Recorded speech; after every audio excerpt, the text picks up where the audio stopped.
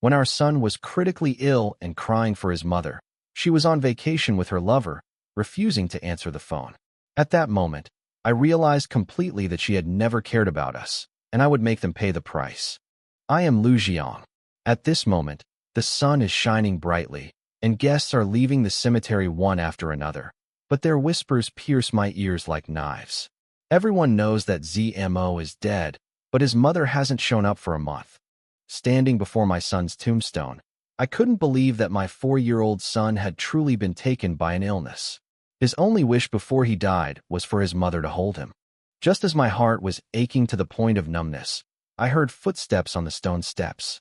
I looked up and saw Han Yuan walking towards me in a long black dress, as if attending an insignificant ceremony. She stood before me, and her first words weren't an apology, nor a question about the child's pain, but a cold interrogation. Why was Zimo gone after only a month of absence? I finally couldn't help but look up at her, my grief instantly turning into hatred. So she knew she'd been gone for a month, but she had no idea that Zimo had been waiting for her return until his death. I yelled at her, asking if she had forgotten she had a son, and why she wouldn't give him even a little bit of motherly love. That was the first time I lost control of her, but it wasn't for my own sake. Han Yuan recoiled from my gaze, but quickly grabbed my collar, her eyes red, and retorted, "Since only I love Zimo, why don't you die with him?" At that moment, looking into her unfamiliar eyes, I suddenly remembered how she used to smile at me. But now, standing before her own son's grave, she only wanted to stab me until I was covered in wounds. I slowly pried her hands apart, looking bitterly at the blank tombstone beside Zimo's grave. That was my way out, but I wouldn't tell her, and she didn't deserve to know. When I returned from the cemetery, it was already completely dark. I walked into the villa and saw the servants still pruning the roses in the garden. The vibrant red roses in the garden looked like a joke in the darkness. Han Yuan loved roses the most. When she was 18, the Han family went bankrupt, and she went from a wealthy young lady to a debt-ridden orphan. I took her back to the Liu family and paid off her debts of over 100 million yuan. At that time, she leaned against me, watching me personally sow rose seeds, and whispered that she would marry me when the flowers bloomed. I believed her, and so I took care of this garden year after year. But by the time the roses finally bloomed all over the villa, the person she wanted to marry was no longer me. Yet I was still foolishly taking Zimo to fertilize and prune the flowers, hoping that she would love them because of the child. Before leaving, Zimo lay weakly in his hospital bed and asked me if the flowers had bloomed. I lied and said they were blooming beautifully, and his eyes lit up for a moment, thinking his mother would be back soon. But in the end, he never received a hug from Han Yuan. Looking at those roses, I felt that all my humility and fantasies over the years had been cruelly laughable. I coldly ordered the servants to uproot all the flowers. The servants asked in shock, "Aren't those Madam's favorite flowers?" I didn't explain, because that woman no longer deserved this place. The next day, Han Yuan returned. She stood at the entrance to the empty garden, her face terribly grim. She roared at me, demanding to know if I was crazy. I ignored her, only looking at the man behind her. Mingfeng was wearing a white shirt, his expression nonchalant, a carefree smile on his face, as if he had never harmed anyone. This was the man who made Han Yuan shut down all her contact information and go on a trip with him.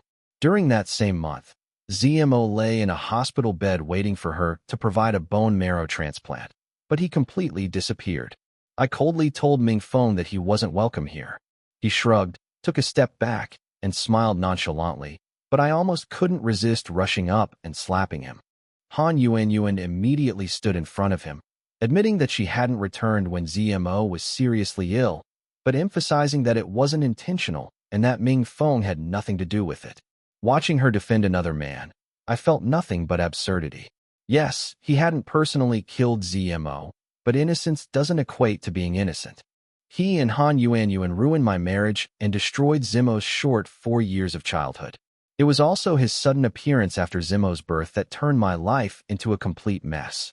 Yuan, no need to say anything, Mingfeng uttered softly. Han Yuan's anger instantly subsided. She turned to look at him, her eyes filled with deep affection and focus. When she turned back to me, All that tenderness had vanished. I thought all I felt was hatred and disgust, but a dull ache still lingered in my heart, like someone was slowly cutting along the edge of my heart with a knife, the pain making it hard to breathe. Lu Jiang, Mingfeng is holding an art exhibition, and Zimo's gallery is just sitting empty. Let him use it for a month. I was stunned, thinking I had misheard. I frowned and asked to clarify. She repeated herself, making sure I hadn't misheard. I stared at her intently, every word dripping with anger. Han Yuanyuan, do you know what you're saying? But she completely ignored my emotions and said calmly, ZMO is gone. The gallery is empty. I yelled at her, my breath coming in short gasps. The gallery was under ZMO's name. He started painting when he was 2 years old. He worked hard to become a painter so that his mother would like him, but his mother never showed him any tenderness. ZMO had cautiously invited Han Yuanyuan to the gallery, but she impatiently hung up the phone and yelled at me, don't let him play with these useless things all day long. Aren't you tired of it? I remember him curled up on the bed crying, but he could only sob. Every painting bore the shadow of his mother. I couldn't bear to see these expectations shattered, so I stared intently at Han Yuanyuan and warned, the gallery, you should never even think about it. Her lips moved slightly, but she only uttered one sentence. Lu Jiang, you're unreasonable. I watched her walk away with Mingfeng, stepping on the broken rose petals as she entered the garden to vent her frustrations. But unexpectedly, she returned that night, this time alone. She angrily said, Lu Jiang, Mingfeng and I are just ordinary friends. I sneered, ignoring her, and turned to enter the study, tossing the divorce papers on the coffee table. She frowned in confusion. Lu Jiang, what are you going to give me this time? I don't need it, and I don't like it. I didn't answer until she opened the document, her face showing shock. You want to divorce me? I nodded, looking at her incredulous gaze, and said, sign it. Nothing happened between Mingfeng and me. I don't want to get entangled. Han Yuanyuan lost control and became hysterical. Lu Jiang, shut up. The next moment, she signed the document neatly, threw down the pen, and looked at me coldly. Lu Jiang, don't bother me again. We're even. I watched her disappear into the night, then returned to my study, opened a drawer, and saw a pile of empty medicine bottles. Paroxetine and sleeping pills were on top. I have depression. Han Yuanyuan met Mingfeng during my illness, and the two fell in love again. I wanted to surprise her by going to her apartment near her school, but instead I found a candlelight dinner in a restaurant, sexy lingerie and a Lelo hex on the sofa, and a note under the wine glass that read, I want to give you my first time. Do you want it? I drank that glass of red wine, and the blood rushed to my head, then quickly diverted elsewhere. We had been in love for 6 years, from high school to college, from a barren garden to a field of blooming roses. I thought she was ready to move on to the next stage of our lives together. I always thought that everything that night was a surprise Han Yuanyuan had prepared for me. When I entered the bedroom, she was lying quietly on the bed, like a carefully wrapped gift. At that moment, I was filled with anticipation and even began to fantasize that we could finally walk into the future together. She whispered for me to be quiet, just to kiss her. I sensed something was off, and my body began to move beyond my control. But at the time, I didn't think much of it. I just felt that the 6 years of waiting had finally come to an end, so I completely let my guard down. The next day, an urgent project came up at the company, and I hurriedly left to handle it. When I finished and went to see her again, she calmly told me that the engagement was off. I was stunned, completely bewildered, not understanding why everything had changed overnight when everything was fine just yesterday. Until she uttered that name herself, Mingfeng. She told me she had fallen in love with a painter and had even decided to be with him. At that moment, all I could hear was a buzzing in my ears. The past 6 years of devotion and companionship seemed to have instantly become a joke. What devastated me even more was that I finally realized a cruel truth. The person she was waiting for was never me. The person she was truly hoping for was Mingfeng. And I, by some twist of fate, had stumbled into a story that originally belonged to someone else, becoming the most ridiculous outsider. I wanted to tell her the truth, but she wouldn't give me the chance. She assumed I was only taking care of her because our families were old friends, and warned me not to pester her. From that day on, I completely withdrew from her life and swallowed all my explanations. 3 months later, she reappeared before me. She was haggard, yet still haughty. She told me Mingfeng had disappeared and that she was pregnant and needed a father. She didn't ask. She demanded I marry her as a matter of course. I ultimately agreed, because my gaze remained fixed on her lower abdomen. Memories of that night kept replaying in my mind, and I couldn't help but wonder if the child was mine. A mixture of anticipation and unease made me willing to gamble everything again. To find out the truth, I went to Mingfeng. But when I met him, he was having fun with another woman. He told me nonchalantly that he hadn't seen Han Yuan since that night. The love she cherished was nothing more than a game to him. After getting the answer, I returned to Han Yuan's side with my last glimmer of hope. We registered our marriage, got married, and I held a grand wedding, trying my best to get our lives back on track. Until ZMO was born, whose face was a carbon copy of mine, completely shattering all the pretense of peace. The day the paternity test results came back, Han Yuan completely lost her mind. She vented all her resentment on me and our child, even nearly harming Zimo. Holding my son, who was crying uncontrollably, I felt for the first time that all my years of perseverance had been meaningless. I desperately wanted to know what I had done wrong, why I had poured my youth into loving someone, only to end up like this. Han Yuan's words, "I've never loved you," were like a knife, shattering my last shred of illusion. Only now do I understand that all these years she enjoyed my devotion, but never truly cared for me. She was indifferent when our son was seriously ill, and now even hating her feels like a waste of my emotions. She didn't even bother to glance at the contents of the divorce papers when she signed them, as if ending a 5-year marriage was a trivial matter. I sat by the bed all night, my mind filled with the image of Zimo before his death. That sensible child, so heartbreakingly so. Why did he have to end up with such a mother? The more I thought about it, the more painful it became, and I even started hallucinating. In my daze, I seemed to see Zimo standing in front of me, looking at me with those innocent eyes. I clenched my fists and secretly vowed that even if I had to leave this world, I would first seek justice for my son. Actually, after Zimo left, I had already lost the will to live. Severe depression and endless self-blame dragged me into the abyss. I was even prepared to end my life to be with that lonely child lying in the cemetery. But now, I can't swallow this anger. Why can Han Yuan live with a clear conscience after causing her son to leave with regret? Why can she continue to enjoy life even though she has never fulfilled her responsibilities as a mother for a single day? I have decided to make her pay the price for her cold-bloodedness and selfishness before I leave. The doorbell rang suddenly early the next morning. I was stunned when I opened the door. Han Yuan was here again, and standing behind her was Mingfeng. Seeing this couple appear at my doorstep, my anger flared instantly. But Han Yuan wasn't there to apologize. Her first words were to discuss the division of assets. Only then did I realize that her quick signing yesterday wasn't out of indifference, but because she had her eye on my family's wealth accumulated over the years. I angrily confronted her, demanding to know where she was when her son was critically ill and how she had the nerve to come back and claim her share of the money.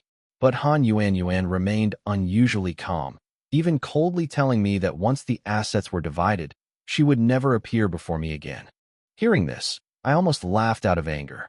She had been entangled with Mingfeng during our marriage, and now she wanted a share of my assets. This woman's shamelessness had utterly shattered my understanding of right and wrong.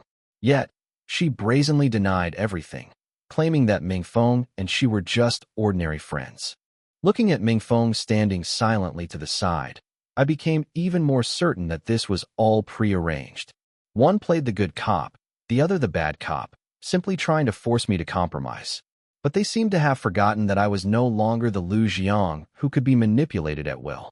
I pointed at Mingfeng and exposed on the spot that Han Yuan had personally admitted to loving this man. But she remained unfazed and retorted that I was slandering her. Seeing her blatantly lying, I finally understood that once a person has no shame, they will say anything. Han Yuan was still hypocritically advising me to part amicably, but I had completely seen through her intentions. She wasn't there to end this marriage at all. She wanted to use the divorce to tear a piece of me off so she could continue living happily ever after with the man she loved. I looked at her coldly and interrupted her directly. When the Han family went bankrupt, I paid off her huge debts. When she was desperate, I took her back to the Liu family and cared for her for 6 years. Now she's left with nothing, yet she still has the nerve to come back and talk to me about dividing the family property. I stared at her and said, word by word, Han Yuan, listen to me clearly. My assets have absolutely nothing to do with you. I haven't even started settling accounts with you for what you owe me, and you dare to come to me and talk about splitting the money? I coldly told Han Yuan that even if I donated all my assets, I would never give her a single penny. The gentleness on her face instantly shattered, finally revealing her true colors. She roared that she was my wife, and it was only right and proper for her to share the assets. Seeing her furious expression, I couldn't help but laugh. She claimed that she and Mifeng were just ordinary friends, yet she brought him to his door to force him to comply. Only she thought her clumsy act was flawless. I turned my gaze to Mingfeng, who remained silent with his arms crossed, as if none of this concerned him. But I could tell that he was the real venomous snake lurking in the shadows, and Han Yuan was merely the knife he had pushed to the front. I deliberately brought up the woman from the bar, and Mingfeng's expression finally changed. Han Yuan, however, was still defending him, saying he would never go to a place like that. Watching her being sold out and still counting the money for him, I just felt like I had been blind back then. I pressed Mingfeng, asking why he had come back now if he had already abandoned Han Yuan. He panicked for a moment, but immediately put on an aloof demeanor, saying that he was only acting as a friend and didn't want to see Han Yuan suffer during the divorce. I exposed his true intentions directly. His so-called friendship was a lie. His real aim was to seize my assets. His renewed interest in Han Yuan was merely because he was after her ex-husband's wealth. He wanted to use her to rip a chunk out of me. Mingfeng's face flushed red and then paled, before he finally accused me of bullying Han Yuan. I was furious, but couldn't help but laugh. For the past 5 years, I had cherished her, and this was all I got in return, she bringing another man to my door demanding a share of my assets. I stopped arguing with them and made it clear that they weren't getting any money. Han Yuan was trembling with anger, trying to pressure me with the law, saying that she should rightfully get half of the assets after the divorce, and threatening that if I didn't give it to her, the matter wouldn't end. I coldly told her to take Mingfeng and get out, or I'd call the police immediately. She tried to continue harassing me, so I pushed them both out the door and slammed it shut. At that moment, I finally understood that they wouldn't easily let go of my property. After calming down, the more I thought about it, the more uneasy I felt. Mingfeng had personally said that he wouldn't touch a woman who had been with someone else. But now he was back with Han Yuan. The only explanation was that he had seen my wealth. Han Yuan probably thought she was too charming, making Mifeng come back to her. But I knew that man wasn't a charming playboy at all, but a wolf that would devour people without spitting out the bones. Compared to her, Mingfeng was the truly dangerous one. I decided to use the law to protect my assets and not let them get a single penny. So I called Lawyer Wang and told him everything about the marital infidelity, Mingfeng's return, and Han Yuan's pressure on me to divide the assets, hoping to sue them directly. After listening, Attorney Wang remained silent for a long time, only asking if I had any solid evidence. Photos, recordings, evidence of catching someone in the act, any evidence that could prove infidelity during marriage would do. But I was stunned, because I had nothing. He said that even if the facts were true, the court would only consider the evidence. Without evidence, the chances of winning this case were extremely slim. Those words hit me like a ton of bricks, and I immediately regretted not having preserved crucial evidence. But I had no way out. Even if the odds were slim, I had to fight this case. Even if I lost in court, I wanted Han Yuan and Mingfeng to know that I wouldn't let them trample on me like before. A few days later, the court hearing was scheduled. As soon as Attorney Wang and I arrived at the courthouse, we saw Han Yuan walking in arm with Mingfeng. She was beaming with smugness, mocking me for being stubborn and saying I was destined to obediently hand over half of my assets. I coldly told her that my property and businesses had absolutely nothing to do with her. She laughed even more arrogantly, striding into the courtroom with Mingfeng. Watching their retreating figures, I could barely contain my anger. In court, after hearing both sides' statements, The judge pointed out on the spot that my evidence was insufficient to prove that Han Yuan had committed adultery during the marriage. According to relevant regulations, I must give her half of the property and assets. At that moment, I felt like I'd been struck in the chest by a heavy hammer. All of this was my hard-earned money. She'd been supported by me since she entered the Liu family. How could she, in the end, bring another man and take half of what I had? I urgently told the judge that most of the property belonged to me before the marriage, and she hadn't contributed anything afterward. But the judge only asked if I had proof of premarital property. Without it, it would be treated as marital property. I finally couldn't hold back and shouted, "Do we have to think about divorce before we even get married? It's not that I'm unwilling to part with the money. I'd rather donate all my assets than let a single penny fall into the hands of this couple." I stared intently at the judge, suppressing the surging anger in my chest, and asked with difficulty, "Judge, if I want to donate all my assets now, is that permitted?" I still held a sliver of hope, thinking I might win the lawsuit. After all, my affair with Han Yuan was an open secret in our circle.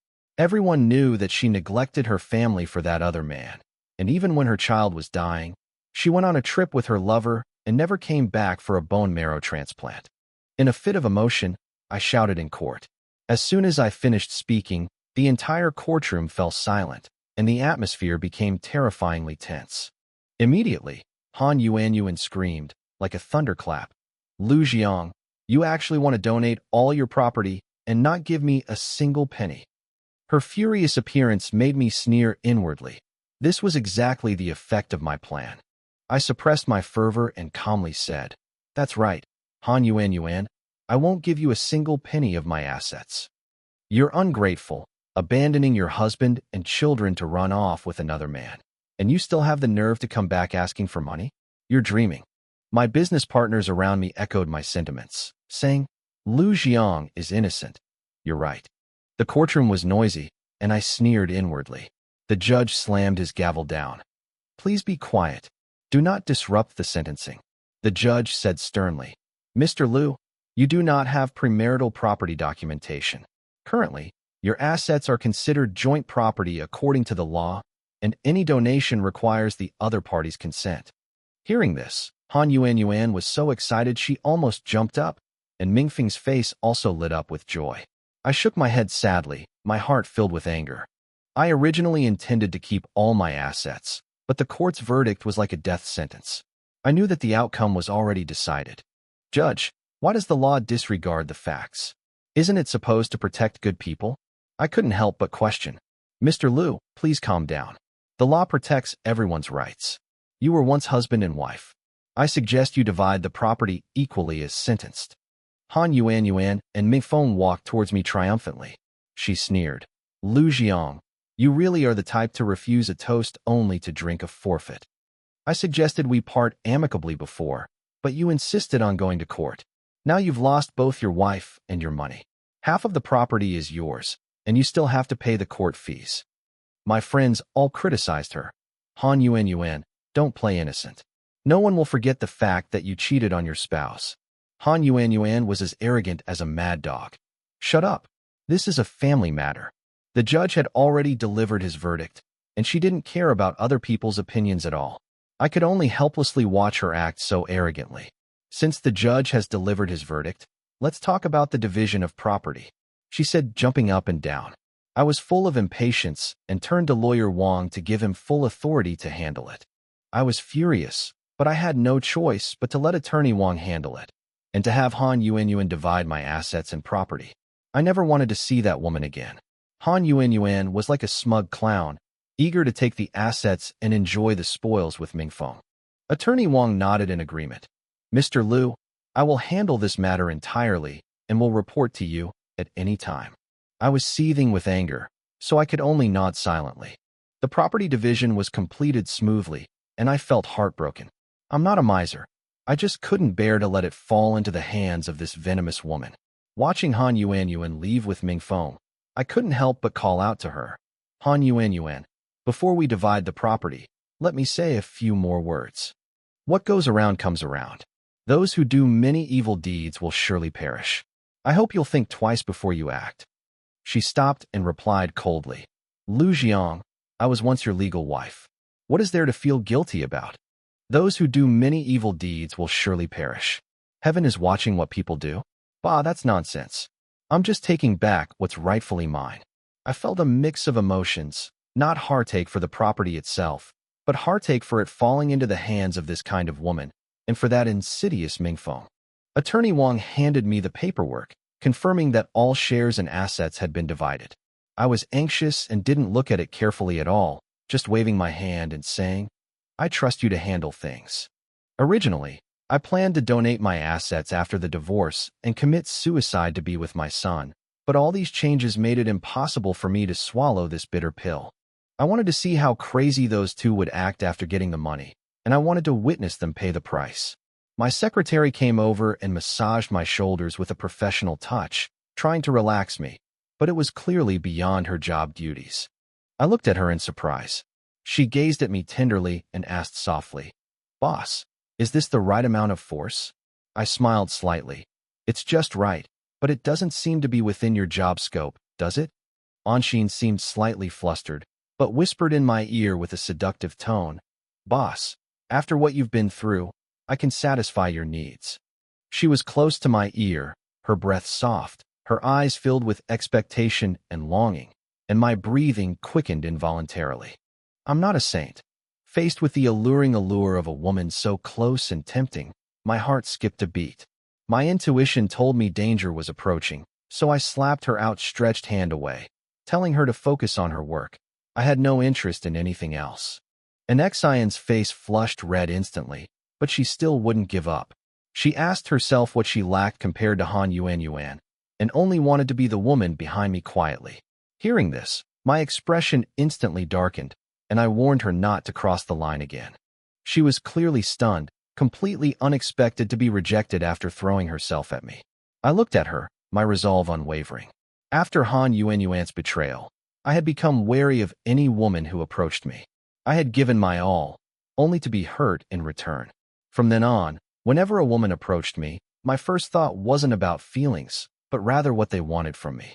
Xian had only ever subtly seduced me before, and I hadn't taken it seriously because of her outstanding work abilities. But now, she was pressed against me, her soft body almost touching mine, plunging me into a struggle between instinct and reason. Thinking of the harm Han Yuan had caused me, I suddenly roared. Xian froze, neither moving nor leaving.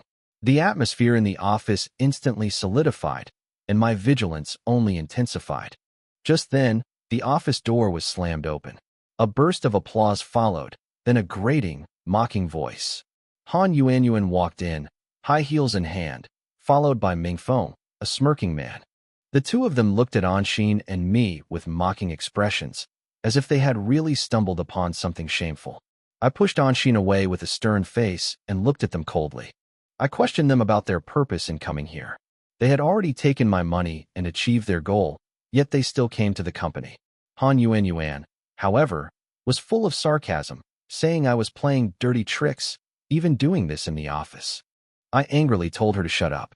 We've been divorced for a long time, and what I do is none of her business. Anshin then realized what was happening and told them to leave, questioning why they had barged in without knocking. Han Yuan completely disregarded Xian. She was just a secretary, and Xian had no right to boss me around. I frowned and told them to leave immediately, or security would personally escort them out. Han Yuan slammed her hand on the table, coldly reminding me that she still held half of the company's shares. Hearing this, I realized I had been too angry and had overlooked their shareholder status. Even so, I coldly told them that I was still the CEO. No one could barge into the office without permission. Just then, Mingfeng suddenly revealed a sinister smile. He said he wasn't here for the company, but for something else. Immediately afterward, Han Yuan slammed an invitation on the table and told me that she and Mingfeng were getting engaged tomorrow. Anger surged within me instantly. I stared intently at Mingfeng, trying to confirm if this was his intention. Mingfeng nodded smugly, even inviting me to witness their happy moment. I sneered, bluntly declaring that while Han Yuan was a treasure in others' eyes, she was nothing but trash to me. These words instantly turned their faces ashen, and they trembled with rage. Seeing their embarrassed expressions, I couldn't help but laugh out loud. They took half my fortune, and now they want to humiliate me? Since that's the case, of course I won't give them any face. Mingfeng, enraged, accused me of being ungrateful. I, however, bluntly exposed their true colors. Stealing my property and then expecting my blessings, it's utterly ridiculous. I thought I would break down and lose control, but faced with my counterattack, Mingfeng actually took 2 steps back, his face full of shock. They clearly didn't expect that I was no longer the Lu Jiang who could be easily manipulated. Seeing the situation was turning sour, Mingfeng even considered withdrawing the invitation, saying that if I didn't want to attend, then forget it. But I suddenly changed my mind, saying that I would definitely attend the engagement party. My change of attitude completely stunned them both. Han Yuanyuan looked at me incredulously, confirming whether I was serious. I just smiled faintly and said that I would personally offer my blessings. After saying that, I slammed the invitations on the table, telling them to get lost. Han Yuanyuan was still worried, concerned that I might say something embarrassing at the engagement party. I nodded in unequivocal agreement. Mingfeng was furious, but I didn't care at all. If they could do it once, I could do it again. Finally, the 2 of them left the office in a sorry state. Watching them flee like stray dogs, I couldn't help but burst into laughter, even laughing until tears streamed down my face. Anshin looked at me with some concern, asking if something was wrong. I waved my hand, telling her I was fine, just experiencing the thrill of being the bad guy for the first time. I was so foolish before, giving Han Yuanyuan my whole heart. It was because of my indulgence that she became more and more unscrupulous, even thinking I would never fight back. That's why they dared to brazenly send me an invitation to humiliate me. Unfortunately, they didn't expect that this time, the one who would lose face wouldn't be me, but themselves. I tentatively admitted, I do seem a little crazy. How could I possibly win against such a despicable couple without a bit of madness? She asked me, puzzled, if I was really planning to attend the engagement party. I nodded without hesitation. Since they'd already sent me an invitation, I naturally wanted to give them a surprise. Anshin reminded me that their invitation wasn't for a celebration. I understood that, of course, but that only made me more determined to be there. The confrontation we just had made me realize that you can't be soft-hearted with these kinds of people. I was too kind before, so I was completely fooled and ended up losing my son and half my fortune. The thought of my 4-year-old son leaving this world forever sent a chill down my spine. I will never forget this debt, and I will never let them off easily. Anshin was worried they would continue to target me at the engagement party. After a moment's thought, I decided to have the head of security and his men lie in ambush at the scene beforehand, ready to act immediately if anything happened. Anshin immediately agreed and hurriedly left the office. The charming expression on her face was gone.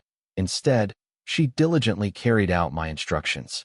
She was quite surprised after hearing my plan. Not only was I going to attend my ex-wife's engagement party, but I was even planning to bring a gift. I simply nodded calmly. Since it was a gesture of goodwill, a gift was naturally expected. As for the eventual effect of that gift, we'd only know when we got there. After leaving the company and returning home, the phone suddenly rang. I was stunned when I saw the caller ID, because the caller was none other than Xiao Ziwei, a college classmate I hadn't contacted in years. When the call connected, she laughed and asked if I had forgotten her. I was surprised to learn that she had actually returned from abroad. Her tone was relaxed, but clearly concerned. She contacted me immediately after hearing about my broken marriage. This girl who had once pursued me so passionately seemed to have never truly let go. Back then, I only had eyes for Han Yuanyuan and couldn't see her at all. Now that she has suddenly returned to China and even contacted me, I have mixed feelings. She complained that I wasn't enthusiastic enough, that I hadn't offered to treat her after being back in China for so long. I smiled wryly and agreed, because I really needed to confide in someone about the emotions I had been suppressing for so long. After we met, she spoke candidly about my ordeal. I could only smile bitterly and admit that I had indeed met the wrong person and had been badly harmed by Han Yuanyuan. But Xiao Ziwei reminded me that things were probably far from over. Han Yuanyuan and Mifeng had already taken half of the assets, but they might not be satisfied. Those words sent a chill down my spine. Even with the court verdict already handed down, The possibility that they might still plot against me sent shivers down my spine. Seeing my disbelief, Xiao Ziwei gently shook her head. She still couldn't understand why I had been so infatuated with Han Yuanyuan back then. I retorted that if Han Yuanyuan truly only loved herself, how could she have been so easily manipulated by Mingfeng? But Xiao Ziwei gave a completely different answer. She believed that Han Yuanyuan appeared to be pursuing love, but in reality, she only ever loved herself. Her so-called deep affection was nothing more than satisfying her own vanity and need to save face. Mingfeng saw through this, which is why he could easily manipulate her. Those seemingly passionate relationships were actually just a performance for her self-gratification. After hearing this analysis, I was stunned. Only at this moment did I finally understand why Han Yuanyuan had thrown herself at that third-rate painter without hesitation. I smiled wryly and sighed. In the 3 years since we last met, Xiao Ziwei had changed so much that I was amazed. She gently swirled her wine glass and said that back then, she had pursued me so desperately because she wanted to pull me out of Han Yuanyuan's clutches. Unfortunately, I was like a poisoner at the time, completely deaf to anyone's advice. She suddenly burst into laughter, saying there's a saying, "Let's see what they're made of." She didn't think I was capable of dealing with that despicable couple now, because I was too kind, and they were too despicable. Hearing these words sent a chill down my spine. Looking back, I realized I had always used kindness to fight against shamelessness, only to be utterly defeated, losing not even my son and my family's assets. Xiao Ziwei put away her smile and earnestly reminded me that Han Yuanyuan and Mingfeng would never be satisfied with what they had already obtained, and they would definitely continue to covet the remaining assets. I nodded, agreeing with her assessment. That despicable couple had specifically sent me an engagement invitation, clearly intending to continue humiliating me. This in itself showed they wouldn't let it go. Thinking of this, a surge of anger welled up inside me, and I couldn't help but speak my mind. I admit, they have gone too far, and I will settle this score with them sooner or later. I picked up my glass of red wine and downed it in one gulp. I told Xiao Ziwei firmly that I would attend the engagement party no matter what, and that I had to be there in person. Hearing my decision, Xiao Ziwei smiled with satisfaction. She said that was right. This was the kind of man she had her eye on back then should be like. I jokingly teased her, telling her not to talk nonsense, that we were just old friends, only talking about bromance, not romance. We both laughed at the same time, and the atmosphere lightened considerably. The next morning, the Kaiwei Hotel was brightly decorated and filled with a festive atmosphere.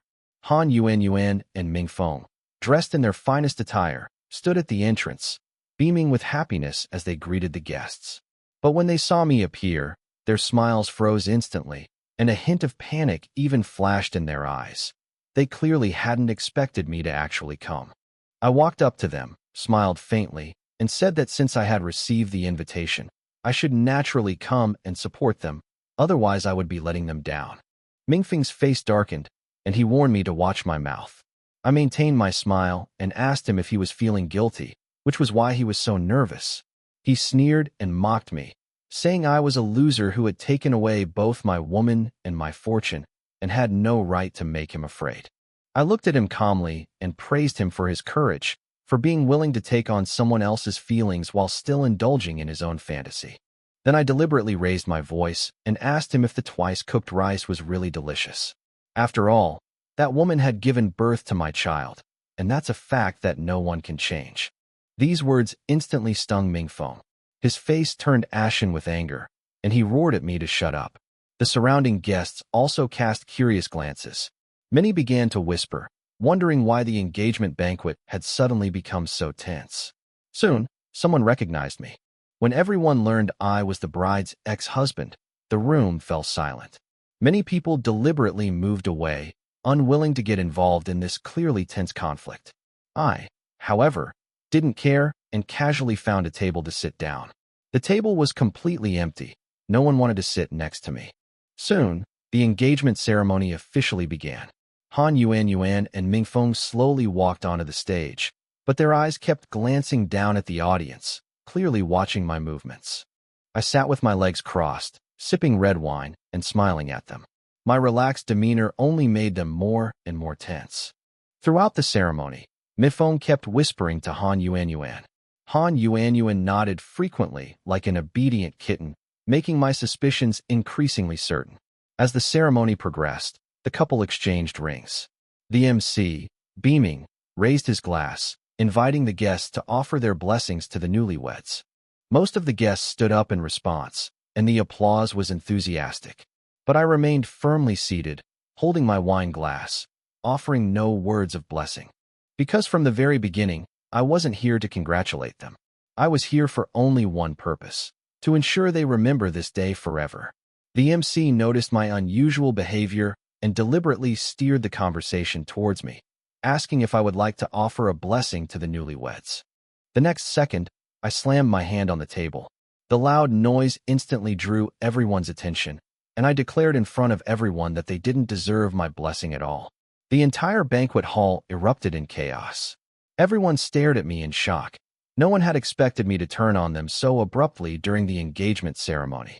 I slowly stood up, a faint smile on my face, my gaze fixed on Han Yuanyuan and Mingfeng on the stage, bluntly calling them a pair of adulterers.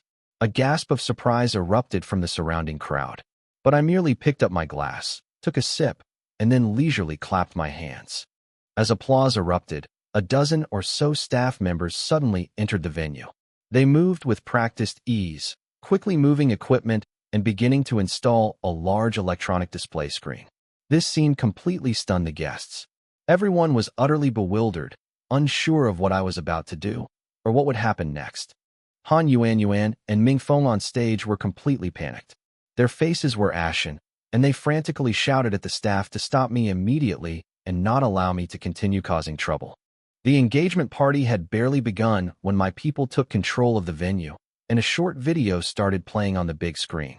It presented the entire history of my feud with Han Yuanyuan and Mingfeng over the years, and within minutes, all the guests understood the truth.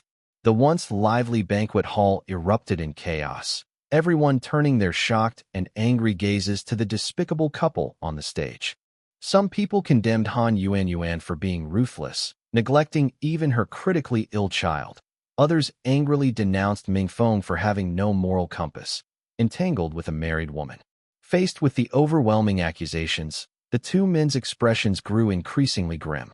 Han Yuanyuan was so frightened that she collapsed to the ground, while Mingfeng stood frozen in place, trembling, completely devoid of his previous arrogant and smug demeanor.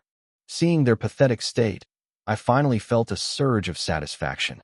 They had intended to humiliate me with their engagement party, but it turned into their own trial. I held up the invitation to tell everyone that I had no interest in attending my ex-wife's engagement party. It was only because they personally delivered the invitation that I decided to expose the hypocritical masks of these two scoundrels. After hearing my words, the scene erupted in chaos. Those who had initially been skeptical now all sided with me. Everyone condemned them for their moral depravity, and some even regretted attending such an engagement party. Seeing the situation spiraling out of control, Mingfeng immediately jumped in to defend himself, claiming that it was all a fabrication by me, and that I was there to sabotage the event. I immediately countered, "If you think I'm lying, then dare you swear an oath in public? I can guarantee that everything I've said is true. May I be struck by lightning if I'm lying." But Mingfeng stammered and didn't dare to answer. Everyone present could tell he had something to hide, which was why he lacked any confidence. Just then, I clapped my hands again, signaling the staff to play another surveillance video. I told everyone that everything that happened yesterday when they delivered the invitations had been completely recorded by the office surveillance cameras. Upon hearing this, Mingfeng's face turned deathly pale, and he collapsed to the ground, all his previous arrogance gone. The surveillance footage started playing, but Han Yuanyuan suddenly seized the opportunity to turn the tables, accusing me of deliberately deleting important content because I was having an affair with my secretary at the time. She thought she had finally caught me red-handed and even excitedly got up from the floor. But I didn't explain. I simply had the staff continue playing the earlier footage. Soon, a scene appeared on the big screen showing me rejecting my secretary's advances. I clearly told her that she only needed to do her job. Seeing this, the atmosphere shifted again.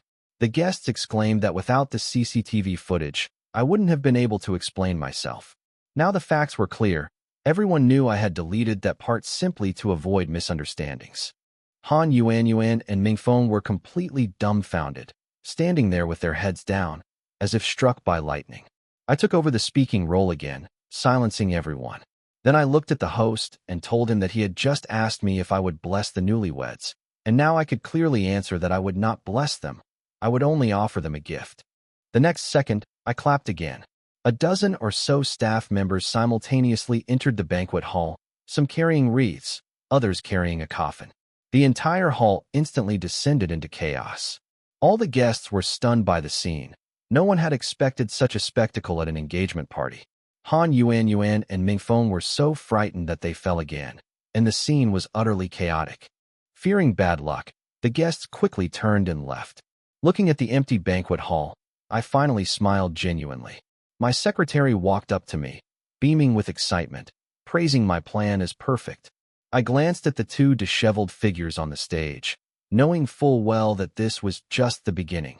Even more intense retribution awaited them. After leaving the scene, I took all the employees who had helped to the hotel to celebrate.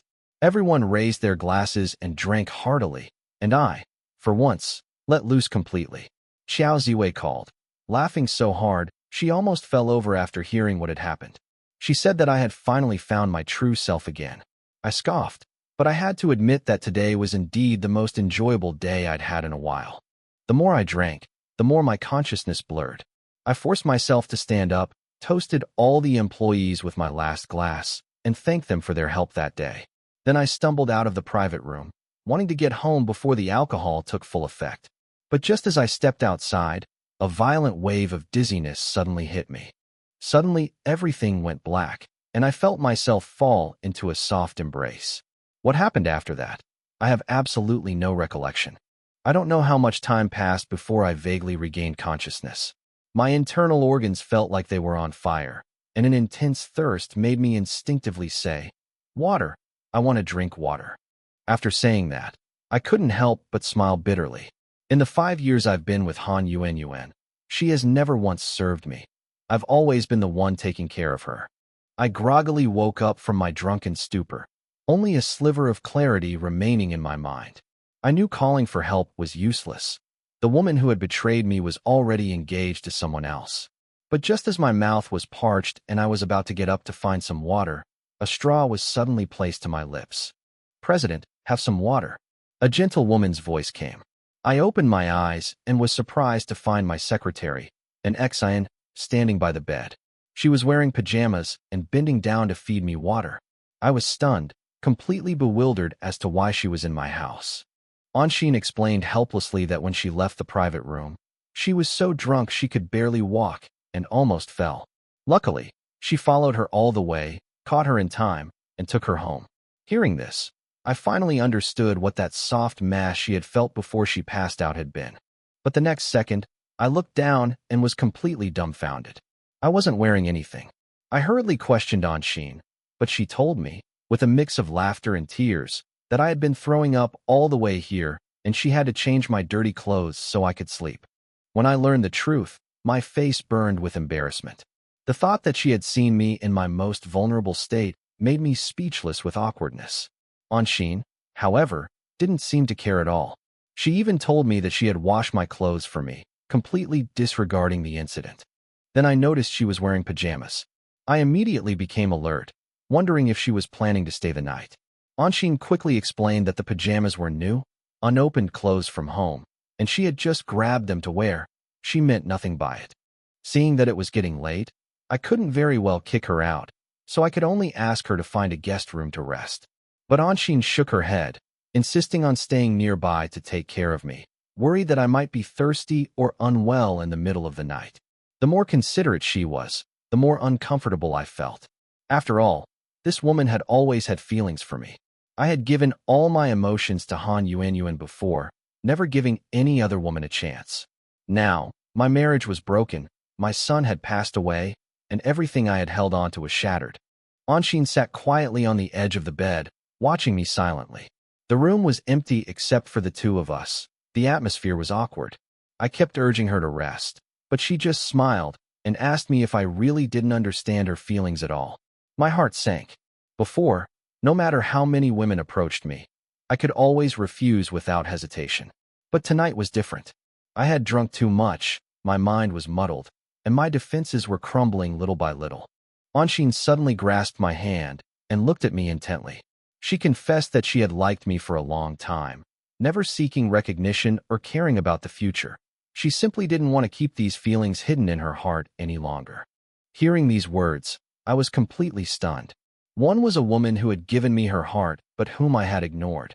The other was my ex-wife who had left my life scarred. Two completely different kinds of feelings were laid out before me, especially when I thought of Han Yuanyuan's indifference, selfishness, and betrayal. My last line of defense began to crumble. I had once been willing to give everything for her, even prepared to end my life, only to have it destroyed by her own hands. Just as I was struggling with this, Anshin showed a puzzled expression. She was stunned when she learned that I had been with my ex-wife for many years, but had never truly experienced a woman's initiative and tenderness. I snapped out of my daze, smiled seductively, and said in a flippant tone, "Boss, you'd better be prepared. This is how she's going to treat you."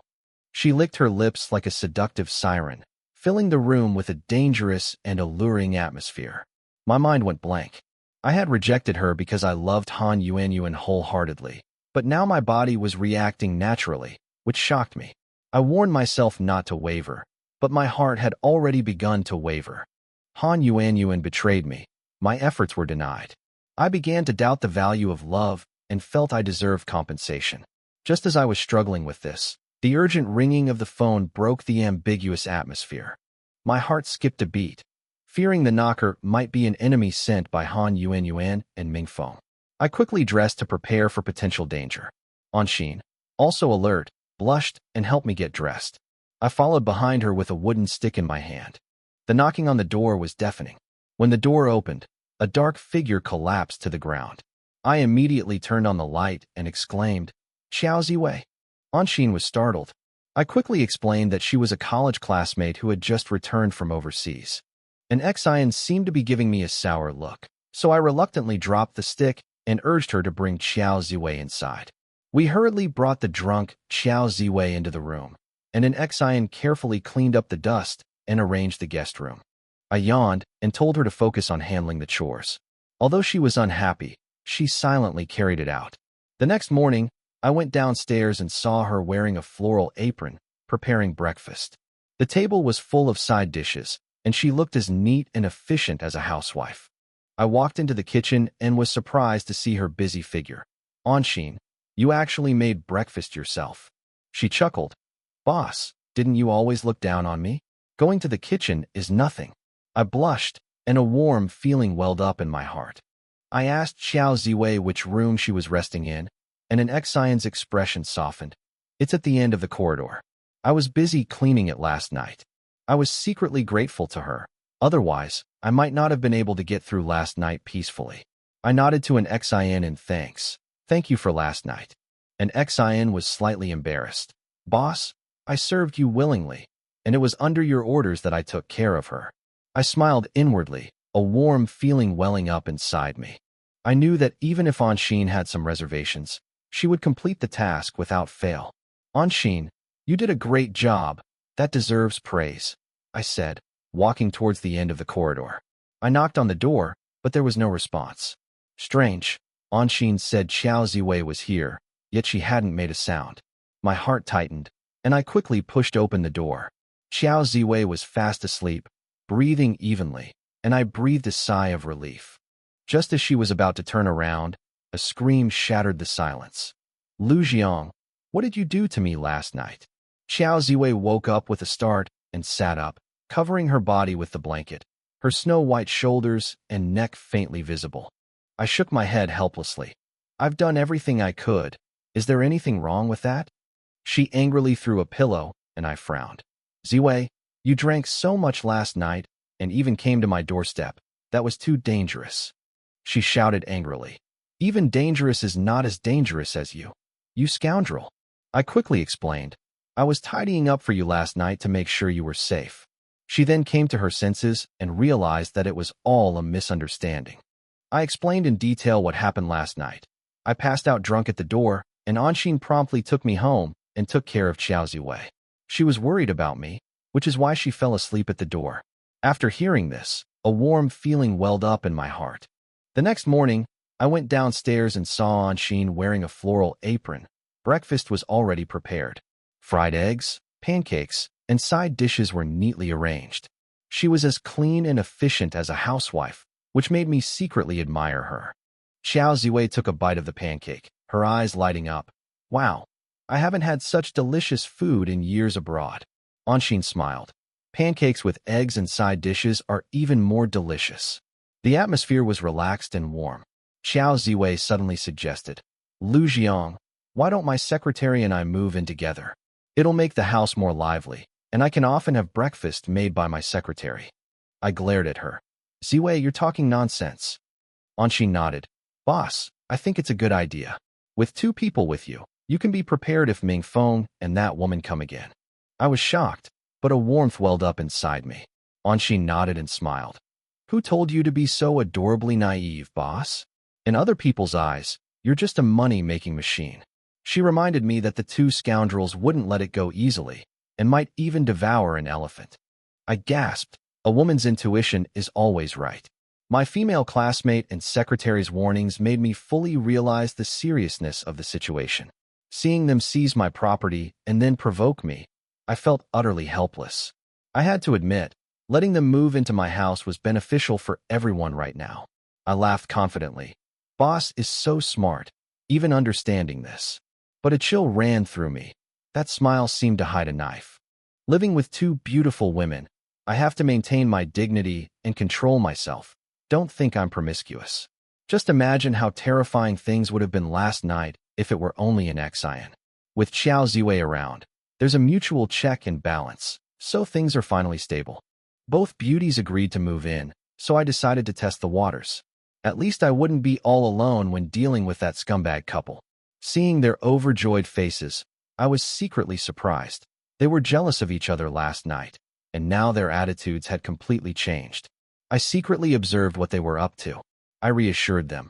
Those 2 definitely won't be quiet at the board meeting today. After all, it's their first time attending. My heart sank. Dealing with that scumbag couple was the most important thing. As for the 2 beauties, it's just internal strife. At worst, the secretary will only benefit, with no major loss. Thinking of this, I was surprised. Even with an Xian's persuasive tactics last night, I was still able to hold my ground, thanks to Xiao Ziwei's timely intervention. Lu Jiang, I disagree, Han Yuanyuan said with a gloomy smile. Their purpose in attending the board meeting was obvious, to deliberately oppose me, leading the opposition to whatever I proposed. As chairman, I face a huge dilemma. When I reported on the first half's results, the shareholders were silent, but Ming Feng and Han Yuanyuan were ready to obstruct the plan at any moment. I knew that the 2 of them wouldn't let it go so easily. I announced the expansion plan, and Han Yuanyuan slammed her hand on the table, pressing the pause button. The atmosphere in the meeting room instantly tensed. An Xian trembled with anger.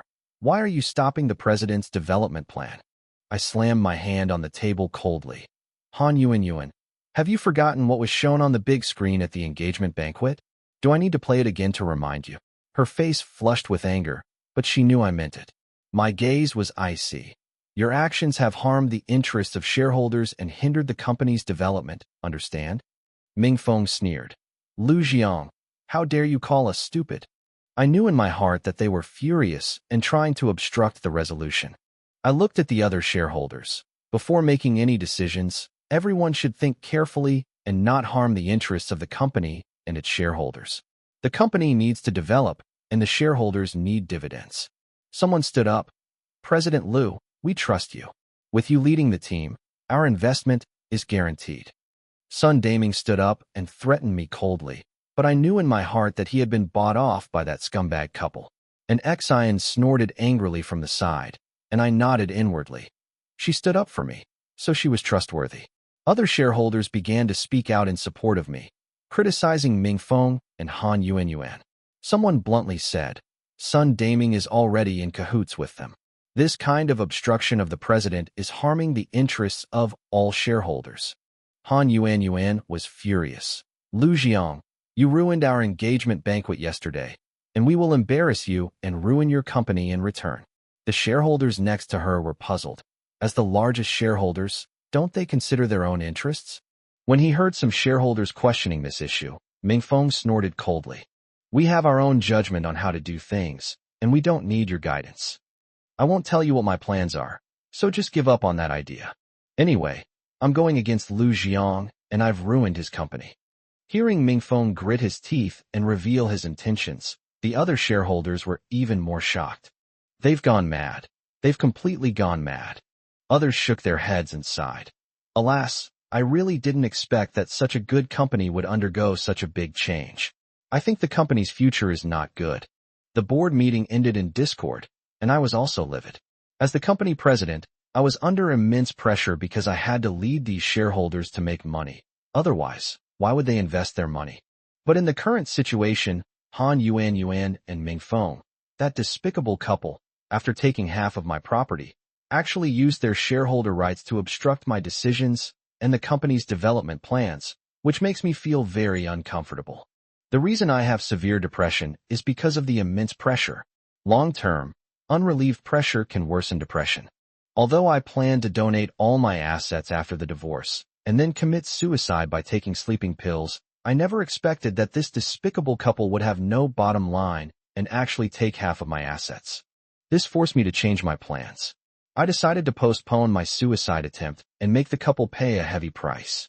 Only then could I be at peace with myself. Don't worry, have the company's managers and all levels of management come to my office for a meeting. After agreeing, Anshin started contacting the company's management. Soon, everyone from the vice president to the general manager came to my office. After they all arrived, my expression remained very serious. What happened at the board meeting today was something I hadn't expected. I gathered all the company's managers together because I wanted to brainstorm, lay out the problems, and let everyone analyze them to see if we could come up with any good solutions. After the relevant information was explained, the managers of these companies were dumbfounded. "Boss, this is a difficult matter to handle. After all, as shareholders, we have a special status, and there's nothing we can do to solve this problem." Seeing my subordinates looking worried, I knew that this matter was somewhat difficult for them. If I don't even have a solution myself, how could my subordinates be any better than me? All right, now guess what kind of sinister intentions the other party has. Why are you willing to go to any lengths to stop my decision, regardless of your own interests? Aren't they afraid of ruining the company? If that's the case, what good will it do them? Now, the company's management has all sorts of opinions, making various speculations about the behavior of the two adulterers.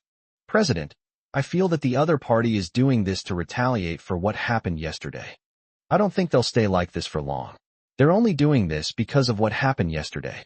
They're not stupid. As shareholders, they won't refuse their dividends. Don't worry, they won't target you for long.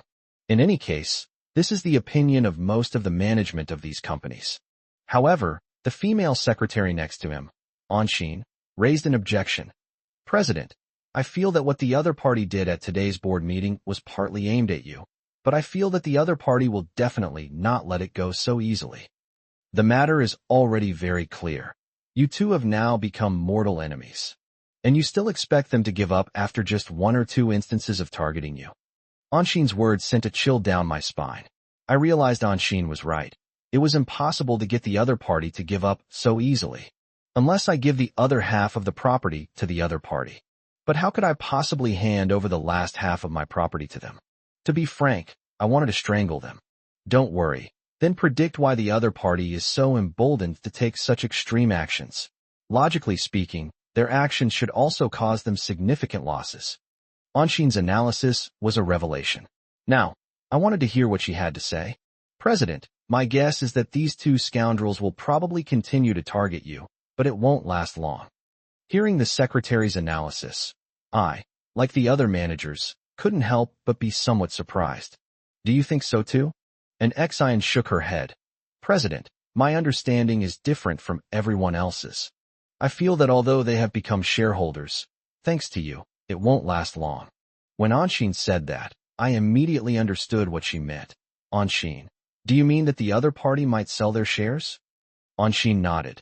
Their reckless behavior, disregarding their own interests, can only lead me to this conclusion. I nodded, feeling that Anshin's analysis made a lot of sense. I felt this was quite unexpected during the board meeting just now. Something unusual must be going on. Even if they hate me to the core, these things are related to their profits. So how could they not care about this? Anshin's analysis just now was quite good. The two of them causing trouble at the board meeting just now made me a bit dizzy and unable to think straight. That's why I wanted the company's leadership to help me analyze this. Now I feel that Anshin's analysis makes a lot of sense. What the other party is doing is likely just a smokescreen. Knowing the two of them well, they had no interest in running the company. Han Yuan was even less interested, and Ming Feng was always indulging in eating, drinking, and having fun. If they were to transfer their shares in the company, that would be a good thing. I feel that these shares are much better in the hands of anyone than in the hands of the couple. When I got home that evening, I was still frowning.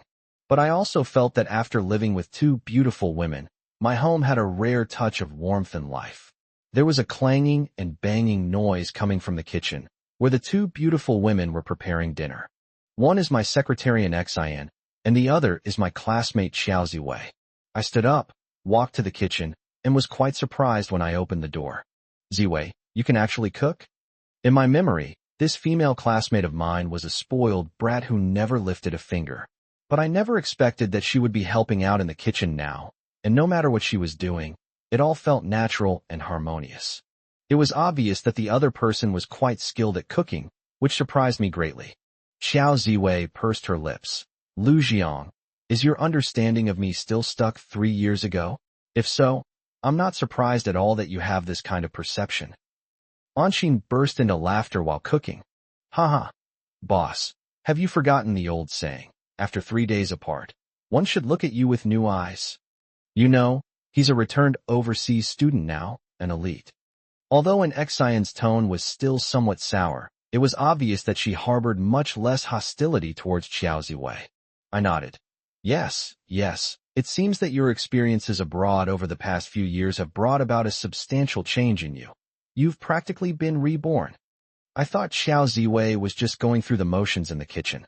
After all, I knew that a rich young lady like her had never lifted a finger to do housework back in college. It seems that a person can change quite a lot over time. That Han Yuan, isn't she just like that? Who would have thought that after falling in love with Ming Feng, she would be so cold-blooded and ruthless, not even coming back when her own son was sick? Seeing me standing there in a daze at the kitchen door, the two beautiful women were extremely displeased. Anshin gently pushed me. Boss, go wait over there. The kitchen isn't a place for men. The female classmate cooperated with her, also making gestures to drive me away. Yes, get out of here right now, or I'll smear oil all over your face. The two women were so domineering, which caught me completely off guard. I snorted coldly. You actually think that I came here to check on things because I wanted to help you? How could you have such a wrong idea? No matter what, I'm a CEO. How could I possibly cook for you personally? My words enraged the two women in the kitchen, who began to verbally attack me. I felt very happy to banter with two beautiful women. At least this way, after I get off work, I won't be all alone in this big house. In fact, as a person with severe depression, I need someone to talk to and to communicate with people more. Otherwise, the illness would continue to worsen. With two beautiful women in my home, it's definitely much more lively and has more life than before. Besides, I can even banter with them. I was planning to order takeout after get off work, but these two women absolutely refused. They insisted on cooking for me, saying that eating takeout all the time is bad for my health. Since someone is cooking and the food tastes pretty good, what else can I say? Looking at the two women in the kitchen, I fell into deep thought. The two women went into the kitchen and prepared a table full of food. Since it was dinner, they also opened a bottle of red wine, and I had a glass with them. When I saw that they wanted me to drink with them, I firmly refused. Absolutely not. If you're drinking by yourselves, I won't stop you. I have plenty of good wine at home. But if you want me to drink with you, then forget it. It's not that I'm being disrespectful to the two beautiful women. It's just that the feeling after getting drunk last night still gives me lingering fear. Although alcohol is a good thing, I truly experienced its power last night. Wine only deepens sorrow, and a knife cannot cut water. I do not wish to relive the painful scene of last night. Not only did his female secretary examine his body, but she almost forced herself on him. Of course, I won't say any of this out loud. If I did, Anshin would definitely get angry with me. Upon seeing this, Xiao Ziwei gave a displeased snort. Since he's not drinking, let's have another bottle. With that, she opened another bottle of red wine, and Anshin didn't refuse. Seeing the two women standing in the same trench, drinking together like old friends, filled me with emotion. Now that these two women are living in my home, it's clear they haven't given up on me. Needless to say, an Xian has tempted me many times. My beautiful classmate even pursued me relentlessly back in college. Now, the two of them are drinking together happily, which seems really strange to me. It's possible that Xiao Ziwei hasn't realized that the female secretary has feelings for me yet. If she does, given her domineering personality, she will definitely treat an Xian harshly. Although I'm now living with two beautiful women, I'm still a little nervous. Even though they used the same excuse to move into my house before, how could I not see through their little schemes? They all wanted to be in a prime position to get the moon, but they forgot one thing. There is only one moon. What if they start a fight because of me? Don't be fooled by the fact that the two women seem to have hit it off immediately and cherish each other. But as the saying goes, the fox's tail will always be revealed eventually. By then, my home will definitely be in chaos. It's like two boxers going up on stage. They have to shake hands and hug first. But this is only the surface phenomenon, and because of this, I was also very worried. Seeing that the two of them were drinking endlessly, I got up, took a hot shower, and went back to my room to rest. But even though I was supposed to rest, I couldn't fall asleep at all. Lying in bed, all I could think about was how to get revenge and make those two scoundrels pay a heavy price. But now, my mind was blank. I had absolutely no idea what to do. Moreover, today, they even attacked me at the board meeting, rejecting my resolutions and the company's development plans. All of this has left me feeling very uneasy and unable to sleep. My mind is filled with these thoughts, but I have no clue what to do. I don't know how much time had passed when I suddenly heard soft footsteps coming towards my room, which made my heart jump into my chest instantly. Someone was heading towards his room. Who was it? Was it Ziwei or Anshin? Sure enough, someone couldn't hold back any longer and revealed their true colors. "Boss, are you asleep?" A deliberately suppressed voice came from the doorway. I immediately recognized it as my female secretary, an Xian. Ziwei wouldn't call me boss. When I saw that it was my female secretary who came, I was startled. What happened last night had given me a phobia of this beautiful secretary. She really went to great lengths to seduce me. Should I respond to the other person now, or pretend I'm already asleep? Given the current situation, she wouldn't dare to knock on the door openly, since my female classmate also lives in this villa. But then I thought that I should make my stance clear and not pretend to be confused. So I said to the door, "Oh, it's Anshin. I've already gone to bed. If there's nothing else, you should get some rest too." "What, boss? You're already asleep? Then hurry up and open the door. I have something urgent to tell you." "What's the urgent matter?" My first thought was that this female secretary was up to no good and was trying to trick me into opening the door. "Your female classmate is drunk, and I can't get her into bed at all. I'd like to ask you for help." "What?" "Ziwei has had too much to drink." I was taken aback and couldn't help but blame them. He has absolutely no tolerance for alcohol, yet he drank so much. While complaining about the other person, I put on my clothes and opened the door. But as soon as I opened the door, a warm body grabbed me and pushed me into the room. The person who grabbed me was none other than my female secretary, an Xian. Chapter 28, I've always silently liked you. After pushing me into the room, she closed the door with her foot. "Anshin, what are you going to do?" At this moment, I suddenly realized. The female secretary just lied to me, saying that Ziwei had drunk too much and wanted me to help her. It turns out she was using that as an excuse to get me to open the door. "Boss, don't you understand their intentions? They've practically offered themselves up to you. Don't you want to accept them?" Don't worry, don't be like this. There are not only you in this villa, but also my female classmate. If she finds out, things will be very serious." I was very anxious, but I didn't dare to shout. I could only lower my voice and explain the seriousness of the consequences to Anshin. "Oh, my boss, don't worry, she drank a lot tonight." To put it bluntly, I was the one who helped her to bed. I stared in shock for a moment. What? You deliberately got her drunk, helped her to bed, and then came to my room? An Xian smiled alluringly. That's right. They're probably already fast asleep and can't hear us at all. Boss, don't worry unnecessarily.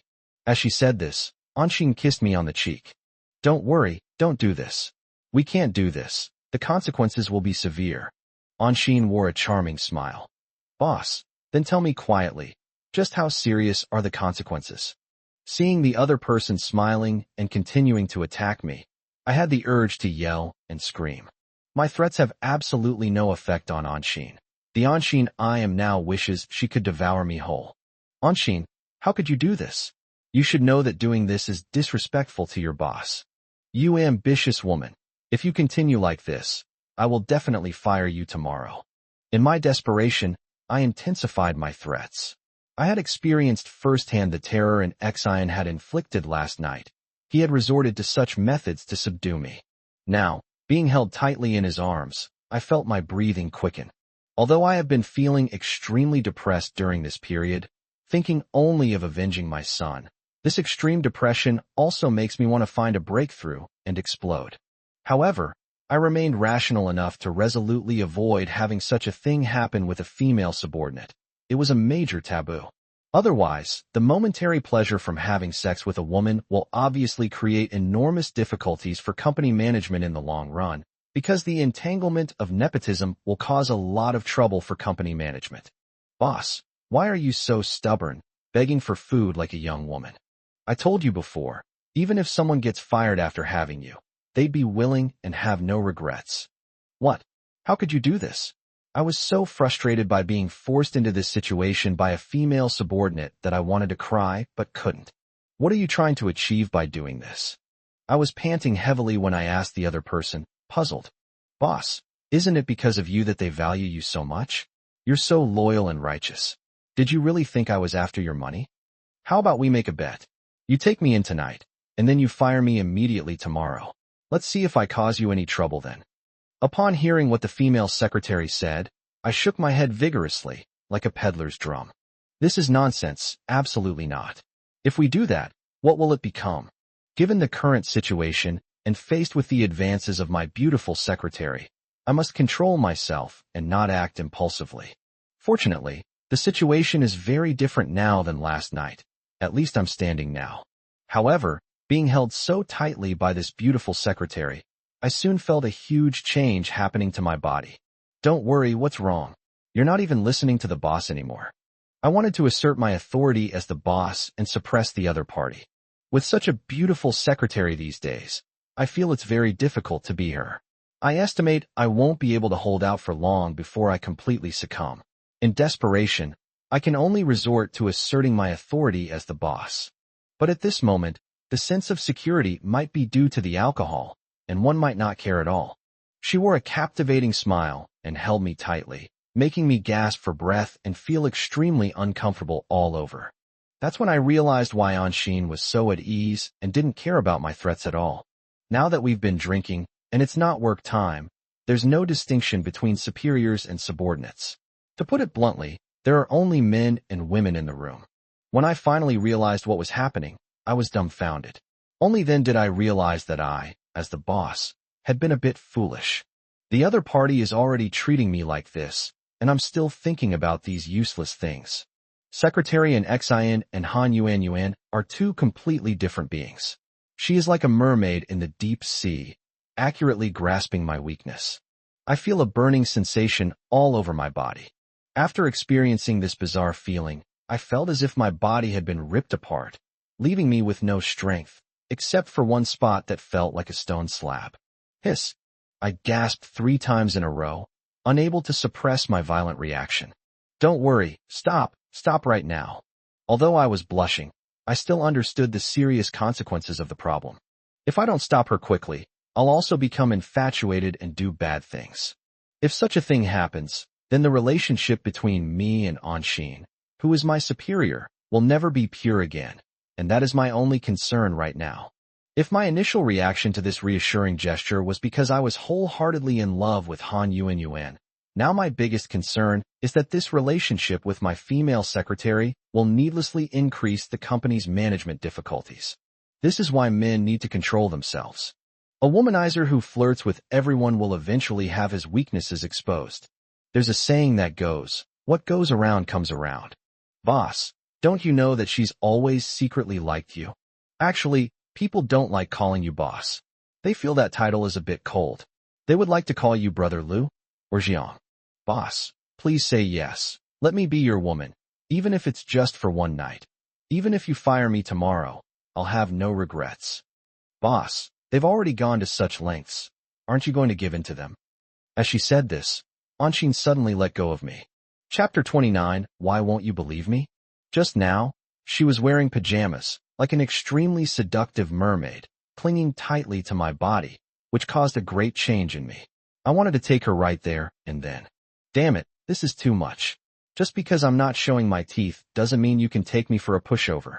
It was only the last vestige of my rationality and clarity that prevented me from turning the tables and becoming proactive. Actually, besides worrying about the difficulties that my relationship with the female secretary would bring to the company's management, I also had an unspeakable pain in my heart. That is, after being with Han Yuan, a lasting pain was left in my heart. I felt that women were a burden and I had no trust in them. I couldn't trust her. I loved a woman with all my heart, cherished her so much, and wished I could pluck the moon from the sky for her. But in the end, what did I get? All that unscrupulous woman did left a serious aftereffect on my heart, an extreme distrust of women. Take this female secretary Anshin in front of me, for example. Why is she so eager to do that kind of thing with me? Does she have some ulterior motive? Or perhaps she wanted to take advantage of this gap to become the boss's wife. Actually, I'm still worried about these things subconsciously. It is precisely because I overthink things that I don't want to complicate our relationship so much. From my last experience, I've come to the conclusion that women are a very troublesome presence, and I should never provoke them. Besides, I had already prepared myself for certain death. For all these reasons, despite the changes in my body, I still tried my best to control my inner impulses. If my final outcome is to donate all my property and die, then why should I cause so much unnecessary trouble before I die? Maybe it's fun to be with a beautiful secretary for a while, but once we have an intimate relationship, things become uncontrollable. Just like back then, I fell madly in love with Han Yuan. But what did his obsessive passion ultimately bring him? A young life died unexpectedly, and half of the family fortune was taken away. Money is just an external thing, but who will take responsibility for the life of a 4-year-old son? This is the price I pay for being madly in love with someone. If the consequences were so severe, I would never have fallen for Han Yuan in the first place. Or rather, even if I fell in love with her, I would control myself and resolutely not confess to her. But at that time, I was just beginning to experience love, and my whole body was overflowing with great enthusiasm. He acts like a simp, yet thinks he's the most devoted lover. As a result, they completely fooled them. That woman used the money I gave her to find a mistress, and ended up falling into an abyss of pain. This gave me the deepest concern about women, and that is my biggest unresolved issue. Faced with the secretary's request, although I was extremely worried, as a young man, my body was still out of control, and I had a strong reaction, with that part of me even more restless. At that moment, the female secretary gently placed her hand there. Boss, I just realized that keeping a low profile is your consistent style. As a man, I never expected you to have such amazing assets. No, wait. Anshin quickly corrected himself as he spoke. Actually, I felt that way starting last night. But your female classmate ruined our good time last night. She's lying on the big bed now, probably fast asleep. You don't need to worry about being found out. Next, show your true colors and let Anshin be your little woman. Don't worry, are you ever going to stop? Last night, you saw everything about him. I never expected that tonight. You would take advantage of my classmate being drunk to come to my room again. You've been scheming to do that kind of thing with your boss. You don't actually want to be the boss's wife, do you? In my haste, I finally said it. Nepotism is a very complex relationship, especially within a company. If nepotism becomes involved, it will cause a lot of trouble for management. If I can't control myself and have sex with this female secretary tonight, it might make her feel like her worth has increased dramatically. After that, She will no longer consider herself a female secretary in the company. Then she will let everyone know whose woman she is. Although I haven't experienced such things myself, I've heard of quite a few. For this reason, companies nowadays don't bring relatives and friends into the company in order to reduce unnecessary trouble. Even husband and wife don't work in the same company. It is said that two tigers cannot share one mountain, unless one is male and the other female. But managing a company and staying in the mountains are two different things. A company needs strong execution capabilities. Even couples, as close as husband and wife, can have serious disagreements when managing a company. If both spouses work in the same company, it increases the difficulty of management and can create two separate factions. There's a possibility that serious internal strife might erupt between the two factions, dragging the company down. After I said these words, Anshin wasn't very surprised. Boss's wife? President, you really dare to say that? I don't even want to be your boss's wife. The reason I want to be your woman is not because you are the boss or the president. It's because I feel that you are a person of great loyalty and righteousness. To have a good relationship with someone like you would make my life worthwhile. Anshin said softly. What? You don't want to be the boss's wife? I simply don't believe their answer. Boss, it seems you don't really understand me. That's true. I usually show my hard-working side. If you don't believe me, we can draft a contract on the spot and fire me tomorrow morning. That way you'll believe that I just want to be with you in a simple way. Your words of reassurance surprised me greatly. You want me to draft a contract right now to fire you? Anshin smiled faintly. Yes. That way you won't suspect that her purpose in being with you is to become the boss's wife. What the other person said surprised me even more. So what are you after now? I've said it so many times. I just want to be your woman. It has nothing to do with you being the CEO. Why don't you believe me? He was holding me, grabbing my crotch for comfort, when he gave up the temptation and shook his head at me. Before, I had doubts about Anshin, wondering if she had any other intentions towards me. After the other party said that, my doubts were dispelled. Chapter 30. Was she faking it? It seems my guess was incorrect. But at the same time, a question began to rise in my mind. Is an Xian crazy? Just to be my woman. Even if I fire her, she wouldn't complain. Don't worry. Don't think that I'll believe you just because you say that. Maybe you should take another gamble and see if I'll actually do it. If there's a 50-50 chance that I didn't do it, you might win. Hearing that I still doubt her even now, Anshin chuckled softly. Boss, since that's the case, I have nothing more to say. I could tell that her soft laugh quickly turned into a bitter smile. Because you don't understand what it feels like to love someone. It makes you feel incredibly humble. What did you say? When I heard an Xian utter the word humble, my body trembled violently. I feel that an Xian's two words are particularly apparent. When I was madly in love with Han Yuan and frantically simped for her, those two words perfectly described it. The words humble and peaceful that Anshin just uttered completely shocked me. They made me involuntarily think of everything I did to please Han Yuan back then. Weren't they the extreme embodiment and true reflection of those two words? How could you have such profound insights? I asked the other person, my face full of shock. Another bitter smile appeared on Anshin's lips. Isn't it strange? If I told you that this is what I've experienced and realized from loving you lately, would you believe me? At this moment, an Xian's face no longer held any ambiguous expression. Is this really your emotional experience? My body trembled again. As the saying goes, you only know the depth of love after you've loved, and the strength of wine after you've been drunk. I never imagined Anshin would have such profound insights. At this moment, I felt my soul tremble. Could it be that I've misunderstood Anshin? She likes herself, just like I was crazy about Han Yuan back then, asking for nothing in return, regardless of the cost? Otherwise, how could she have such a painful realization? Haha. Yes, no one might believe it if I said it out loud. As I was saying this, I noticed two glistening things rolling around in Anshin's eyes. If before I only felt at ease with her because of my work, now, seeing her gain such profound insights because she has fallen in love with me, I am deeply moved. Although I'm disillusioned with women, I'm not heartless. I once had a passionate heart, and I never expected that Anshin would love me so sincerely. It was because she loved someone so deeply that she made such a humble gesture. Rest assured you, I only called her name softly, and I could no longer suppress the impulse in my heart. Anshin also noticed the difference in my voice. It was then that I realized that speaking with emotion and speaking without emotion are truly different. And Xian said excitedly, "Boss, I don't have any other requests. I just want to be your woman." Hearing Anshin softly express her thoughts, I no longer hesitated and was about to nod and agree to her request. Just then, I heard a light footstep coming from the direction of my room. We looked at each other, our faces both filled with confusion. Anshin had told me before that my female classmate, Xiao Ziwei, was unable to have sex after drinking too much. Feeling reassured, I helped her to bed before rushing to my room. If what Anshin said is true, then who is it that is coming towards my room now? And Xian was even more surprised, or rather, she was a little anxious at this moment.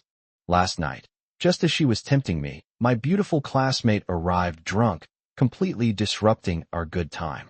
Now that we've put aside our past grievances and are just about to be together, someone else has come along. Could it be your classmate Xiao Ziwei? But that can't be. Her expression at the time didn't seem like she was faking it. Anshin lowered her voice and whispered this in my ear. I was also a little surprised. That's very strange. There are only 3 of us in this villa now. If it's not her, then who else could it be? How would I know? And Xian also became a little anxious. What should we do if it really is your female classmate? When I heard Anshin lower her voice and ask me, I was completely at a loss. How could I not know that my beautiful classmate was also still hopeful for me? I guess she already knew about what happened to me while she was abroad. Otherwise, she wouldn't have returned at this exact moment, having been away for several years. Don't talk about coincidences. I don't deny that coincidences exist in this world, but I know that many coincidences are caused by human factors. Perhaps my female classmate learned about me through other channels while abroad, which is why she rushed back to China. Otherwise, it would be too suspicious for the other party to return at this time. What should I do? I don't know either. Let me think about it carefully. I was deeply moved when I learned that my female secretary loves me so deeply. If it weren't for these footsteps, we would probably be embracing tightly on the bed right now, and maybe even making love. Jiang, are you asleep? The footsteps stopped at my door. The other person didn't knock, but asked me in a low voice. Hearing their voice, I couldn't help but breathe heavily. It was my female classmate, Xiao Ziwei, who came to the door. Anshin and I exchanged another glance. I lowered my voice and said urgently, "It really is her. Didn't you say she was drunk tonight? How come she doesn't sound drunk at all?" Even an Xian, who is usually calm and composed, was a little flustered. Oh dear, how would I know? Anyway, when I helped her onto the bed just now, she was swaying all over the place. Wait a minute, could it be that she was faking all of this? I frowned. What? You're saying Xiao Ziwei was faking being drunk? Your words of reassurance made me realize the truth in an instant. You mean she has a high alcohol tolerance and is pretending to be drunk? Anshin nodded eagerly. Yes, tonight I drank with her out of spite, hoping to get her drunk and then find a way to get to your room.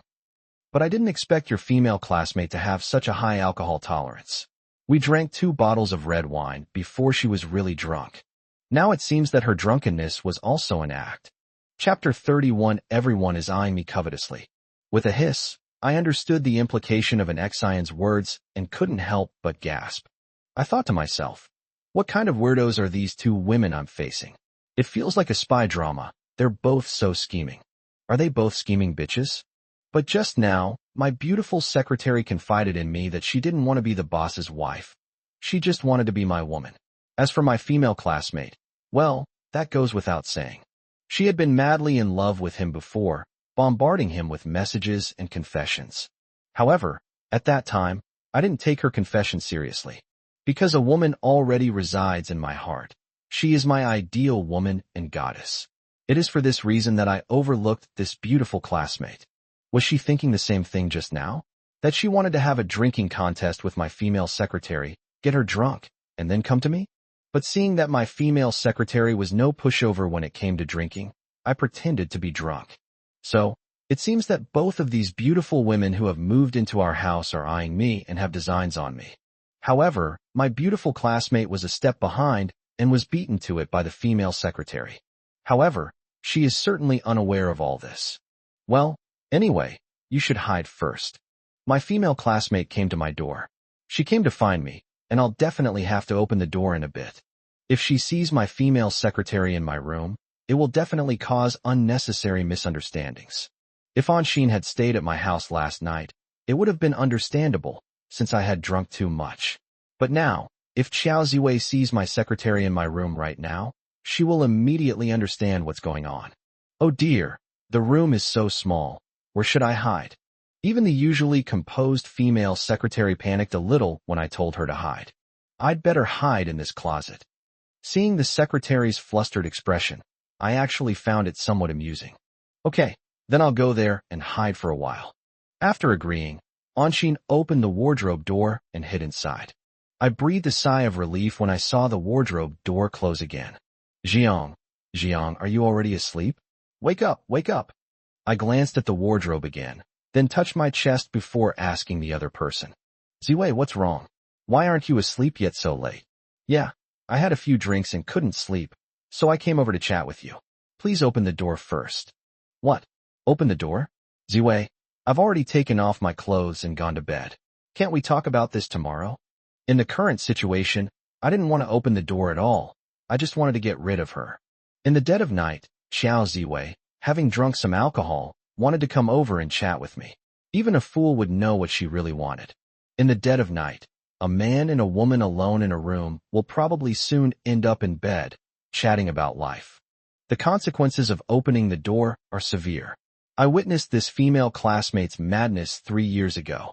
Although I noticed that Xiao Ziwei has changed a lot since our last meeting, some of her core traits will not change easily. The reason she offered to stay at my house is because she still hasn't given up on me. Her purpose is clear. She moved into my home because she wants to have something happen between us. No, there are some things I have to say tonight. Once the alcohol wears off, who will remember what I wanted to say to you? What? There are some things you want to say while you're drunk. I was increasingly surprised. I knew this female classmate had a straightforward personality, but I never expected her to say such a thing. Yeah, hurry up and open the door. Zhang, why are you so slow? Are you even a man? What the other person said made me involuntarily look at my genitals. The secretary's seduction just now has left my manhood still incredibly sharp. Am I not a man? Damn, is my beautiful classmate just taking advantage of me? Previously, I didn't feel anything for her because I already had someone else in my heart. Now, 3 years later, my female classmate has long since shed her naivety and become more and more mature. She also exudes a powerful, ladylike charm. To be frank, this time when we met, I was deeply moved by the tremendous changes that had taken place in her. As time goes by, each of us undergoes changes, big or small, and the changes in my female classmate are particularly noticeable. Now, she wants to say some things while she's drunk. Could it be that she wants to start pursuing me a second time? If I hadn't been hiding in the closet and opened the door for Ziwei, it wouldn't have been a big deal, since we're classmates and know each other well. In addition, since they were acquaintances before, Ziwei had never done anything as seductive as Anshin. But in the current situation, if I open the door and this female classmate starts doing the same thing to me, then I'll be in big trouble. After all, there's a beautiful secretary hiding inside the wardrobe. I gasped as if I had a toothache. I felt the female classmate's tone getting increasingly harsh, and it even started to touch on the question of whether I was a man or not. Ziwei, the difference in gender is so obvious. Do you still doubt that I am not a man? It's getting late, and you've had a few drinks, so please don't come to my room. We're a man and a woman alone together. If anything happens between us, we'll be in deep trouble. Even if we jump into the Yellow River, we'll never be able to clear our names. The reason I made the seriousness of the matter clear was to refuse them entry into my room. But then, laughter came from outside. Hee. Jiang, are you afraid that something might happen between us?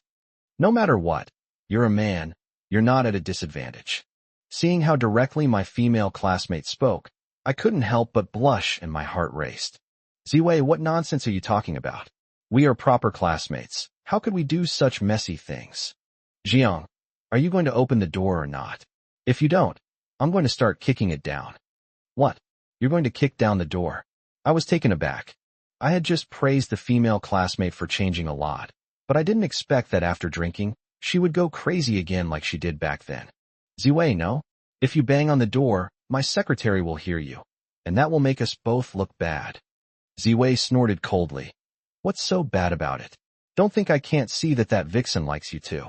The attraction between a man and a woman is impossible to hide. I could tell something was wrong just from the way they looked at you. What? You've already figured out that an Xian likes me.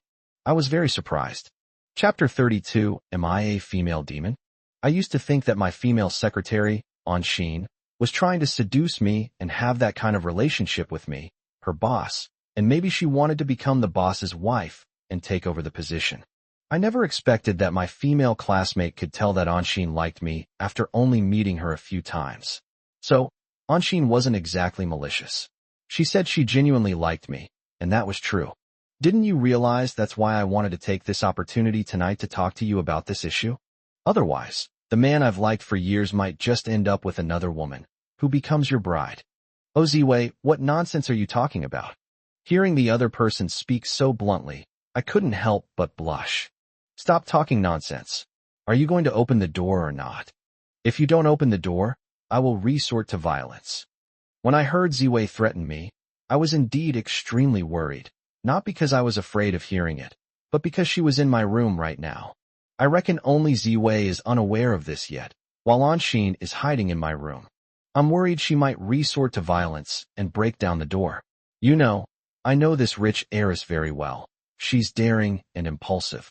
Although he has become much more restrained after years of experience abroad, who can guarantee what he might do after drinking? I'll say 1, 2, 3. If you still don't open the door, then you'll have to bear the consequences. As she continued talking to herself, Xiao Ziwei, who was standing outside the door, began to count. Knowing that this young lady meant what she said, how could I possibly let her finish counting?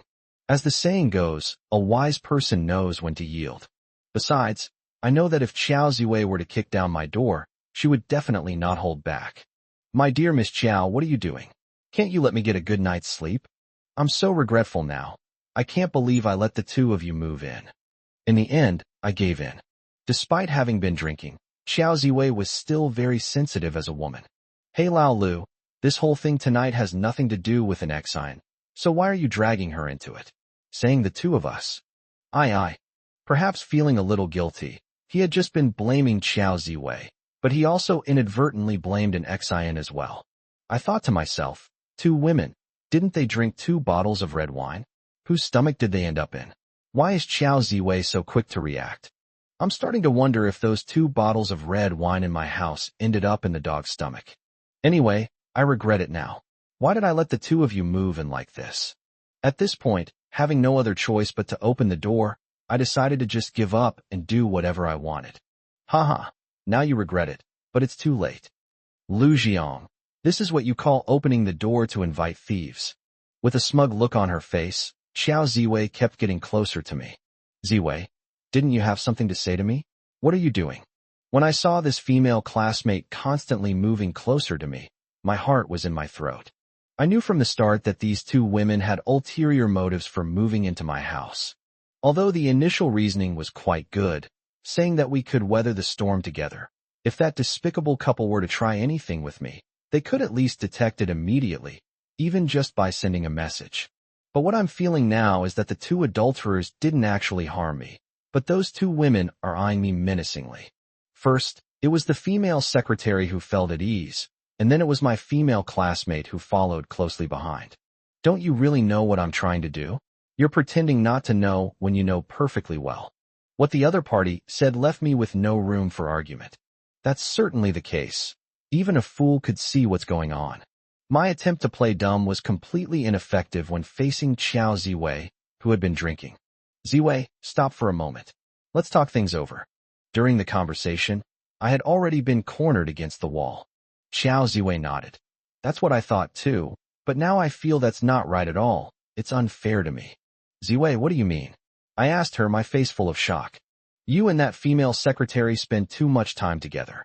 You're together during work hours, and you're still together when you get home at night. It's practically like you and your husband go home together. But I can only see you every night after you come home, which is absolutely unfair. I never dreamed that Xiao Ziwei would say such a thing after I opened the door. I guess it was because she had been drinking that she was so direct. Ziwei, don't talk nonsense. Anshin and I are innocent. It's not what you think. As I said this, I felt a little guilty. Before this, I was absolutely certain that I had a clear conscience, but after what just happened, I realized that my feelings for Anshin had changed drastically. The reason I resisted his advances before was because I had feelings for Han Yuanyuan. After the divorce, he worried that this person might have ulterior motives. But after what just happened, I know what kind of feelings Anshin has for me, and my closed heart has opened a crack for her. This reminds me of last night, when I would have completely fallen for my beautiful classmate if she hadn't come over. I guess it was because I lacked confidence that I felt a little guilty, and my face was burning hot. Xiao Ziwei keenly noticed this. Lu Jiang, why is your face still a little red? I touched it a little guiltily. Really? I guess it's because I drank tonight. My reason is plausible, since I did have a drink with them at the beginning of the evening. But then Xiao Ziwei, with a forced smile, continued to approach me. Tell me honestly, are you and this female secretary truly innocent? Forced into a corner, I felt like crying but had no tears left. But in the current situation, facing a beautiful classmate who has already drunk a lot, what could I say? I could only bite the bullet and say, yes, old classmate. Don't you know me? It takes a long time for me to accept someone from the bottom of my heart. How could I accept my female secretary so quickly? As soon as she finished speaking, Xiao Ziwei burst into laughter. Ha! That's wonderful. Her loud laughter startled me. Ziwei, what do you mean by this? Why are you so easily startled? Don't you know that scaring someone can be deadly? Xiao Ziwei pouted. A grown man, so timid? I am such a beautiful and charming woman, and I came to your room on my own initiative. Yet you are so afraid of me? Am I some kind of female demon? In my mind at that moment, Ziwei and that female secretary really were both demons, each one a ruthless and heartless vixen. But I only think these things in my heart. I would never dare to say them out loud. Chapter 33. Your female secretary came to your room. But you're behaving so strangely right now. Almost like you're ignoring my attempts to curry favor. Tell me, are you hiding something from me? Hearing Ziwei say those words, cold sweat broke out on my back. Damn, how is this woman so smart? Everything I did was like a blank in front of her. Could it be that she was learning mind-reading skills abroad for the past 3 years? Ziwei, what nonsense are you talking about? Do you think I can remain unchanged? In reality, we are all changing. For example, where have you drunk so much red wine before? Isn't that a sign of your change? Ziwei nodded. That's right, there is relevant data on this.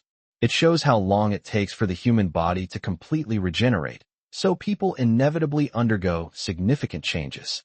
But there is another saying that is very accurate. It is easier to change mountains and rivers than to change one's nature. Anyway, I have a feeling that your eagerness to get me out of this room just now might mean that you were already keeping a mistress hidden away, right? Ah, no, Ziwei, don't talk nonsense. Her so-called keeping a mistress in a golden house obviously refers to Anshin, but how can I admit that? So I just yelled. That doesn't make sense. If you're not keeping a mistress, why are you reacting so strongly? Aye. After stammering for a moment, I quickly realized that I absolutely could not show any cowardice at this moment. Otherwise, Ziwei would definitely think that I had done something wrong. Why would I be so agitated? Ziwei, don't talk nonsense. You know I'm not a casual person. Ziwei smiled faintly. Yes, you're not the type to follow the seasons. But who just said that people change? I wonder if you'll change after these 3 years. As she said this, she quietly placed her arm on my shoulder. Ziwei, can't you tell whether I've changed or not? After I asked, the other person did not answer my question. Instead, they put their hands behind their back and began to look around my room. This made me feel really uneasy. She looked around the whole room, and all my attention was focused on her, while I secretly observed Ziwei. Jiang, did your female secretary come to your room tonight? What the other person said took me by surprise. I thought she was looking around the room, but I didn't realize she was trying to surprise me and trick me. No, what nonsense are you talking about? When I came here to rest tonight, you two were drinking together. How could she have come to my room? Ziwei shook her head firmly. No. What? Something's not right. Ziwei, what exactly do you mean? When the other party said that, I became completely guilty. My gaze towards Ziwei now is filled with shock. I felt like my female classmate was some kind of celestial being. How did she know that my secretary, an exine, had already been to my room? If she wasn't bluffing me, did she have some special ability and see through something? What do you mean? Ziwei asked, rubbing her nose as she spoke. Why do I smell her perfume in the air? What? There's a perfume scent in the air. I couldn't help but gasp. I do know that Anshin likes to use a certain brand of perfume. I never expected my female classmate to be so sensitive.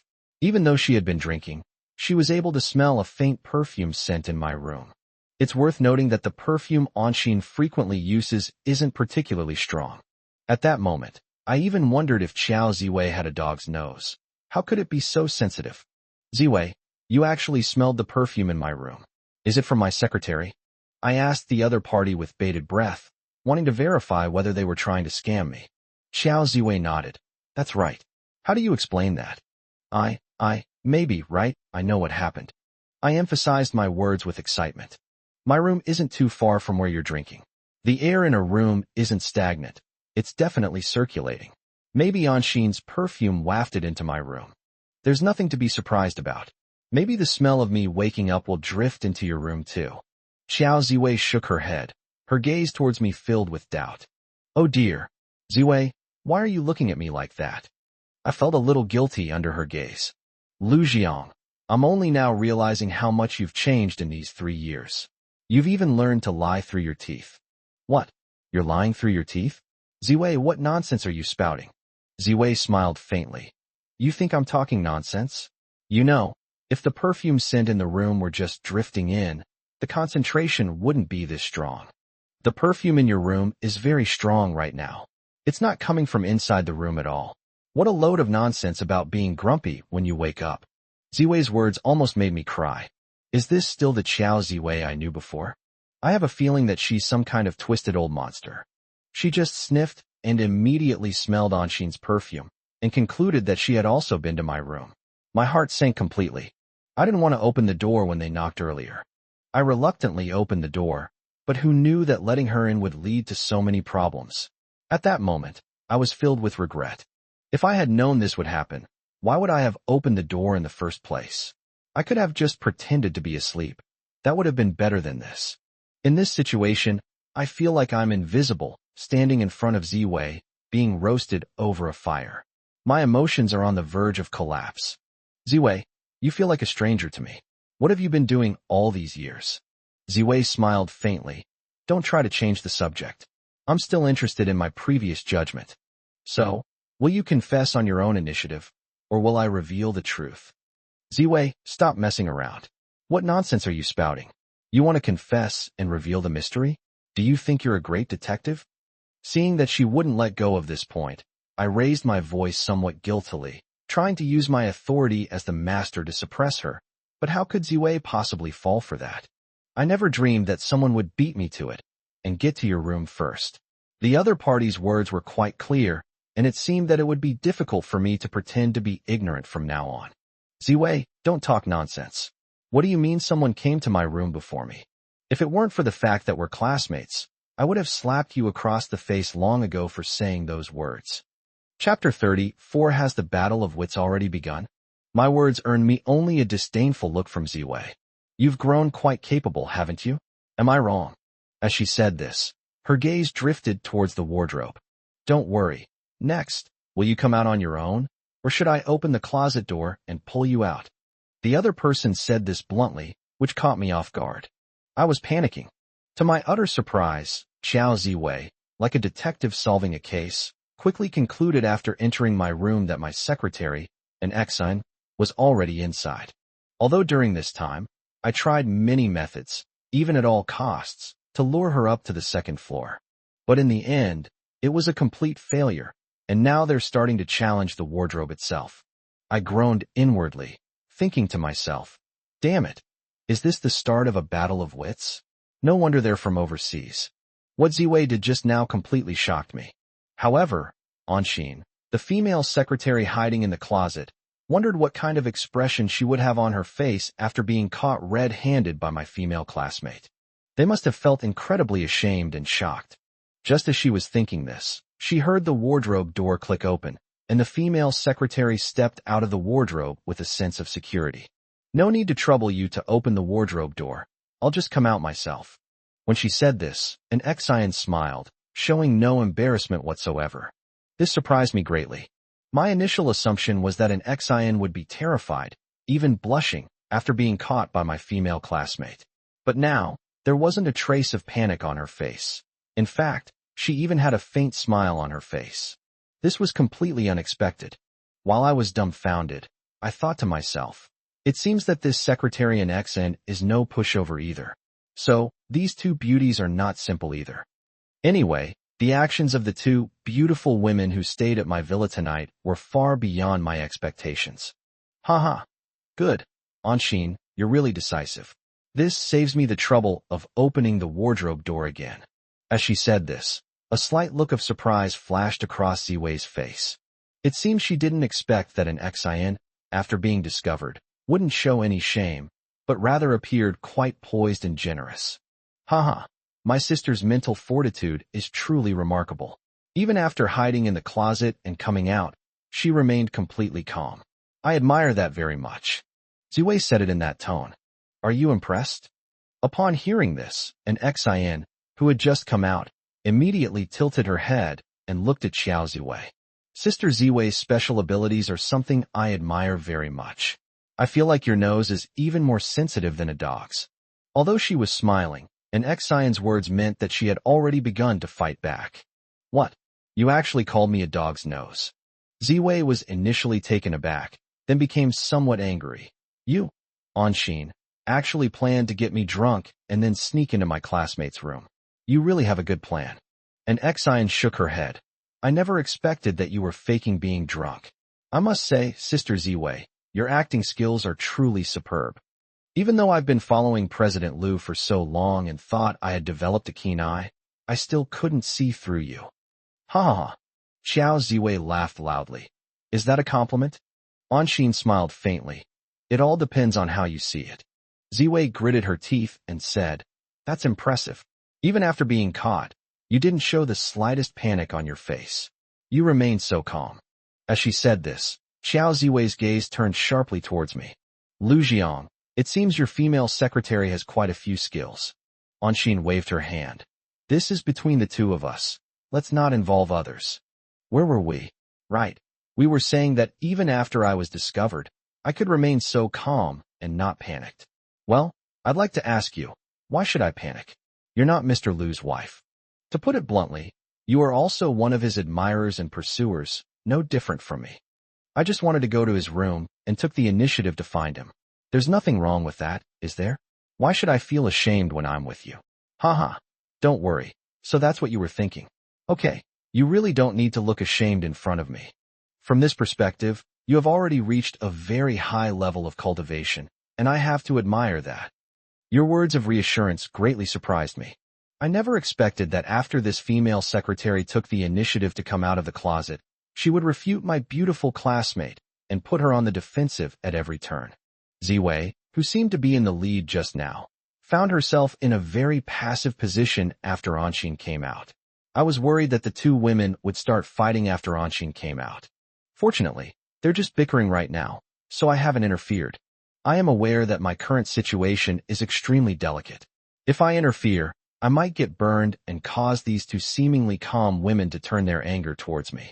If such a situation were to occur, it would be better to remain silent and simply sit on the sidelines and watch the two sides fight. While feeling sentimental, I couldn't help but secretly regret that I had been seriously fooled by these two women, which led me to let them move into my home. But now, all of this has taught me a living lesson. What it means for two tigers to share one mountain, unless one is male and the other female. I blame myself for believing them.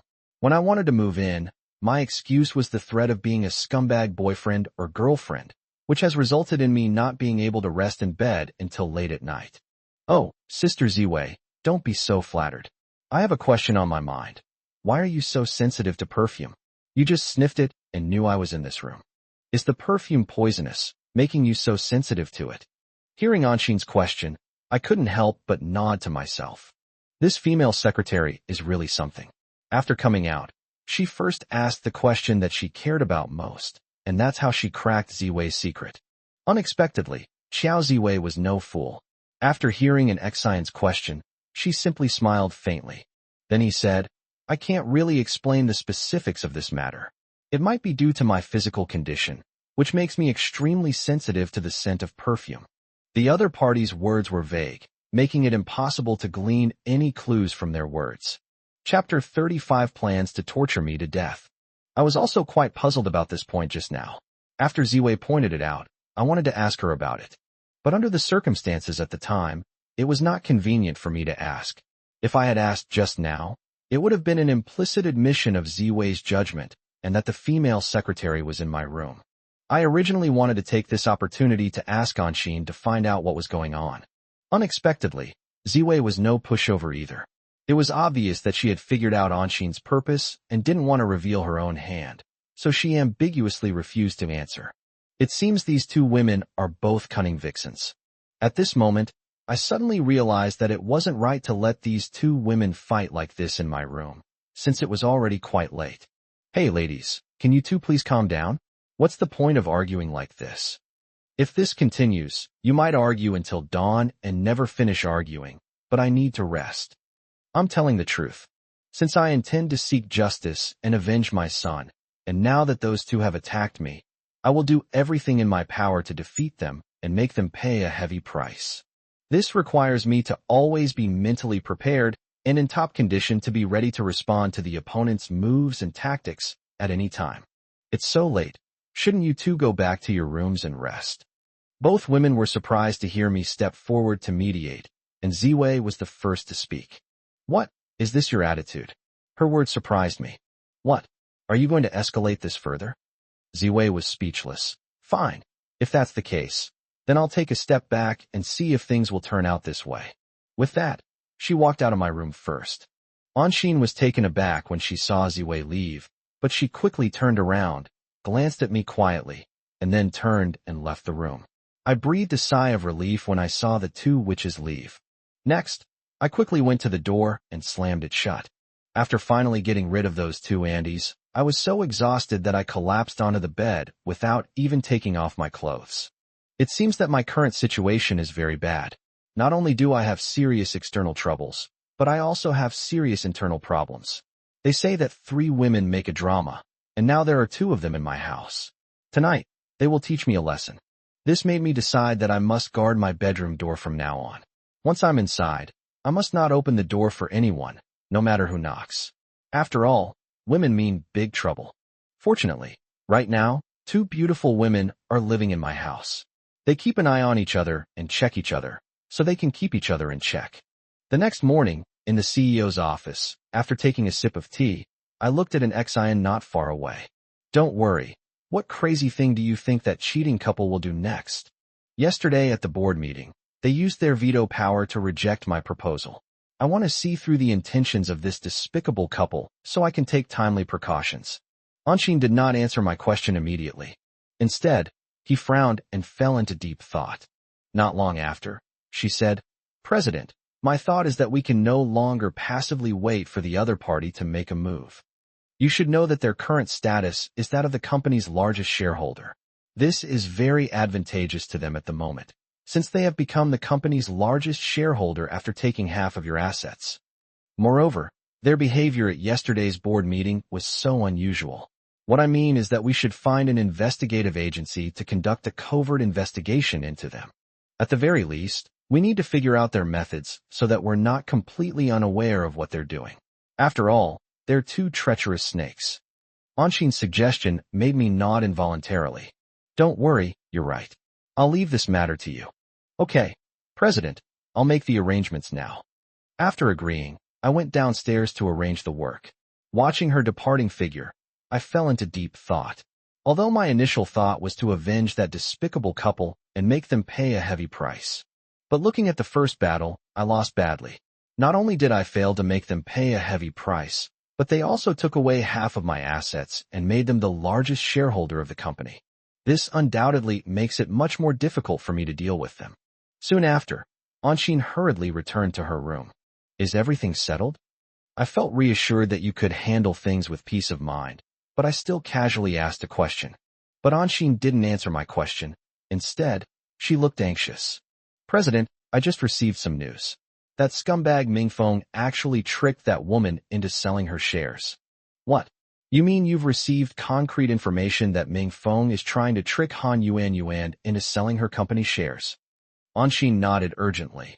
Yes, boss. If that's the case, then it's troublesome. The reassuring words did not raise any alarm in me. On the contrary, I breathed a sigh of relief. The facts have proven that these shares would be far better in the hands of someone else than in the hands of this despicable couple. At the very least, they won't use their status as shareholders to suppress or target me. But when I heard that she was relieved, it felt like I had been struck by lightning. Boss, don't be too happy yet. These two bastards are already preparing to sell the company's shares to your biggest enemy Lin Tianming. What? These two scoundrels actually want to sell their shares to that bastard Lin Tianming. Upon hearing this news, I was so shocked that I jumped up on the spot. Moreover, his body was trembling uncontrollably. Those two scoundrels are really trying to ruin me. I said this through gritted teeth. The secretary, Anshin, also looked anxious.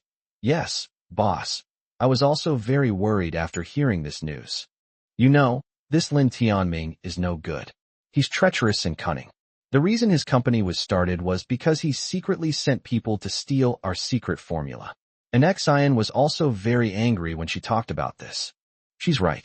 My enemy, Lin Tianming, initially bribed my technical department manager to steal my secret formula and started a company exactly like mine, engaging in vicious competition with me. Chapter 36 is not your place to point fingers. I never dreamed that after getting half of my assets, these two scoundrels would do something so crazy they actually want to sell their shares to my most hated enemy. If that happens, my life will become even more difficult. That would be adding insult to injury. After all, the shares are currently in the hands of this despicable couple. They are not proficient in business management, but Lin Daming is completely different. Although he is a rich second generation, he has overseas study experience. In the beginning, he started his business by means of despicable and shameless methods. If a large portion of my company's shares fall into the hands of the other party, it would be a huge danger to me as the president. After realizing this, I slammed my fist on the table in anger and gave Anshin the order. Get the car ready quickly. I need to find those two scoundrels. Hearing me say those words in a fit of anger, Anshin quickly stopped me. Boss, doing this won't change anything. It will only make you look bad and humiliate them. I don't think it's necessary at all. Although I acted impulsively, I knew that what Anshin said was true. But I felt I had to meet those two scoundrels and find out what they were thinking. Why did they sell the shares that rightfully belonged to me to my enemy? Although I knew that going there would only bring me humiliation, I was extremely anxious about the current situation, but I didn't have any good solutions. I just want to find those two bastards and ask them why they did this. Seeing my insistence on going, Anshin looked utterly helpless. Next, while arranging the vehicles, she also secretly arranged for several skilled security guards from the company to dress in plain clothes and sit in another car. That way, if those two scoundrels want to do something to me, these security guards will be there immediately and put to use. Seeing Anshin arrange everything in an orderly manner, I couldn't help but show a look of relief. This secretary is reassuring. Although she can be a bit crazy when she's with me, she's incredibly capable at her job. Even I, as her boss, admire her for that. Boss, according to the information I just received, that adulterous couple bought a house in Century Orchid Pavilion, and they are currently holding a big party in the villa. What? It's only morning, and they're already having a party. I was quite surprised to hear this news. Anshin nodded. That's right. They suddenly received so much money, and some of them caught a cold and had a fever, so they wanted to spend the money as soon as possible. Otherwise, if something unexpected happens and the money isn't spent, but the person is gone, wouldn't that be a huge regret? Anshin was angry and didn't say anything nice about the other person. After hearing Anshin's news, I was incredibly impulsive and wanted to confront those two scoundrels. But as I sat in the car, the cold wind blowing through the window gradually calmed my feverish mind. In any case, the court has now ruled that half of my property belongs to them. In reality, This adulterous couple does indeed have the right to dispose of these assets. But I can't swallow this insult. Damn it, why? Before that, Han Yuan was a down-on-her-luck young lady who came to my home like a stray dog and was treated kindly by me. Moreover, I repaid over 100 million yuan in high-interest loans for their family. To her, I should be indebted to her. Yet, instead of considering how to repay my love, she cheated on me and even caused the death of our 4-year-old son. Doesn't the other person feel any remorse for doing this? Now that they've got my assets, they're living a life of extravagance. If that were all, I wouldn't be so angry I almost vomited blood. But I never expected them to actually try to sell the company's shares to my enemy. They're trying to drive me to my doom. Seeing my somber face, Anshin cautiously asked me something. President, do you really think we need to go back now? I nodded solemnly. The past must be the past. I won't be satisfied until I confront those two scoundrels. Boss, if we're going to go there, we need to make the necessary preparations. I understand what Anshin meant by those words. I know, but I can't swallow this, so we have to go there. And Xian looked helpless. Okay, boss, I understand. 20 minutes later, our car stopped in front of a luxury villa. After getting off the car, I saw that a cocktail party was indeed taking place in the courtyard. A group of men and women were sitting around several white tables, excitedly drinking red wine and discussing something. Upon seeing the car arrive at the villa, everyone in the yard turned to look. Lin Feng and Han Yuan noticed this as well, and they quickly went to the gate. Lu Jiang, what are you doing at our doorstep? This is our new home, and you are not welcome here. I gave a malicious smile and looked coldly at Ming Feng. Have you no shame when you say that? You, a third-rate painter, how could you afford a house like this? It was all bought with my money, wasn't it? My words made the two scoundrels tremble with rage. Han Yuan snorted coldly. Lu Jiang, shut up. What do you mean by your property? This is my legally acquired property, the joint property of my husband and me, which was divided after our divorce. If there's nothing else, you can just get out. I don't want to see you. Seeing this scumbag woman coldly utter these words, my face darkened. Han Yuan, I've treated you well. But why did you two, you adulterous couple, sell your company's shares? Hearing my angry question, Ming Feng, who was standing next to me, couldn't help but burst into laughter. Ha ha ha. Lu Jiang, what happened to your composure? You seem a bit agitated now. What happened to your manners? You've got to be a jerk. I cursed angrily. Ming Feng, you bastard. It's one thing to live off a woman, but you do it so entitledly. Upon seeing that despicable couple, I immediately lost control of my anger and completely erupted. At that moment, the guests who had been attending the reception in the courtyard also came to the main gate. At that moment, after they realized what had happened, they all started pointing fingers at me. What? This is actually Han Yuan's ex-husband? With this kind of character, no wonder Yuan didn't like him. How dare he interfere with who gets the shares? Who gave him that right? Their discussion only fueled my anger, and as I was about to retaliate, Ming Feng spoke first. Lu Jiang, listen to what my friends have to say. This is our property, and it's none of your business how we deal with it. Chapter 37. Serious doubts about injustice in law enforcement. Ming Feng, don't think I don't know your sinister intentions. By selling the company's shares to my enemy, you're putting our company in a precarious position. Have you considered the interests of the other shareholders? The more anxious I became, the happier the two of them were. At this moment, they actually burst into laughter. Ha ha. Lu Jiang, I didn't expect that our actions would make you jump around like a monkey standing in the fire. What do the rights and interests of other shareholders have to do with us? Isn't this something you, as the president, should be considering? Imagine what serious consequences would occur if these shareholders didn't make money and didn't know about your company. Ming Feng, with a wicked grin on his face, brought his face close to mine. With a resounding slap, I raised my hand and struck Ming Feng across the face. He probably never dreamed that I would dare to lay a hand on him in his own home. The slap was so forceful that it knocked him to the ground. Han Yuan and the guests they had invited shouted in shock when they saw me knock Ming Feng over. Lu Jiang, you dare to hit my husband? I'll fight you to the death. As she spoke, Han Yuan, that crazy woman, lunged at me menacingly. At this moment, the bodyguards that Anshin had arranged blocked the crazy woman. Your husband? Han Yuan, you're disgusting. I originally wanted to beat you up too, but I didn't want to dirty my hands. If you want to sell the company's shares to my mortal enemy, I will definitely not let you off easily. Han Yuan, who originally came to seek revenge on me, was filled with anger after being restrained by the company's security guards. Lu Jiang, you really think you're something special. Who's going to bother you? These shares are my and my husband's legal property. Who we want to sell them to is none of your business. We just want to sell it to that Lin Tianming. We just want to bankrupt your company, make you homeless, heavily in debt, and die without a burial place. When she said these words, Han Yuan's face was contorted with malice and malice. Upon hearing her explain her sinister intentions, I was so angry that I trembled. I slapped her hard across the face. How could I have ever fallen for such a scumbag woman? Instead of being grateful to me, she took advantage of legal loopholes and swindled me out of my money with her lover. Now she even wants to sell her shares to my mortal rival.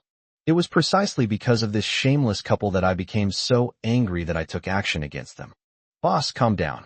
It's not worth getting angry and ruining your health over these two scoundrels. The female secretary reassured me and quickly comforted me. In this situation, it's impossible not to get angry. My original purpose in coming here was to verify the authenticity of this news and warn those two scoundrels. I never expected them to reveal their sinister intentions. They wanted me bankrupt and homeless. Ah, you bastard. How dare you hit me? Lu Jiang, I'm not done with you yet. After being slapped, Han Yuan barked at me like a mad dog. Mingfeng stood up angrily, wiped the blood from the corner of his mouth, and said coldly, Lu Jiang, you dare to hit me, so I'll make you pay a heavy price. You brought your men to my house just now, which is trespassing. You wait, I'll call the police right away. As he spoke, he took out his phone and dialed the police. An Xian looked worried. President, should we leave quickly? Otherwise, what if the relevant departments come and arrest you? I calmly waved my hand and said, Don't worry, we're just having a property dispute. These two have caused trouble at my house before, so what's there to be afraid of? Soon, the officers from the station arrived. After learning about the situation, Officer Li, who was in charge, looked at the adulterous couple with surprise. Isn't what you've done inappropriate? Selling the company's shares to your ex-husband's enemy is no wonder they acted so impulsively. I hope you can handle this matter properly and avoid further escalating the conflict. What? Officer, this piece of trash came to our door causing trouble and even beat up my wife and me. Instead of punishing the bad guy, you're blaming us for doing the wrong thing. Mr. Mingfeng, I am not blaming you. We are here to resolve a civil dispute. Our goal is to solve the problem, but we also need to thoroughly investigate the cause of the matter. In this matter, I feel that you two did indeed do something inappropriate. Hearing Officer Li, who handled the problem, say this, I felt my anger subside somewhat. This despicable couple has really gone too far. But after they were beaten, Officer Li did not side with them. Instead, he pointed out that they had gone too far. The two scoundrels were naturally indignant, and, in their anger, they openly accused Officer Li. Apologize to us right now. How much of a bribe did you take to speak up for him? Han Yuan was furious. Miss, please watch your words. You have to take responsibility for saying such things. When we enforce the law, we have body cameras to record our words and actions. I didn't know this Mr. Lu before. How could I possibly accept his bribes? Mingfeng curled his lip. Give me a break. This Lu Jiang used to be a famous big boss and entrepreneur. His company was also a major taxpayer. Maybe you two have already colluded together. Now that we have been beaten, you are not upholding justice for us. We seriously suspect that you are acting unfairly in law enforcement. Seeing this despicable couple behaving recklessly in public and questioning the injustice of law enforcement, I couldn't help but shake my head. As the saying goes, if you don't court death, you won't die. Officer Li was also quite angry. You guys are really unreasonable. Since you suspect us of unfair law enforcement, then come with us and go back for investigation. After saying that, Officer Li looked at me again. Sir, although we understand your anxiety after learning what happened, you shouldn't have resorted to violence. We hope you will be more careful in the future. All right, you can leave now. Next, we'll take them for questioning. Seeing that this was the final outcome, Anshin was also very excited. President, I really didn't expect that these two scoundrels would be so reckless. After being beaten, they were actually arrested. On the way back, Anshin was still very excited. I shook my head sadly. They didn't make any major mistakes. They just questioned the fairness of law enforcement. I guess they'll be released soon after the investigation. Although we came here once, it was to no avail. We failed to stop this heinous incident from escalating. Seeing the worried look on my face, Anshin's expression also became serious. Chapter 38. Did they really think they could rise to the top and become a phoenix? Boss, are you worried that after we make such a scene, they'll still dare to do it? I nodded. I know those two scoundrels. I reckon they'll become even more depraved after this incident. Anshin nodded. Yes, boss. I was too happy just now. After thinking about it, I feel that what you said makes a lot of sense.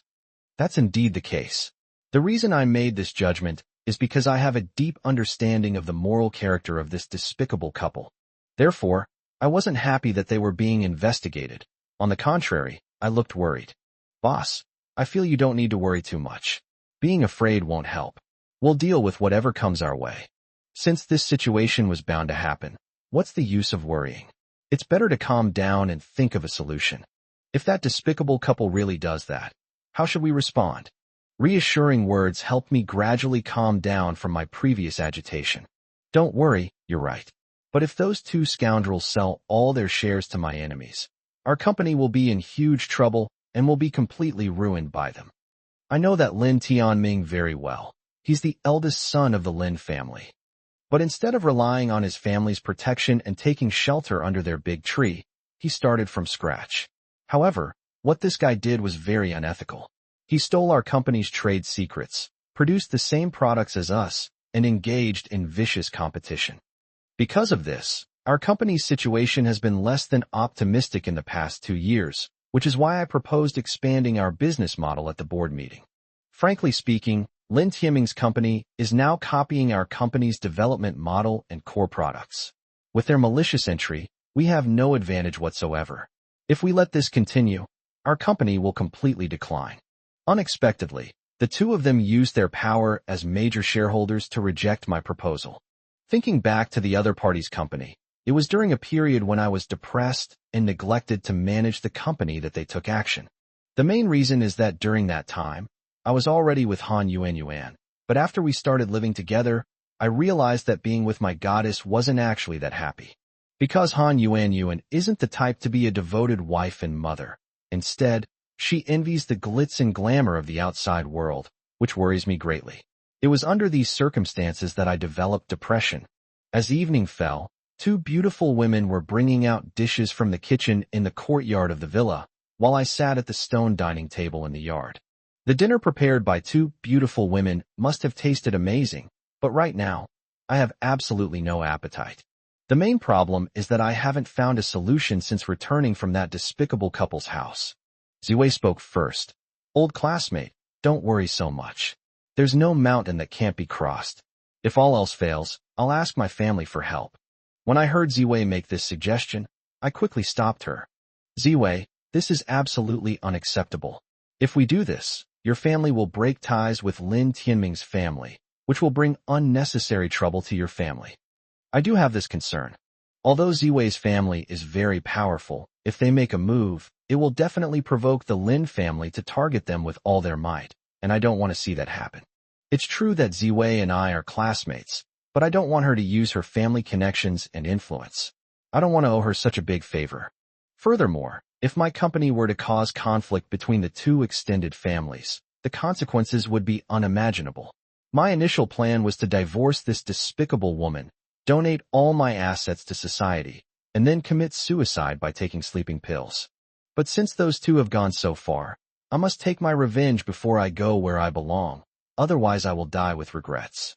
I wouldn't be so angry if they didn't target my property, since I already planned to donate it all.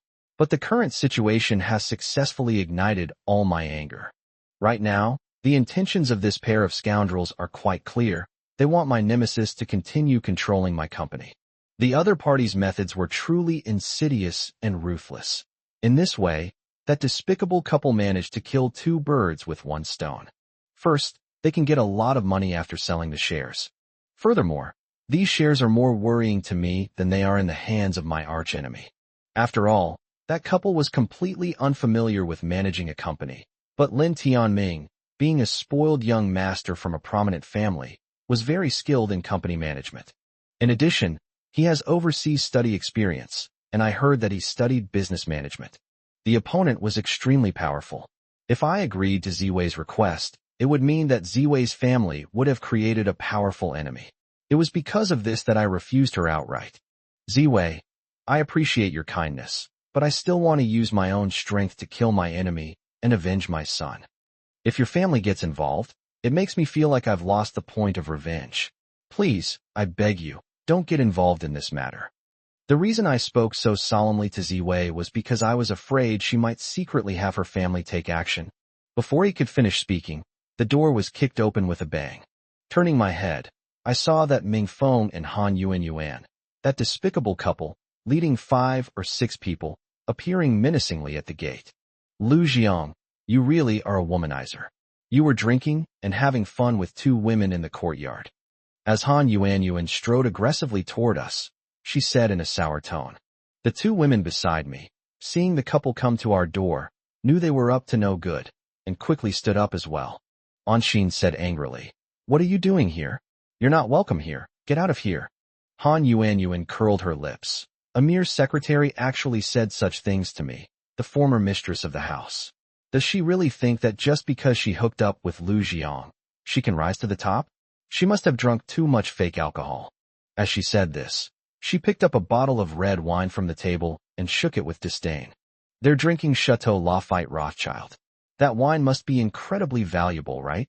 Han Yuan pouted and said this. Ming Feng, who was standing next to him, chimed in. This is a branded red wine, produced by one of the 5 great Bordeaux estates, and it has a history of several hundred years. Its vineyards have strict yield control, and every bottle of wine is carefully crafted to be of exceptional quality. With a loud crash, Han Yuan angrily slammed the bottle of red wine in her hand onto the ground, sending shards of glass flying everywhere. Chapter 39, one of my trump cards. Seeing this, Ziwei was furious. You 2 adulterers, what exactly do you want to do? Do you really think you can do whatever you want? Upon hearing Ziwei speak, Han Yuan curled her lip in disdain. If I'm not mistaken, you're Qiao Ziwei, the one who was so crazy about Lu Jiang back then, right? How could a young lady from a wealthy family like you stoop so low as to associate with this female secretary? Doesn't that lower your status? I throw away what I don't want, but you 2 fight over it. Ha ha ha, how despicable. After saying this, Han Yuan laughed triumphantly. I sat still after the other person came in. But what the other party said made me so angry that I stood up. You shameless woman, how dare you say such a thing? What? You dare call me a slut? Han Yuan looked completely shocked. To call you a slut is an insult to the word slut. Han Yuan, I treated you so sincerely before, but you took my money and lived a life of debauchery outside. You even couldn't let you come back to take care of your child when he was sick because of your lover. Take a good look at your own behavior and see if you're a scumbag or not. Lu Jiang, I didn't expect you to dare call me a slut. We came here today to get revenge. You put us in jail, but we'll be out soon. Ming Feng, who was standing nearby, joined in the conversation. Of course, don't think you can do whatever you want just because you bribed a lowly law enforcement officer. Next, we'll bankrupt your company. Those 2 scoundrels were taken to the police station today for deliberately defaming someone. I guess after they got out, they vented all their anger on me, which is why they brought their men here. Hearing their threats only fueled my anger. You 2 scoundrels, just you wait. I'll make you pay a heavy price. Ha! Before I could finish speaking, Han Yuan burst into wild laughter. Please, can you show us what the heavy price is as soon as possible? I can't wait. Ming Feng snorted coldly. Kid, you're the one who should be paying a heavy price. Not only will I take your property and steal your wife, but I will also bankrupt your company. There's nothing I can do about it. I'm just that charming. You're still too inexperienced when it comes to playing with women. Seeing this guy's smug face coming right up to me again, I didn't hesitate to slap him across the face. This guy is a classic example of someone who forgets the pain once the wound has healed. I just hit him this morning, and now he's come over with that smug face again. The slap came out of nowhere, completely unexpected by the other party. Mingfeng was slapped to the ground. This time, it was even harder than the slap that morning. Mingfeng let out a scream and spat out a mouthful of blood. And in the blood, there was a molar. "Oh, honey, are you all right?" Seeing Mingfeng knocked to the ground by me, Han Yuan was furious. They came here with their men, looking very aggressive, intending to get revenge, but they were unexpectedly beaten up on the spot. Han Yuan cried out in surprise and glared angrily at the 4 or 5 subordinates she had brought with her. "Are you all fucking stupid? We hired you to protect us, but what have you done? Why did you let my husband get beaten up? Now even his back teeth have been knocked out." Those 5 burly men were probably hired by that adulterous couple. They hadn't expected me to hit Mingfeng earlier. Now, being scolded by Han Yuan has quickly brought them back to their senses from the shock. "What are you all standing there for? Get to work and smash everything here." When I saw this bastard trying to smash the table where we were eating, I yelled, "Let's see who dares to do this. Men, get them out of here." My shout startled Han Yuan and her 5 hired men. The 5 men, who were about to attack, stopped in their tracks in shock. After a moment of surprise, Han Yuan came to her senses and let out a cold laugh. "Lu Jiang, you really are someone I'm looking at in a new light now. You lie without batting an eye, and you even pretend to be someone's coming. Where are your men? Are you really relying on these 2 delicate women in front of you? You don't want to hide behind them and let them take the bullets for you, do you?" Seeing the smug look on this trashy woman's face, she thought she had exposed my lie. I sneered, "I don't know where you get the confidence to question me." Before I could finish speaking, a series of hurried footsteps came from all directions. Then, 8 menacing security personnel rushed towards them from all directions. This is also one of my trump cards. After returning from that couple's home, I had a feeling that they were seething with anger and would definitely come looking for trouble. So I prepared in advance, and to my surprise, it actually came in handy. Seeing that I was really prepared, Han Yuan was dumbfounded. The 5 burly men they had hired were also so frightened that they kept backing away. Han Yuan was not willing to give up. "You sons of bitches, is that all the courage you have? Take down all these bastards hiding in the shadows. These security personnel are just for show." But the 5 hired guys weren't fools either. Their leader even curled his lip in disapproval. "Give me a break. These are security personnel from Elite Security Company. You think you can deal with these experts for 1,000 yuan each? Brothers, the wind is blowing hard. Let's get out of here." "What? You want to leave?" I sneered. The leader looked utterly surprised. "This won't work either?"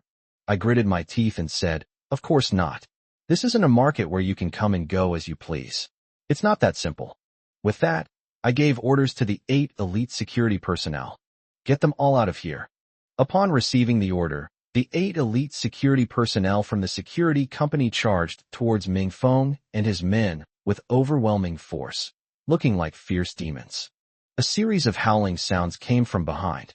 Because Han Yuan was a woman, the security personnel didn't specifically target her. However, they still beat her until she was bruised and swollen. The 2 adulterers screamed and ran away in panic towards the door. Ha ha! Upon seeing this, the 2 beautiful women next to me couldn't help but burst into laughter. Chapter 40 marks the start of the ice-breaking operation. Anshin couldn't help but give a thumbs up. The boss is really amazing. He predicted that these 2 scoundrels would come looking for trouble. They probably never dreamed that this would be the final outcome. I couldn't help but burst into laughter. If I remember correctly, this was the second time I had laughed out loud in a while. Seeing those 2 scoundrels being beaten and running away in a sorry state made me feel incredibly happy. While laughing, Ziwei looked at me and nodded approvingly. "Great. Old classmate, after all these years, I've noticed your mental maturity is more than enough." I frowned slightly. "Ziwei, what do you mean by that? Are you saying I was stupid before?" Ziwei nodded. "Don't you feel that way? If you weren't so stupid, why would you be obsessed with this trashy woman?" Having come to this point and understanding what Ziwei meant, I felt a burning sensation on my face. This Ziwei really knows how to bring up the very thing you don't want to talk about. My beautiful secretary noticed my embarrassment and quickly smoothed things over for me. "Oh dear, a bunch of scumbags came by and ruined our dinner. Now that the crisis is over, let's hurry up and eat, or the daylily will get cold. Seeing Anshin pour wine for Ziwei, I quickly said, I told you you can only have one glass of red wine. You can't go crazy under the influence of alcohol again and repeat what happened last night. After hearing what I said, the two beautiful women blushed even though they hadn't drunk any alcohol yet. Seeing their shy expressions, I felt much better. Anshin is all right, but just now my beautiful classmate actually said I'm stupid. Since that's the case, why should I be polite to them? Come on, let's hurt each other. Perhaps because of my warning, they quieted down a lot tonight. Neither of those two beauties came to my room, allowing me to get a rare, peaceful night's sleep. Good morning, boss. Breakfast is ready. Get up now. Early in the morning, a reassuring call came from outside the door. When I heard my female secretary call me to go eat, I quickly got out of bed. Since moving into my home, this female secretary has done a really good job, getting up early every day to take care of our breakfast. If others do such a good job, it would be unreasonable for me to stay in bed too long. When we arrived at the restaurant, we saw that Anshin had already prepared breakfast and was waiting for us. What's wrong? My classmate hasn't gotten up yet. She smiled reassuringly and said, I called her just now. She should be here soon. As expected, just as an Xian had finished speaking, footsteps sounded behind him. Oh dear, I'm so sorry. I'm making you cook and wait for dinner. As she said this, Ziwei casually sat down next to me. Haha, Sister Ziwei, you've always been like this. It's not like you just started this morning. Ziwei snorted coldly. You're talking nonsense. We've only been staying at Jiang's house for 2 or 3 days. After you said that, I've become a bit lazy. Do you really think I don't understand what you're implying? Seeing two beautiful women about to bicker after getting together, I quickly stepped in to smooth things over. Hey everyone, please give me some face. Everyone calm down. After two beautiful women moved into my home, although they added more life to my house, they also created tension from time to time, leaving me feeling helpless. I can only act as a temporary firefighter. President, last night, when I couldn't sleep, Anshin's sudden words startled me. I was genuinely worried that Anshin, with her unfiltered tongue, might say something that would embarrass me. Ziwei, standing to the side, smiled meaningfully. When you can't sleep, you don't think of going to the boss's room again, do you? Ziwei's words implied that she had secretly entered my room. Oh dear, what nonsense are you talking about? Anshin's cheeks flushed red. They're talking about serious business right now. Ziwei nodded. Marriage is a serious matter, after all. Ziwei, you've gone too far. It's as if you didn't even go to the president's room. Anshin began to fight back, but Ziwei wasn't worried at all. I went to his room openly and honestly, but I never expected to discover such a shocking secret.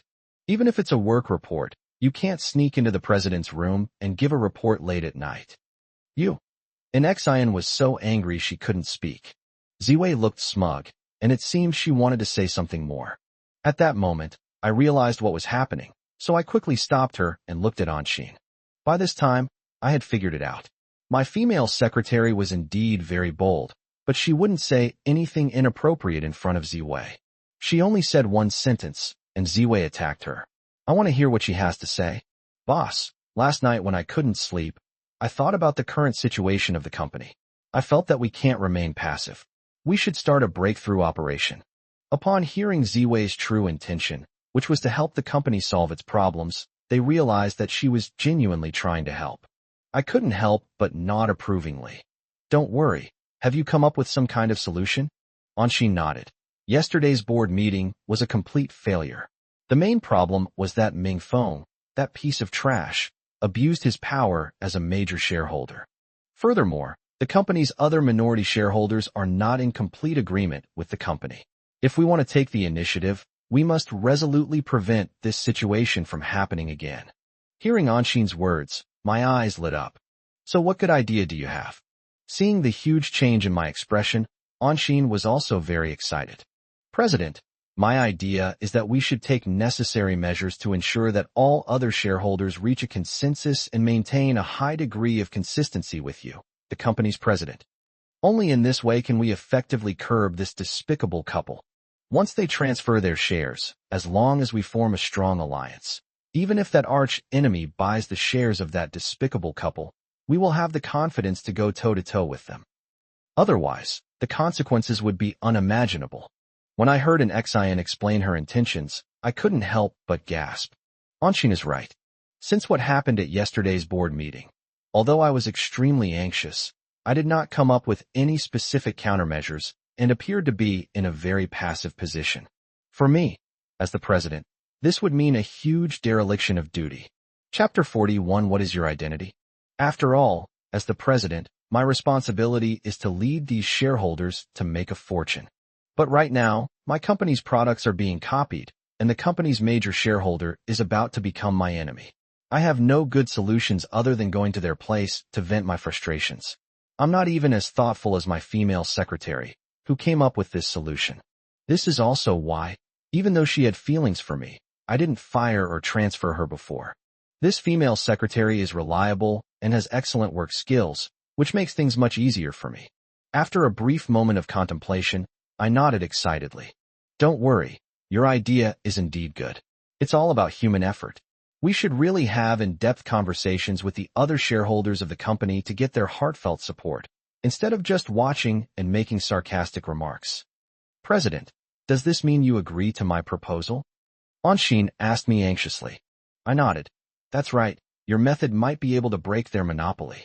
Although Mingfeng and Han Yuanyuan currently hold the largest shares, the combined shares of the other shareholders are enough to completely suppress them. So that's what you thought. Ziwei, standing to the side, blushed deeply.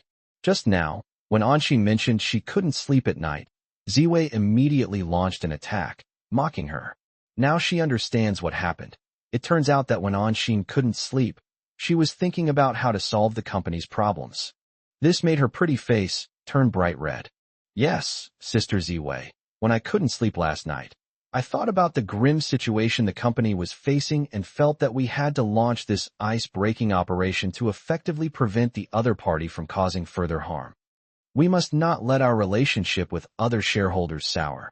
We must unite with all forces that can be united. I'm sorry, Anshin. After you said that, my sister made sarcastic remarks to you. Now that I think about it, I feel really ashamed. As Lu Jiang's classmate, now that his company is facing such great difficulties, I, as his best friend, am unable to help him even a little bit. You offered good suggestions to the company, but I responded with sarcasm. Please accept my apology. With that, Ziwei stood up sincerely and bowed deeply to Anshin. I was incredibly surprised to see this outspoken female classmate do such a thing. In my mind, Ziwei used to be the kind of carefree, princess-type young lady who never regretted what she did. Now that he realized he was wrong, he immediately apologized, which really impressed me. Anshin was clearly surprised by Ziwei's reaction, and she quickly grabbed Ziwei's arm. Oh, sister, you don't need to be like this. We sisters may bicker a few times, but it's just an internal conflict, not a life or death struggle. No matter which of us ends up with our CEO, we're not mortal enemies. Ziwei was quite surprised to see Anshin being so magnanimous. At that moment, she nodded repeatedly, like a chicken pecking at rice. Yes, Anshin, you're right. It's just that I misunderstood you just now, and I feel really guilty. These two women, who just needed me to smooth things over, have shaken hands and made peace in the blink of an eye. However, this is exactly the scene I wanted to see. I don't want these two beautiful women causing chaos and disorder in my home. I'd be caught in the middle, which would be extremely difficult. Anshin, how do you think we should proceed with this ice-breaking operation? Should we unite all the shareholders and do in-depth ideological work, or should we make private, one-sided contact? After pondering for a moment upon hearing my question, and answered in this way, Boss, I feel it's better for everyone to follow up on this matter individually, since it's of great importance. Next, whether we deal with that despicable couple or they actually intend to do so and sell the company's shares to your enemies, we need to work closely together with the other company shareholders. If we bring everyone together, you've already seen clearly what happened at yesterday's board meeting. These shareholders' interests have been harmed, yet they're unwilling to stand up against that despicable couple. That's just how cruel reality is. Reassured me, I nodded repeatedly. I had the same concern just now. If we bring all the other shareholders together, everyone might have their own agendas, which would make it difficult to get things done. Ziwei, standing nearby, had a question. But as far as I know, your company has dozens of shareholders, big and small. It would take a lot of manpower and resources to communicate with them. Anshin picked up the thread. That's true, but it's absolutely worth our full effort, since our company has no other choice right now. That's my assessment. What do you think, Mr. President? She is very composed and tactful in her work. After assessing the company's current situation, she immediately asked for my opinion, which is why I admired her before. She is not arrogant despite her achievements.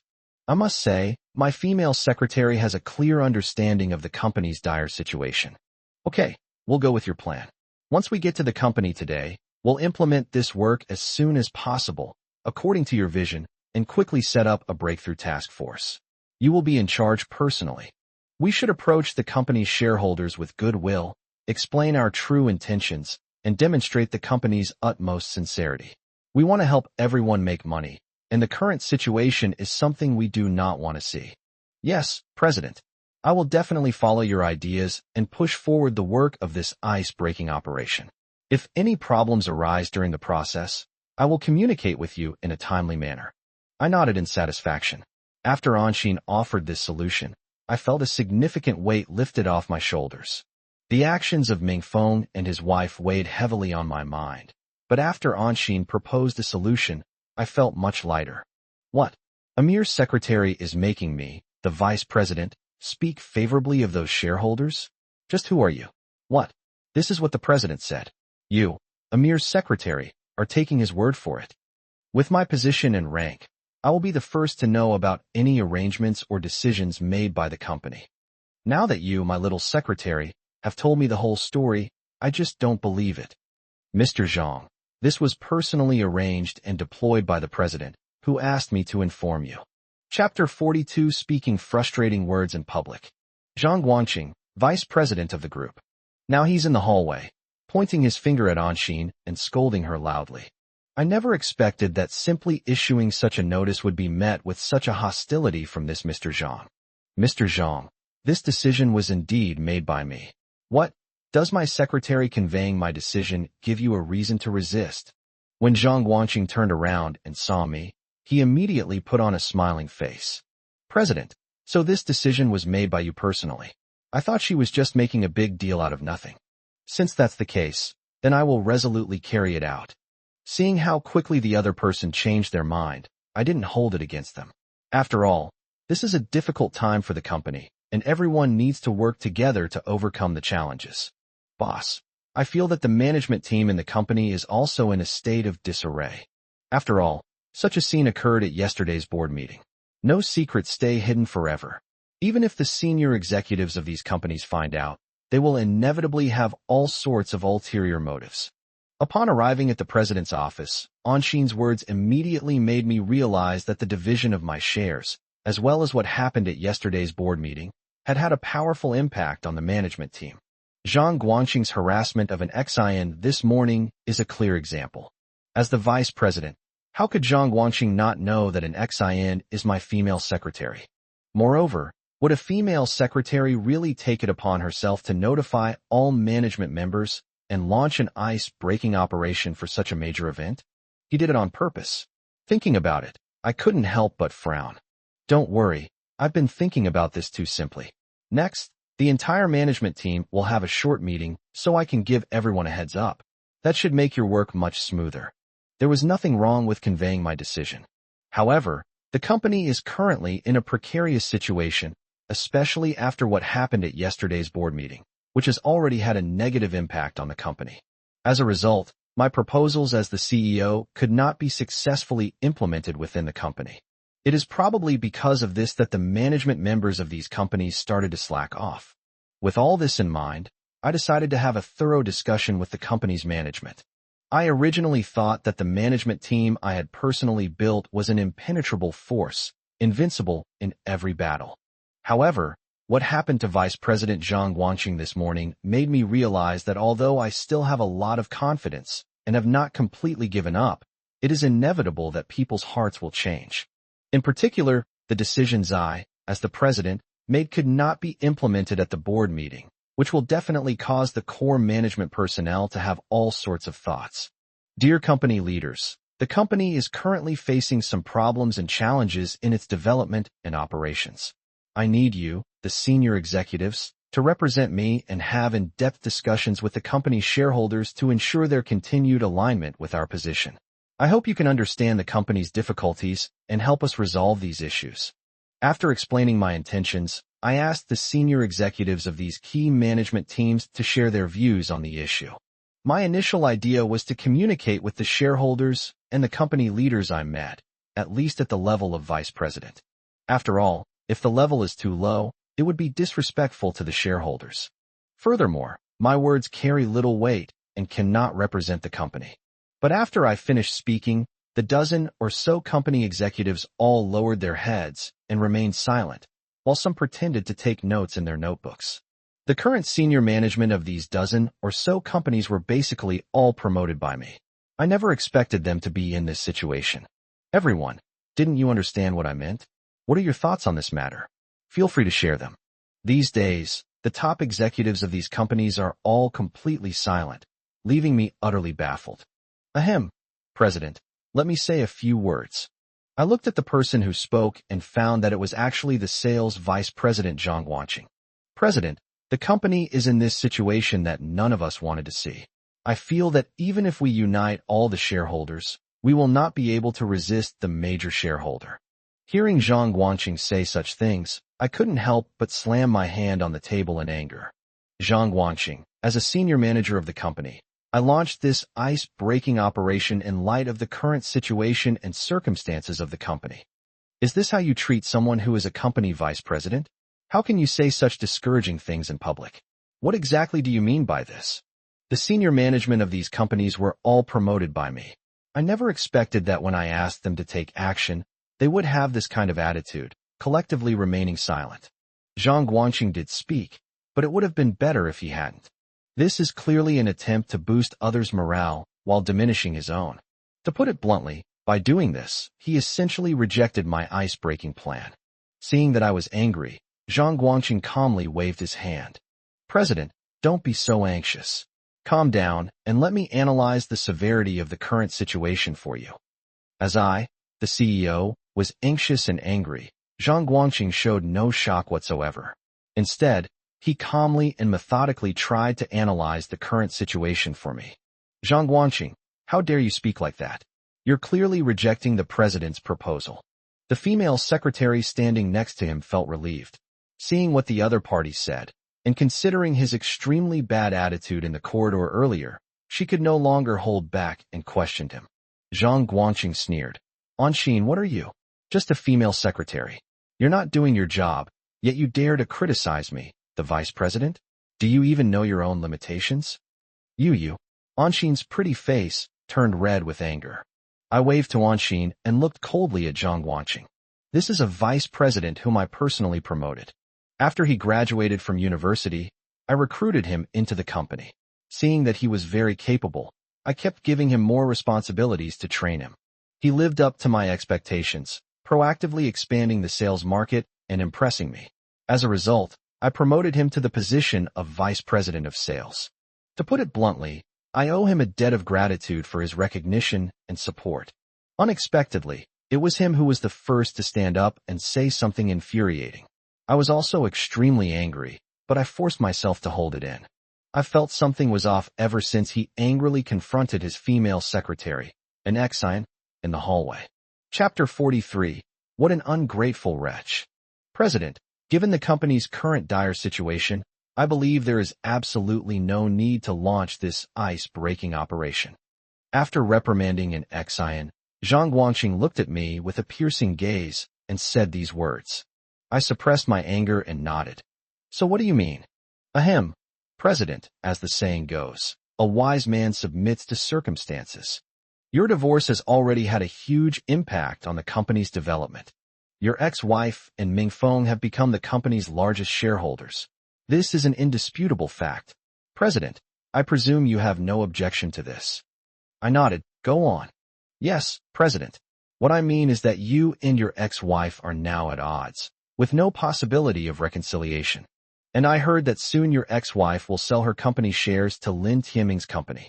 If such a situation were to occur, the consequences would be far more severe than before. After all, your ex-wife and her family are not experts in managing a company and do not know what powers the major shareholders actually have. But if they sell their company's shares and they fall into Lin Tianming's hands, then we'll be completely controlled by him, and there will be no chance of turning the tables. Hearing Zhang Guanqing speak so eloquently about the company's current dire situation, I couldn't help but nod in agreement. As expected of the company's vice president, all the information you have regarding the dire situation the company is facing is absolutely accurate. So what you mean is, with a smile on my face, I continued to question Zhang Guanqing. President, I have made my meaning very clear. Those who understand the times are the wise ones. Right now, I feel there is absolutely no need to launch this ice-breaking operation. To put it bluntly, doing so is just a death throes and has no meaning. Now our weaknesses are in their hands. President, you can't push the company's development plan through at the board meeting. These are still company shares, held by your ex-wife. If they were in the hands of your rivals, it would probably be much more troublesome. Under these circumstances, what's the point of your ice-breaking operation, President, which unites all the minority shareholders? Do you really think this can counter the major shareholders? I suppressed my anger and calmly asked, so what do you mean? Zhang Guanqing nodded. President, my idea is that since this situation has arisen, you might as well sell your shares directly. Your ex-wife and her group are targeting you right now. If you sell your shares, the company's crisis will be completely resolved. Even if your ex-wife and her family sell their shares and they fall into the hands of your enemies, they will no longer target this company. What? You actually advised the CEO to give up control of this company. After hearing this, Anxin angrily questioned the other party. Zhang Guanqing nodded. That's right, this is the wisest choice at the moment. Otherwise, even if the ice-breaking operation is successful, it won't be of much use, since the major shareholder is still the major shareholder. Zhang Guanqing, I never expected you to come up with such an idea now, actually wanting me to sell the company first. That way, no matter who owns the company's shares, they won't target you. But I haven't made those two scoundrels pay a heavy price yet, and this company is my greatest hope in fighting them. This Zhang Guanqing is too arrogant. He doesn't know what this company means to me. Zhang Guanqing, is this what you truly think? Before the other party could answer, I continued. To be frank, I am very disappointed. The company has trained you for 3 years, allowing you to grow from a grassroots position to the position of vice president. They say that you train an army for 1,000 days to use it for 1 day. But look at you. What have you done? The company is facing great difficulties right now, and we need you to step in and do some ideological work with the shareholders. But what kind of attitude is this? You're all hanging your heads, not saying a word, like criminals. Zhang Guanqing, you've gone even further by coming up with such a terrible idea. I want to make a statement here today. No matter how difficult the company's operations become, I will never sell out the company that I built with my own hands. Upon hearing this, Zhang Guanqing shrugged and said, President, since you are so stubborn, the company's future will be completely bleak. I feel that in the current situation, if we fight against them, it's like throwing an egg against a rock. They've already figured out our weakness, so what chance do we have of turning the tide? When the other party said that, I could no longer suppress my anger. Zhang Guanqing, that's enough. The company has nurtured you for so many years, and now that the company is facing difficulties, you're the first to back down. You're here inciting people and even trying to persuade me to give up my control of the company. I never expected that the talent the company was focusing on developing would turn out to be such an ingrate. Faced with my accusations, Zhang Guanqing was not very shocked and even smiled faintly. President, it's wrong of you to say that. Although you did promote me to the position of vice president, you did it for your own benefit. At most, we were just using each other. If I didn't have sales talent, would you be foolish enough to promote me to vice president? The fact that the other party is such an ingrate and doesn't know how to be grateful makes me even angrier. Zhang Guanqing, I didn't expect you to have such limited knowledge. If that's the case, then there's no need for you to continue holding this position in my company. In my anger, I wanted to fire the other person immediately. Even if such an ingrate is talented, he should not be given important responsibilities. The company is indeed facing difficulties right now, But when it came time to ask for their help, they actually advised me to give up. Ha ha ha. Hearing me say these words, Zhang Guangqing showed no fear whatsoever. President, do you mean you want to fire me? I nodded. That's right. Ha ha ha. Zhang Guangqing laughed again. Since that's the case, I'd be delighted. Don't think that I'll have to eat hairy pork just because I'm not with you, Butcher Zhang. If you think that way, you're sorely mistaken. Zhang Guangqing, that's enough. Who do you think you are? I don't need your guidance. Ha ha. President, you still have that arrogant and conceited habit. Are you wondering why I'm not worried at all when you want to fire me?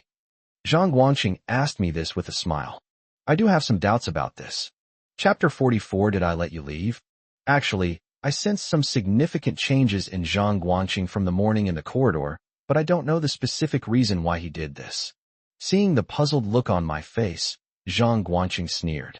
President Liu, you probably don't know this, but I'm now the vice president of Tianming Group, and my income is more than double what it is now. What? You've already joined Tianming Group. I hate Tianming Group to the core. This company is owned by the eldest son of the Lin family, my archenemy. The reason why Tianming Group went against me and started a similar company to engage in vicious competition was because they poached our company's deputy general manager of the technology department. To my surprise, the vice president in charge of sales in front of me had already joined Tianming Group. I was utterly shocked. Senior executives from other companies also looked surprised. Mr. Wang, the head of the Human Resources Department, stood up in shock.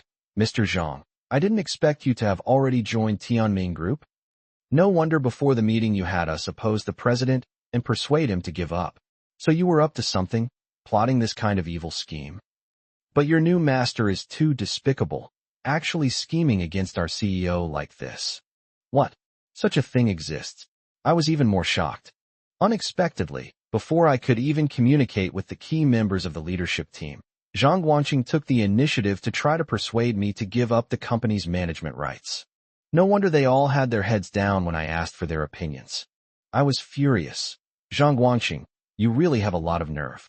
You don't appreciate the promotion you received, but instead you sabotage the company at every turn and try to poach our employees. You are a complete scumbag. Upon hearing my angry accusations, Zhang Guangqing suddenly threw his head back and burst into laughter. Haha, President Liu, if you ask me, you should just give up. You have no chance of winning against someone like young Master Lin. Do you know why I said that? I suppressed my anger and asked coldly, why? Because you are too kind and too trusting of others, which is a major taboo in the business world. You must understand that the business world is like a battlefield, so I'm certain that if you continue to fight against Tianming Group, you will lose everything. If you give up now and sell your shares, you can still become a small-time millionaire. But if you remain stubborn and do not see the truth, what awaits you is bankruptcy, mounting debts, homelessness, and even death without a burial place. How dare you? Who gave you the audacity to speak to the CEO like that? Li Chaoran, the manager of the company's security department, was furious when a loud slap landed on his face. Li Chaoran, you son of a bitch, how dare you hit me? Zhang Guangqing, who had just been slapped, was furious. What's wrong with hitting you? You heartless bastard, you have no feelings for the company, and you even try to poach employees from the company. I want to slap you to death. As he said this, Li Chaoran slapped Zhang Guangqing twice more across the face, causing his cheeks to swell up immediately. Li Chaoran is a retired Special Forces soldier. I recruited him into the company and made him the manager of the security department. Faced with the security manager, who was like a black iron tower, Zhang Guangqing dared not continue to challenge him. He glared angrily at me. Lu Jiang, I didn't expect you to have your men beat me up. Fine, then you just wait and see how I get my revenge. Slap, slap, slap, several more slaps landed hard on the other person's face. Zhang Guangqing, you bastard, you're still so stubborn. Since that's the case, I'll teach you how to be a decent human being. Li Chaoran, his face full of murderous intent, slapped the other person several times. Chaoran, don't do that. I do not agree with resolving issues by force. I was also caught off guard by Li Chaoran's actions just now. President, this kind of bastard needs to be taught a lesson. Don't worry, I will take full responsibility for whatever trouble arises in dealing with him. Right now, I want to beat this bastard's face into a pig's head, so that even if he gets a new position at Tianming Group, he won't have the face to show his face in public. So that's what Li Chaoran was thinking. He wanted to embarrass Zhang Guanqing. You just wait and see how I get my revenge on you. I promoted him, but I never expected it to end like this. Initially, I did not approve of Li Chaoran beating up Zhang Guanqing. But now, my mindset has undergone a huge change. Stop right there. Did I say you could leave? I said angrily. What? You're letting me go? Zhang Guanqing curled his lip. I can leave this place whenever I want. What? You have a problem with that? Seeing how arrogant this guy was, I said coldly. I don't usually agree with using force to solve problems, but for a bastard like you, maybe only making you black and blue will make you clear your head. Chaoran, since that's the case, I think we didn't teach him enough just now. Give him another good beating. Upon hearing my order, the Deputy General Manager of Security, who had been standing by eagerly waiting, stepped forward and blocked Zhang Guanqing's path. Did you hear that? The boss hasn't told you to leave yet. You can't just get out of here even if you want to. You all, don't push your luck. Zhang Guanqing glared at me with a malicious look on his face. Now I announce my resignation from the position of Vice President of the group. Now can I leave? The guy said tentatively. Because Li Chaoran was blocking this guy's way, he didn't dare to force his way through, but instead tentatively asked this question. Li Chaoran snorted coldly. You'll have to ask our boss about this. Zhang Guanqing forced himself to remain calm and snorted coldly. Boss? I've already resigned. What boss am I still talking about? I shook my head coldly. Wrong. You are still an employee of the company. I haven't given your approval yet, so your unilateral declaration is invalid. You're despicable and shameless. I've already resigned, and you still won't let me leave? The guy who resigned earlier must have realized that staying here wouldn't end well. After all, he'd already received over a dozen slaps to his fat face. Faced with the menacing Li Chaoran, this guy was indeed a little guilty. Furthermore, having prematurely exposed his true intentions by joining the Tianming Group, he was forced to announce his resignation. But he also knew the company's rules, and that was indeed the case. After a senior executive resigns unilaterally, they must obtain the president's approval before completing a series of departure procedures and receiving severance pay before they can leave. Chapter 45. That move of yours was too ruthless. I don't want the severance pay, is that all right? When I heard this guy say those words, I sneered. What? You still want to resign in this situation?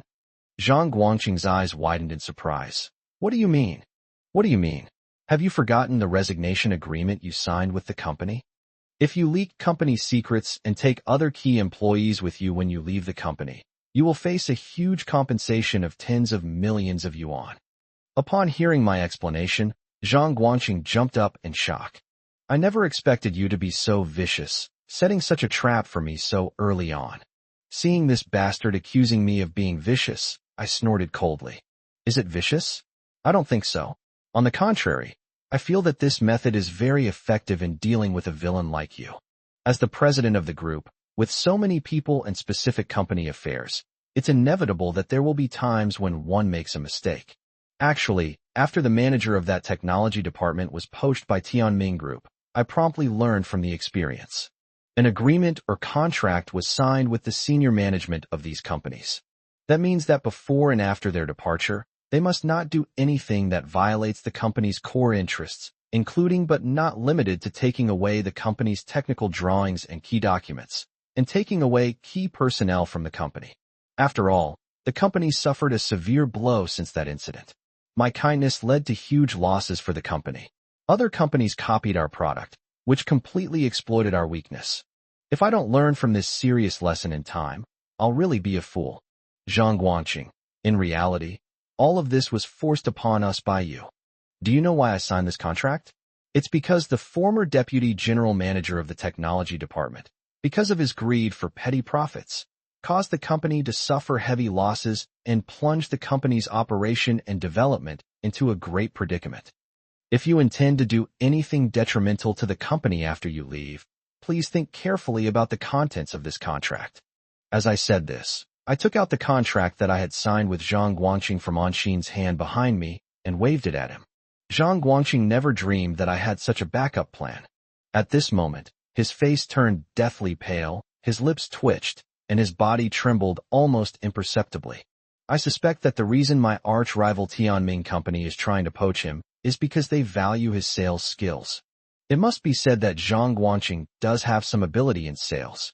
I recognized this strength in him, which is why I gradually promoted him to the position of sales manager. However, people from low-income backgrounds like him often have a fatal flaw. They are only extremely loyal to money. It is likely that the other party is trying to poach him with a high salary. Zhang Guanqing reacted this way because he realized the seriousness of the problem. Now, my arch-rival company has recognized his sales talent. Sales skills refer to having a clear understanding of the positioning and layout of the department's products, coupled with having a capable team under one's command. My guess is that the other party is trying to poach my staff, and that bastard Lin Tianming is trying to ruin my sales team. As the saying goes, success or failure both depend on sales. Whether a company can achieve breakthrough development depends on whether it has a core product. Another factor is whether there is a strong team to recommend and support the product, allowing it to resonate with consumers and foster brand awareness. Whenever someone has the intention to buy a product, they will think of the brand you created. The other party poached Zhang Guanqing, who was our company's sales manager and had a very strong sales team under his command. For this reason, it's not as simple as just poaching Zhang Guanqing. Their ultimate goal is probably my sales team. After all, without a well-trained sales team to strongly promote the company's products, the company would be on the verge of collapse. Zhang Guanqing, I don't know if you carefully read this contract when you signed it. If you violate company rules before or after leaving the company will take you to court and seek tens of millions in compensation. In addition, we will also sue the company that investigated you. What? They're going to sue the company that dug up my site. Zhang Guanqing staggered back 2 steps, his face filled with shock, almost falling to the ground. He probably never dreamed I would have such a powerful move.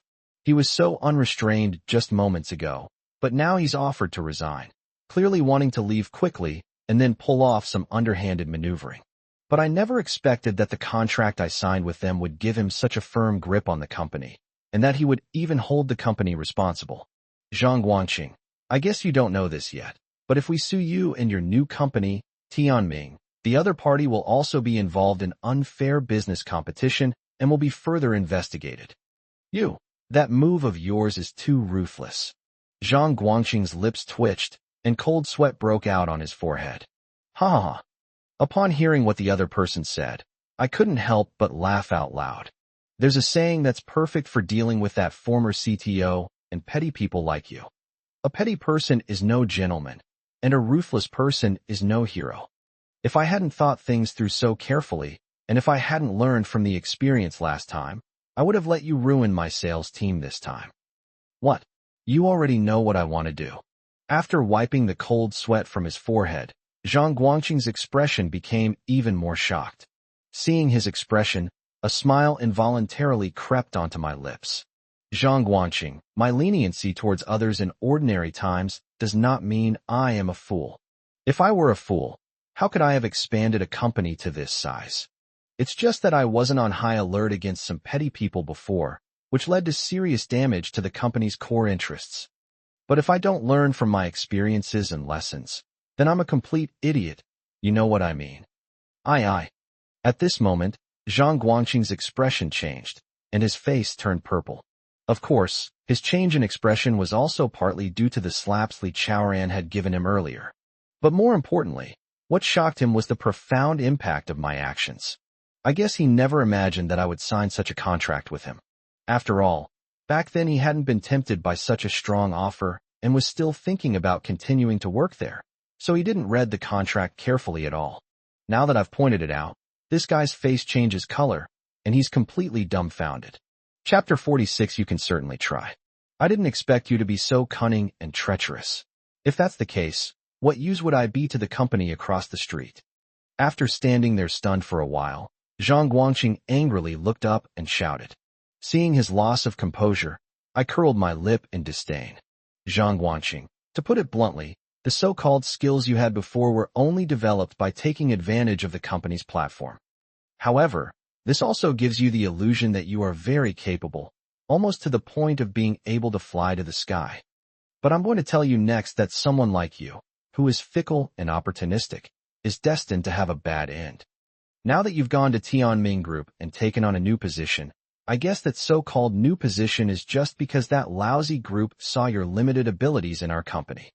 To put it bluntly, the other party is trying to incite a villain like you to turn against your former employer, which is to say, to betray your employer. But now, because of this contract, the feasibility of your actions is greatly reduced. If you're not afraid of exorbitant compensation, you can certainly give it a try.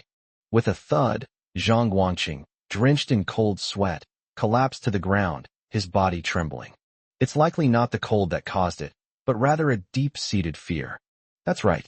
My rival company only values a despicable person like him because of his supposed usefulness. Now, I have directly controlled his so-called value through a contractual framework. If the other party does something that harms the company's interests, the company will face exorbitant compensation. However, if Zhang Guangqing, after joining the rival company, does not take any actions that harm the company, then he is a useless person and will not bring any benefit to Tianming Company. It was precisely because he had clearly understood these layers of interests that he was so out of control. President, I have thought it through completely now. I don't want to resign or go to Tianming Group. I want to stay with this company and do my best. As he said this, Zhang Guangqing climbed up like a dog to my side, kowtowed 3 times to me, and then reached out and hugged my thigh. What? You want to stay with the company? I didn't look at him, but instead looked up at the ceiling. However, I could still see what he was doing out of the corner of my eye. Seeing this, Li Chaoran quietly moved closer. I guess he was also afraid that Zhang Guangqing would turn on me if he got desperate. Yes, Mr. President, please have mercy on me this time. Next, I will definitely do my best for the company's development. In addition, I will immediately start working to contact the shareholders and have in-depth exchanges with them. Seeing the other person crying and saying these words, I turned my gaze away from the ceiling and looked coldly at Zhang Guangqing, who was sniffling. I lowered my voice and said, "Then tell me, do you regret it now?" Only then did he let go of the arm that was tightly holding my thigh. Yes, Mr. President, I regret it. Please let me go. Don't worry, I will serve the company wholeheartedly from now on and have no other intentions. If I have any ulterior motives, may I be struck by lightning. Damn, I never thought a contract would make you curse and swear, even saying things like, may I be struck by lightning. Hearing me say these words in a calm tone, Zhang Guangqing's body trembled heavily. He has now come to a complete understanding that even if I agree to his resignation and move to Tianming Company now, the huge compensation and lawsuits for unfair competition will still give Tianming Company a major headache. Therefore, even after Zhang Guangqing's departure, Tianming Company wouldn't dare let him take action against us because of the contract I had signed long ago. President, please, spare me this time. I don't ask for anything else. I just want you to give me another chance.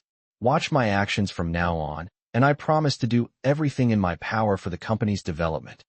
What? Go all out? I couldn't help but curl my lip. Isn't that unnecessary? President, what? What do you mean by this? Upon hearing my words, Zhang Guangqing's shock and horror were written all over his face. What do you mean? Don't you understand? You're really a blockhead. Yes, President, I'm a complete idiot, a total fool. I was so easily tempted by them and wanted to betray our company. I'm not human. I'm worthless. Looking at the sales manager now, he's completely different from his previous arrogance and unruliness. Now he's like a lapdog, letting go of my leg and repeatedly kowtowing to me. This guy isn't stupid. He's realized that if he steps out of this door and goes to Tianming Group across the street, my contract will make Tianming Group hesitant to act against him. In this way, even if he went there, his status would only be that of an ordinary employee. But if he begs for my forgiveness and is allowed to stay here, he will still be a regional lord, still a sales manager. But how could I give a chance to a scoundrel who was determined to rebel against the company? To put it bluntly, it was only after that technical manager messed with me that I was able to patch the vulnerability in time. If that weren't the case, how could Zhang Guangqing have acted like a lapdog, weeping, kneeling, kowtowing, and begging so desperately? Since the other party did this, I didn't stop them. I'll just treat it as a good show that doesn't cost me any money. Meanwhile, the executives of the dozen or so companies nearby were also watching all of this with expressions of shock. Beep, beep, beep. My female secretary came to my side in her high heels. After hearing the noise, I looked at her. I saw my female secretary, on Sheen, giving me meaningful glances, as if she were speaking to me through her eyes. In fact, in addition to verbal communication, people also communicate through eye contact. Otherwise, why would there have been a period in history when roads led to destinations? Of course, the current situation is not about communicating with each other through eye contact, but rather about them giving me meaningful glances, telling me not to forgive the other party. In reality, I would never easily forgive such a treacherous person who is only interested in profit. The reason the other party acted this way was because I had grasped their weakness, making them afraid to betray me. If it weren't for this contract, that bastard would probably be laughing his head off and walking out the door by now. Moreover, once they arrive at my competitor's company, they will launch a fierce attack against me. It caused my company to suffer heavy losses. Chapter 47. You're not good enough. Seeing that I remained silent for a long time, Zhang Guanqing, who had been kowtowing and kneeling for a long time, also sensed my doubts. At this moment, he stopped kowtowing and kneeling and looked at me with trembling eyes. By then, I had already ended my eye contact with the female secretary. I looked at him with a cold gaze. And so we stood there, looking at each other, neither of us saying a word. It was obvious that Zhang Guanqing was extremely anxious and impatient at this moment. Seeing that I didn't speak and just stared at him, the guy first gasped, then asked me with a puzzled look, "President, what exactly do you mean? Can you forgive me?" When he said those words, this bastard probably felt embarrassed himself, because he kept his voice very low, like a mosquito humming. My voice rose 8 octaves. "What did you say? I can't hear you. Speak louder." Seeing this, I made the request with a stern expression, and Zhang Guanqing quickly agreed. "Yes, Mr. President. I'd like to ask if you could forgive me this time. Could you give me another chance?" It has to be said that this time, the guy raised his voice.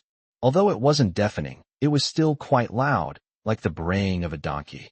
After saying this, Zhang Guanqing pretended to be pitiful, staring wide-eyed as he awaited my verdict. Ha ha ha. At this moment, I finally threw my head back and burst into laughter.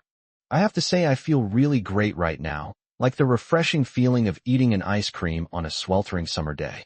My loud laughter completely shocked the other party, giving Zhang Guanqing a bad feeling. So as soon as I finished speaking, he continued to ask questions with a puzzled look on his face. "President, what exactly do you mean? Why didn't you answer my question and just laughed?" "Haha, it seems you're quite puzzled about this, aren't you?" The guy nodded eagerly. "That's right, President.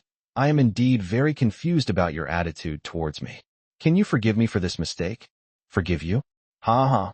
I must say, you're a wolf in sheep's clothing, arrogant once you've gained power. Zhang Guanqing, tell me, if it weren't for this contract, would you be kneeling before me like a lapdog, begging for mercy?" After my face darkened, I stopped being polite when speaking to this bastard, because I felt that although it was satisfying to deal with this scoundrel in this way, I had more important tasks to do right now. Frankly speaking, I don't even have time to play with this kind of trash and scum. The other senior executives from the company next door also noticed the sharpness in my tone. Zhang Guanqing, who was already stunned, looked even more as if he had been struck by lightning, his face turning completely black. Judging from my tone, this guy probably realized that something bad was going to happen. "President, I'm so embarrassed. How can I explain this?" Hearing the word awkward come from the other person's mouth, I smiled and shook my head. As long as you don't feel embarrassed, it's always someone else who feels embarrassed. Just answer my questions as I request. This. President, aren't you deliberately trying to embarrass me?" I raised my foot and kicked him to the ground. "Intentionally trying to embarrass you? Who do you think you are? You dare to challenge me? Don't think I can't see through your thoughts. Because of this contract, your trip to Tianming Company failed completely, and now you're turning around and begging me like a lapdog. But a piece of trash like you not only doesn't appreciate the company's years of training, but also wants to betray your former employer and ruin our company. Would you have done this if it weren't for the constraints of this contract?" Although I had already guessed it, I hadn't asked him yet, and hadn't gotten confirmation from that bastard. Upon hearing my question, the guy opened his mouth in shock. President, you actually guessed all of this. I nodded. That's right. It's a series of reactions. If I didn't have this kind of brain, do you think I could start a company and become a president? President, since you know the truth, I won't hide it from you anymore. I really did have this thought in mind. After receiving confirmation from the other party, I remained calm, because all of this was exactly what I expected. But the high-level executives around me who were attending the meeting were utterly shocked. What? This Zhang Guanqing actually wants to take the company's sales team away? How dare this bastard beg for the president's forgiveness? I knew it. Zhang Guanqing is truly the worst kind of scum. I remember when the president recruited him, he was just a college graduate who couldn't find a job. After he joined the company, the president mentored him in every way, but unexpectedly, instead of being grateful, he became a complete ingrate. Yes, that bastard is really trash.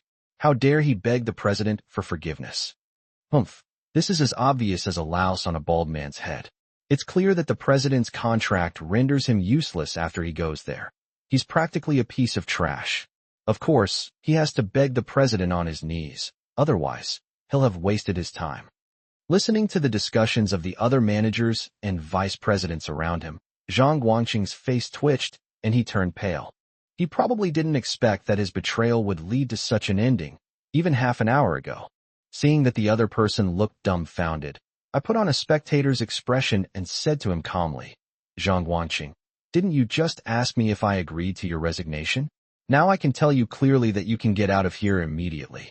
President, I don't want to resign right now. I want to continue contributing to the company. With a loud slap, a large slap landed on the other person's face. It was Li Chaoran, who was standing next to him, who struck again. You bastard, the president has already told you to get out. Are you going to leave on your own, or should I have my men throw you out? Aye. The guy stammered, clearly still unwilling to give up. President, please forgive me this time, considering my hard work and achievements in sales over the past few years. Even if I haven't made any great contributions, I have still put in a lot of effort. Unexpectedly, after I told him to get lost, this guy started begging me again. Before I could even speak, Li Chaoran, the security manager next to me, slapped the other person several times and then gave orders to the security guards at the conference room door. Hey, since this guy doesn't want to get out of here on his own, then give him a hand.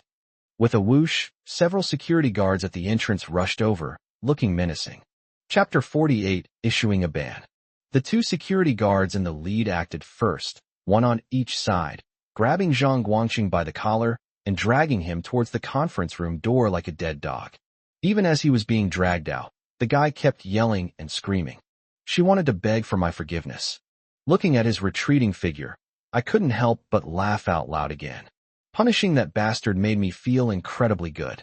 The other company executives around me just watched me laugh out loud. After a long while, I finally stopped laughing and glanced around at them. When they saw my gaze sweep over them, the company executives immediately became solemn. I said coldly, everyone has witnessed what just happened. Since this bastard said he had already talked to you beforehand, if any of you want to leave, you can say so openly. I will not stop anyone who wants to leave. But if anyone tries to harm the company's interests or attack the company, then don't blame me for being impolite. I didn't expect that the way I treated Zhang Guanqing would happen to be the last thing these company executives noticed. Who told this bastard to choose this particular time to resign? Since it has already happened, I might as well take this opportunity to give these company executives a warning. In that sense, everything I just did can be considered a way of making an example of them. After I said that, I looked at the executives of these companies, and they all looked extremely unnatural. The human resources manager said in a trembling voice, President, that bastard did approach me before, wanting me to go with him to join Tianming Group, but I firmly refused. If the president doesn't believe me, there are surveillance cameras installed in my office. The scene that happened when he came to see me is all on my monitor. Why don't you have someone check it? When I heard the HR manager professing his loyalty and clearing my name, I simply waved my hand dismissively. No need. I just mentioned it casually because things had come to this point. My principle is to not use those I doubt, and to trust those I use. You are all key employees that I have promoted, and I trust you from the bottom of my heart. I feel that bastards like Wang Guanqing are extremely rare. Such a degenerate actually wants to beg for my forgiveness. That's just wishful thinking.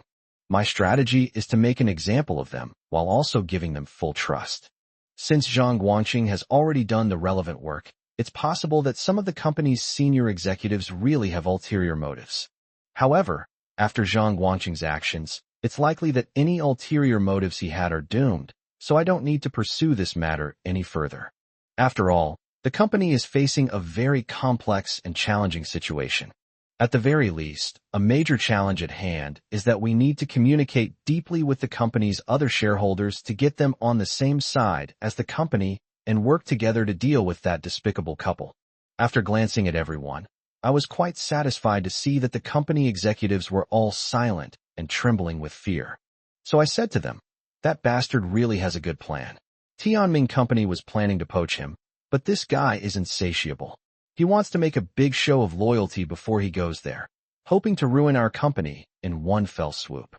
However, such a conspiracy is destined to fail, and such petty people are destined to come to a bad end. As I said this, I turned to look at my female secretary, Anshin, beside me. Next, you should have the Public Relations Department post information about Zhang Guanqing's actions online to expose his behavior, so that he won't harm his new employer after he finds a new job. Hearing my arrangement, Anshin couldn't help but show her delight and readily agreed. Okay, boss, I'll arrange it right away. Doing so would be tantamount to issuing a blacklist order against Zhang Guanqing.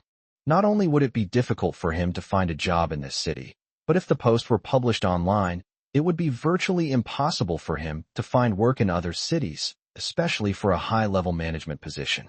After all, who would dare to hire such an ungrateful person? Who knows when he might turn around and bite them back? Actually, that was my idea when I instructed my secretary to do this.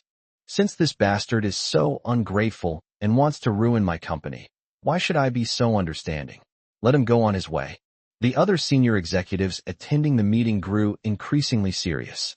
It's possible that what just happened didn't exactly make them feel a sense of shared misfortune, but like Zhang Guanqing before them, they were all in high-ranking positions. If you betray the company, the consequences will be equally dire.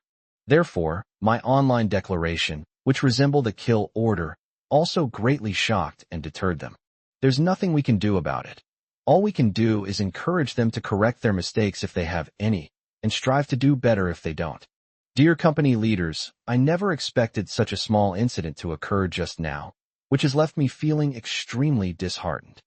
As a senior leader whom the company had cultivated for several years, he was actually poached by the other party, who even wanted to turn around and destroy the company. Since that's the case, there's no need to continue being polite to him. After glancing at the company's senior management, I said this in a cold voice. The company is currently facing tremendous difficulties, and the situation is extremely severe for everyone in the company. However, this is not a reason for us to give up or back down. As the company president, I must boost everyone's morale so we can deal with that despicable couple. Now they have killed my 4-year-old son, taken away half of my assets, and there is also Tianming Group trying to ruin my company. This is intolerable. From the moment I convened this meeting with the company's top management, I had already decided in my heart that this time I would declare war in a high-profile manner and would never back down. Those two adulterers and Lin Tianming of Tianqing Group will pay a heavy price. The purpose of this meeting is to make everyone aware of the current grim situation, actively cooperate with the company, carry out various tasks, and work together to overcome the current difficulties. Next, we need the senior management of each company to put in their best effort, find the shareholders of these companies, be honest about the difficulties we are facing, and seek their support. Originally, as the company's president, this is my responsibility, but given the large number of shareholders in our company, I have no choice but to let you take on this role. If anyone finds it difficult, you are welcome not to go. Although I said that, the senior management of these dozen or so companies all expressed their opinions at that moment. Chapter 49, I just don't understand romance. President, the situation the company is facing right now is indeed very serious, and it is precisely the time to test us, the company's senior management. I believe we will not falter and will definitely stand firm. Yes, President. My goal today is to communicate with the shareholders of the 5 companies and get their support for our company's development. Don't hesitate or wait and see. Seeing the dozen or so senior executives of the company volunteering, I was also very pleased, but I didn't show it on my face. I just said calmly, "Okay, since that's the case, then Secretarian, you can assign everyone in a bit and see how many shareholders each person needs to communicate with, so that everyone is aware of the situation." I have conveyed all the contents of the meeting. Meeting adjourned. Back in the CEO's office after leaving the main conference room, I sat at my desk and fell into deep thought. The sales manager has now been completely removed, and I want the former deputy sales manager to take over as the company's sales manager. I want to issue the appointment as soon as I've finished assigning tasks. In addition, as the company's president, I had already allocated myself a quota, which was to communicate with the major shareholders of several top-ranking companies. Mr. Sun, please forgive my unauthorized visit. With an ex-Ions company by my side, I arrived at the home of Sun Changming, the company's largest shareholder, who was not involved with the adulterous couple. "Oh, Mr. Liu, what brings you to my home today?" "Mr. Sun, you wouldn't come here without a reason. I've come to discuss some things with you." "Oh, President Liu, you're too kind. Please have a seat." After taking my seat, I didn't waste any time and got straight to the point. "Mr. Sun, you saw the current situation of the company at the last board meeting. Those 2 scoundrels are trying to disrupt the board, hinder the company's development, and even make the company go bankrupt." Sun Changming nodded. "I can see their good intentions too. President Liu, how do you plan to resolve this issue?" I didn't hide anything from Sun Changming and told him my thoughts directly. Because I know that none of the shareholders are fools, so instead of being hesitant, it's better to face reality. After all, that's the intention I had to come here today. To put it bluntly, I wanted them to give me, the CEO, as much support as possible. Only in this way can we possibly thwart the conspiracy of that despicable couple. After clearly expressing his intentions, Sun Changming said, "I invested in your company, Mr. Liu, because I was optimistic about the development prospects of your project and your management capabilities. Don't worry, Mr. Liu, I will support you as always." I was very pleased to receive Sun Changming's statement. Actually, I know this shareholder quite well. He is very generous. I didn't expect that after I explained my intentions, he would immediately express his support. A good start has brought me a lot of peace of mind. Thank you very much, Mr. Sunday. Next, I will visit the other shareholders. After obtaining Sun Changming's support, I did not stay at his home for long and quickly took my leave. Half a day later, the major shareholders I decided to visit all clearly expressed their support for me, which gave me a lot of confidence. Anshin was also very excited. "Boss, when I first came here, I wasn't very confident, but now I feel much more confident." Yes, I didn't expect them to be so understanding. Fortunately, these shareholders had all been optimistic about me. However, this unexpected event has made me feel very guilty when I face them. Because I failed to manage the company well, this happened. In fact, as the president, I am largely to blame. Boss, stop blaming yourself. What good will it do to blame yourself for 3 years? Right now, you should take action to show your counterattack while giving these shareholders strong confidence and letting them see that their choice at the time was not wrong. The reassuring encouragement greatly boosted my confidence. Don't worry, you're right, but I've been feeling really down lately. No, I shouldn't blame myself. As soon as I said that, Anshin burst out laughing. Then boss, you should show us your strength from now on, and stop being so dejected. Don't worry, I will give my shareholders who invested in me great confidence. They're just a pair of adulterers, and Lin Tianming. I refuse to believe that I, a business elite, can't handle them. With the support of several major shareholders, I was brimming with confidence. Thinking about it carefully, I have indeed been incredibly depressed during this period. To be frank, I haven't been paying attention to company matters at all lately. All I've been thinking about is avenging my son and making those 2 scoundrels pay a heavy price. However, I underestimated their despicable nature. I didn't expect them to divide half of my family property, which made revenge much more difficult. And that's exactly what happened. Yesterday's board meeting was clear proof of that. Those two bastards actually blocked the implementation of the company development plan I proposed. It was after this board meeting that I finally realized that if I wanted to avenge my son and make them pay the price, I had to become strong and make my opponents tremble in my presence. Only in this way will one have the right to seek revenge. Boss, I have a feeling that those two scoundrels got humiliated and beaten up by you, and they definitely won't give up. Anshin's reminder made me burst out laughing. I remembered the scene of that despicable couple being beaten out of the house by my men. Haha, I bet they didn't expect to get beaten black and blue. Their intention was to come to my house to show off and swagger around. Haha, that's right, boss. You have no idea how happy I was when I saw that scene. Yes, I'm very happy that the two scoundrels were punished. I echoed that statement. Yes, boss, actually today, when you dealt with Zhang Wanqing, I felt very satisfied. From that moment on, people started to look at you with new respect. As she said this, Anshin stretched out her slender fingers and gently traced a line across my chest. With a snap, I slapped the other person's hand away without hesitation. Anshin exclaimed in surprise. Oh dear boss, how can you be so heartless and have no sense of romance at all? I just don't understand romance. You can say whatever you want, but don't touch me. At that moment, my beautiful secretary, whom I had been abusing, pouted her sexy lips unhappily. Chapter 50, he divided it up. Okay, I'll be a good girl and do whatever you say. I was caught off guard by their reaction. You don't have to do this. I'm willing, and people admire strong men. Is that wrong? Anshin's statement left me utterly speechless. Then please do as you please. After all, money can't buy willingness. The only flaw of this female secretary is that she likes to touch me inappropriately when no one is around, which is a real headache for me. If it weren't for her outstanding workability, I would have fired her long ago. Given the current situation, the only option is to suppress her and prevent her from acting recklessly when facing me alone.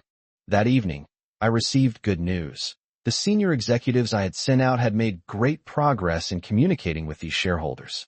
With the exception of a very small number of shareholders who hesitated and did not express a clear opinion, 90% of the shareholders, through communication with my staff, chose to continue to support us. This gave me a huge boost in confidence. Previously, I had communicated with several major shareholders and gained initial confidence. Now that I have the support of 90% of the shareholders, I feel that victory is in my grasp. When I got home, I opened a bottle of red wine for the first time ever, which surprised the two women I was living with. Xiao Ziwei's reaction was the strongest. No way, Lu Jiang, what's going on today? Did the sun rise in the west? You, who always opposed drinking, actually opened a bottle of red wine on your own initiative. I smiled faintly. So what if I like it? This is my home. Do I need your permission to have a glass of red wine? Hearing my domineering tone, Xiao Ziwei stuck out her tongue in surprise. Wow, you look so different after just one day, Lu Jiang. I feel like you're completely different from how you were this morning. Haha, you're so sensitive to that. I joked with my female classmate and told her about what I had accomplished that day. Xiao Ziwei was also very happy. If that's the case, then we should definitely raise a glass to celebrate. I nodded. That's exactly what I meant. The female secretary standing to the side looked worried. President, you're not going to get us both drunk and then do something naughty to us, are you? I've heard that some people even drug our drinks. Seeing Anshin's startled expression, I pursed my lips. With your alcohol tolerance, you think I can get you both drunk? Forget it. Upon hearing this, the two women burst into laughter. At this moment, I was extremely happy, mainly because I felt that the counterattack had achieved some results, and I had also slapped those two scoundrels in the face, which made me feel incredibly good. Before I knew it, I had already drunk 2 glasses of red wine.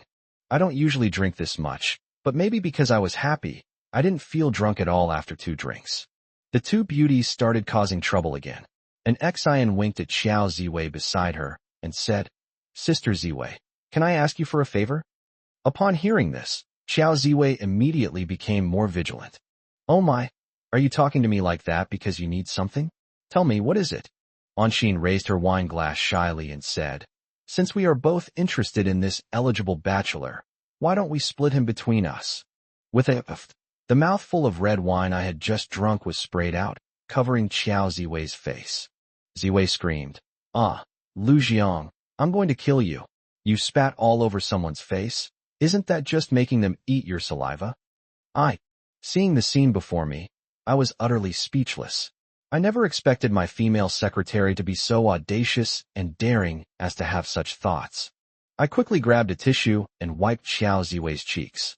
Xiao Ziwei looked shy, but her words expressed her dissatisfaction with me. "Hey, could you please use a little less force? I feel like you almost scraped someone's face." What the other person said surprised me greatly. "Ziwei, no way. Are you a ghost in the painted skin? This face isn't yours. Otherwise, why would you be so pretentious?" But at this moment, the secretary, an Xian, stood firmly on Xiao Ziwei's side and began to criticize me. Sister Ziwei said that if you have a lot of strength, then you have a lot of strength. As a man, can't you use less strength? Judging from your posture, it's like you're wiping a table. You should know that a woman's face is very delicate. Your movements are terrifying to me. What? Horrible? You actually used such a word? Did I really do something like wiping a table just now? With a chuckle, Xiao Ziwei couldn't help but laugh as well. That's hilarious. I'm telling you, Anshin, do you really think you can split this man in front of you with me? Well, and Xian hesitated for a moment. Originally, my idea was to have him all to myself. But now, I didn't expect you to fly all the way back from abroad. You must also want to fly back and take advantage of our President Liu. Since that's the case, considering your long journey, I had no choice but to resort to this desperate measure. Actually, such an outstanding man would only want to be monopolized by others. How could he possibly want to share him with you? He only did this because you were so pitiful. With a bang, Xiao Ziwei's face turned pale with anger, and she even swore. Damn, have I really fallen so low that you pity me? Don't worry, don't go too far.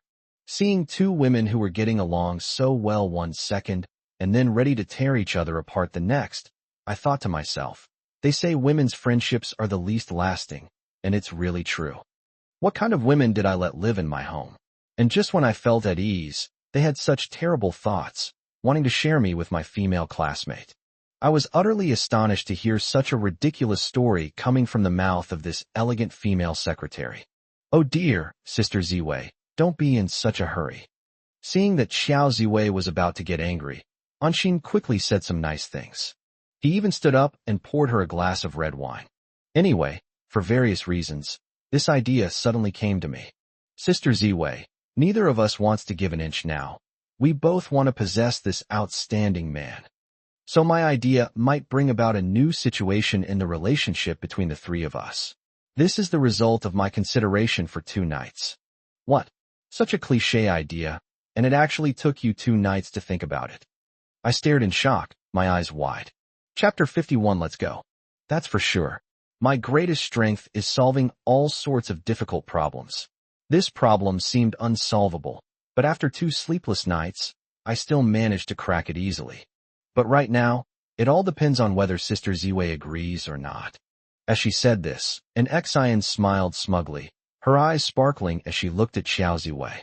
Sister Ziwei, why don't you make a statement? We should be in the same trench. From now on, let's unite and fight this man together. Reassured me so much that I almost jumped up. As the saying goes, the people closest to you are the most dangerous, regardless of whether they are men or women. This statement truly encapsulates the essence of life. My beautiful secretary actually wants to team up with my female classmate to deal with me. If such a situation were to occur, wouldn't my days at home be very difficult?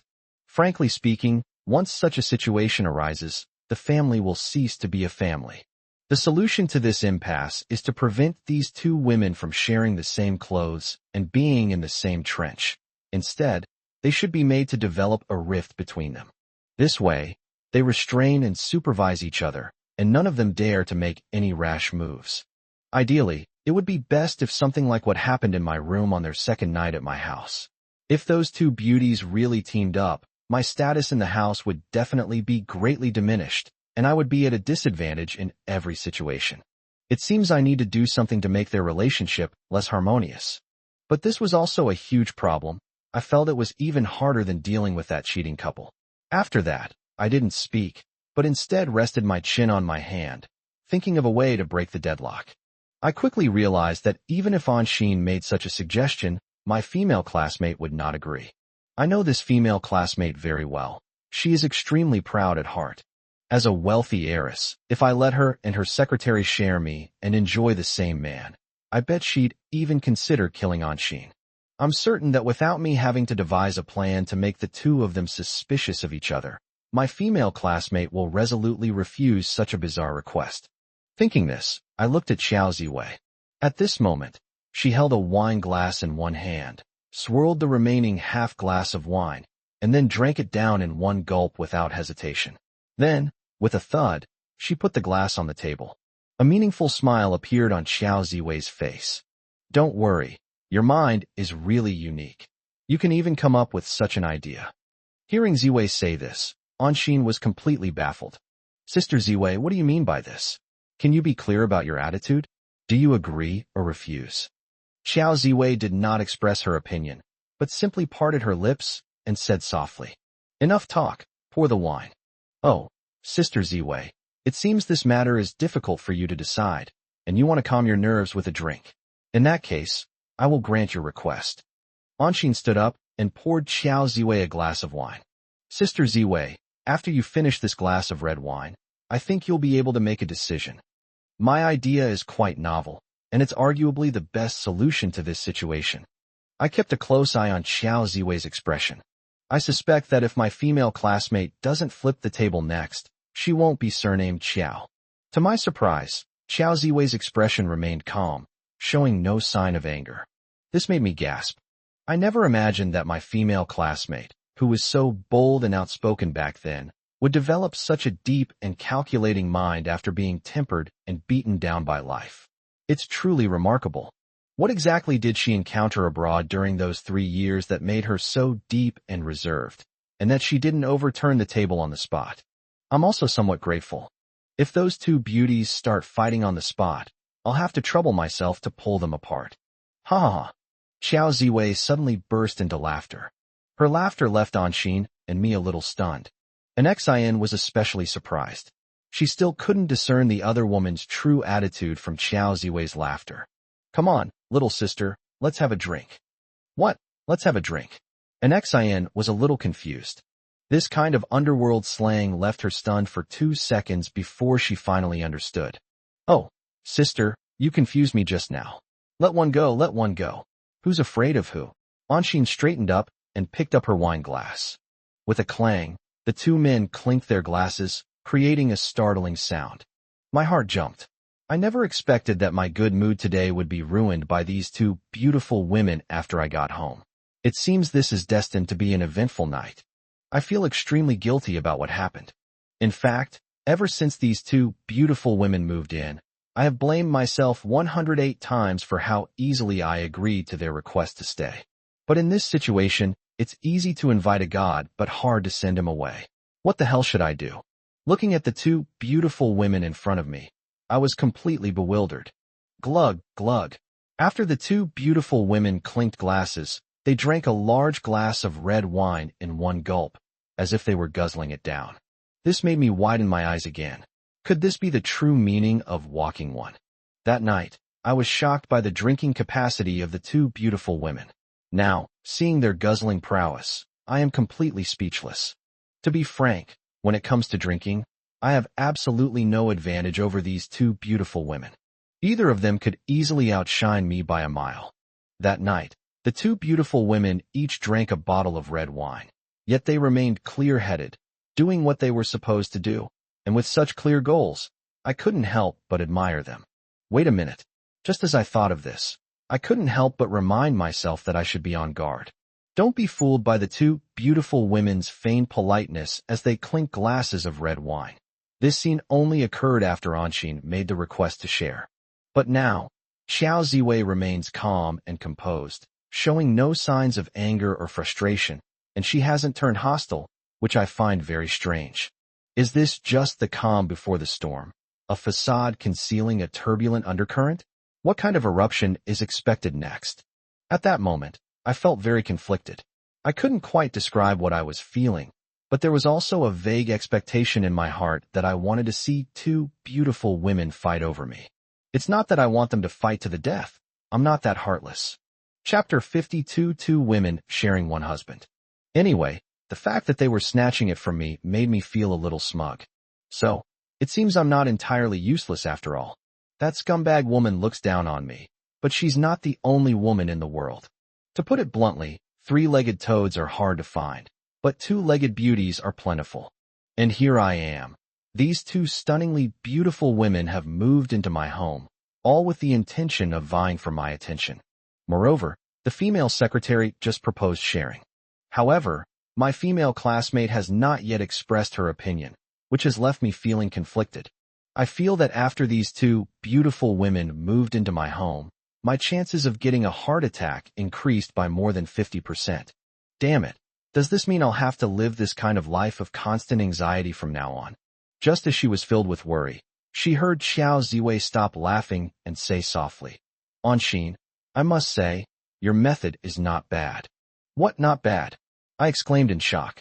I was truly shocked, because I had known this female classmate's temperament since our university days. I originally thought that after Anshin made this request for sharing, she would get angry, flip the table, and then tear into her secretary Anshin. If such an unexpected event were to occur, I wouldn't be surprised at all, because it's in line with Xiao Ziwei's temperament and personality. Even after my mind raced, I still couldn't believe she would say something like that. Is that really Xiao Ziwei not far in front of me? Could I be seeing a fake? At this moment, I even questioned the meaning of life. Anshin was even more surprised than I was. As a secretary, the nature of her job dictates that she has high emotional intelligence. It is estimated that after a brief interaction, she has already understood what kind of person Xiao Ziwei is. Hearing these words from Ziwei's mouth now shocked her. My guess is that although Anshin said those words, she didn't think Xiao Ziwei would agree. But now, Ziwei has said these words. I saw a flash of surprise on Anshin's face, and the next second, her breathing became rapid. "Sister Ziwei, what do you mean? Does this mean you agree?" As Anshin inquired, Xiao Ziwei gently bit her lip and nodded slightly. "Well, little sister, I agree with your idea." "What? You actually agreed?" Just now I only exclaimed in surprise, but this time I not only exclaimed in surprise, but also stood up from my seat. "Ha ha ha."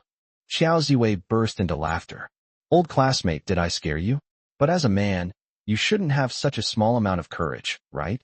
These words, spoken so directly to my face, made me feel a little embarrassed. After all, I'm a grown man. No way, damn it. Does Xiao Ziwei look down on me that much? She actually called me a coward. It's not that I'm timid, but rather that I'm struck by the female classmate's attitude. I feel like I've encountered a fake Xiao Ziwei. Although I had drunk 2 glasses of red wine, I didn't think I was mistaken for someone else. The person in front of me was clearly my classmate Xiao Ziwei. But how could she say such shocking things? This is not scientific. Xiao Ziwei smiled faintly again. So what if I agree? Don't make a fuss. There are precedents for this in ancient times, called 2 women sharing one husband. Do you understand? Xiao Ziwei actually lectured me, saying something about 2 women sharing one husband. I was so shocked I almost stuck my tongue out. If I didn't feel that doing so would damage my noble image as a CEO, I would have done it long ago. Wow, 2 women sharing one husband, huh? An Xian laughed out loud. I didn't expect Sister Ziwei to be so open-minded. No wonder she returned from studying abroad. I originally thought that you disagreed with my suggestion, Sister Ziwei. Haha, little sister, what are you saying? How could I disagree with such a great idea? You're right. Since we've both taken a liking to the man in front of us and neither of us wants to back down, this is a good idea. It's a way to share the spoils equally. With a hiss, with a gasp and a thud, I collapsed to the ground in shock. Holy crap, not only are 2 women sharing one husband, but now they're even using the phrase, sharing the favor equally. At that moment, I felt as if I had been struck by lightning, sitting on the ground, completely unresponsive. Oh dear, Jiang. President. Seeing me sitting on the ground looking dumbfounded, the 2 beautiful women screamed and jumped up from their seats, rushing towards me. I was stunned, then enveloped in a fragrant breeze. 2 stunningly beautiful women, one on each side, helped me up from the ground. Jiang, we're all adults. How can your heart be so fragile? You can't even handle this little scene. You seem to have been greatly frightened. Ziwei looked surprised, and there was a hint of reproach in her words. I quickly apologized. Ziwei, I'm sorry. I had never witnessed such a shocking scene before, which made me a little flustered. I will definitely gain more experience in the future. I was really shocked just now, and my heart is still pounding. One was shocked that two women were sharing one man, and they did it so casually, as if they were talking about the morning weather. Another point is Ziwei's attitude. The biggest reason I was so shocked just now was because of Ziwei's attitude. I've known her very well since we've been classmates for 3 years. I wouldn't say I'm a clean freak, but I'm pretty much one, especially in terms of my feelings towards others. But just now, Ziwei completely agreed with what Anshin said. The expected chaotic scene did not occur. If it had happened, I might not have been so frightened. After being helped up, I asked the two women with a trembling smile. You guys, are you serious? Ha ha ha. Ziwei couldn't help but burst into laughter when she saw my expression. And Xin was a little worried, and she said, Sister Ziwei, we seem to have scared my boss just now. Ziwei winked at me. Old classmate, are you still worried and scared? How about I comfort you tonight and soothe your lonely and helpless heart? Ziwei, no, I've gotten used to facing the long nights alone these past few years. If there's someone around, I won't be able to sleep at all. Ziwei smiled and said, I'd be happy if you couldn't sleep all night because of such a beautiful woman like me. No, Ziwei, you misunderstood me. Please let me go, please be merciful. Seeing Ziwei glaring at me, I quickly said, Ziwei, don't worry. Why don't you two continue drinking in the courtyard? I'll go and rest first. What? You actually want to leave? Jiang, do you even know what we're doing here? We're fighting over you, and you're just going to sleep all by yourself? That won't do. Chapter 53 Equal Distribution of Rain and Dew. Old classmate, that joke went too far. That's enough. I feel that if I continue living with two beautiful women, my heart will eventually develop problems. Anyway, you absolutely cannot go to sleep. This time, I don't want it to be like last time, when someone took the opportunity to sneak into your room after you left. And Xin, standing to the side, widened her eyes in surprise. Ziwei, don't go too far. I respect you and call you sister. But if I don't, you're nothing but a piece of trash in my eyes. Why are you two being sarcastic towards me when you're talking to me? You've seized on this one flaw of mine, and you're holding on to it tightly, aren't you? You're the kind of person who, as the saying goes, will squeeze blood out of a toad. Haha, feeling embarrassed now? You had the nerve to come into the room, but you're too ashamed to admit it. Women may not be as masculine or decisive as men, but they can't just take advantage of you and then deny everything. Her words completely enraged Xin. Ziwei, what do you mean? You think I don't want to take advantage of you? But the difficulty of securing this boss is beyond my imagination. After letting go of me, Anshin put her hands on her hips and started arguing with Ziwei. Although I went into the boss's room that night, I didn't succeed. You've been chasing him like crazy for 3 years. Don't you realize how difficult it is to pursue him? The tone, seemingly rebuttal but actually conveying reassurance, reveals helplessness and grievance. It's probably this sentence that resonated with Ziwei. She had been squinting, but suddenly her eyes widened. What? You didn't succeed? Ha ha, that's great. It seems this isn't just my failure. On this lonely road, I still have companions.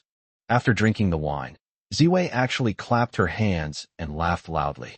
Staring dumbfounded at the two women in front of me, I kept shaking my head and sighing. What kind of karma had I created? What kind of women had I encountered? Han Yuan goes without saying, but what kind of oddballs are these two women in the villa now? Am I destined to be entangled with women my whole life? Was I punished for destroying the Milky Way in my past life? The two beautiful women, after drinking, acted like two shrewish women. Even though I, their host, wanted to rest, they wouldn't allow it. Ziwei also said that the source of the dispute was me, and that they would divide me up fairly, justly, and openly. Ziwei's expression was unusually calm when she said these words. It was obvious that she was not drunk when she said those words. Although Ziwei had drunk quite a bit, it was clear that she was not drunk at the moment. Hey, you two beautiful ladies, if you're going to drink, could you please do it quickly and not waste our precious time? After all, I have a ton of things to do at the company tomorrow. Jiang, I know you're busy and not very romantic. So Anshin and I discussed it and decided to move into your house. What? You planned this beforehand? I don't believe a word Ziwei says, not even the punctuation. You know, when these two women wanted to move into my house, they used this as a pretext. But that scoundrel wanted to get back at me, and if they were there, they could help pass on messages or something. Why did it take on a different meaning in Xiao Ziwei's mouth, sounding like she was doing it for my own good? At this moment, I felt a mix of emotions, like a big pot of hot and sour soup, with all sorts of ingredients mixed together, and I didn't know what it would taste like. How could I have been so blinded by greed?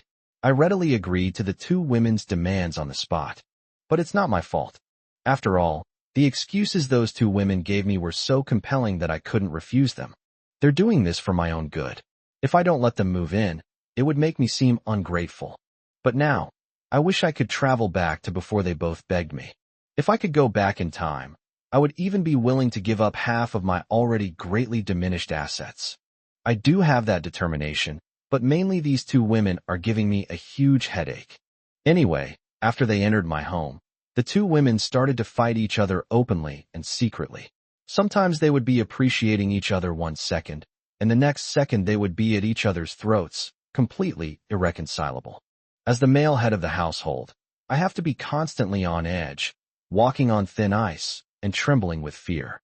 Moreover, neither of these two women held back when it came to taking advantage of me. They were both incredibly assertive. If it were a female classmate like this, I wouldn't say anything. After all, she's always had this strong personality. But what's with the female secretary Anshin?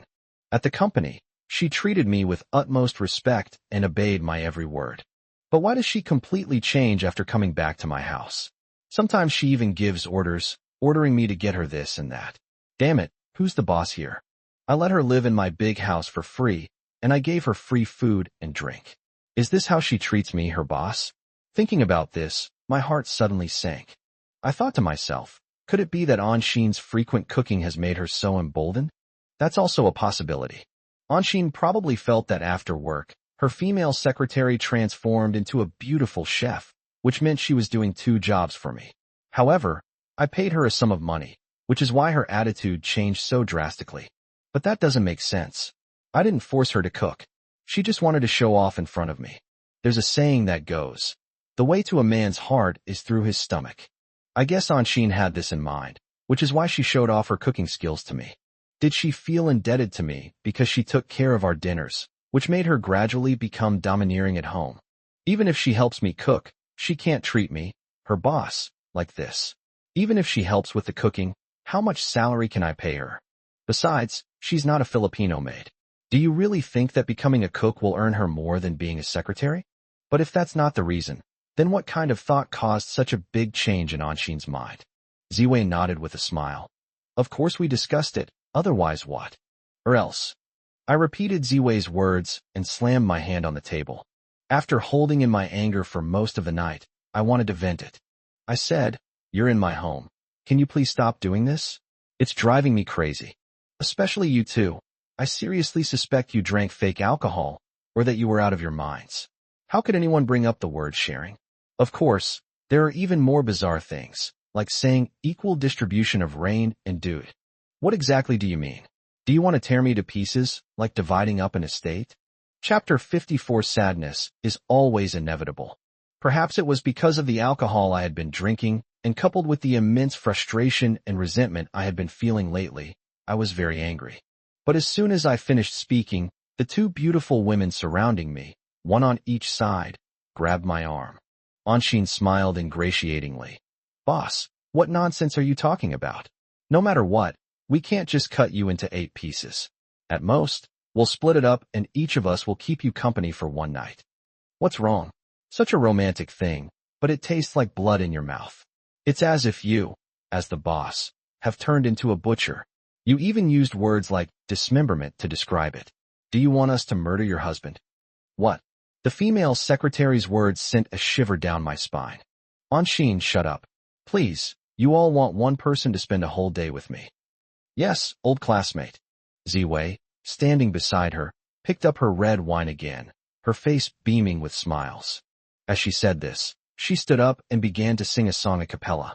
She sang, laughing at the world, an old song. To put it bluntly, some of them are so old they've lost their teeth. But when Ziwei, holding a glass of red wine, started singing this song, my little heart started pounding violently again. The world is full of laughable things. Being infatuated is the most boring thing. It's fine if you're arrogant. This life is not yet over. My heart is no longer troubled.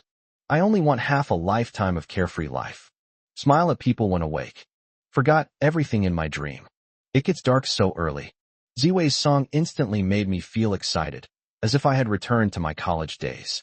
Here, I met a woman who captivated me at first sight, and that woman was Han Yuanyuan. Because of her, I ignored everything around me and tried my best to give her what she wanted. After graduating from university, I inherited the family business, though there was an element of helplessness in it as well. After all, due to special circumstances, I had to inherit the family business. But who knew that my deep love would end up being nothing but a wasted effort, and I was left completely heartbroken. But now, that despicable couple still won't let me go. I just thought about time travel, but at that time I was thinking about the time before those two women entered the house. But now it suddenly occurred to me that if I could really travel through time, I would still want to go back to the time when I had just entered university. By then, I will absolutely not waste years of my youth on such a trashy woman, only to be left scarred and broken. The next life is unpredictable. Love and hate can be wiped away with a single stroke. Drinking and singing, I only wish to be happy until I grow old. No matter how cold the wind is, I don't want to escape. No matter how beautiful the flowers are, I don't want them. Let me drift. The higher the sky, the smaller the heart, regardless of the extent of cause and effect. Drunk alone. When the song ended, there were no flowers or applause, only my secretary and I staring in disbelief. I must say, Ziwei's singing just now completely touched my heart and brought back memories of that vibrant era. It felt as if the blood in my body was flowing faster. Hey, what's going on, Jiang Anshin? Ziwei waved her hand, her tone somewhat dissatisfied. This is a bit too much. The lack of flowers is forgivable, since there was no prior preparation or rehearsal. But it's so strange that there's no applause. It makes me feel like I'm not doing a good job. Does that mean I sang so badly that I don't deserve your applause? Hurry up and use your money-making little hands. When she swayed in front of me, I was startled. He instinctively grabbed her finger, and that was the startling moment. Ziwei, caught off guard by my sudden capture, cried out in surprise. Her scream snapped an Xian out of her daze. Sister Ziwei, I really didn't expect that your singing, even when it's a cappella, would be so moving. You just transported me to the scene, and I couldn't come back to my senses for a long time. Now, can you let me fly for a while? As she said this, Anshin exaggeratedly closed her eyes. Actually, I feel that Anshin's words are not an exaggeration. I felt the same way just now. I never expected that Ziwei's a cappella singing would have such a great charm, captivating both of us. The reason we didn't applaud was because we were stunned into silence. Ziwei chose to forgive with great magnanimity. Ahem, you two are acting like idiots, which is making me quite dissatisfied. But since you say that this isn't a fool's expression, but rather one of utter astonishment, stunned by my singing, fine, I'll believe you. Because I'm inherently kind, and I believe there are still more good people than bad. Sister Ziwei, you've gone a bit too far. Singing a song is fine, but why are you dragging good people into this? What? Are you harboring serious resentment? Ziwei narrowed her beautiful eyes, and a faint killing intent emanated from her. Sensing this killing intent, I felt a shiver run through me. I don't know why, but I feel that this is the true Ziwei. She exuded authority without anger, her face carrying a faint hint of murderous intent. Her mere presence radiated a queenly aura. An Xian undoubtedly sensed this murderous intent and quickly yielded. Sister Ziwei, I was just too shocked and completely captivated by your singing. I haven't come out of my fantasy yet, and I've been saying some things without thinking. You need applause, right? I'll give you a round of applause. What? A round of applause? Ahem, since that's the case, something is better than nothing. After giving Anshin a cursory glance, Ziwei's gaze did not linger on Anshin's face, but instead fell on me. The next second, She grabbed my hand. Jiang, I also feel that the reality is just like the lyrics say. The world is so ridiculous, and infatuation is the most pointless. From now on, shall we drink and be merry for today? When she suddenly grabbed my hand, I didn't even think of breaking free immediately. I guess I was just so captivated by the singing that I stood there like an idiot, staring at the beautiful classmate in front of me. Suddenly, I felt that Ziwei was 1,000 times better than that trashy woman in my eyes. After thinking about this, I felt like slapping myself hard across the face. Was I blind back then to have fallen madly in love with a woman like that? After falling in love with her, my whole being felt adrift, as if I were constantly suspended in mid-air. Later, I suddenly realized that such a woman only belongs to the outside world. To put it bluntly, the ending was already written the moment I fell in love with her. What's that saying? Yes, sadness is always inevitable. Actually, after falling in love with this awful woman, I not only suffered heartbreak, but also liver and lung damage, and even hurt others. By hurting others, I mean hurting myself. After all, I had already made a plan. After taking my revenge, I would immediately go to another world. Which one should chapter 55 lean towards? This trashy woman has made me lose all will to live in this world. But in this scene, I was actually moved by Ziwei's singing, and for the first time ever, my heart started pounding wildly. Even though the other person was holding my arm like that, I didn't break free immediately. Instead, I just stared at them intently. Pat pat, pat pat, pat pat. The applause, which had been reassuring, gradually grew louder and became nothing more than pure noise. This brought me back to my senses from the shock I had just received, and I realized that an Xian's applause at this moment had taken on a different meaning. It seems she did this on purpose, because the angry expression on her face betrayed her. Cough cough. My face flushed red, and I quickly pulled my hand back from Ziwei's grasp.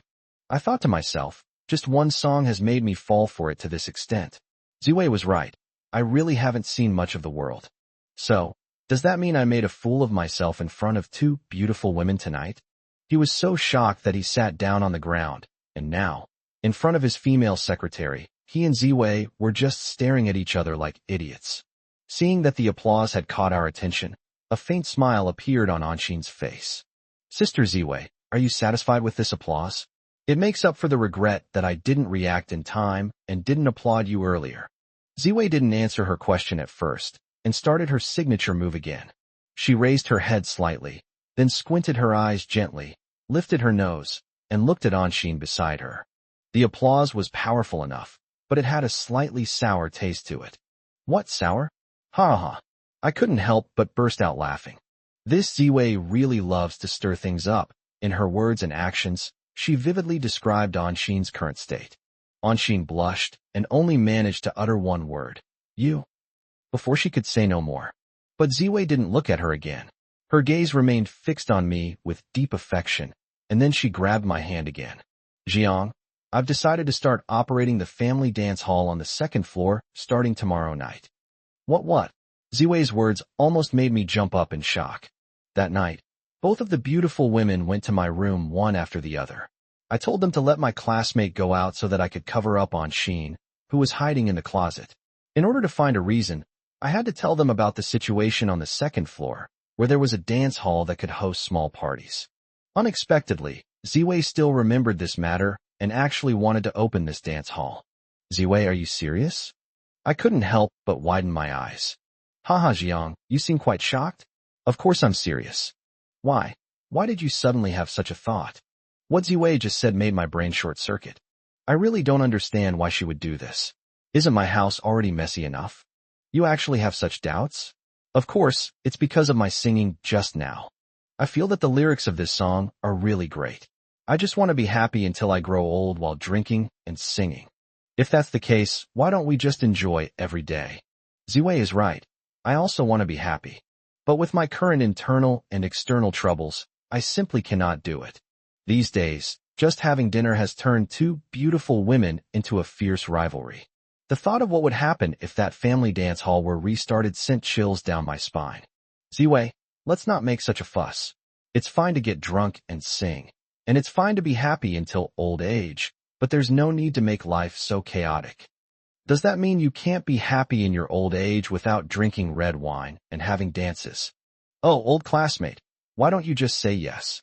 Xiao Ziwei, who was holding my arm, started shaking it in a coquettish tone.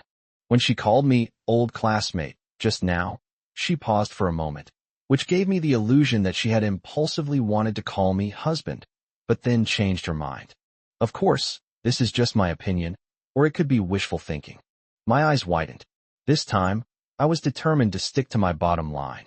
I couldn't let them open this door any further. If I agreed to host a family dance party, wouldn't that mean we'd end up hugging and kissing each other? If the two of them make such a request to me, should I agree or not? Regardless, I feel that agreeing to the other party's request would be putting myself in a difficult position. Since that's the case, it's better to nip it in the bud and cut off their thoughts as soon as possible. Hesitation will inevitably lead to chaos. Absolutely not. You need to understand that I am still the owner of this house. Whatever you do, you must respect my opinion as the owner. Oh, right. You are the owner of this house. I had a misconception after drinking just now, and I thought I had become the lady of the house. As she said this, Xiao Ziwei turned her head and chuckled at an Xian beside her. Just now, I actually treated this place as my home ground and forgot that there was a competitor next to me. Ziwei's words made Anshin so angry that she stood up. Xiao Ziwei, am I really that insignificant?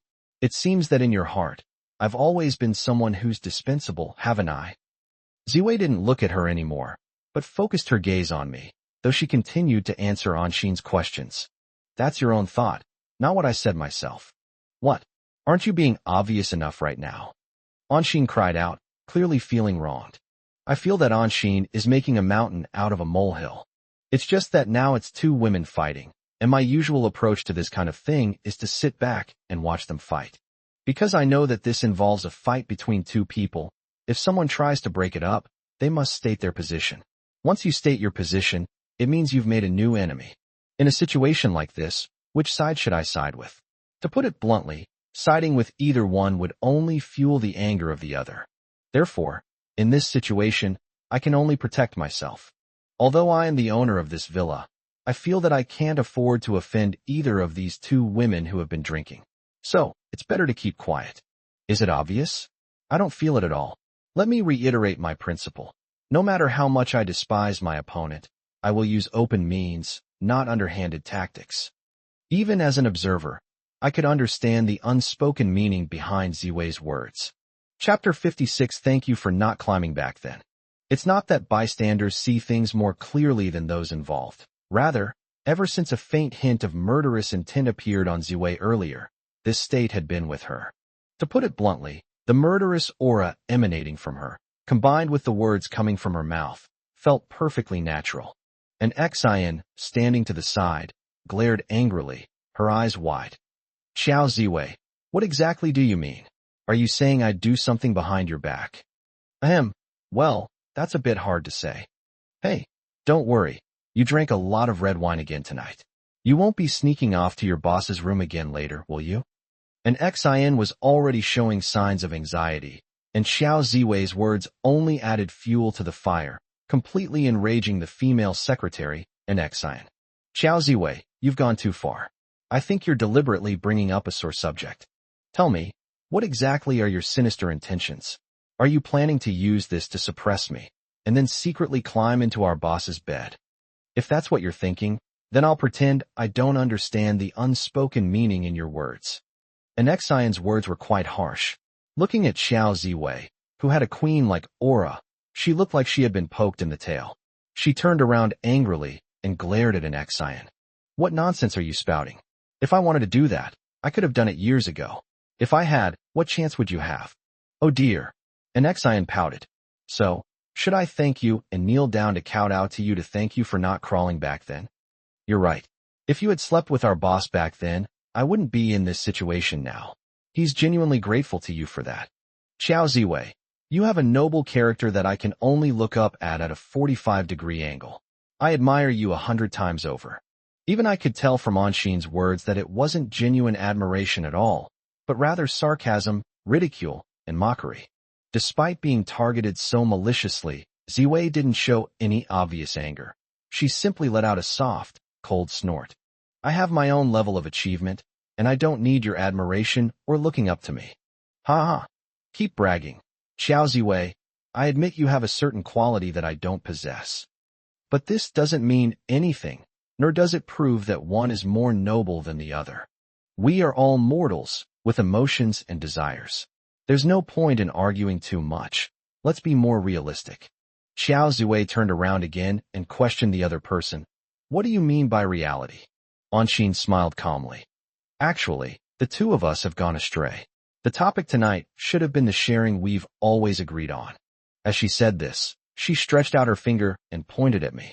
Since we are both determined to have this man, and neither of us wants to back down, then my suggestion just now is to share him. I feel that we should continue to focus on this topic and express our own opinions. Anything else we say is just nonsense. Xiao Ziwei nodded. Your words have hit the nail on the head. But I feel like I made a huge mistake before. That's what we both meant, but what about my old classmate? Did you listen to what he really thought? Would he agree to do this? You know, my old classmate just now had no intention of enjoying the blessings of having multiple wives. He was so shocked that he fell to the ground. You haven't even forgotten that, have you? After Xiao Ziwei said this, an Xin was stunned for a moment before continuing. You're right, I did overlook that point, but I did it on purpose. What? Deliberately ignored.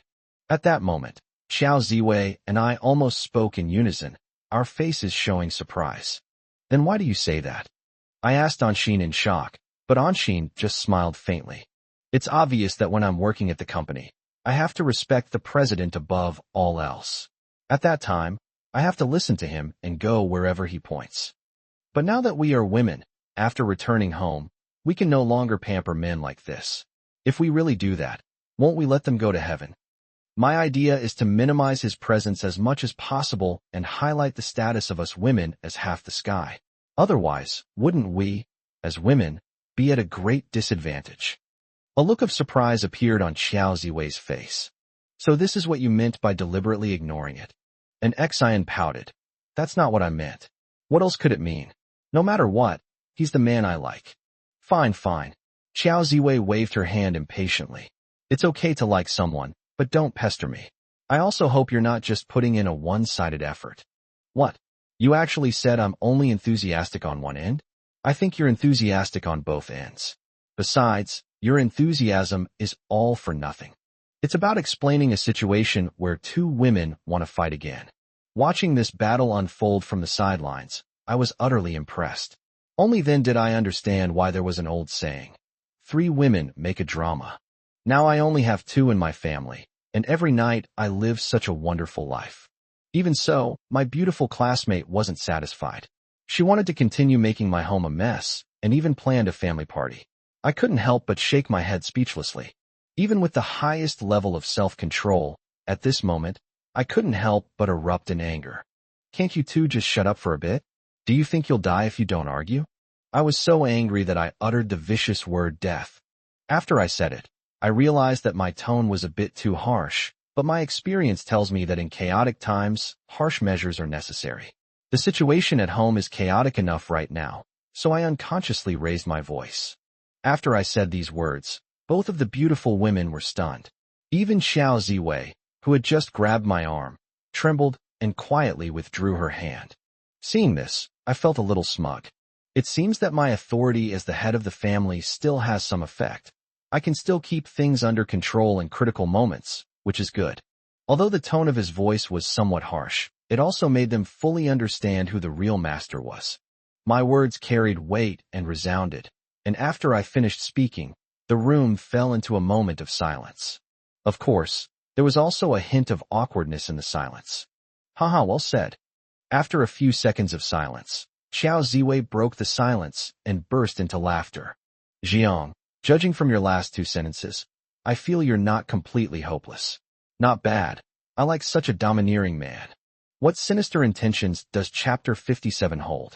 An Xin, standing next to her, retorted, Really? Why do you always talk so self-centeredly? Is it just because you like it? Although I don't say it as loudly as you do, my liking is still undeniable. Haha. Good. With a competitor like you, I feel like things are getting more and more interesting. As she said this, Xiao Ziwei looked at me. Since that's the case, then we have a clear goal, to come together for the same man. Shouldn't we have a drink together? As she said this, she stood up and poured a glass of wine for each of us. What? You guys are still drinking? The consequences of continuing to drink were severe. In the end, the two beautiful women showed me their drinking capacity. After each of them drank 3 bottles of red wine, they staggered and walked into the house. I also drank several glasses of red wine, and I was unsteady on my feet. As soon as I entered the house, everything went black before my eyes, and something fell on my head. He frantically reached up to grab his head. Upon closer inspection, it turned out to be a woman's top. In my drunken haze, I couldn't tell who was wearing it. Damn, so you're saying these 2 women started taking off their clothes after they entered the house? Despite feeling dizzy and lightheaded, I still gasped for breath. As she was holding the clothes, staring blankly into space, the bathroom door suddenly opened a crack, and a pretty face peeked out from behind it. Don't worry. What are you going to do? I stammered as I questioned the other person. I want to tell you that I'm going to take a shower now, so don't peek. As an Xian said this, her face was heavily flushed with drunkenness. I caught the nuances of her tone. She was saying, I'm telling you, this proves that my secretary is completely drunk. Otherwise, she, who is usually so composed, wouldn't have done something like this, announcing to the world while taking a bath and warning us not to peek. After realizing this, I quickly threw away the woman's top that I had been holding and ran back to my room like a gust of wind. Holy crap, that's terrifying. Do women really go this crazy when they're drunk? These 2 beautiful women drank quite a bit tonight. What if they find my house again? But what I feared didn't happen. I guess the 2 women weren't pretending to be drunk this time, but were actually quite drunk. In any case, they didn't come looking for me. Early the next morning, in the CEO's office, I was lost in thought when the IT manager suddenly called. President, we've just received definite news. Those 2 scoundrels are planning a small auction to sell all the shares they own. When the IT manager explained the situation, my brain went blank for a moment. What? Is your information accurate? I heard before that the 2 of them wanted to sell all their shares to Lin Tianming of Tianming Group. President, the news is absolutely true. It's first-hand information we just received. There's no way it's wrong. After hanging up the phone, I looked at Anshin next to me. Notify the company's senior management to hold an emergency meeting so we can discuss countermeasures. When I heard this news from the IT manager, my first reaction was that I didn't believe him at all. After all, I had already confirmed with those 2 scoundrels that they did indeed want to sell their shares to my enemy, Lin Tianming. That's why I was so angry, which led to the series of events that followed. There's a question that's been bothering me. Because of this incident, I beat up those 2 scoundrels, so why didn't they just sell it to my enemy, Lin Tianming, instead of holding this small auction? What exactly is this sinister intention? Now I need to carefully study every move that adulterous couple makes. Although neither of them understood business management, they were ruthless, a trait I have certainly experienced firsthand. Therefore, I dared not let my guard down after each of my opponent's moves. Because it involves company equity, I'd like to hear what kind of judgment the company's management will make. A dozen minutes later, in the company's main conference room, the top executives of more than a dozen companies have all arrived. However, the sales manager from the previous company is no longer here. After his wolfish ambitions were exposed, I expelled him from the company. The former deputy general manager has now taken his position. Everyone, anyway, that's the situation I just described. Please analyze why this couple would do such a thing. You should know that the information they released before was that they would sell these shares directly to my enemy, Tianming Company. Why did they go back on their word and change their previous decision? After I explained my thoughts, the core members of the company's management team began to think about it urgently. At this moment, a production manager said, President, I feel that what they did shows that the couple is extremely cunning. Oh, what do you mean? Could you explain in more detail? The production manager continued. My thought is that this couple deliberately spread this rumor beforehand. Perhaps they didn't actually contact Lin Tianming of Tianming Group before. It was just a tactic of theirs. However, once this information gets out, Lin Tianming of Tianming Group will definitely be tempted. After all these years, Tianming Group has been trying to wipe us out completely. Now that we have such a great opportunity, if the other party owns so many shares in our company, as the major shareholder, he can openly deal with us. At that time, we will be fish on the chopping board. After listening to the production manager's analysis and pondering it, I nodded in agreement. That makes a lot of sense. You mean the other party deliberately leaked the information to Lin Tianming so that he would also participate in this auction? The production manager nodded. That's right. Although we can't speculate yet whether they had communicated beforehand or met with each other about this matter. But no matter what, it cannot cover up the insidious and cunning nature of this adulterous couple. They know that Lin Tianming is your enemy, so they deliberately spread this rumor. This way, it will definitely benefit the couple more than simply selling directly to Lin Tianming. Chapter 58. Are you trying to teach me how to do things? After all, whenever an auction is involved, as long as there are competitors, it is easier to obtain greater profits than in a standalone transaction. After the production manager's analysis, I felt that the situation was indeed as described. You're right. Ming Feng is as cunning and treacherous as ever. When I first learned about this, I was quite puzzled, but now your analysis makes me feel that it is indeed the case. Other company executives attending the meeting also nodded in agreement. One of the managers said, "At first, I didn't quite understand what was going on, but now that President Lee has analyzed it, it's clear that this couple is indeed not simple." After everyone's analysis and discussion, we have roughly guessed the sinister intentions of Han Yuan and Ming Feng, that despicable couple. There's a saying that 3 cobblers are equal to 1 zhuge liang.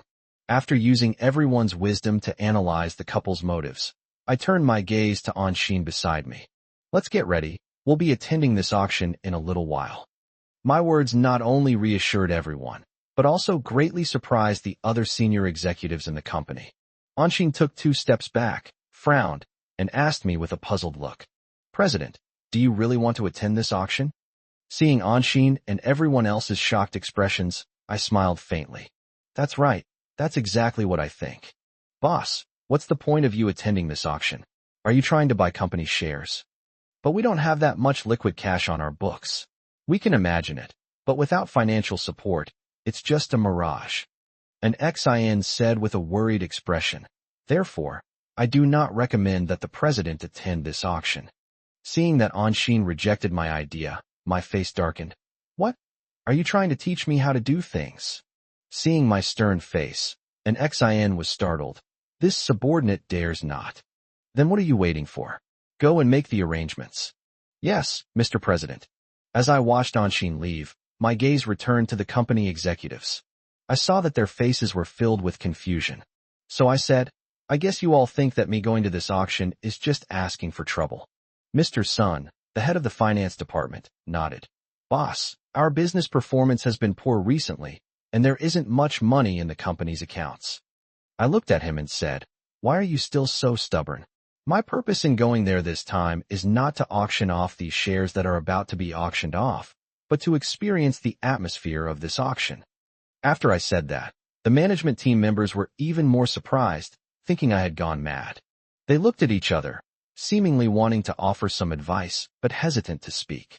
Don't worry, I have another purpose for going there this time, besides experiencing the atmosphere of the auction. Otherwise, there would be no need for me to go at all. After saying that, I didn't explain anything further. Instead, he strode directly toward the door. Actually, as soon as I received the news, I vaguely guessed the sinister intentions of this despicable couple. However, I need to make the company's top executives understand the sinister intentions of this adulterous couple so that they can be more vigilant. Although I promoted all these people, the business environment at the time was very favorable and the company was on the rise. But now the situation has suddenly changed. First, there's Tianming Company, which stole our company's trade secrets and copied our products. Then, there's this despicable couple who seized half of my assets. I feel that things here are not simple. So, is there some connection between Lin Tianming and this despicable couple? Otherwise, why would his company have already started plotting against me 3 years ago? After that bitch Han Yuan also started cheating on me.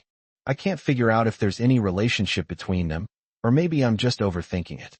If they were in a relationship, wouldn't it be simpler for those two to just sell the shares to Lin Tianming? Why bother with this auction? Isn't this deliberately letting Lin Tianming take more money? But to say that there is no connection between the two is also hard to believe. After all, they have both made moves against me. Although Lin Feng and Han Yuanyuan, that scoundrel, only recently seized my assets, they had already been hooking up 3 years ago. It was after discovering this that I became emotionally volatile and neglected the management of the company. Because during that period of time, Han Yuanyuan was my whole world. After learning of her betrayal, I felt my inner world collapse. It was because of my mental breakdown during that period that I neglected the management of the company, which allowed Lin Tianming's Tianming Company to replicate our company's products. Thinking of these past events, I gently gritted my teeth. Given these internal and external troubles, how could I not go and join in the fun? As the saying goes, know yourself and know your enemy, and you will never be defeated. To better understand them, I should be there wherever they appear. The 19th floor of the Hongyan building is the central venue for this auction. When my secretary and I arrived at the venue, we found that there were already many guests there. When Anshin and I appeared at the door, everyone's eyes turned to us. Some of them recognized me and started discussing in shock. Oh dear, what brings him here? Hey Wang Xiao, who is he? Do you know him? Of course I know him. He is Han Yuanyuan's ex-husband. I've met the guy who's talking once before. That was when I went to confront those two scoundrels at their house. They were having a party, and I saw this big fat man among the guests. What? Holy crap. My ex-husband is joining in too? This is going to be a disaster. What do you know? This ex-husband was cheated on the whole time, and his family property was taken away. To put it bluntly, all the shares that Han Yuanyuan auctioned off today belong to this cuckold. What? You actually gave him the title of King of Green Hats. That's right. I feel he's the most cheated person in history, which is why he's given the title of King. Think about it. This guy is just infatuated with her all the time. Han Yuanyuan has never liked him, but he's pursuing her like a madman. Although Han Yuanyuan gave birth to a child for this guy, she has no feelings for him whatsoever. Her true love is that guy Ming Feng. Chapter 59, the most unlucky cuckold in history. Damn, Ming Feng is having a blast, playing around with a beauty like Han Yuanyuan and spending the money she got. But where did Han Yuanyuan get her money? Wasn't it all from this man in front of her? Of course, that was before their relationship was exposed. Recently, they had a complete showdown.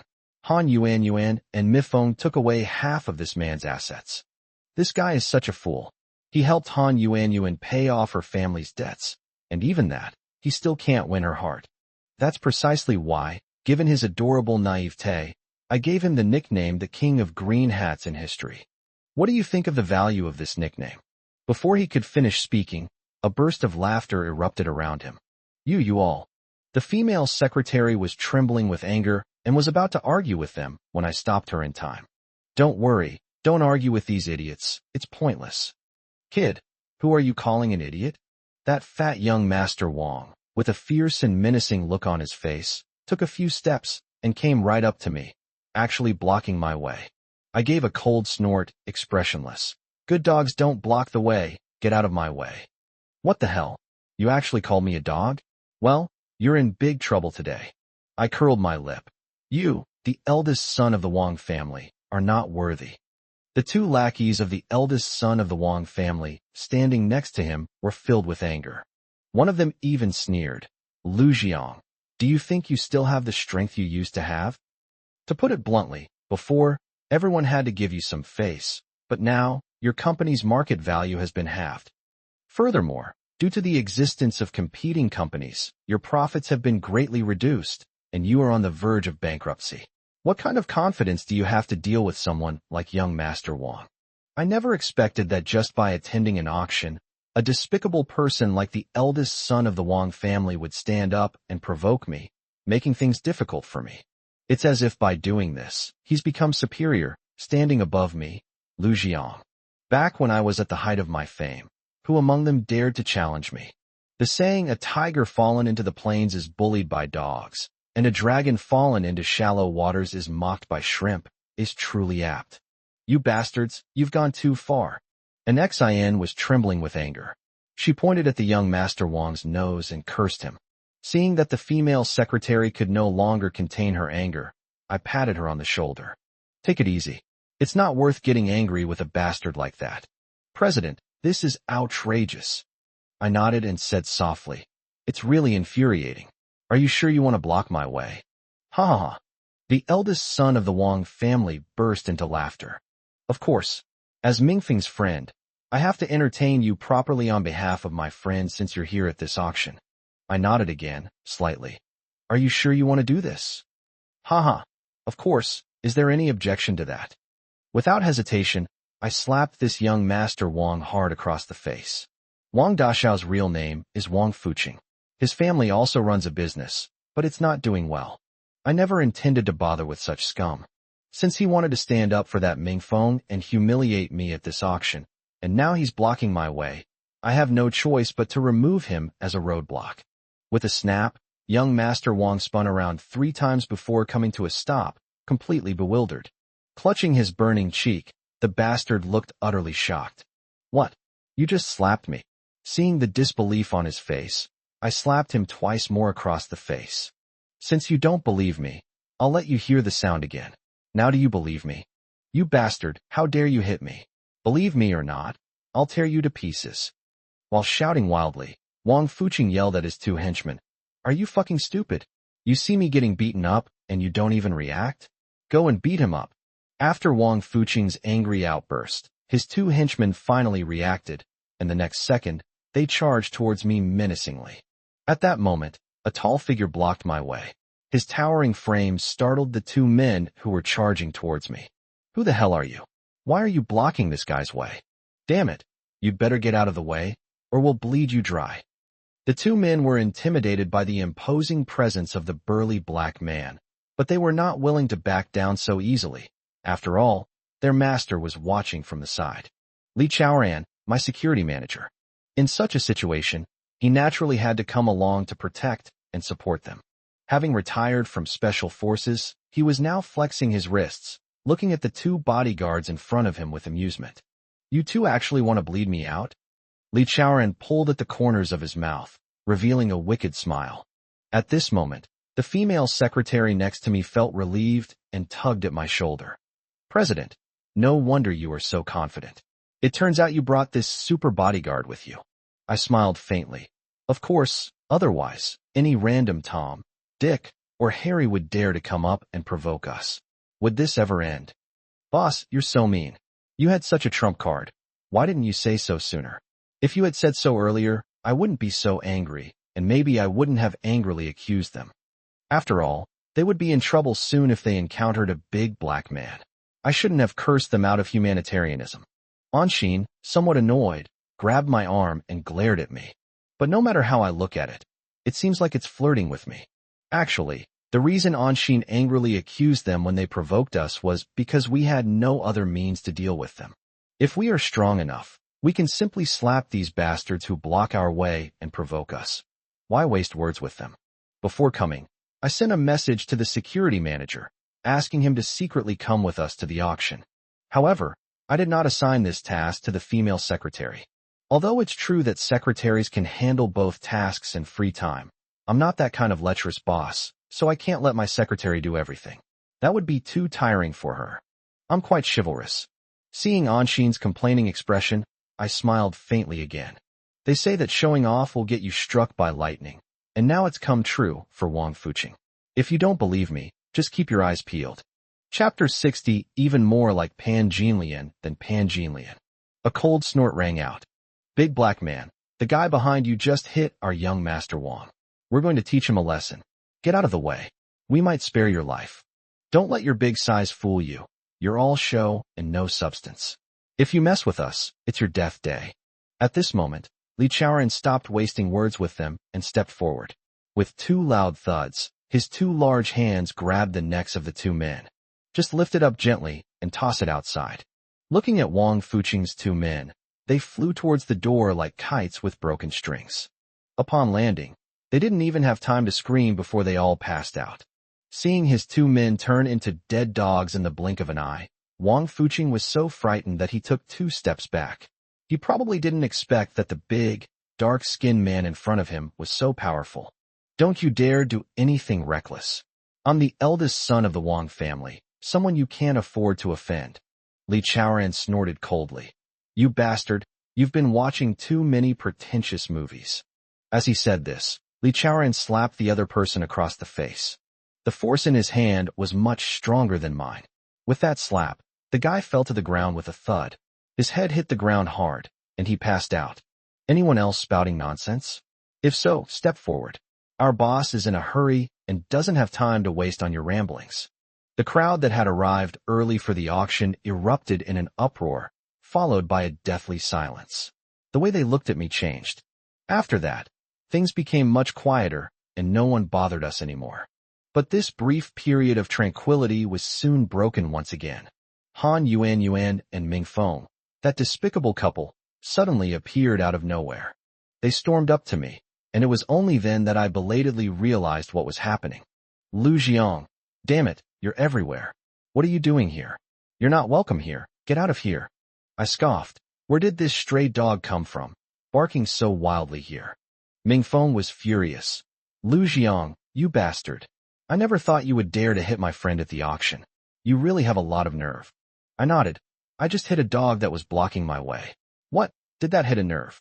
Or is that fatty Wan your father, which is why you're so angry that you want to jump up? Han Yuan, who was standing to the side, saw that I had left Ming Feng speechless and unable to utter a word, and couldn't help but snort coldly. Lu Jiang, you've really made me underestimate you. I know you haven't given up on me yet, but even so, I can't let you have the nerve to come to the auction and attract this kind of attention in front of everyone, can I? Do you think that will make me think more highly of you? Lu Jiang, just give up on that idea. Even if there were no men left in the world, I would never like someone like you again. Ha ha ha ha ha. Han Yuan's words made me burst into laughter. At that moment, I really couldn't control my emotions. About 10 seconds later, my smile gradually froze on my face. Han Yuan, I don't know where you get your confidence from, that you actually think I'm interested in you. Han Yuan also looked angry, her face flushed. Isn't that right? Your sophistry only proves your shallowness, your cowardice, and whether you're even a man. If you didn't still have feelings for me, why would you show up in a place like this? Stop deceiving yourself, okay? Now, I'll make you truly give up. To be honest, the person I really like is Ming Feng. Her words made me laugh out loud again. You bitch. Why would I bother with something like this to you? My words made Han Yuan very angry. Like a cat whose tail had been poked, she jumped up and angrily pointed her finger at my nose. Lu Jiang, even now you're still lying. I know you've been madly in love with me since college, but I'm not interested in you at all. Even though we had a child together, there's absolutely no affection between us. Upon seeing Han Yuan and Ming Feng at the auction, the crowd couldn't help but start discussing it. I knew it. Wouldn't it be better to part ways amicably? Parting amicably? How could you have such a bizarre idea? I know that Lu Jiang has been pursuing Han Yuan like crazy since college, and I guess he still hasn't given up even now. Otherwise, how could we have tracked them all the way here? Sigh, it seems this Lu Jiang really is a hopeless romantic. Listening to the murmurs of the crowd and seeing this despicable woman mention children, I became agitated as well. At that moment, I abruptly stood up from my seat. You trashy woman, you don't even deserve to mention children. Shut your stinking mouth. It's true that I liked you before, but I admit that I was blinded by greed and fell for a trashy woman like you. But I treated you with all my heart, and what did you do in return? Back then, your family went bankrupt and became completely penniless. Not only that, but you also owed more than 100 million yuan in high-interest loans. Who paid off all that money for you? And ever since you came into my house, you've been spending extravagantly every day. Who's giving you that money? But instead of repaying the kindness, you used the money I gave you to flirt with other women and even hooked up with this Ming Feng. Even when your 4-year-old son was seriously ill and needed you to come back for a transplant, you didn't care and went on a romantic trip with Ming Feng. You didn't even come back until your child died. You think I'd still be hung up on you after all that? Han Yuan, you really are a narcissist. The crowd was there to attend today's auction, and some of them were unaware of the complicated relationship between Han Yuan and me. They were also extremely shocked after hearing my accusations. Holy crap, is she really that awful? How heartless can a woman be? Her own son is seriously ill, and she's still fooling around with other men. How can there be such a despicable woman in this world?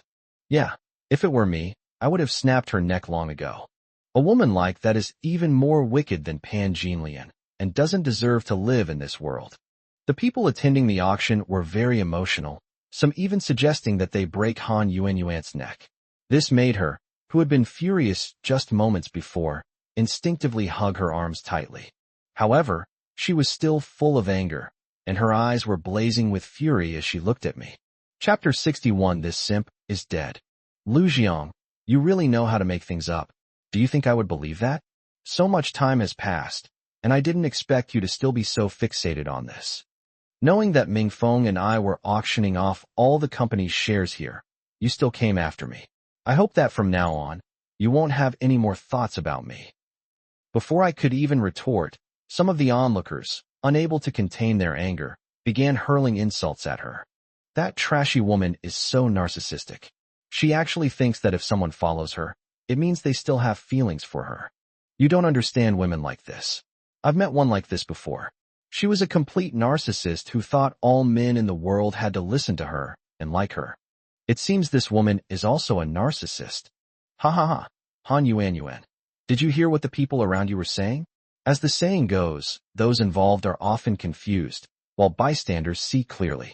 If I still had any feelings for a cold-blooded, selfish woman like you, I might as well just castrate myself. Upon hearing this, Han Yuanyuan's face turned deathly pale. What did you say? You've already given up on me. How is that possible? You pursued me so passionately back then. You'd do anything for me, like you'd pluck the stars from the sky and give them to me. How could you possibly have no feelings for me now? Han Yuanyuan, you're really delusional. Haven't I made myself clear enough? A woman as cold-blooded, ruthless, selfish, profit-driven, and utterly devoid of conscience as you are not worthy of my love at all. The reason I did that back then was probably because I was under a spell and blinded, which is why I did such a thing. My words left Han Yuanyuan completely dumbfounded. After a moment of stunned contemplation, she suddenly realized something. Yes, you're just lying and deceiving yourself. That's definitely how it is. Even if you still like me, I could never like you back. You're just one of my many admirers. What the other person said made me laugh out loud again. Haha, you're right. Back then, I really was your lapdog. But from now on, this sycophant is dead. Facing this extremely vain and selfish woman, my gaze was terrifyingly cold. Haha, dead? No way. If you were dead, how could you be at the auction? I think you've got a screw loose. The one who's dead is your son. Hearing her mention her 4-year-old son again brought back a flood of heartbreaking memories of losing him. I could no longer control my emotions and slapped Han Yuanyuan hard across the face. What? You dare hit me? At this moment, Han Yuanyuan had an expression of disbelief on her face. That's right. Do you know why I hit you? Because you're not worthy to mention ZMO. I recounted all the ways my son had missed his mother, and the onlookers couldn't help but sigh, some even shedding tears on the spot. The child is so pitiful. I never imagined he was so innocent.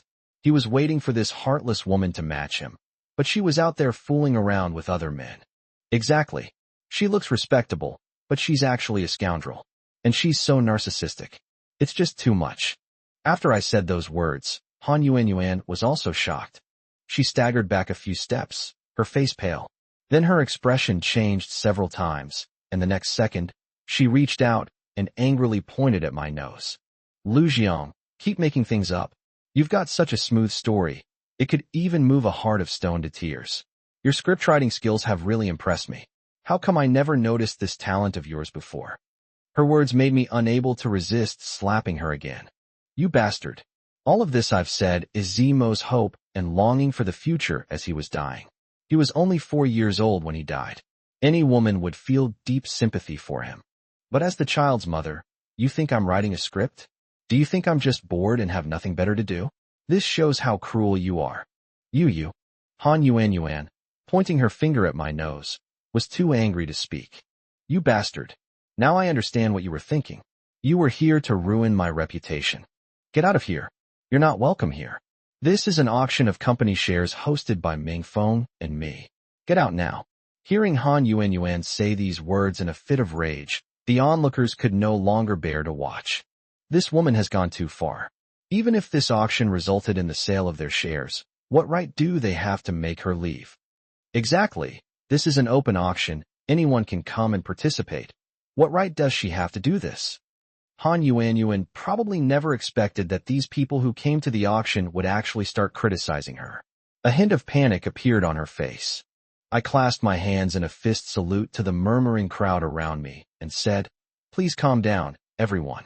I'm going to ask this trashy woman a few more questions." The surroundings immediately fell silent. All eyes turned to me, and I looked at Han Yuanyuan again. "You just drove me away, that goes without saying. This auction venue doesn't belong to you, and you don't have the right to do so. Furthermore, regarding the issue of property, what property do you possess? When you came to our house all alone, you didn't even have a change of underwear, so I had to buy it for you. Moreover, those loan sharks have made a threatening statement. If you don't repay this loan for your deceased parents, they'll send you to a brothel to do that kind of thing and then tear you to pieces. I paid off more than 100 million yuan in compensation for your family, and then I married you. Your trick of getting something for nothing is really clever. You took advantage of my sincerity and my feelings for you, which is why I didn't get a prenuptial agreement, and that's how you managed to get away with it. That's why you got half of my assets and shares. What you're auctioning off today are my shares from before.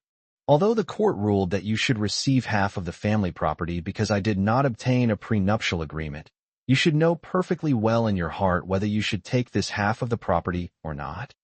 What? How can this young man be so naive? With such a large family fortune, he didn't even get a prenuptial agreement when he married the woman? I knew it, and she came to the man's house empty-handed. It seems this guy is really a hopeless romantic. He's been completely fooled by this woman. Chapter 62 Business Tycoon. Shaw. Oh my God, what's that saying again? Right? What is love in this world that makes people willing to die for each other? This young man is really too devoted. If things continue like this, we'll probably end up with nothing left, not even our underwear. I was just saying, maybe those two adulterers will even plot to take his other half of his fortune, drive him to the brink of despair, and kill him. When I heard the onlookers mention the word death, my emotions completely erupted. Death is indeed the best option for me. After I angrily divorced Han Yuanyuan, I was prepared to die. However, the reason I didn't do that later was because that despicable couple went on to divide up half of my assets. I felt that letting those two scoundrels off so easily was unacceptable, and I couldn't swallow this anger even if I died. That's why I decided to live for a while longer and take measures to make those scum pay a heavy price. But just now, when Han Yuanyuan saw me at the auction, she thought I still had feelings for her and made sarcastic remarks about my son Zimo. That's when I lost control and completely exploded, slapping this woman twice in a row. The onlookers were shocked and began to discuss the matter again. Wow, I never expected that these two scoundrels would obtain their shares through such means. Don't they have any conscience? Pa, you really overestimate them. These scumbags have no conscience. To talk about conscience with them is an insult to conscience itself. These two shameless people have skin as thick as a city wall. They still have the audacity to drive people away. What right do they have? Hearing the murmurs of the crowd, the couple looked incredibly embarrassed, their faces turning a deep purple. Haha, why is it so lively? A loud laugh came from the doorway, immediately attracting everyone's attention. I looked towards the doorway and saw a young man standing there, dressed in a suit and tie, with a playful smirk on his face. Behind him were 4 burly men in black suits. Upon seeing him appear, some of the onlookers who recognized him exclaimed in shock. Oh my, it's actually young Master Lin Tianming, the president of Tianming Company. He's a rising business tycoon in Haiqing. Yes, as the son of a prominent family, Lin Tianming started his own business without relying on his family's background. In just a few years, he has made a name for himself. He is really impressive. Of course, I've heard that they are among the elite of those who have returned from overseas, and that they mainly studied business and commercial management abroad. Hearing the praise from the people attending the auction, Lin Tianming couldn't help but show a smug look on his face. Haha. Hello everyone. I am Lin Tianming, the president of Tianming Group. It seems that some of you here know me. I am honored by your hospitality. Today, I am here to join in the fun. Welcome, young Master Lin.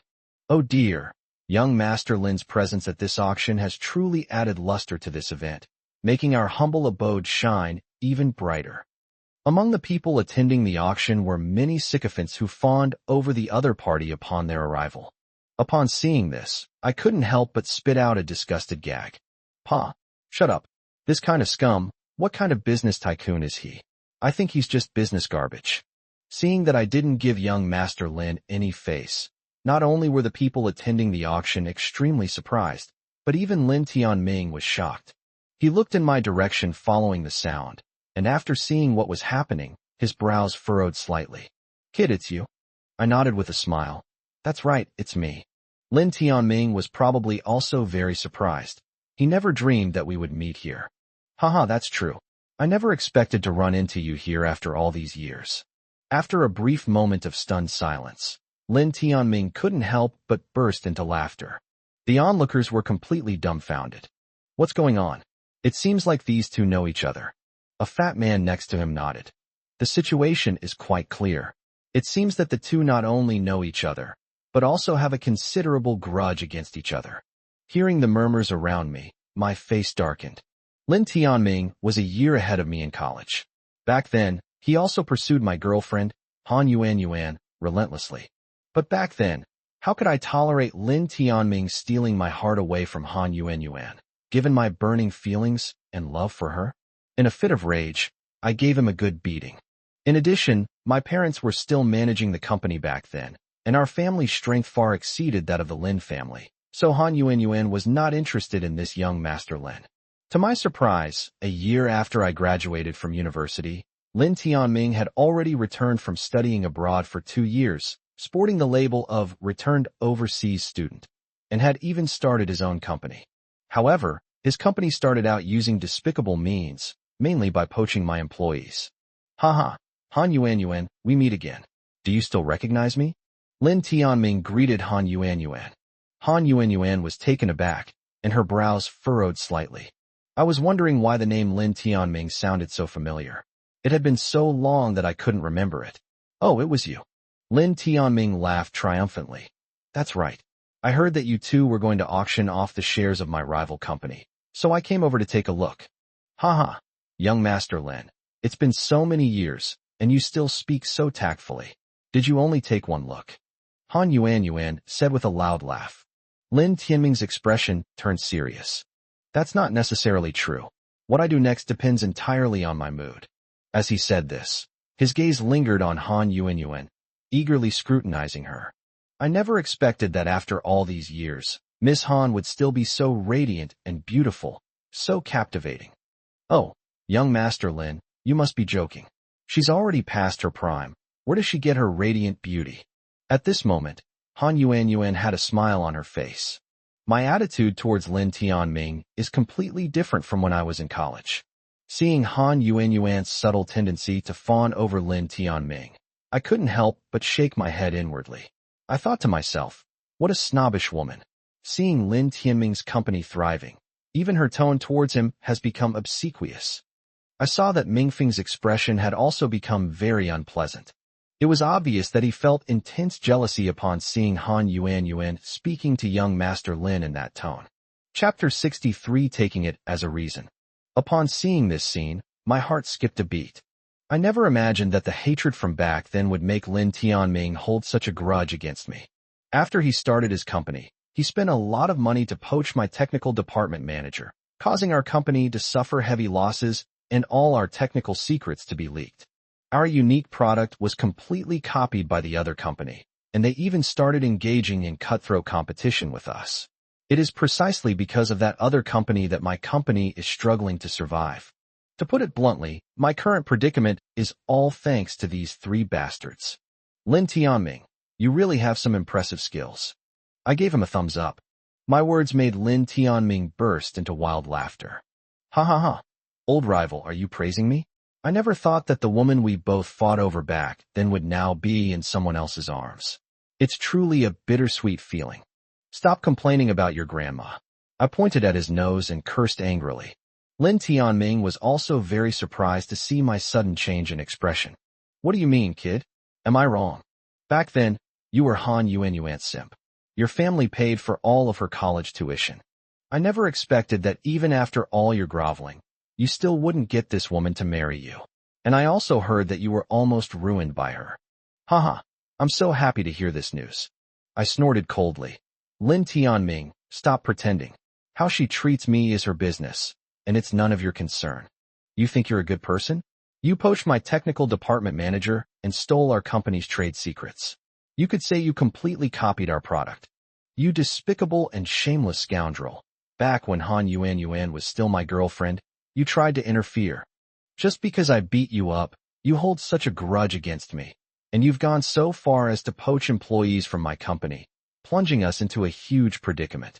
Do you really think I don't know your sinister intentions?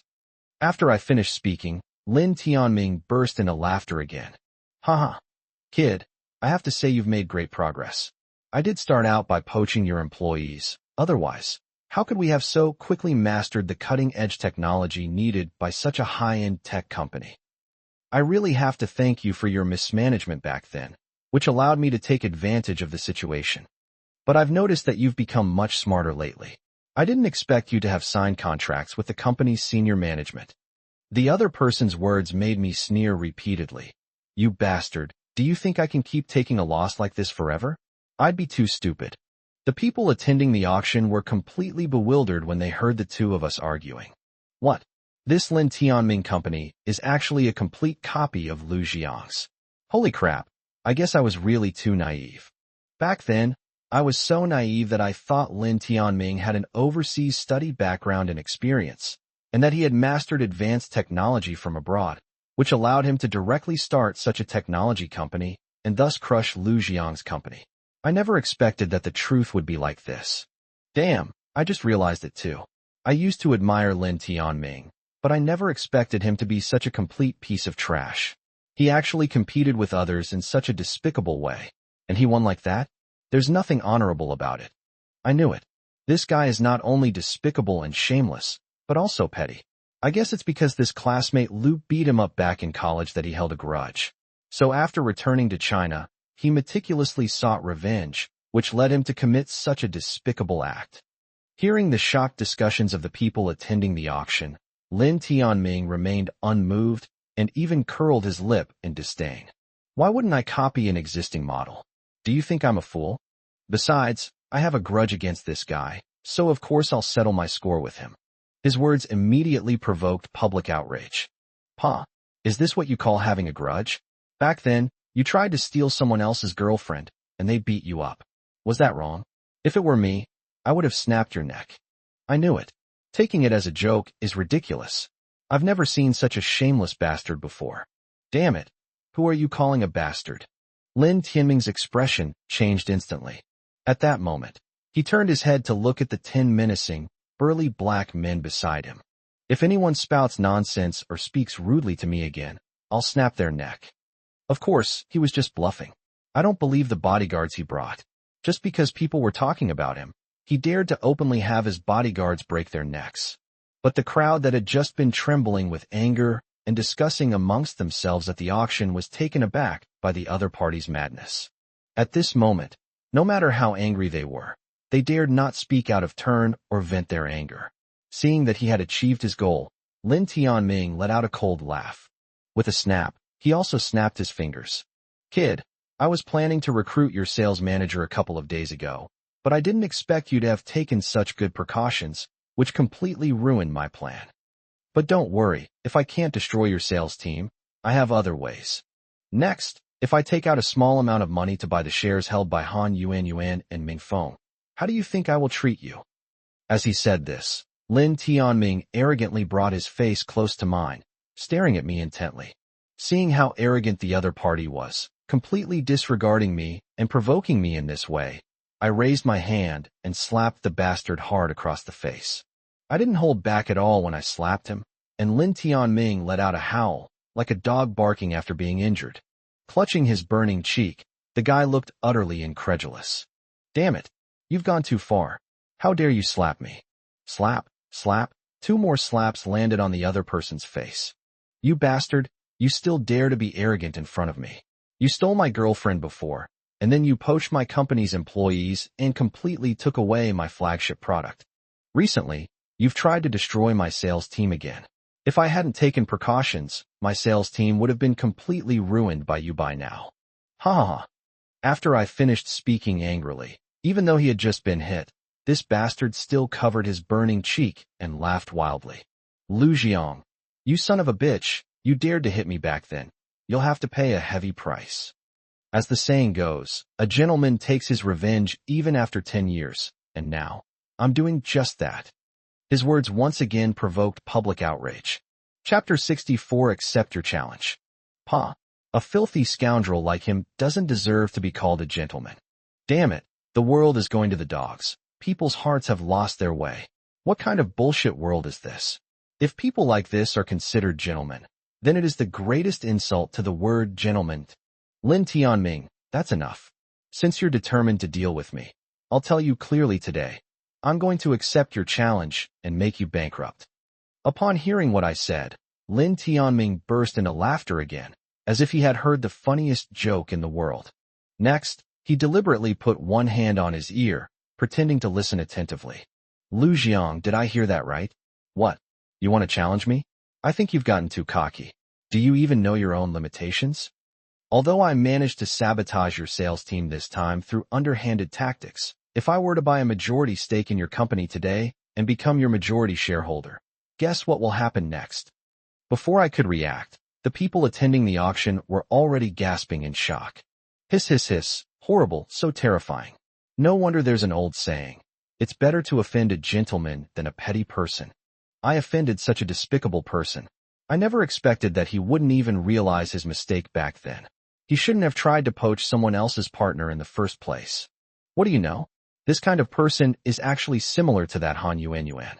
They are both extremely selfish and self-serving bastards who only care about their own interests and don't care about the lives of others at all. When the other party asked me that question, I knew that this was their trump card. Seeing that he looked like he had me cornered, I gritted my teeth and hardened my heart. Lin Tianming, I advise you not to have such thoughts. If you do, you will only die faster. What? Die even faster? Ha ha. The guy laughed again, as if he were performing a joke. Although the other party was laughing loudly, his face was contorted with malice. Die faster? Don't be ridiculous, Lu Jiang. You don't have the right to say such things to me. My company has now flourished and has tremendous strength.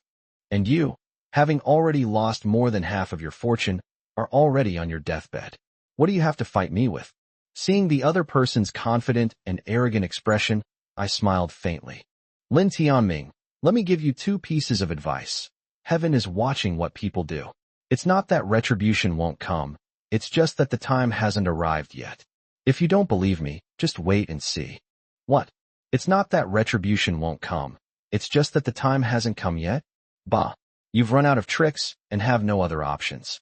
I didn't expect that saying to actually be true. The end of science is metaphysics. Did you think I'd be scared just because you pretended to be a charlatan and said those things to me? Damn it. Heaven is watching what people do. Can you tell me where Heaven is? I want to chat with her for a while. Can you talk to her? With a loud bang, the 4 bodyguards he brought burst into laughter, trying to bolster their master's image. Although the onlookers were furious, they dared not speak out because they had already been threatened by Lin Tianming. Even those who were angry dared not speak loudly anymore, and could only whisper among themselves. I never expected that the famous Lin Tianming would develop his business through such despicable means. I originally thought he had great abilities, but it turns out he just poached people to build the company to this extent. Do you still have any hope for these rich young masters? I've seen through them. No matter how respectable they seem on the outside, once you tear off their inner packaging, they're just a bunch of good-for-nothings. I was furious about their attitude, but I didn't know how to deal with it. Lin Tianming, don't be so arrogant. They say there are gods watching over you. Do you really think you can continue to act so recklessly? Ha ha ha, that's exactly what I think. What can you do about it? Lu Jiang, don't think I don't know your situation. Your company is now on the verge of bankruptcy.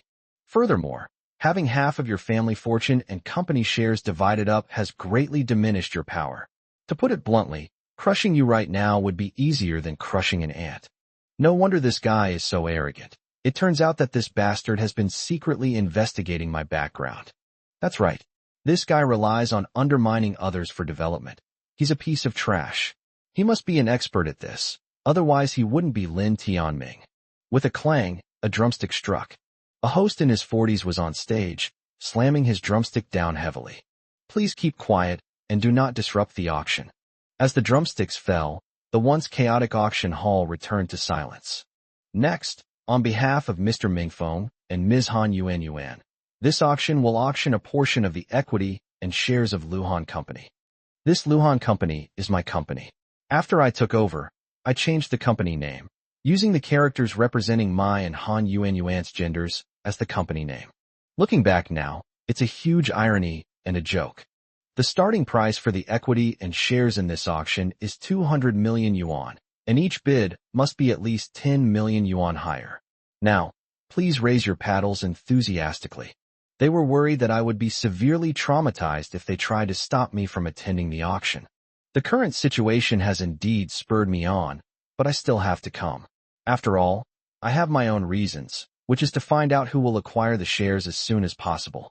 These shares are now in someone's hands, and it's unsettling to see them anytime soon, since neither Mingfeng nor Lin Tianming are good people. At this moment, Lin Tianming's staff quickly raised their placards.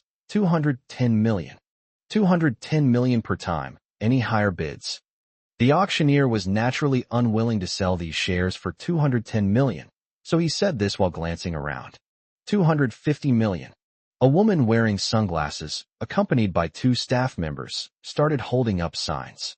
Seeing that someone was bidding, I noticed that Lin Tianming's expression turned very ugly. Mingfeng, sitting to the side, wore a happy expression. Obviously, as the owner, the higher the price is raised, the happier he is. 260 million.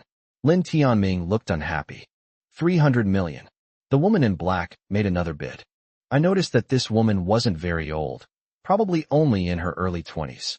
She had long, wavy hair and wore sunglasses. After glancing at her a few times, I realized I didn't recognize her. Meanwhile, the people attending the auction were also discussing the matter. What's going on?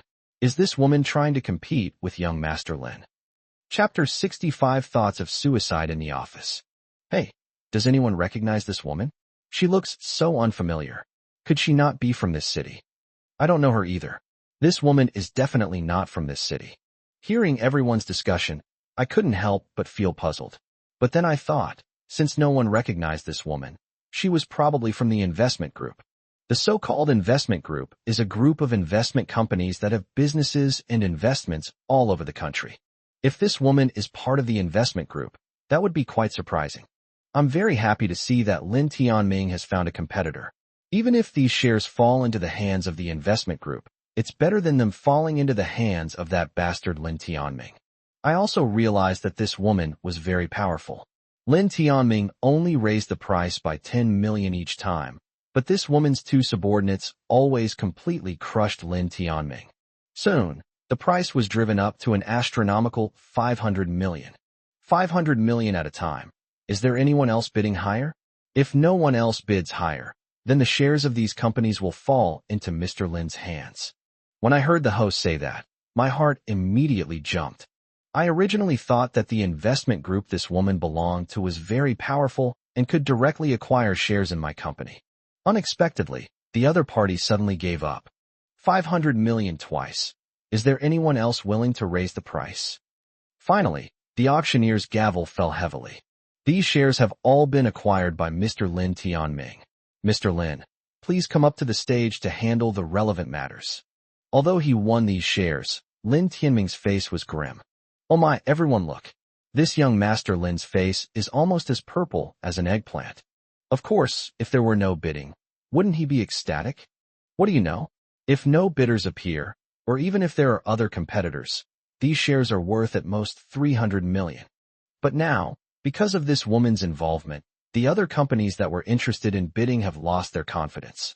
The other party suddenly raised the price by tens of millions, which shocked us local companies, and none of us dared to participate. Listening to the discussions around me, I nodded repeatedly. It's often said that bystanders see things more clearly, and that's certainly true. No wonder Lin Tianming looked so grim. The company's shares ultimately ended up in Lin Tianming's hands, and Ming Feng and his wife made a fortune. I couldn't help but sigh. Anxin, who was standing next to me, quickly comforted me. President, don't be too sad. Since things have already come to this, there's no use being afraid. Don't worry, let's go back. The secretary's encouragement had no effect on me. I knew that with Lin Tianming becoming the company's major shareholder, the situation for my company's development would be even more severe than before. I didn't say a word the whole way. This time, Anxin didn't try to persuade me either. She must have seen how sad I was, and probably felt that persuasion would be futile, so she didn't try. After get off work, Anxin wanted to go home with me, but I waved her off. I have other things to take care of. You should go back first. And Xian was very surprised. Shouldn't I, the secretary, handle whatever the boss needs? I smiled faintly. There are some things that are really not something you, as a secretary, can do. For example, if I want to go find a woman, can you, as my female secretary, do it for me? Boss you.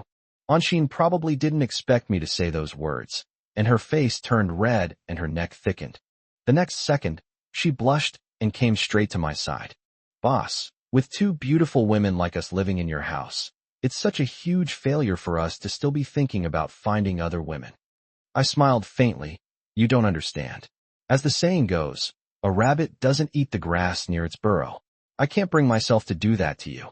So it's more convenient to do this with a strange woman. Boss, I've discovered that you're quite the lecher. Haven't you heard the saying, those who are near the water get the moon first? You have two beautiful and delicate women at home, and you're not interested in them, but you're thinking of finding other women. I wonder what your female classmates will think when they find out. Don't worry, no matter what, I don't want you to tell Ziwei about this. If you do, you'll be standing against me and not on my side. I'll fire you immediately. Boss, is this the only way you can threaten people? I stared at Anxin in front of me. What exactly do you mean? She looked at me with an ambiguous expression and gave me a flirtatious wink. If you punish someone violently, they might be happier. Go. Don't worry, go home now. As a woman, you'd better stick to your wifely duties and not keep bringing up your profession every other sentence. Anxin didn't seem to want to go home, but I directly kicked her out, and she had no choice but to leave. Seeing that the door was closed, I opened the safe security door and took out a bottle of sleeping pills. What happened today has been a huge blow to me. In addition, I have severe depression. Although Anxin encouraged me before, and the company's senior management was also very supportive, I still felt extremely hopeless. To be frank, although I intend to avenge my son, I feel a sense of powerlessness in the current situation. After all, the company's shares had already fallen into Lin Tianming's hands. The scene I least wanted to see has already happened. What can I do to punish Han Yuan and Ming Feng, that despicable couple? What can they use to fight against Lin Tianming of the Tianming Group? All of this has left me completely exhausted. Holding this bottle of sleeping pills, I wore a bitter smile, and tears streamed down my face. If the final outcome is death, then what's the point or meaning of all the effort? Actually, I originally planned to punish that despicable couple before taking sleeping pills and committing suicide. But today's auction has filled me with utter despair. I know that once these shares fall into Lin Tianming's hands, I will be plunged into an abyss of no return. This is not an exaggeration, but an undeniable fact. Feeling utterly hopeless, I finally sent an Xian away and decided to commit suicide in the CEO's office. It is said that a person's words are good when they are about to die. I feel that this is a huge joke that God played on me. I just fell for a woman I shouldn't have, and I've already paid such a huge price. She's driven me to the brink of despair. Only death can bring me true relief right now. Zimo, wait here, your old man will come down to keep you company. As I said this, I tilted my head back and was about to pour all the sleeping pills into my mouth. Chapter 66 Money is the catalyst. At that moment, due to the excessive movement, something was knocked to the ground with a thud by the elbow. Looking down, I was startled to see my son staring at me with wide eyes from the ground. Of course, it wasn't the real Zimo, but his photo album. This photo album is also kept in a safe, and on the surface of the album are still his portraits. Seeing my son's understanding expression and his silent gaze into my eyes, My heart felt as if it had been gripped tightly by something. I really wanted to take sleeping pills and commit suicide. If I went down like this, and my son asked me in the afterlife if I had avenged him, how would I respond? I shuddered, and cold sweat broke out on my forehead. Suffering from severe depression and facing a desperate situation today, I am contemplating suicide. At that critical moment, my son's eyes, as black as jewels, brought me back to my senses. Although it was just a photo, it was a revelation to me.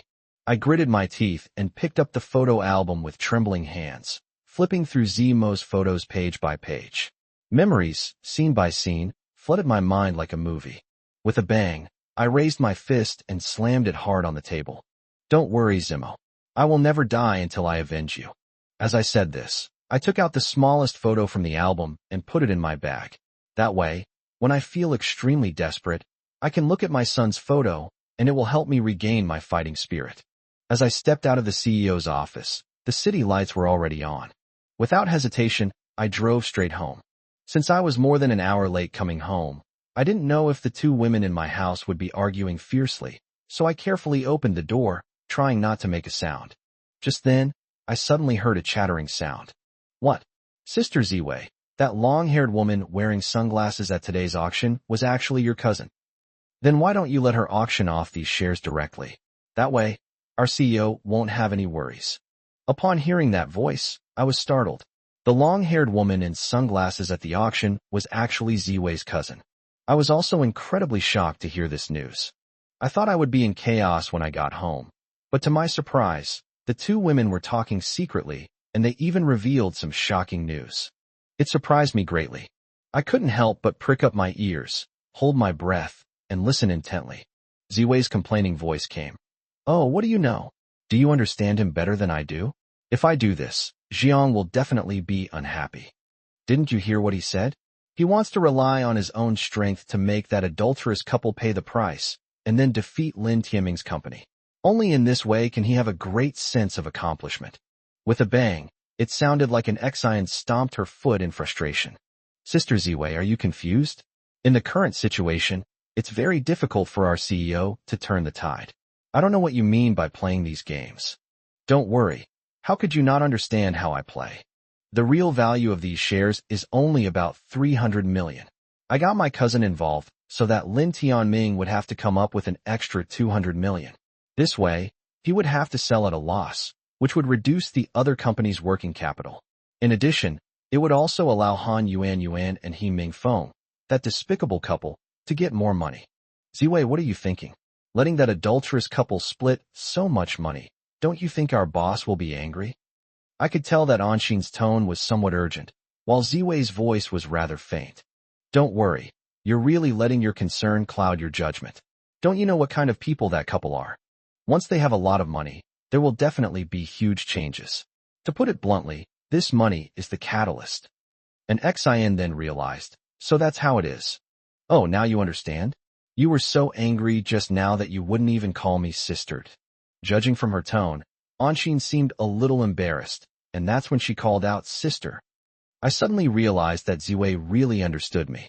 If she had let her cousin buy all the shares, I would have strongly disagreed. Although Lin Tianming's acquisition of the company's shares filled me with utter despair, Ziwei's help would also place a tremendous psychological burden on me. After all, as I said before, I didn't want Ziwei's family to get involved and make enemies for no reason. I don't want to owe anyone such a huge favor. However, Ziwei's actions were truly well-intentioned. I really underestimated her. This is what is commonly known as unraveling the mystery. That was indeed the case, which forced Lin Tianming to contribute an additional 200 million yuan, thereby weakening their company's strength. The situation became extremely complicated because the adulterous couple received a larger share of the money. In a sense, this was a huge landmine. After understanding what was going on, I nodded to myself, thinking to myself, Ziwei, you're doing great. You understand me better and better now. At this moment, Ziwei suddenly asked Anshin, what's going on? Where's my classmate? Why didn't he come back with you? Anshin then said, he went to see another woman, saying he wanted to vent his stress. Ziwei was furious. What? This scoundrel. He leaves us two beautiful women at home and goes out to find wild women. When he comes back, I'll skin him alive. I can imagine Ziwei's fury when the other party said that. I was terrified and quickly slipped out the door. At that moment, I stomped my foot heavily at the door and coughed twice, intending to let the woman inside know that I had returned. As soon as I opened the door, two women inside stood up in unison, glaring at me menacingly.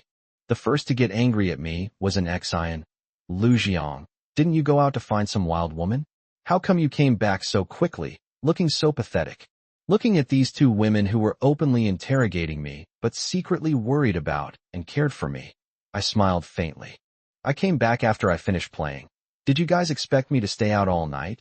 An ex-Ion screamed in anger, then pounded her chest and cried out, "Ah, Lu Jiang, I'm going to kill you." The female secretary, relieved, started yelling and screaming without any manners. But at that moment, the female classmate Ziwei sat down directly. "Sister Ziwei, quickly smell him and see if he smells of other women." Anshin shouted loudly, but Ziwei remained unmoved. Chapter 67 had already been secretly investigating them. "Don't worry, what nonsense are you talking about? Even if he wants to find other women, and you can smell their scent on him, what can you do about it?" An ex-Ion stammered, unable to speak. I smiled faintly. "Don't worry, stop fooling around and hurry up and make dinner. I'm hungry." After I said that, Anshin, who had just been shouting and yelling, suddenly became obedient, like a mental patient who had been given anesthesia.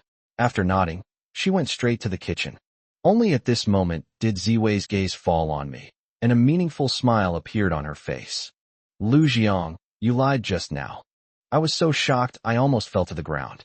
"Ziwei, you didn't even get close to me, yet you could smell that I don't have the scent of other women?"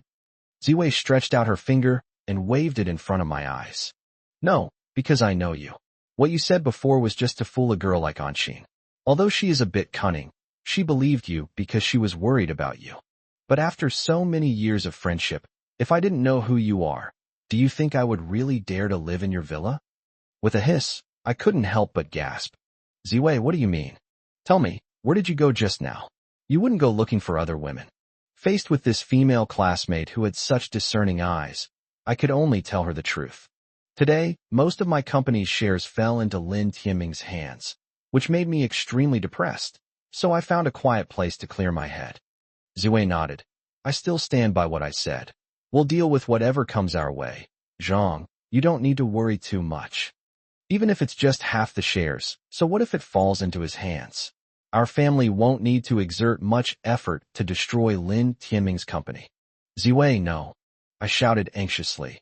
Knowing how capable Lin Tianming is another matter entirely. After all, he has the Lin family behind him. If your family intervenes, it will offend the Lin family behind you, which is not what I want to see, and I don't want to owe such a huge favor. Ziwei closed her eyes. "If I didn't know your personality, I would have destroyed the Tianming group today." "Hey, what are you two talking about, making such a fuss?" Anshin quickly and efficiently brought out a few side dishes from the kitchen. Ziwei looked disgusted. "I was just thinking of flirting with my classmate while you were cooking in the kitchen, but I didn't expect you to disturb me like this." An ex-Ion scoffed. "You wish, Ziwei. I've already said, I won't obediently give up such an outstanding man to you." Ziwei pouted. "You'd better have the strength to take him down first." An ex-Ion snorted coldly, unconvinced. "That's precisely why I've joined forces with you, who has the ability to share the spoils and benefit everyone equally." Damn it, I couldn't help but curse inwardly. Just what I feared most had happened. My return home had led to another argument between those two beautiful women. After having a quick dinner, I went to my bedroom. Although I was determined to take revenge, seeing the situation today still made my heart feel like it was weighed down by a heavy stone. Obviously, that bastard Mingfeng is even more difficult to deal with than Han Yuan and her husband. This is also why I'm desperate. As the company's largest shareholder, Lin Tianming now wields considerable power. It's fair to say that I have absolutely no chance of winning. As a major shareholder, one's primary right is to be informed about the company's operations. This allows one to access information about the company's business through legal channels, regardless of the scale of the matter. That alone is enough to overwhelm me. As the president, I know that the other party has the authority to access the company's rules and regulations, articles of association, shareholder meeting minutes, and even financial meeting reports. What's even more impressive is that after becoming the company's major shareholder, this guy also has the right to share in the profits and the remaining assets of the company. To put it bluntly, this competitor, after transforming itself, has firmly grasped the company's weakness. It was because of these thoughts that I felt incredibly depressed and wanted to commit suicide by taking sleeping pills. No matter how much I struggle, even if I transform into Sun Wukong, Lin Tianming is the Buddha, and I can't escape his palm at all. In addition, he can legally exercise the right to convene and preside over shareholders' meetings. It's fair to say that within the company, he can convene a shareholders' meeting anytime, anywhere if he wants, and I, as the president, have to attend. After thinking about it this way, I couldn't help but feel incredibly frustrated. Damn it, what do I have to fight with? I tossed and turned in bed like a pancake, but I still couldn't come up with a solution. When I woke up the next day, I was sporting dark circles under my eyes, which shocked the two women once again. President, were you having trouble sleeping last night because you were alone? Oh dear, you didn't use either of us. If either of us had been with you, you would have fallen asleep much faster. I was feeling depressed and had no mood to joke like that. Seeing my somber expression, the two beautiful women exchanged glances frequently during their meal. After having breakfast, I arrived at the company and waited for Lin Tianming to come and cause trouble. This guy acquired a majority stake in the company through an auction yesterday, and he is now the company's major shareholder. That bastard will soon come here to show off and flaunt his power. Although I had previously managed to control the sales manager's defection, with such a major change now, I have absolutely no confidence. What surprised me was that Lin Tianming didn't come to our company for an entire day. When it was time to leave work, I called over the security manager, Li Chaoran, and asked him to quietly investigate what exactly was going on. Something unusual must be going on. I can't be careless. My initial guess was that this bastard was so eager to destroy my company, and he had been poaching my employees before. Now that he has become a major shareholder, how could he possibly resist the urge to come here and show off? After understanding my intention, Li Chaoran nodded. President, don't worry. Ever since this happened, our security department has assigned personnel to closely monitor the movements of these three bastards. Li Chaoran's words surprised me greatly. What? From what you're saying, I've already been secretly investigating them for a while now. Yes, President, they are now threatening the company's development. As the company's security manager, I know you've been in a bad mood lately, and I must help you solve your problems. Chapter 68, does it count as a couple returning home together? Although there has been no significant progress yet, I have indeed secretly dispatched men to keep an eye on these enemies. I was very pleased to hear that Li Chaoran had already made arrangements. This is the kind of person the company should promote and give important responsibilities to. But that bastard sales manager doesn't care about rewarding others. He only wants to poach talent. Compared to Li Chaoran's actions, I feel very gratified. Chaoran, you did a great job. I didn't expect you to have planned ahead. Then I don't need to say anything more. If there are any important clues, notify me immediately. Li Chaoran agreed. President, I know. Don't worry about that. These three scoundrels are all up to no good. They'll definitely slip up soon. After Li Chaoran left, I had just stood up when someone hugged me from behind. I scoffed. Anshin, what are you doing? Are you ever going to stop? As I said this, I turned around with extreme dissatisfaction. But I saw that Xian's eyes were red and her expression was somewhat sad. This surprised me. Anshin, what's wrong with you? President, you're lying. You actually lied to them. Anshin hugged me tightly, her body shaking violently. I could tell that her emotions were very unstable. This surprised me greatly.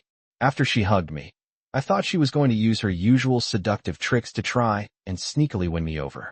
But the look on her face told me that Anshin, despite her actions, was not trying to seduce me. Don't worry, I see why you're acting so impulsively. You seem to be very emotional.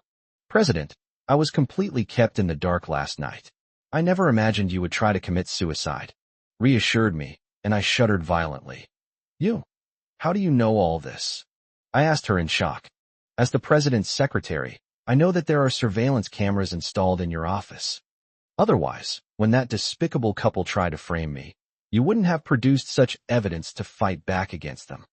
But I checked the security footage from last night after I left, and I found out you were planning to take sleeping pills to commit suicide. When I heard that my secretary had discovered this, I suddenly realized why she had been so emotional just now. It turned out that she had been deeply shocked after learning of my suicide attempt. Holding my female secretary, I felt a mix of emotions. After a long while, I let out a long sigh. Don't worry, you must have already seen that I was extremely desperate about what happened yesterday. You could say that the current situation has driven me to a dead end, which is why I had those thoughts after you got home. President, no, I don't want you to have such thoughts anymore. Otherwise, I'll follow you wherever you go from now on. Even if you go to the restroom, I'll be right behind you. Hearing my beautiful secretary utter these heart-wrenching words deeply moved me. I never expected this female secretary to be so concerned about my safety. After learning that I was planning to commit suicide last night, she reacted so strongly that she went completely insane. I also dropped my cold expression. The secretary's reaction warmed my heart. Don't worry. Now that you've seen the surveillance footage, you should understand that I have no intention of committing suicide by taking sleeping pills. After all, my son's photo has given me tremendous strength. I haven't avenged him yet, so how can I just leave like this? The next second, Anshin let go of my hands that were tightly holding me and jumped and skipped around happily like a little girl. That's great, Mr. President. You have no idea how scared you were just now. You actually tried to commit suicide. If you commit suicide, how will they continue to tempt you every day?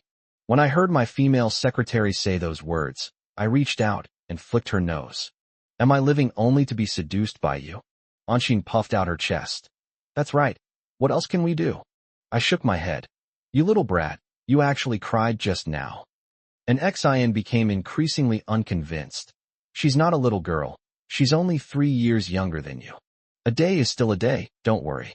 I won't have such stupid ideas again. I won't be so foolish before I get my revenge. If I really end my life and go to the underworld, how will I face my son? Yes, President. I was wondering why you were acting a little strange last night. It scared us both so much that we didn't dare drink any red wine to liven things up. Stop it already. Ever since you two moved into my house, my wine inventory has been plummeting. And you two still aren't going to back down. President, you're so stingy. They say a beautiful woman adds fragrance to the night while reading, and we've been keeping you company like this. What's wrong with drinking a bottle of your red wine?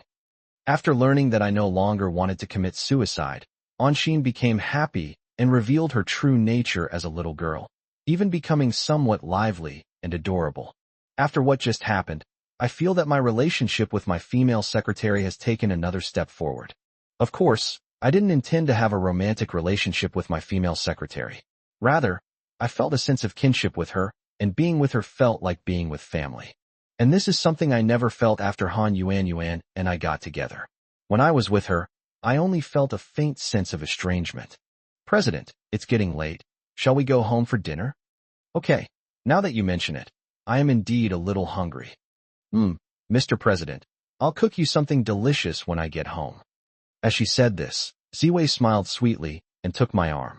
President, do you think we can be considered husband and wife returning home together now? Pa, who said we're husband and wife? I shoved her hand away, but Anshin wasn't angry. Instead, she burst into laughter.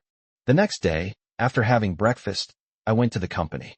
Sitting in the CEO's office chair, I started to question the meaning of life. Since becoming the company's major shareholder, Lin Tianming has remained calm and quiet, without making any moves. This makes me feel very strange. Li Chaoran and his team's investigation also made little progress. After 10 a.m., taking advantage of the opportunity to go out to get water, I drove out of the company and went to the first municipal hospital. Due to severe depression, I need to come here regularly to pick up my medication. I have just spoken with Dr. Lin by phone. Upon seeing me arrive, Dr. Lin greeted me and then advised me. Based on your condition, you should be hospitalized for treatment. Chapter 69 is truly well-intentioned. What? Dr. Lin, you want me to be hospitalized? Absolutely not. I immediately refused. The company is in a mess right now, and if I were hospitalized, who knows what might happen. Dr. Lin looked helpless. Since that's the case, we can only treat it slowly. Here is my treatment plan. What? Dr. Lin, you even came up with a treatment plan for this. Dr. Lin smiled faintly. That's natural. We have to develop different treatment plans for each patient based on their condition. Given your situation, which is severe depression, it's best to be hospitalized for treatment. But I understand that you don't want to do that. However, while continuing with medication, you will also need to pursue psychotherapy and physical therapy. My understanding of physical therapy is that it involves using medical equipment or similar devices. But I still have some doubts about psychotherapy. Dr. Lin, does this mean I'll be assigned a dedicated psychotherapist from now on? Dr. Lin shook his head with a wry smile. We would like to arrange it for you, but your sister disagrees. She says she wants to treat you psychologically in her own way. What? My sister? Dr. Lin's words surprised me greatly. You haven't mistaken me for someone else, have you? I don't have a sister. What? That can't be right. But that girl claimed to be your sister. My breathing quickened. Then tell me quickly, what does the other person look like? Dr. Lin pondered for a moment after hearing my question. The girl is tall with long, flowing hair and an oval face. She has a strong scholarly air about her, but she doesn't wear glasses. However, you can tell from her demeanor that your younger sister has received a higher education. It was actually Xiao Ziwei. She impersonated my sister and even came to the hospital to investigate my affairs. Based on Dr. Lin's description of the character, I naturally thought of Xiao Ziwei. It must be her. Dr. Lin didn't notice anything unusual about me and continued explaining the science to me. Patients with severe depression should also receive psychotherapy in addition to oral medication. The main approach involves providing cognitive behavioral therapy, supportive psychotherapy, interpersonal psychotherapy, and psychodynamic therapy under the guidance of a psychologist. By combining these methods with psychotherapy, patients' negative emotions can be improved, enabling them to return to a normal life. In addition, family life should not be too dull. All of these can effectively improve the patient's condition. I frowned. Dr. Lin, what do you mean by family life shouldn't be too dull? Dr. Lin seemed slightly surprised when I asked this question. This point should be the easiest to understand. I thought you would ask about other related aspects, but I didn't expect you to not understand this point at all. The so-called family life should not be dull. That is to say, all family members should maintain harmony and happiness. In other words, we should maintain the proper state of a happy family. Everyone should talk, laugh, and play around. These are all acceptable. What? This so-called family life shouldn't be too dull? Is that what it means? Dr. Lin looked completely bewildered. Yeah. Is there something wrong? I quickly waved my hand, but a huge storm was raging in my heart. Suddenly, I remembered what Ziwei had said to me before, which she said when she was almost drunk. She said that she and Anshin moved into my house after discussing it. This made me have a huge doubt. So, ever since Ziwei returned from abroad, she and Anshin discussed it and moved into my house together. Was it just to make my family life less dull? This is precisely why they keep causing trouble and playing pranks. And there was even a bizarre scene of two women fighting over a man, which was quite shocking. Could it be that Ziwei moved into my home after learning about my illness? With that thought in my mind, I couldn't wait to ask her. But then I realized that if I asked her so directly, Ziwei definitely wouldn't tell me the truth. So the key to solving the problem now lies with the female secretary, Anshin. I said, this little girl used to only tease me verbally, but why has she suddenly started making more physical contact with me lately? And she's become increasingly bold? Could it be that she and Ziwei had already devised a plan? If so, the two of them were truly very thoughtful. I greeted Dr. Lin, grabbed the medication, and hurriedly left the hospital, returning to the company. When I arrived at the company's office building, I saw Anshin anxiously explaining her tasks to the security manager and the others. With so many of you, didn't you see the president leave? What are you all doing? Now that the president is missing, hurry up and find him. Seeing an Xian's murderous aura, even the security manager, Li Chaoran, lowered his head in front of her. I couldn't help but chuckle to myself and quickly got out of the car. After that, I greeted Anshin. Secretarian, your official airs are too much. Look, even a security manager has been made to lower his head by you. When she suddenly heard my voice, she turned around and saw me, and was so relieved and happy that she almost jumped for joy. Oh, President, you're back. I thought you'd left without saying goodbye. With that, an Xian quickly apologized to Li Chaoran. Li Chaoran smiled broadly. President, thank goodness you came back in time. Otherwise I would have been torn to shreds by your secretary. At this moment of peace, her cheeks flushed for the first time ever. Managerly, you're being too petty for a grown man. I'm just a president's secretary. How could I possibly have the power to tear a special forces soldier like you to shreds? Oh dear, oh dear. Li Chaoran spoke in a very affected manner. Now that you've done it, you still won't admit it. Seeing the two of them like that, I couldn't help but burst out laughing. I waved to Li Chaoran. You all go about your business. I just went out to take care of some personal matters. Li Chaoran grinned. President, it seems that if you go out to run personal errands in the future, you'll have to let me know first. Otherwise, if I really lose you, I can't bear the responsibility. When he said that, neither Anshin nor I paid any attention to him. We both laughed as we walked through the office building doors. Back in the CEO's office, an Xian probably realized she had been too harsh on the security manager, so she timidly approached my desk, head bowed, and said, CEO, I was harsh with the security manager earlier. You won't blame me, will you? Chapter 70. Let me touch it. Seeing her like that, I couldn't help but burst out laughing. Haha, why would I blame you? You were so fierce, but it was all for my sake. Don't worry, I won't blame you. Anshin then raised her head. President, I'm glad you don't blame me. With that, she walked to the other table and began tidying up the documents on it. Seeing Anshin tidying up the documents on the table, I tiptoed to her side and hugged her from behind. A loud shout came from Anshin's mouth. What are you going to do? Seeing Anshin's strong reaction, I couldn't help but let out a mischievous laugh. Don't worry, haven't you tried to seduce me many times, wanting to give yourself to me? Now is a good opportunity. I just locked the office door, so now we have a private space where we can do that. What, Mr. President, you want to do that with her? An Xian stared wide-eyed in shock, her face filled with astonishment. Seeing her like this, I nodded hastily. Of course, but you seem a little unwilling. Oh, Mr. President, you're so sudden. I didn't expect you to molest me. After I hugged Anshin, I instinctively sensed her resistance, so I said with a mischievous smile, Anshin, what's wrong? Is it because it's broad daylight that you feel embarrassed? Actually, what's the big deal? We're all just men and women in this world, and we all crave love and pleasure. Oh, President, you have such a thick skin. How could you say something like that? I felt Anshin's body tremble slightly in my embrace. Only then did I release her and slam my hand on the table. Don't worry, it's too late to hide it now. You'd better tell me the truth. Anshin was completely bewildered and had no idea what was happening in front of her. She opened her mouth in shock.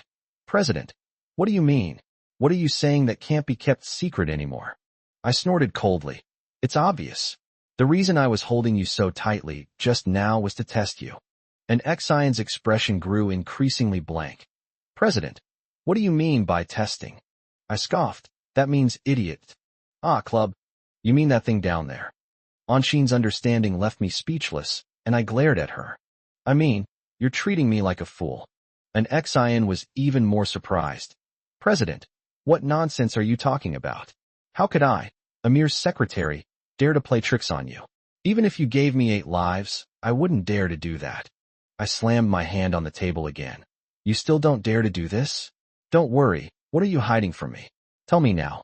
President, I really have nothing to hide from you. I shook my head, still staring intently at Anshin in front of me. No, don't worry. I can tell from your shifty eyes that you didn't dare to look me in the eye just now. There must be something you're hiding from me, right? President, that's not right at all. Anshin's chest heaved. You suddenly hugged her just now, which startled her and caused her to scream. I pursed my lips. Back at home, didn't you and Ziwei already make some kind of sharing proposal and talk about sharing your affections equally? So why did you react so strongly when I wanted to do that with you just now? Anshin's body trembled violently, and the next second, she couldn't wait to say, President, did you really want to do that kind of thing with me just now? Oh dear, the main thing is that I was just focused on packing my things, and I didn't expect you to hug me like that, which is why I screamed. Since you want to do this, Mr. President, then we'll obediently cooperate with you. As she said this, Anshin, like a well-behaved little kitten, gradually approached me. Without any hesitation, I lifted her chin with one hand and stared at Anshin's pretty face until her cheeks turned red and she dared not look at me again. Seeing that even with my chin in her hand, she still lowered her head, I couldn't help but chuckle to myself. Don't worry, do you really want to do that kind of thing with me? And Xin kept her head down, avoiding eye contact with me, and simply said, Yes, President. Wasn't their intention obvious enough before? Ha ha ha. I burst out laughing. Stop pretending, okay? If you want to do that with me, why don't you even have the courage to look at me? President, I didn't expect that you would be so lustful in broad daylight that you wanted to do such a thing. Haha, so you're saying it's my fault for doing this in broad daylight? Yes, President, that's exactly why I couldn't accept it. It's broad daylight, during working hours, and I never expected you to suddenly hug me from behind. My heart is still pounding. Really? Then let me touch it. As I said this, I reached down and touched her chest. I did this to scare her, of course. I didn't actually intend to touch her. My intention was to check Anshin's attitude, since I had a suspicion in my mind after returning from the hospital. Sure enough, when I saw Anshin's body, I couldn't help but tremble slightly again. Although it resembled the wind sweeping across a lake, it still left behind a ripple.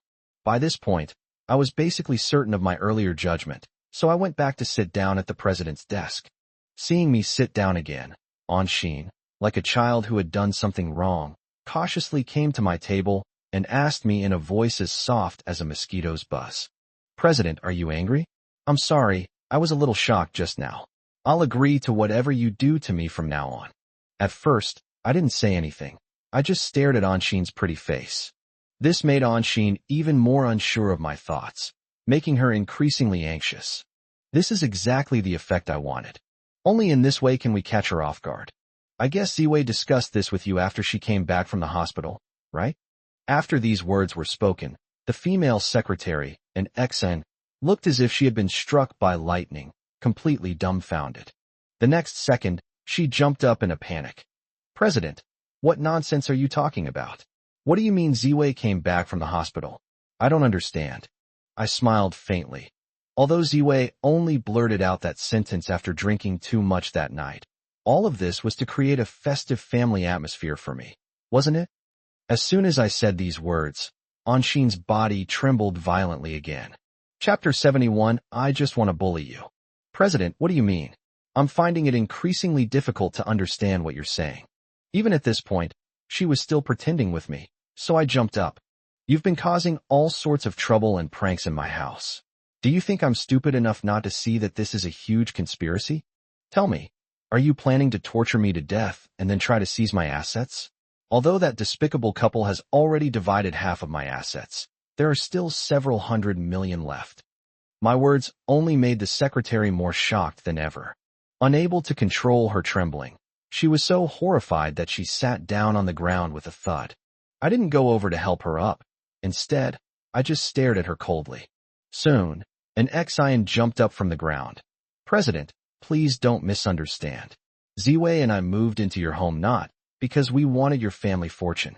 It's because Ziwei came to me and said that in order to completely cure your illness, we must create a good family atmosphere so that you can feel the warmth and joy of home, which might help alleviate your depression. When I heard the female secretary finally tell the truth, I couldn't help but laugh out loud. Only at this moment did I help her up from the ground. Don't worry. Thank you for telling me the truth. When I said that, Anshin was instinctively taken aback. What, President? You deliberately lied to me just now. I reached out and flicked her nose. If I didn't scare you like this, how would you explain the truth to me? I hugged you tightly from behind just now to test you. Oh, Mr. President, why are you like this? Anshin looked utterly desperate, but I couldn't help but burst into laughter. Don't worry. Thank you for making such a big sacrifice for me. Anshin felt wronged, but in the end, they exposed the truth in front of you. Now, Sister Ziwei will definitely blame me. After a mischievous laugh, I said, we can easily keep it from her. If we don't tell her the truth, she won't know that I already know the truth. My words once again shocked the beautiful secretary. What?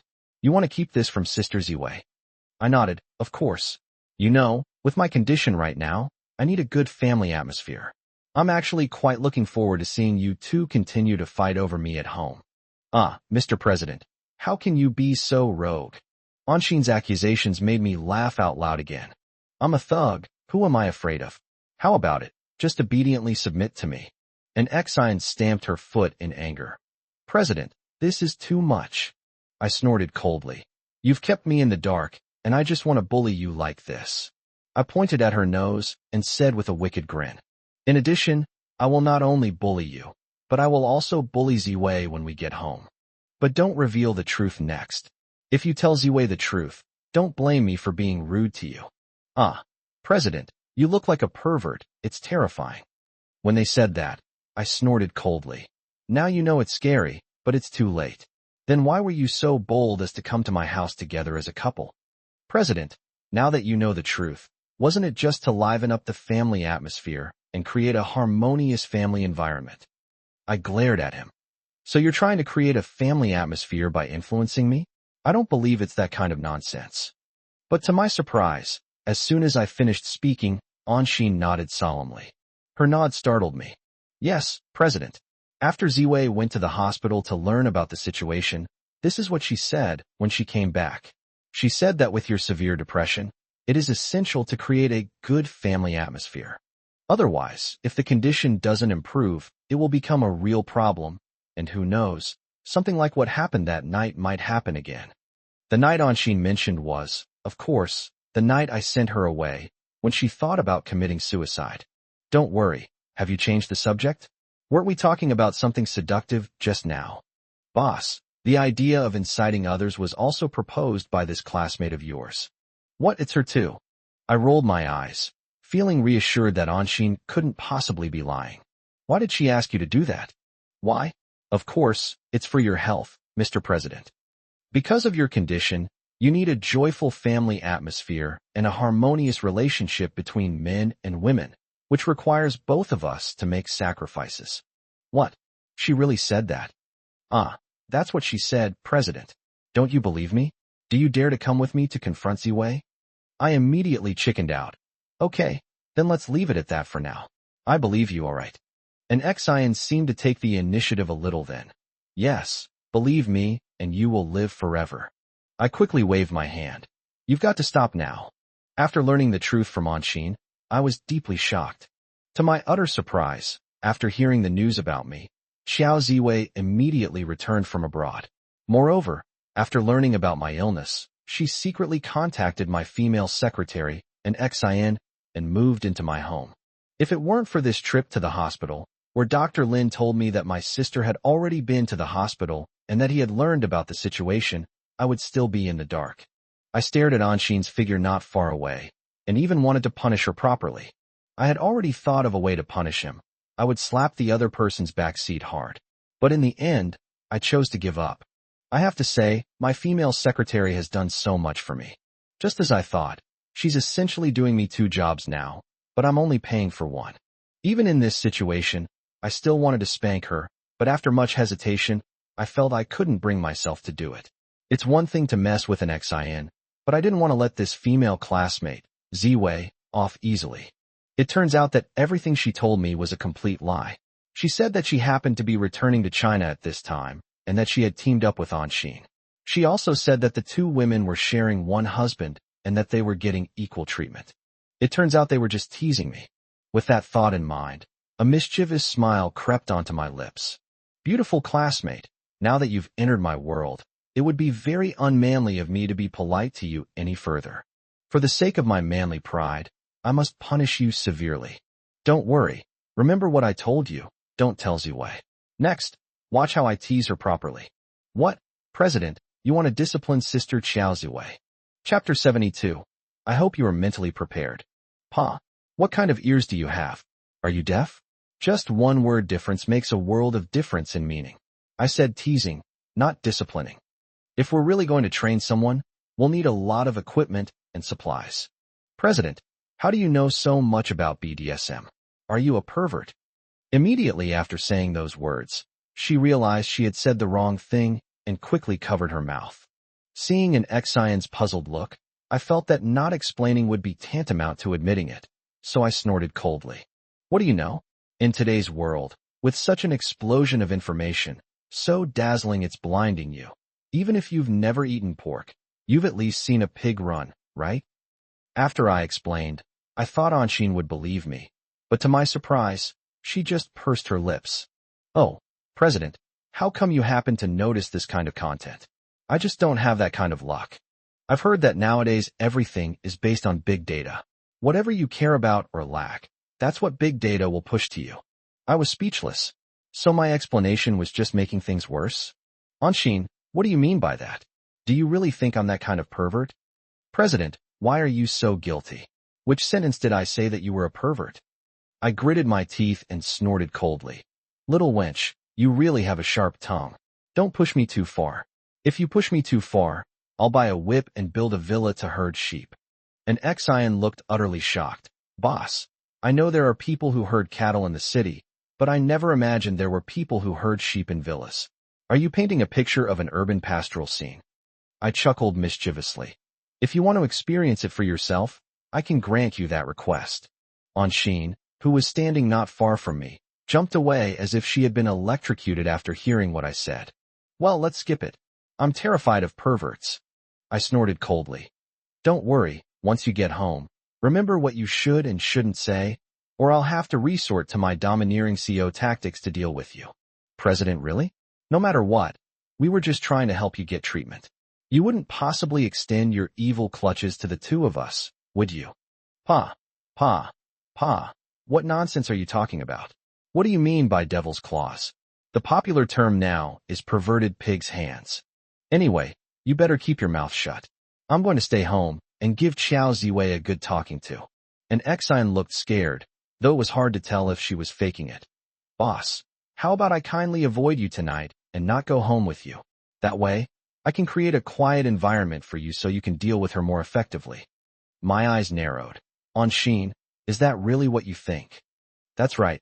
Your female classmate has been hoping that you would teach her a lesson. I chuckled mischievously. Since that's the case, you have no choice but to come home with me. After all, such a wonderful show would be greatly diminished if there were no audience. After letting out a loud scream, Anshin covered her ears and stomped her feet. President, how could you be so perverted? I snorted. Be a good boy and listen to me. You don't know what a pervert is. I even want to have a sex change. Anshin's expression turned even more shocked. President, I didn't expect you to be playing such a high-level game. After returning home that evening, Anshin quietly went into the kitchen.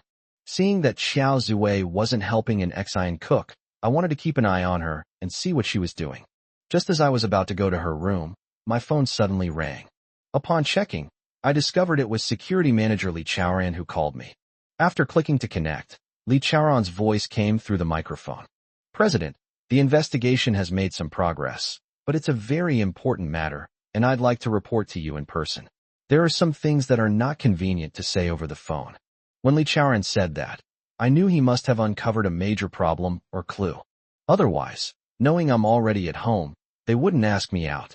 I was also a little impatient, so I said into the microphone, Chaoran, how about we meet here at the Feng family restaurant?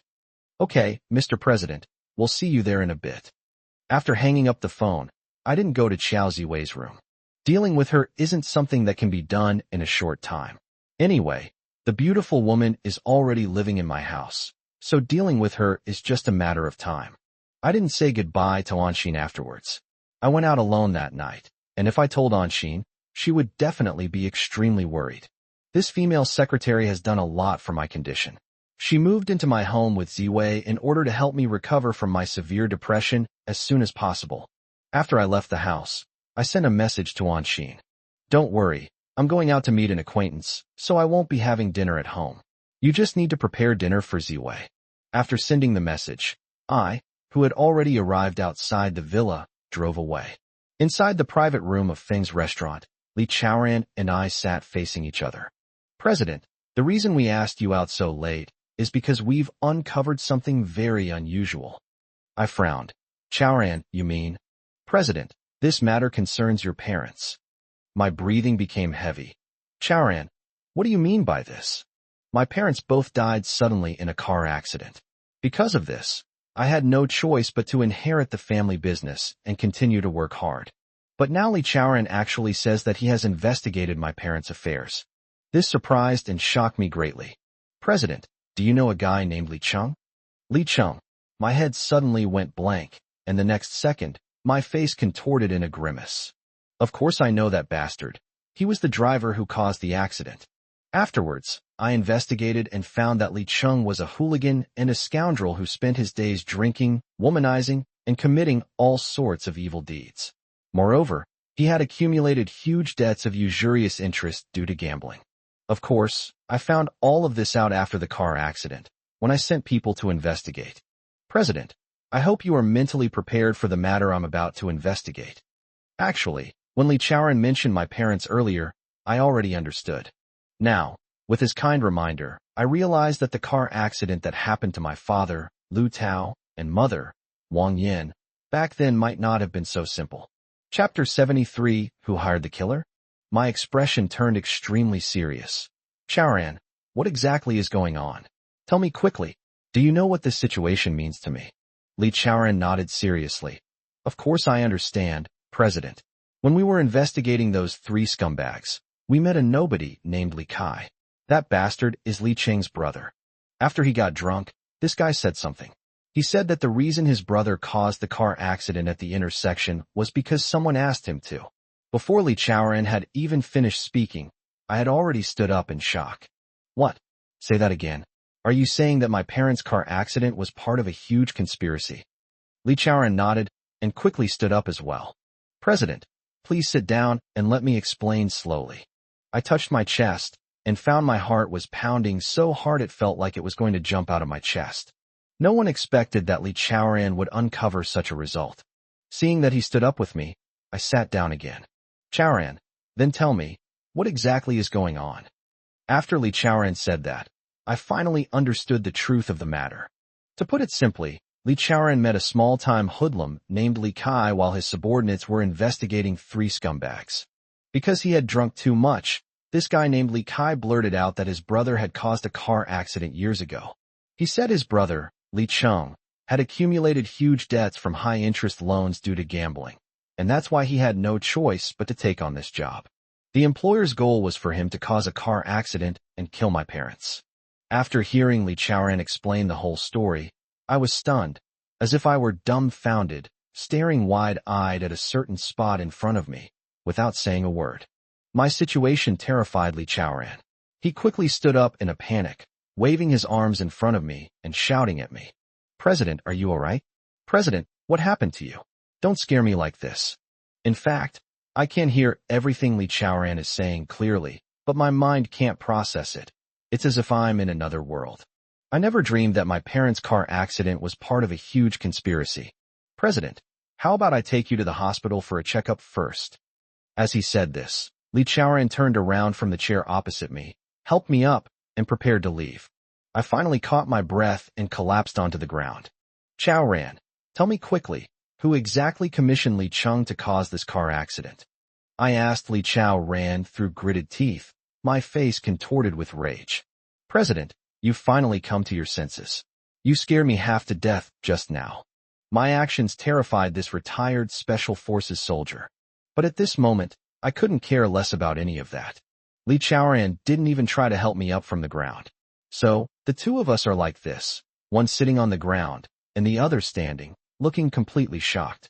President, my men also questioned Li Kai, and he said that his brother was hired by a woman. What, it's a woman? Li Chaoran nodded. That's right. This woman provided her brother with photos of the couple and their car, and promised a high reward, which led her brother to agree to the request and cause this car accident. Upon hearing Li Chaoran's explanation, I was stunned, and it took me a long time to come to my senses. I shook my head dumbfounded. Impossible.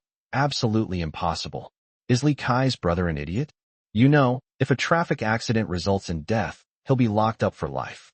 How could he do something so stupid? My words made Li Chaoran stomp his foot in frustration. President, why don't you understand this?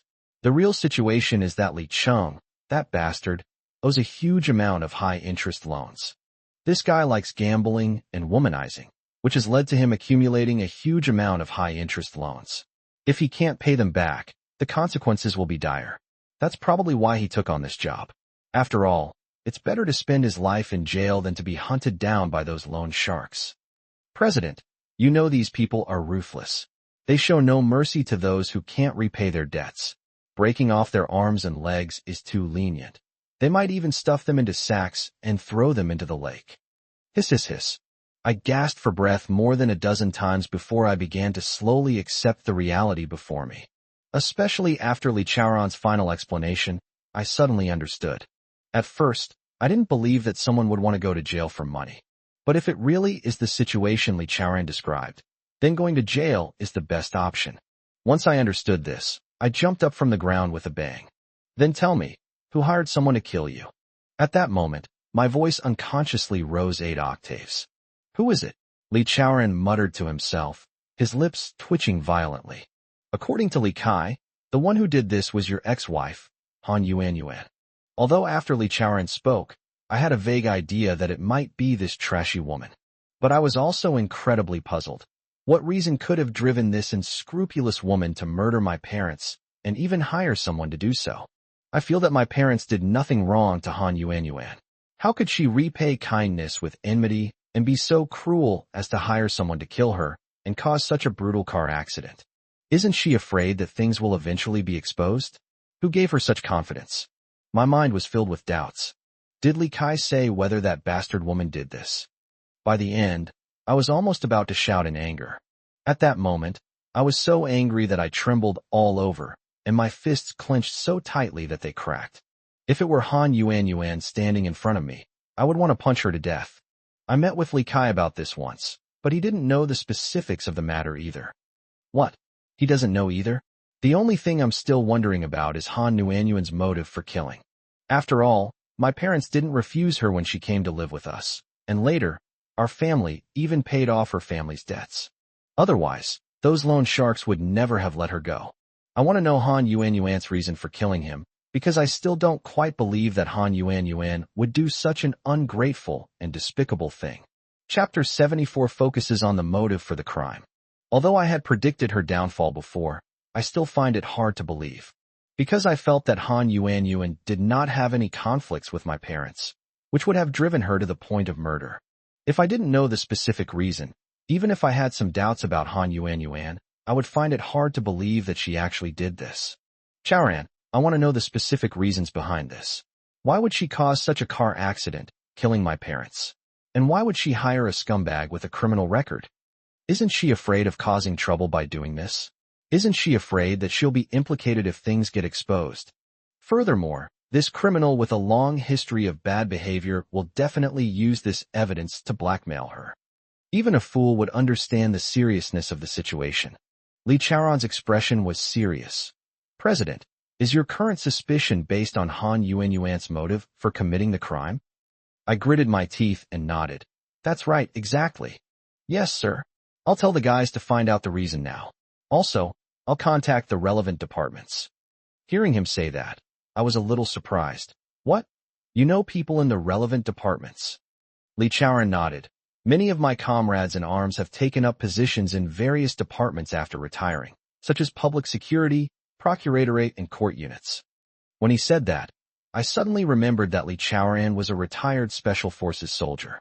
All right, Chaoran, then I'll leave this matter to you. After he left, I didn't leave. Instead, I sat there blankly for a long time. Then he picked up the wine on the table and poured himself a drink. In the end, he finished a whole bottle of baijiu by himself, and then, drunk, he walked towards home. I drove here, but after getting drunk, I had to walk home. Fortunately, this Feng family restaurant is not far from my home. When I got home, I saw Qiao Ziwei and an Xian sitting at the dining table, with food laid out on the table, but no one had touched it. Only after hearing the door open did their attention turn to it. The next second, they all stood up in unison, their eyes wide with anger. Especially Qiao Ziwei, who crossed her arms and stormed up to me in a few angry steps. Lu Jiang, you've really grown quite capable, haven't you? We're waiting for you at home for dinner, but you're out drinking by yourself, having a great time. Have you ever thought about what it would be like for us to be waiting for you at home, hungry and exhausted? Hearing Xiao Ziwei's complaints, I was taken aback and looked at an Exine beside me. Don't worry, didn't I send you a message? Why didn't you tell Ziwei? And you two are just sitting here like idiots. Didn't I tell you not to prepare my dinner? Anshin paused for a moment, then said, after I got home, I immediately went into the kitchen to cook, and I haven't looked at my phone since. So that's how it is. I stamped my foot in frustration.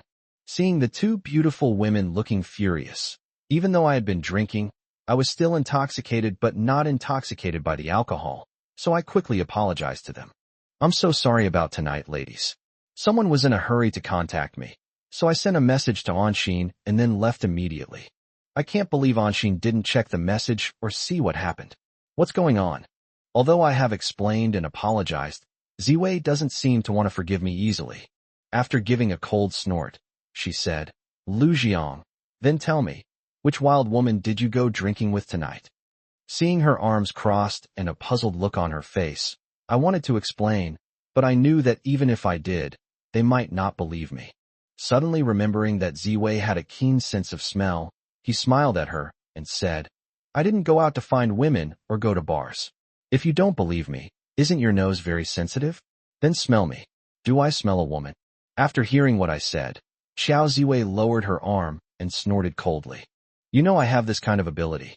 If you want to prove your innocence, why don't you give false testimony outside before coming home? What? You can go home after making an illegal document, Ziwei said with a smug look on her face. That's right. As far as I know, some men take a shower as soon as they have sex with other women, and even leave themselves smelling of cooking oil. Don't ask me how I know. Even if you ask, I won't tell you. Ziwei's words made me gasp. I originally intended to rely on her keen sense of smell to prove my innocence. But what she said made me realize instantly that if a woman has preconceived notions and wants to label you, there's absolutely nothing you can do about it. As I shuddered, I couldn't help but think that maybe Ziwei was trying to liven up the family atmosphere. Moreover, it would be understandable if Anshin said these words, since she had only been with me for a relatively short time. But it's a bit unfair of Xiao Ziwei to say that. After all, we knew each other very well during our university years.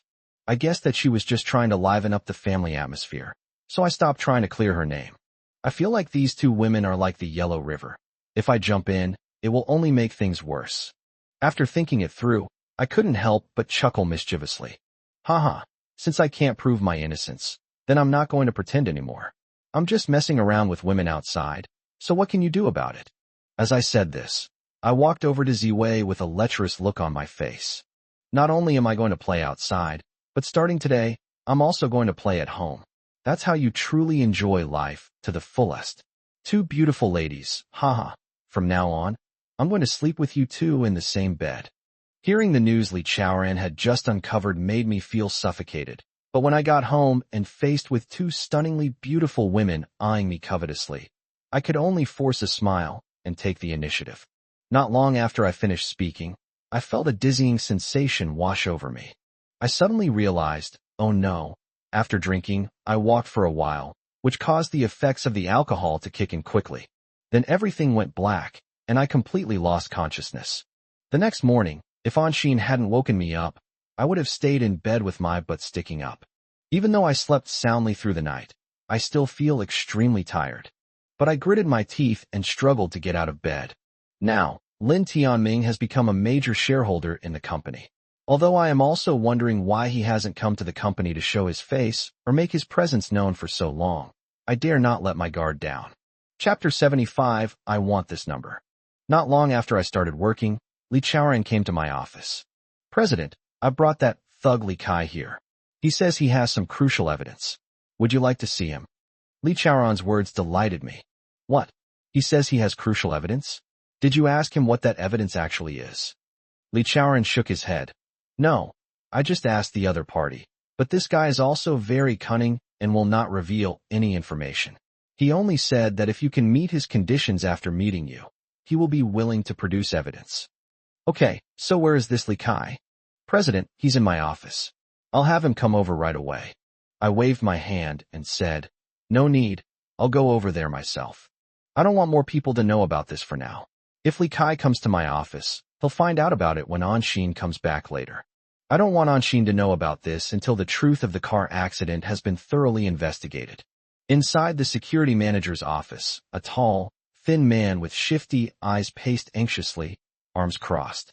When he saw Li Chaoran and me push the door open and come in, the tall, thin young man was quite surprised. He looked at Li Chaoran with a puzzled expression. This is your boss? He's so young.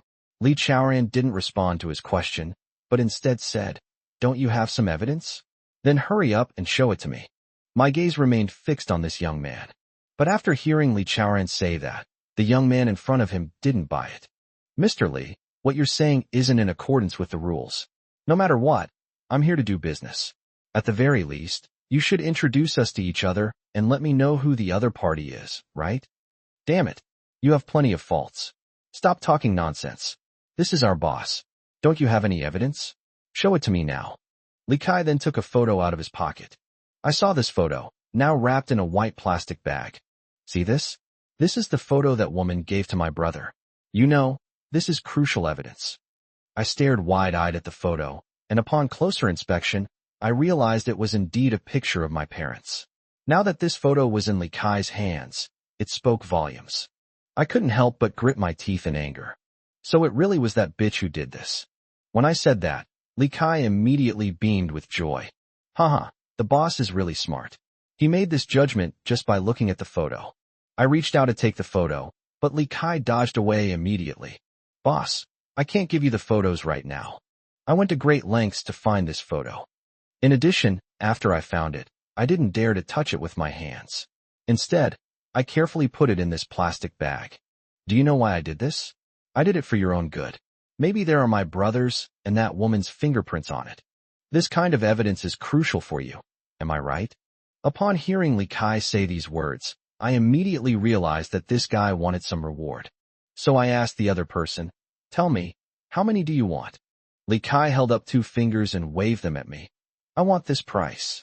Li Chaoran, who was standing next to him, snorted coldly, took out 200 yuan from his pocket, and slapped it on him. Put down the evidence, take the money, and get out of here. Then, Li Kai grabbed the 200 yuan from his body and threw it on the ground with a thud. The young man's expression changed. Mr. Li, you think you can just give me 200 yuan and get rid of me? And you want me to keep such crucial evidence?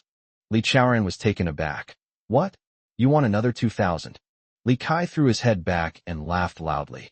Haha, Mr. Li, you really have the nerve to say that. What I want is not 2,000, but 2 million. Li Chaoran was startled. What? You actually want 2 million? You're really asking for the moon. Li Kai snorted coldly. Mr. Li, so you don't want to keep this photo? Then forget it. Or, I should go find that woman and ask her if she'll accept it? I think once I find them, they'll definitely buy them back at a high price. With that, the guy walked toward the door. Wait! I shouted, stopping the other person. Li Kai turned around with a mischievous grin. What's wrong, boss? Have you thought it through? I nodded. That's right. I'll give you the 2 million. Boss, this bastard is trying to extort money. He's asking for 2 million for just one photo. Li Chaoran was furious. I said to him, Stop talking nonsense. This photo is very important to me. Now go to the finance department and write him a check for 2 million.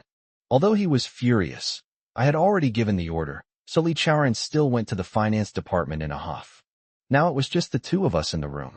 I asked Li Kai, Tell me, do you have any other evidence regarding this matter? Li Kai shook his head. Boss, you're making a difficult choice. I searched for a whole day and night before finally finding this photo at my brother's house. If I had any other evidence, I would have brought it along already. That way, I could have gotten a better price, wouldn't you say? That guy is right. Given his greed, if he finds other evidence, the other side definitely won't give up. Your name is Li Kai, right? The other person looked somewhat stunned. I guess he doesn't know why I asked him his name. Boss, didn't you already know that? I nodded, and then explained my purpose. Regarding selling the photos to me, I don't want you to sell this information to others before I've investigated the matter thoroughly. If you do, don't blame me for being impolite. Hearing me make this request, Li Kai breathed a sigh of relief. Don't worry, boss. Why would I do such a thing? I would have been satisfied with selling this photo for 2 million. Don't worry, I won't cause any more trouble. I said coldly. You'd better do that, or I'll make you pay a heavy price. The reason I'm being so protective of Li Kai is that I'm afraid he'll spread the news. If that happens, and that scumbag woman finds out about this beforehand, it will be very disadvantageous for me. If there is any other crucial evidence involved, it will be very difficult to obtain it if it arouses the other party's high vigilance. Of course, I'm saying this to be upfront and clear from the start. Chapter 76. You're the one who orchestrated all of this, aren't you? Haha. Don't worry, I won't be unethical. After taking the money, the guy left in a hurry, looking very happy. President, you actually spent 2 million to buy a photo. I feel like bringing him here made you fall for a scam. Li Chaoran was somewhat indignant. If I had known that this bastard was up to this, I wouldn't have let him come to see you. I shook my head. Chaoran, why do you say that? This is crucial evidence. Spending 2 million is absolutely worth it. As I said this, my expression grew even colder. I thought to myself, Han Yuan, Ming Feng, if you really did this, I'll kill you two scoundrels. That's why I went so far as to spend 2 million to buy this photo. Li Kai is right. This is indeed crucial evidence. Moreover, I discovered that this guy was very experienced in this area. After finding the photo, he didn't touch it himself, but instead put it in a plastic bag. Perhaps this means that Li Cheng's and Han Yuan's fingerprints are still preserved on it. That's why I'm willing to pay any price. Back in the CEO's office, excited at having obtained crucial evidence, I was also considering my next steps. My idea is to hand this photo over to a specialized agency to see if fingerprints can be extracted from it. If I can extract their fingerprints, then I can accuse this despicable couple of hiring someone to commit murder. With such evidence, they could be sent to prison. With that thought in mind, I glanced around but couldn't find Anshin anywhere. I didn't see her before I went out. Just as I was wondering what she was doing, I heard the sound of hurried high heels coming from the doorway. Anshin rushed in, her face showing a hint of panic. What's going on? Don't worry, you seem a little uneasy. I asked, puzzled. President, the major shareholder, Lin Tianming, has arrived and is requesting a board meeting. He wants you to come over immediately. I jumped to my feet. What? Lin Tianming actually came, and he's going to hold a board meeting? Anshin nodded quickly. That's right. I gritted my teeth and thought to myself, this bastard has become the company's major shareholder, and this is the first time he has shown his face in so long. This is far beyond my expectations. I had assumed that the day after I became the company's major shareholder, he would be eager to come to the company and make his move against me. But he didn't show up until more than 10 days later, which still surprised me. After calming myself down, I said to Anshin, let's go. What's meant to happen will happen. It's not a big deal. President, why do I get the feeling that you have a plan in mind? I smiled faintly. What's there to be afraid of? As Ziwei always says, when soldiers come, we'll block them. When water comes, we'll dam it. And Xin was even more surprised. Boss, you seem so calm and collected. I thought you had some trump card up your sleeve, but it turns out it was just because of one sentence from Ziwei. I smiled meaningfully. Sometimes a single sentence can give people a powerful and inspiring force, so never underestimate the power of a single sentence. Boss, I feel that what you said is very profound and difficult to understand. I smiled faintly. The main thing is, you don't have that kind of experience yet. Boss, don't act all mysterious and profound in front of me, like some kind of hermit. Do you really think people don't know you? We talked as we walked to the company's main conference room. Most of the company's shareholders had already arrived, and Lin Tianming was sitting in the center of the stage. When he saw me come in, Lin Tianming showed a look of disdain and contempt. I gave him a cold look and then looked away. Without sufficient strength, I feel it's best to remain silent for now, especially since Lin Tianming hasn't targeted me yet. I also want to know why he convened this board meeting. Soon, all the shareholders had arrived. As the company's major shareholder, this is the first time I'm meeting everyone at Luhan Company. When dealing with that despicable couple, I've already spoken to the minority shareholders of these companies, and now they've all chosen to stand by my side. Therefore, after saying this, Lin Tianming seemed to want to hear some applause from the audience. But I had already had in-depth communication with these minority shareholders, and they were all on my side. So at this moment, they deliberately embarrassed him, and not a single person applauded. This made Lin Tianming somewhat embarrassed, and the staff he brought were also very angry. They knew exactly what their leader needed, so in their anger, they started clapping. But no matter what, this guy only brought a few people with him when he came, so the sparse applause at the scene became a huge irony. Only 3 or 4 people applauded, which made Lin Tianming's face turn very ugly. The next second, he slammed his fist on the table in anger. Lu Jiang, you're the one who orchestrated all of this, aren't you? You've got these minority shareholders working against me. Do you think I'm stupid enough not to see that? His open accusation made me a little angry too. I slammed my fist on the table and said to him, Lin Tianming, even though you are now the major shareholder of the company, don't go around making a fool of yourself. These minority shareholders are investors who invested in Luhan Company to make money, not out of spite. If you show sincerity and make them feel it, they will spontaneously support you. However, this requires you to take the right path. I just publicly countered the other party, and I have a lot of confidence. Although this bastard is now a major shareholder of the company, he publicly accused me of playing tricks. I never played any tricks, nor did I inform them in advance or prevent everyone from applauding, so I am full of confidence. The other shareholders of these companies are aware of this, and everything I've said is true. As investors, who would want to see chaos and internal discord between shareholders and the CEO. In addition, I also drew a line for Lin Tianming, which is that he must walk the right path and not mess around here. If someone tries to bring down the company, these shareholders will bite even if they're desperate. My words just now implicitly contained this meaning. This made Lin Tianming increasingly unhappy. Wow, Lu Jiang, I didn't expect you to be so capable now. You've even learned to draw lines for me. I must say, after several years, your first encounter with me has made me look at you with even greater admiration. I waved my hand. Sorry, I don't care at all what you think of me. What I care about most right now is what the other shareholders are all concerned about. As the major shareholder, will you cause any trouble? After all, everyone already knows that the two of us are now like oil and water. By saying that, I tightly bound the other minority shareholders to me. Chapter 77. Investigating the company's accounts. What I want to say at this moment is exactly what they are thinking. Therefore, these shareholders who were silent just now are now responding. President Liu is right. We hope that everyone in the company will work together to expand the market and make money. That's right. That's the ultimate goal of our investment. No matter what conflicts there are, we should maintain a high degree of consistency on the point of developing the company. You all. This was the first time Lin Tianming had appeared at the company in such a long time. He originally wanted to give me and everyone a hard time, but the reality was far beyond his expectations. Moreover, he clearly felt that he, who had initially been in control, was now in a somewhat passive position, which made him frown. Good lad. I'm increasingly sensing the tremendous changes in you. The other party gritted their teeth, but I simply replied calmly. There's nothing I can do. This is a rubbish world, full of rubbish people who keep forcing good people into prostitution.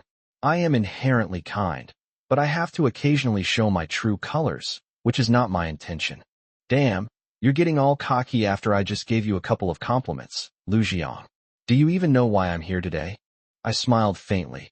It's hard for 100 people to guess what one person is thinking. How would I know what you're doing? Let's stop keeping you in suspense. Everyone has a lot to deal with and no time for idle chatter. After I said these words, Lin Tianming's expression changed drastically. The staff he brought with him were also red-faced and visibly upset. One of my subordinates slammed his fist on the table in anger. Lu Jiang, don't go too far. How dare you speak to our boss in such a sarcastic tone? Seeing the other party's subordinates refute me, an Xian, who was standing to the side, immediately retorted without hesitation. Which ear of yours heard us say that our CEO was being sarcastic? When I saw Anshin refuting the other party, I didn't stop her. I know that now that this bastard has become the company's major shareholder, I'm doomed. So I might as well just give up and go all out. Even though it's a broken pot, I'm going to smash it to make the biggest noise. That's the greatest value of a broken pot. Now that we're ready to fight, we're evenly matched with our opponent. The shareholders standing nearby were also quite shocked. They probably hadn't expected such a scene to unfold. Lin Tianming, sitting on the main stage, kept changing his expression as he watched. I guess he came here today to give us a hard time. It's precisely because everything in front of us is different from what we imagined that his expression keeps changing. In addition, I just figured it out. Why hasn't Lin Tianming shown up at the company for so long? Maybe he did it on purpose. That means if he doesn't come for a day, I'm on edge all day. It is likely that the other party had this in mind, which is why they did not show up for more than 10 days after becoming the company's major shareholder. Of course, this is just my guess and has not been verified. However, it's true that the other party's expression is not right now. All right, all of you shut up. Lin Tianming slammed his hand on the table, and his men immediately shut up. Seeing that the other party was no longer targeting me, Anshin also chose to back down. Everyone saw what just happened. What kind of talk is this? Do they even respect me as a major shareholder? His words left everyone looking at each other in bewilderment. I didn't refute it, and I felt there was no need to. I thought to myself, I don't take you seriously, you piece of trash. I've already shown you with my actions, so what's the point of refuting you with words now? Seeing the shareholders in the meeting room whispering in hushed tones, Lin Tianming grew increasingly angry. However, even though he was cunning, he wouldn't vent his anger on them. As the major shareholder, he's going to deal with me next, so he needs to win over his supporters. Therefore, although he looked unpleasant, he did not lash out at the whispering shareholders on the spot. After observing this, I couldn't help but nod to myself. It seems that Lin Tianming has changed a lot since graduating from university. He is no longer the naive young man he once was, but has become quite shrewd. However, the other party is here to set the rules. If they don't suppress other shareholders, then they are definitely targeting me. That's obvious. Otherwise, how can he demonstrate his power as a major shareholder? Just as I was thinking this, I heard a loud bang. Lin Tianming, standing in the center of the stage, slammed his hand on the table and turned his attention back to me. Lu Jiang, how dare you? I just received a report that you misappropriated company funds for your own consumption. I would like to check the company's accounts. Seeing Lin Tianming finally reveal his fangs, I smiled faintly and didn't react at all. It's perfectly normal for them to do this. If they didn't, I would find it strange. An Xian, however, couldn't hold back any longer and immediately retorted, that won't do. The company's financial statements are company secrets. Even though you are a major shareholder, such secrets involve the company's security. I protest. Lin Tianming was so angry that his nose almost twisted out of shape when an Xian raised her objection. Who do you think you are? A mere young girl, daring to defy the demands of me, a major shareholder? Anshin did not answer the other party's question, but just stood there glaring at him coldly. Among Lin Tianming's men who had come with him, one of them revealed an Xian's identity to him. She is Lu Jiang's secretary. Knowing an Xian's true identity, Lin Tianming became even angrier. How dare a secretary like you stop the demands of me, the major shareholder of the company? Upon hearing the question, Anshin finally picked up the conversation. How much guts do I have? Do I need to report to you, the major shareholder? Even if you were the major shareholder of the company, you wouldn't examine my body organs, would you? You really are quick-witted. I'll let it slide since you're just a lowly secretary. Although he was so angry that his face turned red and his neck bulged, Lin Tianming knew that if he were to slam his fist on the table and start arguing with a secretary at the board meeting, it would be the one who would lose face as the major shareholder of the company. The guy turned his gaze away from Anshin and looked at me with an unfriendly expression. Lu Jiang, I hope you will have your men bring the company's books as soon as possible so I can check them. You should know that as the company's major shareholder, I have the authority to check the company's accounts. Lin Tianming is right. The company's major shareholder does indeed have that authority. Chapter 78, even a broken pot can produce the strongest sound. After a moment of silence, I turned to Anshin and said, notify the finance department to bring the company's books for the major shareholder to review. Upon hearing my order, an Xian didn't readily agree for the first time. Instead, she said anxiously, President, our financial accounts involve many of the company's secrets. Although this person is the major shareholder of the company, he is also the boss of our rival company. Once he gets hold of our company's trade secrets, we will be completely put at a disadvantage. I know Anshin is telling the truth. But given the current situation, since he is a major shareholder of the company, I have to let him inspect the company's accounts. Stop talking nonsense. What? You're not even listening to me anymore. President, it's not that I'm not listening to you. It's just. It seemed that Anshin wanted to say something more, but I waved her away to stop her. Go and notify the finance department immediately. Don't say anything useless. All right, President. And Xin gritted her teeth and reluctantly walked to the side, took out her phone, and contacted the head of the finance department. Soon, the head of the finance department arrived at the main conference room carrying a thick stack of ledgers. After the finance department head, Lu Shan, entered with a staff member, they came before me. President, we have brought all the company's recent accounts. After I nodded, I pointed at Lin Tianming and said, Go ahead and let him take a look. Lu Shan nodded, then said to the finance department staff member, Send the ledgers over. And so, under everyone's watchful eyes, Lin Tianming began to pretend to examine our company's accounts. Although I had acted calmly and nonchalantly just now, at this moment, I feel extremely uncomfortable. Anshin was right earlier. This bastard is the boss of my rival company, but now he has another identity. He is our company's major shareholder. As a major shareholder, I have many privileges and can access the company's accounts, which I must unconditionally comply with.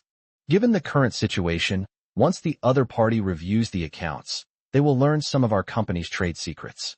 But all of this is now unavoidable. My current situation is somewhat like being under a low eaves, forced to bow my head. If I refuse on the spot, even though the other shareholders of these companies are biased towards me, it will still leave a bad impression on them.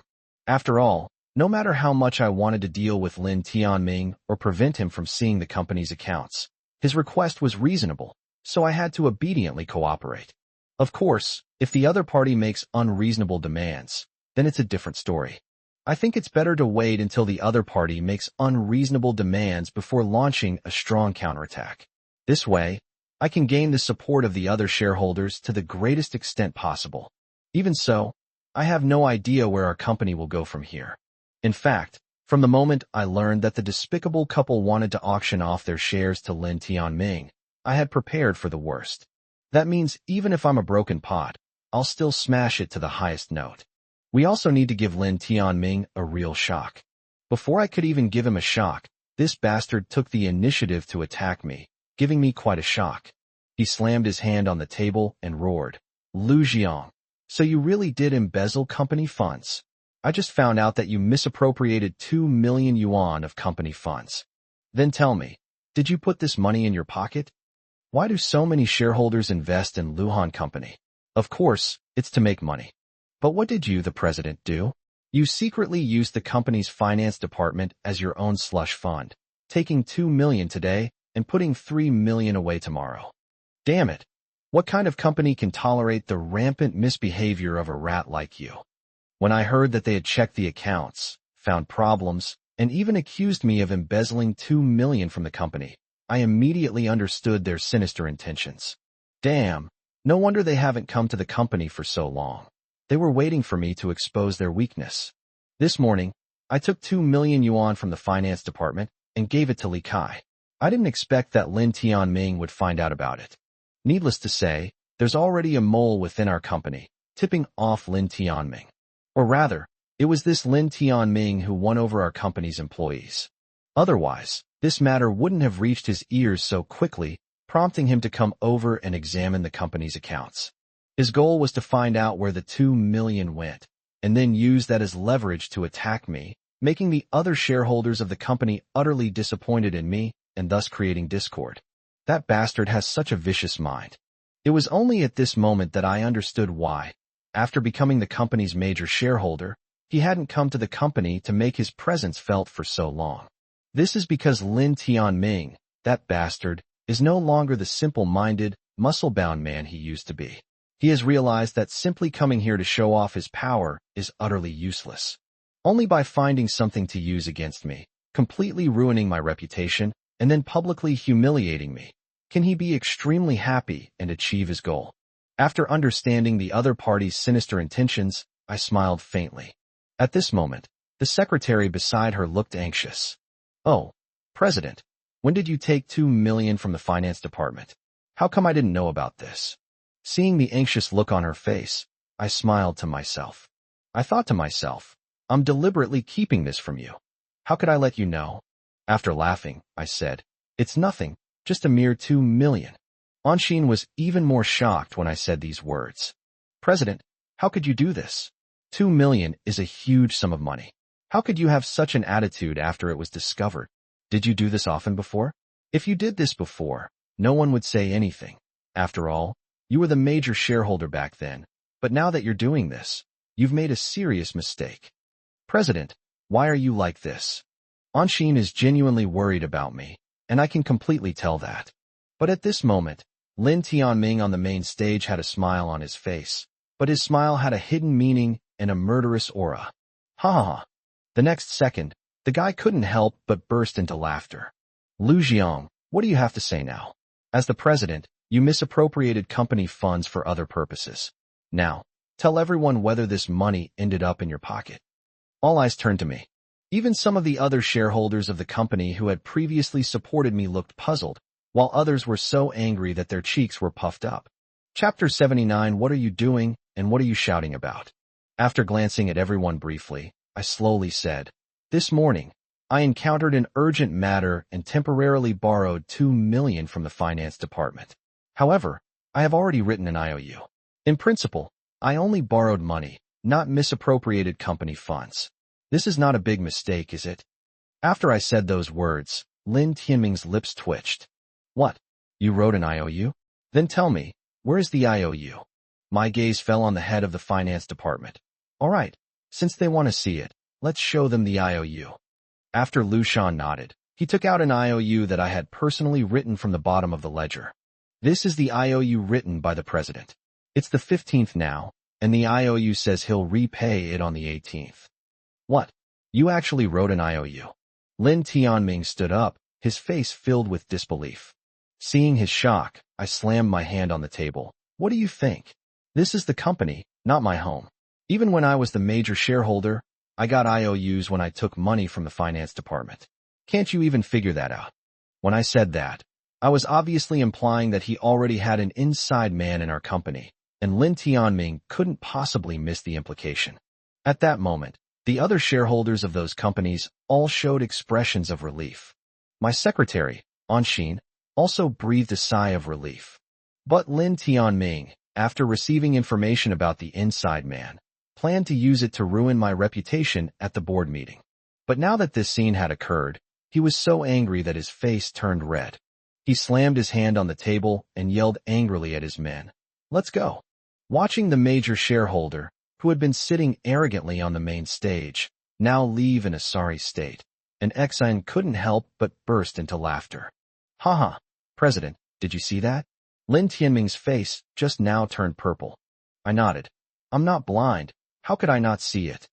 And Exine snorted coldly. President, that's not fair of you. How could such a big thing be kept from me, your secretary? Seeing that she was still blaming me, I immediately said, who told you to take so long in the bathroom? Were you slacking off? If you were always by my side, how could I not know about this? President, I never expected you to be so despicable as to say such things about people. And Exine blushed deeply after saying those words. With a whoosh, all the other shareholders of the company appeared before me, their expressions filled with excitement. They also knew that Lin Tianming, as a major shareholder, convened a board meeting immediately after arriving at the company with the aim of finding something to do with me and punishing me in public. Now that I've easily cracked it, these shareholders are very happy. President, you're amazing. I saw you remain calm throughout, handling every move with ease. Especially at the end, when you took out that IOU, you not only slapped Lin Tianming in the face, but also shocked him. Haha, that's right. I guess this guy already has an inside source telling him that you used 2 million of the company's cash. But that insider didn't know that you had already written an IOU. Otherwise, Lin Tianming wouldn't look so pale. I knew it. Haha. I feel like he shot himself in the foot and smashed it to pieces. The shareholders' words made everyone burst into laughter. Although I smiled along with the shareholders, I knew that Lin Tianming would not let this go after making a fool of himself in public. This guy tried to ruin my company even before he became a major shareholder. Now that he has such a favorable opportunity, he will definitely continue to target me. Therefore, although I was smiling, I was also a little anxious inside. If Lin Tianming joins forces with the other shareholders to remove me from my position as president, then it will be extremely unrealistic for me to find that trashy couple and seek revenge. After all, they now have 500 million yuan in funds. If I lose control of the company, it will be very difficult to take revenge on them. Furthermore, they are even less able to deal with that bastard Lin Tianlin. That's why, although I had a smile on my face, I was filled with worry in my heart. Everyone, that bastard Lin Tianming will definitely not let this go after he's been humiliated this time. I hope everyone will continue to support me as always. Now, I must turn to these shareholders for help. As the company's major shareholder, if Lin Tianming were to propose removing me as president, a board meeting and a vote would be required. Even if he is the largest shareholder, he can do nothing if these shareholders disagree with his proposal.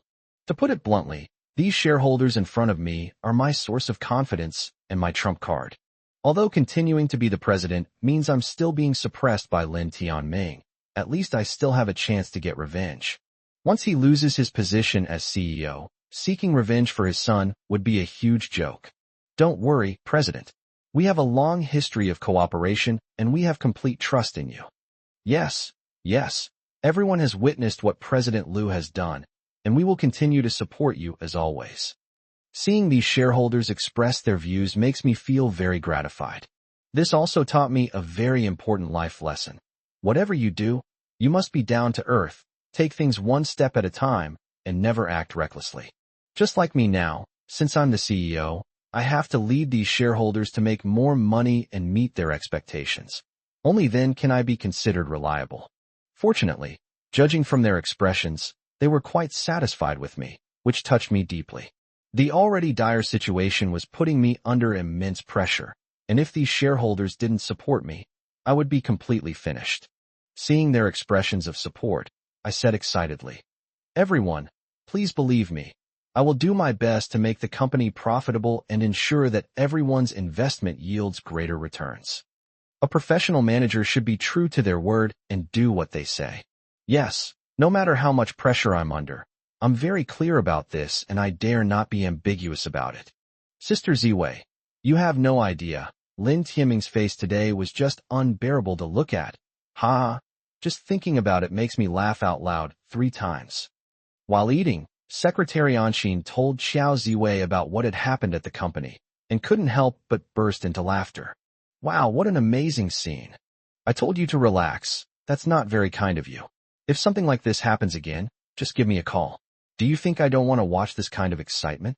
Upon hearing Ziwei make such a request, Anshin's eyes widened in surprise. Chapter 80, maybe we should just give up on this company? What, Sister Ziwei, you really think this is some kind of excitement? You have no idea how worried everyone was on the scene. I really thought the president had embezzled 2 million yuan from the company's accounts. If Lin Tianming were to seize upon this weakness, we'd be completely finished. Fortunately, the president is still a law-abiding citizen and not the kind of person who takes advantage of the company. I was very dissatisfied with what they said. Judging from your behavior back then, you didn't quite trust me either, did you? Now that you know I'm a law-abiding citizen and not a scoundrel who takes advantage of the company, why were you trembling with fear back then? Hearing my accusation, Anshin retorted defiantly. President, is this my fault?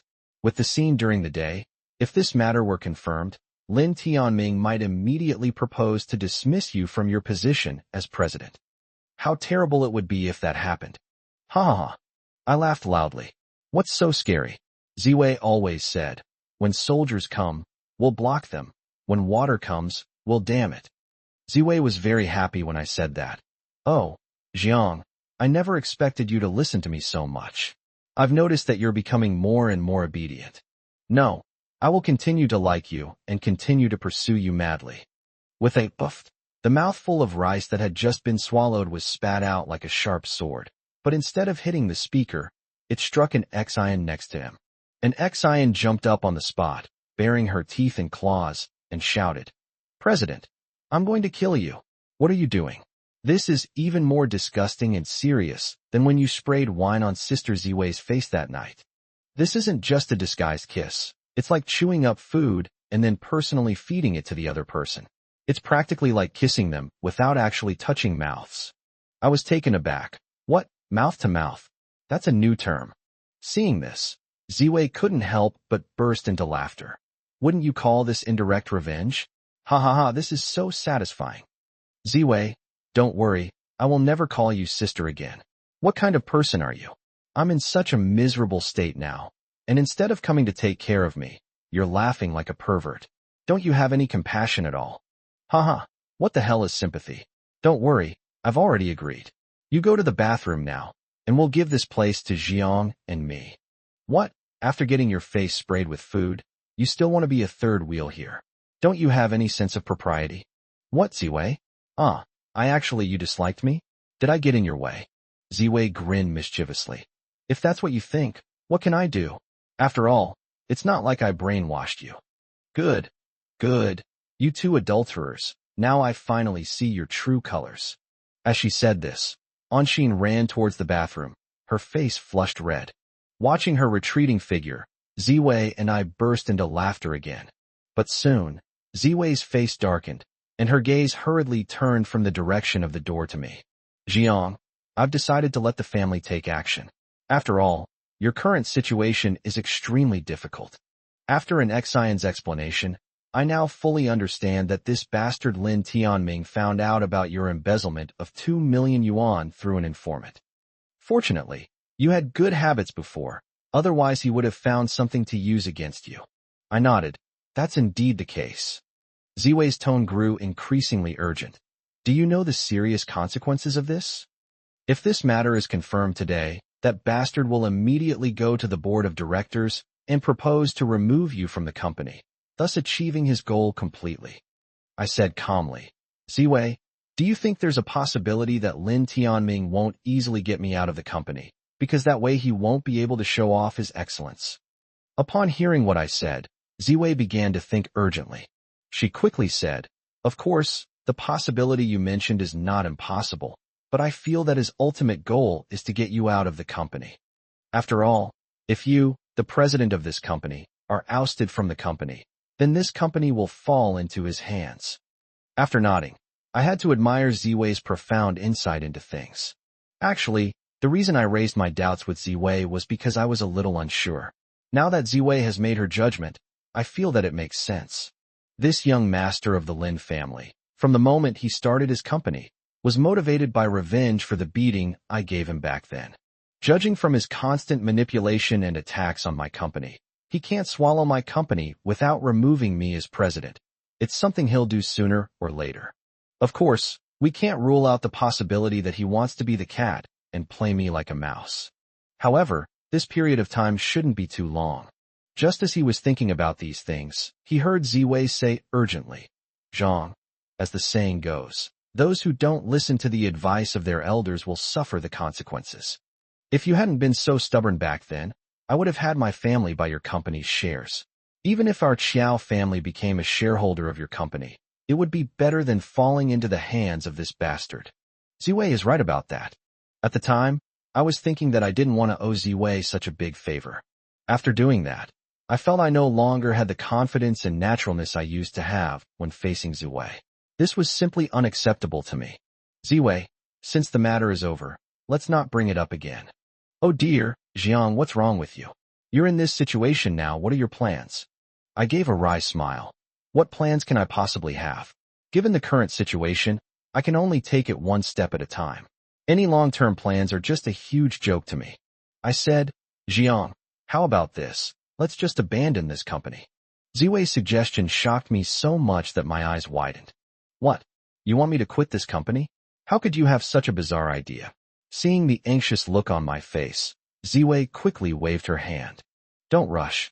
When I tell you to give up, I actually mean that you should take a step back and see the bigger picture. If you give up this company, I can apply for family funding to let you start a new company. Wouldn't that save you a lot of headaches and let you start all over again? I didn't hesitate when she suggested it. I immediately shook my head and refused. Chapter 81 has been completely lost. No, this company was founded by my parents. Although I've expanded and developed it, it still embodies the hard work and dedication of my parents and me. I must do everything in my power. I will not back down until the very last moment. As I was talking, I couldn't help but think about how this whole thing started. It's because I temporarily misappropriated 2 million yuan and gave it to that Li Kai.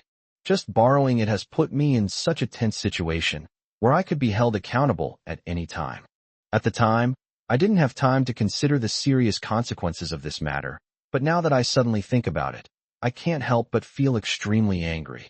That trashy woman actually bribed a thug to cause a horrific car accident. Now, evidence has been found at the home of Li Kai's brother, Li Cheng. It seems that this really was done by that trashy woman.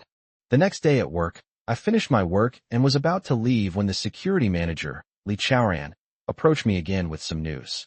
President, the men I sent out have learned that that bastard Li Kai has already leaked this secret to that despicable couple. What? What?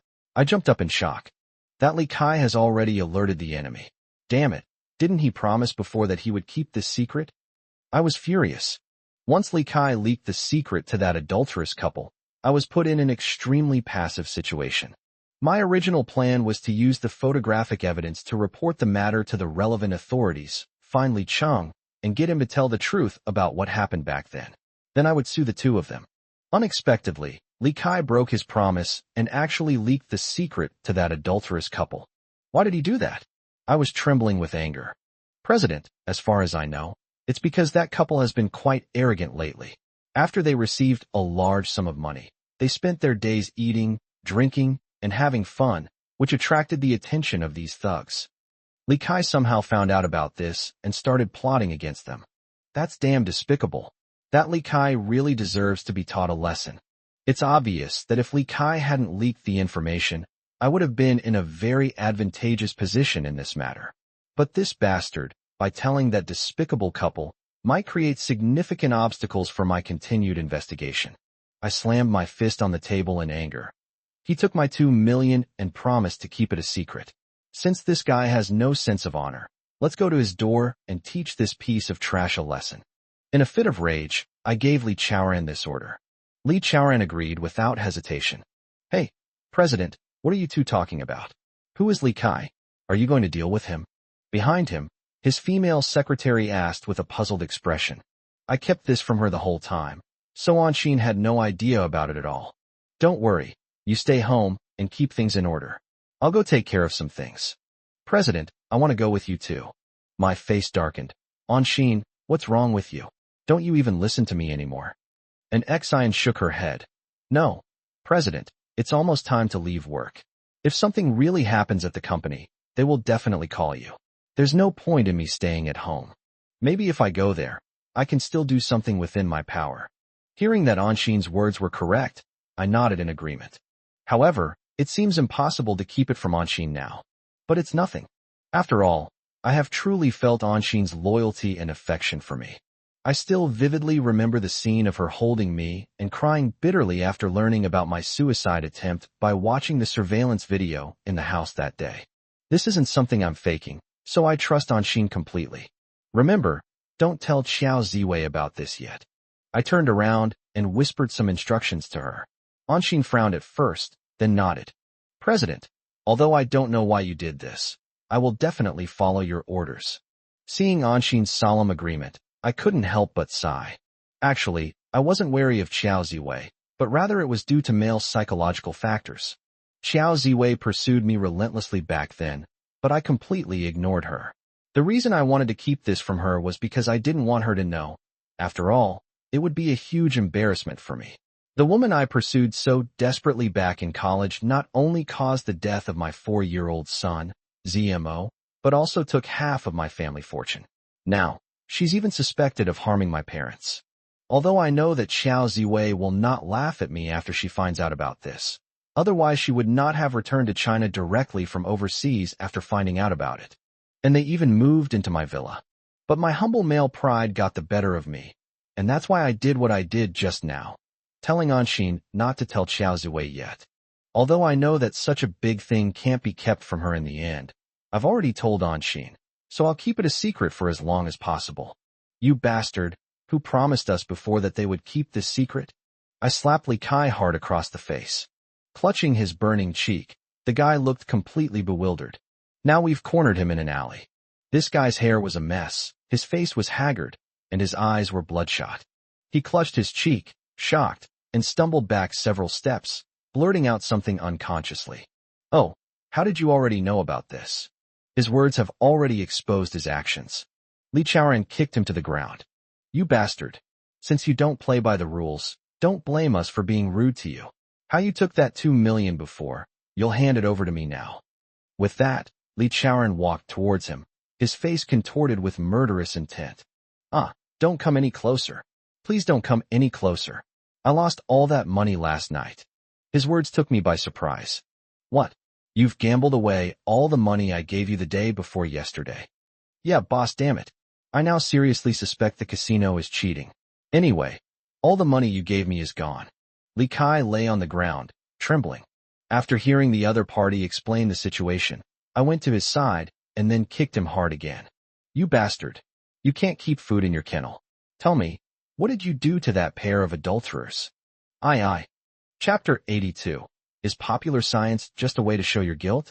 The guy trembled as he glanced at me, then looked fearfully at Li Chaoran beside him. Clearly, he felt the immense pressure emanating from Li Chaoran. Li Chaoran snorted coldly. Scared now? Explain the situation quickly, or don't blame us for being impolite to you. Big brother, don't punish me. I'll tell you right away. Boss, brother, I heard that your ex-wife got a lot of money and is feeling unwell, not knowing how to spend it. That's why I had these crooked ideas, found them, and wanted to make as much money as possible. That's why I found them. Upon hearing this guy explain the truth, I slapped him several times across the face. You piece of trash, how can you be so dishonest? Now that you've suddenly leaked the information, putting me in a huge predicament, you have to compensate me. Oh dear, boss, I've gambled away all of the 2 million you gave me. How can I make it up to you? Actually, I didn't want to ask this jerk for money. It's just that he's dishonest, so I had to make him pay the price. After giving a cold snort, I said, didn't you extort that couple? You haven't paid them back yet, have you? Boss, you're right. When your ex-wife and her new man found out about this, they were initially shocked, as if they had been struck by lightning, before they finally came to their senses. Hearing Li Kai mention the reaction of that adulterous couple, I suddenly realized that this should also be considered evidence. If those two scoundrels hadn't done this, they would have been furious to see Li Kai come knocking on their door. But their reaction proves that they were indeed the ones who did it. After learning about the reaction of that despicable couple, I gritted my teeth and made a demand of Li Kai. Then tell me about what happened at that time. Be as detailed as possible, and don't leave out any details. Okay, boss. Anyway, after I explained the situation to them, the two of them were so scared that they couldn't react for a long time. In the end, it was the man with the braid who reacted first. He smiled broadly and asked me questions in great detail. Tell me quickly, what did he ask you? Oh, he's asking how I found out about this, through what channels, and how I found them. Anyway, this guy asked incredibly detailed questions, and in the end, he got impatient with me. When I heard this guy explain the situation, I frowned. Did you explain the situation to them? Did you tell them that you had already given us the photos? After asking the other person, I stared intently at the reaction on his face. The guy shook his head decisively. No, boss? What are you talking about? If I told the truth, those two wouldn't be afraid, and they wouldn't agree to give me the money. Hearing the other party explain the situation made me even angrier. You scoundrel. You really know how to take advantage of opportunities to make money, but after you took my money, you shouldn't have gone back on your word and broken your promise, putting me in a passive position. Seeing my angry expression, Li Kai became even more frightened. Boss, I can assure you that I haven't revealed anything about you. My only goal is to make money. I haven't leaked anything about giving you the photos. It's obvious that if I say that, they will definitely stop taking money, and they might even kill me to silence me. I snorted coldly. You seem to know perfectly well, so go on. What price did you ultimately agree on? This bastard doesn't seem to want to talk, so I glared at him and said, Since you're so dishonest, I'll loosen up your muscles a bit. As soon as I said that, Li Chaoran, who was standing next to me, waved to his men. Upon seeing this, Li Kai immediately wet himself in fear. Boss, don't hit me. I'll talk, okay? Stop talking nonsense and get to the point. I warned. That man with the ponytail asked very detailed questions. Only after he had gotten all the details did he ask me how much money I wanted. Originally, I wanted 2 million, but this way, you two can each pay me 2 million. My anger flared even more at what they said, so I slapped them across the face again. You bastard. Who's married to her? Li Kai, who had just been slapped, quickly corrected himself. Yes, she is your ex-wife. With a slap, another slap landed. You bastard, you're still trying to have your cake, and eat it too. Li Kai, who had been slapped several times, was almost in tears. Boss, how could I possibly give up such a good opportunity? You son of a bitch, you think you're right? I was about to beat him up when I heard footsteps approaching. As dusk settles and the night begins to fall, the city lights begin to twinkle.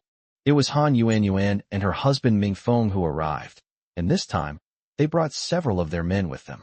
Their arrival surprised me greatly, but Li Kai, who was lying on the ground, was full of excitement. You guys, oh dear, it looks like you've come to give me money, haven't you? Han Yuan was also taken aback by the situation before her. Her expression changed constantly. Of course, she didn't know that I already knew about the situation, so she forced herself to remain calm and gave me a cold snort. Lu Jiang, why are you everywhere? Li Kai, come with us. We have something to discuss with you. I reached out and stopped them. Wait. Upon seeing this, Mingfeng's expression changed. Lu Jiang, what do you mean? We are friends with this Li Kai, and we have something to discuss with him. Seeing this guy's brazen statement, I sneered. Would a high-ranking painter associate with such a street ruffian, a scoundrel, and a lowlife? And he even claims to be friends with them. Mingfeng's expression changed. How I do things is none of your business. Han Yuan, who was standing next to her, also made sarcastic remarks. Lu Jiang, why are you blocking our way? Get out of the way, or don't blame me for being rude to you. This woman seems to want to turn against me in order to take Li Kai away. Upon closer reflection, this makes perfect sense. After all, Li Kai is in great danger right now. These two scoundrels don't know that I already know the truth, so out of concern, they are in a hurry to take Li Kai away. I yelled at the two of them. Let me tell you the truth, you're not going to take Li Kai away. Han Yuan was furious. Lu Jiang, are you crazy? He's our friend, and you're beating him up like this. Aren't you afraid of the law? Do you believe I'll call the police right now? As she said this, she quickly took out her phone. I snorted coldly. You're so eager to find this Li Kai. You must have something to hide. Chapter 83 Why Stage a Car Accident? Upon hearing what I said, Han Yuan trembled, like a cat whose tail had been poked, and almost jumped up. Lu Jiang, what nonsense are you spouting? What have I done wrong? I know you're still not over me, but don't try to pester me like this, okay? I guess you somehow found out we were looking for this Li Kai, so you came here ahead of time. Do you think I'll think more highly of you for doing that? Ming Feng was also furious. Kid, if you keep slandering us for having something to hide, I'll sue you for defamation. What a frame-up. Isn't that your specialty? You two are really delusional. Besides, Han Yuan, you're too narcissistic. You actually said I was harassing you. Han Yuan snorted coldly. Isn't that right? I curled my lip and said, a trashy woman like you isn't worth me doing this for. What? You dare call me trashy woman? I scoffed. Trying to be both a prostitute and a virtuous woman? Aren't you trash too?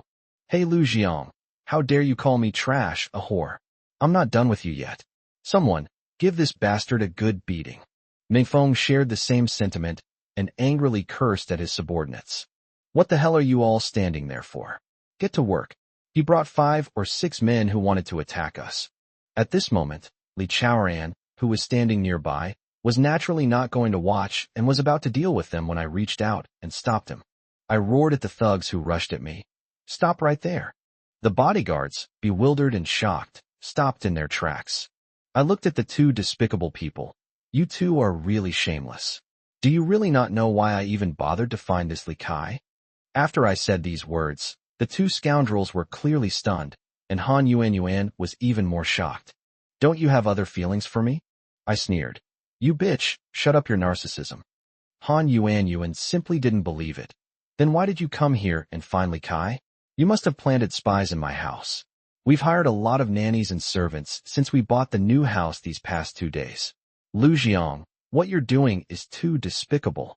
Seeing this trashy woman suspecting me of all this, I couldn't help but sneer. You'd better shut up right now. Do you really think I don't know what heinous things you two have done? 2 million, are you ready? What? 2 million? Huh. How did you know? Han Yuan was shocked and horrified. Unable to stand steadily, she even took 2 steps back. Lin Feng was also completely taken aback. Lu Jiang, what exactly do you mean by this? What do you mean? Don't you understand? I already know the truth. With that, I leaped to Han Yuan's side. She hadn't expected me to suddenly make such an attack. As a result, I slapped her hard twice across the face, and she was completely stunned and couldn't even react. Lu Jiang, how dare you hit me? I sneered. Han Yuan, I not only want to hit you, I also want to kill you too, you 2 scoundrels. Without holding back, I delivered a series of fierce slaps to her face. Instantly, the alley was filled with the sound of loud slaps. The dense, rain-like slaps left the woman disheveled, her nose bleeding profusely, and she let out a scream like a pig being slaughtered. Oh no, someone's been killed. Honey, why aren't you doing anything about it? Looking at Ming Feng next to him, he only came back to his senses after Han Yuan screamed a few times. He angrily cursed at the men he had brought with him. Are you all fucking idiots? What did I send you here for? Are you just going to stand by and watch my wife get beaten? You're all just standing there like statues. Looking at the bodyguards, they only came to their senses after being angrily scolded. But then I jumped in front of Ming Feng and slapped him hard across the face without any hesitation. My slap was so forceful that it knocked him to the ground. Ming Feng let out a scream. At that moment, the bodyguards rushed up, their faces contorted with murderous intent. You bastard. You better hurry up and make your move. These bodyguards were so menacing that they were about to pounce on me and teach me a lesson. But before they even reached me, they each let out a scream and flew straight away. Seeing their bodyguards being sent flying in the blink of an eye, even more miserable than themselves, the 2 despicable people were shocked and opened their mouths wide. I approached this trashy woman, Han Yuan, step by step. Coming to her senses, she tried to stand up, but due to the extreme fright, she fell heavily to the ground again. This time, she was trembling all over and couldn't get up. She just sat on the ground, backing away in terror. I quickly came to her and grabbed her hair. I stared at the woman I had once loved so madly. Looking at her pretty face, I felt utterly disgusted at that moment. After I lifted her up, Han Yuan let out a series of terrifying screams. Lu Jiang, are you crazy? What are you trying to do? You should know that we are people of status now. Aren't you afraid I'll sue you for doing this? Slap. Slap. 2 hard slaps landed on her face. You bitch. Go ahead and sue me if you dare. Tell me, why did you hire someone to kill my parents, cause a car accident, and kill them? Upon hearing my words, Han Yuan was completely stunned, her mouth agape in shock. After a violent tremor, she let out a horrified scream. You actually knew about this. No wonder you only came to finally Kai now. I should have realized this sooner. 2 slaps landed on the other person's face. You shameless, promiscuous whore. Tell me, why did you harm my parents? Upon hearing my frantic questioning, the woman suddenly burst into wild laughter. Ha ha ha. Lu Jiang, you really want to know? Then I'll tell you. I did this because I overheard your parents' conversation with you. Talk. What talk? I was completely shocked. Han Yuan sneered. Ever since I entered your family, your parents have repeatedly tried to persuade you behind my back not to pay off our family's debts, and they've even asked you to get a prenuptial agreement. When I heard Han Yuan explain her reasons, I was furious and slapped her more than a dozen times. Han Yuan's nose was bleeding profusely, the blood spreading across her face, turning her face into a mess. Chapter 84. What would you do if it were you? You filthy bitch. Do you know that my parents aren't stopping me from paying off your family's debts? They just want to make sure it's all legally settled. Otherwise, if you break off the engagement, our family will suffer a huge loss. Anyway, it's aimed at me. Han Yuan was full of anger. Those two old bastards keep trying to sow discord between us, making me write you an IOU. They're treating me like an outsider. Hearing her say those words made me so angry I stomped my foot. Don't you understand what my parents mean? Although they asked you to write an IOU, it's not because they want you to repay it, but because they want it as proof that you will become my wife in the future. How could you possibly repay this money? Don't you understand that? Actually, what my parents meant when they advised me was to prepare for any unexpected changes that might occur in the future. But at that time, I was madly in love with Han Yuan. So how could I possibly listen to their earnest advice? Not only that, they also advised me to obtain a prenuptial agreement, but I did not listen. That's why I was harmed to this extent by this trashy woman, who even swindled half of my assets away. What I never expected was that my treatment of her would lead this scumbag woman to harbor murderous intent towards her parents after overhearing their conversation. This led to the subsequent car accident. At that moment, my heart ached terribly. I realized that everything my parents had done was for my own good. But back then, I was young and impetuous, thinking that if I liked a woman, I should give her my whole heart and soul and love, thus ignoring my parents' experience. Sure enough, their suspicions were confirmed later. I was so misled by this trashy woman, and even 4-year-old Zimo was killed by this despicable couple. Treat you like an outsider? Are you fucking stupid? They did this just to leave a loophole, to prevent you from having an affair. I shouted angrily. Han Yuan snorted coldly. I don't care. Those old bastards were blocking my way, so I had no choice but to clear them away. Hearing this despicable woman show no remorse and actually call my parents roadblocks, I couldn't help but tremble with anger. You bastard. I was so blind to have fallen for a piece of trash like you. My words made Han Yuan burst into laughter. Ha ha ha. I told you, you're just a lapdog to me. Do you really think I'd like you? Back when my family went bankrupt, the only reason I hid in your house was because you treated me fairly well and I was easily fooled. Did you really think I would like you? You should know that my true love is Ming Feng. A piece of trash like you doesn't deserve to talk about true love. Tell me, were you already in cahoots with this bastard before this? My gaze pierced through Ming Feng beside me. Han Yuan laughed again. That's right, I was already with him at that time, and this idea was a decision we made together after discussing it. What? This is a decision you two made together after discussing it. I let go of Han Yuan's hair and slapped her to the ground. The next second, I rushed towards Ming Feng, grabbed his braid, and forcefully lifted him off the ground. Next, my slaps rained down on his face. Ah, don't hit me. Let's talk this out. Discuss your grandma. At that moment, I was like a madman, slapping Ming Feng's face repeatedly, wishing I could smash him to pieces. President, no. It was Anshin who came over and stopped me. Don't stop me. I'm going to teach those two scoundrels a lesson. I continued to pounce on Ming Feng like a madman. After I got tired of beating him, I rushed at Han Yuan. I didn't stop until I had beaten them both black and blue. Listen to me, you two adulterers. I'm going to take you to court again. I want to wait until their fingerprints are detected in the photos before I file charges against them. What? That despicable couple actually did something so vile and inhuman. Xiao Ziwei eventually learned the whole story from Mai and an Xian's expressions. Yes, Sister Ziwei, you don't know. Just now our CEO went crazy and beat those two bastards black and blue. I was watching, and it was so exciting. What? You just stood there having a blast. Ziwei's words surprised Anshin greatly. Then what do you suggest I do? Should I help the president beat up that scumbag couple? But I'm not very good at hitting people. Ziwei stamped her foot and pointed her finger at Anshin's nose. Are you confused? And Xian's anger flared up immediately. Xiao Ziwei, you need to explain clearly what exactly I'm confused about. Don't act like some kind of hermit, giving orders and pontificating. It makes people very resentful. Ziwei snorted coldly. After I explain my reasons, you will be convinced. Anshin was clearly impatient, but at the same time, she was also somewhat unconvinced. Then tell me quickly, if you were in that situation, what would you do?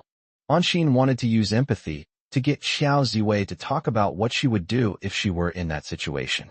Xiao Ziwei said coldly, if I had been there at the time, I would have recorded their faces when they said those words with shocked expressions. That would be evidence. Xiao Ziwei's words made an Xian tremble in shock, and I was also greatly shocked. That is indeed the case. When I told that despicable couple the truth that I already knew what they had done, Han Yuan said something in shock. She said she didn't expect you to already know. If you had recorded that scene back then, it could have been used as evidence. I looked at Ziwei in shock. After Anshin finished explaining the situation to her, she immediately raised questions without showing any sign of satisfaction or revenge.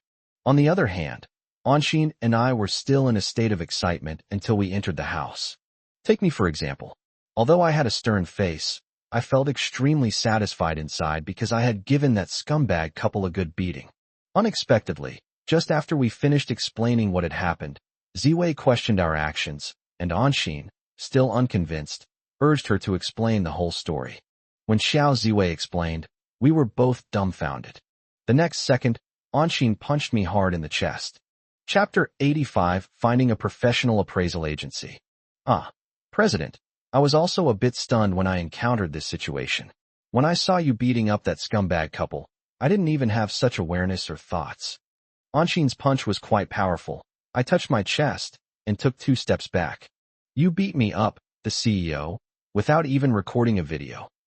My lips twitched, and I said in surprise. An Xian blushed with shame. President, I regret it so much. It's true, if Sister Ziwei had been there, that would have been great.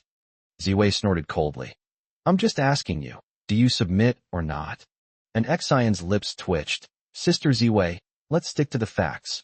You're not being wise after the event. I admire you. Xiao Ziwei's expression was cold and aloof. What?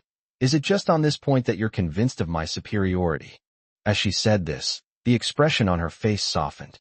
However, that's not the main issue. No matter what, our main enemies are Han Yuan and Ming Feng. Ziwei's decisive statement eased the tension on Anshin's face. He felt relieved at that moment, but his face was full of anxiety. President, what do you plan to do next? With this evidence, I feel you can immediately sue that adulterous couple. I turned my gaze to Xiao Ziwei beside me. What do you think about this? Without hesitation, Ziwei immediately said, my idea is that before suing this adulterous couple, we should first have a professional institution examine the photo. You have to see if there is any evidence of them on the photo, such as fingerprints. Furthermore, is Li Cheng's fingerprint involved? If the photo shows all 3 of their fingerprints, then they will have nothing to say. Furthermore, if it really comes to the court stage, we can contact the relevant parties and request that Li Cheng appear in court to testify. Ziwei's thoughts coincided with mine, and I nodded. Ziwei, that's what I think too. An Xian, standing to the side, looked on in surprise. President, I couldn't keep up with your train of thought. I was just making assumptions. I waved my hand and said, it's nothing. Xiao Ziwei's gaze fell on me. Jiang, why don't you leave this to me? I'll find a professional appraisal company to examine the photo first. Once we have the results, you can immediately sue them. Xiao Ziwei offered to find someone to authenticate the photo for me, but I politely declined. It's not that I don't trust her, but I want to do this kind of thing myself. Furthermore, although Xiao Ziwei is my classmate and I can trust her, I still wanted to do this crucial evidence myself, because it would give me more peace of mind. Ziwei, I'll handle this myself. Thank you. You actually said thank you for the first time ever. Well, it seems I shouldn't have said it. Oh Ziwei, don't overthink it. This photo is crucial because it concerns my parents' injustice. I want to find a reliable company. After hearing how serious I was, Xiao Ziwei nodded silently and didn't say anything more. That evening, the atmosphere at dinner was somewhat somber. Seeing that I was in a bad mood, the 2 beautiful women didn't drink any red wine, nor did they make the family atmosphere as chaotic and disorderly as usual. It was a rare moment of peace and quiet for them. After learning the truth about why Xiao Ziwei cared about me, I originally wanted to tease her at home. But now, because of what happened, I'm not in the mood, so I went to bed early. The next day, I called Li Chaoran and brought Anshin along, intending to find a professional appraisal agency. We'd examine the photo first. Ziwei was right. We needed to see if Li Cheng and that cheating couple had fingerprints on it. Only then would the photo be considered real evidence. Rest assured, we are a professional appraisal agency, so please have complete confidence in us. Li Jinyu, The head of the Jinyu Forensic Science and Technology Appraisal Institute spoke to us at length. Afterward, he asked us what our purpose was, and I then explained the situation to him. Mr. Liu, rest assured, our appraisal agency covers a wide range of professional fields, including forensic pathology and injury appraisal, forensic physical evidence appraisal, DNA appraisal, toxicology testing and appraisal, drug testing and appraisal, trace evidence appraisal, fingerprint appraisal, firearms and ammunition evidence appraisal, explosives evidence appraisal, audiovisual technology appraisal, document appraisal, electronic evidence appraisal, and examination of written materials and writing time, ensuring its authority and impartiality in the fields of law and medicine. The person in charge used some technical jargon, which gave me a headache. My gaze fell upon Li Chaoran beside me. I don't really understand this matter, but I didn't hand it over to Xiao Ziwei. I felt that as a young lady, she probably wouldn't be very knowledgeable about these things. Because I felt this was crucial evidence that could bring those two scoundrels to justice, I decided to take matters into my own hands and find a reliable appraisal agency myself. I feel that Li Chaoran should know about this relevant situation. Seeing what I meant, Li Chaoran said, President, what the person in charge said is correct. Generally, professional appraisal institutions are indeed responsible for appraisal work related to these business areas. But whether or not you will leave this photo with this appraisal agency is a decision you need to make yourself. After all, this is not a small matter. Li Chaoran's words made me nod. I lowered my voice and said, since it's just to extract fingerprints from the photo, let's go with this forensic agency. I asked Li Jinyu, Mr. Li, if fingerprints are extracted from a photograph, can that photograph still be used by other forensic institutions? Upon seeing me ask such a question, Li Jinyu was taken aback for a moment, but then instantly understood what I meant. Mr. Liu, please rest assured that taking fingerprints will not destroy any of the evidence previously preserved. You can still have the relevant tests done at other forensic institutions. After hearing his explanation, I finally felt relieved. Okay, this is the photo I need to authenticate. I need to see whose fingerprints are on it. After making my request and agreeing on the price, I returned to the company with Li Chaoran and an Xian. After we arrived at the CEO's office, Anshin reminded me, CEO, I feel like Lin Tianming hasn't come to the company for many days since he caused you trouble last time, right? The reassuring reminder instantly brought me to my senses. In the past 2 days, I obtained the photographic evidence and learned the truth about my parents' car accident. I've been completely focused on how to handle this matter and how to bring those two scoundrels to justice. I haven't had time to think about Lin Tianming's matter at all. Chapter 86 has a bad reputation. Seeing me standing there dumbfounded and speechless, Anshin said with some concern, President, I'm just worried that bastard will continue to cause you trouble. In addition, the last incident also exposed something. There may be an informant in the finance department that Lin Tianming has. Anshin is right.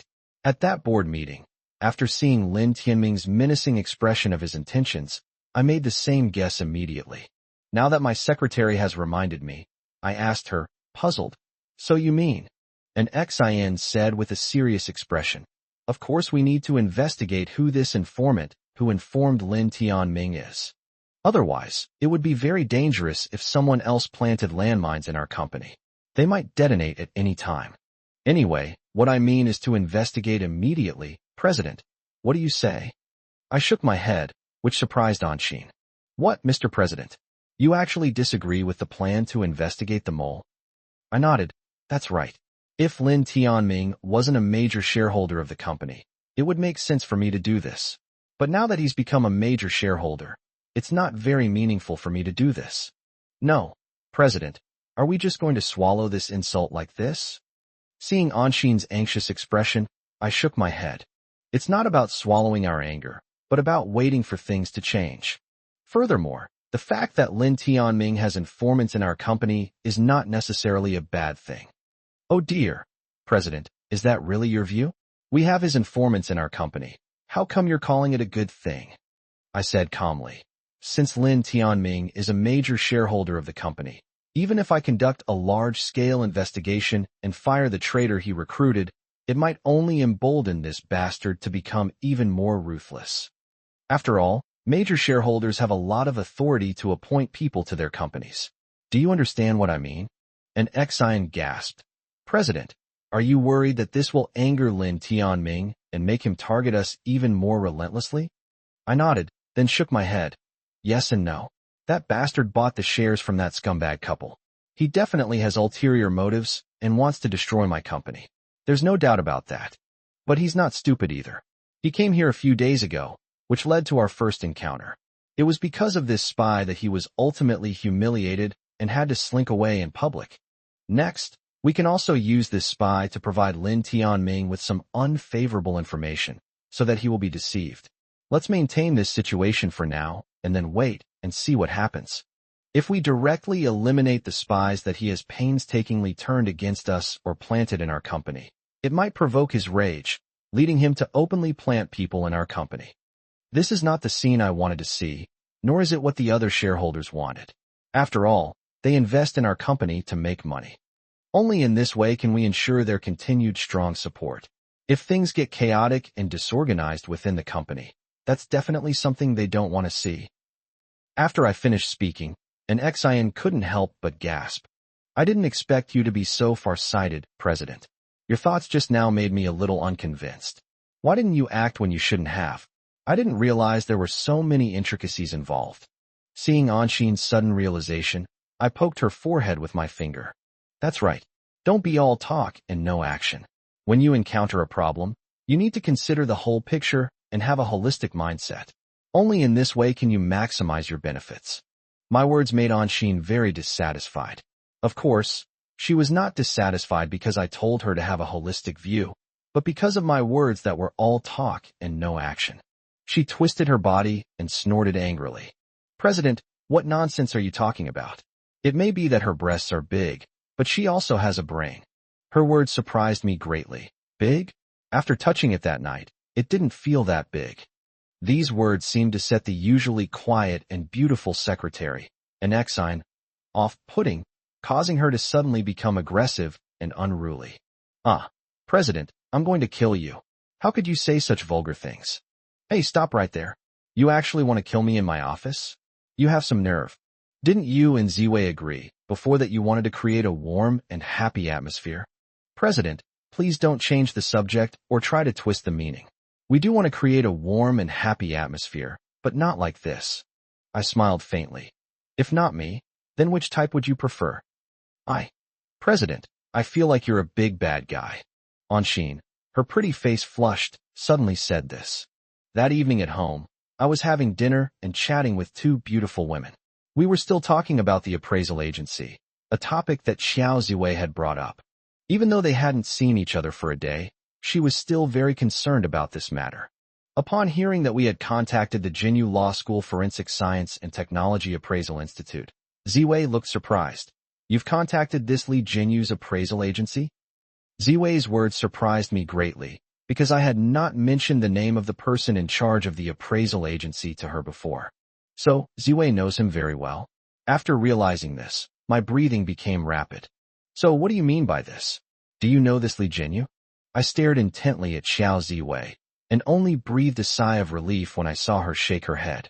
I was initially hesitant to entrust this crucial evidence to Ziwei, and wanted to personally find a professional appraisal agency. But I was startled by the way Ziwei spoke to me just now. Before I could even complain, Anshin, who was next to me, started criticizing me. Hey Ziwei, could you please stop talking so dramatically? Even I could tell you had a really bad impression of Li Jinyu. Is that what you mean? Xiao Ziwei frowned. This matter is not certain. However, I have heard rumors before that Li Jinyu is unreliable and even sells customers evidence. In any case, Li Jinyu's reputation is not very good. Her words made my heart leap into my throat. Bad reputation. These 4 short words contain a lot of information and rich content, leaving me momentarily stunned. Ziwei, is everything you've said true? Chapter 87 Mysterious Sleepwalking Woman in the Middle of the Night. Seeing that I looked unwell, Xiao Ziwei quickly comforted me. I heard about him a few years ago, and some people said he was unreliable. I was a little worried just now, which is why I blurted it out. It may not affect the appraisal. Jiang, don't worry too much. How could I not worry? What is this all about? I know what it would mean if such crucial evidence were lost. But then I thought, this is just hearsay. Maybe it was spread by Li Jinyu's competitors. Am I being overly anxious because I've suffered so many setbacks lately? No matter what, this is a professional appraisal agency. However, Xiao Ziwei's words still gave me a wake-up call, making my heart skip a beat. I'm thinking of going to check it out tomorrow. After all, I've already given the photos to this forensic agency all day, just to extract a few fingerprints. With today's technology, it shouldn't take long to develop. I just regret that I should have asked the other party how long it would take to extract the fingerprints, instead of just leaving. But now it's too late for regrets.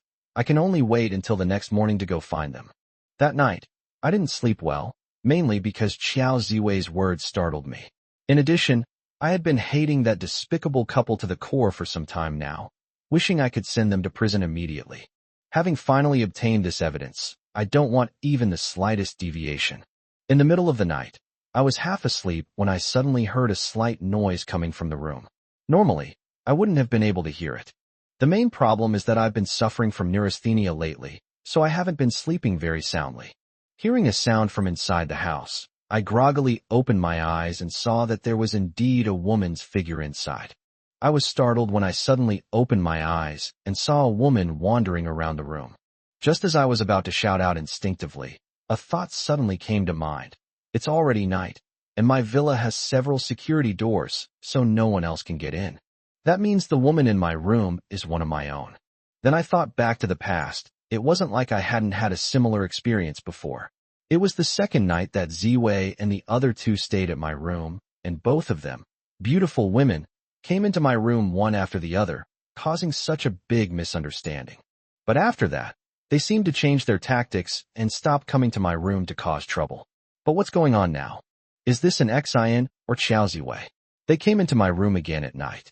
I stared wide-eyed, trying to get a better look, but because the room was dimly lit, I could only make out that it was a woman.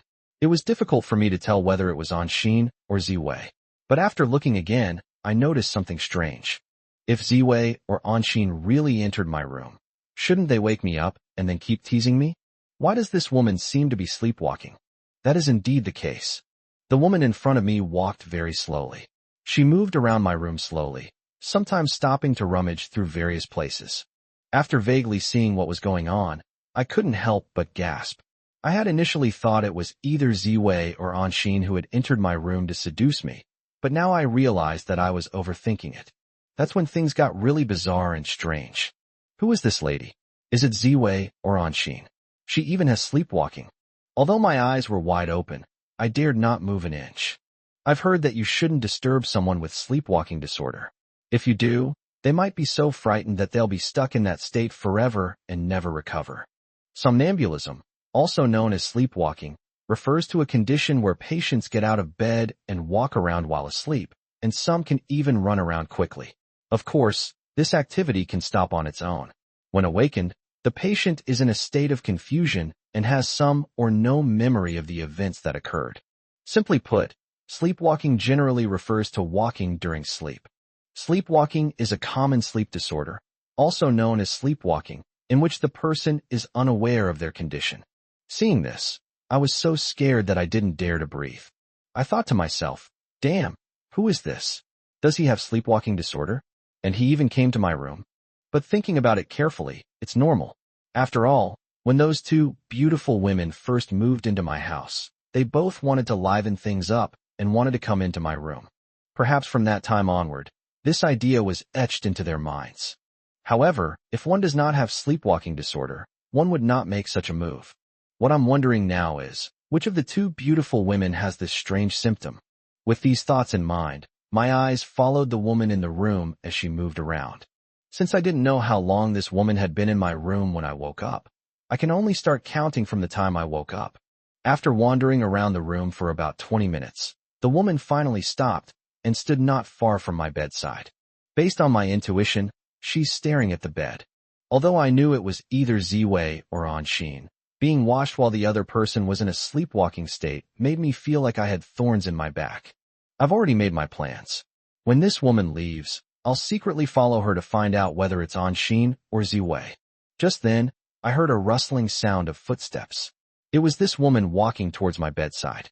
This startled me. If either Ziwei or Anshin wanted to do that with me while they were sleepwalking, would I resist them or agree? But I quickly made a decision. No matter what, I absolutely could not do such a thing. It's obvious that if I did that kind of thing with either Anshin or Ziwei while they were sleepwalking and unaware of each other's presence, it would be considered indecent behavior. At this point, I realized another problem. What if the other party tries to force me? I quickly made up my mind that if the other party forced me, I would immediately run away and avoid them. No matter how tempting the other person is, I cannot do this kind of thing with them. Just as I was thinking this, I saw the woman had already come to the vicinity of my bedside. At that moment, I instinctively didn't dare to open my eyes, so I quickly closed them and pretended to be asleep. I'm also afraid that the other person will realize that I'm awake. I had just closed my eyes when I felt the other person's hand touching my face. Huh, you can flirt with me even while sleepwalking? Chapter 88 Round Pills. I was very surprised to feel the other person's small hand first touching my face, and then I felt the other person's small hand coming to my mouth.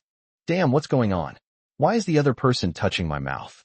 Are they trying to make me open my mouth? I almost screamed out loud. What's going on with this person?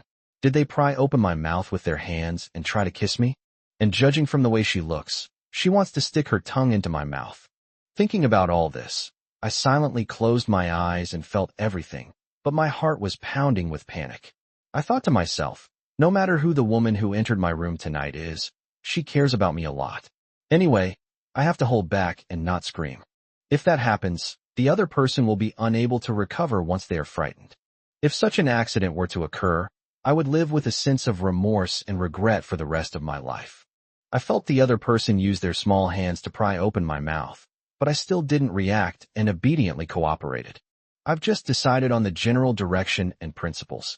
As long as she doesn't force me to have that kind of relationship with her, I won't refuse her and will obediently cooperate. It's because these two women care about me so much. After understanding Ziwei and Anshin's feelings, I felt a unique affection for them. In the current situation, if it's just a kiss, I won't have any objections and will just obediently cooperate. But if she forces me to do that kind of thing with her, then I need to find a way to get away. Anyway, if she is forcing me to do that kind of shameful thing with her, I can't scare her. Instead, I should get away as quickly as possible in a tactful way. A hand that looked like a small snake pried open my mouth, and then another hand gently stroked my lips. At that moment, my heart was pounding like a drum, and I was filled with immense worry. What if I can't resist the temptation when they're so enticing? And after the other person came to my side, they couldn't wait to use their hands to pry open my mouth. It seemed like they wanted to give me a passionate kiss. Otherwise, why would she pry open my mouth? This means the other person wants their tongue to come in and kiss me passionately. If they just wanted a fleeting touch, there would be no need for them to do all this for me. With these thoughts swirling in my mind, I was in a state of utter confusion, yet I still dared not open my eyes, for this woman was standing right in front of my bedside. If either Ziwei or Anshin realizes that I'm not asleep, but pretending, it will be very troublesome. Especially now, with the other person right in front of me, I really don't dare to open my eyes. But the way they're doing it now makes me incredibly embarrassed. After prying my mouth open, they've been hooking their fingers around inside. What are they planning to do? Just as I was wondering what was going on, the finger that had been inside my mouth was quickly pulled back, and then a small ball was stuffed into my mouth. Because I didn't dare to open my eyes, I just relied on my senses and felt that this small round ball was about the size of an ordinary glass marble. Could it be a chocolate ball? Damn, who's playing this game? Is it an Xian or Ziwei? As I was thinking about this, I sensed something was wrong, because the pill I put in my mouth started to melt and tasted rather bitter. After having this feeling, I was immediately shocked. I thought to myself, they say good medicine tastes bitter but is good for the disease, but what exactly is this being given to me? Could it be some kind of medicine? Wait a minute, isn't it supposed to be easy for a woman to pursue a man? Is it Ziwei or Anshin trying to drug me? Are they so eager to become my woman that they're even trying to drug me? At that moment, I was also completely taken aback. If I take this drug, won't I completely lose control? That won't do. Once I realized this, I felt I had to spit out the pill as soon as possible. Otherwise, the powerful effects of the drug, once swallowed, would be futile even if I wanted to control it. By then, my eyes were bloodshot. If I had done something so despicable to Anshin or Ziwei, I would have been in deep trouble. But right now, the pill is already in my mouth. It would be easy for me to swallow it, but it would be difficult to spit it out. After all, this woman was standing right in front of my bed. Although I had already guessed that the woman had given me that kind of drug, I didn't want to swallow it. It was obvious that whether it was Anshin or Ziwei who did it, they fed me this drug because they wanted to force me into a fait accompli and make it a fait accompli. But once I had that kind of relationship with any of those women, things changed drastically. So I wanted to spit out the pill in my mouth as soon as possible. Maybe it wasn't too late. If given enough time, as the pill melts in my mouth, it will eventually be absorbed and take effect. At that point, I will no longer be able to control my body. The most important thing right now is to spit out the pill in your mouth as soon as possible, otherwise there will be extremely serious consequences. After thinking about it this way, I became even more anxious. Now, with either of the two women in front of him, if he spat out the pill, she would definitely notice. But I was also puzzled. Whether it was Qiao Ziwei or an Xian, what the hell was going on? They actually made me take medicine in order to become my woman. Who on earth would do something so crazy? Then I realized that the possibility of feeling at ease was extremely slim. 2 days ago, I hugged her in the CEO's office as a way of testing the waters. I discovered that although Anshin cooperated with Ziwei and moved into my home, she wasn't in a strong desire to have sex with me. When I held her in the office before, she showed some slight resistance and hostility. Her body reacted to these, and I could feel a trace of rejection and struggle in her heart. So, it's unlikely that the person who did this was at ease. That leaves Qiao Ziwei as the likely candidate. Having deduced who the woman in the house was, I couldn't help but feel a mix of emotions.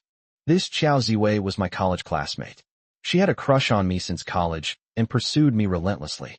But by some twist of fate, I fell in love with Han Yuanyuan. At that time, Han Yuanyuan was my whole world. My eyes couldn't see anyone else, so I was unmoved by her desert-like enthusiasm.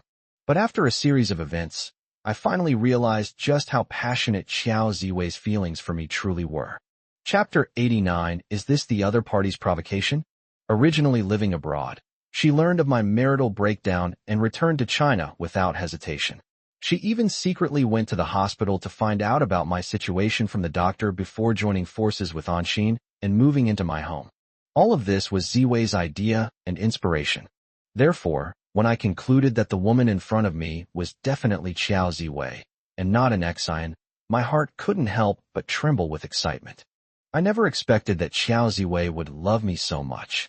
No wonder there was a saying that was once very popular: find a girl you like to date, and find a girl who likes you to marry. It seems there's a lot of truth to it. It wasn't until recently that I truly understood the nature of Qiao Ziwei's feelings for me. If the woman in front of me is Qiao Ziwei, then I should definitely not take this pill. Even if I wanted to do this with Qiao Ziwei, I wanted to fully experience her passion and enthusiasm while I was sober. Instead of the beast-like roar that comes out after taking the drug, I should cherish this woman who is so passionate and whom I love so much after weathering the storms of time. Sigh, this is actually partly my fault. I didn't make any promises to her beforehand. Especially back in college, Qiao Ziwei would pursue me relentlessly every day, but I would frantically try to please Han Yuanyuan. Now that I've come to my senses, I realize how incredibly foolish I was back then. The ridiculous thing is that I stubbornly persisted in doing things that seemed foolish to others, thinking it was just being devoted. But then I thought, wasn't Qiao Ziwei's feeling for me the same way? As a girl, she was madly in love with herself, especially during her college years. She pursued me relentlessly but was rejected. She was ridiculed and mocked by many suitors who were also pursuing her, who called her a gold digger and a cheap slut. With these thoughts churning in my mind, I couldn't help but feel deeply moved. I never imagined that after weathering the storms of time, I would realize who was truly sincere to me and who was just being hypocritical. That Han Yuanyuan. I tried so hard to warm her heart with all my sincerity, but I couldn't. After she secretly hooked up with Ming Feng, she did a series of hurtful things to me. It's true that the person I love the most hurts me the most. What I never imagined was that before marrying me, She was suspected of causing a car accident that killed my parents. I was so infatuated with such a scumbag woman, and this is the tragic end I've suffered. It's often said that without comparison, there's no harm done. With the pill in my mouth, my mind was flashing through these scenes like lightning. Because I sensed Qiao Ziwei's deep affection for me, and deduced that it was Qiao Ziwei who was drugging me, I figured only she could do something so passionate and intense. During our university years, she pursued me so passionately, undeterred by all the ridicule and sarcasm. Now, even after moving into our villa, our relationship hasn't progressed at all. I guess all of this has made her a little impatient. That's why she wanted to use drugs to make me have that kind of relationship with her. As I thought this, I was extremely anxious. Qiao Ziwei just returned from abroad. The pill she just gave me might have been brought back from overseas. If I had taken it, the consequences would definitely have been severe. Although Ziwei fed me, I didn't really want to do it that way. I know this drug is very potent. It uses its strong effects to help men achieve certain desires. Therefore, I'm extremely anxious right now. What will happen if I take the drug? I know that if it's that kind of medicine, its effects must be extremely potent. Soon after, my body will have a violent reaction, and under the influence of the drug, I will become like a mad beast, running wildly at Qiao Ziwei. That was not my intention. If I was young and impetuous before, now, a woman has accompanied you through thick and thin, always by your side, especially in a situation like Qiao Ziwei's. I have never given her a kind look, yet she still treats me this way. How could I not be moved by this? How could I possibly do that kind of thing with her in such a muddled way? If I were to do it, it would have to be while I'm sober. Anyway, I don't want to act like a beast and do that kind of thing with Qiao Ziwei. But right now, I don't dare to openly spit out the pill, because I just vaguely saw that this woman seemed to be sleepwalking. Because that's exactly what happened to her. After entering the room, she touched this and looked at that, and that's when I concluded that the woman who came in had sleepwalking disorder. But after thinking about all this, I instantly came to my senses. That's not right. If she has sleepwalking, why would she put medicine in my mouth? Is she awake while sleepwalking? Since I don't understand this kind of sleepwalking, I'm completely baffled. Based on the fact that the other party was so bold as to give me the medicine directly, I concluded that it must have been Qiao Ziwei who did all this. After all, only she dares to love and hate, and is also very bold. Anyway, I feel that Anshin would never do something so crazy to me. But then I thought again, Ziwei doesn't seem like such a scheming person. She's rather simple-minded. Could it be that she's changed a lot now? It was because she had pursued me relentlessly for years without success that she came up with the idea of drugging me after moving into my home. Pat, pat. A series of hurried footsteps approached, and the sound of someone passing by could be heard in the corridor outside. If the person inside the house is Ziwei, then the person passing by might be Anshin. I didn't dare to open my eyes fully, but just squinted and looked at the dark figure in front of me. As I heard a noise coming from the corridor outside, the figure turned its head in surprise and looked towards the door. Taking advantage of the other person turning their head to look, I quickly spat the pill in my mouth into my palm and held it there. This is also evidence. In a little while, I'm going to have a good question with Qiao Ziwei about why she used such methods to deal with me and tried to drug me. We've been classmates for so many years, why resort to such tactics? Couldn't you just say it directly? Can't I just consider it a friendly gesture? I had just finished doing all that when I heard hurried footsteps passing by my door. I guess Anshin was going to the bathroom. Seeing that the dark figure had turned its head, I quickly closed my eyes again in fright. But the next second, a finger quietly slipped into my mouth. I was incredibly puzzled. What was the other person doing? Was it flirting? Chapter 90 is truly a scheming bitch. I was already asleep in their eyes, but they were flirting with me while I was asleep. What does that mean? It's definitely not flirting. I quickly realized the reason in my mind. She was touching the pill in my mouth to see if it had completely dissolved. Just as I thought of this, the other person's hand had already circled my mouth and then been removed.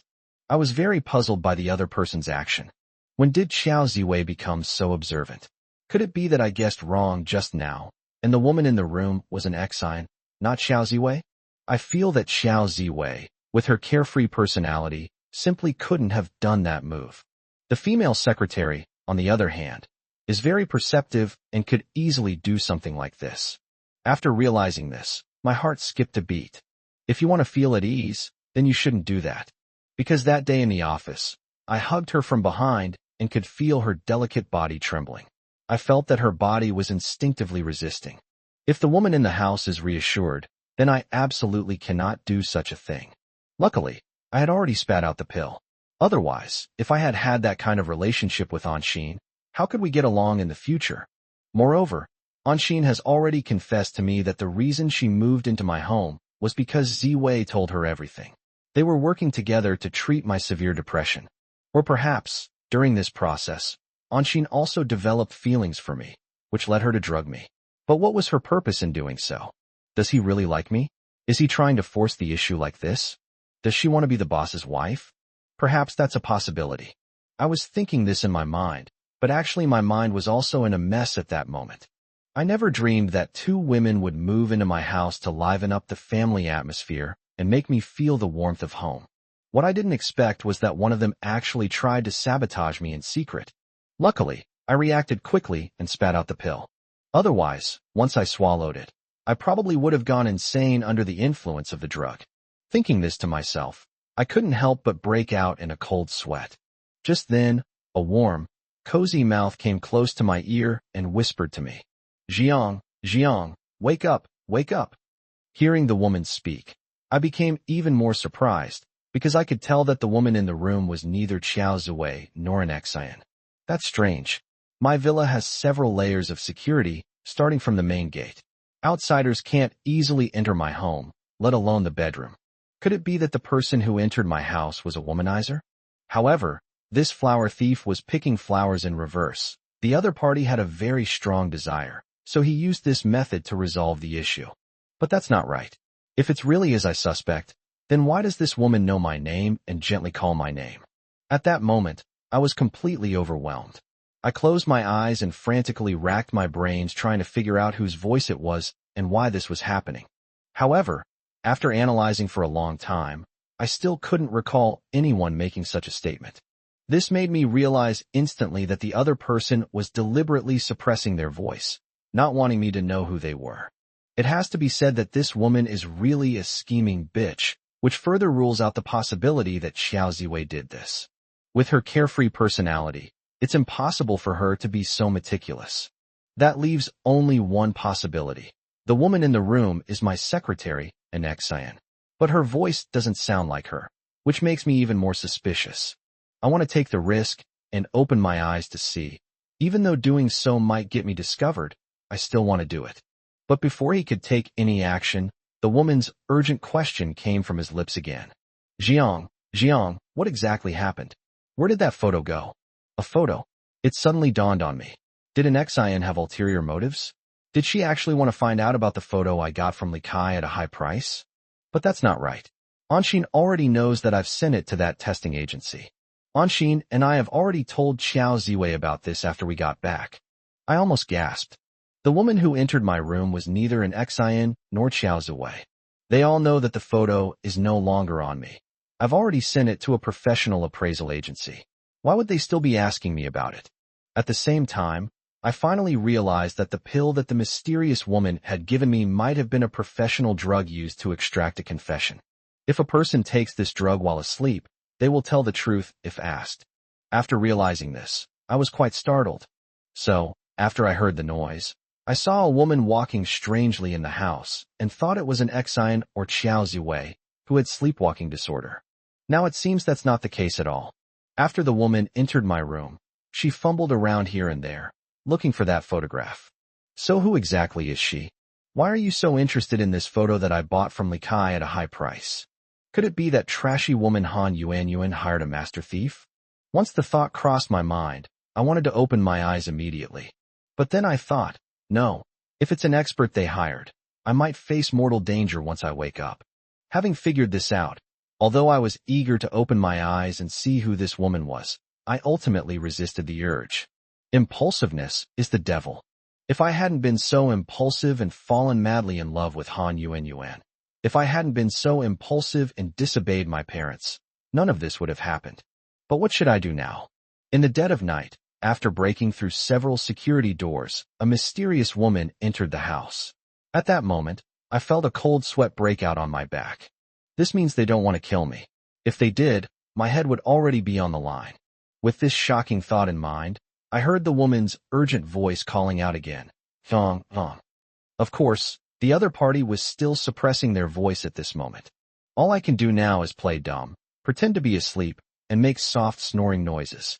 After calling out several more times, the woman also became somewhat anxious. Chapter 91. It was you. At that moment, through my slightly squinted eyes, I saw that she had raised her head and begun to mutter to herself. What's going on? Why isn't the medication working?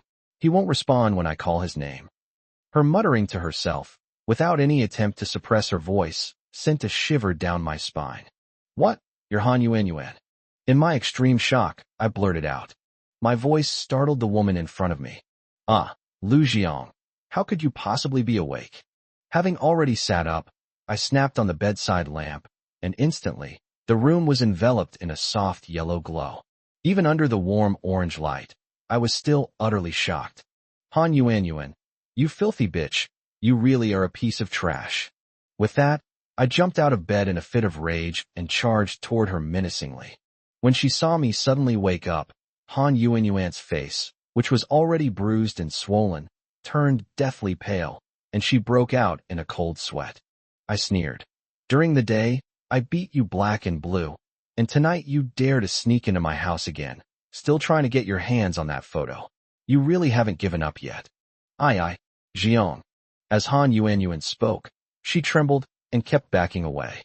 I continued through gritted teeth. So that's how you managed to break through several security doors and get into my room. Since it was you, then everything is clear. The moment I saw Han Yuan, all my doubts were completely resolved. She was the previous mistress of this house and was very knowledgeable about all kinds of door locks and digital locks, which is why she was able to open all the security doors and enter my room. Jiang, it really is me. I just saw it too. Although these two women moved into your house, they weren't with you. That's how it was. Hearing Han Yuan say these words made me even angrier. Shut up. What right do you have to come to my house and interfere in my personal affairs? Seeing my ashen face, Han Yuan almost screamed, then quickly covered her mouth. She also knew that there were two other women in the villa. You heartless woman, I never expected you to dare come to my house at night, trying to find that photo as evidence. After hearing my accusation, Han Yuan did not respond, but her body trembled heavily. Enraged, I didn't hold back and jumped over to slap her hard across the face. This time, Han Yuan couldn't help but let out a scream. But then, my slaps rained down on her face. At this point, Han Yuan no longer cared about the other two women in the villa. She was beaten so badly that she screamed like a wounded wild animal. You bastard. I never expected you to be so treacherous and cunning, actually trying to use such methods to obtain my photos as evidence. Han Yuan was now covering her cheeks with her hands, trembling. She never expected that she would not only fail to accomplish her task, but also be exposed in front of me. I guess her plan was to take advantage of the quiet of the night, while I was asleep, to give me drugs and make me obediently reveal the whereabouts of that photo. Unexpectedly, due to my severe depression and poor sleep quality, I discovered the other person's existence. At first, I thought that the person sneaking in the middle of the night was either Qiao Ziwei or an Exine. At first, I suspected it was Qiao Ziwei, then I suspected it was my female secretary in Exine, but now I see it clearly, it's my ex-wife Han Yuan. I can't help but explode with anger again. You trashy woman, you filthy bitch. I never imagined you could be so vicious, actually causing this car accident and murdering my parents. How can I forgive you? Jiang, no. No matter what, we've been husband and wife for a day. As the saying goes, even a day as husband and wife is worth 100 days of kindness. In addition, I also gave birth to a child for you. Shut the hell up. You have no right to mention Zimo in front of me. You heartless, lewd woman. Where were you when Zimo was seriously ill and needed you to come back for a transplant? Weren't you out there with other men, indulging in debauchery and revelry? You're so eager to date some random guy that you'd even neglect your own son. Furthermore, it was because my parents were afraid that I would be deceived and fall into your trap that they reminded me that I could repay the more than 100 million yuan debt owed by your family, but I had to make you write an IOU. In addition, they made me issue a prenuptial property certificate, which made you want to kill them.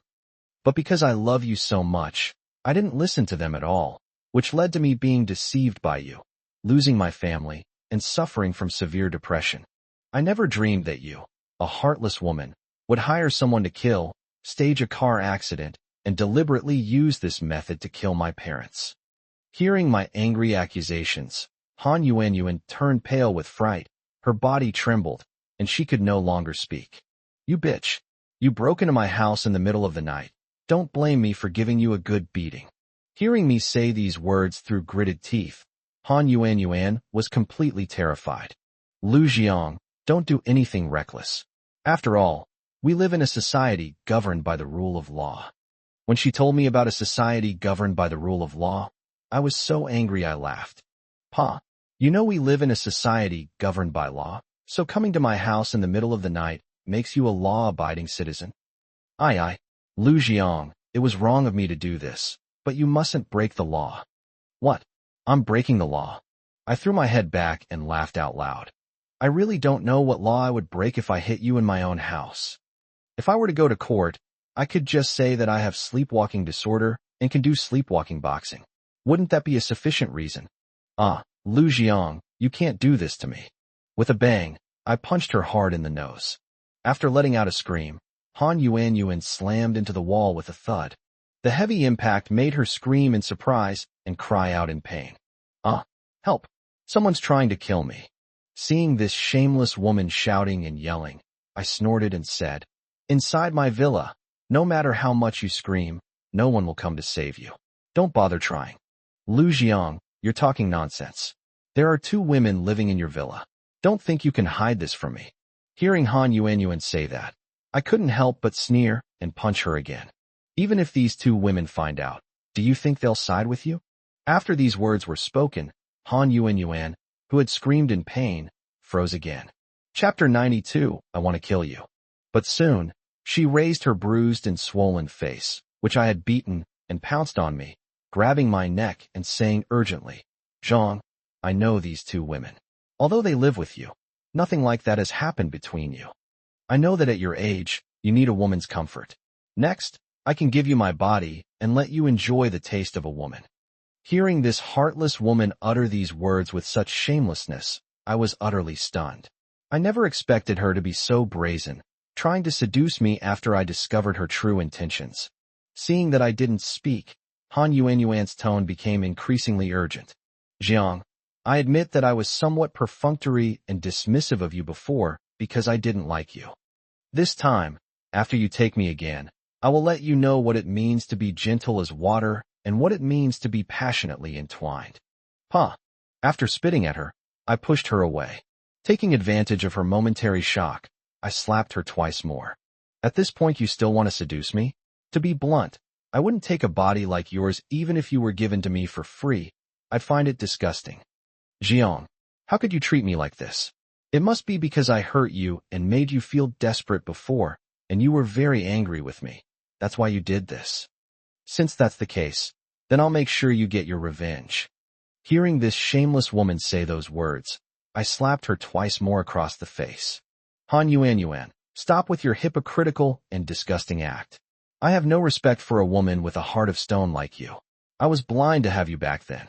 I was speaking angrily, intending to take this opportunity to teach Han Yuanyuan a lesson. But then, a series of hurried footsteps came from the corridor. Footsteps, one on the left and one on the right, met at my door, and soon, there was a rapid knocking. The first to ask was Ziwei. Zhang, what's wrong? Why did I hear a woman talking in your room? An ex-Sion's voice was also urgent. I knew it. Did you dare to keep a mistress while the 2 of us beauties were staying in this villa? How did you manage to deceive us, the 2 of us with our sharp eyes? Seeing that Xiao Ziwei and an ex-Sion had arrived at my door and were urgently saying these words, I helplessly turned around and opened the door. All right, since you're wondering about this, come in and take a look.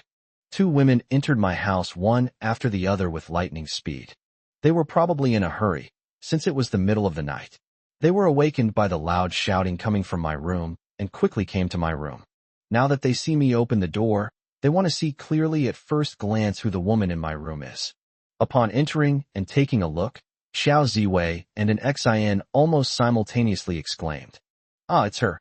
After I finished speaking, the two beautiful women looked at me with extreme confusion in their eyes. An Xin grabbed my arm. "President, what's going on?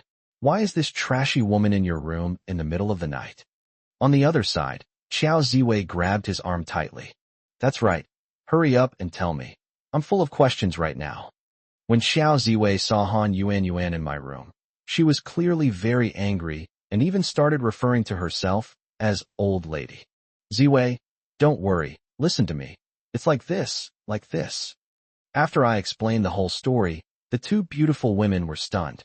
They looked at the dumbfounded Han Yuan in shock. "So, you trashy woman, you came to Lu Jiang's villa in the middle of the night with this kind of wicked idea?" An Xin was also furious. She said angrily, "You really have a dirty trick up your sleeve. You actually came up with such a wicked idea, trying to take advantage of the fact that Ziyang didn't change the locks, and come in the middle of the night to secretly take away the evidence. However, your idea is destined to be a waste of time, because the photos have already been sent to a professional appraisal agency." Haha, Han Yuan, I bet you didn't know this, did you? After saying this, Anxin clapped his hands happily and laughed out loud. Looking at Han Yuan at this moment, it was as if she had been paralyzed. She had been leaning against the wall, but now she collapsed to the ground, limp and weak.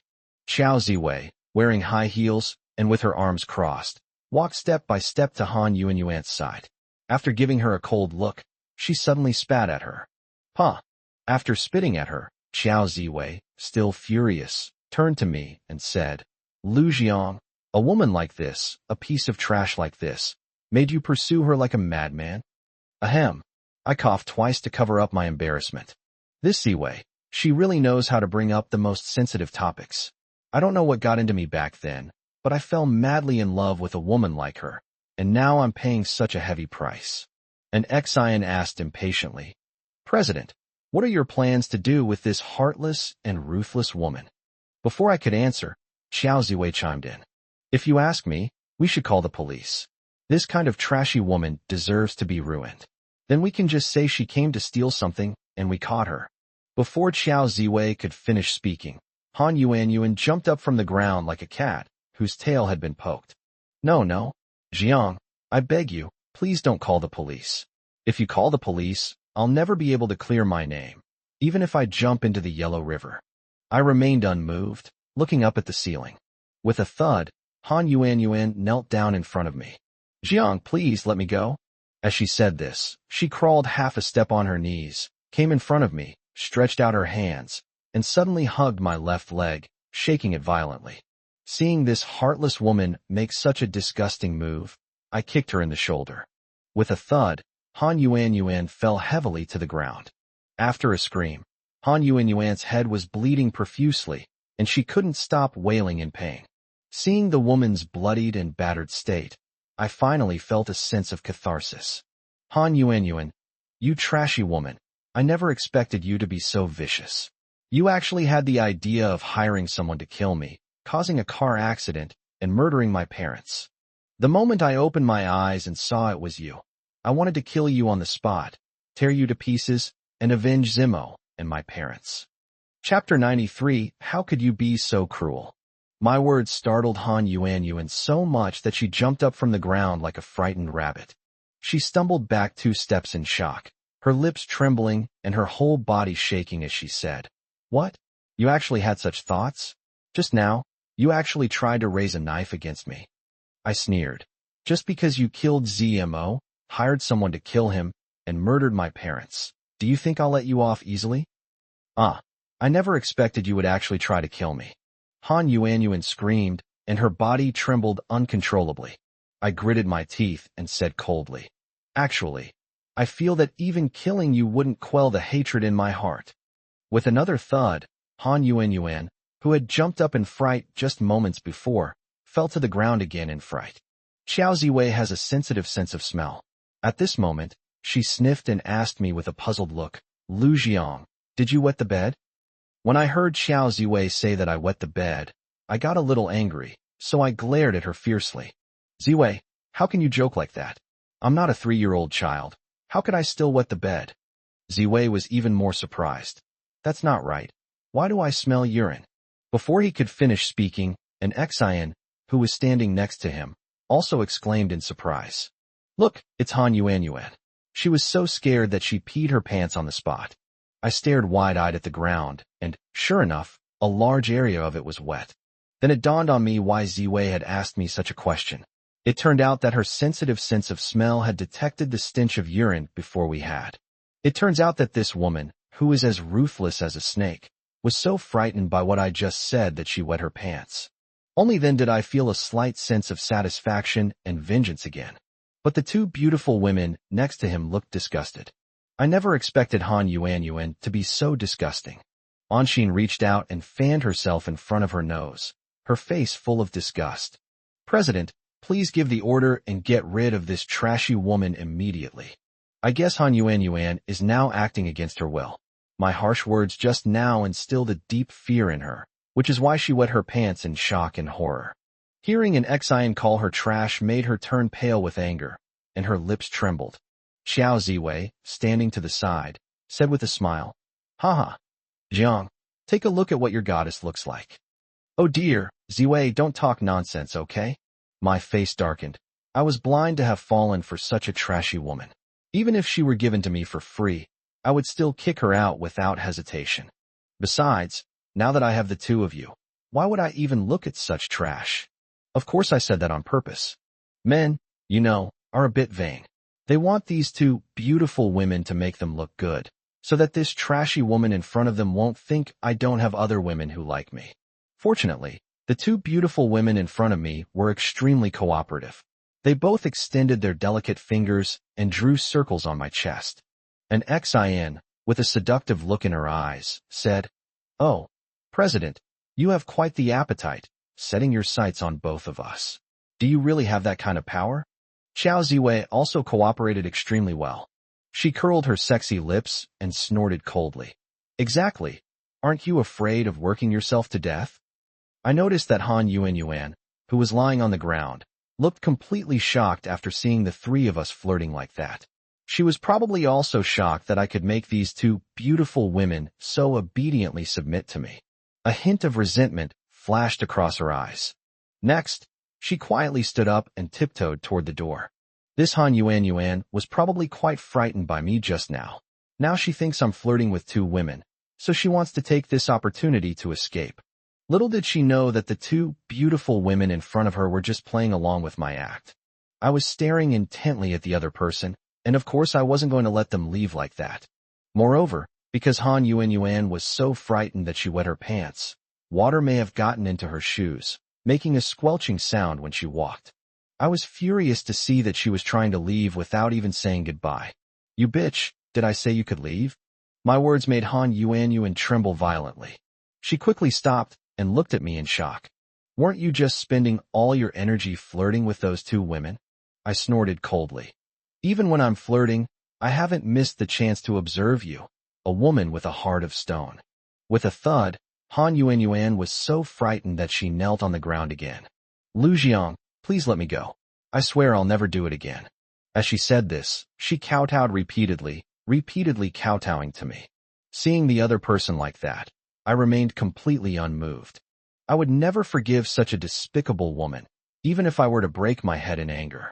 Seeing that I didn't speak, and after kowtowing more than a dozen times, Han Yuanyuan raised her head in shock. Lu Jiang, you don't really want to kill me, do you? I snorted coldly, feeling quite satisfied with just scaring this vicious woman. What?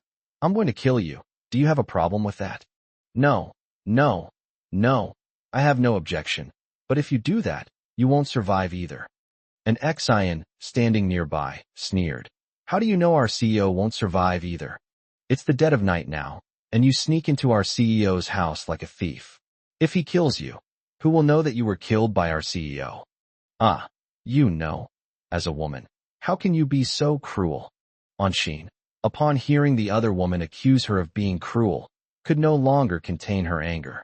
She leaped forward and slapped the woman across the face. You bastard, How dare you call me cruel? Back then, even when your own son needed you to come back for a transplant, you still went out and had fun without any regard for anything else. Furthermore, our CEO's parents were just reminding their son not to be completely open with you and to have a backup plan, but you actually held a grudge and directly hired someone to kill them, causing them to die in a car accident. You have the nerve to call others cruel after doing such heinous things. And Xian's words left Han Yuanyuan speechless, her face flushed and her neck thick with anger. She couldn't utter another word.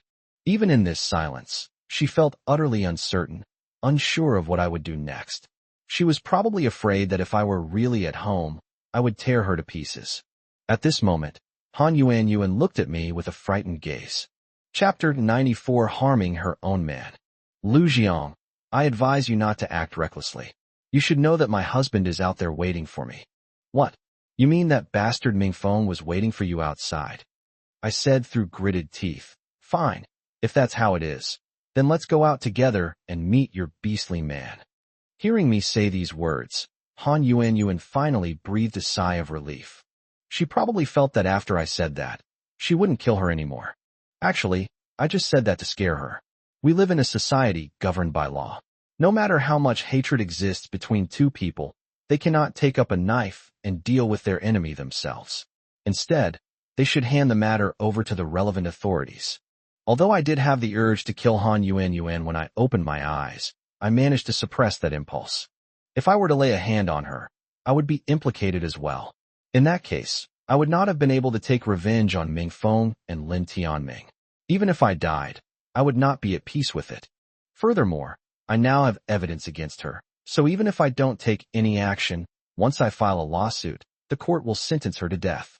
In contrast, I still want that trashy woman, Han Yuanyuan, to receive a solemn verdict in court. That's why I said earlier that I wanted to tear her to pieces just to scare her. I never expected that this trashy woman, fearing I might have thoughts of killing her at home, would actually tell me that Mingfeng was waiting for her outside. Ziwei, standing nearby, sneered. Han Yuanyuan, I really didn't expect this. Your case proves one thing once again. Han Yuanyuan was completely dumbfounded. She looked up at Ziwei in shock and asked, What did you say? Ha ha ha. Ziwei laughed loudly and then said, It proves that couples are like birds in the same forest. When disaster strikes, they fly away separately. Think about it, am I right? You just said that Mingfeng is outside because you're worried that Lu Jiang might kill you at home. In this world, some people betray their fathers, some betray their grandfathers, and now, I never expected that someone like Han Yuanyuan would betray her own man. To save your own life, you actually revealed that your own man was acting as a liaison outside. Aren't you afraid that we'll take care of Mingfeng too, along with you? As she said this, Xiao Ziwei's voice instantly rose 8 octaves, and her face turned murderous. Ah, what? You want to kill both of us? Han Yuanyuan became increasingly frightened. I deliberately echoed Ziwei. What do you think? As the saying goes, killing one is enough, killing two is a bonus. If you didn't know, that would be fine, but now I know that bastard Mingfeng is right outside my house. Do you think I'll let him off the hook? Ah, no. Han Yuanyuan, who had just stood up, collapsed to the ground again after hearing my menacing words. Ha, Sister Ziwei, what you just said about this person betraying her own man, I feel like it's really true. As she said this, Anshin winked at me. Take our CEO for example. He was really screwed over by this woman. We couldn't stand it anymore, so we moved into his house and started bringing him some comfort every now and then. Your words about how you ruined a man were spot on. Ha. Xiao Ziwei also burst into laughter at this moment. I felt embarrassed after Xiao Ziwei said that she was a jerk to men. These two women, in their pursuit of their own pleasure, showed no regard for my feelings. Then he thought about how he had gone from being a glamorous CEO of a listed company, a domineering young president, and a promising young talent, to being humiliated by others. He really had no face to save. I initially wanted to argue with the two of them, but then I changed my mind and the idea disappeared. Lu Jiang, I beg you, for the sake of our past relationship, please don't kill me and Lin Feng. Please spare us. Hearing her mention our past relationship only fueled my anger. I rushed in front of her, and slapped her hard across the face. You filthy bitch, you don't deserve to talk to me about past relationships.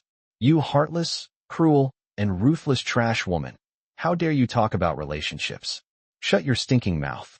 Han Yuanyuan's cheeks twitched, as if she wanted to argue, but in the end, she shut her mouth. She probably realized that I harbored a deep hatred for her and Ming Feng, and that I would never forgive them. Knowing that Ming Feng was outside, I didn't hesitate. I grabbed her by the collar and dragged her like a dead dog toward the door.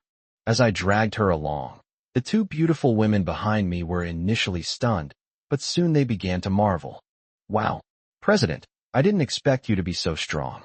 I was just questioning whether you could handle the two of us, but now I'm really impressed. I turned around and said coldly, as a man, how can you say no? Even if it's just the two of you, I'll still beat you both until you scream in agony. At this moment, a rare look of shame appeared on Xiao Ziwei's face. Oh dear, Lu Jiang, don't be so blunt and cheesy. I'm getting goosebumps. I wish you would give us a good beating right now. In the current situation, the three of us were flirting and teasing each other. I was still holding Han Yuanyuan's collar, and I could clearly feel that she was trembling with anger. Of course, the three of us were just putting on an act, deliberately trying to provoke this trashy woman. The angrier she gets, the more excited I feel. Soon I pulled Han Yuanyuan to the main gate. After opening the villa's gate, I didn't stand on ceremony and threw Han Yuanyuan out the door. Since it was already midnight, the sound was particularly loud. After the loud bang, a man jumped out of a car not far away. He exclaimed in shock, "Is that Yuanyuan? What happened?" Judging from the voice, the man getting off the bus was Ming Feng. At this moment, Han Yuanyuan suddenly shouted, "Ming Feng, quickly help me up. Let's leave quickly, otherwise, this Lu Jiang will kill us." Ming Feng, who had just run over, was startled when he heard Han Yuanyuan's words. "What did you say? He wants to kill us?" Han Yuanyuan's voice trembled. "That's right. Ming Feng, quickly help me up. Let's leave together." Ming Feng, who had just been running towards my front door from not far away, visibly trembled and paused for a moment after hearing what Han Yuanyuan said. Han Yuanyuan clearly sensed that the other person's steps had stopped. "Oh, Ming Feng, you're not going to leave me all alone, are you?" Chapter 95. Let's tease her properly. Ming Feng, who was about to stop, hesitated for a moment before saying, "Oh, Yuanyuan, what are you saying? How could I abandon you and run away alone? Did that bastard Lu Jiang find out about you just now?" I was hiding in the shadows and didn't come out. From my current position, I can see the other person, but they are in the open and can't see me. After this little incident, Lin Feng ran towards my door again. When he got to Han Yuanyuan's side, he couldn't wait to help her up from the ground. At this moment, I finally jumped out and slapped the other person across the face. I used almost all my strength in that slap. After being hit, Ming Feng let out a howl like a dog after being injured, and then fell heavily to the ground. The scene before her eyes startled Han Yuanyuan, and she screamed in surprise. "Lu Jiang, what the hell are you trying to do? Are you ever going to stop?" Seeing that this woman had regained some courage, I snorted coldly. "What am I supposed to do? Do you expect me to report to you? Who do you think you are? You, Lu Jiang, don't be so arrogant. I will take my revenge on you severely." Seeing that this woman had become much bolder after meeting Ming Feng, I slapped her across the face again. "You bitch. You think I'm afraid of your revenge? Besides, haven't you taken revenge on me enough already?" Having been slapped, Han Yuanyuan realized once again that even if her man, Lin Feng, arrived, she had no chance of winning. Besides, Ming Feng was currently on the ground, groaning in pain after I slapped him. "Oh, you don't? You really want to kill us, do you?" Han Yuanyuan lost all her confidence.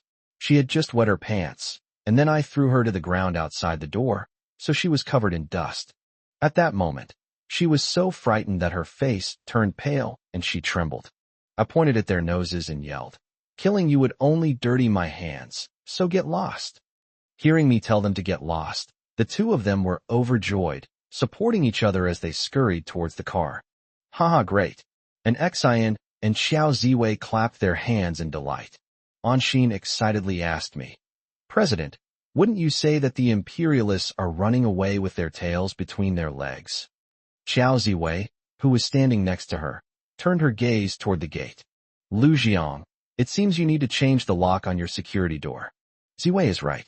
At first, when I saw a woman come into the room, I thought it was one of you two. As soon as I said that, the two beautiful women blushed and shut their mouths. That's what I really thought at the time. After all, my villa has several security doors, so unless it's a highly skilled thief. But I overlooked the fact that Han Yuan had lived in my house for several years. Anshin looked worried. How terrifying. I never expected this woman to be so cunning. Xiao Ziwei snorted coldly. Is this what you call scheming? I think it's more like a cornered dog jumping over a wall. I nodded. That's right. The two of them knew I had the photo in question, so they couldn't sleep at night. After discussing it, they decided to take the risk and come to my house to steal the photo that was supposed to be evidence. I used to think that one of you two beauties had sleepwalking disorder. What? You think one of us has sleepwalking? Ha ha ha. Boss, what can I say about you? An Xian looked incredulous. Xiao Ziwei said understandingly. This shows that he still has genuine feelings for both of us. Don't worry, let's continue to treat each other equally. Now, Xiao Ziwei's words no longer shock me, since I already know the whole story from an Xian. An Xian didn't reply to Xiao Ziwei, but instead looked at me. His gaze held a certain meaning. After exchanging glances, I winked at her, then turned around and hugged Xiao Ziwei tightly, a mischievous smile on my face. Since you have such thoughts, how can I not be gentle and chivalrous and fulfill your request? Xiao Ziwei, who was being hugged by me, cried out in fright. Hey Lu Jiang, what are you doing? How can you be so indecent to me in front of an Xian? Seeing her startled expression, I let out another mischievous laugh. You want to share the spoils equally, right? Fine. Tonight I'll start with you and put in some effort. Tomorrow night, I'll go find Anshin. As I said this, I burst out laughing, and while laughing, I asked Anshin.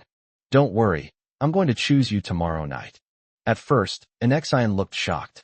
After hearing what I said, she couldn't help but curl her lip and say, does she really think she's an emperor, even choosing concubines? Xiao Ziwei was taken aback by what the other party said. Don't worry, what nonsense are you talking about?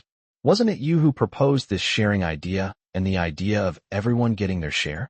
Why are you so vehemently opposed to it now? Oh, I understand, Xiao Ziwei nodded. You saw Lu Jiang hug me first, not you, so you're a little jealous. All right then, since you've already gotten jealous, I'll give you this chance tonight. With that, Xiao Ziwei struggled to break free from my embrace and pushed me forcefully towards Anshin. But how could I possibly act like a scoundrel towards Anshin? So even though Xiao Ziwei pushed me away, I still walked towards her. After learning about the two beauties' plans, my initial thought was to tell Anshin not to tell Xiao Ziwei yet, so I could tease my beautiful classmate a bit. How could I not tease a woman who cares about me so much? Xiao Ziwei was quite surprised to see me approaching her. Lu Jiang, don't you understand what I mean? Shouldn't you be sharpening your knives at an Xian?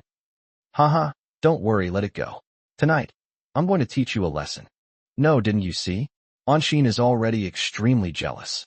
If you do that, the most beautiful cook will go on strike, and I might not get breakfast and go hungry, so it's a serious matter. An Xian chuckled mischievously. Hee hee, quite reasonable, that's more like it. As she said this, Anshin stepped forward and put her arm around my neck. Boss, let's go and share a bed right away. Reassured by her words and the suggestive gesture she made, I shuddered. In my office, I had already made up my mind that since the idea came from Xiao Ziwei, I would deal with her severely. Chapter 96, The New Financial Manager. What are you doing, Anshin? Are you just causing trouble? At most, she was just an accomplice. I guess she just felt sorry for me, her boss, because of this family tragedy, so she agreed to Xiao Ziwei's request and moved into my house with her. At first, I thought that the two of them really had the idea of sharing their affections equally, until I met Dr. Lin, and that's when the mystery was solved. Now that I know what happened, I also know how Xiao Ziwei feels about me. But Ziwei doesn't know that I already know the truth. To my surprise, an Xian made such an ambiguous move at this moment, which completely shocked me. I thought to myself, that day in the office, when I hugged her, I instinctively felt her body resisting me. This shows that although she agreed to Xiao Ziwei's request, she was just there to make up the numbers and help Ziwei liven up the atmosphere in my home. But what the hell is this right now? They say a woman's heart is like a needle at the bottom of the sea, and it's really true. At this moment, it was Qiao Ziwei's turn to be surprised. Hey you two, what are you doing? We're still right here at the main gate. Can't you tone it down a bit? Stop being so offensive. Ha ha ha, boss, did you hear that? Don't let Sister Ziwei's eyes be burned. Since that's the case, boss, I agree to let you out tonight so you can burn her eyes. Xiao Ziwei laughed. Haha, I'm a hot girl. Who's afraid of who? At this point, Anshin reminded us. Hey, it's already the middle of the night. Let's not shout at the front door, otherwise the neighbors might complain. I never dreamed that these unexpected events would happen tonight. Back in my room, I lay in bed, tossing and turning, marveling at the complexity of human nature. After Han Yuan came to my house, she searched everywhere for photos. After being discovered, she even tried to get me to have that kind of relationship with her in order to get rid of her. Bah, how could I have been so blind to fall for such trash? I now feel extremely disgusted with this woman. I hope that after obtaining the relevant evidence from the forensic agency, I can successfully send her to prison and ensure she never has to worry about food or drink for the rest of her life. The next morning, after I arrived at work, I was handling internal company matters when Anshin rushed in from outside. My female secretary felt at ease, and every day after work, she would go outside to gather information. In her words, as the president's secretary, she shouldn't always be aloof and distant, but should frequently connect with those at the grassroots level to obtain first-hand information. I greatly admire this about her.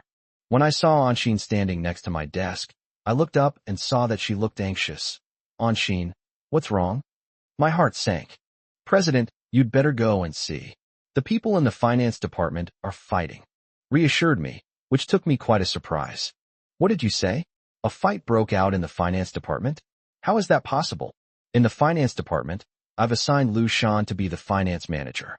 After careful consideration, I entrusted this position to him. I felt that Lu Shan was not only capable, but also extremely responsible for his work. That's why we entrusted him with the full management of this crucial financial area. Entrusting important departments to reliable people can avoid a lot of trouble and allow me to have more energy to focus on major issues related to the company's development. Don't worry, are you telling the truth? With Lu Shan in charge here, how could a fight break out? I know that Lu Shan is in charge of the finance department and has a lot of prestige. And Xin was still very anxious. President, I'm talking about Lu Shan getting into a fight with someone. I was even more surprised. What? Lu Shan got into a fight with someone. How is that possible? As the head of the finance department, there's absolutely no need for him to have a dispute with his subordinates. Oh dear, President, I wasn't clear just now. Now, another finance manager has arrived at the finance department. Anshin's words only made me more confused. I slammed my hand on the table in anger and stood up. What did you say? The finance department has actually appointed another supervisor, but how come I, as the president, didn't know about it? Anshin, breathing rapidly, said, President, this was arranged by that bastard Lin Tianming. What? It's him. I grew increasingly angry. No wonder he slunk away last time and never made any further moves. After several days of planning, he had come up with a new move. He appointed a new department head for the finance department. After learning the whole story, I was so angry that I was trembling all over. That bastard. Even if he's a major shareholder, he can't bypass me, the president, and interfere in the management of the company's specific affairs, can he? Anshin's face turned pale with anger. Take this. Right now, Lu Shan is having a heated argument with the new finance manager. As I hurried outside, I asked Anshin, has that bastard Lin Tianming arrived yet? Anshin quickly caught up with me and replied, President, that bastard, of course he came. Otherwise, how could that new finance manager have come in? I nodded solemnly. The other party is clearly trying to embarrass me, the president, by doing this.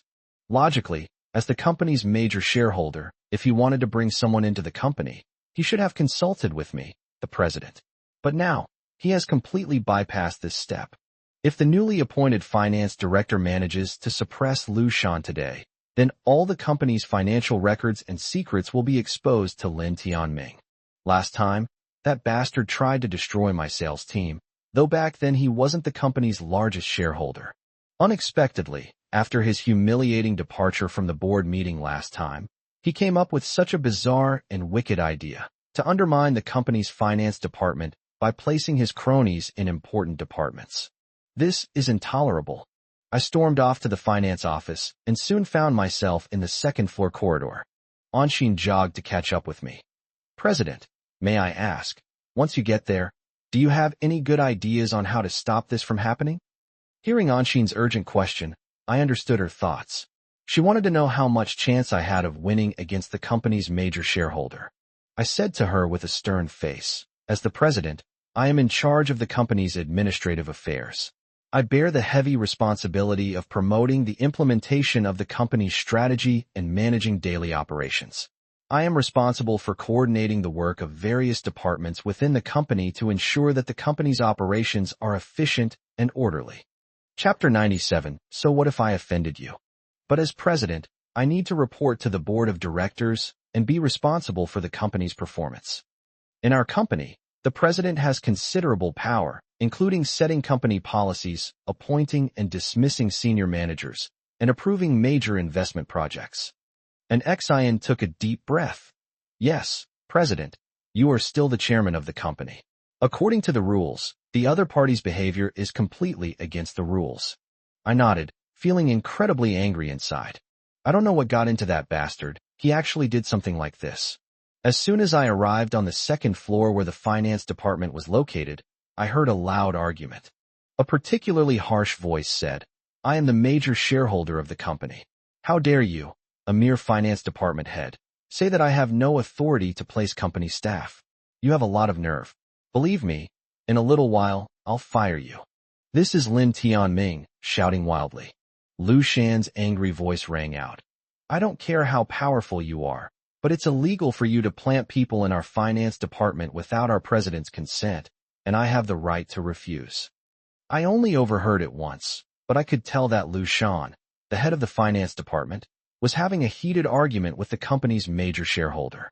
I couldn't help but nod in satisfaction. As expected of the finance department head I personally placed here, he has some backbone. With that thought in mind, I arrived at Lu Shan's office. Standing at the doorway, I looked into the house. Besides Lu Shan, Lin Tianming and several people he brought were also in the room. One of the young men, who was about the same age as Lu Shan, had a long face, wore glasses, and was dressed in a suit. He was furious. At this moment, Anshin lowered her voice and began to introduce herself to me. "See this, President? This young man is the one Lin Tianming brought over. He's going to replace Lu Shan. He's supposedly his cousin. This guy's name is Lin Cheng'an." I nodded and then looked back into the room. At this moment, both sides inside the house also saw someone coming to the door. Upon seeing it was me, Lu Shan, his face turning ashen with rage, clung to me like a drowning man grasping at a straw. "President, you've finally arrived. Please take a look at this matter and tell us how to handle it." I know that the situation is indeed a bit difficult for Lu Shan, the head of the finance department, since he is now dealing with the company's major shareholder. After nodding, I clapped my hands with a smile.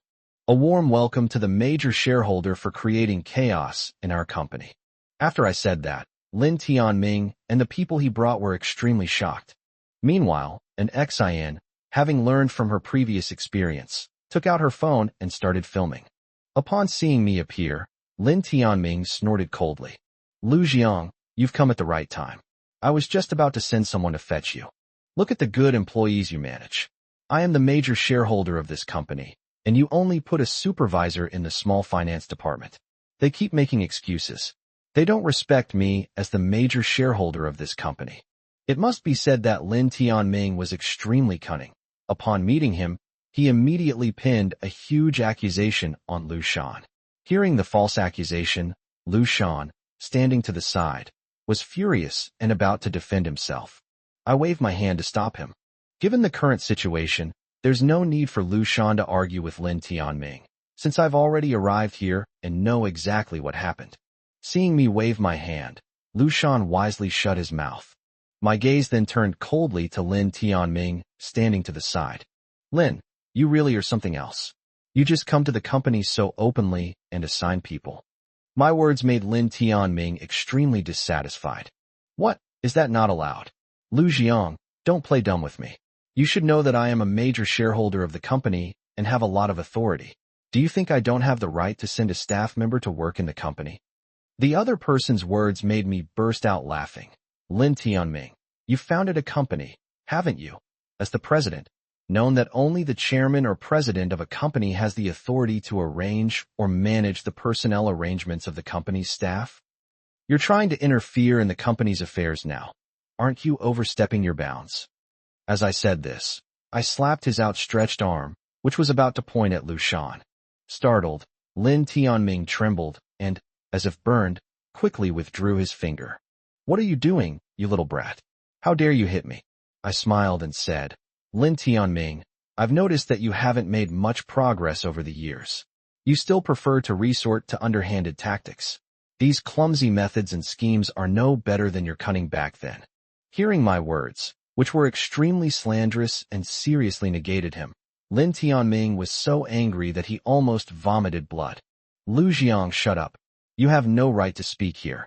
I was completely shocked by what the other person said. What did you say? I, the president, am not qualified to handle the matter at hand. Lin Tianming, don't be ridiculous. You should know that I am the president of the company. My words also made Lin Tianming pause for a moment. He also felt that I was being somewhat domineering and arbitrary in the current situation. However, a hint of arrogance quickly appeared on his face. You think you're so great just because you're the CEO? Believe me, I can call a board meeting and get you fired right away. Seeing that bastard Lin Tianming openly point his finger at me and say those words in front of so many people in the company's finance department, I was shocked. I didn't hold back and slapped the other person's hand away. I said coldly, I hate it when some self-righteous guys point their fingers at me and yell at me. This is only because you're a major shareholder of the company. I'm giving you some face. Otherwise, I would have broken this claw off you. My words made Lin Tianming so angry, he almost jumped up. This is outrageous. You, a mere president, dare to offend me, the major shareholder of this company. Seeing him utter these words in a fit of rage, I sneered. Lin Tianming, even if I've offended you, so what? The guy looked completely taken aback when I said those words. He probably didn't expect that I, the CEO, would dare to refute him in public. In fact, ever since this guy won the largest share of the company at the auction, I realized that there would be no good days ahead. Just like the situation right now, the other party came to our door with his cousin, looking very aggressive, wanting him to be the head of the finance department and take control of the company's finances. There's no need for me to be so polite. Chapter 98. The security guard with a monthly salary of 3,000 yuan. Even if I try to curry favor with him, this guy won't let me off easy. Since there's no good life to be had, we might as well go all in. I had already thought that even if I were to go all out, I would still make the biggest impact. As the saying goes, better to be a broken jade than a whole tile. Actually, I've already figured this out. No matter how much I swallow my anger, that bastard won't let me off the hook. Since that's the case, we might as well risk everything and play a trick on this major shareholder. Lin Tianming was so angry that his whole body trembled. You little rascal, you've got some nerve. You're really taking advantage of me, the major shareholder of this company. Believe me, I'll fire you right now. I stepped forward and stood right in front of him, speaking coldly at close range. Don't talk nonsense. As long as I'm the CEO, I won't let your scheme succeed. Like now, you want to send someone to head the finance department? That's wishful thinking. Get your people out of here right now. You. Lin Tianming was so angry that his face turned red and his neck bulged. The tall, thin man next to me, Lin Chengyan, who was wearing glasses and was Lin Tianming's cousin, looked at me coldly. Kid, you dare offend the company's major shareholder? Do you really think my brother will let you live through the new year? Seeing him say these words in front of the company's finance department staff, I didn't hold back and slapped him across the face. Lin Chengyan was just taking advantage of his master's power to try and teach me a lesson. But why would I fall for that?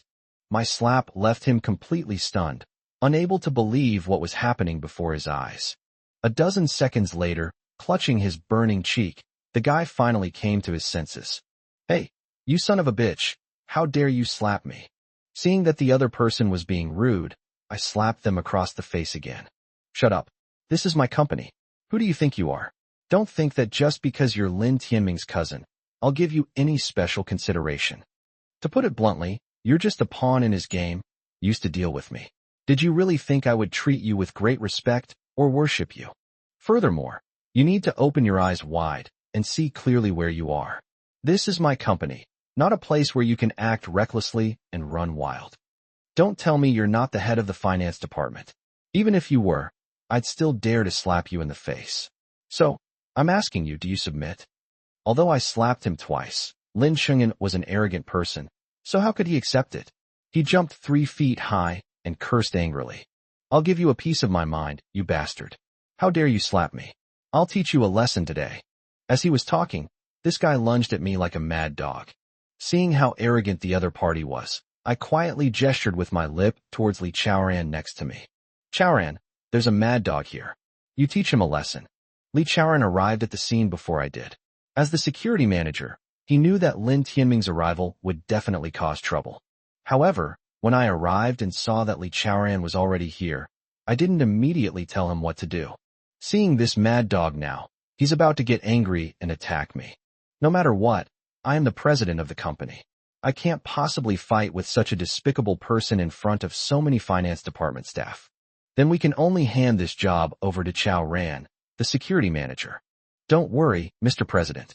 I'll beat him so badly that even his own parents wouldn't recognize him.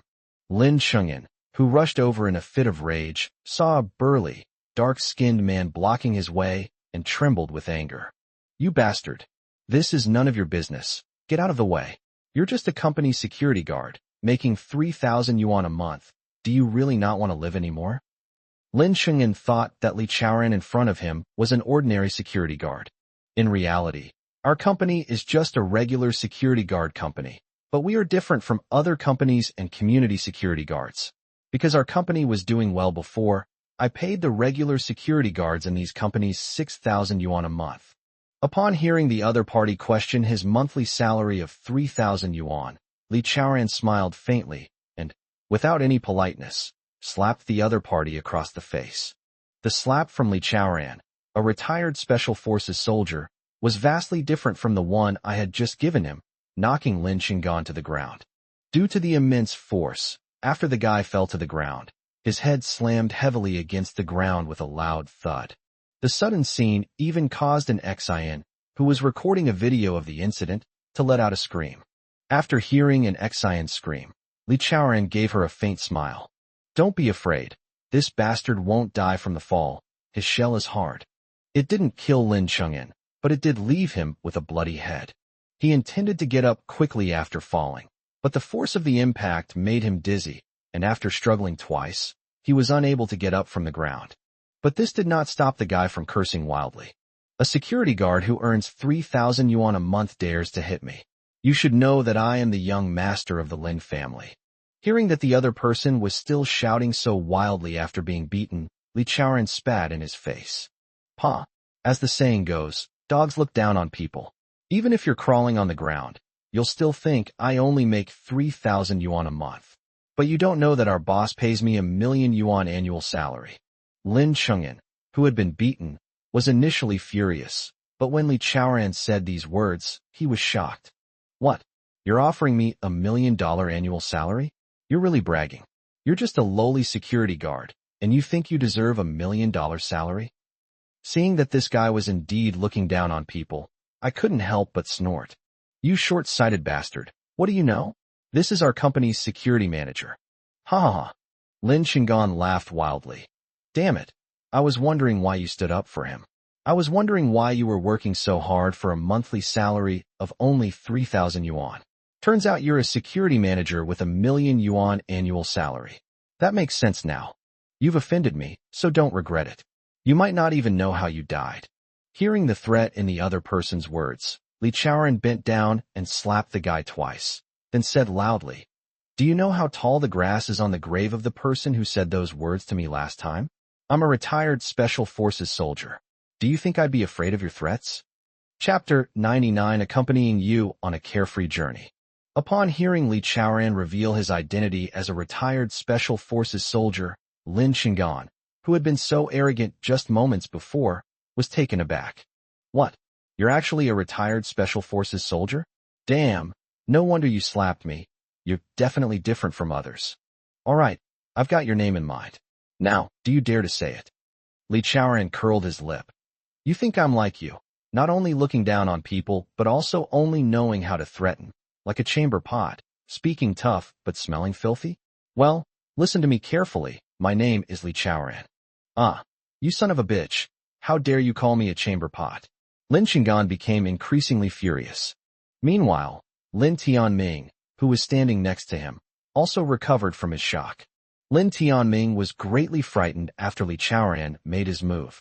After all, he had already experienced Li Chaoran's strength and ferocity at the company's last board meeting. So Li Chaoran's move just now had greatly frightened him, and he had only just come to his senses. The guy gritted his teeth and glared at me fiercely, saying, Lu Jiang, so this is your confidence? You think you're something special just because you have a retired Special Forces soldier to back you up? Kid, you just wait. With that, he hurriedly ordered his men to help his cousin up, and they slunk towards the door. Once at the door, perhaps feeling that leaving so disgracefully was unacceptable, he turned back, pointed his finger menacingly at me and Li Chaoran. You too, just you wait and see. I'm telling you right now, this isn't over. Since it's not over yet, let's talk first. Lin Tianming, you shouldn't leave yet. As Li Chaoran said this, he hurriedly chased after the door. Then look at Lin Tianming, he took off running.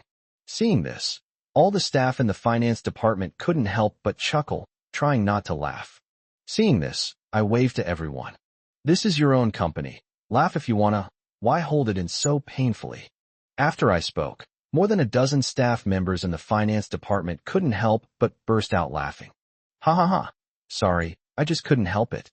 I came in all that bravado, but in the blink of an eye, I slunk away with my tail between my legs. This contrast is truly something else.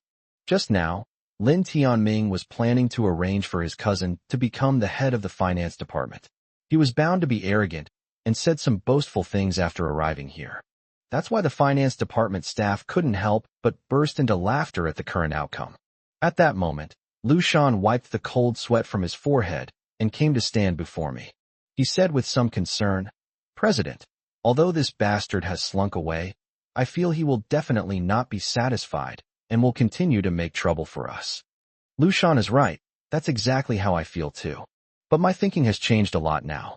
I think Xiao Ziwei is right. We should meet force with force and deal with water with water. What's the use of just worrying and being afraid? Seeing the worried look on Lu Shan's face, I patted him on the shoulder and comforted him, saying, Don't worry about today or tomorrow. Just focus on your work. There's no mountain you can't climb. I'll take care of everything from now on. That's all I could say to comfort him. It would be a lie to say I wasn't worried at all. After all, Lin Tianming, that bastard, is a major shareholder of the company, and that's an insurmountable obstacle. Yes, President, don't worry, I will work hard. Lu Shan said with a face full of gratitude. As soon as he came in, I could see his worry. After all, he was the company's major shareholder, bringing people to place his cronies. Lu Shan was also afraid that Lin Tianming's evil scheme would actually succeed. If that happened, he, as the head of the finance department, would be in an extremely passive situation. If I hadn't driven them away today, and instead Lin Tianming's wicked scheme had succeeded, then Lin Xingyan would have been the only one to become the head of the finance department. When the time comes, Lu Shan can only become a deputy supervisor. At that time, he will be suppressed by Lin Xingyan in every way. This is obvious. Seeing that I finally got rid of Lin Tianming, Lu Shan's joy was obvious. Back in the CEO's office, an Xian couldn't help but beam with joy. President, what just happened was even more exhilarating than what happened at the board meeting. Lin Tianming's face turned completely black, like charcoal used for grilling. Hearing Anshin say that, I couldn't help but burst into laughter. Haha, I saw what just happened. Yes, President, not only that, but the scene of their escape was also quite dramatic. That bastard Lin Tianming originally wanted to turn back and threaten us, but after Li Chaoran stomped his foot, those bastards were so scared that they immediately ran away with their heads in their hands. Look, I've already recorded it. It shows them running away in panic in the corridor. When Lin Tianming left just now, I saw an Xian run out with her phone in hand. I didn't think much of it at the time, but it turns out she was recording a video of Lin Tianming and the others fleeing in panic. After realizing what was going on, I couldn't help but burst into laughter again. Haha, don't worry, you're really something. Keep these videos safe. Of course, President. You could say that this was a huge blow to Lin Tianming. However, I feel that Lu Shan is right. Next, we must be on high alert for this bastard's crazy counterattack. My beautiful secretary's reminder made me nod involuntarily. Although all of this was expected, I also feel that some things are simply impossible to prevent. Take today, for example. He brought his cousin and tried to get his cousin placed in the finance department. Who would have thought that something like this would happen? Even if you try to prevent it, how can you prevent it? Thinking about this matter, I couldn't help but recall the photo I bought for 2 million as evidence. Last night, after Ziwei said those things, I felt inexplicably worried because she said that the person in charge of that appraisal center was somewhat unreliable. Now that the crisis of Lin Tianming causing trouble had been resolved, I couldn't help but think of this important matter again. So I stood up and said to Anshin, "Let's go, come out with me." "What, President? You're going out at this time?" "Oh, I see. You must be excited and want to go for a drive."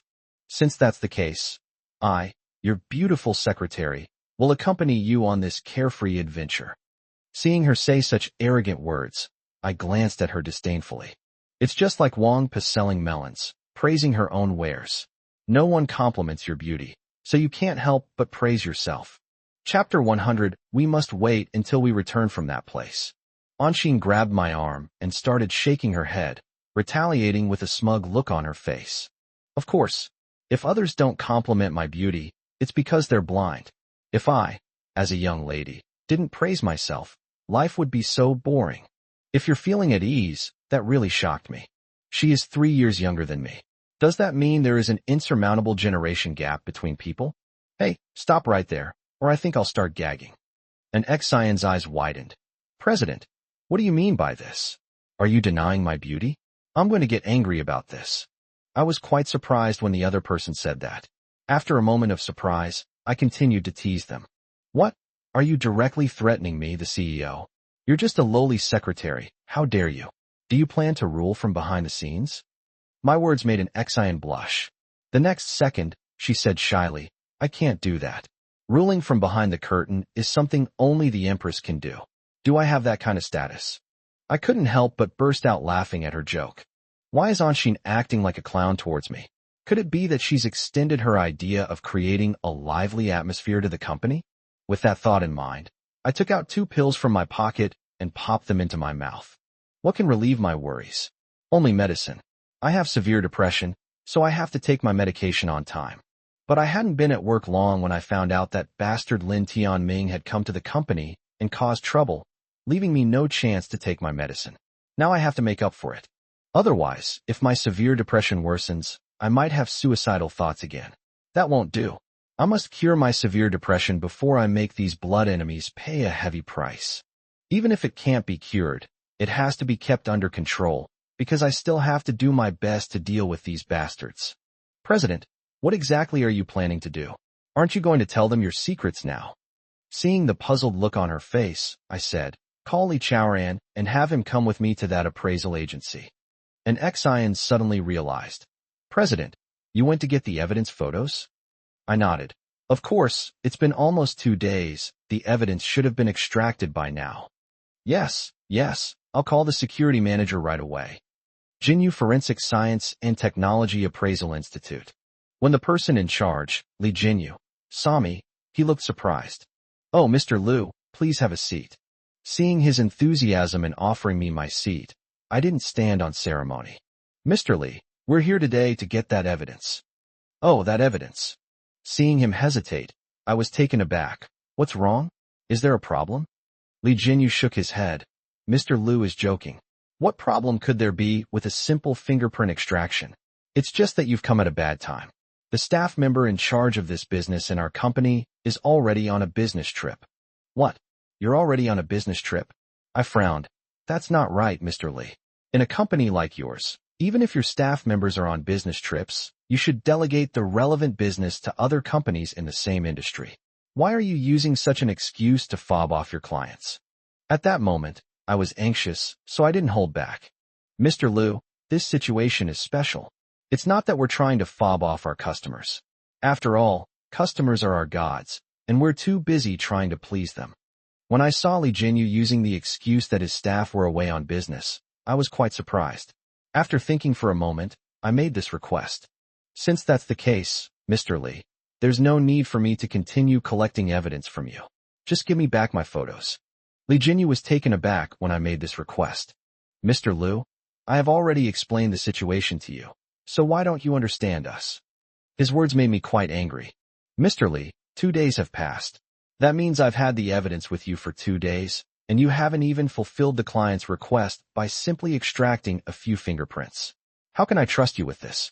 Quickly produce my previous photos. At this point, I started to get a little anxious. If I had known this would happen, I should have asked Ziwei beforehand, or asked her to help me. I never expected that the appraisal agency I found would be so unreliable. When I said these words to Li Jinyu, I had already made up my mind that after I got the photos, I would immediately contact Xiao Ziwei and ask her to find a reliable appraisal agency for me. After I finished speaking, I saw Li Jinyu sitting there motionless, and I couldn't help but get angry. Mr. Li, what's wrong with you? Didn't you hear what I just said? No, Mr. Liu, this makes things difficult for me. We've never had a client hand over the evidence and then back out. Hearing the word, go back on my word, come out of his mouth made me so angry that I slammed my hand on the table. Mr. Li, it's not very fair of you to say that. It's just a matter of extracting a few fingerprints from a photo, and you've already delayed for 2 days. Now that I've come to collect the evidence, you're giving me this excuse. Do you think your service is up to par? Seeing my anxiety, the person in charge, Li Jinyu, quickly apologized. Mr. Liu, it's all my fault. As the main leader of this appraisal agency, I do bear the primary responsibility for this matter. However, please wait 2 more days until that staff member returns from his business trip before we return the photos to you. The other party asked me to wait 2 more days, which surprised me. The main reason is that this photo contains crucial evidence, and I'm afraid something might go wrong. When I heard the other party say that it would take 2 more days to delay, I stopped believing his lies and reached out my hand directly. Mr. Li, there's no need for that. Please return the photo to me immediately. I have an urgent matter that I need it for. As for the authentication, we can discuss it later. When I said I'd talk about it later, I was just trying to brush him off. If I ever come to an appraisal agency like this again, I'd be a complete idiot. Li Jinyu still looked troubled.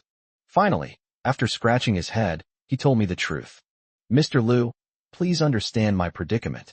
Our appraisal agency is very structured, with each person in their assigned position. My staff member needed to attend a training course in another city, so he left that very night. He didn't even have time to explain the tasks to his colleagues. Therefore, this matter must wait until the other party returns. Hearing what the other person said made me even more uneasy. Chapter 101 The Wicked Will Be Punished by the Wicked. Mr. Li, if that's the case, what is the name of this staff member? What is his phone number? I'd like to call him now and ask about the details of this photo. Upon hearing me make this request again, Li Jinyu's expression turned completely flustered. I clearly observed a fleeting look of panic across his face. No. Mr. Liu, this is against the rules. At this moment of relief, he couldn't suppress his anger and slammed his fist on the table. Mr. Li, that's not very fair of you. What our CEO said doesn't conform to any rules. Upon seeing an Xion's angry questioning, Li Jinyu quickly apologized. Oh dear, I misspoke just now. I meant that our rules and regulations stipulate that our staff members are not allowed to disclose the phone numbers of other staff members of our appraisal agency to anyone without authorization. Hearing what the other person said made me even more suspicious. Mr. Li, what kind of bizarre rule do you have here? Li Jinyu wiped the cold sweat from his forehead. President Liu, please let me explain. This is because we learned from our mistakes and have had similar experiences and lessons before. As for what lessons were learned, I cannot disclose that due to company secrets. However, please understand our predicament. Regarding this point, although we are both running companies, just with different natures, I can understand. After all, Lin Tianming had previously tried to have staff from our company's finance department strangle me, which made me furious, and I fought back on the spot. Although I was extremely unhappy, seeing the other party's representative sincerely apologize to us made me break out in a cold sweat. Although I was unhappy, I had no choice but to give up. Then tell me the exact date this employee will return from their business trip. Oh, Mr. Liu, he'll definitely be back in 2 days. I stood up abruptly. Okay, since it's 2 days from now, I'll come back then. After leaving the appraisal agency, Li Chaoran, who hadn't spoken until now, suddenly said, President, I felt that the person in charge of this appraisal agency seemed a little flustered when they saw us. I had already figured that out, so I explained it to him. I guess he encountered an unexpected situation and felt embarrassed to explain it to his clients, which is why Mr. Li was so anxious. After hearing my explanation, Li Chaoran shook his head. President, I have a feeling that Li Zhenyu is hiding something from us. His words made me uneasy. Chaoran, how did you sense it? Li Chaoran frowned. President, it's hard to say. Anyway, it's my sixth sense. I have a feeling that Li Zhenyu is hiding something from us. I hope my premonition is not true.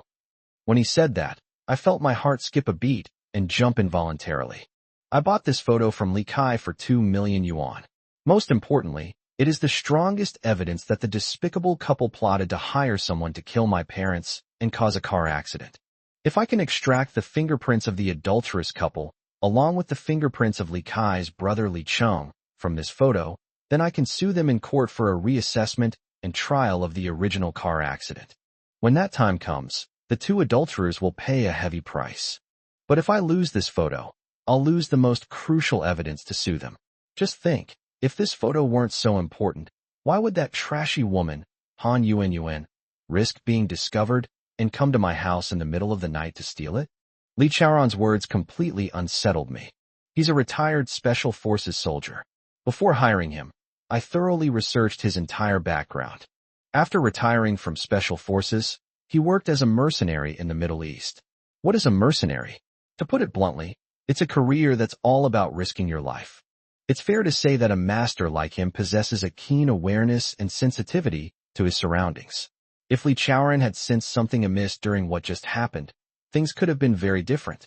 Thinking this to myself, I was incredibly anxious, but I couldn't show it on my face. Once I show it, my 2 subordinates will also get anxious for me. This is what is called the transmission of anxiety. Therefore, I tried my best to restrain myself and not let myself show any signs of anxiety. Not only that, I also took the initiative to comfort Li Chaoran. Chaoran, don't be so nervous.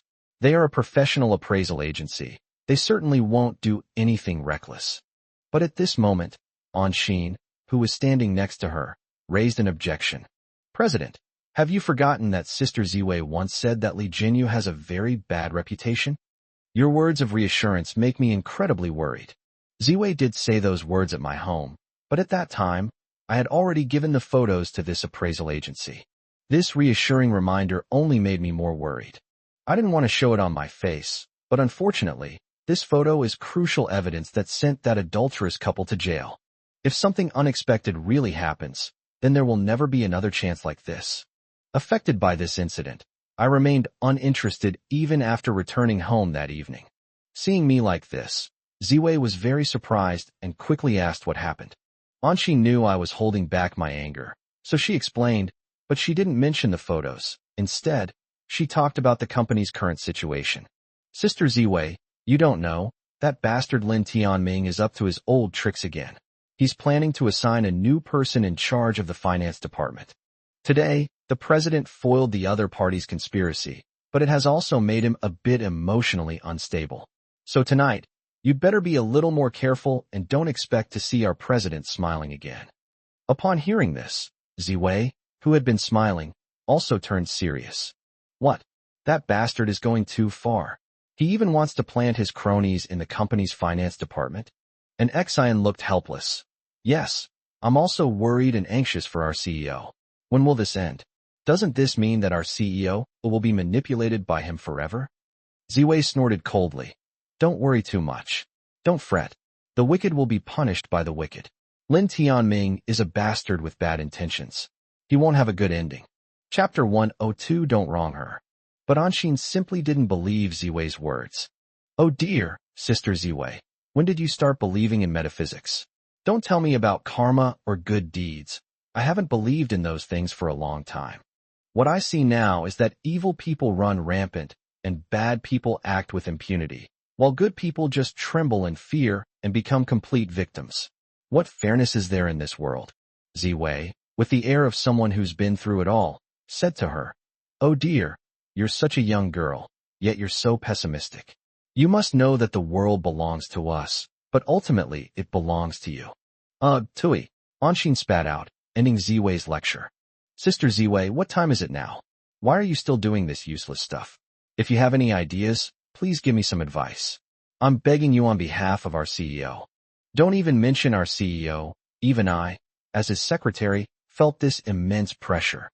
Anshin's words made Ziwei very unhappy, and she glared at him. You two adulterers, are you doing this because you're in cahoots? And also, an Xian, you little slut, what right do you have to represent your CEO? Are you two already inseparable, sharing the same bed? An Xian screamed, Sister Ziwei. No, Ziwei bullshit. You speak so rudely. Why should I call you sister? What I just said was the truth, cough, cough, but you're using the two of us as spice in your story. They say a relaxed mind leads to a healthy body, so you didn't actually take this matter seriously at all, did you? Even if you use your toes, you should know the immense pressure our CEO is currently facing. Ziwei pouted. What can I do? I gave him all the suggestions, but he didn't use any of them. How can you blame me for that? What advice did you give me? I didn't know anything about it. An Xian looked incredulous. Actually, I can't blame Anshin for this. Ziwei did give me a powerful move, and once she used it, it really helped me get through the current difficulties. But I also have my own considerations. Because I know that Ziwei doesn't have that much power on her own. If she wants to help me, she will need to rely on the power of her family. If the Qiao family were to get involved in this matter, things would become extremely complicated. In fact, Ziwei gave me 2 suggestions during this period. One of them was when that despicable couple auctioned off their shares. Ziwei's idea was to have their family bid for the shares and make the Qiao family the major shareholder of our Luhan company. At the time, she said that it would be much better for the Qiao family to be the major shareholder than for Lin Tianming to be the major shareholder. That's certainly true, but if I let her do that, I'll owe Ziwei a huge favor, that's for sure. There's another saying, which goes like this. Where are the tigers not eating people? Although Ziwei and I are good friends, and she has been madly in love with me and pursued me all these years, once it comes to family ties, it becomes a completely different matter.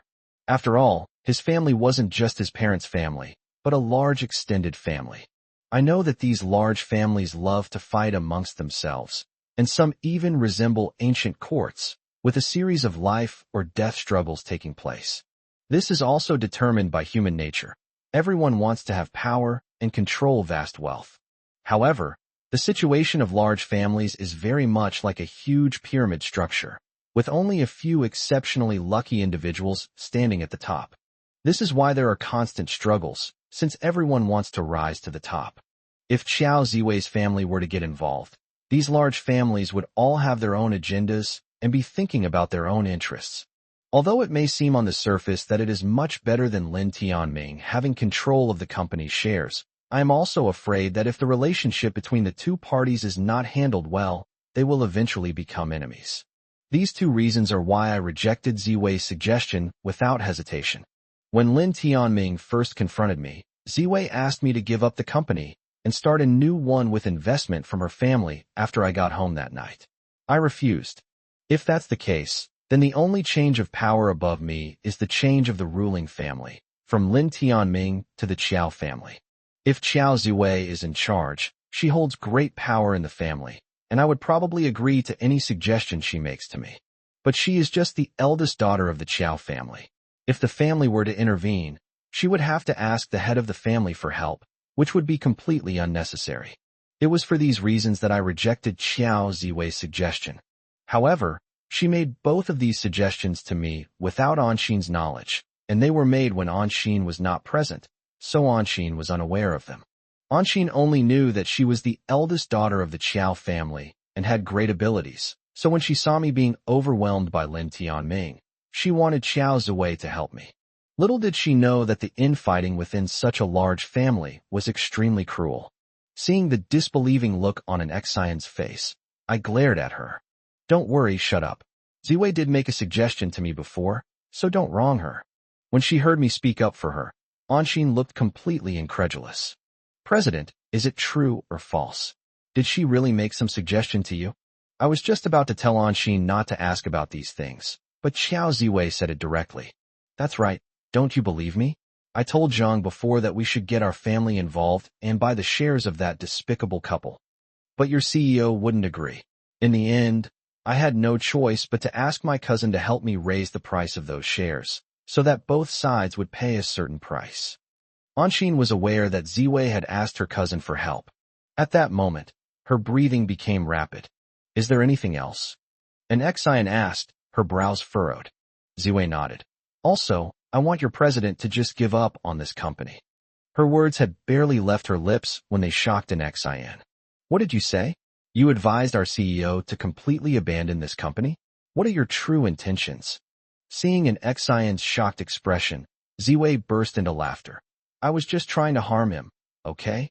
Her words, of course, did not convince Anshin. Instead, they fueled her suspicions. No, if you wanted to harm our CEO, you wouldn't have come to his house and shown him so much concern. What you said about wanting to harm him is not true at all. Chapter 103 Why Not Force a Sale? Ziwei burst into laughter again. Ha! Of course it's not true. I was just kidding. What you really think is? An Xian asked, her face full of doubt. Well, that's all. I already told your CEO about it, but he just didn't agree. If you don't believe me, that's fine. Anyway, I have a clear conscience. It's not like I haven't given him advice, but he rejected me. What can I do? I'm already spending so much of my own money, and he's still stubbornly refusing to admit it. What else can I do? Although Ziwei's tone was blaming me, she was speaking to Anshin. Looking at an Xian now, her face was full of shock, and even her sexy lips were twitching. Wow, Sister Ziwei, tonight I truly witnessed your impressive style. Just by talking, you casually abandoned a company and rebuilt another. Only Sister Ziwei has such courage and such a grand vision. Hearing Anshin's sigh, Ziwei's expression remained unchanged. However, she still said in a calm tone, Then what do you mean by saying this, sister? Is it a sincere compliment, or is it sarcasm? An Xian snorted coldly. I just don't believe it. You really are a man of great talent, capable of destroying enemy ships with a mere flick of your wrist. You showed me how powerful Sister Ziwei is. I never expected you to be the kind of arrogant and boastful strongman. But now I can only wander in my thoughts of my homeland. My sentimentality should be mocked, for I have prematurely gray hair. Sister Ziwei, you have such power, why don't you force a sale, instead of hesitating and observing all this time? Anshin's words startled Ziwei. Anshin, what do you mean by this? An Xian curled her lip. It's boring. If I had Miss Qiao's strength, I would have made a move without hesitation. I wouldn't have cared about any obstacles back then and would have directly bought those shares. If we had done that back then, none of this mess would have happened. Reassured me, and Ziwei were both taken aback by her words. After smacking our lips, I realized she was right. If Ziwei had ignored my objections and forcibly auctioned off the shares of these companies, there would have been nothing I could do once the de facto situation was established.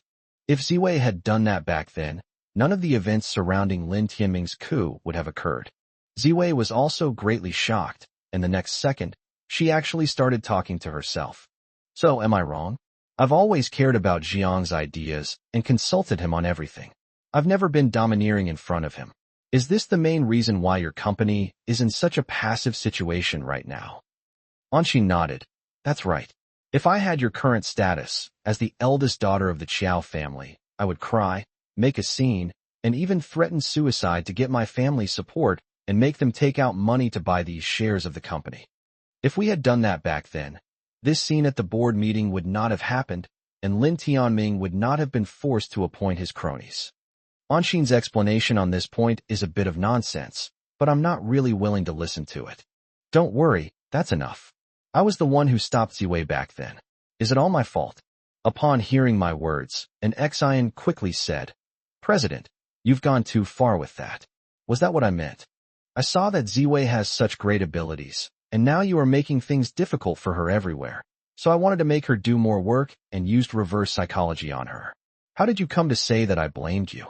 Of course I understand that Anshin wants to help me, but this silly child, if you're going to help me, don't drag others into it.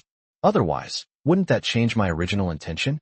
After all, I don't want to owe Ziwei a huge favor. How come Anshin doesn't understand my feelings? But you can't blame her. They say concern makes you confused. Besides, she's just a secretary.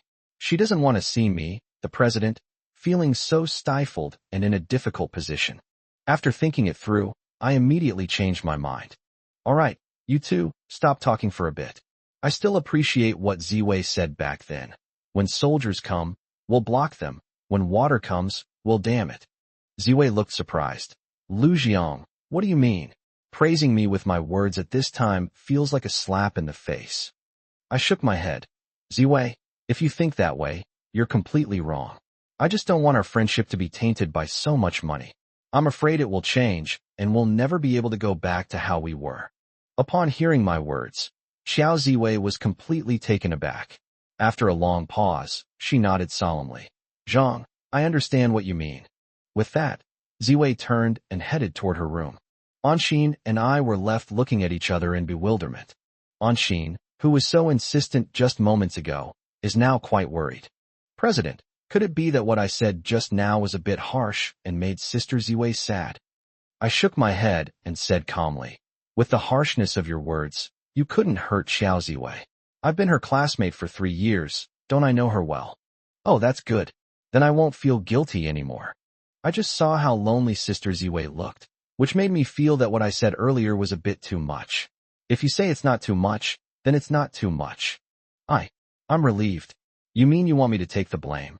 President, how could you be so despicable as to think of someone like that? All right, it's getting late. She's going to take a shower. At this time, all gods should avoid the area, and you, the CEO, are no exception. Don't peek at me, or I'll gouge your eyes out. Seeing this little girl threatening me so aggressively, I couldn't help but snort coldly. Look at you, so capable. When you were flirting with me back then, which part of your body didn't I touch? Even though it was through your clothes, I could still roughly guess what your figure was like. After I said those words, Anshin immediately went berserk. You filthy scoundrel. I'm going to kill you, Lu Jiang. Seeing my female secretary charging at me menacingly, baring her teeth and brandishing her claws, I quickly turned tail and ran towards my room. Lying in bed, I was filled with emotion. I never imagined that my life would be more exciting than the plots in TV dramas. And all of this started when I fell in love with that trashy woman. After pondering until late at night, I came to an important conclusion.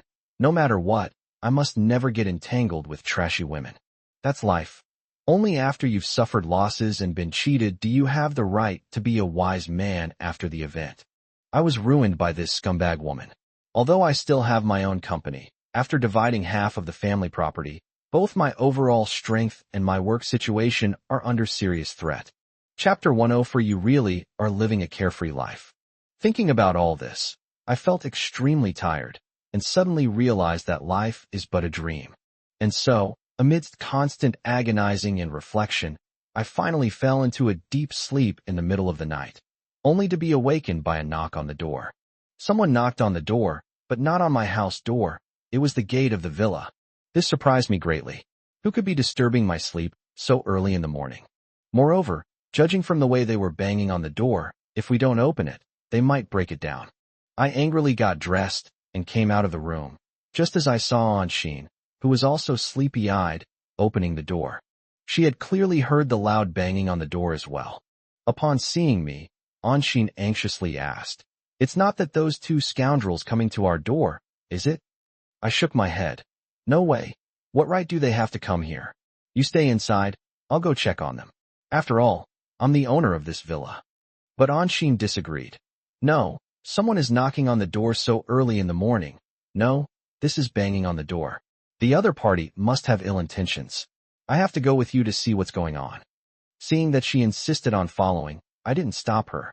So, the two of us hurriedly crossed the villa's garden and arrived at the front gate. When I opened the door, I saw a young man in a suit standing outside. He was taken aback when he saw that it was Anshin and me who opened the door. That doesn't make sense. When I saw this guy knock on the door and say something was wrong, I couldn't help but get very angry. What do you mean? What brings you to bang on our front door so early in the morning? The young man was at a loss for words and looked embarrassed. Didn't I hear that my cousin lives with you? How come it's this woman in front of you? Hearing those words from the other party made me even angrier. Who the hell are you? How dare you spout such nonsense? How did you come up with this story that I live with your cousin? Who is this person spreading rumors? There's no smoke without fire.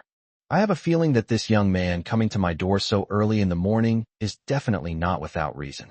He must have heard some rumors, and maybe it's those two adulterers who are up to their schemes and spreading these rumors. That night, I beat them up badly. They must have held a grudge, so they didn't dare to come here openly to cause trouble for me. Instead, they came up with some wicked ideas. If that's the case, then this young man in front of them has been used as a pawn by that despicable couple. Therefore, after hearing the young man say these words, I grabbed him and wanted to get to the bottom of it. And Xian was furious at this point. Who is your cousin? She actually said she lives with our CEO? The young man was visibly surprised after hearing an Xian's words. What? You're saying this young man is your CEO? And you're his secretary? Anshin nodded. That's right. Seeing an Xian nod in agreement, the young man couldn't help but throw his head back and burst into laughter. Haha, it seems the rumors are true. When there's work to do, the secretary does it. When there's nothing to do, the secretary does it. You're quite the carefree boss. You even bring such a beautiful secretary home at night. You really are living a life of leisure. Seeing that the other party was spouting nonsense without asking any questions, I didn't tolerate it and slapped him hard across the face. You bastard, stop talking nonsense. The young man who had been slapped was utterly shocked. What? You dare hit me? Do you even know who I am? I slapped him across the face with my other hand, then shrugged. Hey, who the hell are you? You're pretty famous, huh? Damn it, you bastard. You dare hit me? I'm the eldest son of the Qiao family. If you mess with me, you're in trouble. What? You're the eldest son of the Qiao family. My expression froze, which caused the other party to misunderstand me greatly. The young man sneered. Kid scared now? Haha, too late. As he arrogantly said this, the guy let out a crazy shout. What the hell are you all standing there for? This bastard dared to hit me, so you guys better teach him a lesson. After his shout, I finally saw 5 or 6 men in black following him at a distance. These were clearly his bodyguards. As for why this young man was knocking on my door instead of these bodyguards, that's beyond my knowledge. I thought this man who claimed to be the eldest son of the Qiao family came alone, but I didn't expect him to bring 6 bodyguards with him. 6 bodyguards guarded me as soon as I stepped out. That's quite a show of force, and I couldn't help but be a little surprised. Even with my wealth, I haven't hired a single bodyguard. I never expected this young man to bring 6 with him when he went out. Let's see who dares. A woman's sharp shout came from behind me. I turned around and saw Qiao Ziwei coming out of the house and heading towards the door. Upon seeing Ziwei emerge, the young man at the head of the group stopped his 6 bodyguards. Wait a minute. As he said this, his gaze turned murderously toward Qiao Ziwei. I have to say, cousin, I never thought you were actually hiding in Lu Jiang's house. When others told me, I didn't believe it, but now I've finally caught you red-handed. Qiao Ziwei's face turned ugly, and she snorted coldly. Qiao Anyu, don't talk nonsense. What do you mean we live together? I'm just living in his house. Ha ha ha. The young man named Qiao Anyu laughed loudly. Cousin, I never thought that you, who are always as proud as a swan, would do something like this, even offering yourself up, and still stubbornly refusing to admit it. When I first heard about this, I couldn't believe it. You could do something like this. What happened to your arrogance? At this moment, Qiao Ziwei's face was full of disgust. Qiao Anyu, that's enough. Are you done talking? After you're done, get out of here immediately. You're not welcome here. At this moment, Qiao Anyu's face was full of excitement, like Columbus who had discovered a new continent, his eyes shining with a thieving light. No way. Cousin, I really didn't expect that you, the eldest daughter of the Qiao family, would actually live with a man like this. And this guy seems to be two-timing, openly living with his secretary. Just wondering, cousin, are you two planning a threesome tonight? Upon hearing the man's words, Xiao Ziwei's pretty face changed color. She had already reached the door, and the next second, without hesitation, she reached out and slapped Xiao Anyu across the face. Shut your stinking mouth. Stop spouting nonsense. Things aren't as you think at all. Xiao Anyu, who had just been slapped by Xiao Ziwei again, was furious. Chapter 105 Grabbing by the neck. He clutched his burning cheek, furious and gritting his teeth, saying, Xiao Ziwei, since there's no such thing, can't we talk this over?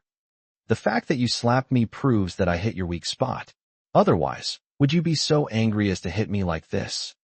Xiao Anyu, shut your filthy mouth and stop spewing nonsense.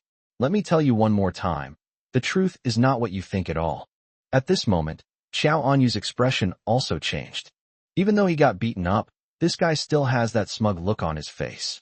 Cousin, could you tell me what you two are like? I guess you wouldn't mind describing it to me.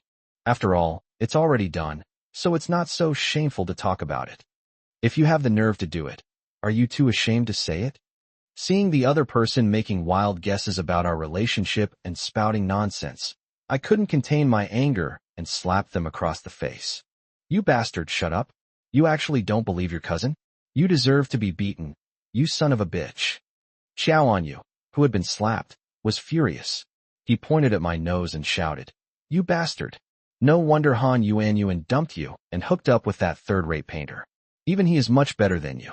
I didn't expect you to hook up with my sister Tang. I guess you want to live off her. I'd like to ask, is being a kept man really that appealing? Besides, you're quite something, kid. You've got some skills. Not only did you win over my cousin, but you also openly brought your secretary home right in front of her. Wow, you're a true winner in life. Enjoying the best of both worlds. TSK, TSK, TSK, TSK. The other person's praise only fueled my anger. Shut your filthy mouth. Your cousin lives in my house, and she's not as filthy as you think. You really know what kind of person she is and what kind of thoughts she has. Oh my, are you trying to prove your innocence? Who the hell are you trying to fool? Two such beautiful women living in your house. How could you possibly resist? If it were me, he didn't finish his sentence, but his meaning was already clear. Utterly shameless, what a complete bastard. This angered an Xian, who slapped the other person across the face. The repeated beatings turned Xiao Anyu's eyes red. The next second, he angrily gave his 6 bodyguards a death order. You sons of bitches, teach these 3 shameless bastards a lesson. After the order was given, his 6 subordinates were all stunned and did not rush to take action. Xiao Anyu became even angrier after seeing this. What the hell do you mean by this? Why aren't you doing anything yet? What are you dawdling about? One of the men, who seemed to be the head of the bodyguards, asked hesitantly. Young Master Qiao, Miss Qiao is here too. Do you want us to deal with her as well? Xiao Anyu understood the crux of his subordinate's problem and couldn't help but feel furious. That's right. Pin all 3 of them to the ground and beat them up badly. Otherwise, I won't be able to swallow this insult. I got slapped several times first thing this morning. With this guy's final decision, the 6 bodyguards rushed towards us, their killing intent palpable. I could tell that although these 6 bodyguards had already questioned Xiao Anyu, they didn't dare to rashly attack Xiao Ziwei. After all, she was the eldest daughter of the Qiao family. The 6 bodyguards split into 2 groups and rushed towards me and Anshin respectively. But then Anshin suddenly yelled, You bastards, knocking on our door so early in the morning. Do you really think we're easy to bully? Let's see who dares to lay a hand on us. Her powerful aura startled the 6 bodyguards. Seeing this, Xiao Anyu, who was standing nearby, was so angry that his nose almost twisted out of shape. You brat, you're all about to die, and you're still so arrogant, trying to scare all my bodyguards. Do you really think they're easily frightened? Before he could finish speaking, a dark figure pounced over with lightning speed, grabbed him by the neck, and lifted him off the ground. Wah! Because his neck was being grabbed, the guy couldn't speak, only making muffled noises. Upon seeing who it was, I was overjoyed. Chao Ran, what brings you here? It was Li Chao Ran, the company's security manager, who had come. Behind him were 5 or 6 company security guards. Hearing my question, he grabbed Xiao Anyu by the neck and lifted him high with one hand, taking a moment to answer my question. President, we just received a call from Secretary and saying that there might be danger here. So I quickly brought a few security guards from the company to come and check. Hearing Li Chaoran's explanation, I looked at an Exine beside me with surprise and said with a face full of doubt, "No wonder you have such confidence. It turns out that you contacted the company's security manager after hearing the knock on the door." He felt relieved at that moment, and his face was full of pride. Of course, you should know that the company's security manager is responsible for protecting the company's property and your safety, boss. I heard someone banging on the door, and I realized that the person was up to no good, so I immediately contacted Li Chaoran before going out. That's when this happened. Haha. Don't worry, you did a great job. Hearing my praise, an Exine looked smug. That's right. As a secretary, you have to be ready to help the president solve his problems anytime, anywhere. Otherwise, you're not a qualified secretary. The female secretary was reassuring and quite quick-witted. Unexpectedly, after hearing someone banging on the door, she immediately contacted the security manager, Li Chaoran. Now that he's here, I feel relieved. To be frank, the 6 bodyguards Xiao Anyu brought were clearly professional and quite high-end at that. There were only the 3 of us there. If Li Chaoran hadn't come, I really wouldn't have had the confidence to go toe-to-toe with them. Just as these bodyguards were about to attack us, Li Chaoran cut off their retreat and attacked their leader. The bodyguards then realized that a huge change had occurred at the scene. This moment left them stunned and speechless. Chaoran, put him down first. After all, this bastard is Ziwei's cousin. I was also afraid that Li Chaoran might snap the other man's neck in a fit of anger. That would be a complete problem. Chapter 106. What kind of monster are you? Only after hearing my command did Li Chaoran release his grip. Then, Xiao Anyu fell heavily to the ground with a thud, letting out a shrill scream. His 6 bodyguards snapped out of their daze and quickly helped him up from the ground. At this moment, Xiao Anyu was filled with rage, and his whole body trembled with anger. Xiao Ziwei, you shameless woman, you actually let your lover hit me. The guy lay on the ground, his eyes bloodshot like a wounded beast, and the next second, he started cursing again. What's wrong with you bastards? You're all watching me get beaten up, are you stupid?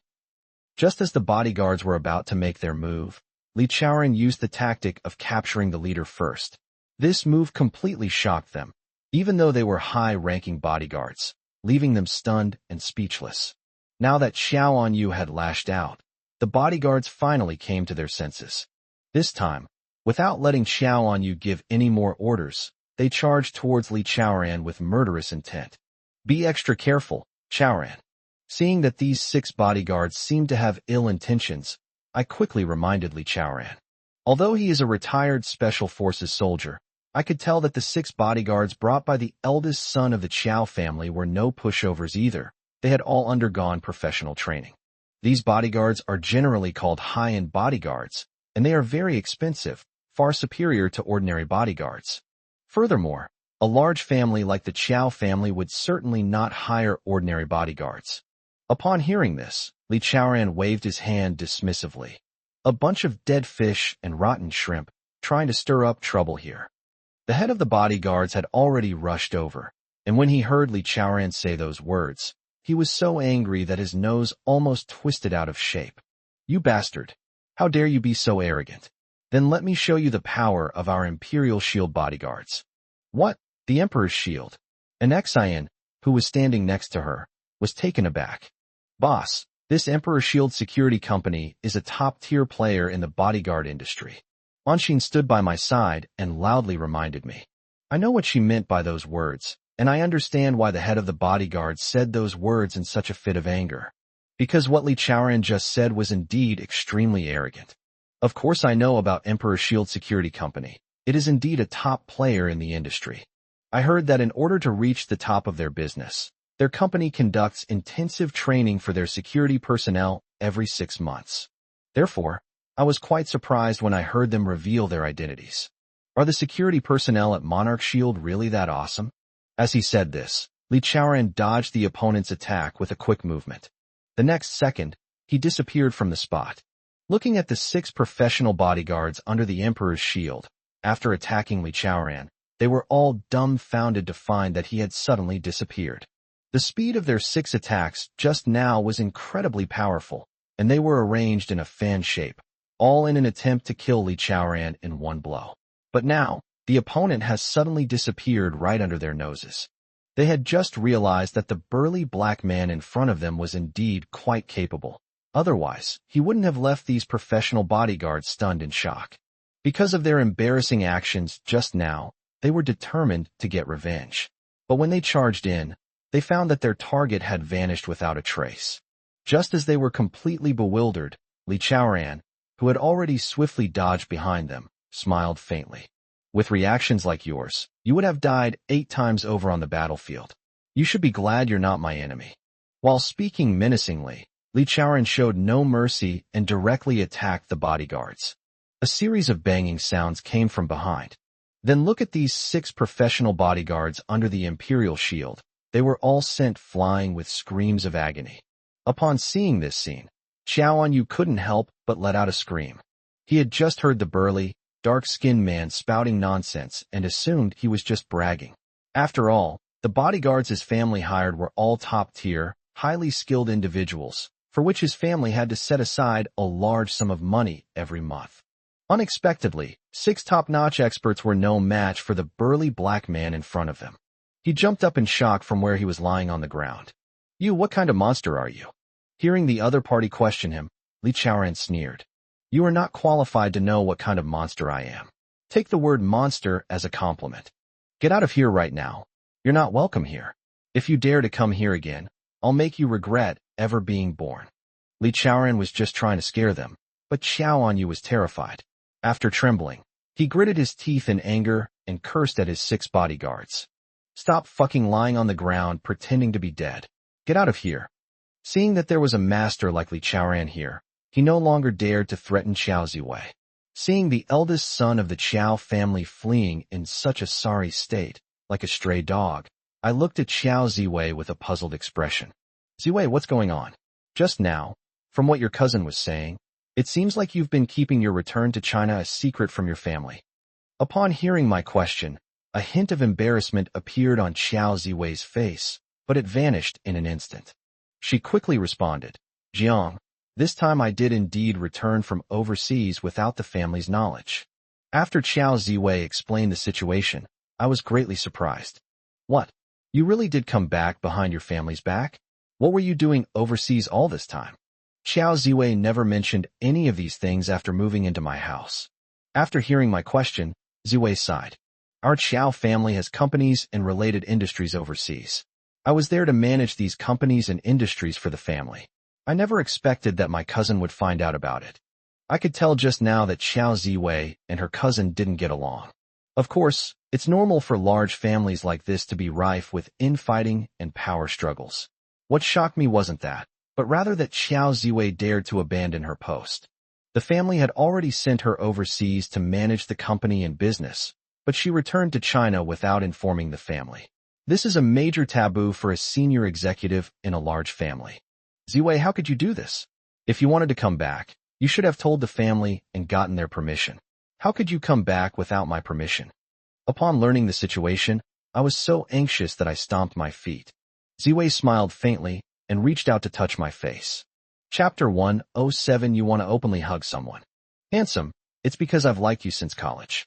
When I heard the news of your accident, I booked a plane ticket overnight and rushed back to China without even having time to say goodbye to my family." I didn't expect Xiao Ziwei to be so anxious. After learning that I was in trouble, she actually abandoned the family company and business and rushed back to China. I had previously thought that she had just returned to China and happened to learn about my accident, so she stayed at my home out of concern. Later, through Dr. Lin, I learned that Xiao Ziwei was aware of my condition, and through an exine, I also learned that it was after the two of them discussed it that they decided to stay at my house. But I never expected that Ziwei would be so eager for me, directly abandoning the family's company and businesses without even having time to inform the family. "Ziwei, how could you do this? Do you know the serious consequences of your actions? Your cousin will definitely not let this go after he goes back. After he reports to the family, he will definitely punish you." At that moment, I was extremely anxious, mainly because I felt that Ziwei was too impulsive. In her, I seemed to see a reflection of her college days. Unexpectedly, several years later, she is still a sentimental person without any change. Back then, I actually chose to ignore such a beautiful woman who cared about me. After learning the whole story, I kept cursing myself for being so blind. But at the same time, I was also deeply worried about Ziwei. Ziwei smiled faintly. Jiang, don't worry, I'll just put in a word with the family. What? You think a simple greeting is enough? How can you be so careless? You need to know what this is about. If someone in your family doesn't like you, this is a huge handle that could potentially cause a huge uproar within the family. Oh, Jiang, it's not as serious as you make it out to be. The reason I came back directly from overseas is because I've gotten the company back on track these past few years. Even if I, the president, am not here, the company will still function normally. Furthermore, if there are any major issues that require my decision, the company's senior management will contact me directly. During this time, after you went to work, I also dealt with a few company issues at home, so I haven't been idle. So don't worry. Although Ziwei advised me not to worry, I was still secretly sweating for her. The main surprise was that she returned to China in such a rush under these circumstances. Seeing Qiao Ziwei's pretty face before me, I impulsively wanted to hug her tightly. Such a vibrant, beautiful woman who cared for and liked me. I must have been blind to have ignored her and fallen for that trashy woman, Han Yuanyuan. At that moment, I was worried about Ziwei, and at the same time, I kept blaming myself for misjudging her back then. It can be said that everything that is happening now is due to a misjudgment back then. Otherwise, how could a series of subsequent events have occurred, and even cost the lives of the son and parents? The price is far too heavy. Ziwei, I never dreamed that you would do so much for me. As I said this, I impulsively opened my arms to Ziwei. Seeing my posture, Ziwei was stunned for a moment, and she instantly understood what I meant. Her pretty face flushed red. Oh dear, what are you doing? There's a huge light bulb here. Besides, it's broad daylight, right here at the door, and you actually want to hug someone in public. Qiao Ziwei smiled. Her face flushed like the morning sun, and said this. I was immediately stunned with embarrassment. In my impulsive moment, I completely forgot that an Xian, Li Chaoran, and the bodyguards he brought from his company were also there. I awkwardly withdrew my hand. I never imagined I would be so impulsive as to want to hug Ziwei right there and then. Just then, a reassuring voice came from behind me. Don't worry, I've turned off the power and am no longer shining. I've already turned around. As she said this, an Xian smiled at Li Chaoran and the other bodyguards beside her and said, Hey you guys, don't you have any sense? Our CEO is infatuated with Ziwei right now and wants to hug her. What's wrong with you? Why are you just standing there like idiots? Oh dear, Mr. President. I'm sorry, I'll turn off the power then. Li Chaoran scratched his head awkwardly. Hearing my two subordinates say the same thing, my face grew increasingly awkward. Given the current situation, I certainly couldn't embrace Ziwei again, even though the thought was very strong in my heart. Just now, I did have that impulse, mainly because Ziwei has always been passionately in love with me and pursuing me. Now I've learned that she was sent overseas by her family to manage the company and its businesses, but for my sake, she disregarded everything and abandoned the management of the company, hastily returning to China. This kindness makes me especially grateful to Ziwei.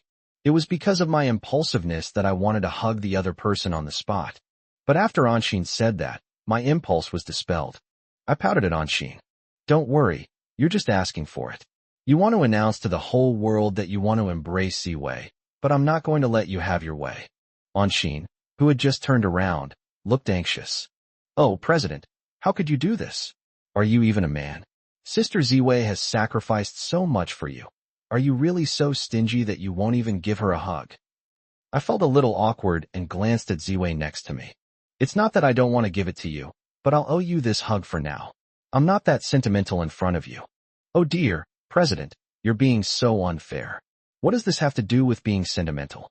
If I were you, I would give Ziwei a tight hug and let her feel the passion in my heart. Reassured me, which took me quite a surprise. I never expected that my beautiful secretary would be such a passionate and decisive person. Thinking about it carefully, perhaps this is her true nature. If she hadn't acted this way, Anshin certainly wouldn't have agreed to let Ziwei move into my house to discuss things with her. I thought to myself, women are really complicated. I never expected that my beautiful secretary, with her quiet exterior, would also have such a passionate heart. The most bizarre thing is that now they're actually lecturing me, the CEO. I scratched my head awkwardly, then deliberately put on a stern face. Don't worry, you've really gotten bold. What? Are you trying to teach me how to do things? Anshin pursed her lips, completely unconcerned. President, don't try to intimidate me with your power. I'm not going to fall for that right now. What you're doing right now is wrong. To sum it up in one sentence, it's not manly at all. Chapter 108, I want to go to your family. Anyway, if it were me just now, no matter how many people were there, I would have given Sister Ziwei a hug. My aura is so powerful that no one can stop me. Let me describe it to you in detail. In other words, this hug of mine was driven by an impulse and surging emotion that said, even if there are thousands of people against me, I will go. President, do you understand? Hearing my beautiful secretary say those words, I felt a jolt run through my body. I realized that my actions just now were indeed somewhat hesitant and timid. Although he felt he owed Ziwei a hug, the thought of doing it in front of his subordinates gave him an excuse, and he chose to back down. What Anshin just said was truly shocking. At this moment, I am also reflecting on how I have become like this. I quickly figured out what was going on. Firstly, back in college, I gave all my passion and love to Han Yuanyuan. But after giving everything, he didn't get the reward he deserved. Instead, he was tricked and deceived by that trashy woman. He was so badly cheated that his family was ruined and his life was destroyed. Even he himself, suffering from severe depression, wanted to commit suicide by taking sleeping pills. Because of this painful experience, I have an unconscious fear of women. Even when facing Ziwei, who once loved me madly, and knowing how much she sacrificed for me, I dare not give her my full enthusiasm. He even made excuses for himself, saying it was because he was there to reassure them. In reality, if you're going to love, you should love without any reservations. In that situation, I should have hugged Ziwei on the spot without hesitation. I don't need to say that I like her. Just giving her a tight, warm hug would have been enough to say everything. But just now, I missed such a great opportunity. If I do it now, it will seem like I'm trying to fix things after the fact. I couldn't help but sigh heavily in my heart, and my gaze turned to Ziwei. Ziwei, now that things have been exposed, what do you plan to do? When I asked this question, Ziwei smiled faintly. What else can I do? Just let it be. Since they've found out, there's nothing I can say. I have to go home today and explain what happened. Upon hearing Ziwei's plan, I immediately said, yes, go home and explain the situation to everyone in the family. Ziwei, I'll go home with you. After I said these words, I noticed that Ziwei's expression became more lively. What? You want to come home with me and explain things to the family together? I nodded solemnly. All of this actually started because of me. If your family wants to punish you, I want to face that punishment with you. As soon as I finished speaking, I saw Ziwei open her mouth in shock, but soon, a look of happiness appeared on her face. But the next second, that expression vanished. Jiang, you don't need to do this. Besides, your company is also facing many crises right now. You should go to the company to handle your business. I can handle the family matters, so I don't need your company. Ziwei's words surprised me. I thought she would readily agree after I made such a request. Unexpectedly, she ultimately refused, and even used this reason, saying that my company was in turmoil and fraught with crisis. Ziwei is right. My company is indeed in this state right now, but that's not a reason why I can't go to her family with Ziwei and admit our mistakes. Ziwei, no matter what, I want to go to your family with you. Please think it over carefully. When I brought up the suggestion again, Ziwei fell silent. At this moment, an Xian, who was standing next to him, actually started clapping. Wow, not bad, not bad. This is a good start. Our CEO is finally taking the initiative. Seeing that this beautiful secretary was still causing trouble, I couldn't help but glare at her angrily. Don't worry, do you know what you're doing? Don't cause trouble here. Anshin, however, was filled with grievances. President, it's not right of you to say that. I'm just hoping that the two of you can eventually get married. At this point, Ziwei also felt embarrassed and began to blame Anshin. Oh dear, you little brat, What nonsense are you spouting? Shut your mouth. If he and I have finally gotten together, what about you? Wasn't it you who first suggested sharing this man and giving him equal treatment? And Xian immediately blushed and her neck turned red. Oh dear, Sister Ziwei. We were just messing around back then. How could you take it seriously? But at this moment, Ziwei's expression was serious. Don't talk nonsense. Don't think I don't know what you're thinking. I know you've always secretly liked your CEO. Don't worry, I won't monopolize this man. Upon hearing this, Xian jumped up in shock. Ah, Sister Ziwei, what nonsense are you talking about? Anshin, who was saying this, quickly covered her mouth and then looked at me cautiously. I understand what Anshin means. Back then, Xiao Ziwei teamed up with Anshin to move into my home in order to liven up my family atmosphere. It made me, a person suffering from severe depression, feel the warmth of family. And Xian has already confessed everything to me, but Xiao Ziwei is still in the dark. After I learned all this, I made one request of Anshin. All of this had to be kept from Xiao Ziwei, and I couldn't reveal any information to her. My idea is to take this opportunity to flirt with my beautiful classmate. Unexpectedly, since learning the truth that day, I haven't had a chance to do so. There have been too many things happening these past 2 days, and during this time, I also learned that the despicable couple was suspected of hiring someone to cause a car accident and kill my parents. It was under these circumstances, so busy and overwhelmed, that I didn't even have the time or the inclination to flirt with her. Unexpectedly, this happened again this morning. Xiao Ziwei's cousin actually discovered that she had secretly returned to China and came to her door to verify it. Thinking about this, I stomped my foot in anger and then sighed heavily. I forgot to ask Xiao on you earlier. How did he find out you were back? Upon hearing what I said, Xiao Ziwei waved her hand. There's no need for that anymore.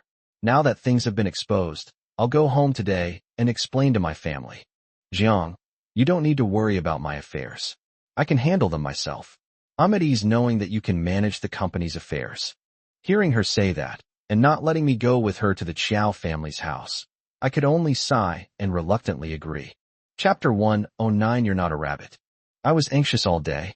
Firstly, I was worried that Ziwei would be punished by the family because of this. I know that the rules of large families are very strict, and what Ziwei did was extremely risky. If someone in the family took the opportunity to make trouble for her, she would be in even more trouble. Another thing that's been on my mind is the photos. The last time I went there, Li Jinyu gave me that kind of explanation, which kept me on edge. You know, this isn't just an ordinary photo. It's evidence that could get that scoundrel arrested. President, I feel like you've been absent-minded all day. As it was almost time to leave work, Anshin asked me with a puzzled look. After I nodded, I expressed my concerns. And Xian sighed. President, even I can see Ziwei's feelings for you. If I were a man, I would never let go of a woman like that. I really don't know what you're thinking. At first, I didn't know under what circumstances she returned to China. I didn't expect Sister Ziwei to go to such lengths for you. So what are you hesitating for? Confess your feelings to her quickly. Confess your feelings? I was taken aback. And Xian glared at him. Shouldn't you love a woman like this? If you don't love her, President, I bet you'll regret it for 3 lifetimes. Anshin's words shocked me greatly. As a man, I feel that I have lost all my courage when it comes to matters of the heart. Of course, this is also related to the saying, once bitten, twice shy. Once hurt by love, one will be deeply wary of love. That's my current situation. Seeing that I remained silent, and Xian became even more anxious. President, what do you mean? Sister Ziwei has already offered herself to us, and we know she returned to the country under these circumstances. How come even this can't move you? Don't worry, things aren't that simple. Oh dear, President, I just don't understand. Why are you like this? What's so complicated? She's already living at home. Don't you understand the principle of being close to the water makes it easier to get the moon? I snorted coldly. There's also the saying, a rabbit doesn't eat the grass near its burrow. Haven't you heard of that? And Xian's face flushed with anger. President, you're not a rabbit. Her words left me speechless, leaving me speechless and unable to utter a word. Left with no other choice, I had to turn against them. How dare you speak to me, the CEO, in such a tone? And Xian didn't care at all. Hey, President, don't use your power to intimidate me. You did the wrong thing in this matter. How can a grown man act more like a woman than an old lady?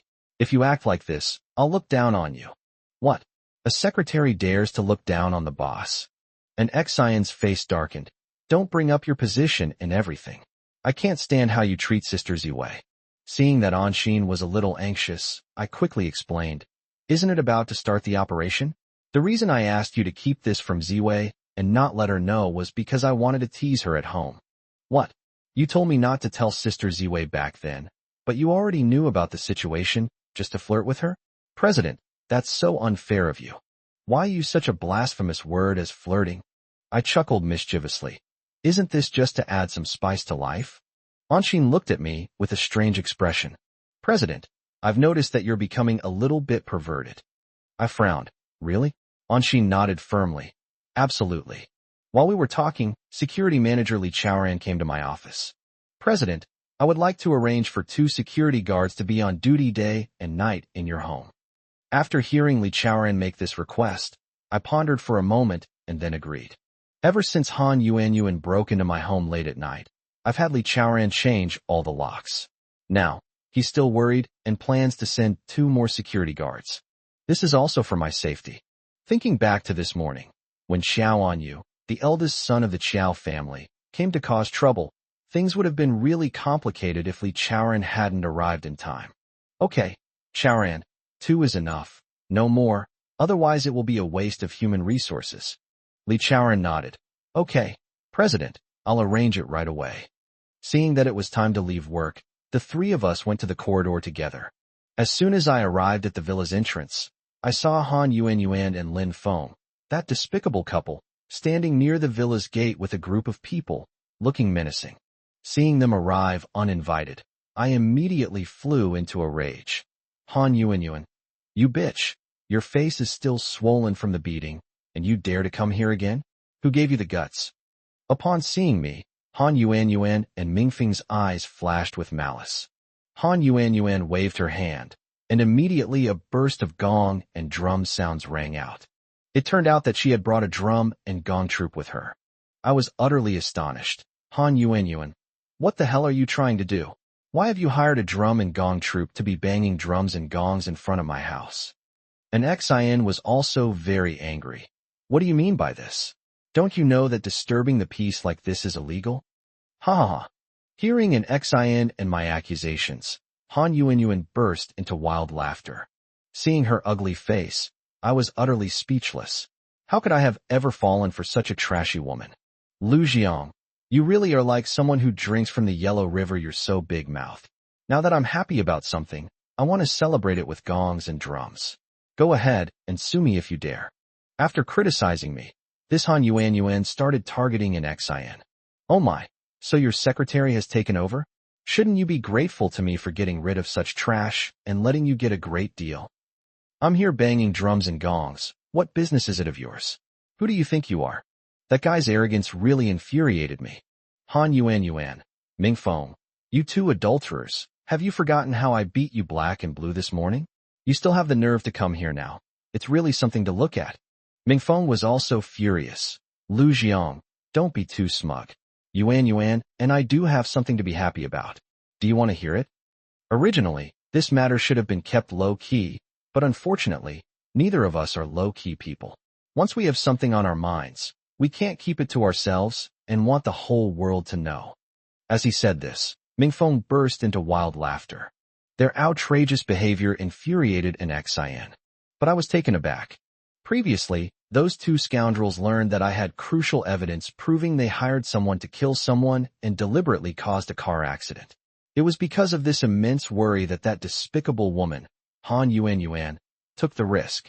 Taking advantage of the fact that I hadn't changed the locks and that it was nighttime, they came directly to my house, intending to steal that crucial photo while it was quiet. But now the 2 of them are openly coming to my doorstep, banging drums and gongs, saying they have something to be happy about and can't keep it to themselves. So what exactly is this happy event? Could it be related to the photos? Chapter 110, let's get this party started. Since my last visit to that appraisal agency, when they told me that their staff was away on official business and I needed to come back in 2 days, tomorrow is the deadline they set. But tonight, This adulterous couple hired a drum and gong troupe to come to my door and beat drums and gongs. Don't they care about the evidence anymore? Thinking about this, I couldn't help but frown. An Xian also sensed something was off. President, what's going on? Before, because you had evidence, those two scoundrels didn't dare to act so recklessly these past 2 days. But I feel like their confidence is different now. I nodded, then my breathing quickened. Don't worry, I feel the same way. An Xian's expression changed. President, why do I suddenly have a bad feeling? The two scoundrels who had been eavesdropping on our conversation burst into laughter. Mingfeng gritted his teeth and said, Your premonition was right. I must say, you two are quite perceptive. I glared at him angrily. Mingfeng, don't talk nonsense. Don't be so arrogant now. Do you really think I can't handle you? Ha ha ha. Lu Jiang, I don't know where you get your confidence from. Han Yuan, who was standing to the side, also laughed triumphantly. You said before that we were involved in hiring someone to commit murder. Kid, if you say that again, I'll sue you for defamation. The other party openly pointed their finger at me and warned me, which was tantamount to revealing their hand to me, which shocked me even more. Could it be that the photos I bought from Li Kai at great expense have already fallen into the hands of that despicable couple? Otherwise, they should be hiding in a corner, feeling uneasy. How dare you be so disrespectful to me? At that moment, my mind was in complete turmoil. If the evidence photos were lost, I would indeed have no relevant evidence to sue the two of them. The reason this matter was exposed was because Li Kai, who was the brother of Li Cheng, the person involved, might have known the inside story, and he also found the photo used as evidence in his brother Li Cheng's home. This photo was given to Li Cheng by Han Yuan and Ming Feng, that despicable couple, with the intention of helping him target my parents, stage a car accident, and murder them. I remember that on the night the photos were sent to the appraisal agency, Xiao Zui said that the person in charge of the agency, Li Jinyu, had a very bad reputation. Although I was worried at the time, I didn't take it to heart. I thought that no matter what, the other party was a professional appraisal agency and wouldn't joke around with the customer's crucial evidence. But now these two scoundrels are so arrogant. They even hired a drum and gong troupe to come to my door and beat drums and gongs, as if I were afraid they wouldn't know they've encountered something happy. That said, what exactly made them so happy? Han Yuan has already vaguely revealed the truth. If I still can't figure this out, then I'm a complete idiot. Once I understood what was going on, my expression changed, and I stared in shock at the two despicable people in front of me. Han Yuan, have you obtained that photo as evidence through illegal means? Hearing me say that, Han Yuan burst into laughter again. I can't tell you the whole story, but if you're not a fool, you should know why we're so happy. Hearing what the other person said, Anshin, who was standing next to her, was very angry. Oh, President, I finally got a reminder from Sister Ziwei this time, and I wanted to record a video, but why is this trashy woman being so cautious with her words?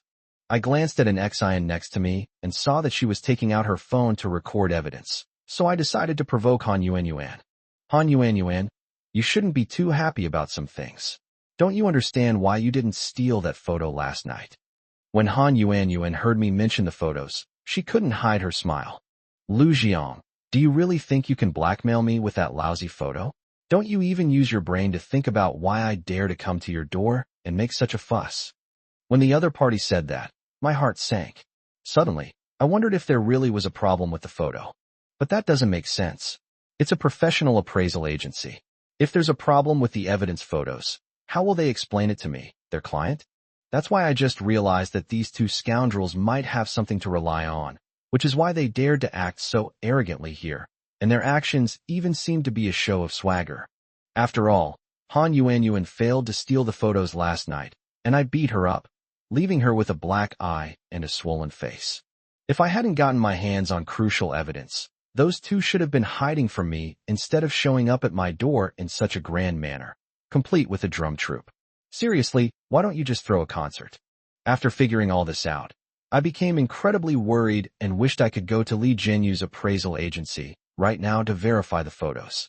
Anshin stopped recording and glared angrily at the two despicable people in front of her. You can't suppress your inner joy, right? Well, now I'll give you a chance. You don't have to suppress it anymore. Tell me, What is it that makes you dare to come here and cause trouble? And Rand's intention was to get them to state their purpose directly, but those two scoundrels weren't fools. Han Yuan snorted coldly. Some things are better left unsaid. Since you're pretending to be confused, then keep pretending. Ming Feng, with an arrogant expression, said, "Yeah, let's get this party started, make a big fuss. Get out of here. This is a private residence. Aren't you afraid of getting into trouble?" Two security guards from the company, led by Li Chaoran, had already come to recognize the place. Seeing this, Li Chaoran was furious and quickly walked over after getting out of the car. Seeing the company's security guards arrive, the two of them, unwilling to give up, waved to the crowd banging drums and gongs.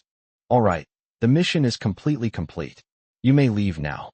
After dealing with the two adulterers, he withdrew his troops. Li Chaoran was very puzzled after seeing this. "President, what exactly is going on?" Anshin eagerly explained the truth to him.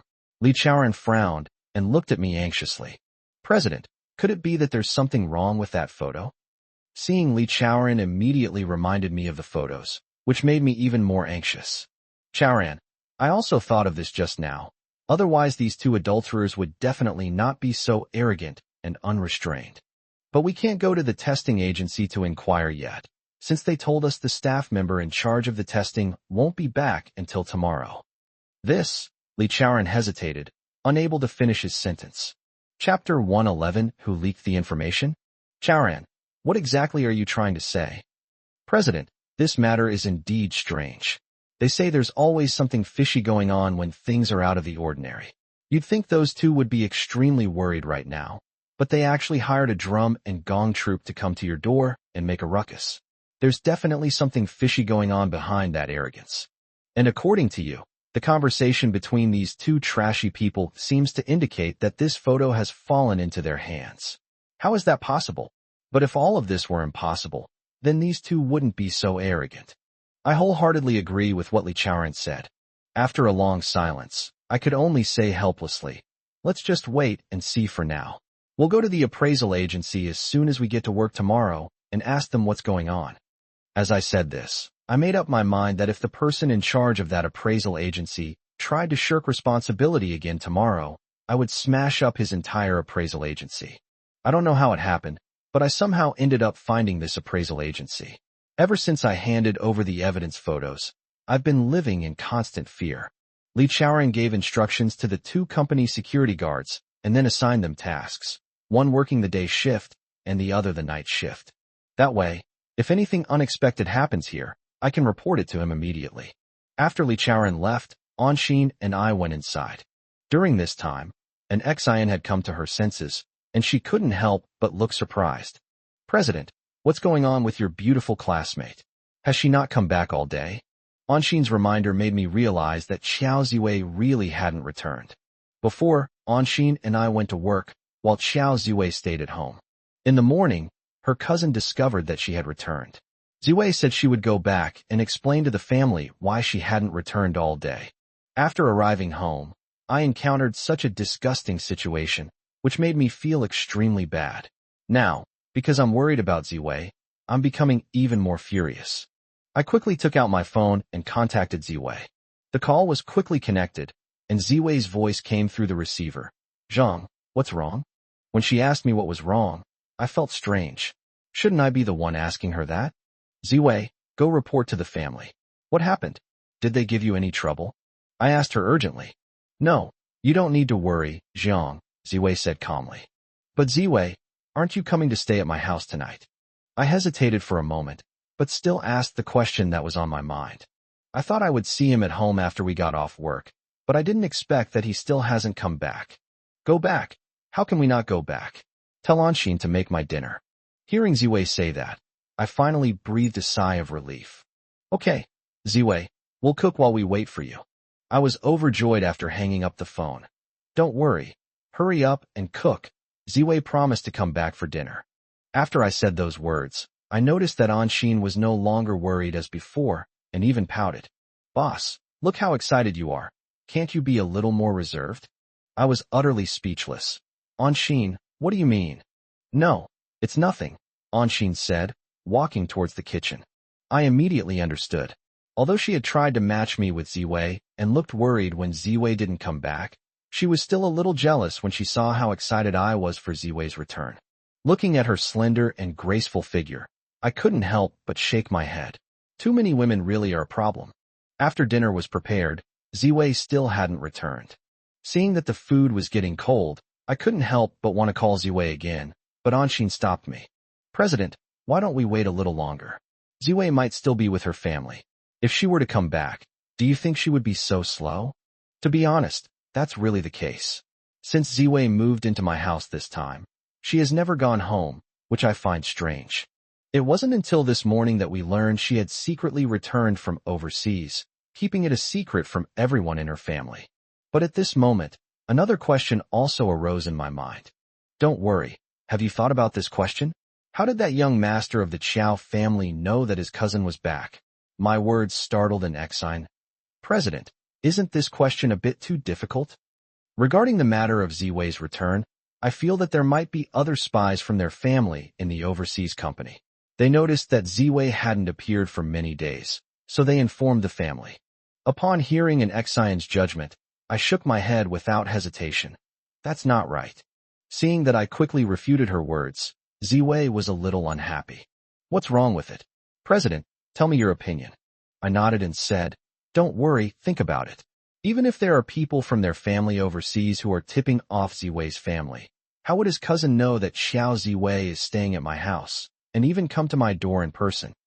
After I finished speaking, Xiao Ziwei frowned and her eyes widened. Boss, are you suspecting that adulterous couple? I nodded. To be precise, I suspect that scumbag woman, Han Yuan. Anshin, breathing rapidly, asked, why do you suspect it's her? I explained my reasoning. Don't worry, think about it. This Han Yuan has known about Xiao Ziwei's existence and her family situation since college. And this time she witnessed Xiao Ziwei living in my house. Do you think that kind of trashy woman wouldn't take the opportunity to cause trouble? Upon hearing my reason, Anshin couldn't help but gasp. If she were to do it, it would be absolutely rubbish. I snorted coldly.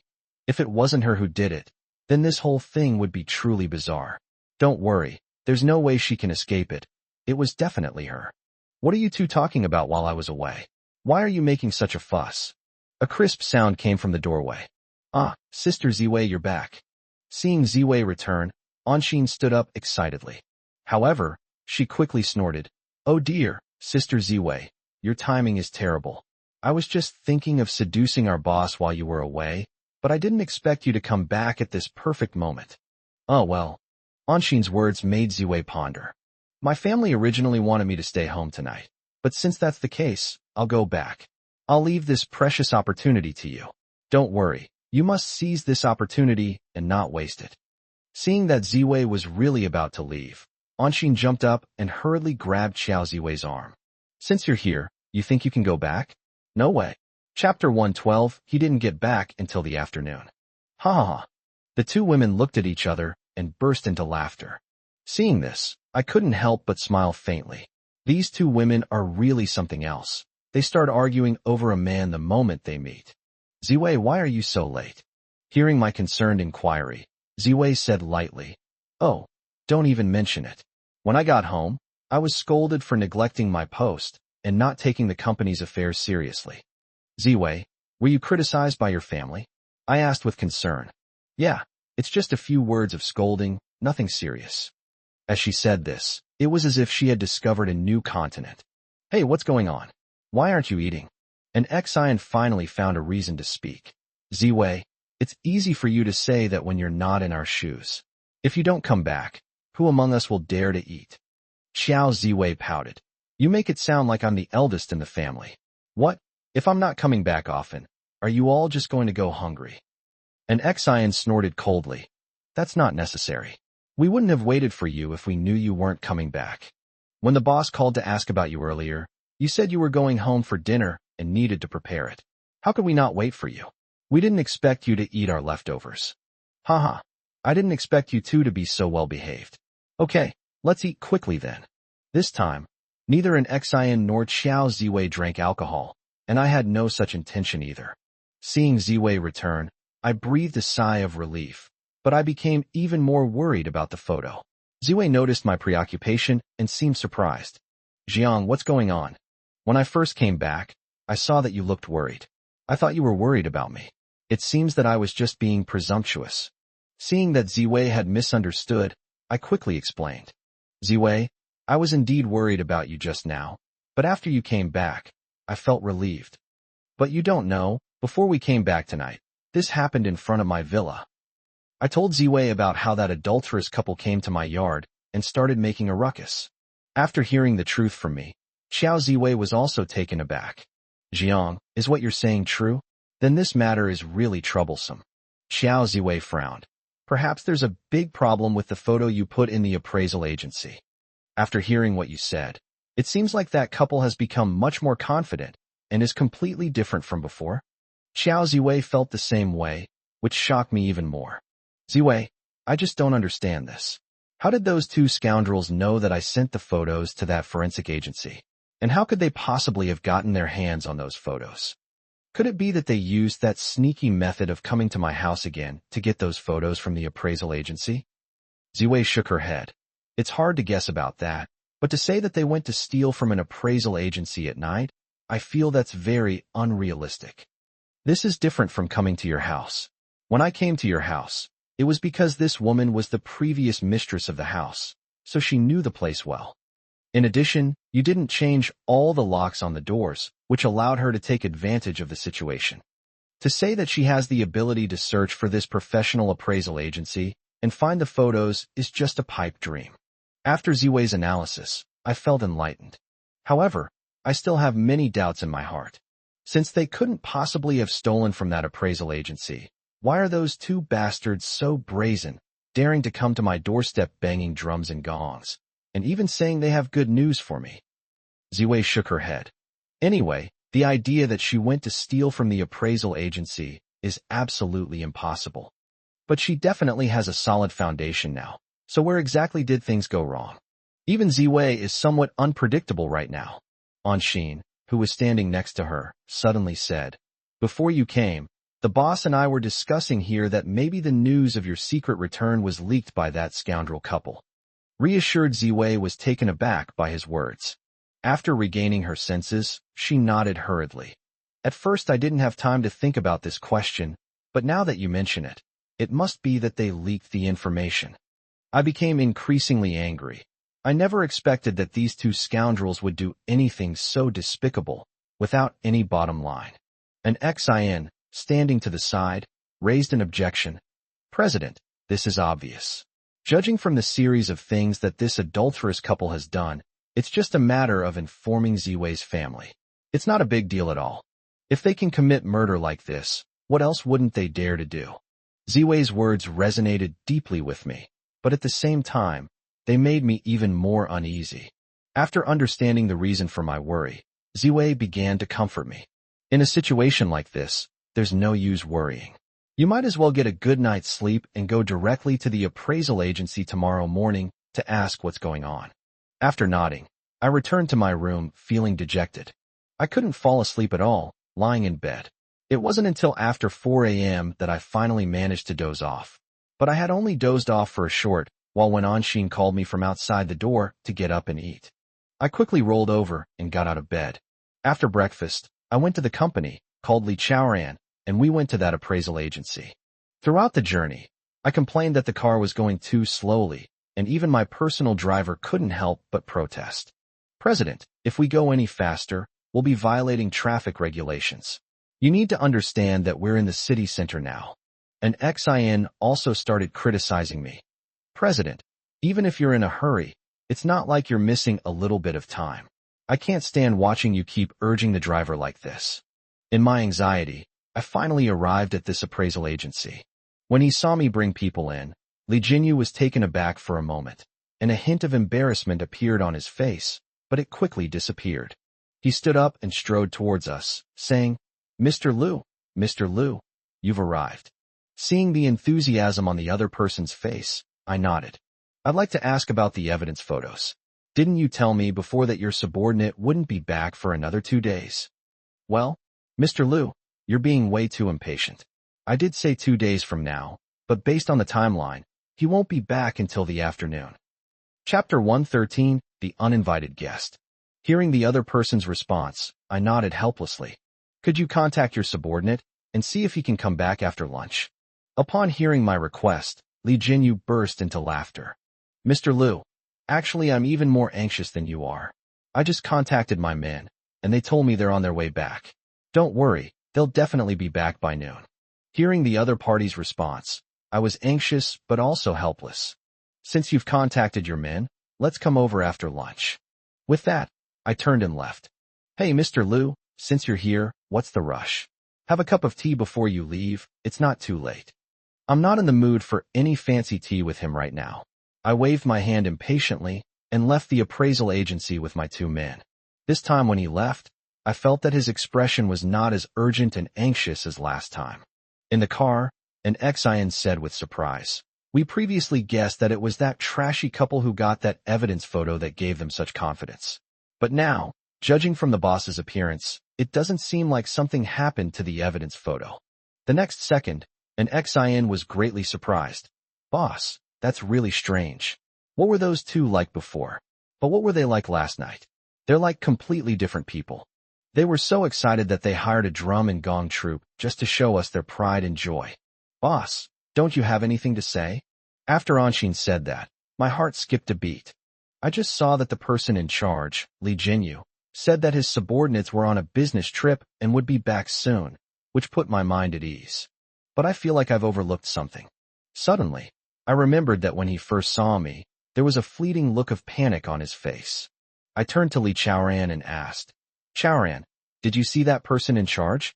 Did his expression change when he first saw us? Li Chaoran nodded. President, I understand what you want to say. I did see that the other party seemed to be in a panic just now. What? You saw it too? I was even more surprised.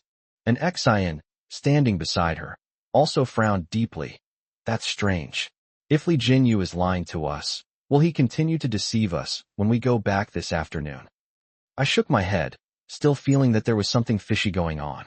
But as Anshin said, if this person in charge wanted to deceive us, wouldn't we have been exposed when we went there in the afternoon? Even after we got back to the company, the 3 of us still couldn't figure out what had happened. I waved my hand dismissively. In that case, there's no need for us to speculate. Let's wait until after this afternoon to talk about it. If this bastard dares to deceive me, then don't blame me for being ruthless towards him. Li Chaoran also stated, President, don't worry. If such a situation arises, leave the task of dealing with Li Jinyu to me. I gritted my teeth and said angrily, I hope this Li Jinyu isn't lying to us, otherwise he'll be in big trouble. Anshin and I walked towards the president's office, feeling depressed, but we encountered an uninvited guest in the corridor. It was Qiao Anyu, the one I chased away from my doorstep before. This guy, along with a few of his men, was waiting impatiently in the corridor. Upon seeing him, I couldn't help but frown. It's you? What are you doing here? Upon seeing us return, Qiao Anyu couldn't help but burst into laughter. Oh, isn't this President Liu? I thought you wouldn't be back until noon. Seeing this bastard makes me angry. Ever since he knocked on our door early in the morning last time, I knew that even though he's Qiao Ziwei's cousin, he's always picking on her. So I have a very bad attitude towards him. Can't you understand human language? You're not welcome here. Get out of here. Hearing my cold tone, the guy was stunned for a moment, then burst into wild laughter. Ha ha ha. You think you're all that just because I call you President Liu? Do you know why I'm here today? I said coldly. Whatever you mean, you're not welcome here. Get out. Damn it. You dare tell our young master Qiao to get lost? You have some nerve. One of his lackeys couldn't help but jump out when he heard me angrily rebuking Qiao Anyu. Seeing how arrogant the other party was, I didn't hold back either. A slap landed on the face of this lackey. Who do you think you are? Who let you in? I turned to an Xian and asked. Ask Li Chaoran who let them in from the gate? Yes, Mr. President, I'll inquire right away. After Li Chaoran and we returned to the company, he went back to his office. Oh my, Mr. Liu, you're really quite impressive. I came here today to see just how big your company is. That makes you so arrogant? Looking at it now, it's just a tiny place. You dare call yourself President Liu? You even dare to make a move on my cousin? You're really a toad trying to eat swan meat. Shut up. The other person was being rude, so of course I wasn't going to let him get away with it. Chow on you. Get out of my company right now, immediately, or don't blame me for being rude to you. Oh, are you threatening me? Xiao Anyu's face also darkened. Just then, a series of hurried footsteps came from the other side of the corridor. Upon closer inspection, it turned out to be Li Chaoran leading 2 security guards, running towards them. After the 2 security guards came to me, they quickly explained what had happened. President, these people said they are your relatives, so we let them in. What? They're using this as a pretext? The company's 2 security guards nodded eagerly. Yes, this young man just said you are his brother-in-law. He came here today to see you. After hearing the security guard explain the situation, I knew they couldn't possibly be lying to me, so I gave Chow on you a cold look. Kid, did you come here today to see your brother-in-law? But you show him absolutely no respect. Is this how you should treat your brother-in-law? My words made Chow on you furious. Pa, I just came here under some pretext to take a look at your company, and you've already gotten all cocky. You think you're worthy of marrying our Chow family's eldest daughter? I don't know what got into my cousin. She actually fell madly in love with you. With your company's strength, you still want to marry a woman from the Chow family? Ha ha ha. Why don't you take a piss and look at your own reflection? Chapter 114. Believe it or not, I'll break your legs. I have absolutely no liking for that bastard Chow on you. The first time we met was in front of my yard, early in the morning. He was banging on the door, and after we met, he even threatened Xiao Ziwei. Now that he's in my own company, he's acting so arrogantly. How can I tolerate him? I slapped him hard across the face and yelled at him. You bastard! Shut your stinking mouth. What does the size of my company have to do with you? Xiao on you, who had just been slapped, was also furious. You bastard! You slapped me twice in a row. This isn't over yet. You just wait and see. There's just one thing I need to tell you. Don't have any more thoughts about my cousin. She's not someone a man like you can lay a finger on. Otherwise, you won't even know how you died. Seeing that this guy threatened me after being slapped made me very angry. Who do you think you are, pointing fingers at me like that? My business with Ziwei is none of your concern. Get lost, or I may recognize you, but my slap won't. Ha ha, you bastard. You probably don't know why my cousin went to develop her career overseas, do you? When I heard the other person ask that question, I was taken aback. Because of this, Xiao Ziwei never told me, and when she left, it was during the sweet days that Han Yuan and I were together. Of course, this sweetness is just my own perception. In reality, during this time, Han Yuan had already been two-timing me, but I was kept in the dark. As for Xiao Ziwei, I thought she was going abroad to pursue further studies. But when I heard Xiao Anyu ask me that question, I frowned. Is there some hidden reason behind this? Haha, it seems my cousin is really tight-lipped. She didn't tell you this at all. At that time, she went overseas to manage the family business, which was an escape. What escape? I murmured in shock. Oh, I see. When I was with Han Yuan, she felt heartbroken and desperate, so she chose to leave and stay far away. Pa, Lu Jiang, you're really delusional. I was talking about my cousin. The reason she left back then was to escape an arranged marriage. My face darkened. What did you say? Running away from the wedding? Xiao Anyu scoffed. That's right. The Lin family proposed to her right after she graduated from university. But my sister didn't think much of Lin Tianming, so she used the pretext of managing overseas assets to make some moves within the family before hurriedly going overseas. Hearing these words come from Xiao Anyu's mouth, I was extremely shocked. What did you say? Your cousin went overseas to run away from an arranged marriage and escape Lin Tianming's pursuit. Seeing the shocked look on my face, Xiao Anyu burst into wild laughter. That's right. I really don't know if my cousin's brain was kicked by a donkey or filled with water, but she actually took a fancy to you and chose to run away from the pursuit of the eldest son of the Lin family. Upon hearing these words, I couldn't help but nod, and I understood why Xiao Ziwei had suddenly gone overseas back then. I thought she chose to leave out of heartbreak and despair, but I didn't expect that there was also the element of running away from the wedding, and that the element of running away from the wedding should be the main factor. Back in college, she knew what kind of trash Lin Tianming was, and of course she didn't want to marry such a scoundrel. She never expected there would be such a reason. Xiao Anyu laughed loudly. That's right. In my opinion, my cousin is a big fool. How could she fall for you? That's why I felt strange and wanted to come and see what size and scale your company is. After seeing her, I felt even more that she was seriously ill. Seeing this bastard not only slander me, but also Qiao Ziwei, I couldn't control my anger and slapped him across the face again. You think you understand relationships? Who do you think you are? Lin Tianming was a womanizer in college, having affairs with more than a dozen women. How could Ziwei possibly be interested in someone like him? Upon hearing my reason, Xiao Anyu, covering his cheek in embarrassment and anger, wished he could jump 3 feet high. Pa, it's poverty that limits your imagination. Aren't all the rich kids like this? Do you think you're destined to be obsessed with just one woman? Lu Jiang, don't think I don't know that the woman you loved so madly back then has now been taken away by someone else. I've heard that she even took half of your fortune. Ha ha, you were just mocking me for not understanding relationships. Now do you think you do? Is this the woman you've been longing for since college? Hearing that bastard Xiao Anyu utter those words in a fit of rage, my body trembled violently. I had indeed refuted him, but that was in response to his accusation of having multiple relationships at the same time. Yet this guy used my perspective to mock me. To put it bluntly, falling in love with Han Yuan is the root of all my current suffering. Hearing those words from the other party made me even more agitated. Xiao Anyu, if you keep spouting nonsense, believe me, I'll break your legs. When I said these words, I was filled with immense anger. Seeing my cannibalistic expression, Xiao Anyu was also taken aback. He was even more terrified than when I hit him earlier. After taking 2 steps back, he said with a shocked expression, "Holy crap! What's going on that made your eyes turn red? Am I wrong? I've heard that this woman ruined your family. Is that true? Xiao Anyu, shut up. Don't mention that trashy woman in front of me again." At that moment, I completely lost control of my emotions.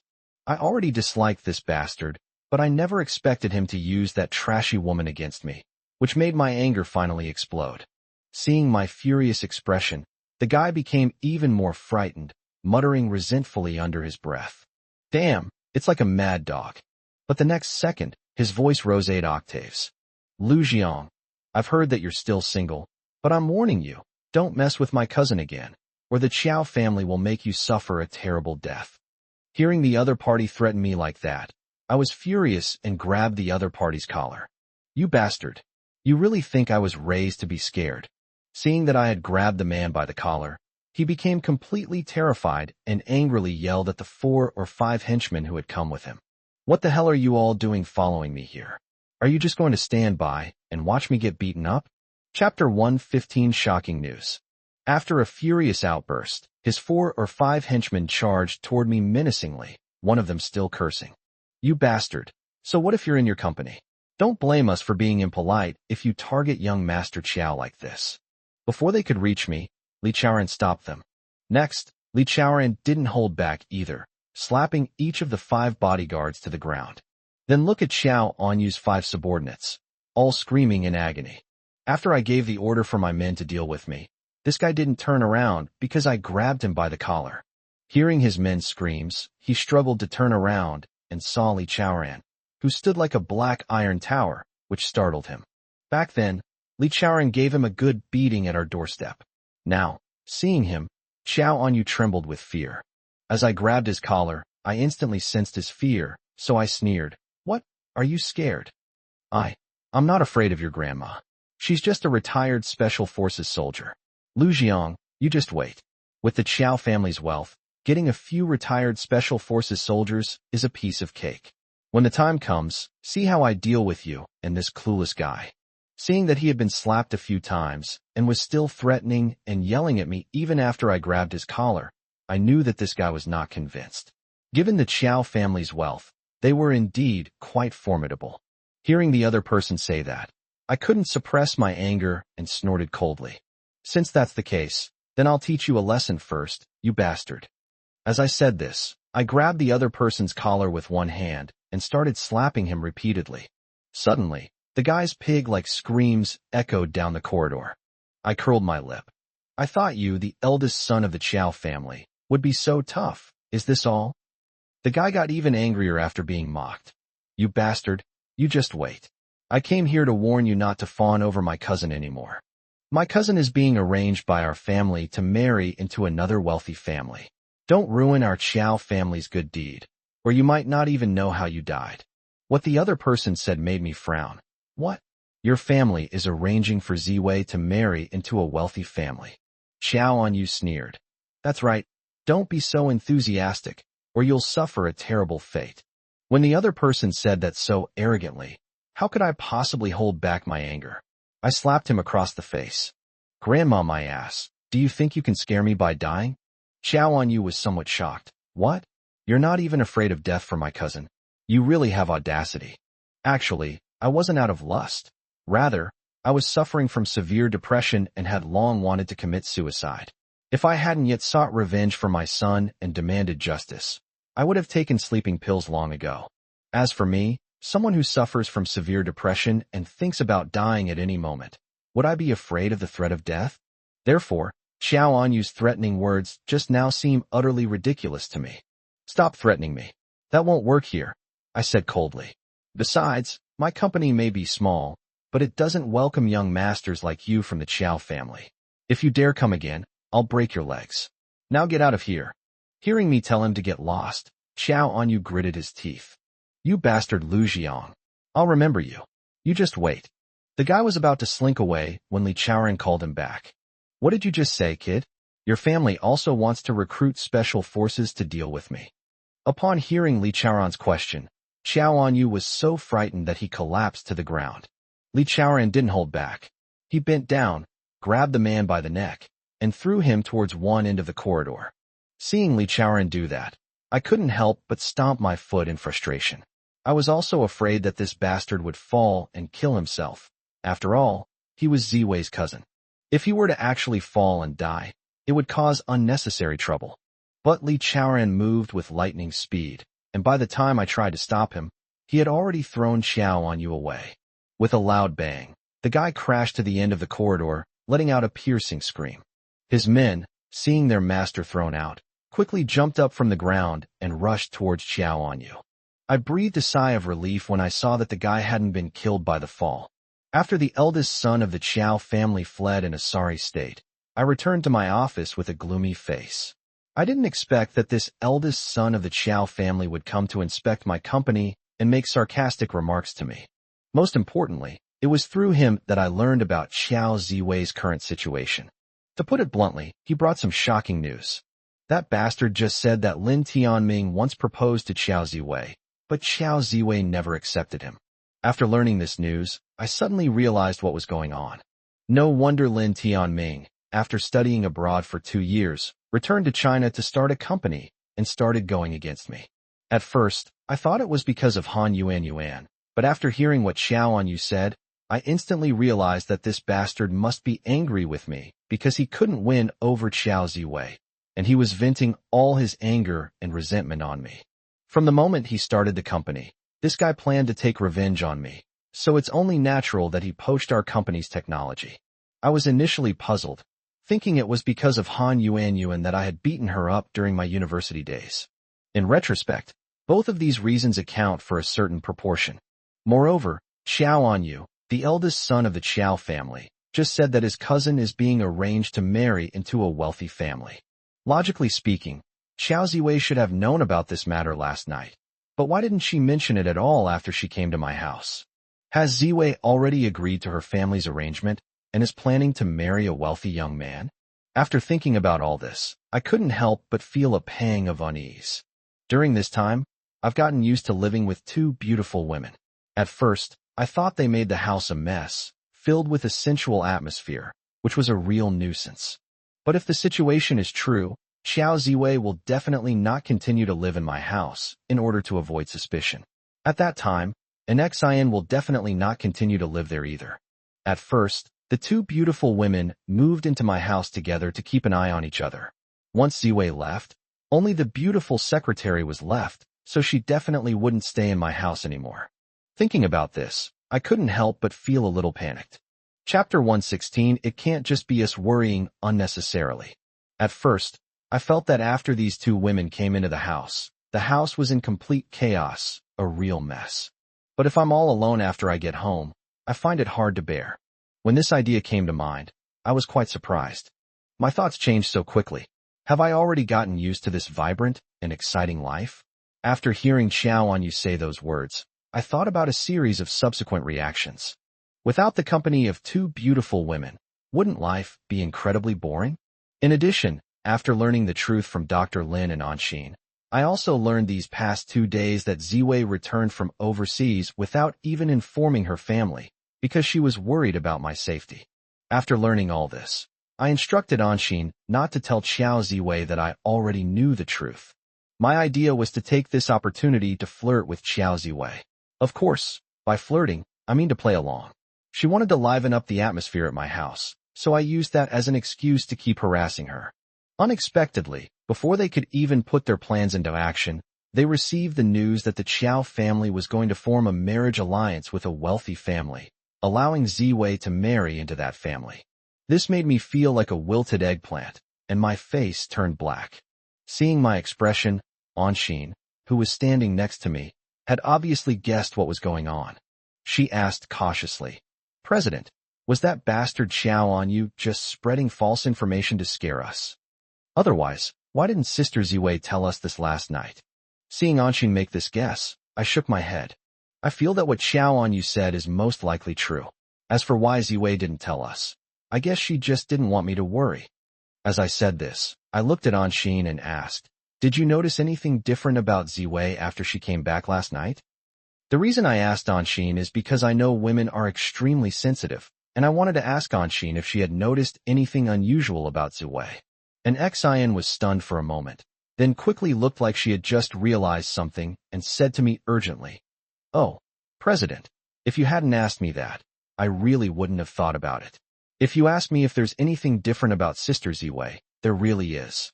His words made me gasp for breath. "Then tell me quickly, what exactly makes her different?" And Xian looked on in astonishment. "What? President, you didn't even notice? Well, I must say, you're really quite thick-skinned." Anshin scolded me while saying, "Didn't you notice that when Sister Ziwei came back last night, her expression was rather solemn, and she didn't joke around much?" "What? You're saying these are all unusual things?" I asked, my face full of surprise. And Xian was even more surprised. "What? You think this is normal? President, what can I say to you? Don't you know what Sister Ziwei was like before?" Anshin's words startled me, and I couldn't help but mutter to myself in surprise. Damn, it's true. Ziwei is usually very serious, but when she came back last night, I felt that her expression was indeed very solemn. I thought her family knew she had come back, and that she was worried and unhappy. Looking back now, she must have already learned about the family's arrangements when she returned home during the day, which is why she wasn't in the mood to play pranks last night. I didn't think much of it. After all, things targeting me lately have been happening one after another, leaving me quite overwhelmed. Now that Anshin has reminded me, I've connected all the dots and realized that Ziwei's behavior last night was indeed somewhat unusual. Seeing me standing there blankly without saying a word, Anshin couldn't help but get anxious. "President, you need to think of a solution to this quickly. If Sister Ziwei is forced to marry into a wealthy family, it will go against her wishes, and this is not the life she wants. I could tell a long time ago that her feelings for you remain unchanged." Hearing Anshin's urging, I also looked very anxious. My current situation is a complete mess. The company is facing pressure from the major shareholder, and Han Yuan and Ming Feng, that despicable couple, are constantly causing trouble. They are also suspected of hiring someone to commit murder, causing a car accident, and murdering my parents. All of this had already given me a huge headache, but now Ziwei is facing this kind of pressure again. Her family wants to marry her off to a wealthy family. I was filled with embarrassment, and my mind went completely blank at that moment. Left with no other choice, I had to ask my beautiful secretary for advice. "Don't worry, my mind is a mess right now. Can you give me some advice on what I should do?" Anshin was extremely shocked when I asked her the question. "President, this is such a big matter, and you're asking me what I can do." Hearing her say that, I glared at her angrily. "What can you do? Why can't you have a solution? If you don't, at least think of one right now." I lost my temper and startled Anshin. After angrily saying those words, I was quite surprised. I had just yelled at an Xian, asking her for advice. Even though she is my secretary, I couldn't treat her like that. Realizing this, I quickly apologized. Don't worry, I'm sorry. I was impatient just now, and I snapped at you. Please forgive me. Seeing that I apologized, Anshin waved his hand dismissively. President, I'm not angry with you. I know how you feel right now. Put yourself in my shoes. Anyone in your situation would be extremely anxious. But President, you'd better stay calm. Didn't Sister Ziwei always say before, when soldiers come, we'll block them. When water comes, we'll dam it? Hearing this, an Xian even brought up Ziwei's words as her signature. I couldn't help but feel bitter, but I couldn't say anything more, since I had just scolded her. Seeing that she couldn't think of a good solution either, I waved my hand at Ziwei. You should go and do your own thing first. I'll think of a solution later. When I told her to leave, Anshin looked helpless. All right, President, but you don't need to be too anxious. Besides, I feel that this matter shouldn't be just the two of us worrying about it. Anshin's words surprised me greatly, and I couldn't help but ask her in astonishment. What on earth are you up to this time? An Xian frowned. President, what I mean is that tonight, after we get home, we must discuss this with Sister Ziwei and see what she specifically means. If she is indeed willing to marry into a wealthy family, then this matter will be somewhat difficult. If she is not willing, then we can discuss with her how to fight against her family. Chapter 117, is this a questioning of our expertise? When Anshin gave me this advice, I was immediately enlightened. They say that those involved are often blinded by their own perspective, and that's certainly true. Upon hearing this news, I felt as if the sky had darkened and the sun and moon had lost their light. I was extremely anxious, but I overlooked the female protagonist of this matter, Xiao Ziwei. I stood up excitedly and grabbed Anshin's hand. My action startled Anshin, who let out a scream. Mr. President, what are you doing? I was quite surprised to see her making such a fuss. What am I going to do? I didn't intend to molest you. I'm just excited and want to express my gratitude. I didn't even think of doing that just now. I should have asked Ziwei first. Thank goodness for reminding me. Anshin, having figured out what was going on, pursed her lips. Look at how excited you are. As a CEO, can't you take it easy? Who said you were going to molest someone? With that explanation, you seem a bit guilty. What? You actually said I'm guilty. I was speechless with emotion. It's often said that if a woman isn't disciplined for 3 days, she'll start climbing on the roof and tearing off the tiles, and it's really true. I sat down again, feeling dejected, but my mind was still a mess. I felt like I was going to run into a tangled mess of things. Why did I have to encounter so many chaotic and messy situations? I just sat there blankly until lunchtime, and I still had no mood to start working. I just sat there blankly until Anshin brought me my food. Because I had something on my mind, I ate a little rice and then couldn't eat anymore. President, you only ate 2 bites of rice. That's too little. We're going to visit that testing agency this afternoon, so you need to eat more. I waved my hand and said, no need to persuade me. Let's talk about it when we're hungry. Seeing that I really couldn't eat, Anshin looked helpless. At 3 p.m., Anshin, Li Chaoran, and I went to the appraisal agency again. Upon seeing us arrive again, the person in charge, Li Jinyu, beamed with smiles. Oh, Mr. Liu, welcome back again. I waved my hand, my tone extremely cold. Tell me, has your employee returned or not? Despite my cold tone, Li Jinyu still smiled. Mr. Liu, I'm sorry to have kept you waiting. The staff member who was away on business has finally returned this afternoon. What? You're finally back. I finally showed a look of joy.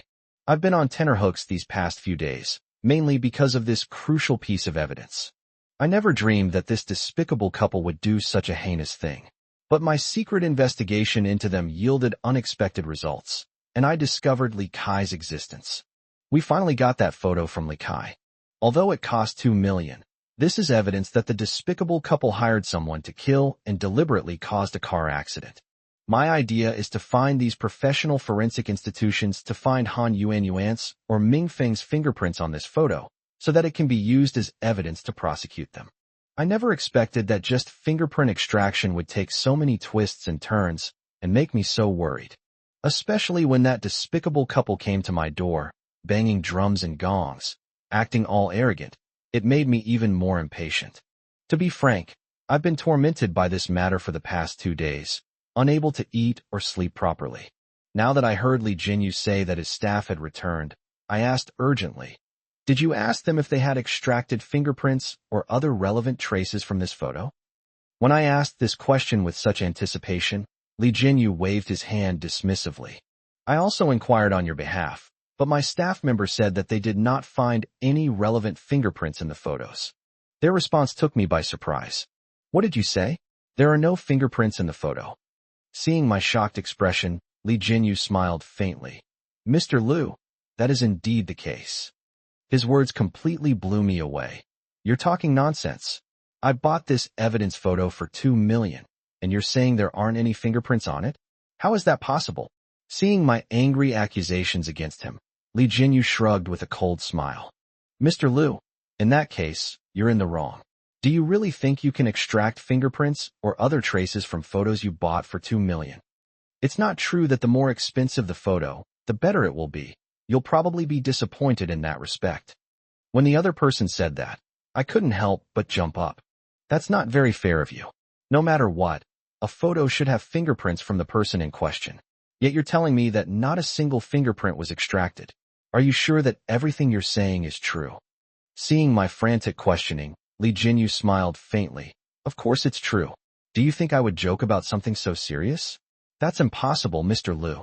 Please don't doubt our professionalism. Your grandma's profession." At that moment, I could no longer control myself and burst out with profanity. "Mr. Liu, please watch your tone and speak politely. Don't swear. We are a professional evidence identification agency, and it is our bounden duty to identify relevant evidence for our clients." "But what kind of attitude is this now? Are you questioning our professionalism?" I nodded angrily. "That's right, I did have my doubts, so what? A photograph, from the photography studio to the individual, is certainly not handled by just one person. Yet you say that no fingerprint evidence can be extracted from the photograph. Do you think this is a hoax? Do you think I would believe you when you spout such nonsense?" "Mr. Liu, please don't worry. As I said before, we are professionals in this field. Our staff tried various methods to obtain the photos you provided, but ultimately, we failed." "What? You actually failed to extract fingerprints? What were you doing?" An Xian questioned, which greatly displeased Li Jinyu. "Little girl, you can eat more, but you can't talk nonsense. Otherwise, we'll sue you for defamation." When confronted with questions, the other party actually accused us of defamation, which infuriated me.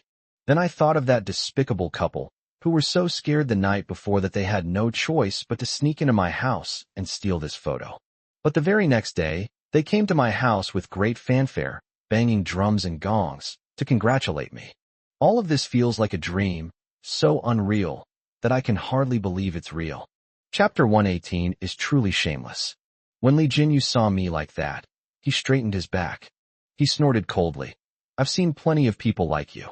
You just grab a random photo and think you can detect fingerprints on it. If the test results are positive, you'll be overjoyed, but if things don't go your way, you'll start cursing and complaining.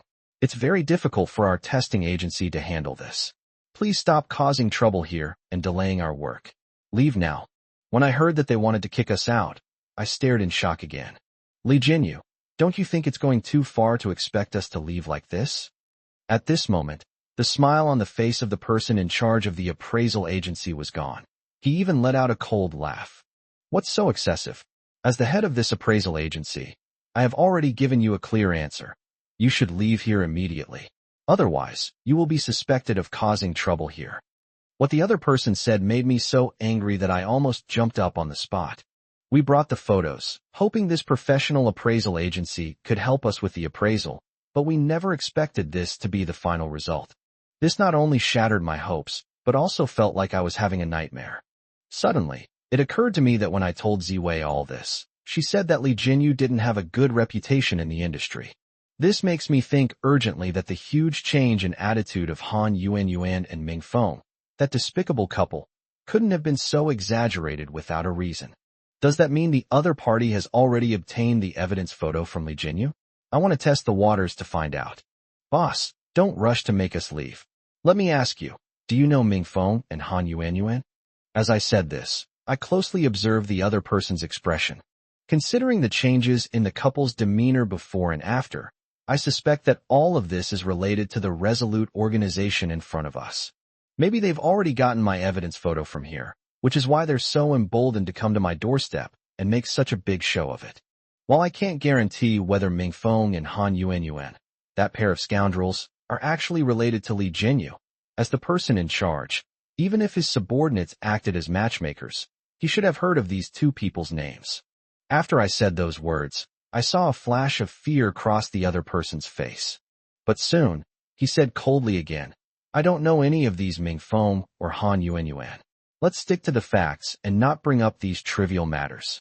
When I saw that look flash across his face, I knew what was going on.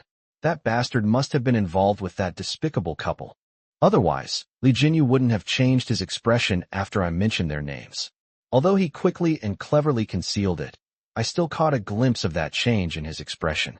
Mr. Li, it's not very kind of you to say that.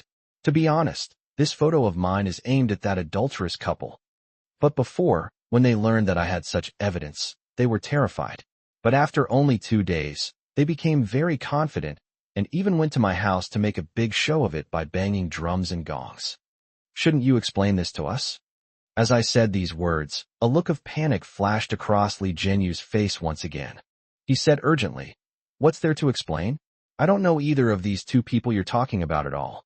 Our forensic agency has now conducted a technical analysis of the photos you provided, and we have found no fingerprints at all. Please stop making trouble and leave immediately. Hearing that the other party still wanted to kick us out, before I could say anything, Anshin next to me, her face full of anger, began to berate the other party. Are you in such a hurry to get rid of us because you feel guilty and have something to hide? When an Xin accused him of being guilty, Li Jinyu was so angry that his face turned red and his neck bulged. The man's expression grew increasingly angry. You little brat, what nonsense are you spouting? I'm only letting you off the hook because you're a woman. If you were a man, I would have slapped you across the face long ago. To put it bluntly, you're only benefiting from your gender. Do you really think I'll tolerate your nonsense here? Hearing this, an Xin became even angrier. You're clearly acting guilty. We haven't even figured out what's going on, and you're already rushing to kick us out. Is this how you treat your customers? Don't talk nonsense. We know exactly how we treat our customers. Of course, if anyone tries to cause trouble here or try to extort money from us, don't blame us for being impolite. An Xin became even angrier. What? You actually said we were extorting you? Do you think we're like you? You're shameless. Accused of being shameless, Li Jinyu retorted angrily. Are you guys still not done yet? Li Chaoran nodded, standing to the side.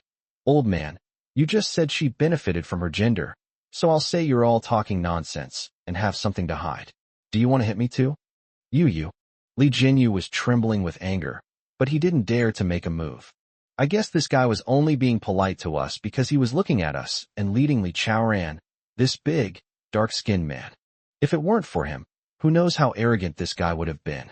That bastard just now actually chased us away. After Li Jinyu stepped forward, he didn't tolerate him and simply snorted coldly. What do you mean? What do you mean? Explain yourself to us right now. Otherwise, you'll be in big trouble today. After Li Chaoran said that, Li Jinyu was also very angry. After scoffing, the guy said angrily, Are you threatening me? Li Chaoran smiled faintly. That depends on how you see it. No sooner had the words left his mouth than a series of hurried footsteps were heard from the doorway. Upon hearing the footsteps, a smug look appeared on Li Jinyu's face. Kid, you dare to threaten the head of a professional appraisal agency like me? You really have a lot of nerve. Did he think he could do whatever he wanted just because he found a big, dumb guy? Our company's security personnel are now at the door. I'd like to see what you have to say now. After saying this, the guy shouted loudly towards the door. Since you're here, get in now. At his shout, from menacing security guards, each wielding an electric baton, burst in through the door. The leader was a man in his 30s. After he came in, he gave us a hostile look, and his gaze finally settled on Li Jinyu. Boss, what's going on? Is someone causing trouble here again, disrupting the company's normal operations? Chapter 119, Are you sure you intend to do this? Li Jinyu nodded smugly. That's right. These 3 people were being rude and threatening me, the person in charge. Now, you should ask them to leave. People with such low moral character don't deserve good food. Hearing the other person say that made me even angrier. I can't believe this bastard. After calling security, he actually said we were low class and didn't eat good food. He's definitely treating us like animals. Just as he was about to retort, Li Chaoran suddenly stepped forward and blocked the security guards. Stop what you're doing and let me explain myself first. Although the 4 security guards were carrying stun guns, they were somewhat intimidated by Li Chaoran's tall and imposing figure, which was a head taller than theirs and resembled a black iron tower. Therefore, they did not act rashly for the time being. After stopping them, Li Chaoran's gaze continued to fall on Li Jinyu, who was not far away. At this moment, Li Jinyu revealed a cold smile. Hey big guy, what do you mean? Are you feeling guilty? If you are, then get lost. If you want to cause trouble here, you'd better think carefully about the serious consequences. Otherwise, I'll make you regret it. Li Chaoran remained calm. I feel like I should be the one saying these things. The head of your appraisal agency is irresponsible towards clients, insults and verbally abuses them, and is suspected of falsifying documents. Do you really think we're all fools? Upon hearing Li Chaoran calmly utter these words, Li Jinyu was taken aback. Big guy, what do you mean? How dare you accuse us of cheating? You have some nerve. You should know that we are a legitimate and reputable institution for the appraisal of all kinds of evidence and artifacts. What you're saying is slander and defamation against us. Kid, if you know what's good for you, get lost right now. Otherwise, I'll call security to get you out of here right now.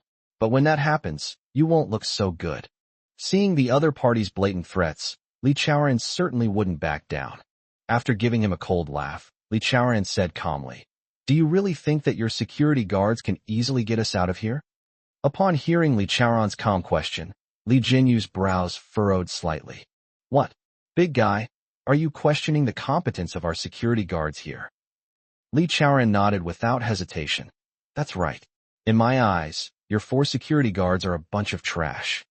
If you can talk things out and explain the situation to us clearly, we are not unreasonable people.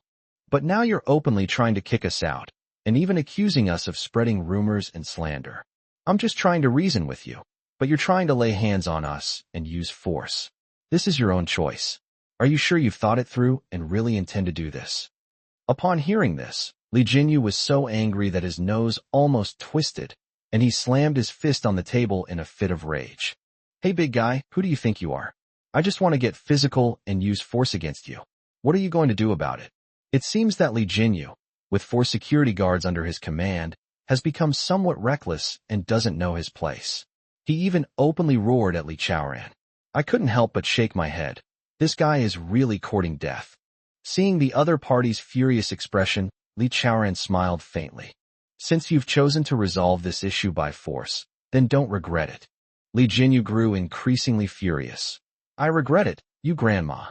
All of you, stop standing there and get to work. Beat these 3 people out of here with sticks. Upon hearing his order, the 4 security guards who had rushed in immediately became restless, brandishing their rubber batons and stun guns, and charged towards us menacingly. Because Anshin and I both had strong confidence in Li Chaoran's skills, there was no shock or fear on our faces at this moment. This surprised Li Jinyu. What? You guys don't think that having this big guy makes you so calm, do you? I guess he said that to mock and ridicule us. But as soon as he finished speaking, a series of banging sounds came from behind him. With screams of agony, the 4 bodyguards who rushed up were sent flying in all directions like kites with broken strings. Some crashed into the walls before falling heavily to the ground. The 4 bodyguards, who had been full of murderous intent just moments before, all slammed into the wall and passed out like dead dogs after Li Chaoran made his move. Upon seeing the scene before him, Li Jinyu was so shocked that he jumped up on the spot, as if he had seen a ghost. He looked at Li Chaoran with horror in his eyes. How do you have such amazing skills? You know my bodyguards are hired at high salaries, and yet, these 4 of them were sent flying right in front of you, without even a single glance. Li Chaoran showed no intention of answering the other party's question. He flexed his wrists and slowly walked towards the other person. This startled Li Jinyu, who began to tremble all over. In the blink of an eye, cold sweat broke out on the guy's forehead. Oh, don't do anything reckless. We are a professional evidence identification agency here. If you cause trouble, I will call the police. Li Chaoran, who had already reached the other party, heard that the other party was going to call the police, and without any hesitation, slapped the other party across the face. You damn bastard. You've even learned to play the victim and accuse others first. Go ahead and call the police if you dare. Covering his burning cheek, Li Jinyu, who had just been slapped, was completely dumbfounded. When he said he was going to call the police, he was just saying it casually. I doubt the other party would actually dare to call the police. With a loud slap, another slap landed on the other person's face. Li Chaoran's slap knocked Li Jinyu to the ground, causing him to howl like a stray dog after being injured. You bastard. Since you won't call the police, I'll call the police after I hit you and have them investigate this matter. You guys, you actually want to call the police? Li Jinyu was utterly shocked. Li Chaoran smiled faintly. Regarding this matter, let's ask our boss for his opinion first. As he said this, he turned to me and asked, Boss, how do you plan to handle this? When he asked for my opinion, I walked over to Li Jinyu. I helped him up from the ground. Seeing how friendly I was to him, not only were Li Chaoran and an Xian surprised, but even Li Jinyu was somewhat flattered. He was threatening and intimidating us just now, but now we have the upper hand. He never dreamed that I would treat him with such courtesy and politeness. Chapter 120. Was there any mischief involved? Mr. Liu, it was all my fault just now. I shouldn't have been so blunt and tried to kick you out. Now I apologize to you. I waved my hand. No need for apologies. Just tell me whether your appraisal agency rigged the process when handling this piece of evidence. When I asked this question, Li Jinyu looked surprised for a moment, but he quickly shook his head. No, we absolutely did not do anything wrong, Mr. Liu. What are you talking about? We are a professional appraisal agency. Our service principle is to put the client first, use evidence as the standard, and wholeheartedly provide our clients with reliable services. After hearing his explanation, I nodded in satisfaction. If you say so, I'm relieved. This Li Jinyu doesn't dare to offend us now, and still has a smile on his face. That's right. This is our service standard and our commitment to the whole society. We welcome supervision from all sectors of society. Upon hearing what the other person said, the smile on my face vanished instantly. He raised his hand and slapped the bastard hard across the face. I used almost all the strength I had to deliver that slap. The reason I helped him up was to see if I could knock this bastard to the ground if I slapped him with all my might. With a bang, I slapped Li Jinyu to the ground. At that moment, his head also made intimate contact with the ground. A scream escaped his lips, filled with shock and terror. He probably never dreamed that I would suddenly strike and slap him so hard. After all, I had given him the impression of being polite, and I had even helped him up from the ground. My action reassured the female secretary next to me, but it also startled her so much that she almost jumped up. Oh, President, I was quite surprised that you were so polite to that bastard just now. Something felt off, but the way you're acting now feels real and normal. When I heard Anshin say those words, I turned around and pouted at her. You really think I would be so polite to him? I helped him up just to test whether I could knock him to the ground like Chaoran. Upon hearing my thoughts, both an Xian and Li Chaoran burst into laughter. This time, an Xian jumped up and said, President, I didn't expect you to be so capable. The force of that slap is comparable to Li Chaoran's. It's so satisfying to knock this bastard to the ground. As the saying goes, some are happy while others are sad.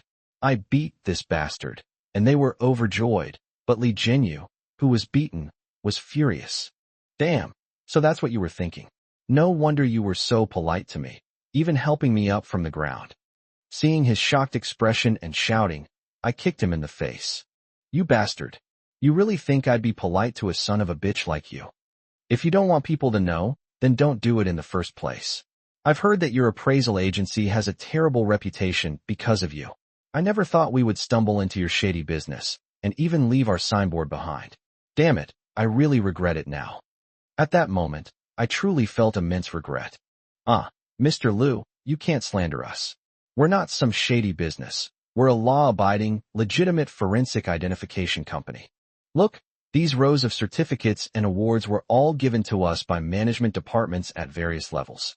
If our reputation was bad, would the relevant departments have given us these certificates? Really? Let me see what these certificates are. As Li Chaoran spoke, he approached the certificates of merit with a murderous aura. I have seen these certificates. They are all gold-plated, not paper certificates. After just one glance, Li Chaoran lost interest in continuing to look.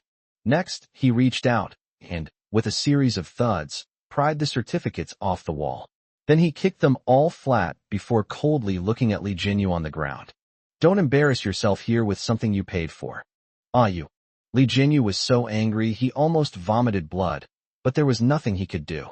Seeing the other person like that, I couldn't help but bend down and slap them a few more times, and finally stomp on their chest. Tell me, did you tamper with this photo of my evidence? Upon hearing my questioning, Li Jinyu's body convulsed. Mr. Liu, no, we absolutely did not do anything wrong. If you don't believe me, I can swear on my life. When I heard him about to curse and swear, I couldn't help but spit at him. Pa, forget about that. I don't believe bastards' oaths. If you say you didn't do anything, then why were you in such a hurry to get rid of us? Upon hearing my question, Li Jinyu, who was lying on the ground, rolled his eyes. Mr. Liu, it's like this. After seeing the results of your assessment, you wanted to cause trouble here, so I asked you to leave immediately. After all, if you cause trouble here, it will affect the company's reputation and have a negative impact. That's what made me even angrier. Old man, I never thought you'd lie without even blinking. When I mentioned that trashy couple just now, why did you look so panicked? Did you really think I couldn't see it? After I said those words, the guy's body trembled violently. Mr. Liu, I don't know what you're talking about. I don't look panicked at all. If you haven't done anything wrong, you have nothing to fear. I'm speechless at this bastard. He's like a duck, so stubborn. You still won't admit to causing trouble, is that it? After I asked him this question, Li Jinyu, for the first time ever, fell silent. What? Are you trying to play dead and not answer? Li Chaoran, standing to the side, clenched his fists so tightly they cracked. Please stop hitting me, Mr. Liu. I'll answer your question right away. We didn't use any ghosts. What do you want me to admit to? Seeing this bastard stubbornly denying everything, I suddenly thought of something. You were in such a hurry to get us to leave that you seemed to have overlooked something. What is it? Oh, I remember now. You mean the appraisal fee? Don't worry. In your case, we'll just give you a refund. His words made me so angry that I slapped that bastard twice more. Shut your stinking mouth. Do you really think we can't afford the appraisal fee and need you to give us a free service? After I slapped him twice, he was a little dumbfounded. Mr. Liu, what exactly do you want me to do? You might as well just say it. Chapter 121. Even deceiving people like this is unbelievable. I grabbed his hair and made him sit up from the ground. I smiled faintly at him. I bet you guys have done this kind of thing quite a few times before, haven't you? Li Jinyu, whom I helped up, looked completely bewildered. After I asked him this question, he said with a wronged look, Mr. Liu, how could there be such a thing? Don't talk nonsense. Our appraisal agency has always adhered to the principle of reputation first and honesty towards everyone, young and old. Go to hell. I slapped him hard across the face. You bastard. Have you been wondering what I wanted you to do just now? Li Jinyu, whose face was bruised and swollen, had a deep despair in his eyes, but he didn't dare to resist at all. He just nodded desperately at me. Yes, Mr. Liu. I thought you wanted to ask for the appraisal fee. Don't worry, we will refund the appraisal fee in full this time. You bastard, you still don't understand what I mean. I was getting angrier. Li Jinyu looked completely bewildered, as if he had been stunned, and mechanically said, President Liu, my mind is buzzing right now. I can't remember anything. I've overlooked anything. After slapping him across the face, I said coldly, Since you're not thinking straight, let me remind you. That photo, that's crucial evidence you didn't mention it to me, your employer, when you kicked us out. Did you overlook it? After my reminder, Li Jinyu suddenly realized what was going on. Yes, Mr. Liu, look at my brain. It's such a pig brain, I actually forgot this. Wait here, I'll notify them right away and have them send your photo over as soon as possible. Hearing what the other person said, I couldn't help but breathe a sigh of relief. My biggest worry these past few days is that if this piece of evidence is lost, I won't be able to bring this despicable couple to justice. When they were kicking us out, that bastard completely ignored this photo, which made me furious. You should know that this photo was obtained by our CEO at a cost of 2 million as first-hand evidence. If anything goes wrong, we will make you regret it. Anshin, standing to the side, said angrily. What? 2 million for a single photo? Li Jinyu was completely astonished. And Xian pouted. What? You don't believe me? As she said this, she opened a video and showed it to Li Jinyu, who was sitting on the ground looking disheveled. After watching it, the guy was even more shocked. What? It's actually true. And Xian snorted coldly. You'd better keep this crucial evidence safe for us and make sure there are no problems. Otherwise, in addition to exorbitant compensation, we'll make sure you suffer the consequences. Don't worry, the evidence is absolutely flawless. As he said this, a fine layer of cold sweat visibly appeared on Li Jinyu's forehead. Seeing this, Li Chaoran angrily shouted, Hurry up and tell your men to bring the photos over. What are you dawdling for? Do you want us to deal with you again? No. Please don't punish me anymore. I'll call right away and have my subordinates send over the evidence photos immediately. As he said this, the guy struggled to get up from the ground, but because he had been repeatedly beaten up by us earlier, he couldn't manage it.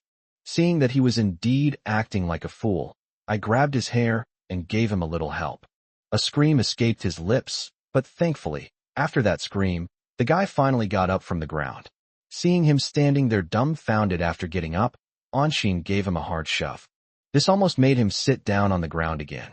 The guy couldn't help but exclaim in surprise, what are you doing? And Xian slapped him across the face. You bastard, have you lost your mind? Didn't you hear what our CEO just said? Do as he says and return our evidence photos. At this moment, the guy seemed to finally come to his senses and hurriedly nodded and bowed, agreeing. Okay, I'll make the call right now. The guy frantically pulled out his phone and made a call to his subordinate. After hanging up the phone, the guy said to me in a fawning tone, Mr. Liu, I've already given the orders, and the photos will be brought over soon. I ignored that bastard and just stood there with my arms crossed, waiting. Before long, the sound of high heels came from outside. The next second, there was a knock on the door. Come in, Li Jinyu shouted. A young woman in her 30s, dressed in a uniform and wearing high heels, walked gracefully in from outside the door. After seeing the situation inside the room, she was startled and let out a scream. President, what's with these 4 security guards? Although some of the 4 security guards who were dealt with by Li Chaoran have regained their senses, they are still lying on the ground, too afraid to get up. Seeing that Li Jinyu didn't answer, the woman's gaze lingered on Li Jinyu's face. President, what happened to your face? You bitch, shut up. Where are the photos? Li Jinyu asked impatiently. He probably knows that if he doesn't produce the photos, we won't let him off the hook. President, the photos are here. The female staff member quickly opened the folder she was holding, took out a file folder, and handed it to Li Jinyu. Eagerly taking it in his hand, the guy opened the file folder, and immediately something wrapped in a red plastic bag appeared before our eyes. Seeing this red plastic bag, I couldn't help but gasp for breath. The original photo of this evidence was wrapped in a red plastic bag. That bastard Li Kai put the photo in this red plastic bag to avoid destroying the evidence. I couldn't wait any longer. I snatched the file folder from Li Jinyu's hand and pulled out the plastic bag inside. Next, I carefully opened the red plastic bag and looked at the photo. Upon seeing it, I was startled. The next second, my gaze turned angrily to Li Jinyu. Is this the original photo I kept? Hearing my angry question, Li Jinyu was startled, but he immediately said confidently, Yes, this is the evidence photo you brought over back then. Is there anything wrong with it? Of course that's not right. You're fucking trying to fool people. You can't do that to people. I slapped him hard across the face. After I hit him, Li Jinyu let out a scream. The female staff member next to them, upon witnessing this scene, couldn't help but cover her sexy mouth in fright and screamed, How dare you hit our boss? Chapter 122. Are you scared? Seeing the female staff member speak up for him, I turned around angrily. Shut up, you have no right to speak here. Seeing my murderous look, the female staff member trembled in fear, muttering defiantly. If there's anything, we can talk it out. Why hit someone? Hearing what the other person said, I roared in exasperation. Hitting him is too lenient. I wish I could tear him to pieces right now. My words made the female staff member tremble violently, almost falling down on her bottom. Li Jinyu's expression also changed. My words surprised an Xian and Li Chaoran, who were standing next to me. An Xian's face changed color. President, what you said is true. At that moment, I was so angry that I was trembling all over and couldn't answer Anshin's question. Anshin rushed over anxiously and snatched the photo from my hand. Upon seeing it, she couldn't help but let out a scream. President, they actually replaced the photo. This one looks like it was just reprinted. The previous photo was a bit old. I really didn't expect them to be so audacious as to blatantly engage in such shady dealings. Li Chaoran's eyes widened as well. Don't worry, let me see the photos. Next, Li Chaoran also took a look, and after seeing it, he couldn't help but widen his eyes in anger. You bastard, now I understand why that couple dared to be so brazen, banging drums and gongs at our CEO's door, unable to hide their excitement. It turns out they did get the evidence photos from you. Li Jinyu simply denied Li Chaoran's claim. That's impossible. The photo I'm handing over now is the one you sent over before. We would never fabricate anything about that. You know, we are a legitimate testing organization. We don't do anything shady. Hearing the other party shamelessly defend himself, Li Chaoran couldn't contain his anger and slapped the other party across the face. You bastard. Even now, you still won't admit it. Li Jinyu, who was knocked to the ground again, let out a shrill scream, but he remained defiant. What are you doing? Are you trying to use violence to force me to admit to things I didn't do? Violence? Are you sure? Li Chaoran frowned. If you knew what I did before, you would understand what real violence is. Li Jinyu snorted coldly. Anyone can talk big. Don't think that just because you're tall and strong and have some ability, you can do whatever you want. Are you really so sure you've got me cornered by doing this? Seeing the other party's face turn purple with anger, Li Chaoran smiled faintly. Why do I have a feeling that you have a follow-up move that you haven't used yet? Li Jinyu gritted his teeth. That's right. Do you dare let me call someone over so we can settle this matter? What the other party meant by saying that was simply that they wanted to call for help. Anshin, standing nearby, shouted angrily. You bastard. You did something wrong but won't admit it. Look, this is the evidence photo I took back then. The corners are completely different from this photo. The original photo had very worn-out corners. But what kind of material is the photo you copied now? You wouldn't be so careless as to not give it an aged look, would you? What? Don't worry, you took the original evidence photos before. I never expected Anshin to be so meticulous. Anshin nodded. I had this idea because I was afraid that someone would switch the product out. I never expected that such an accident would actually happen. When I looked at the photo Anshin had taken earlier, I found that this was indeed the case. Holding my phone, I showed this photo to Li Jinyu. After reading this, Li Jinyu was also dumbfounded. But soon, he snorted coldly. Impossible. The photo you gave me before was right here. You made a mistake, yet you're slandering us. I don't accept this at all. Seeing this guy barking like a mad dog, Li Chaoran smiled faintly. Tell me, I'm going to show you how to make you truly convinced. Hearing Li Chaoran say these words, an Xian, who was standing next to him, said anxiously, Li Chaoran, what are you doing? This bastard's intention is obvious. He wants to call for reinforcements. Can't you see through his wicked thoughts? Anshin looked very anxious when she said these words. I crossed my arms, feeling incredibly angry, but I also wanted to see what other tricks Li Jinyu had up his sleeve. So I comforted Anshin. You really think Chaoran couldn't see through this bastard's wicked thoughts? He's got the confidence.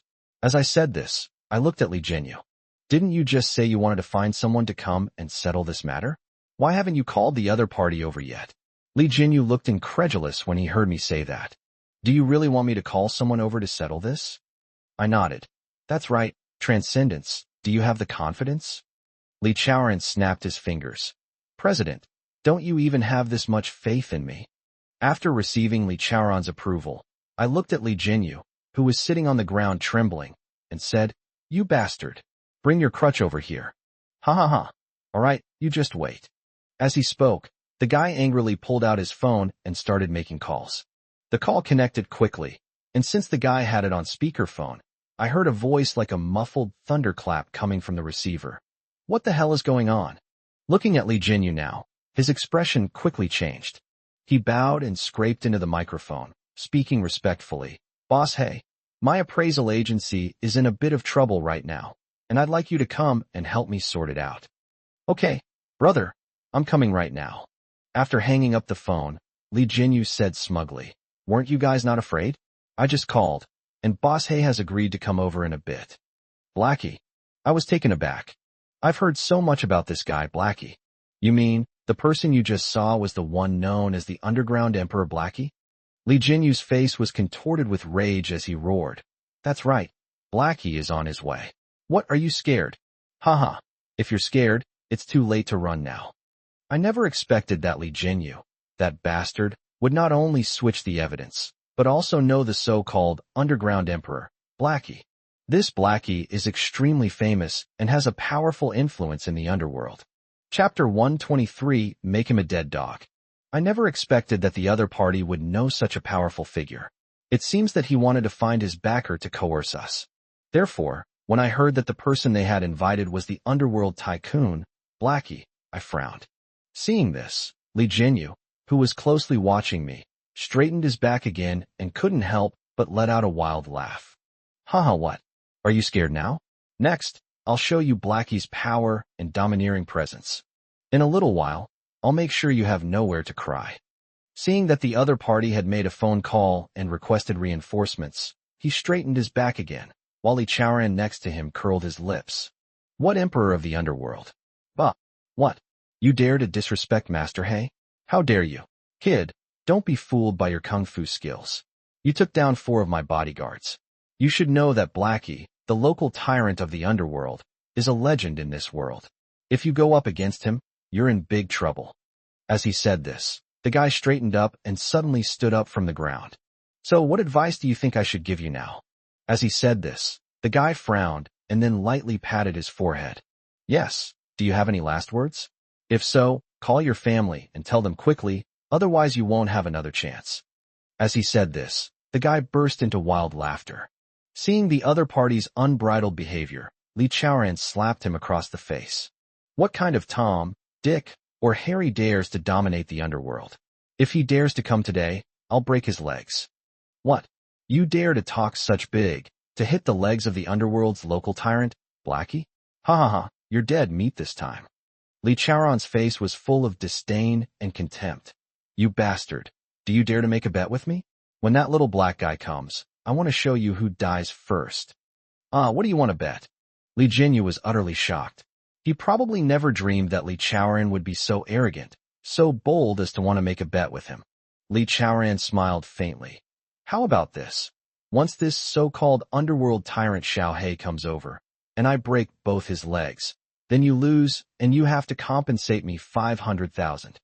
If that little black guy you mentioned comes and manages to suppress us, then I'll give you 500,000 yuan.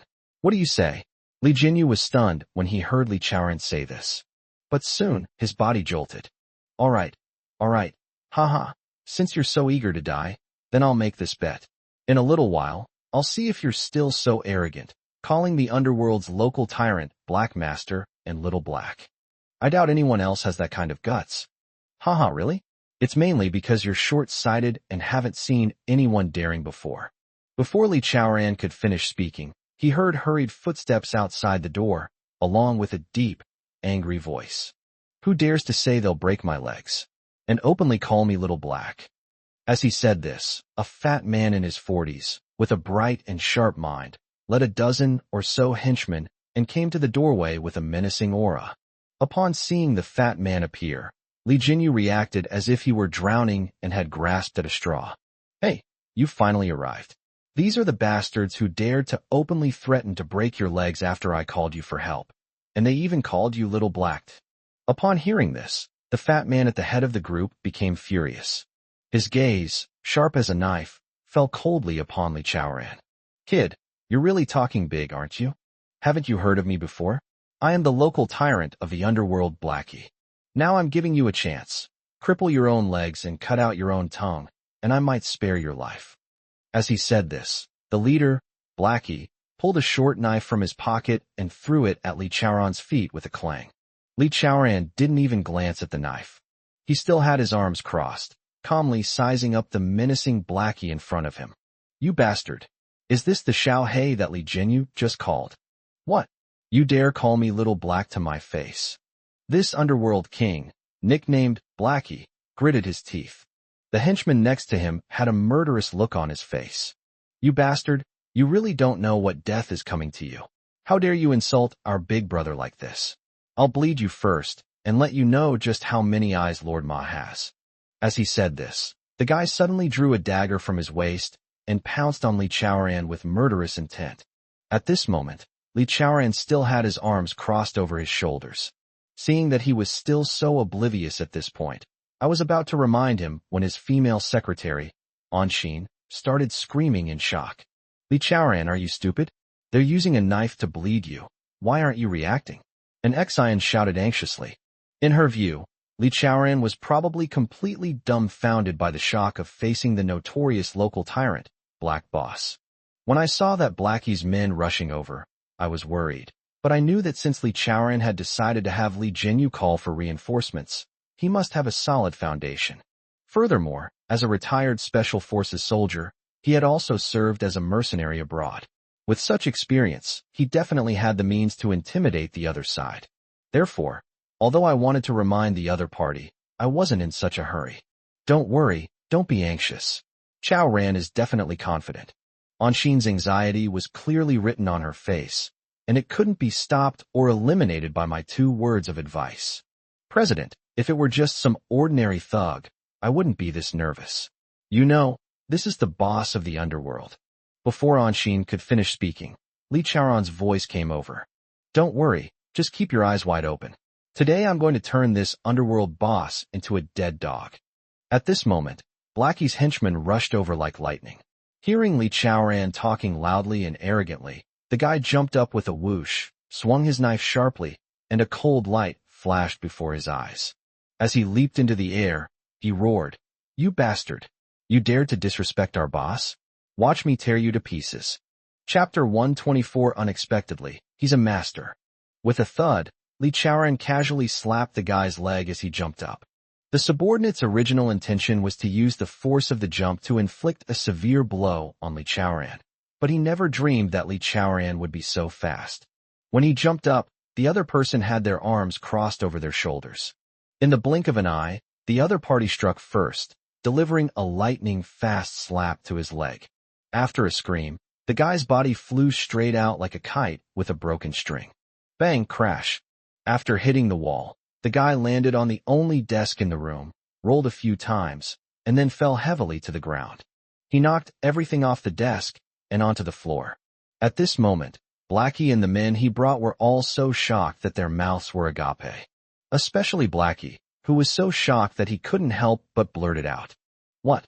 You just slapped my 3rd-ranked henchman, King Kong, flying like that?" His men also cried out in shock. Although these people usually acted arrogantly and domineeringly because they had never encountered a master, that was because they had never met one. They probably haven't even seen someone like Li Chaoran before. These people, who were usually quite worldly, were shocked and cried out in surprise at this moment. "Wait, is this real? Am I hallucinating? Yeah, I feel the same way." The men in front of them, as if in disbelief, rubbed their eyes open. As for Li Jinyu, when he heard the voice of this Blackie, his demeanor changed drastically, and he thought that his backer, the local tyrant of the underworld, had arrived. If they want to teach us a lesson, it's a piece of cake. When he saw what was happening in front of him, he was so frightened that his body trembled violently. When this guy grinned, his voice sounded like he was about to cry. "Hey Blackie, what's going on? Is your 3rd-ranked henchman, King Kong, a fake?" As he said this, he ran to Blackie's side with a shocked expression. Blackie was completely taken aback when he heard Li Jinyu doubt that his men were fake. Enraged, he slapped Li Jinyu hard across the face. "Damn it, you bastard. What kind of weirdo did you offend? How come my 3rd-ranked subordinate, Vajra Rakshasa, was sent flying with just 1 slap?" Li Jinyu was completely stunned after being slapped. He probably never dreamed that Hei Yi would hit him. At this moment, he grinned, full of grievance. "Brother Hei, this big black man is just a boss's bodyguard. I never expected him to be so capable." "What? Just a boss's bodyguard? It was obvious to He Yi that he didn't completely believe Li Jinyu's words. Another slap landed on Li Jinyu's face. You son of a bitch, are you kidding me? With skills like that, how could he possibly be just an ordinary bodyguard for a small business owner? Do you know that my 10 henchmen are so capable that even the most elite bodyguards are no match for them? They can easily subdue them. Otherwise, do you think I would give them the title of King Kong? Covering his burning cheek, Li Jinyu felt increasingly shocked and aggrieved. Brother He, I'm telling the truth. He was just a bodyguard brought by a client, but I didn't expect him to be such a skilled fighter. Blackie's eyes widened. Did you even find out the other party's real identity? Brother He, I didn't inquire about that. Damn it. You didn't even find out who they were before you told me to bring my men over. Blackie was furious. If they had come and dealt with us quickly and decisively, he probably wouldn't have gotten so angry. But in the current situation, this local tyrant of the underworld, after arriving with his men, full of murderous intent, had his third-ranking subordinate, King Kong, slapped away by Li Chaoran. Shocked, he became somewhat enraged, so he could only take his anger out on Li Jinyu. But after being hit, this guy didn't dare to react at all. After all, his appraisal agency had done a lot of shady things, and when he couldn't solve them, he would ask Blackie to step in and help him sort things out. But then, a sudden burst of laughter rang out, accompanied by the sound of clapping. Haha, Li Chaoran, you're amazing. I was so worried about you just now, but I didn't expect your kung fu to be so terrifying. You made me worry for nothing. The one clapping her hands and saying these words was an Exian. Just a moment ago she was extremely worried, but now she was beaming with joy. It seemed that she had completely put her mind at ease. But her sudden burst of laughter made the other person extremely embarrassed. After being slapped twice by Master He, Li Jinyu was furious and had nowhere to vent his anger. When he saw an Exian clapping her hands excitedly with her little face flushed, he couldn't help but tremble with anger. You little brat, shut up. How dare you be so insolent in front of Master He? Do you think Master He only has so little backing? The one who made the move just now was only his third-ranked henchman, King Kong. You really think that Blackie can't take you down? You're fucking celebrating too soon. As he said this, his gaze fell viciously on an Exian, and he said through gritted teeth, Little girl, you have a pretty good figure and a pretty face. You just wait. After I deal with you, I'll have Blackie take you away and teach you a lesson on how to behave in bed. Hearing the other party speak rudely and insultingly towards an Exian, I couldn't help but tremble with anger. An Exian's expression changed as well. After all, even a fool could understand what Li Jinyu was saying. He wanted to offer her to this black master. You old bastard, shut up. Who do you think you are? Li Jinyu sneered. What I am is none of your business. But I do know that if you mess with me, you're doomed. Now that Blackie is here, how far are you from death? Before he could finish speaking, a hard slap landed on his face. With a loud thud, the slap, though not exactly crisp, was delivered with considerable force.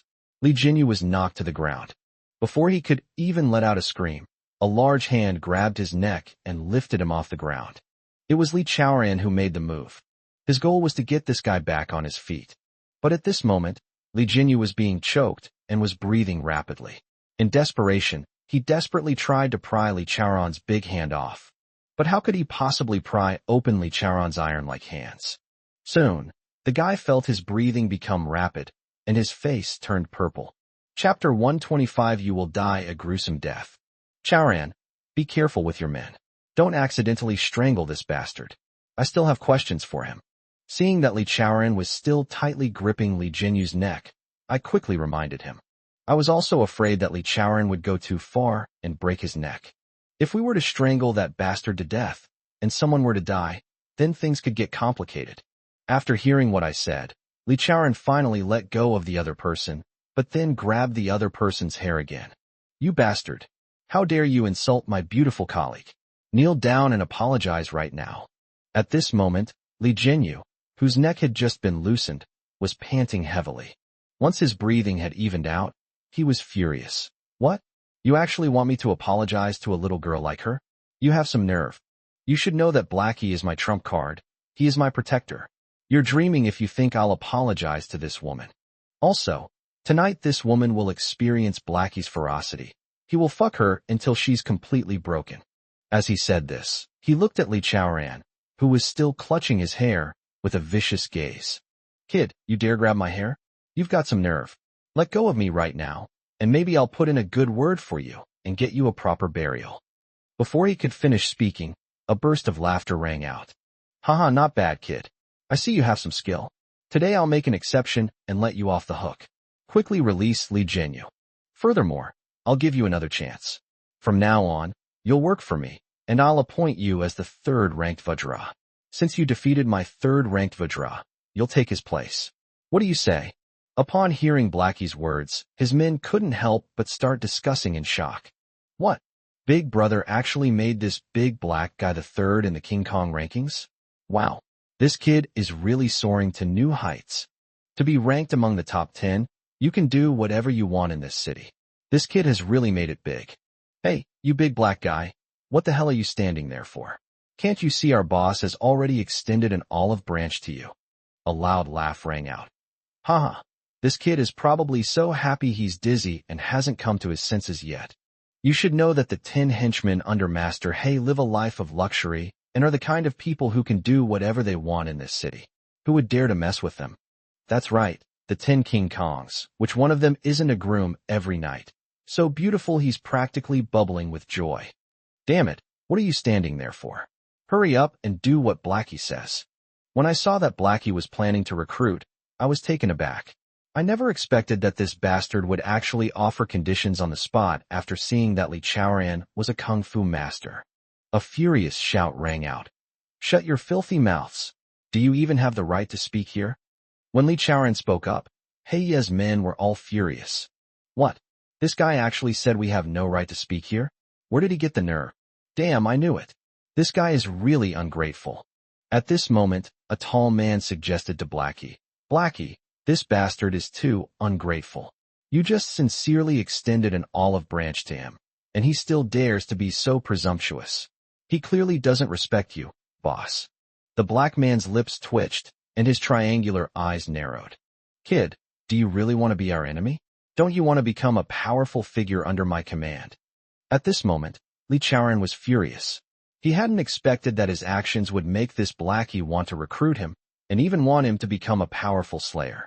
At that moment, he looked coldly at Blackie. You really want me to work for you? Upon hearing Li Jinyu's question, the black-clad man was taken aback for a moment, then couldn't help but burst into laughter. Haha, that's right, kid. I just saw that you're pretty good at kung fu. A real expert can tell if someone is good or not just by showing their skills. I could tell from your first move that you're a very skilled master. Don't worry, as long as you agree to work with me, you can immediately become the third King Kong. There are still 2 King Kongs ahead of you, so you will be the 4th-ranked person in our organization. What my underling said earlier was right. As long as you agree to work for me, you can do whatever you want in this city, live a life of luxury, and be a groom every night. How about it? As he said this, Blackie looked anxious, as if he was eager to recruit Li Chaoran. Huh? Li Chaoran spat at him fiercely. You trash from the underworld. How dare you say you walk sideways? Only crabs do that. And what about being a groom every night? You bastards, it seems you've really done a lot of evil. You were lucky you didn't meet me before. Now you want me to join you in your evil ways? You're just dreaming. Hearing Li Chaoran's open refusal infuriated He Yi and his underlings. Kid, don't be so stubborn. Our boss valued your talent and didn't want to ruin you, which is why he wanted you to work for us. But you brat, you actually don't know how to be worthy of respect, daring to despise our boss. Just how many guts do you have? That's right. Damn it, how dare you? Our boss is the local tyrant of the underworld. Do you really think you can do whatever you want in front of our boss, just because you can fight? If you think that way, you're sorely mistaken. Hearing the murmurs of the crowd, Li Chaoran ignored them completely, and instead looked coldly at Li Jinyu, whose hair he was still holding. You bastard! Did you hear what I just said? Apologize to my colleague right now, or you'll be in big trouble. Hearing Li Chaoran's murderous words, Li Jinyu couldn't help but shudder. He never expected that even his powerful backer, Blackie, would be so ungrateful. After he said those bad things, he was publicly reprimanded and forced to apologize to a young girl. This was something Li Jinyu simply couldn't accept. Because he had a powerful backer, who was also the local tyrant of the underworld, he developed an arrogant and domineering personality. Although the burly black man seemed to have the upper hand, he was ultimately fighting alone. He had already discerned that of the three, only this burly black man possessed any real skill. He appeared to be a bodyguard. Now that he was being threatened in front of Hei Yi, Li Jinyu started cursing angrily. Chapter 126. The matter is extremely serious. You bastard. You're really asking for trouble, actually making me do this in front of Master Hei. Forget about it. There's no way you'll apologize. And I can tell you with certainty that today, you are completely finished. As he said this, he arrogantly pointed his hand at an Exine who was standing to the side. This girl is probably in trouble. Tonight, Blackie will throw her onto the big bed, clean her up, and then sell her to a shady shop to entertain customers every night. Ha! As he said this, Li Jinyu burst into a wild laugh, as if everything he was saying was about to happen and come true. But he forgot that he was still being controlled by Li Chaoran. The next second, a cracking sound was followed by a shrill scream from his mouth. Then look at Li Jinyu. The finger that had just been extended had been snapped off by Li Chaochuan, which caused the bastard to let out a scream like a wounded beast. I saw that the black man next to me had a grim expression after seeing this scene, and the muscles in his cheeks were twitching visibly. He probably didn't expect Li Chaoran to be so disrespectful to him. Just as he was about to speak, Li Chaoran snorted coldly. You bastard, it seems you don't want to apologize? I'll ask you one last time. Do you really want to apologize? As Li Chaoran inquired, a sinister look, like that of a venomous snake, appeared on Li Jinyu's face. If Li Chaoran hadn't been holding his hair at this moment, this bastard would probably have jumped up and down like crazy by now. You broke my finger, right in front of me, you little brat. You don't respect me at all. Just you wait. Blackie will avenge me and tear you to pieces. Faced with the other party's threat, Li Chaoran smiled faintly. All right, but if you want to tear me to pieces, you'll have to let him show his true skills first. Besides, before they make a move, I need you to apologize first. Since you don't want to do that, I'll help you out. After two loud thuds, Li Chaoran raised his leg and kicked the other man's knee. Then look at Li Jinyu, who let out a series of shrill screams.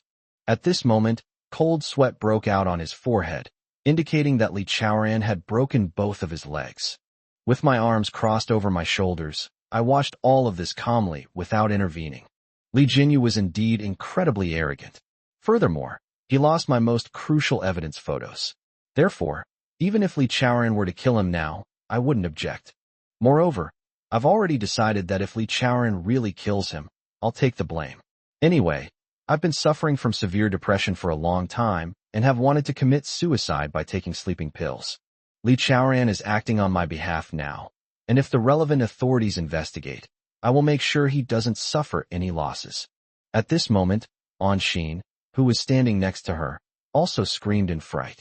Although she was extremely angry just now, she did not expect Li Chaoran to be so ruthless, not only breaking the other party's wrists, but also kicking and breaking both of the other party's legs. Ah, Li Chaoran, you wouldn't, you want to kill him, would you? After hearing an Xian's startled cry, Li Chaoran turned around and smiled faintly. Secretarian, what are you saying?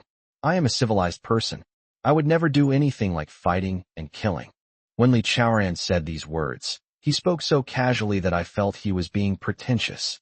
But his words made Blackie and his men so angry they almost jumped up. One of Blackie's henchmen jumped 3 feet high. Damn it, this is outrageous.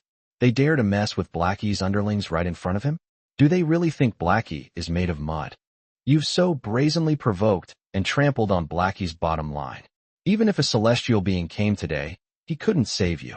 As he said this, a tall, thin man suddenly jumped out from the crowd. This tall, thin man, about 1.78 meters tall, had a murderous look on his face. When he jumped out, his body was trembling slightly. When I saw the other person come out and give Li Chaoran a cold, piercing look, I quickly reminded him. Chaoran, this guy's got some skills, and he exudes a strong killing intent. He might even have someone on his hands. You'd better be careful. No sooner had I finished speaking than a burst of unrestrained laughter came from the other end of the line. Haha, damn, this young boss really has a keen eye for talent. He's He's got good judgment. Yes, yes. Now that the boss's second-in-command has taken action, this big black man is definitely doomed. Haha, this young boss is right. The two henchmen under the boss are no pushovers. They've killed so many of their men. The guy was rambling on and on when he suddenly got a big slap across the face. The person who hit him was none other than Blackie. Damn it, shut your stinking mouth. Stop spouting such nonsense. After being slapped by Blackie, the underling who was about to spill the beans quickly covered his cheek and obediently shut his mouth. At this moment, Li Chaoran was still holding Li Jinyu's hair, but his attention was now focused on the tall guy who had jumped out. Li Chaoran's voice was very calm. You are King Kong, the second-ranked subordinate of Little Black. As he said this, his eyes narrowed. What? You dare call our boss Little Black? You're fucking asking for death. As he said this, the guy stomped his foot and, in a fit of rage, lunged at Li Chaoran. As soon as the other party charged over, I could see that this tall, thin man's attack was fierce and he exuded a murderous aura. Compared to the third-ranked King Kong from before, he was much stronger. So I couldn't help but feel a little worried. I know that these underworld outlaws all have lives on their hands, and Blackie's men almost showed off just now, but Blackie stopped them. I feel that what the other party said is correct. This King Kong, who is ranked second, definitely has people under his command. Otherwise, he wouldn't have such a strong murderous aura. Although I was the richest man before, I had no dealings with these bastards in the underworld. Unexpectedly, I ended up dealing with them because of the evidence photos. What was even more unexpected was that Li Jinyu, the head of this appraisal agency, was backed by a local tyrant in the underworld. No wonder Ziwei once said that this guy had a bad reputation. It seems that the rumors before were not unfounded. At that moment, I couldn't help but secretly regret that I had come here without asking around, and then left the crucial photos with this appraisal agency. At that moment, I was filled with deep regret. The situation is very serious. Once the crucial evidence photos are lost, I will be unable to prosecute those two scoundrels. Chapter 127. What kind of monster are you? Even though I know they hired someone to commit murder and were the instigators of my parents' car accident, I still can't bring charges against them. The photos displayed at this forensic institution are crucial evidence. Now all my hopes are pinned on Li Chaoran, this retired Special Forces soldier who previously served as a mercenary. I hope he won't falter when facing these bastards from the underworld and will take them all down. Only in this way can I get back the crucial evidence. Otherwise, I will be manipulated in various ways by Li Jinyu, the head of this appraisal agency. Frankly speaking, in the current situation, Li Chaoran is our only hope. If he is defeated, not only will we not get back the photo that serves as evidence, but Anshin and I will also be in trouble. Anshin might actually be thrown onto the bed and tortured severely by these bastards in the underworld. Thinking about the seriousness of the situation, my breathing became rapid. Chaoran, hold on, it's up to you now. Hearing me, his boss, cheering him on from behind, Li Chaoran turned around and gave me a faint smile. Don't worry, boss. I have to live up to the salary you pay me. Taking care of a few scoundrels in the underworld will be a piece of cake. At this moment, the second-ranked King Kong, already brimming with murderous intent, rushed to a spot not far from Li Chaoran. A sharp dagger had appeared in his hand sometime during the night. The third-ranked Vajra just now was like that too. It seems that daggers are standard equipment for the top 10 Vajras under this Blackie. Upon closer inspection, I was also shocked and my eyes widened. Damn, this guy isn't holding an ordinary dagger. No wonder it's gleaming. It's a finely crafted military bayonet. This type of bayonet is extremely sharp, with a bleeding groove at the front. As long as it cuts through the opponent's skin, it can instantly bleed them. As the name suggests, this type of bayonet is standard equipment for soldiers. After all, the battlefield is a life or death struggle, and it has to be for real. Therefore, this kind of bayonet must be extremely sharp to easily bleed the opponent. Seeing that the other party was holding a military dagger, I became increasingly worried. But at this moment, Li Chaoran was still holding Li Jinyu by the hair. Seeing that the other party was about to rush up to him, Li Chaoran threw Li Jinyu in front of an Xian and snorted coldly. Kneel down. Apologize to my beautiful colleague. With a thud, Li Jinyu was found kneeling upright in front of an Xian.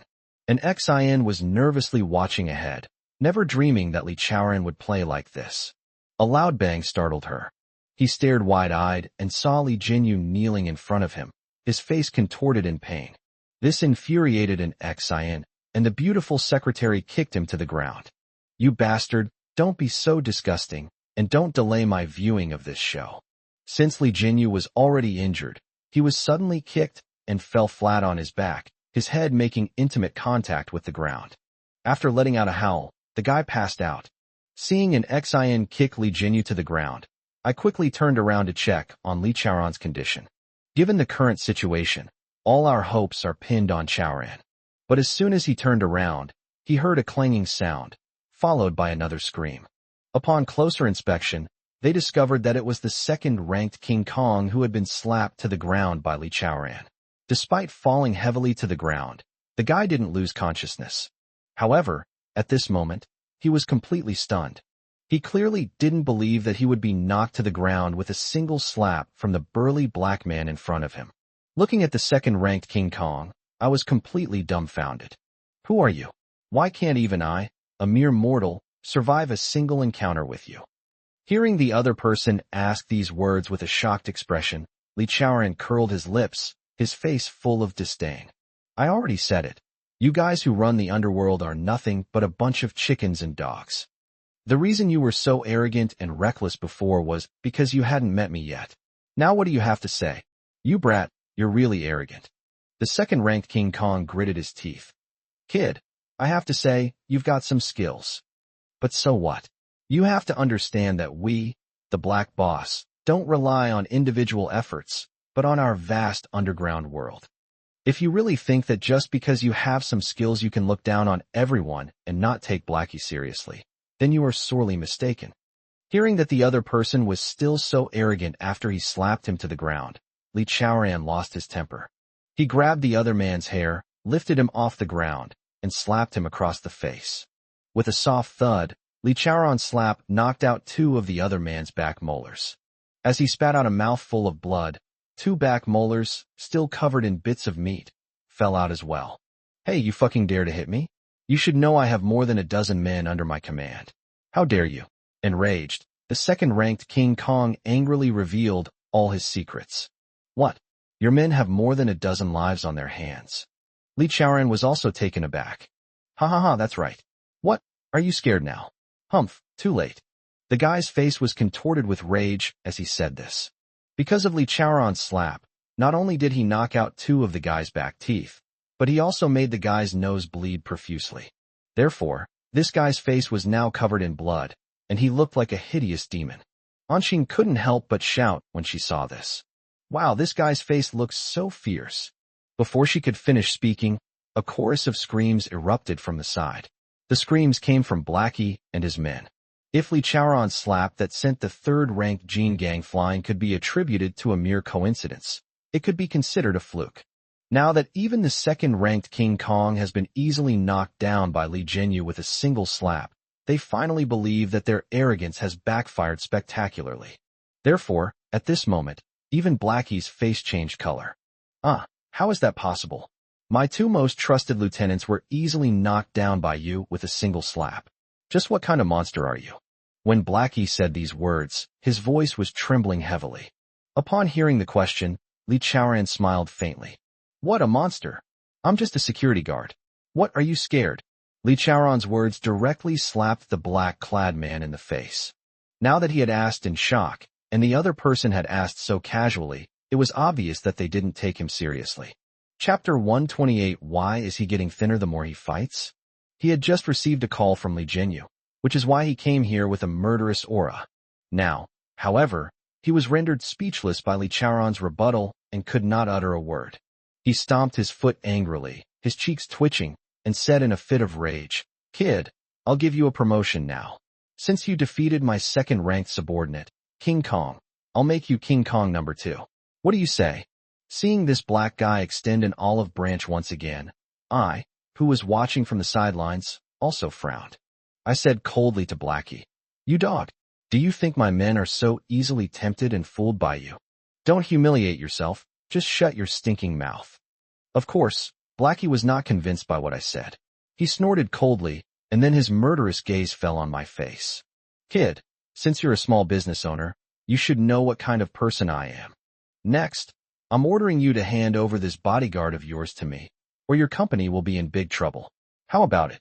As he said this, the guy sneered, looking like he had me completely under his thumb. Seeing that their threats against Li Chaoran failed, they turned their mischievous ideas on me instead, leaving me utterly speechless. Unexpectedly, this local tyrant of the underworld, Blackie, admires Li Chaoran so much that he has repeatedly extended olive branches, trying to recruit him into his ranks. And judging from the looks of it, this bastard has already got me cornered. Feeling unable to deal with Li Chaoran, he put pressure on me, even saying he would ruin my company. What the other person said made me burst out laughing. I pretended to be trembling with fear. Oh my, the local tyrant of the underworld. Is this a threat to me? I'm really scared. My behavior made Anshin, who was next to me, burst out laughing. Haha, President, I didn't expect you to have acting talent. I feel that if you don't become an actor, it's a waste of your talent. If you go into acting, you'll be the only one to win an Oscar. Don't worry about what I said with a smile and waved to her. No, let's continue running the company. I'm afraid that if I become an actor, other actors will have nowhere to go. The two of us struck a deadlock here, which made Blackie tremble with anger, and his men couldn't help but erupt. Damn it, you guys are really lawless. You even dare to mess with our big brother.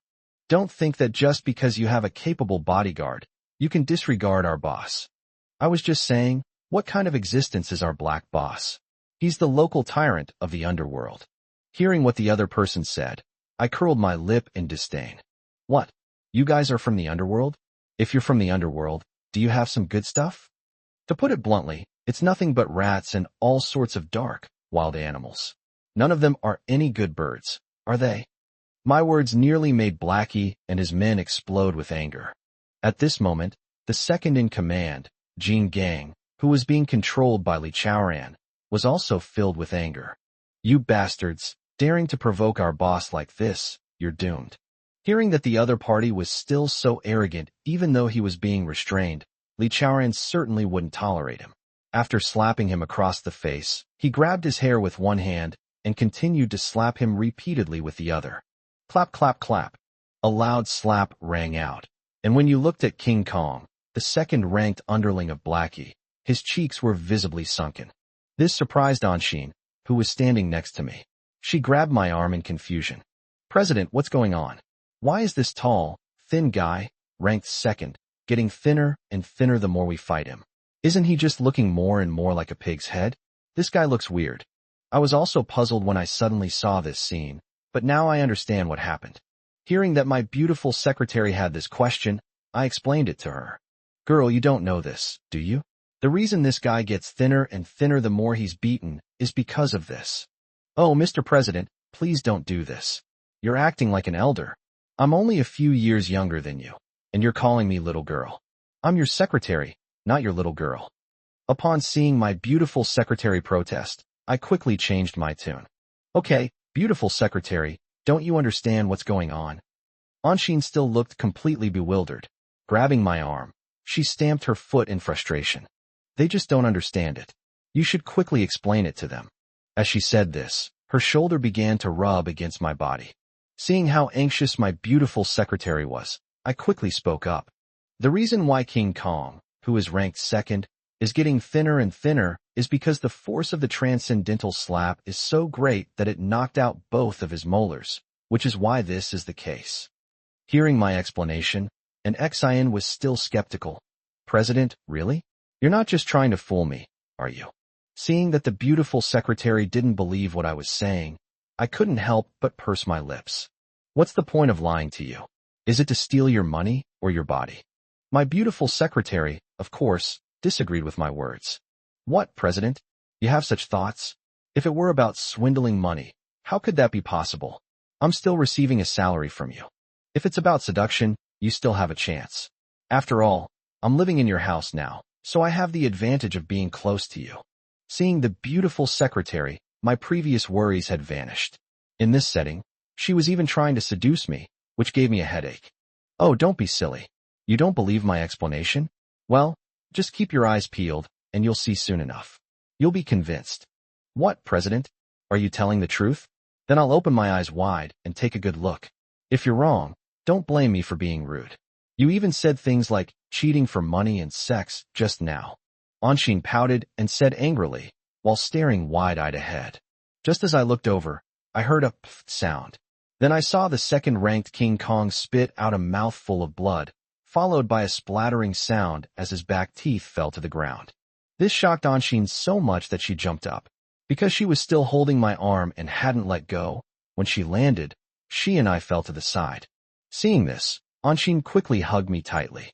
I was saved from falling to the ground only because she hugged me. President, what you just said is actually true. Holding my hand, she was filled with excitement, her heavy breathing hitting my face. Chapter 129, So you have no faith in my potential? Oh, don't worry, let go of me right now. Even if you're eager to throw yourself into my arms, it won't happen in a short time, especially with so many people watching. When I said that, Anshin blushed deeply.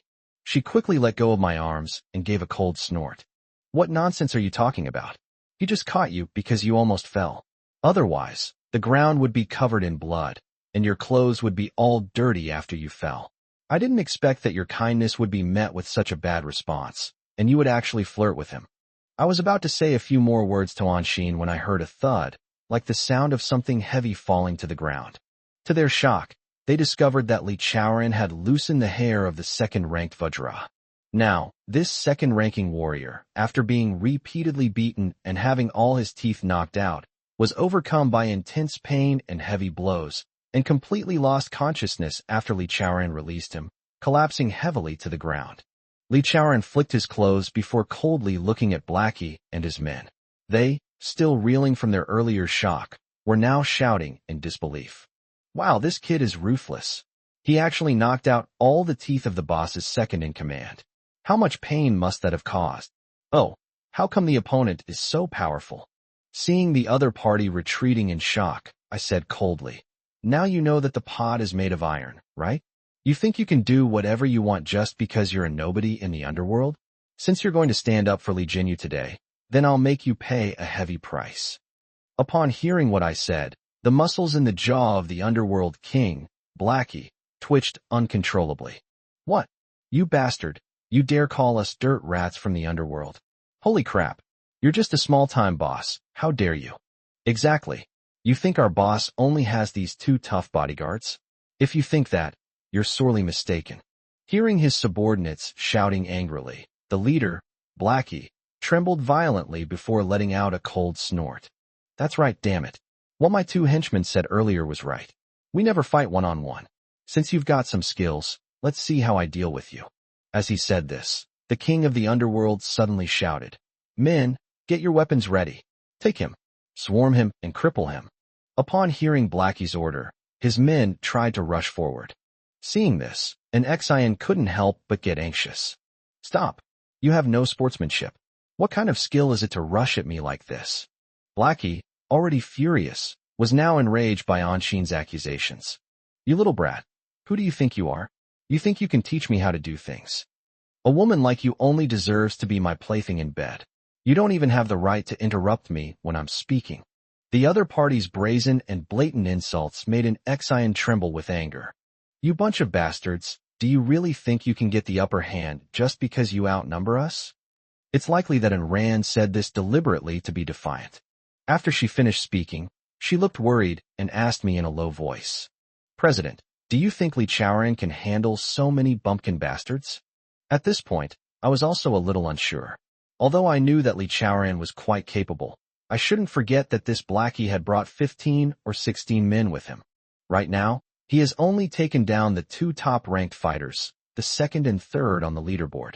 You should know that when a guy like Blackie appears, he is always accompanied by his most powerful and skilled men. There is no doubt about that. Therefore, I was also a little unsure whether Chaoran could be absolutely certain of defeating them all, but since the female secretary asked me, I couldn't very well say that Chaoran couldn't do it. Even I feel unlucky if I say those two words. Therefore, I was also on tenterhooks, but I was also trying to reassure myself.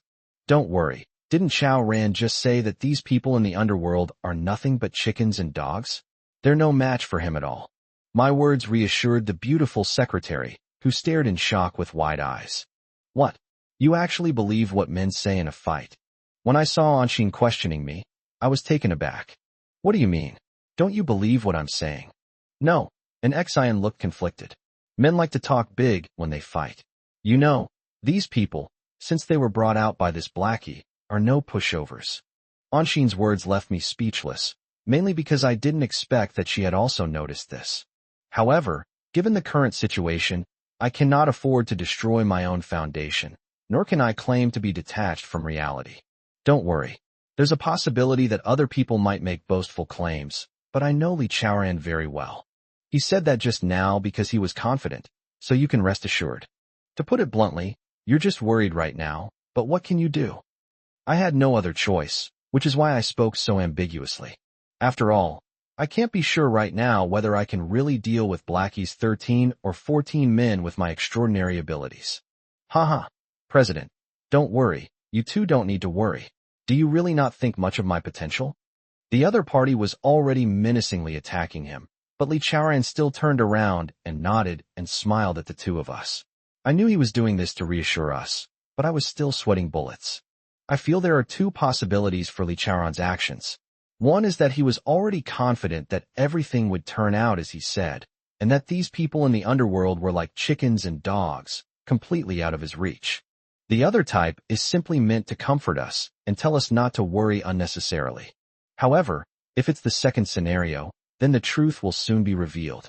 You bastard. You're really arrogant. Brothers, enough talk. Kill him. At this moment, 13 or 14 of Blackie's henchmen all drew their weapons and approached menacingly. Faced with such a situation, I couldn't help but feel uneasy, lamenting that fate really likes to play tricks on me. After falling in love with a scumbag woman, he made his life a complete mess. If that were the case, I wouldn't be so angry and resentful. But those two shouldn't have killed ZMO like that, and this Han Yuan even gave me a bright green environmental hat. He felt incredibly cheated, not only working like a slave to pay off their debts, but also being cuckolded by that scumbag woman. Chapter 131. Let him bleed, 3 caddies of blood. Now, this despicable couple has conspired to seize half of my family's assets, and they are also suspected of hiring a hitman to cause a car accident that killed my parents. The hatred for the murderer of one's father is irreconcilable, let alone the fact that one's son, Zimo, also indirectly died at their hands. It is for this reason that, after obtaining the evidence from Li Kai, I dreamt of sending that despicable couple to jail. But things don't always go as planned. It was then that I came to believe the saying, when you're down on your luck, even drinking cold water can be a problem. I used to think this was just a joke, but now I realize that this proverb is actually quite true. Isn't this exactly what I'm going through right now? Even when I take photos of evidence to an evidence identification agency for authentication, such a ridiculous thing still happens. Who knew that one of them would end up in the hands of that piece of trash, Li Jinyu? The reason this bastard acted so recklessly was that he had long been in cahoots with Blackie, the king of the underworld. No wonder they had the guts to sell their clients evidence. Considering the drastic change in the attitude of that adulterous couple, I became increasingly certain that they had obtained the evidence photo I had taken through relevant channels. Otherwise, even if they had 10 times the courage, they wouldn't dare to openly hire a drum and gong troupe to beat drums and gongs at my doorstep. In the current situation, after we dealt with Li Jinyu, he summoned his powerful backer, the local tyrant of the underworld. Now, this bastard, Blackie, in a fit of rage, has ordered his men to swarm in, which makes me incredibly worried. Haha. Kid, I admit you're a good fighter. It's precisely because I value your talent that I don't want to cripple you. I never expected that my appreciation for talent would be met with your merciless mockery and ridicule. Since that's the case, I'll give up on that idea. Today, I'll bleed you dry. Let's bleed him out 3 pounds first, and see if he'll still be so arrogant after that. Hearing Blackie say these words through gritted teeth, and Xin was even more shocked. My beautiful secretary, nervous, grabbed my hand again. President, things are complicated. How much blood is on a person? This Blackie is really ruthless, asking for 3 pounds right off the bat. Do they want to weigh it on the spot? Anshin's words left me speechless. These were just angry words spoken by that underworld boss after he felt his face had been violated. I never expected that the female secretary would take them seriously. Just as he was about to say a few words of comfort to her, 3 or 4 of Blackie's henchmen charged at Li Chaoran like mad dogs. Upon seeing this, an Xian exclaimed in surprise again, and even I, the CEO, couldn't help but cover my mouth in concern. She was afraid that her screams would affect Li Chaoran's mood. But the next second, they saw Li Chaoran heading straight towards them. After a barrage of punches and kicks, all of Blackie's dozen or so men were knocked to the ground, letting out pitiful screams. Overjoyed and relieved, she finally let go of my arm and jumped up in surprise again. At that moment, her eyes were filled with little stars. Wow, Li Chaoran, you're great. You're really something. It's worth it for your secretary to cheer you on in my heart. Judging from her relieved expression, the reason Li Chaoran was able to defeat He Ye's dozen or so men was entirely due to her secret encouragement. Seeing how excited she was, I didn't say anything. In fact, I carefully wiped the cold sweat from my forehead. I was also very worried just now, trying to reassure you. Actually, I was also very worried. However, as their leader, I couldn't outwardly show any sign of worry. Seeing Li Chaoran knock all of Blackie's men to the ground, he finally felt relieved. I couldn't help but excitedly praise him. Haha, Chaoran, well done. You did a fantastic job. Hearing my praise, Li Chaoran turned around and gave me a faint smile. President, believe in me and you will live forever. What did I just say? These bastards are nothing but chickens and dogs. Don't be fooled by their arrogance. They just haven't met me yet. If they had met me earlier, they wouldn't be so arrogant. Li Chaoran did say those words, but when he said them, not only did I feel reassured, but I also thought he was exaggerating. After all, when two sides are facing off, they can't very well admit that they're weaklings. At this moment, I suddenly realized that Li Chaoran's words were not an exaggeration at all. He genuinely didn't take these bastards seriously. Looking at the old man in black at the door, his face was now completely blackened. You. Overwhelmed with shock, the king of the underworld stammered for a long time, unable to utter a single word. But at that moment, Li Chaoran had already leaped forward and appeared before him. Upon reaching the other party, Li Chaoran didn't hold back and slapped He Yi across the face. With a loud slap, Blackie, who had just received a slap across the face, looked completely bewildered. He never expected that this burly, dark-skinned man would actually dare to beat him up. Clutching his cheek, the guy was so angry he almost went berserk. You bastard! You dare to hit me? For the past 10 years or so, I've dominated the underworld. No one has ever dared to lay a finger on me. Even if they just give me a disdainful look, I'll wipe out their entire family. I didn't expect you to be so fearless, daring to slap me. The other party's menacing words shocked an Xian, who was standing next to him. President, this Li Chaoran is really a reckless fool. I've heard it so many times that this Blackie is so powerful, so incredibly powerful. Some people even use his name to scare children. Someone like him got slapped by Li Chaoran like that. I just can't believe it. Seeing his female secretary relieved, he said these words out of shock. I said to her, if you don't believe me, slap yourself hard. If you feel pain, it's real. If you don't, you're dreaming. After I finished speaking, I thought that Anshin, who was looking shocked, would do as I said. But to my surprise, her almond-shaped eyes rolled up, and she glared at me fiercely. President, do you think I'm stupid? You actually want me to slap myself? Why don't you slap yourself? I was left speechless by what he said. Don't worry, I believe in the facts before me. Why slap yourself? You don't believe it. Do it, and you'll understand. After I said that, Anshin actually did it. Chapter 131, Then I'll Break Your Rules.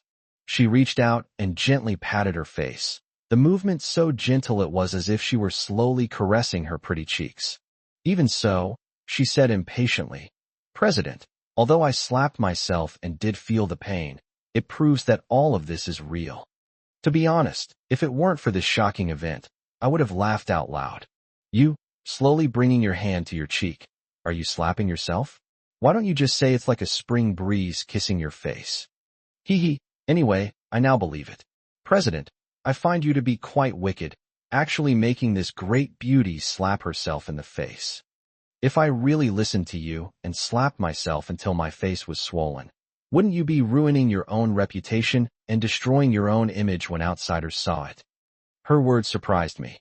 Don't worry, your face is swollen. How can I be the one ruining my image? That seems a bit far-fetched, doesn't it? President, you're wrong. You should know that my beautiful secretary is your face. If I'm bruised and battered, it won't look good on your face either. As she said this, an Exine blushed and seemed to feel embarrassed as well. However, she quickly changed the subject. President, let's stop talking and go see what's going on up ahead. I then looked over at Li Chaoran and He Yi, but before my gaze even landed on them, I heard a loud slap. After 2 loud slaps, the black man jumped up in anger. Hey, you fucking dare to hit me? Obviously, after this guy in black went berserk, he said no one would dare to lay a finger on him, but Li Chaoran didn't believe it at all and slapped him twice more. Li Chaoran laughed loudly. I won't roll my eyes at you, because I'm not a woman. I won't poke you with my finger either, because that's too childish. Since you say no one dares to give you the cold shoulder or lay a finger on you, then I'll break your rules today. I won't lay a finger on you, but I'll give you countless slaps. You'd better take the hits. Without further ado, Li Chaoran swung his hand and gave the king of the underworld a sound beating. Suddenly, a series of crackling sounds came from Li Jinyu's office. After Li Chaoran knocked down He Ye's dozen or so men, they couldn't help but scream and yell in pain. But at this moment, seeing Li Chaoran brutally beating their boss, Blackie, they couldn't help but endure the pain and dare not even breathe loudly. At that moment, they stared in horror at what was happening before them, unable to believe their eyes. Seeing their expressions, I knew that what the king of the underworld had said was indeed true. Moreover, I've also heard that this Blackie swept through the underworld more than a decade ago. After becoming the boss, he became even more arrogant. From then on, he reigned supreme in the underworld, and no one dared to provoke him. But to my surprise, he was being brutally beaten by my bodyguard. It was for this reason that his men were trembling with fear. They had been yelling and screaming in pain just moments before, but now they were enduring the pain and dared not shout, for fear of being targeted by Li Chaoran. A scream broke the silence that had kept everyone quiet. The scream came from behind me. Upon closer inspection, it was discovered that Li Jinyu, the head of the appraisal agency, had regained consciousness. Seeing Li Chaoran beating up He Yi, he was extremely shocked and couldn't help but scream as soon as he woke up. You bastard! How dare you hit the king of the underworld? Where did you get such a guts? Hearing Li Jinyu's shocked question, Li Chaoran smiled and looked at him. What do you care where I got the guts, you bastard? Quickly produce that photo from before, and I might spare your life. If you still don't admit it, I'll teach this little black guy a lesson and then see how I deal with you. Li Jinyu's backer is Blackie. Now, seeing Li Chaoran beating Blackie so violently while calling him little Blackie, Li Jinyu was shocked and jumped up from the ground on the spot. You're really bolder than a squash. Ha! Li Chaoran couldn't help but burst into laughter when he heard the other party praise his courage. Maybe a little, but mainly because of the $1 million annual salary our CEO gives me. I have to muster up the courage to help him out. Don't even mention him being the local tyrant of the underworld. Even if the Jade Emperor from heaven came, I'd dare to go toe-to-toe with him. Li Chaoran said this with an air of dominance. Upon seeing this, Li Jinyu quickly covered his mouth in shock. At this moment, the arrogant expression on the black-clad man's face was gone. After hearing Li Jinyu finish speaking, he wanted to urgently stop Li Chaoran. Hey buddy, you need to stop right now. His words made Li Chaoran glare at him. What are you saying, you bastard? Who do you think you are? You think I'll stop just because you tell me to? The king of the underworld who was beaten now has a face that looks like a monkey's butt. It's estimated that he hasn't encountered anything so humiliating since he unified the underworld. Therefore, the guy turned red in the face, stammered, and couldn't say anything more. However, he also understood that if he didn't intervene, the burly black man in front of him would continue to beat him, and he might end up like his henchman, Second King Kong, having all his teeth knocked out. If that happened, it would be utterly humiliating. Therefore, even after being reprimanded by Li Chaoran, He Yi still looked anxious. Young man, please have mercy. You just said, How much annual salary does your boss pay you? Upon hearing the other party inquire about salary, Li Chaoran stopped his beating. What? You're concerned about this? Oh, in that case, I have no reason to hide it from you. Our boss offered me $1 million annual salary. What? You have a problem with that? Upon hearing Li Chaoran ask if he had any objections, the underworld king, Blackie, trembled in fright and quickly shook his head and waved his hands. No, no, no, I have absolutely no objection. But brother, there's something I'm not sure if I should say. That bastard has completely lost the aura of a powerful gangster he had when he first arrived. He was incredibly arrogant when he came, acting like the king of heaven was the boss, and he was second only to him, and nobody dared to mess with him. But now, under Li Chaoran's guidance, he looks just like a well-behaved child, constantly bowing and scraping, even more obedient than a grandson. Chapter 132 records the highlights. This made an Xin, who was standing next to her, burst out laughing. Seeing her unable to suppress her laughter, I couldn't help but turn around and look at her. Upon closer inspection, I discovered that Anshin had already taken out her phone and was recording a video. Seeing this, I couldn't help but tease her. Don't worry, you're still keeping evidence and filming videos everywhere ever since Ziwei advised you that time. When I pointed this out, Anshin let out a mischievous laugh. President, I'm not keeping any evidence, I just find it fun. If I told you that our company's security manager beat up the king of the underworld, it would probably shock anyone who heard it so much that they'd fall to the ground.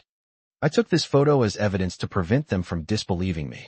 Next, I'm going to publicize the story of our company's security manager beating up the underground kingpin. When I heard Anshin reveal her true thoughts, I realized what she was trying to do and couldn't help but burst into laughter. Haha. Don't worry, that's a really good idea. Thank you for the compliment, Mr. President. An Xin smiled broadly. But at this moment, our conversation had already caught the attention of that black man. Upon hearing an Xion's words, the man in black was utterly shocked. He said angrily, What? You little brat, you actually filmed me being beaten and you want to distribute it? If you do that, you're dead. Anshin, who was enthusiastically filming the video, was startled when He Yi threatened her like that, and her body trembled violently. After that, she put her phone away, thought for a moment, and then handed it to me. President, could you please film a short video for me? When I heard Anshin make this request, I immediately understood what she was thinking. It's likely that the underworld king, Blackie, provoked the beautiful secretary, Anshin. It was because of the other party's threat that the female secretary became so angry that she handed the phone to me. My guess is that the reason she rushed over in a fit of rage was to kick the dog when it was down. Before, Anshin really wouldn't have had the guts. But in the current situation, Li Chaoran has already resolved all the troubles. Not only has he dealt with the henchman of this Blackie, but now even the henchman himself is being subdued by Li Chaoran, bowing and scraping, not daring to utter a single word of dissent. In this situation, my beautiful secretary would definitely have such thoughts. Having figured this out, I eagerly picked up my phone. I suspect Anshin did this so I could film and photograph her beating up the underworld kingpin, so she could show off. However, if such a photo were to be shown, it would truly shock everyone. Therefore, I also feel that I bear a great responsibility as the photographer. Next, I will definitely make an Xin look more sophisticated and high class, so that her image, in contrast to that of the king of the underworld, will be crushed by his arrogance. Thinking this to myself, I couldn't help but pause in surprise. Damn it, I was relieved just now. This is clearly in order for me to do things for her. What right does she have? To put it bluntly, I paid her to serve me, but now, how come it's the other way around? But then I realized that the scene was fleeting, and I shouldn't be arguing with Anshin about it now. Besides, I'm relieved. After a series of investigations, I found that she is extremely loyal to me. I must protect the reputation of such a female subordinate. So I started to convince myself, what's wrong with being a CEO? Can't he do something for his subordinates occasionally? Besides, this subordinate is a beautiful woman, and she's even living in my house. She had just enlightened me, saying that she had already offered herself up. Thinking about it that way, I stopped arguing with her and picked up my phone to record a video. At this moment, peace of mind had arrived before the eyes of the underground king, Blackie. When He Yi saw an Xian striding forward angrily, he was startled. However, he wasn't stupid, and he instantly understood what Anshin meant. At this moment, he was shocked. What? You little brat, you dare to hit me? Anshin had a calm smile on her face. So what if I hit you? Li Chaoran was right just now. You guys are just country bumpkins, and idiots in the underworld. To be frank, I've never actually slapped an underworld boss. As she said this, an Xian smiled and looked at Li Chaoran beside her. Mr. Li, I really have to thank you for this. If you hadn't taken down his men, I wouldn't have had the guts. Reassuring words made Li Chaoran burst into laughter. Haha, it's nothing, beautiful secretary. Since you want to slap him, then don't hold back. Slap him hard. Beat his face until it's like a pig's head. Hearing Li Chaoran say this, Anshin nodded readily. But then she suddenly turned back to me and said with concern, President, did you film me? Don't miss any of my highlight moments. I want to record this scene carefully. Seeing that Anshin was still worried about this even at this moment, I couldn't help but burst out laughing. This sense of security is really interesting. Seeing her worried look, I quickly reassured her. Don't worry, everything has been recorded on the phone. From the moment you resolutely rushed forward, your tall and glorious image has already been captured. Of course, these aren't your highlight moments yet. Next, stretch out your lucky hands and give this arrogant king of the underworld a good beating. After hearing those words, I was quite shocked, because I discovered that I'm actually a bit of a chatterbox. I've been feeling down for so long. How come I was joking around with my beautiful secretary just now? Could it be that the psychotherapy that Ziwei and Anshin discussed has played a crucial role, making her feel less depressed and frustrated? With that in mind, I didn't dare to be careless about taking the photos. Although Anshin is just my secretary, I know that if I don't capture her highlights, she will definitely hold me accountable. My beautiful secretary came to settle accounts with me, but I wasn't afraid. Whether it was reasoning or physical force, I'm a grown man. Why would I be afraid of a young girl like her? But I feel that it would be a real pity not to take a picture of this moment of peace. Therefore, he dared not slack off and continued to hold her phone high and take pictures. But at this moment, Anshin did not immediately slap the black man across the face. Instead, she stared at his face and looked at it carefully. Anshin's actions left me somewhat bewildered. The man standing in front of him, Blackie, was even more dumbfounded. He never expected that a young girl would have the audacity to stride forward angrily, intending to slap him. Chapter 133 is about an identity. He was mentally prepared for this burly, dark-skinned man to do this, and he could handle it. The young girl with blonde hair was quite pretty. Just now, Li Jinyu had suggested that he take her away after dealing with the current situation, and then throw her on the big bed and give her a good beating. Unexpectedly, the situation changed drastically.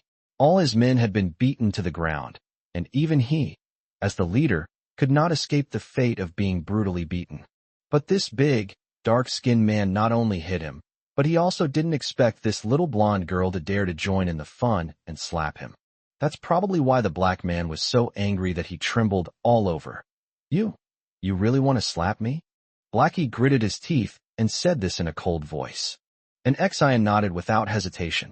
I have that idea. What? Do you have a problem with it? Aye. Blackie's body trembled, his lips quivered, and he looked extremely furious. But he quickly realized that a molted phoenix is no better than a chicken, and now even as the boss of the underworld, he had no choice but to humble himself. Otherwise, there was a menacing, burly black man standing nearby, glaring at him menacingly. At that moment, Anshin slapped the other person across the face. You bastard. You're really asking for death. You actually dream of getting married and having good thoughts. Don't you even take a piss and look at your own reflection? You trash dare to make fun of me, your auntie. As she said this, Anshin turned around and made a face at me, which surprised me quite a bit while I was filming.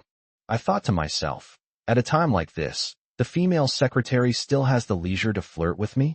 Shouldn't she be continuing to beat up this black man and show off her dazzling and superior image? Just as I was thinking this, I heard an Xian loudly say to me, President, don't forget to film. So that's what Anshin was worried about, which is why she turned around and reminded me. I quickly replied to her, Ahem, don't worry, from the moment you strode past, I started filming here. Don't worry, Your imposing figure has been completely captured here. As I said this, I patted my phone. Anshin was overjoyed. Haha, I'm relieved. As she spoke, Anshin turned around and slapped the black man again. Blackie, the local tyrant of the underworld, right? Blackie, who had just been slapped twice, was completely dumbfounded. You actually dared to hit me? After Anshin slapped him twice, he finally came to his senses. Ha ha ha. And Xian laughed loudly. I really dare to hit you, and the one I'm hitting is you, the local tyrant of the underworld. Anshin's willingness to do this surprised me greatly, as I was filming from behind. I can't figure out why she had this idea. After Chao Ran dealt with He Yi and his men, and Xian jumped out again.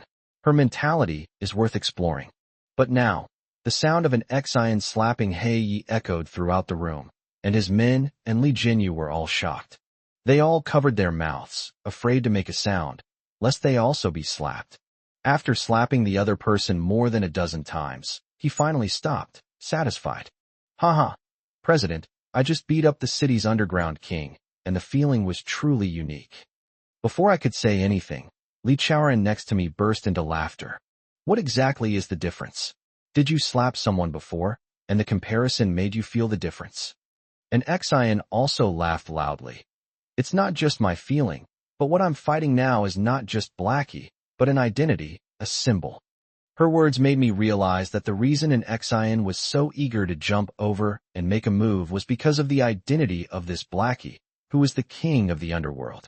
To put it bluntly, if Li Chaoran hadn't dealt with He Ye's men and completely suppressed them, an Xian would never have had such an opportunity in his entire life. What this guy in black just said, that even if someone gave him a disdainful look or a cold snort, the grass on their graves would be incredibly tall, is by no means an exaggeration. This Blackie is ruthless and vicious. Otherwise, he wouldn't have earned such a title in the underworld, nor would he have unified the underworld and become its king. No wonder Anshin asked me to record such a video for her. Once you have a video like this, it's a kind of qualification, something to show off, and something to brag about. If she brings this up, others won't believe her, and even if they bet, they won't win. Haha, relax. Don't go crazy any longer. You know, beating up this bastard isn't the main purpose. My important business is still unresolved. As soon as I said that, Anshin was instantly brought back to reality from that scene, and her face was full of guilt. Yes, Mr. President. I don't know what happened just now, but I just wanted to slap him in the face. I guess it's because this villain has a notorious reputation that he wants me to be above him and show off by slapping him in the face. President, I completely forgot about our main purpose for coming here. I'm sorry. Seeing my secretary apologize to me, I waved my hand and then looked at Li Jinyu beside me. This sight made him tremble. Just moments ago, he was all arrogant, boasting about his powerful backer. He probably never imagined that such a powerful backer would be so quickly brought down by Li Chaoran, who even trampled on him. It was precisely because of this that, after feeling my murderous gaze, Li Jinyu was so frightened that he wet his pants again. At this moment, he seemed extremely frightened. He had thought that the king of the underworld could crush them at will after arriving here. The current situation was far beyond his expectations. You guys actually beat up Blackie? How is that possible? This can't be real. In this situation, I should slap this bastard to bring him to his senses. But at that moment, I was still holding my phone, which was inconvenient to operate. And Xian, who came from the doorway, did not take the phone immediately. Instead, she slapped Li Jinyu across the face. You dog, you still don't believe it now? Then open your dog eyes wide and take a good look at what's going on right now. Li Jinyu, who had just been slapped, was almost in tears. I also believe that you guys took down Blackie, but in my heart, I don't want to believe it at all. After all, he is the king of the underworld. Li Chaoran snorted coldly. I said before that in my eyes, they are just a bunch of trash, but you praise them as some kind of kings. Kings, is this all they've got? Chapter 134, Evidence of Suspected Murder. Upon hearing this, the man in black, who was sitting on the ground, turned pale. At that moment, he looked like a turtle that had fallen into a stove pit, feeling suffocated and furious. The key issue is that there isn't a single solution yet. As he spoke, Li Chaoran came to Li Jinyu's side, grabbed his hair, and made him stand up again. As soon as he stood up, A large patch of water seeped out from under his feet, which Li Chaoran found extremely disgusting. With such little courage, you still dare to act recklessly and fool around. I think you're just asking for death. Tell me, boss, where exactly is that original piece of evidence photo? After Li Jinyu was forced to stand up, his lips twitched, and he seemed to want to argue. Seeing through the other party's intentions, Li Jinyu said angrily, "Now that your backer has fallen, don't you still want to talk? In that case, I'll knock out all your teeth first." No. Upon hearing Li Chaoran say he would knock out all of Li Jinyu's teeth, Li Jinyu was so frightened that he screamed on the spot. "Don't do anything yet. What do you want to know? I'll tell you everything." Li Chaoran did not forgive the other party for saying that, and slapped him across the face again. "You bastard who won't walk when led and will only back down when hit. Hurry up and explain the situation." At this point, Li Jinyu had no hope left, and that's when the truth came out. He said he had already sold the photos to Han Yuan and Ming Feng, that despicable couple. Hearing what the other person said, I was so angry I almost exploded, and my body trembled violently. I couldn't hold back either and slapped the other person across the face. "You bastards, aren't you a legitimate evidence identification agency? How could you do something like this? Have you ever thought about how important this evidence sent for testing is to our clients, and what serious consequences it would have if it were lost? Haven't you considered these things?" As I spoke, I slapped the other person repeatedly across the face. The beating caused Li Jinyu to bleed from his ears and nose, and he screamed in agony. Even so, it couldn't quell my anger. "You bastard! How did you even get to know those scumbags?" I. Li Jinyu stammered. "I don't know them, but they came to my door anyway." I don't believe a single punctuation mark in what Li Jinyu said. If you're going to fool people, at least make it believable.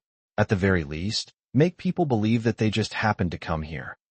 Seeing that I didn't believe him, Li Jinyu looked anxious, as if he was afraid I would continue to beat him up, so he hurriedly tried to explain himself. "Boss, you have to believe me. Everything I said is true. If I'm lying, may I be struck by lightning." Seeing this bastard swear, I felt the urge to beat him up again. "A scumbag like you. Trash. No one would believe you even if you cursed or swore. Why would they come knocking on your door for no reason? You think I would believe what you say? I don't believe it at all." Li Jinyu shouted anxiously. Boss Liu, I didn't lie at all. I was also very confused at the time, so I asked the couple. Only after asking them did I find out what happened." "What? You even questioned that despicable couple? Then tell me right now, what exactly happened?" Only after Li Jinyu said that did I fully understand. It turned out that it really was that adulterous couple who came to my door. According to Li Jinyu, the two of them originally planned to go to my house to find this photo. Otherwise, they wouldn't be able to stay at home in peace. But to my utter surprise, a serious accident occurred during this process. After I discovered Han Yuan, I beat her and Ming Feng, that scoundrel, up badly. After they returned, they were still not convinced and began to think that perhaps I had already submitted the photo to an evidence identification agency. After figuring this out, the couple immediately took action that very night and finally found Li Jinyu. "You bastard, you're wrong, aren't you? How could it be such a coincidence that they just happened to come here, and I just happened to leave the photos with you? Don't you need to think before you lie?" Mr. Liu, let me explain. They didn't just find the one I'm in charge of. There are 3 evidence identification agencies in the whole city. They worked through the night and searched all of them before finally confirming that the photo was with me. Li Jinyu's words greatly surprised me. "What did you say?" These 2 scoundrels actually went to all 3 evidence identification agencies in the city. "Yes, Mr. Liu." After receiving an affirmative reply, I slapped the other person across the face. "You bastard. Even after they found you, you shouldn't have admitted it to them. You just sold the client's evidence photos so easily. Are you even human?" Li Jinyu, who had been beaten, hung his head, looking like a wilted eggplant. "Tell me quickly, what made you tell them the truth and hand over this photo?" Hearing my angry question, Li Jinyu didn't dare to remain silent. He quickly mumbled. "When the couple came, they promised to buy this photo for a large sum of money. It was the lure of the large sum of money that made me do this. Damn you, Li Jinyu. You bastard, you've ruined my life." After rushing forward, I started swinging my fists and punching the other person's head and face wildly. After being brutally attacked, Li Jinyu was initially able to let out a shrill scream, but soon he was knocked to the ground and unconscious. Even that didn't stop me from letting him go. I told Li Chaoran to quickly find some water. After filling a basin with water, Li Chaoran poured it directly onto the guy. The cold water startled Li Jinyu, who then regained consciousness. I stepped on his hand, and the guy let out another shrill scream. "Mr. Liu, please, spare me." I gritted my teeth. "You lost my crucial evidence, and you still want me to spare you? Tell me, how much money did those two scoundrels take that tempted you so much that you actually sold the evidence photos to them?" They offered 5 million to buy this photo." "What? You mean those bastards spent 5 million to buy this piece of evidence?" An ex-IN, who was standing next to her, was also shocked, but she quickly came to her senses. Yes, those two are really not stupid. If evidence can really be extracted from this photo, then they will be sentenced to death. Now, they can destroy the evidence for only 5 million. It's a pretty good deal. Upon hearing an ex-IN's words, Li Jinyu was utterly shocked. What? This photo is actually evidence in connection with a murder? Chapter 135, he also paid for the appraisal fee. Seeing his shocked expression, I didn't want to answer him. Instead, I slapped him more than 20 times. During this time, I knocked out more than a dozen of his teeth. "President, now that things have come to this, what should we do?" Li Chaoran, who was next to me, asked me a question, and I glared at Li Jinyu with murderous intent. "You should contact those two scoundrels right away and make them return the photos." Li Jinyu was shocked when he heard me make this request. Anshin, who was standing to the side, was also very surprised. "President, now that this piece of evidence has fallen into the hands of that despicable couple, do you think we can get it back?" The words, "I feel at ease," made me gasp. Thinking about it carefully, it really is true. After all, this photograph of evidence may contain their fingerprints. Now, this photograph of evidence could put them to legal trial, and perhaps, once the evidence is confirmed, they could even be sentenced to death. They offered 5 million to buy it because this piece of evidence was so crucial. Under such circumstances, even if Li Jinyu were to make a phone call, they wouldn't return the photos. Realizing this, I gasped as if my teeth were aching. No one could have imagined that this piece of evidence would go through so many twists and turns, and in the end, it still ended up in the hands of that despicable couple, Han Yuan and Mingfeng. This filled me with utter despair. At this moment, an ex-IN, who was standing nearby, suggested, "President, we should call the police immediately." "What? You want to call the police?" Coming back to my senses from my daze, I looked at Anshin with a puzzled expression. Anshin nodded urgently. "That's right. If the police intervene at this time, it might make those two scoundrels wary and hand over the evidence photos. Otherwise, it might be too late." Your words of reassurance made me realize something. With Li Jinyu's testimony now available, if the police intervene at this time, they might actually be able to recover that piece of evidence. Yes. Then you should call the police immediately and tell them that this evidence appraisal agency is selling clients' evidence and is suspected of illegal business operations. Anshin called the police, but then Li Chaoran made an unexpected request. "President, I have something to do and I need to settle things with this bastard." After a moment of surprise, I said to him, "Chaoran, we've already beaten him half to death. Is there any need to deal with him further?" "It's not that I don't want to hit him, but I don't want Chaoran to kill him." "President, you've misunderstood. I'm looking for him because that bastard made a bet with me. I just broke that little black guy's leg. Shouldn't he give me 500,000 after losing the bet?"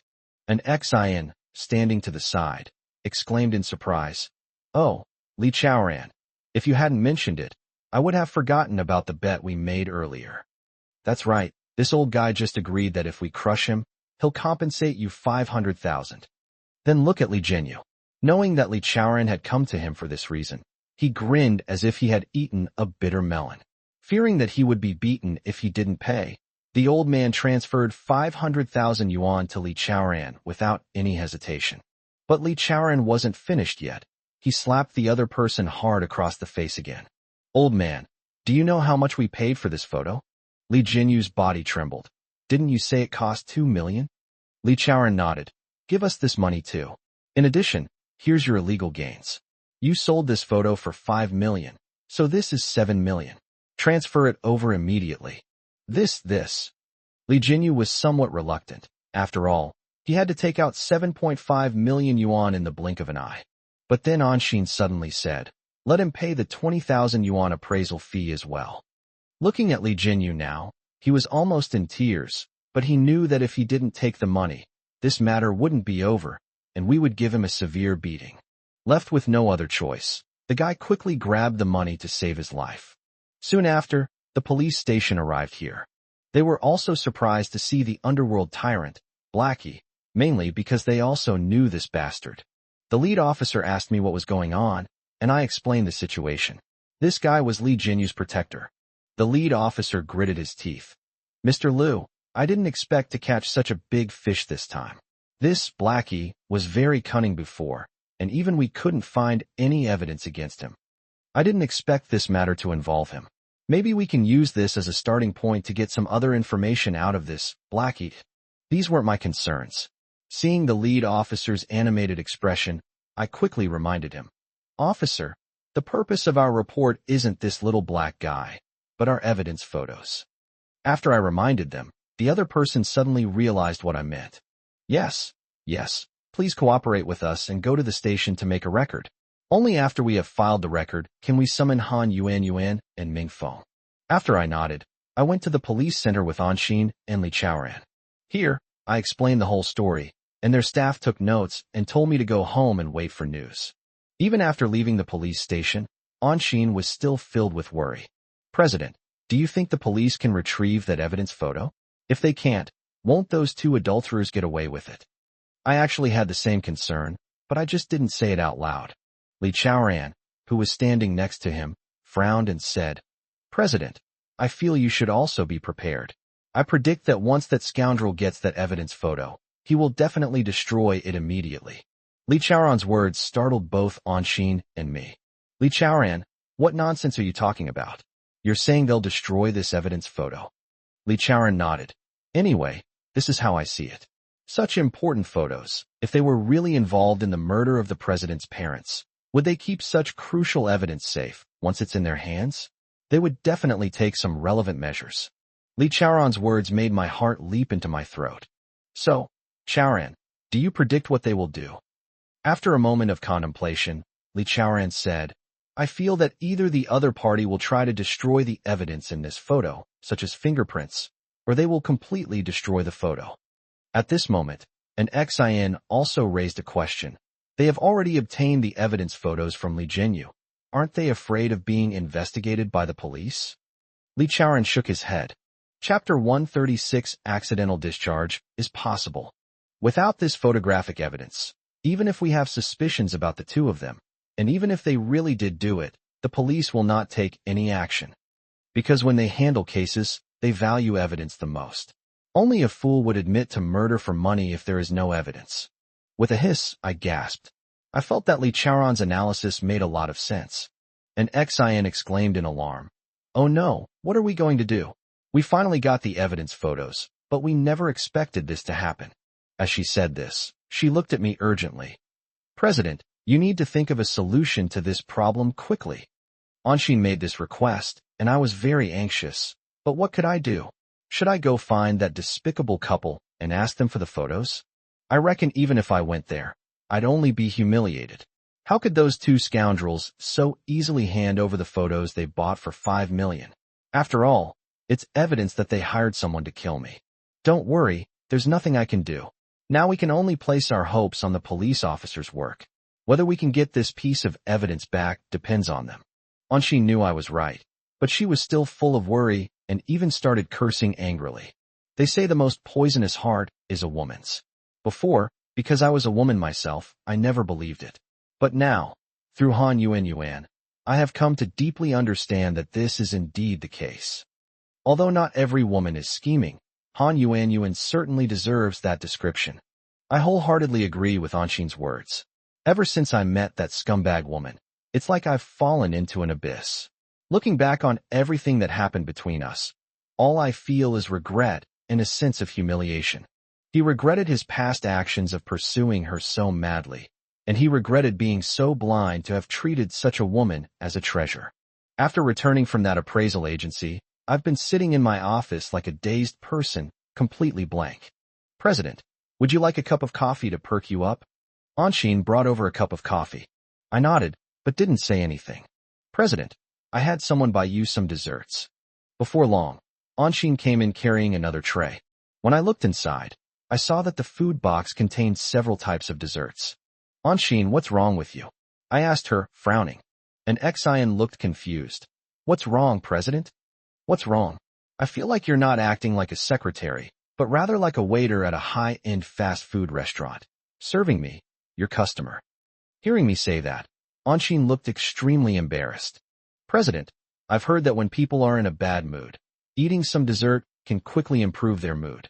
I wonder if this is reliable, and I'd like to try it on you. What? You're treating me like a lab rat. I glared at him. President, that's not what I meant. It's true that they wanted to conduct an experiment, but they didn't treat you like a guinea pig. You're just trying to find fault with me. Seeing Anshin's pitiful look, I immediately understood what she was thinking. It seemed she could tell that I was feeling down and didn't want to talk, so she deliberately tried to cheer me up. This female secretary is reassuring. She seems to care about me a lot. After understanding what was going on, I laid my cards on the table. Don't worry, don't do that. It's useless. Right now, what I'm most worried about is that piece of evidence photo. I don't even know what's going on with it. President, we have already handed this matter over to the police. There's no use worrying about it. We can just wait for good news. To put it bluntly, what good is it for us to be anxious now? If that happens, those two adulterers will not only celebrate like last time, but they might even set off firecrackers. If you're asking for reassurance, I wholeheartedly agree. Judging from the actions of these two scoundrels and their complete lack of moral principles, if I were really desperate, they would actually do it. I glared at him. Anshin, why are you using such an analogy? What are you trying to do, trying to make me anxious to death? When I said that, an Xian became happy. President, the tone of your voice already shows that you understand my good intentions, so there's no need to rush. As she said this, Anshin obediently came to my side, grabbed my arm, and gently shook it. As she came to my side, a faint woman's fragrance filled my nostrils. Don't worry, what are you doing? You know I have a very low ability to resist temptation. If you keep tempting me like this, things could easily go wrong. My words not only failed to threaten Anshin, but instead made her burst out laughing. Wow, President, you're getting more and more impressive. You even managed to accidentally go off the rails. Now, could you show me what it's like when you accidentally go off the rails? Seeing the other person like this, I was so angry that I was speechless. I thought to myself, damn it, if the tiger doesn't roar, does it think I'm a pushover?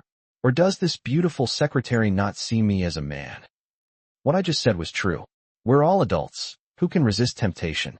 Besides, I haven't been philandering before, and I don't have many women around me. Before, Han Nuanyuan was the only woman I knew, and I treated her with all my heart. I never expected her to do something so heinous. For a long time, I haven't had another woman. Right now, in this CEO's office, my beautiful secretary and Xian almost wanted to crawl into my arms. Her small hands gripped my arm, and her soft body seemed to want to press itself against me. Her actions were incredibly tempting, which is why I warned her to stop her nonsense. Unexpectedly, the other party didn't take it seriously at all. I glared at him. Anshin, can't you just shut up for a second?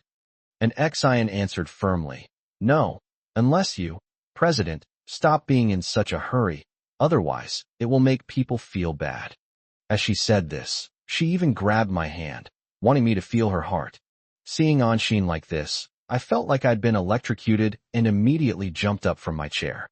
Haha, President, look how scared you are. Are you even a man? Seeing that I was so frightened that I jumped up on the spot, Anshin covered her mouth, but still couldn't help but let her happy laughter spread throughout the room. Don't worry, are you ever going to stop? I gasped for breath.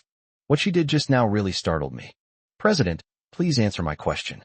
Tell me, are you still in a hurry? Seeing that this beautiful secretary was reassured, and that she did this to keep me from getting anxious, even asking me if I was a man, I was speechless. I'm not in a hurry anymore, okay? Chapter 137, they actually hit that place. After saying those words, I felt a little angry. I didn't expect that I didn't even have the right to be anxious or angry.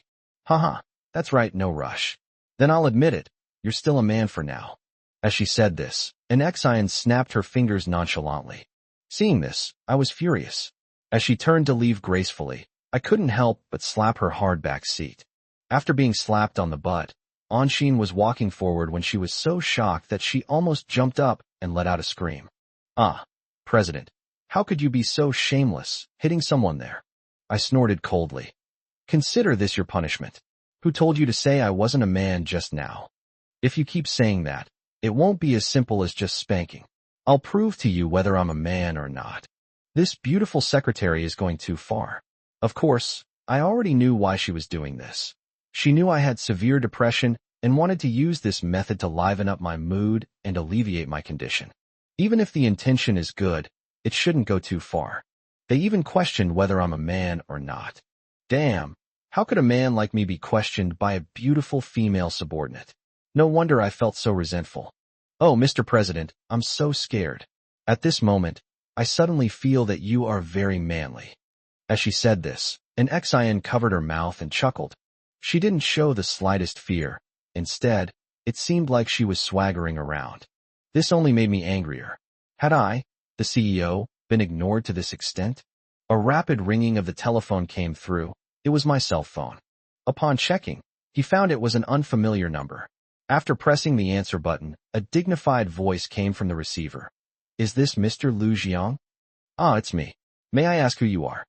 Seeing that the other person knew my name, I quickly asked. Oh, I'm Officer Wang, the one who was in charge of the case before. Are you Officer Wang? Then I remembered that after I left the police station, Officer Wang had asked me to leave my phone number, saying that he would notify me as soon as he had any news. My heart jumped when I received his call. Mr. Liu, after we intervened in the investigation, we questioned your ex-wife Han Yuan and that Ming Feng, but they said that the photo had been lost and could not be found at all. When Officer Wang reported this news, I felt as if I had been hit hard on the head with a club. My head was buzzing, I saw stars, and I felt dizzy in waves. I had hoped to use this photograph as evidence to bring this adulterous couple to court, but it seems my hopes have been completely dashed. How is that possible? They said the photo is lost. Yes, Mr. Liu, because this photo is crucial evidence, and since they say they can't find it, we can't force it, you know. Upon hearing this, I felt as if all the muscles and bones in my body had been pulled out, and everything went black before my eyes, and I knew nothing more. When he woke up again, he found himself in the hospital, with his female secretary and ex-IN, security manager Li Chaoran, and Xiao Ziwei by his side. They were very happy to see me open my eyes. Jiang, you're finally awake, Ziwei said excitedly. When I first woke up, I was a little confused. When I realized I was in a hospital, I asked them in shock, how did I get here? Wasn't I in my office before? When she heard that I still had this question, Anshin pursed her lips. President, you're quite the one to talk. You really gave me a fright back then. You were on the phone when you suddenly collapsed to the ground and passed out. The reassuring reminder instantly brought back the whole story to my mind. When I suddenly woke up, I did feel a bit disoriented. After confirming that I was indeed in the hospital, I said with a pained expression, those two scoundrels really did get that piece of evidence. Even an Xian didn't know about this before, let alone Ziwei and Li Chaoran. Ziwei was also shocked. Jiang, could it be that you obtained this information? I nodded. That's right. It was because I received a call from Officer Wang, who was in charge of the case, that I learned the whole story, and that's why I fainted from anxiety. President, so you already knew about it. The photos really were taken by that despicable couple through despicable means. Li Chaoran gritted his teeth. President, in that case, leave this matter to me. I will make them pay a heavy price. With that, Li Chaoran hurriedly walked out. I quickly had Anshin and Ziwei stop him. Li Chaoran was very surprised. President, why are you still protecting Han Yuan and Ming Feng at this point? Do you still have feelings for your ex-wife and don't want her to pay a heavy price? At that moment, Li Chaoran, who had been stopped, was already standing at the head of my bed. I explained to him, Chaoran, that's not what I meant. I don't want you to get involved in this matter. After all, it's my own business. You just need to assist me. Besides, Even if I were to get revenge with your help, I feel that the satisfaction would be greatly diminished. So please respect my choice and do not act rashly. I said this because I didn't want Li Chaoran to get involved.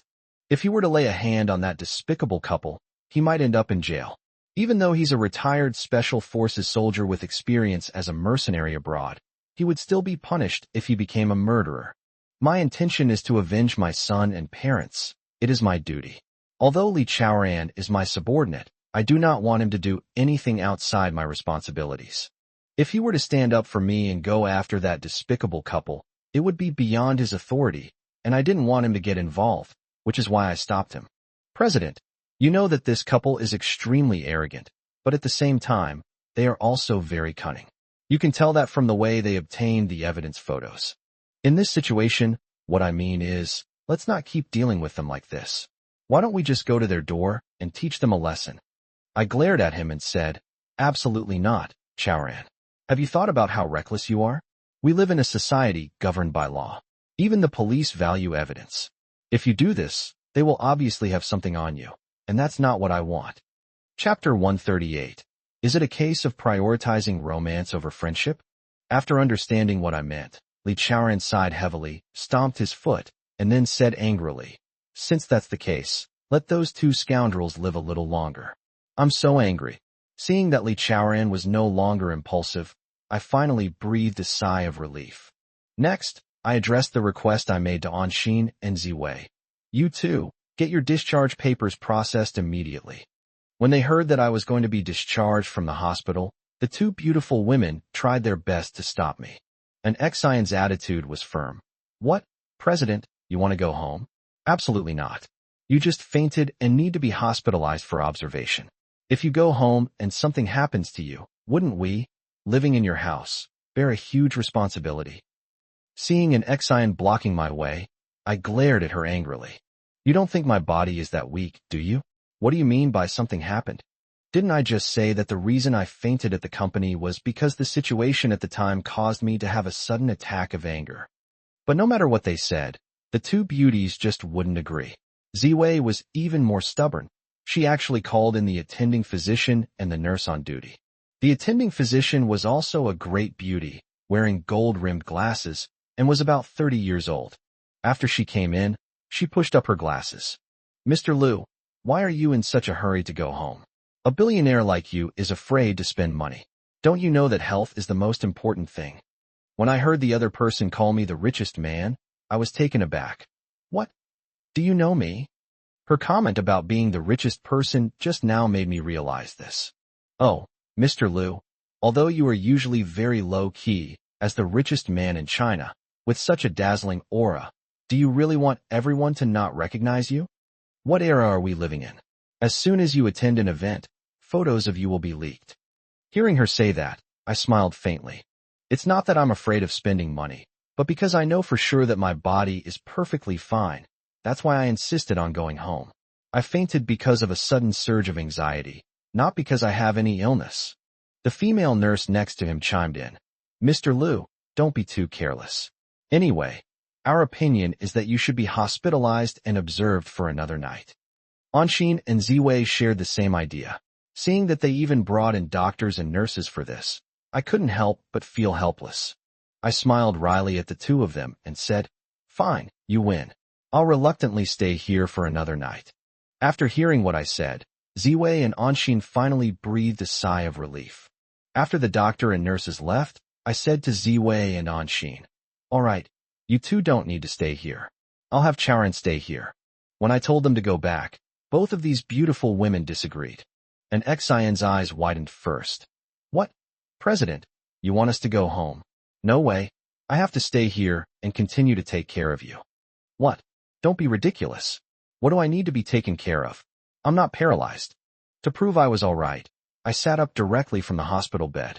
If they hadn't stopped me, I would have gotten out of bed and punched them to prove that I was really okay. As soon as I sat up, Ziwei pressed me down. Jiang, what are you doing? Lie down and get some rest for the night. If the checkup tomorrow shows everything is fine, then we'll leave. That's right, Mr. President, you should lie down. Anxin said this and even gave me a push, and just like that, I obediently laid down on the hospital bed again.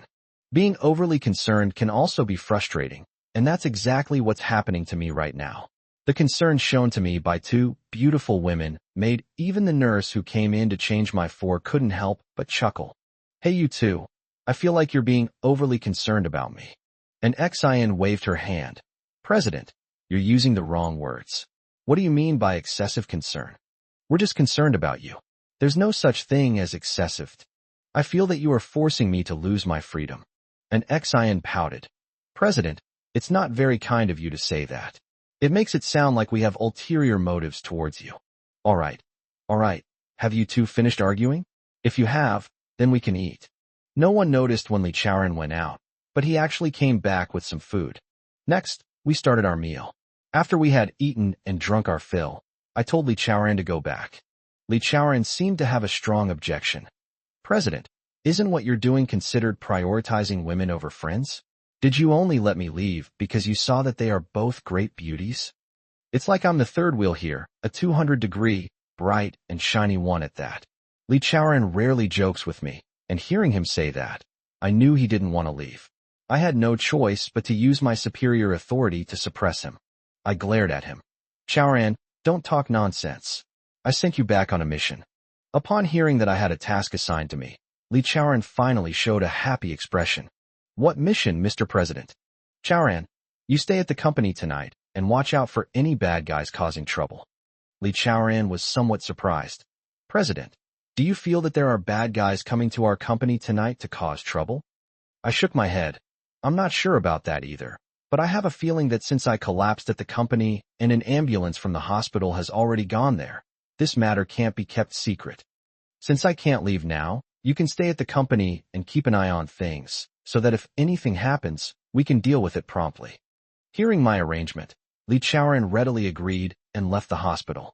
Anshin couldn't help but give a thumbs up. President, I really admire your intelligence and resourcefulness. You finally got rid of this third wheel. What? Anshin, you actually think that? What nonsense are you talking about? Who's using him as a third wheel? I said, feeling very wronged. Oh, President, I was just joking with you. But you could say he was a third wheel. Now that he's gone, the night is long, and Sister Ziwei and I can both enjoy the pleasures of the night. Since she said that, I didn't hold back and glared at her fiercely. Ziwei, don't get cocky with me, and don't think I don't know what you're thinking. It's just that right now, I don't need to liven things up. That is indeed the case. I never expected that after that despicable couple left our house that night, they would actually take action overnight.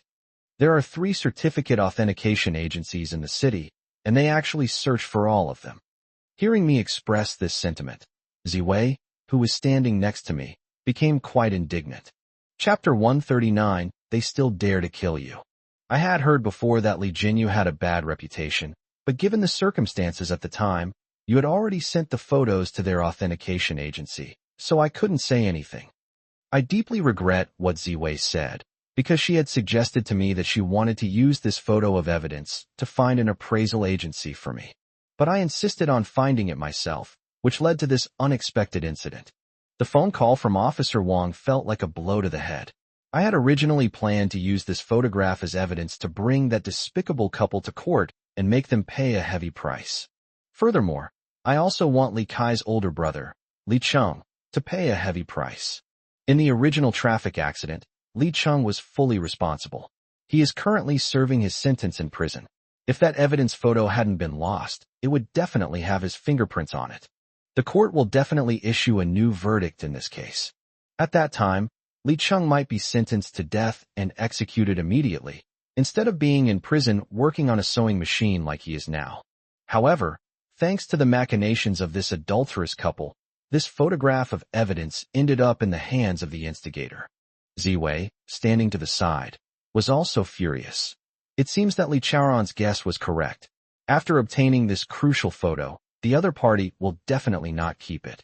So we chose to destroy it directly, because once their fingerprints were extracted from the photo, it would be evidence of their crimes. An Xian was also angry and cursed. I feel that the most infuriating thing is this Li Jinyu. That old bastard is really greedy for money. He'll sell any kind of evidence. And those 2 scoundrels actually spent 5 million to buy this photo, which is truly an exorbitantly priced photo. Ziwei snorted coldly. This proves that the two of them are not stupid. If they hadn't bought this photo, they wouldn't have been able to enjoy the share of Jiang's property that they just received. By throwing away 5 million but keeping the lion's share, it was entirely worthwhile for the couple to do so from their perspective. Enraged, I swung my fist and slammed it hard against the headboard. These two scoundrels have no bottom line. This only proves that they have something to hide. It seems that they really were the ones who did the harm to my parents. Ziwei nodded. That's indeed the case. Although we've confirmed that the other party is the murderer of your parents, there's nothing we can do about it.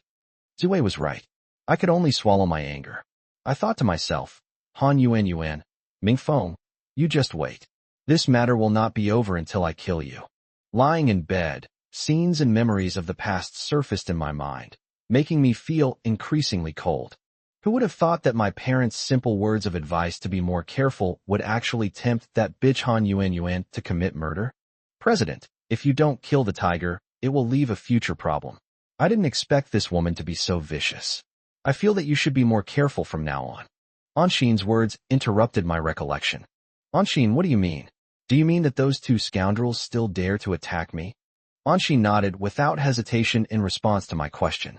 I have just fully considered the actions of this despicable couple. I feel that they not only intend to continue targeting you, but they also dare to kill you.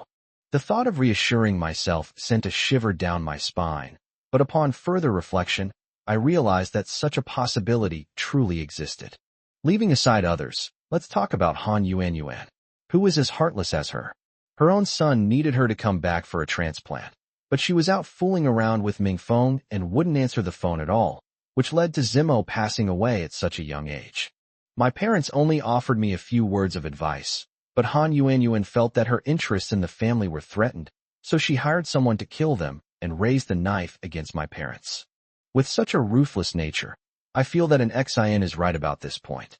Next, this pair of scoundrels not only turned on me, but may even have the intention to kill me.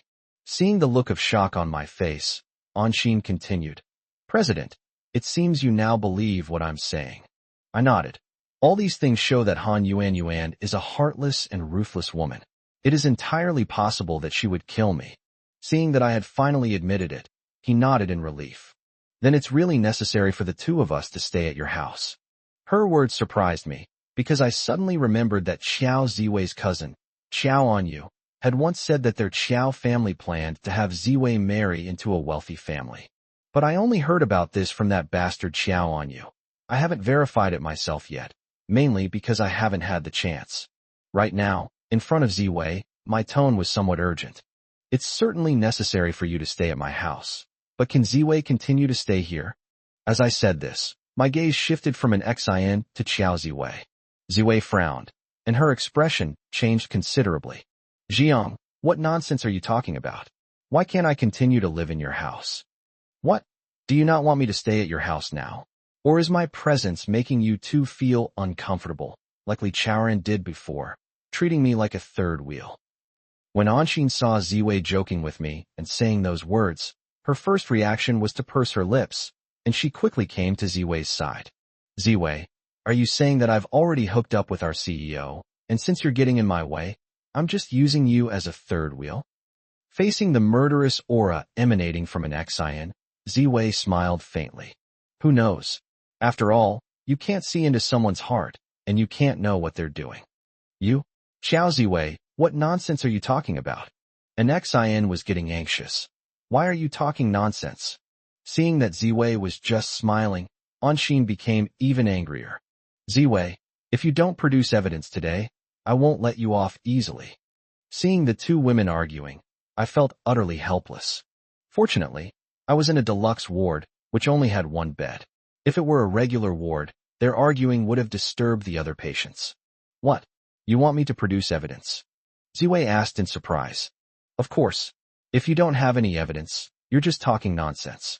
Don't make wild guesses about my relationship with the president. This time, it was Ziwei's turn to purse her lips. Is there any need for wild guesses? We're always together, whispering sweet nothings to each other, and your CEO has your strong scent on him. Do you really think I can't smell it? Chapter 140. Can't I even get a shred of sincerity in return? Ziwei's words struck Anshin like a thunderbolt, leaving her completely dumbfounded. How? How did you know that we were whispering sweet nothings to each other? It seems that an Xin has been completely shocked, and now she has even obediently admitted it herself. Ha ha ha. Xiao Ziwei laughed loudly. Have you forgotten? My sense of smell is very sensitive. I smelled your scent in your CEO's bedroom before, which is why I pulled you out of that closet. I can now smell your strong scent on Lu Jiang. Can you explain this? Ziwei's face turned deathly pale, and her lips twitched. What's there to explain? What's there to explain? Seeing that an Xin, who had been so aggressive just moments before, had completely lost ground, I smiled faintly.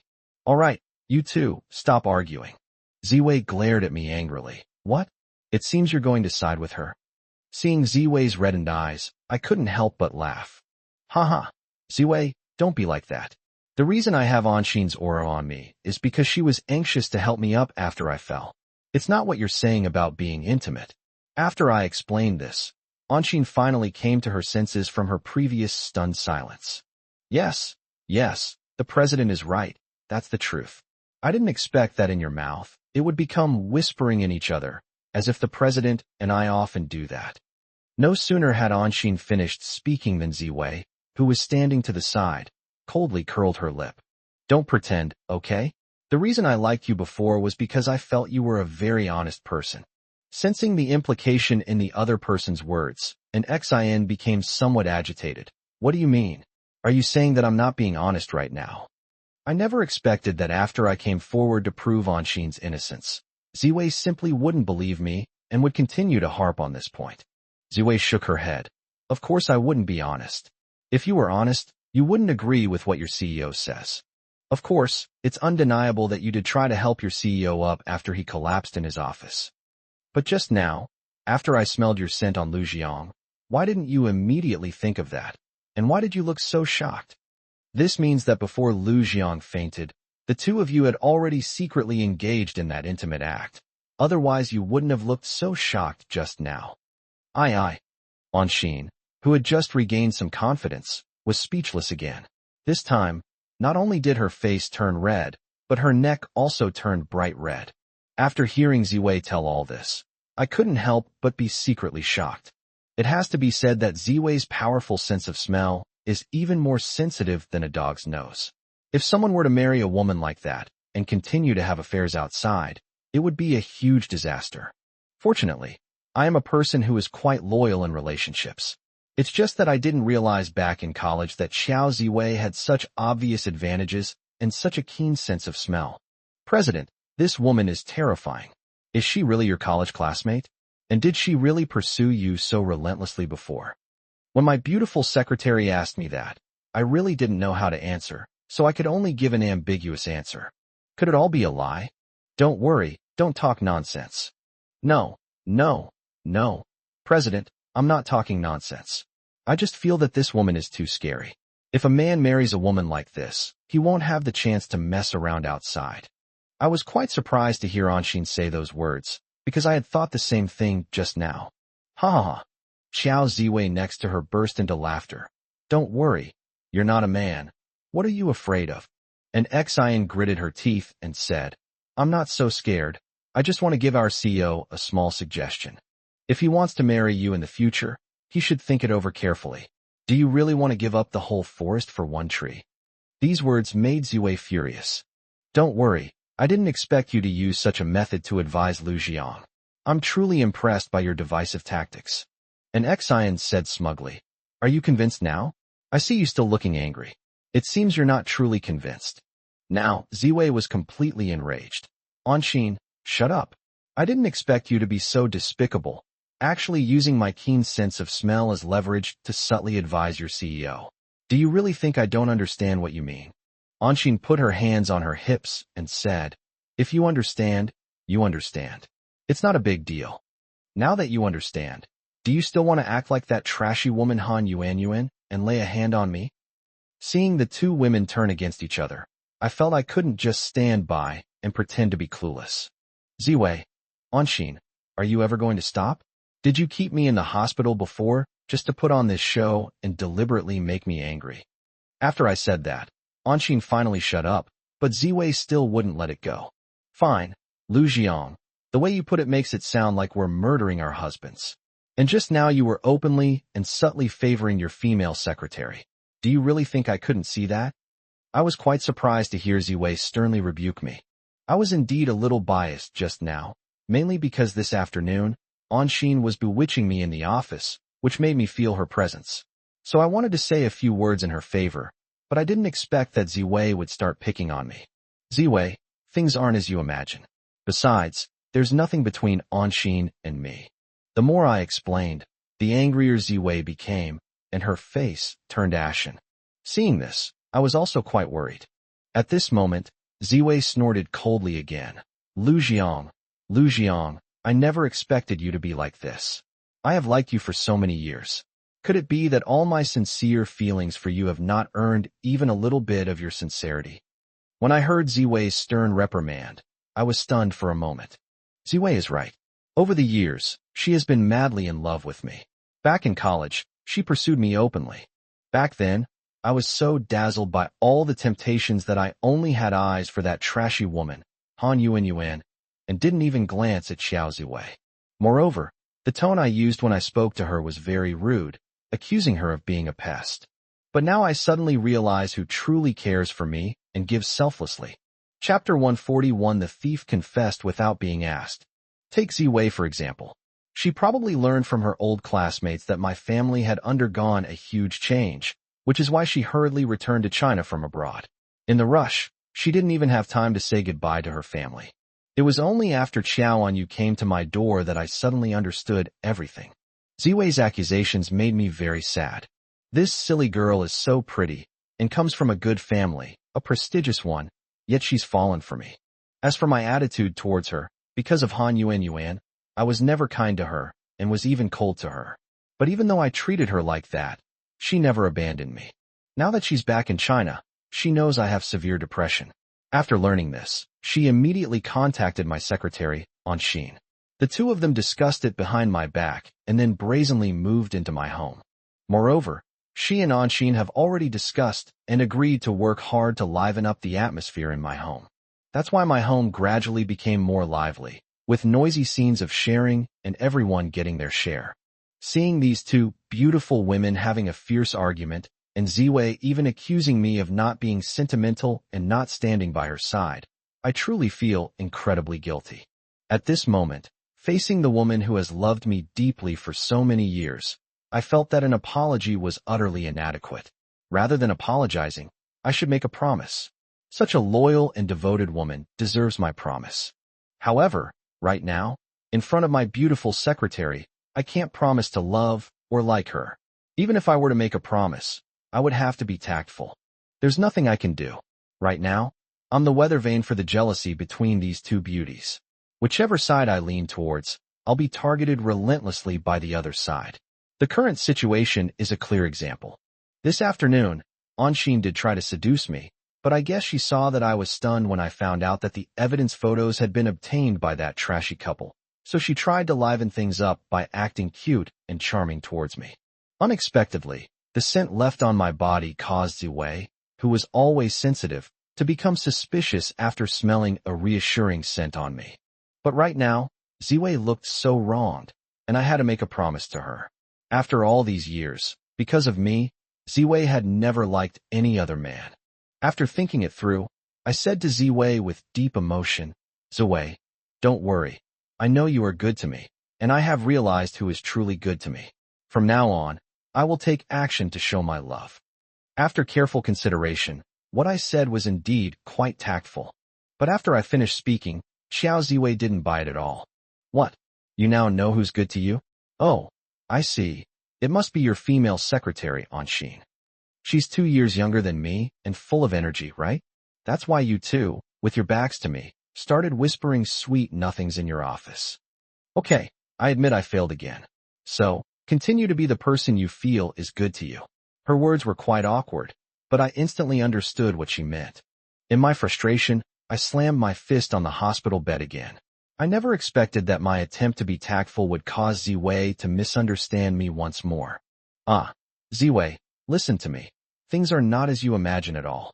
I wanted to explain to her that I already knew the truth after returning from that appraisal agency this afternoon, which is why I was in a bad mood. Anshin did this simply to carry out their previous plan, which was to create a harmonious family and work environment so that I wouldn't feel so depressed. But Ziwei is currently in a fit of anger and won't listen to my explanation at all.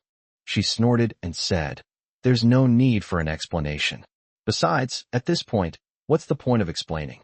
The thief has already confessed without being asked." At that moment, an Xian, who was standing next to her, also jumped up in anger. "Xiao Ziwei, explain yourself clearly. Who exactly is the thief?" Ziwei stepped forward without hesitation. "Don't worry. She's already revealed who the thief is. Do you expect me to point my finger at her? Don't you think she'd be embarrassed if I did that?" Xiao Ziwei you. An Xian stammered. At this moment, Xiao Ziwei's gaze turned coldly towards me once again. "Lu Jiang, I never imagined that all these years, I have never had a place in your heart. I've always been the only one enthusiastic about barbering. Only now do I realize how wrong I was to be so persistent about relationships and so full of romantic notions. What's the use of being so devoted if you can't find the right person? Your attitude just now made me feel unfamiliar, but it also brought me back to reality. I've been too deeply infatuated with you all these years, and I've never been able to get out of the alley where I like you. Of course, this is my fault, and it has nothing to do with you. But I, Xiao Ziwei, swear that from this moment on, I will never do this again. In addition, I want to give you both my heartfelt blessings and wish you happiness and bliss." With that, Ziwei turned and left. "Hey, Xiao Ziwei, stop right there. It's not what you think." Seeing Ziwei leave, I jumped out of bed in shock and chased after her barefoot. The scene that unfolded before her eyes caught an Xian completely off guard, leaving her speechless with astonishment. Soon, I caught up with Ziwei at the doorway and grabbed her arm. "Ziwei, don't rush off. Let me explain." Ziwei turned around, and I saw that the expression on her face was different from before. In the past, even when Ziwei was angry, it was all an act. She always had a faint smile on her face, which made her seem particularly kind. But at this moment, Xiao Ziwei's face was filled with a cold expression, carrying an indifference and aloofness that kept people at arm's length. That expression felt so unfamiliar to me that I almost let go of her arm. But I also knew that once I let go, I would never have the chance to hold her again. Therefore, even though I felt Xiao Ziwei's powerful and aloof indifference, I swallowed my pride and held her hand tightly. If I were to leave a woman who has been so madly in love with me for so many years, it would cause me immense pain. Right now, I have to explain to Ziwei and make her understand what's going on. I was also a little confused. It was just a small misunderstanding. How did it escalate to the point where these two beautiful women were fighting to the death? Is the situation really that serious? Chapter 142, we must not let her leave under any circumstances. In the end, all he wanted was to see me feeling down and try to lighten the mood in the office, so he shook my arm. We didn't do anything out of line. It is precisely because of this that I now have the courage to stop Xiao Ziwei and explain to her. "Why are you still holding on to me? Let go now, it's unnecessary." When Ziwei said these words, her tone was calm and her voice was not loud, but it carried a powerful indifference that made my body tremble heavily. I never expected that Ziwei wouldn't even give me a chance to explain, which made me feel utterly hopeless. When I saw her leave, I jumped up in shock, and I'm still barefoot. My goal is to prevent Ziwei from misunderstanding. I know that once I let her leave, I won't have the chance to explain anymore. That's why, right now, no matter how indifferent the other person is, I must hold on to her tightly and not let her leave. "Lu Jiang, you should let go of me. I find this ridiculous. What explanation do you have for me, and what is the point of explaining? Besides, I am nothing to you." Her words sent a shiver down my spine. Although her tone was calm, I could feel the coldness and despair in her heart. This only made me feel more and more guilty. Was I just kicked in the head by a donkey? I actually sided with Anshin and made Ziwei so angry. "Ziwei, my dear Ziwei, let me explain. Things are not as you imagine. The reason I stayed in the office was because—" "Shut up. Lu Jiang, that's enough. I don't want to hear about your flirtatious affairs. Besides, you don't need to take responsibility for me, because I don't want to hear anything right now. Please let me go and let me leave, because I don't want to see you at all right now. Hearing Ziwei say those words so coldly, my heart ached as if it were being torn apart. I didn't expect that my words, spoken in favor of Anshin, would make Ziwei so desperate and angry. But then I realized what had happened. For many years, Ziwei has pursued me fervently, but I have never promised her anything, which makes her extremely resentful. Moreover, this time, after learning from outsiders that my family had undergone a major change, she rushed back from abroad without even having a chance to greet the head of the family. Now that her family knows, they will surely reprimand her severely. After all, as the manager of the Qiao family's overseas assets, her return to China without the family's consent was a serious disregard for the family's authority. The other person has liked me for so many years, but nothing has come of it. And now, I've been severely reprimanded by my family. What's even more outrageous is that I actually sided with Anshin when the two of them were arguing. My actions were probably the last straw that broke the camel's back, causing her to completely break down and, in her anger, decide to leave me forever. If during my university years I only had eyes for that trashy woman Han Yuan and didn't give her a second glance, then after many years of emotional reflection, I have come to realize who truly loves me. Furthermore, Ziwei made such a crazy move for herself, not only rushing back to China at the risk of being punished, but also secretly investigating my illness with great concern after returning to China, and even joining forces with Anshin to move into my home. She did all this to liven up the atmosphere at home and make me feel less depressed, which only worsened my depression. If I lose such a good woman, my world will be shrouded in darkness from now on. At this moment, I felt even more strongly the importance of Ziwei to me. Therefore, even if she speaks coldly and sarcastically to me, I will not give up. Because I was anxious, my tone became extremely urgent. Ziwei, please don't be anxious or angry, but everything I've said is true. There's really nothing between Anshin and me. If you don't believe me, there are security cameras in my office. You can go and check to see if what I'm saying is true. Even after I said that, Ziwei remained indifferent. There's no need for that. Why should I check your office? Lu Jiang, you'd better let go of me now and go enjoy some alone time with your little secretary. I already gave you my blessings. Don't you want me to leave? Her words pierced my heart with pain. Ziwei, can you please not say that? Ziwei sneered. Then what do you want me to say? In other words, how can I say it to satisfy you? Wishing you a happy marriage and a long and happy life together. Is that enough? Ziwei, how could you do this? I admit I was wrong in this matter, but you can't just ignore my explanation. An explanation? There's no need for that anymore, Lu Jiang. From now on, I hope you can treat the women around you well. That's all I wanted to say. Now let go of me. Hearing Ziwei's cold tone, as if she wanted me to let go, I still wanted to stubbornly persist, but at this moment Xiao Ziwei suddenly exerted her strength and broke free from my pull. Ah, Ziwei! I yelled and wanted to chase after them frantically, grabbing them and hugging them without a care in the world. I knew in my heart that if I let her leave today, Ziwei might never come back. But just as I was about to chase after her, someone hugged me tightly from behind, and I heard Anshin's urgent voice behind me. President, don't waste your energy. I saw it clearly just now. Ziwei doesn't want to forgive you at all. If she wanted to forgive you, she wouldn't have done this. Reassuring words sent a shiver down my spine. She was right. I had just felt the coldness emanating from Xiao Ziwei, both inside and out.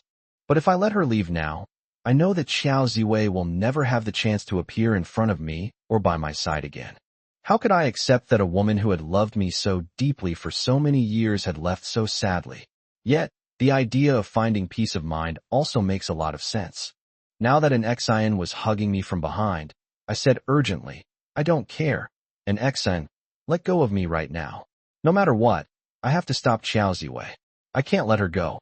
If she leaves, I will have completely lost her from my life. No matter what I said, Anshin just held me tightly and wouldn't let go. I was so anxious that my vision went black, and after screaming again, I lost consciousness. When I woke up again, it was already 9 p.m. Chapter 143, You Should Still Call Me President. Several figures appeared before my eyes. After identifying them, I found that one was Anshin, another was the beautiful doctor, and there were several nurses looking at me with anxious expressions. But I didn't see Qiao Ziwei, which made me extremely disappointed. President, you're finally awake. An Xian shouted excitedly. I didn't say anything, but my heart was still aching. I never dreamed that what was just a small trigger would lead to such a fierce argument. No, not an argument, but a quarrel that made Ziwei leave in a fit of anger. My feelings for Ziwei are very complicated and cannot be explained in just a few words. She liked me and pursued me since college, and even after I married Han Yuan, she never gave up. This time, upon hearing about my family's troubles, she rushed over from abroad. This gesture made me feel Ziwei's deep affection and warm heart. Especially after she and Anshin moved into my home, I felt Ziwei's immense charm. Her meticulous care for me and the many things she did for me in secret were things I would have never known if it weren't for Dr. Lin and Anshin. This shows that Ziwei genuinely likes me, and it's not just a publicity stunt. Although I encountered the scumbag Han Yuan, I could still feel the deep affection that Ziwei conveyed to me. It was precisely because I felt how precious she was that when she left in anger, I was so anxious that my vision went black and I fainted. Don't worry, Ziwei hasn't really left, has she? When she saw that the first thing Anshin asked about Ziwei after I woke up, she was slightly taken aback. She then said with an unnatural expression, "Yes, President, it was because she left in anger that you fainted again in your anxiety." I guess Anshin saw that I had fainted from worry about this matter, and therefore lowered her head in shame. "Okay, doctor, I'm awake now and I'm fine." Hearing me say that, the female doctor nodded. "Okay, Mr. Liu, you must control your emotions. You've fainted twice in such a short time, which will have a significant impact on your health." I nodded. "Okay, doctor, I'll be careful." After the doctors and nurses left, I closed my eyes. At that moment, I felt utterly exhausted, especially after Ziwei's departure, which dealt me a severe blow. I didn't expect that Ziwei was really angry. It seems that it's still the reason I analyzed before. She has liked me silently for many years, but her efforts have not been reciprocated. Coupled with feeling the unfairness, this is what made Ziwei completely explode. Put yourself in her shoes. If I had liked a woman for so many years but couldn't have her, given so much for her, and been misunderstood, I might have completely broken down too. While I was half asleep, thinking about all these things, so many tangled and complicated thoughts, I actually fell asleep. I don't know how much time had passed when I heard a woman's voice. "Jiang, get up and eat something." The woman's voice was very low, almost a whisper in my ear. "Jiang." This woman called my name. Could it be that Ziwei has returned? It must be. If it were Anshin, he would call me President instead of my name. Once that thought crossed my mind, I immediately opened my eyes and said impatiently, Ziwei, is that you calling me?" When I opened my eyes, I found Anshin standing in front of me. At this moment, Anshin was holding a rice bowl, looking completely bewildered. It was obvious that she hadn't expected me to open my eyes and call out to Ziwei so urgently. "President, Ziwei left in anger just now. Why would she come back again?" Reassuring words were like a bucket of cold water poured over me. I knew what she said was true, but I still held on to a glimmer of hope. After all, Ziwei and Anshin had just had a heated argument because of a small matter that kept escalating. Maybe Ziwei will calm down afterward and come back. So just now, when I heard someone call my name, I was still half asleep, so I quickly opened my eyes, thinking that Ziwei had returned. But when I opened my eyes, I realized that I was just imagining things. When I opened my eyes and saw an Xian, I felt a little awkward, especially when I saw that an Xian had lowered her head. This made me feel a bit strange. "An Xian? What do you mean? Why did you call my name just now?" "It was because of your call that I had a big misunderstanding and thought that Ziwei had come back. I want to clarify this point, since what Anshin did just now was a bit strange. President, I called your name earlier because I was quite envious of Sister Ziwei before. She can call you Zhang directly. Now that Sister Ziwei has left, I call your name so that you can feel that she is still by your side. I know that you have Ziwei in your heart, otherwise you wouldn't have fainted from anxiety just now." Hearing her explanation, I couldn't help but feel a little angry. "Don't worry, what nonsense are you talking about? Just calling my name. Do you think that will make me feel that Ziwei is still by my side? President, An Xian was uneasy and hesitated to speak. I said seriously, don't worry, just call me CEO. Hearing my request, Anshin nodded. Okay, President, I understand what you mean. Don't worry, don't overthink it. With my attitude, how could an Xian not overthink things? President, I just got you some food. Get up and eat. Anshin said with an unnatural expression. But right now, I really don't feel like eating. Don't worry, I want to rest first. I have no appetite right now. President, you can't go without eating. You should eat something before you sleep. Otherwise, how can your body take it? I waved my hand and said, don't worry, it's not a big deal to miss a meal. I want to rest. I was exhausted. After closing my eyes, I fell asleep quickly. When I woke up again, it was already the next morning.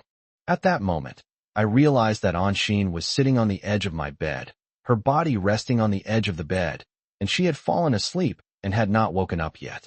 Don't worry, don't worry. Seeing her like this, I felt terrible. Last night, this female secretary actually stayed by my side and didn't go to rest on the bed next to me. After waking up, Anshin was a little confused. What's wrong, President? Seeing Anshin like this, I couldn't bear it and said, why don't you go sleep on the cot next to the bed? Why are you just lying on the edge of the bed? When I asked that question, Anshin's face flushed red. Seeing her flushed face, I felt quite puzzled. What's going on? Don't worry. Why aren't you answering my question, and why are you blushing? Chapter 144. How come they didn't catch a single one?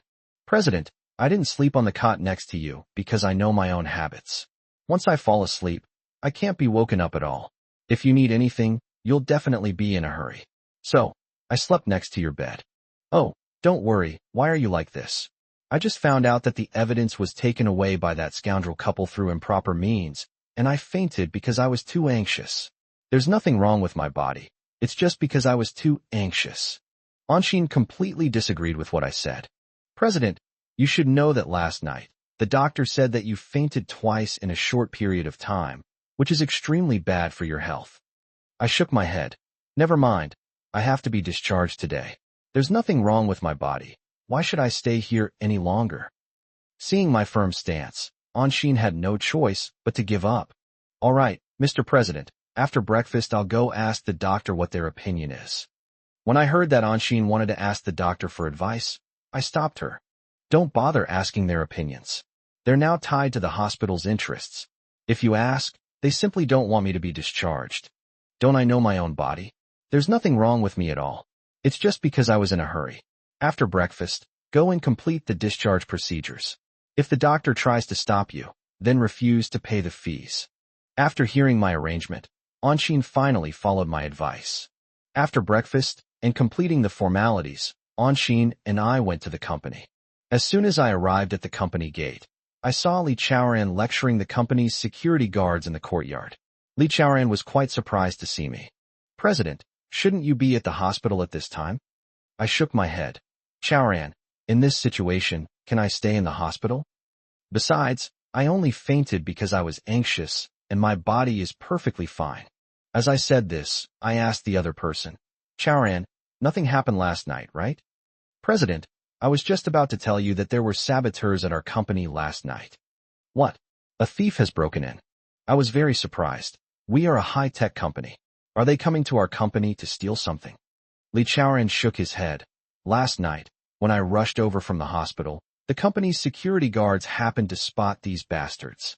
After they were discovered, they were frightened and hurriedly climbed over the wall to leave, so we ultimately failed to catch them. Li Chaoran's words surprised me greatly. I never dreamed that a thief would visit my company last night. Chaoran, are you saying that the one who came last night wasn't just a thief? Li Chaoran nodded. That's right, there were 6 in total. However, they were quite agile, and even our professional security guards couldn't catch them. Li Chaoran's words surprised me even more. It seems that someone is trying to sabotage our company in secret. At this moment, Li Chaoran looked puzzled. President, did you have a premonition? That's why you rushed me back from the hospital last night. I shook my head. Actually, I didn't have any premonition. I just felt that once the competitors found out about this, they definitely wouldn't let it go. They might take advantage of my illness to launch an attack on the company. I fainted because of a sudden surge of anger. In reality, I was not seriously injured. In addition, I already have two beautiful women with me at the hospital, so I asked Lee Chaoran to go back to the company to be on duty and keep watch, so that we can deal with any emergency, if anything happens. Unexpectedly, after he returned, such a thing happened at the company, and after Lee Chaoran left, the two beautiful women at the hospital also had a fierce argument, which ultimately led to Ziwei leaving. Hearing that those bastards who came to cause trouble at the company last night were not caught made me a little out of control. Of course, I wouldn't normally be like this, but it's mainly because everything happened at once, which made me feel a bit overwhelmed. We had already obtained evidence that the despicable couple had deliberately hired someone to kill and staged a car accident, but unexpectedly, they still managed to obtain the evidence photos through their scheming. Now the police have gotten involved, but since the evidence photos have been destroyed, even the police are powerless to do anything about it. In this situation, it would be very difficult to bring them to court. Unless the police can conduct further investigations and find relevant clues left behind by them back then, but I feel that possibility is extremely slim. Although Officer Wong promised that they would further investigate this lead, I have no hope of it. I knew perfectly well that the despicable couple had hired someone to kill my parents, but I could only watch helplessly as they died, unable to make them pay the price they deserved. Adding to the trouble was Ziwei's sudden departure. Now, having just arrived at the company, she heard Lee Chaoran explain the situation.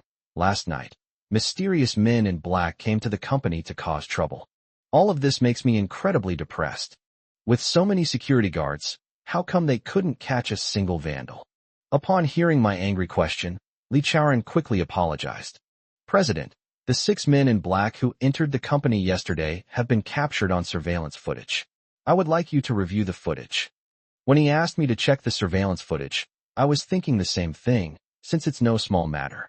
Just now, I subconsciously thought that this was no small matter, but that someone was taking advantage of this opportunity to target me and try to destroy my company in one fell swoop. Inside the monitoring room, Lee Chaoran bent over in front of a computer and moved the mouse a few times. A single image appeared on the screen. It was a scene of 6 men in black peeking out from behind a wall. They cautiously checked the company courtyard first, and only after finding no one paying attention did they leap down from the wall. Their jump made me realize something was amiss. Chaoran, these people are clearly highly skilled. Judging from the way they jumped off the wall, they are definitely experts. Lee Chaoran nodded. President, that's why I wanted you to check the video. President, although I rushed back from the hospital last night, I was still a step too late. After I arrived here, the company's security guards, while unable to catch them, promptly discovered their whereabouts. And these guys, after realizing they'd been discovered, didn't dare linger and quickly left. What I mean is not that the company's security guards are irresponsibly sleeping in, but that because of the vast difference in skill, even if these security guards were to face each other, they would not be able to catch these mysterious men in black. Lee Chaoran's words made me gasp in shock. Chapter 145, What if the other side is willing to pay any price? After seeing these videos, I felt that he was right. Of course, his explanation was also because he saw that I had blamed the security guards earlier. As the security manager, he felt it necessary to explain this to me, which is why he brought me to the monitoring room to review the surveillance footage. After checking, I realized that Lee Chaoran was right. The fact that the company's security guards were able to quickly spot these 6 mysterious men in black demonstrates their crucial role. They weren't sleeping during their night shifts, but instead discovered the presence of these 6 men in black immediately. Although these 6 men in black were all highly skilled, they were able to cause no damage after arriving at the company, thanks to the timely discovery of their presence. Seeing my stunned expression, Lee Chaoran continued, President, the arrival of these 6 men in black has served as a wake-up call for us. Someone is trying to harm us. Although they didn't succeed this time, they certainly won't give up. I suspect they will continue to attack us, so we need to remain highly vigilant at all times.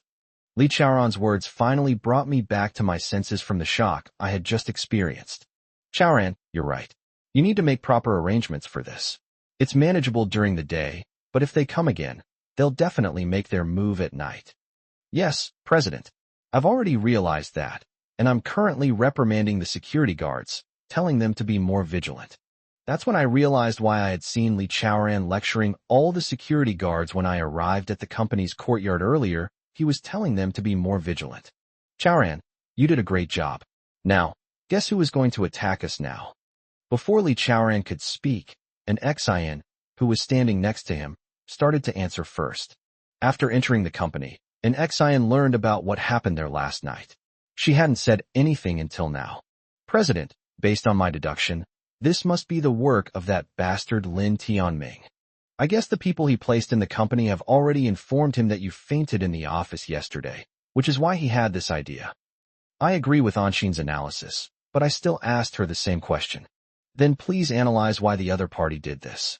As the company's major shareholder, if he sends someone to sabotage the company and the sabotage succeeds, wouldn't he be the first to suffer the consequences and become a victim himself?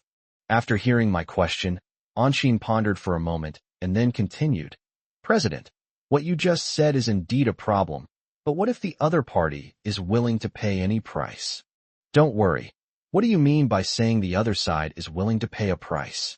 President, my analysis is that the major shareholder of this company actually bought the company's shares from that despicable couple and then changed his status to become the major shareholder of our company.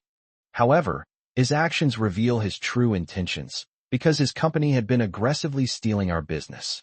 To put it bluntly, Lin Tianming's company is a copy of our company, and he did it through underhanded means. He bought the company's shares from that despicable couple because he didn't want us to have an easy life. I guess that's why he became the company's major shareholder.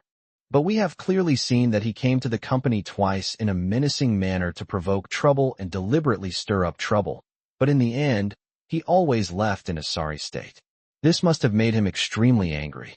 After all, as the company's major shareholder, he can't control you, the president. How can he swallow this insult? That's why he took the risk, with a do-or-die mentality, and sent people here to cause trouble. Although he would suffer great losses if the sabotage succeeded, at that point, that bastard major shareholder would have the initiative in dealing with the problem.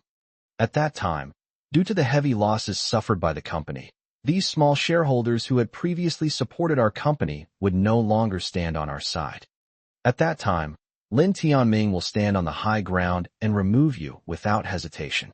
Once you are removed from your position as president, Lin Tianming will have complete control of our company, thus completing his revenge plan.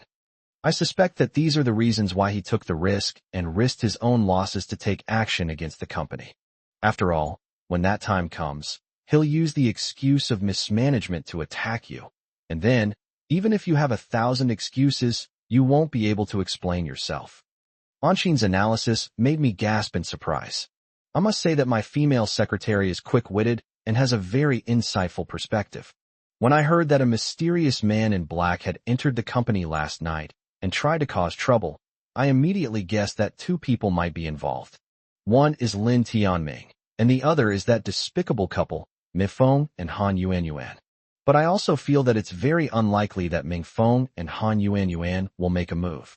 Although they hate me and want to bankrupt me, they have just survived a close call and obtained that evidence photo.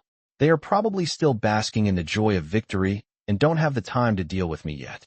If I'm not mistaken, those two should be celebrating wildly in their newly bought villa, celebrating their escape from this disaster.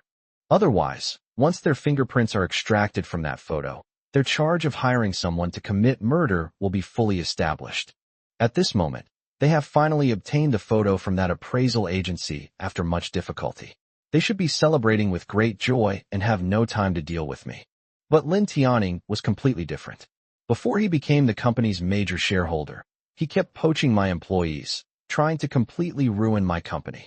Since becoming the major shareholder, this guy has twice tried to cause trouble for me, but I've managed to thwart his attacks both times, making him slink away in defeat. I reckon Lin Tianming hates me to the core and wishes he could get rid of me immediately. So Anshin's analysis just now was absolutely correct.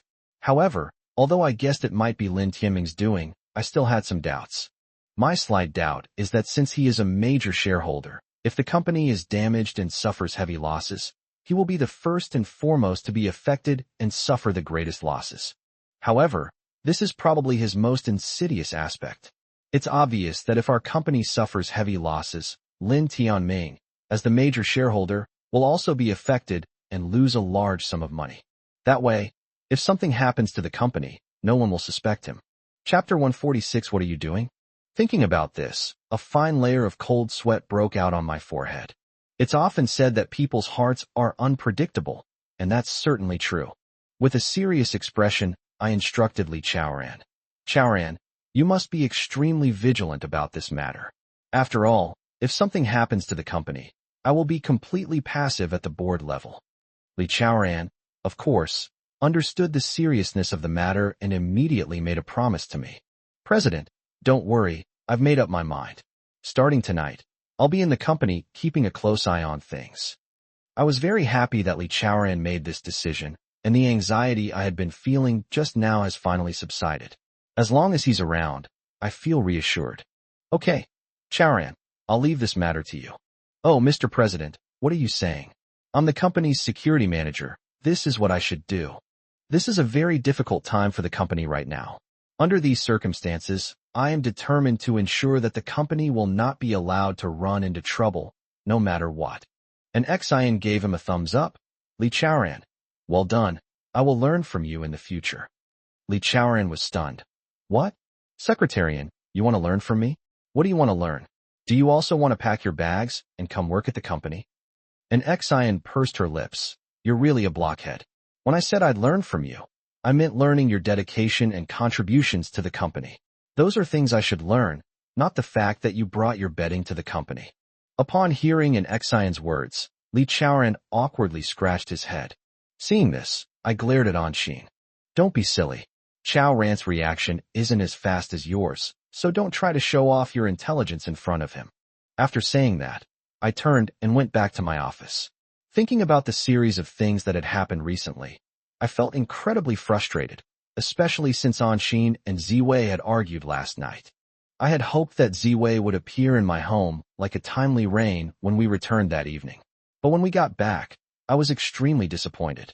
Seeing that I was in a bad mood, Anshin stopped making a fuss and even carried the dishes out quietly. After all the food was on the table, I didn't eat, but instead opened a bottle of red wine.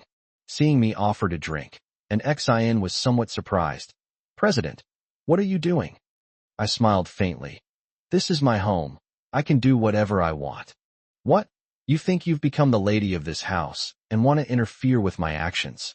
My words silenced Anshin, who dared not speak again and looked at me with a worried expression. I drank glass after glass of red wine, and soon my vision became blurry with intoxication.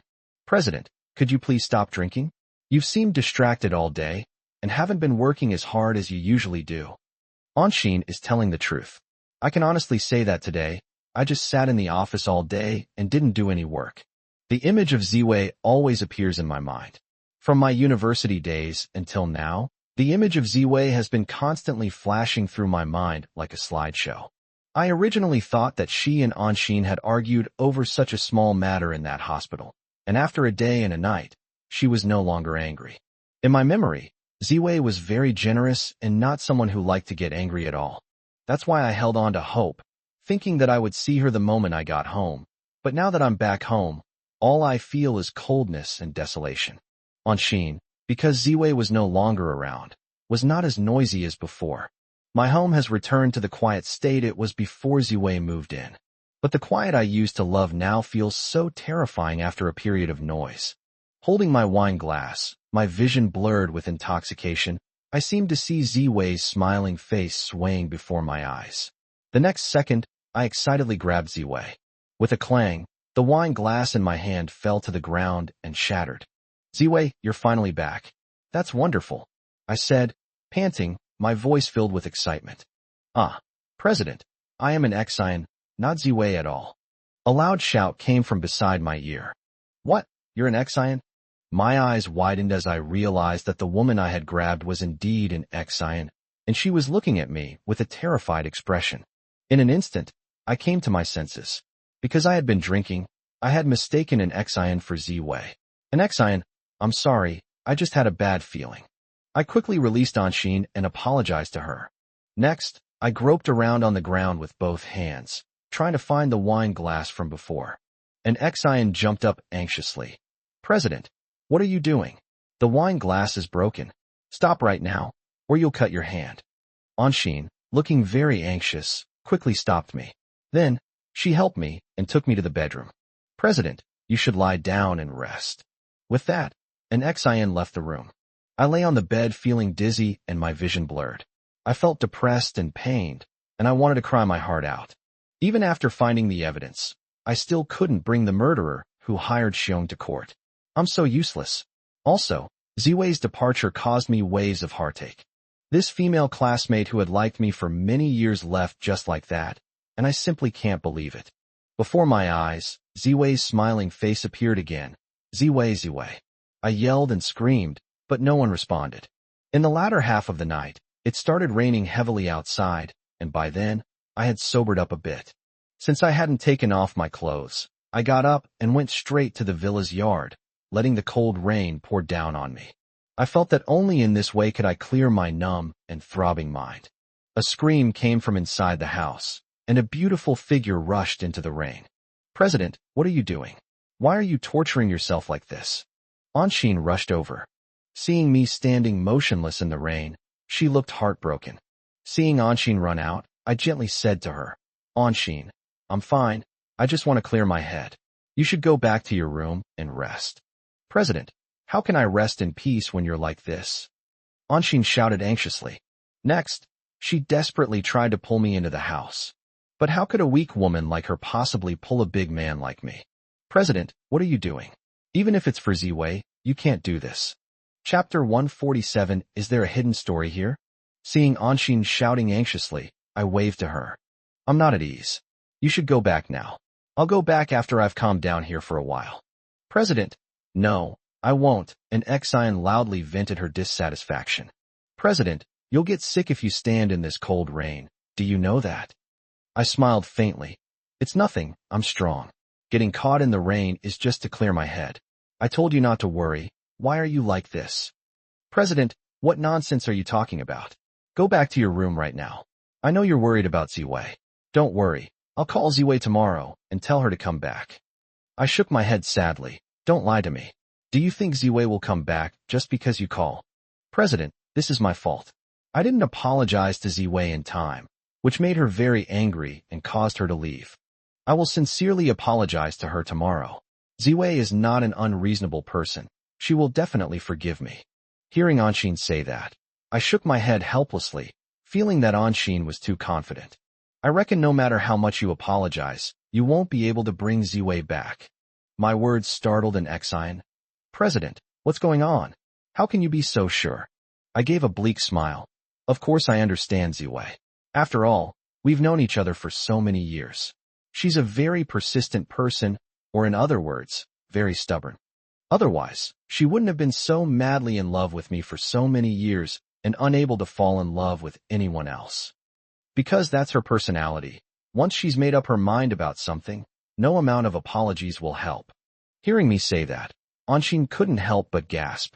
Since that's the case, I'll go to the Qiao family first thing tomorrow morning. I refuse to believe it. This time, I'll drag Ziwei back no matter what. When I heard that Anshin had such thoughts, I shook my head again. The Qiao family is a large and powerful family. How can you have such thoughts? Who do you think you are looking down on? So many people just stood by and watched you bring Qiao Ziwei to my home? Who do you think you are, some kind of celestial maiden? An Xian's lips twitched, and she cried out in a panic. President, does that mean I have no other choice? I was even more desperate than Anshin. Yes, Ziwei will never come back. As I said this, I could no longer hold back my grief and sorrow, and I burst into tears. My crying terrified Anshin. President, you can't do this. There's always a way out. Maybe Sister Ziwei regrets it now and wants to come back too. After being drenched by the rain, I felt much clearer-headed. Given the current situation, if I didn't go back to my room, Anshin would stay with me. So, with no other choice, we both went back to the room. President, you must take a hot shower after you go back to your room. Otherwise you will catch a cold. After I agreed, I went back to my room feeling dejected. After taking off my wet clothes and drying myself off, I lay down on the bed and fell asleep. That night, I developed a high fever, which surprised Anshin, who had gotten up early to prepare breakfast. Seeing my flushed face, Anshin was even more anxious. "President, you have a cold and fever. You must go to the hospital immediately."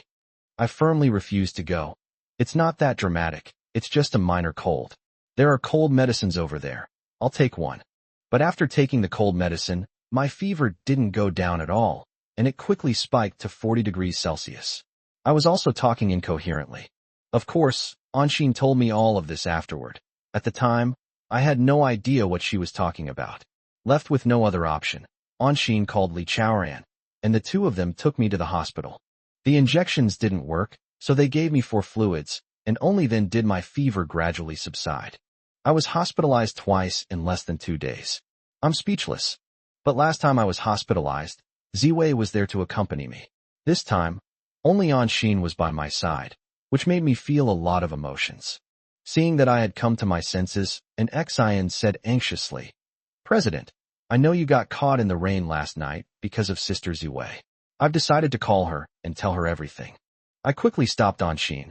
"No, calling her won't do any good. I know Ziwei's personality. Once she makes up her mind, nothing can change it." But an Xian insisted, "No, President, you're wrong. Maybe if I call Ziwei and she feels how much you care about her, she'll change her mind." I was a little surprised to hear her say that. "Change your original intention? Then tell me, what was Ziwei's original intention?" This, an Xian hesitated. This made me feel that Anshin was hiding something from me, and I glared at her angrily. "Anshin, what's wrong with you? Is there something you're hiding from me?" "President, this is not my fault. It was Sister Ziwei who instructed me to do this." "What? Ziwei confessed? What exactly did she confess?" Only after I pressed him for details did Anshin reveal the truth. It turns out that the last time I was hospitalized, the fierce argument between Anshin and Ziwei was just an act to deceive me. The real reason was that Xiao Ziwei found peace of mind and said she wanted to leave me and follow her family's arrangements to marry a rich young master. When I heard Anshin say this, I couldn't help but tremble with anger. "Anshin, how could you be so foolish? You agreed to Ziwei's request for such a thing. Why didn't you tell me about all this sooner?" Hearing my angry shouts, Anshin seemed stunned and stood silently to the side. At this moment, Li Chaoran was also very angry. "Anshin, what exactly happened? How could you lie to the president?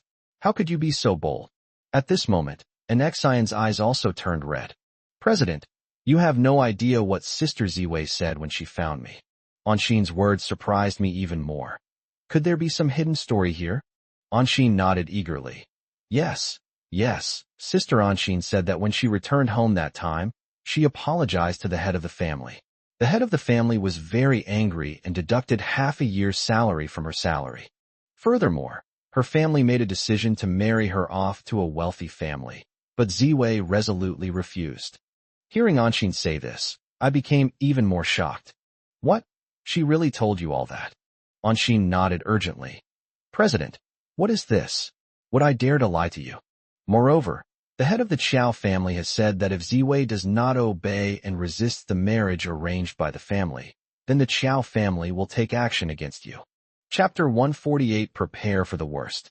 And it was precisely because Sister Ziwei considered the serious consequences that she finally agreed to the family's request. "You certainly wouldn't want to leave abruptly, so we created an excuse for an argument, so that Ziwei would leave in anger." When I learned the truth, I wanted nothing more than to slap Anshin hard across the face. But considering that she was also thinking of me, I could only clench my fist and slam it hard on the hospital bed. "Don't worry, are you being silly? Why didn't you discuss such a big matter with me beforehand? Maybe after discussing it, we can find a solution to the problem." And Xian shook her head. "President, Sister Ziwei said that their family has a very deep foundation, and now that half of your entire net worth has been taken by that despicable couple, you have no ability to compete with the Qiao family anymore. If their family really takes action against you, and with that bastard Lin Tianming still eyeing you covetously, she was worried that you wouldn't be able to withstand it, which is why she finally agreed to the family's demands." Upon hearing Anshin explain the situation, I sat up abruptly from the hospital bed. Next, I was about to remove the 4 and go find Ziwei. But Li Chaoran, quick-witted and agile, grabbed him and pinned him down. President, don't be impulsive now. We can go find them after your fever breaks. I'll go with you then. What Anshin just said completely shocked me. I had always found this strange because I know Ziwei very well. Under those circumstances, she couldn't have turned against me so easily. But she ended up having a fierce argument with Anshin, and even left in anger because of it. The main problem is that I've been in a bad mood these past 2 days and haven't been able to analyze things carefully. Now that Anshin has explained the situation, I've finally pieced everything together. Actually, I should have sensed something was wrong a long time ago. What kind of personality does Ziwei have? Why did she rush back from overseas and move into my house with Anshin? Was it necessary to get so angry and turn against her over this? Besides, Ziwei has always understood my personality and character. Even if I have Anshin's scent on me, nothing will happen between us. Based on her years of understanding of me, she should be well aware of this. But she still had a fierce argument with Anshin over this matter. I slapped my head. I should have thought of all this a long time ago. It's all because of those 2 scoundrels these past 2 days. They almost drove me crazy. On Anshin's face, I couldn't tell what expression she had, but I noticed she seemed to have some regret. President, I shouldn't have told you this, but seeing you in so much pain, I have no choice but to apologize to Sister Ziwei and tell you the truth. I gritted my teeth and nodded, then said to an Xian and Li Chaoran, okay, then I'll get better as soon as possible. I want to see why the Qiao family is targeting me. Is their place a dragon's den or a tiger's lair? Whether it is, I'm going to venture in. After a night's rest, I was completely recovered the next morning. The doctor originally wanted me to stay here for further treatment, but I immediately refused and was discharged. What, President? You're going to the Qiao family's place in a little while. After I explained the situation, Anshin was completely shocked. Her expression surprised me. Don't worry. You know why I'm in such a hurry to be discharged from the hospital, right? It's because I need to go to the Qiao family as soon as possible to check on Ziwei's condition. That's exactly how I feel right now. I'm extremely anxious. Given Xiao Ziwei's personality, she wouldn't easily admit defeat to her family. It's obvious that her decision was forced upon her by her family. I feel that this matter is closely related to me. What Anshin said, in particular, that if I didn't do this, her family would take action against me, made me extremely unhappy. That's why I was so eager to find Ziwei and find out what was going on. Then, Mr. President, I'll go with you. After pondering for a moment, Anshin said this. Originally, I wanted to go with Li Chaoran, because if the Qiao family harbored ill intentions towards me, they might treat me rudely if I went there. With Li Chaoran by my side, I feel very confident. Don't worry, you shouldn't go? If I go, I might fall out with the Qiao family, and it could even escalate to the point where we have to fight. If you go, there might be some danger. Even after I said that, Anshin still insisted on going. President, if you put it that way, I have no choice but to go. You men are all roughnecks. Maybe if I go with you, I can come up with some ideas or something. Don't worry, what do you mean? Aren't you afraid of danger?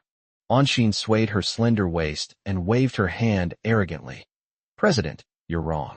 It's not that I'm not afraid of danger, but that if I go there, I might be able to help you avoid this kind of danger. Seeing my beautiful secretary with such strong confidence, I felt utterly helpless. In that case, you should prepare for the worst. Anshin, however, remained calm and composed. Don't worry, I have a brilliant plan. Seeing Anshin's expression, I couldn't help but be a little surprised. Don't worry, you're not hiding something from me, are you? And Xian shook her head firmly. President, what are you talking about? I did hide something from you before, but Sister Ziwei found me and asked me to cooperate with her and put on a show for you. In addition, she has made it clear that if you continue to live in your house, her family will not be polite to you. So under these circumstances, I was also worried about your safety, President, which is why I agreed to her request and cooperated with her to put on this show. If I were to say that I'm hiding something else from you, Mr. President, do you think that's possible? When Anshin asked me that, I also felt it was impossible, so I waved my hand and stood up. No matter what, let's go to the Qiao family right away and see what's going on with Ziwei. I asked Anshin and Li Chaoran to buy some gifts. After all, our trip was under the guise of a visit, not to cause trouble. so we should still observe proper etiquette. Especially for a large family like the Chow family, etiquette is the most important thing. After Anshin, Li Chaoran, and I picked out the gifts, we hurriedly went to the Chow family's house. In a spacious room at the Chow family villa, it seemed a family meeting was being held. In any case, many members of the Chow family were standing in the hall. When Xiao Ziwei saw that I had arrived here with the butler, she was shocked, and her body trembled violently. Lu Jiang, what are you doing at our house? The next second, Ziwei said this coldly. Chapter 149. You can't expect ivory to come out of a dog's mouth. Seeing her aloof demeanor, I grabbed her hand without saying a word. Ziwei, I've learned about the situation, and now it's time to take you home. What? You've learned about this? Xiao Ziwei looked at an Xin behind me in shock. An Xin winked at her and said, Sister Ziwei, don't blame me for betraying my friend. After you left, our CEO has been unable to eat or sleep properly, and his condition is worsening.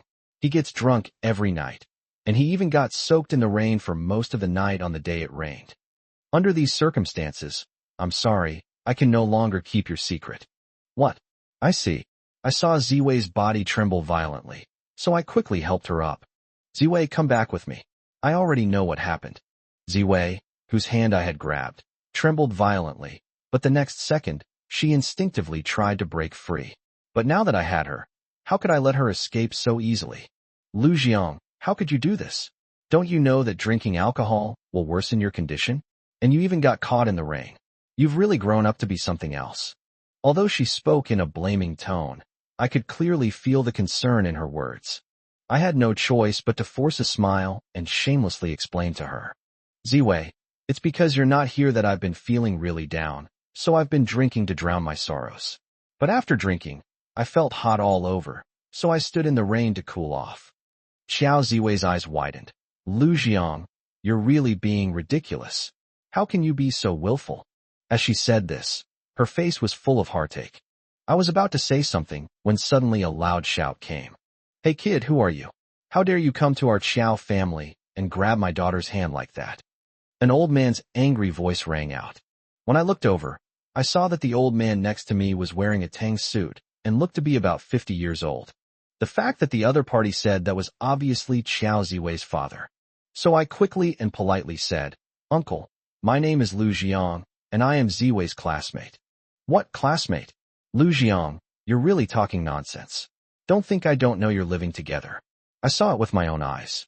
The three of you are living together. The speaker was a young man. Upon closer inspection, I realized it was Ziwei's cousin, Xiao Anyu.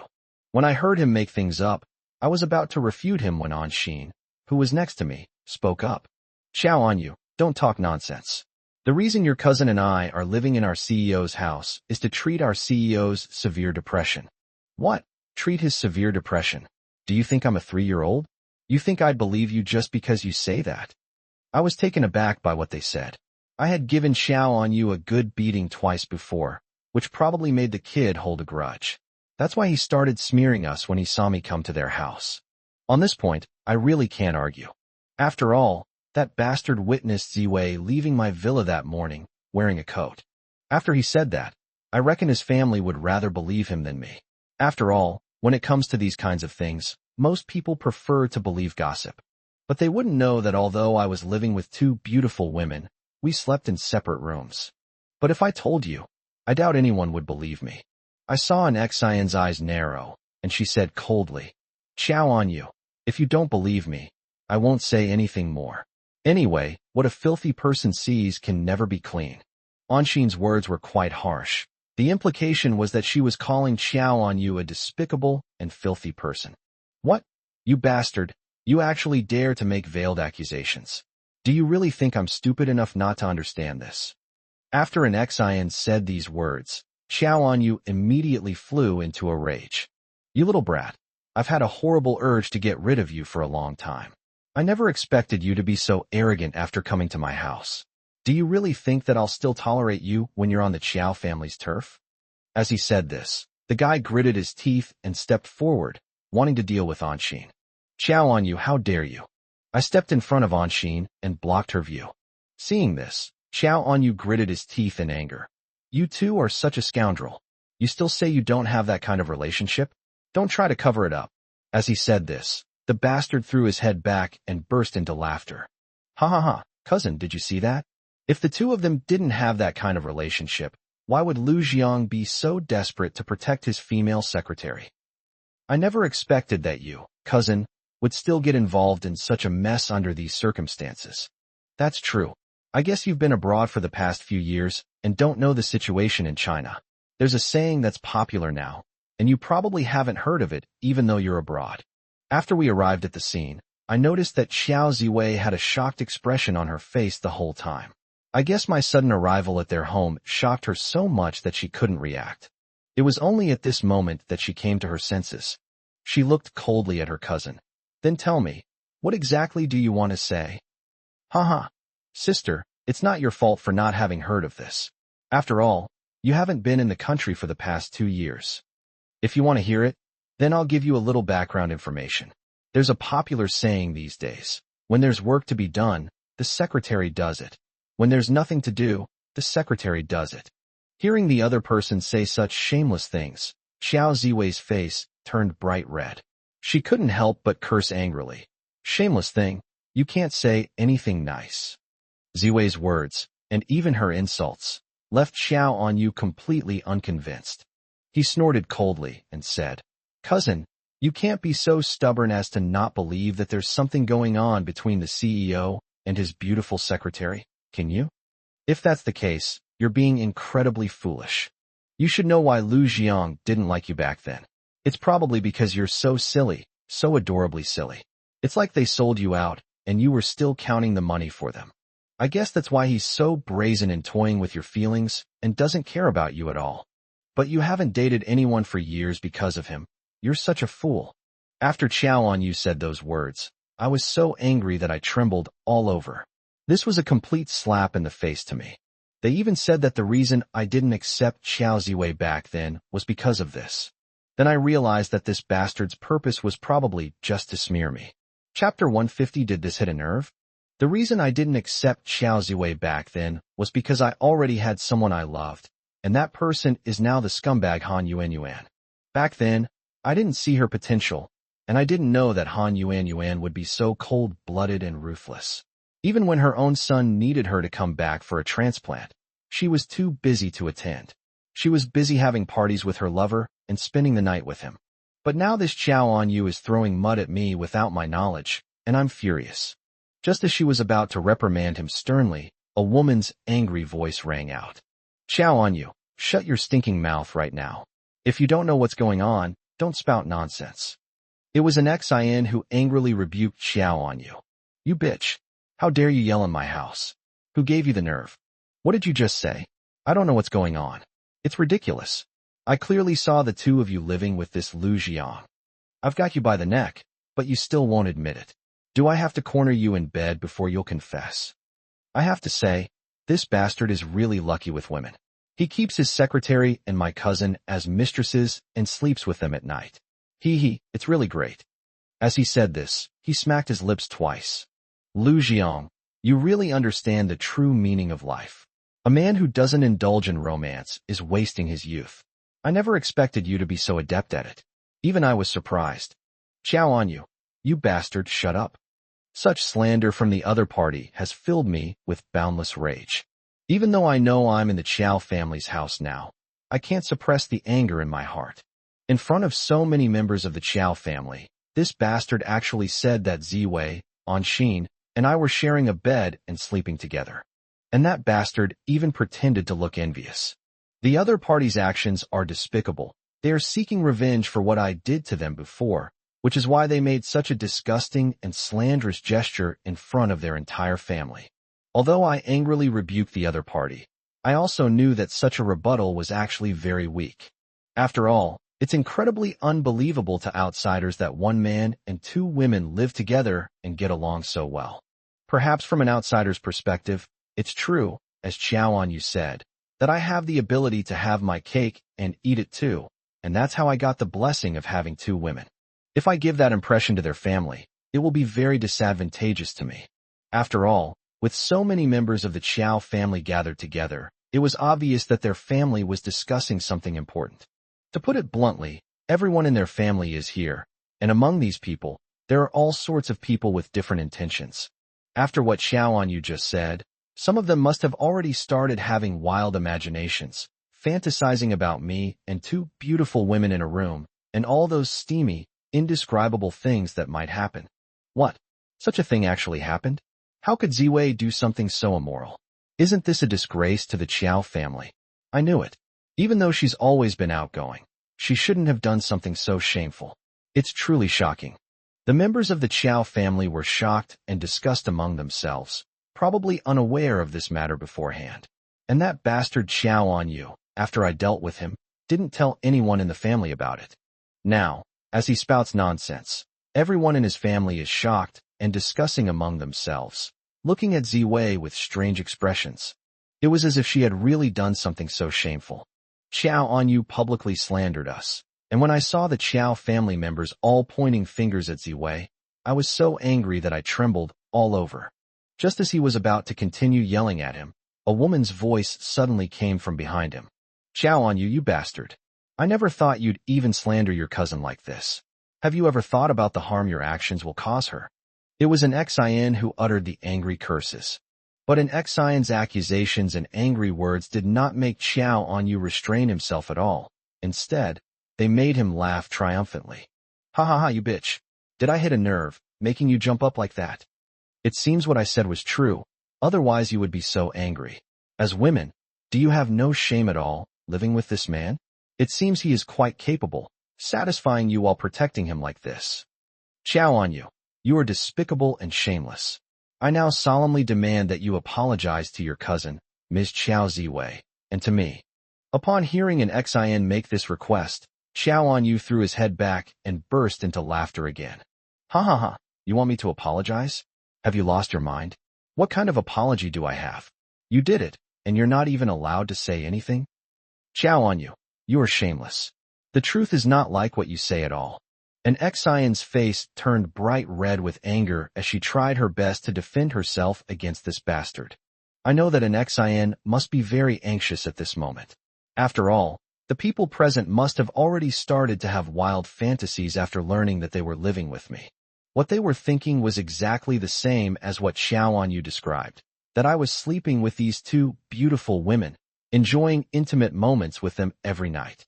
But I also know that there is no point in arguing now. In their eyes, if I do that, it will only make things worse, and they won't believe me at all. This puts us in an extremely passive and awkward situation. My original plan was to have Qiao Ziwei come back with me after arriving at the Qiao family today, and also to let everyone in the Qiao family understand my intentions. I never expected that bastard Xiao Anyu would also happen to be here, and he even revealed to the whole family that the three of us were living together. This caused me immense suffering. I understand that even if I stand up to prove it, it will only make things worse. After all, even a fool would think that a grown man living in the same house with two stunningly beautiful women would not believe that nothing happened. At this moment, the Qiao family members once again began to discuss the matter in shock. I never expected that Ziwei would do something so shameless. That's right. As the eldest daughter of the Qiao family, it's not impossible for her to marry Lu Jiang. I never expected that she would accept serving a man together with another woman. If this gets out, it will be a disgrace to our Qiao family. Chapter 151 Joint Declaration. That's right. If Yu hadn't revealed this inside story, everyone in our family would still be kept in the dark. I never expected that Ziwei would be so shameless. A woman snorted coldly. Humph, you can know a person's face but not their heart. That's exactly what Xiao Ziwei is like. She usually acts high and mighty, and she always refuses the marriages arranged by her family. I never expected them to be so lenient with Lu Jiang, actually agreeing to let him sleep with another woman and this man. Wow, they're so shameless. In the spacious living room, the Qiao family members pointed and whispered among themselves as they looked at the three of us. With a sharp crack, I was startled. Could it be that an Xian couldn't contain her anger and slapped Xiao Anyu? Upon closer inspection, he realized it wasn't him. Instead, he calmly took out a few pages of paper from his backpack and slammed them onto the coffee table. Xiao Anyu, you bastard. You didn't believe me when I said this was slander. So open your dog eyes and take a look at this. Xiao Anyu was stunned when he saw that Anshin had thrown out several sheets of paper. What's going on? Do you think you can prove your innocence and make me believe what you're saying just by throwing out a few sheets of A4 paper? Haha, if that's the case, then you're just dreaming. As he said this, he picked up the papers from the table with a disdainful look, glanced at them, and then his eyes widened instantly. What? You and my cousin signed a contract. I was also taken aback when I heard Xiao Anyu say those words in shock. That bastard just said that Anshin and Ziwei have signed a contract, which makes me very suspicious. What kind of contract is this? Just as Xiao Anyu was about to ask an Xian, he shouted in shock. What? You moved into Lu Jiang's house in the first place because you wanted to treat his severe depression. Seeing Xiao Anyu's shocked reaction after reading the contract, I became even more curious. So, taking advantage of his momentary daze, I snatched the contract from his hand. Upon seeing it, I was also shocked and widened my eyes, because I saw that the initiator of the contract was actually Qiao Ziwei. After reading it, I instantly understood that it was practically a joint declaration between the two people. That is, they came together to live in my house, creating a harmonious family atmosphere to treat my deep depression. What I didn't expect was that Xiao Ziwei would use a contract, and Ziwei and Anshin's bright red fingerprints were also pressed on it. The two of you actually signed such a contract to do this? How come I didn't know about this? Hearing my shocked question, Xiao Ziwei smiled faintly. I really didn't expect an Xian to be so thoughtful, carrying this contract with her at all times. As she said this, she took the contract from my hand and waved it at the family members. This wasn't made in advance. Hopefully, with this contract, you won't believe his nonsense anymore. When I first heard from overseas that Jiang's family had experienced a major family crisis, I was extremely anxious, which is why I rushed back to China from abroad. After I came back, I found his secretary and signed a contract with her, which was to live with her in Jiang's home and cooperate with the doctor and medication treatment in the hope of completely curing his severe depression. After Ziwei held up the contract and explained it to everyone in the family, the Qiao family finally understood what was going on. Oh, so that's the reason. This is completely different from what we guessed earlier. A middle-aged man in his 40s slapped his forehead and said with shame, I misunderstood something. I didn't expect the truth to be like this. Looking at Xiao Anyu now, he was also stunned, but soon he jumped up in anger. No, Xiao Ziwei, you must have already anticipated that this matter might be exposed to everyone in the family, so you made this contract in advance to cover it up. You and his female secretary lived together in Lu Jiang's house, probably just to provide great convenience for you two to fool around together. Now that things have been exposed, you've produced this contract. Do you think I'll believe you just because you have this? After reading the contents of the contract, I was also incredibly shocked, and I saw that most of the Qiao family members already believed it. But unexpectedly, at this very moment, Xiao Anyu, in desperation, raised another question. I find this very strange, because doing it this way seems too formal, and it's no wonder that Xiao Anyu has this doubt. At this moment, after Xiao Anyu's instigation, the members of their family also began to be led astray. Yes, I had already chosen to believe them, but now that Anyu has said this, I feel that there is such a possibility. Maybe they did this because they were afraid of being exposed and losing face, so they came up with this method in advance. I was just saying, who would bother to record something so shameful in writing, like this, in a contract? Don't they think it's shameful enough already? I share the same doubts about what everyone is saying. According to domestic custom, even if Ziwei intended to do this, she wouldn't need to sign such a contract with Anshin. What's the point of doing this? Isn't this deliberately giving others a handle against us? Frankly speaking, if Xiao Anyu hadn't happened to discover this matter, the contract would have sparked unhealthy speculations, giving people something to talk about. With that thought in mind, I looked at Xiao Ziwei, who was not far away, with a puzzled expression. Ziwei, after doing all this for me, why did you record it in a contract? Isn't that deliberately giving others a handle against you? Upon hearing my question, Ziwei shook her head. I didn't think of this at the time. The reason I recorded it in a contract is because I'm not afraid of people's speculation and accusations. I firmly believe in the saying that if your feet are straight, You have nothing to fear. As long as I have good intentions and am not as filthy as they suspect, I have a clear conscience. Hearing Ziwei speak those words with such conviction, I was deeply moved. If I hadn't mustered up the courage to come to their house today, I wouldn't have known about this. Unexpectedly, the reason why Ziwei and Anshin had such a fierce argument in the hospital was something they had planned beforehand. Because Ziwei has received an ultimatum from her family. If she doesn't leave my family, they will deliberately target me. Is chapter 152 coming at the wrong time? However, after Ziwei said those words, although she expressed her attitude that she was not afraid of trouble and would not provoke trouble, she did not explain why she recorded everything in the form of a contract. I feel that simply having a straight foot and not being afraid of crooked shoes is not enough to convince everyone. Just as she was about to ask, a woman from the Chow family snorted and said with a pursed mouth, Ziwei, according to our country's custom, even if such a thing really happened, it would be discussed tacitly with this female secretary, without leaving any written record or evidence. What exactly are you thinking by doing this? Seeing a woman from the Chow family ask the question that had been on my mind, I looked at Xiao Ziwei with eager eyes, wanting to hear her explanation for the matter. Xiao Ziwei smiled faintly at the family members. The reason I used a contract to record it in writing is related to my life experience. Xiao Anyu snorted coldly. What? This has something to do with your life experience. Do you actually like this lifestyle of 2 women and 1 man living together? Did you do this abroad before? So after rushing back from abroad, you went straight to Lu Jiang's house, and once you saw the man, you didn't even have time to go home?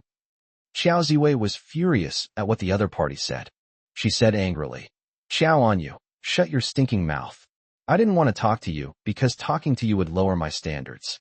You're trash, you can't say anything nice. I said it's related to my lifestyle and experiences because my experience overseas over the past 2 years has made me more meticulous in everything I do. After Ziwei's explanation, everyone suddenly realized and understood. Yes, the family previously sent Ziwei abroad to manage the family's businesses. They like to come up with contracts all the time overseas. I was surprised at first, wondering why they went through all this trouble. But after Ziwei's explanation, everything makes sense. After the truth came out, Xiao Anyu was speechless. Now that Ziwei is saying something reasonable, he has nothing more to say on this point. A cold snort came from the side. Lu Jiang, my daughter rushed back from overseas and ran straight to your house. How do you possess such great power? Tell me, what kind of bewitching potion did you give her? Now you dare to come to my house. What do you want? I saw that the person yelling angrily at me was Ziwei's father. Uncle, Ziwei has always liked me, but during this time, because I liked another woman, I never made any promises to her. But during this time, after Ziwei returned from abroad, I really felt her care for me, and I gradually fell in love with her. After I said this, not only Xiao Ziwei, but also an Xian was shocked. Although Anshin had been encouraging me to confess my feelings to Xiao Ziwei, I hesitated and didn't take any action because I was hurt in the past. After experiencing so much, I feel that I am so wounded that I no longer have the right or the qualification to love. But now, Ziwei's sudden departure due to family pressure has made me realize how important this woman is to me. That's why seeing her leave made me feel like the world had turned gray. If I was already heartbroken after losing my son Zimo, then Ziwei's return made me feel that life still had a sliver of joy and warmth. This caused my severe depression, which is gradually being cured. With the help of medication, my condition has greatly improved. All of this is because of Xiao Ziwei. It was because I felt Ziwei's deep affection that I confessed my feelings for her on the spot. After these words were spoken, Xiao Ziwei trembled violently, while an Exai, who was next to her, showed a look of surprise after a flash of shock on her face. President, you've finally spoken your mind. At this moment, Xiao Ziwei's voice trembled with shock. Zhang, what did you just say? My words were so shocking that Xiao Ziwei felt like she was dreaming, completely dumbfounded. And then, I said them in front of her entire family. So the immense shock and awe left Xiao Ziwei completely stunned. She couldn't believe what I had just said. I grabbed her hand urgently. Ziwei, only now do I realize that I've slowly fallen in love with you. After I said those words, the entire hall fell silent. You could hear a pin drop. Slap, slap, slap. At that moment, someone actually clapped, and a sharp, sarcastic voice came from behind. Wow, what a loving couple. As they were talking, two figures appeared at the doorway. Even if I burned her to ashes, I would still recognize who was speaking. I turned my head in shock, and sure enough, my guess was right. It was Han Yuan and Ming Feng, that despicable couple, coming from the doorway. I was extremely shocked when I heard that bitch's voice. I never expected that Han Yuan was related to the Qiao family. Thinking back to the last time, when Xiao Anyu came to my door like this, I was initially quite surprised. Now that I see this trashy woman at the entrance of the Qiao family's house, I immediately understand what happened. It turns out that it was this pair of scoundrels who betrayed us. At this moment, Ziwei was also shocked. Of course, she knew that this adulterous couple were her enemies. Seeing them appear at the door, Ziwei frowned and said in an unfriendly tone, "What are you doing here? You're not welcome here." Ha ha ha. A loud laugh rang out. "Ziwei, these are my friends. You're not qualified to let them leave like this. After all, this family isn't yours to call the shots." "What, your friend?" Xiao Ziwei looked at the person who spoke in shock. I also looked in the direction of the voice, but found that the person who spoke was not Xiao Anyu. "Cousin, you're actually friends with these two trashy people?" Xiao Ziwei asked, her face full of shock. The young man in his 30s burst into laughter again. "That's right. Why does my sister look so surprised? You don't need to look like that no matter who I'm friends with, right?" At that moment, Ming Feng, who was standing at the door, began to speak. "Brother Demeng, is it bad timing for my wife and me to come?" The man in his 30s named Xiao Daming burst into laughter. Chapter 153, Is This Your Way of Treating Guests? "Brother Ming Feng, since you're here, don't be shy. You're my friend, Xiao Daming.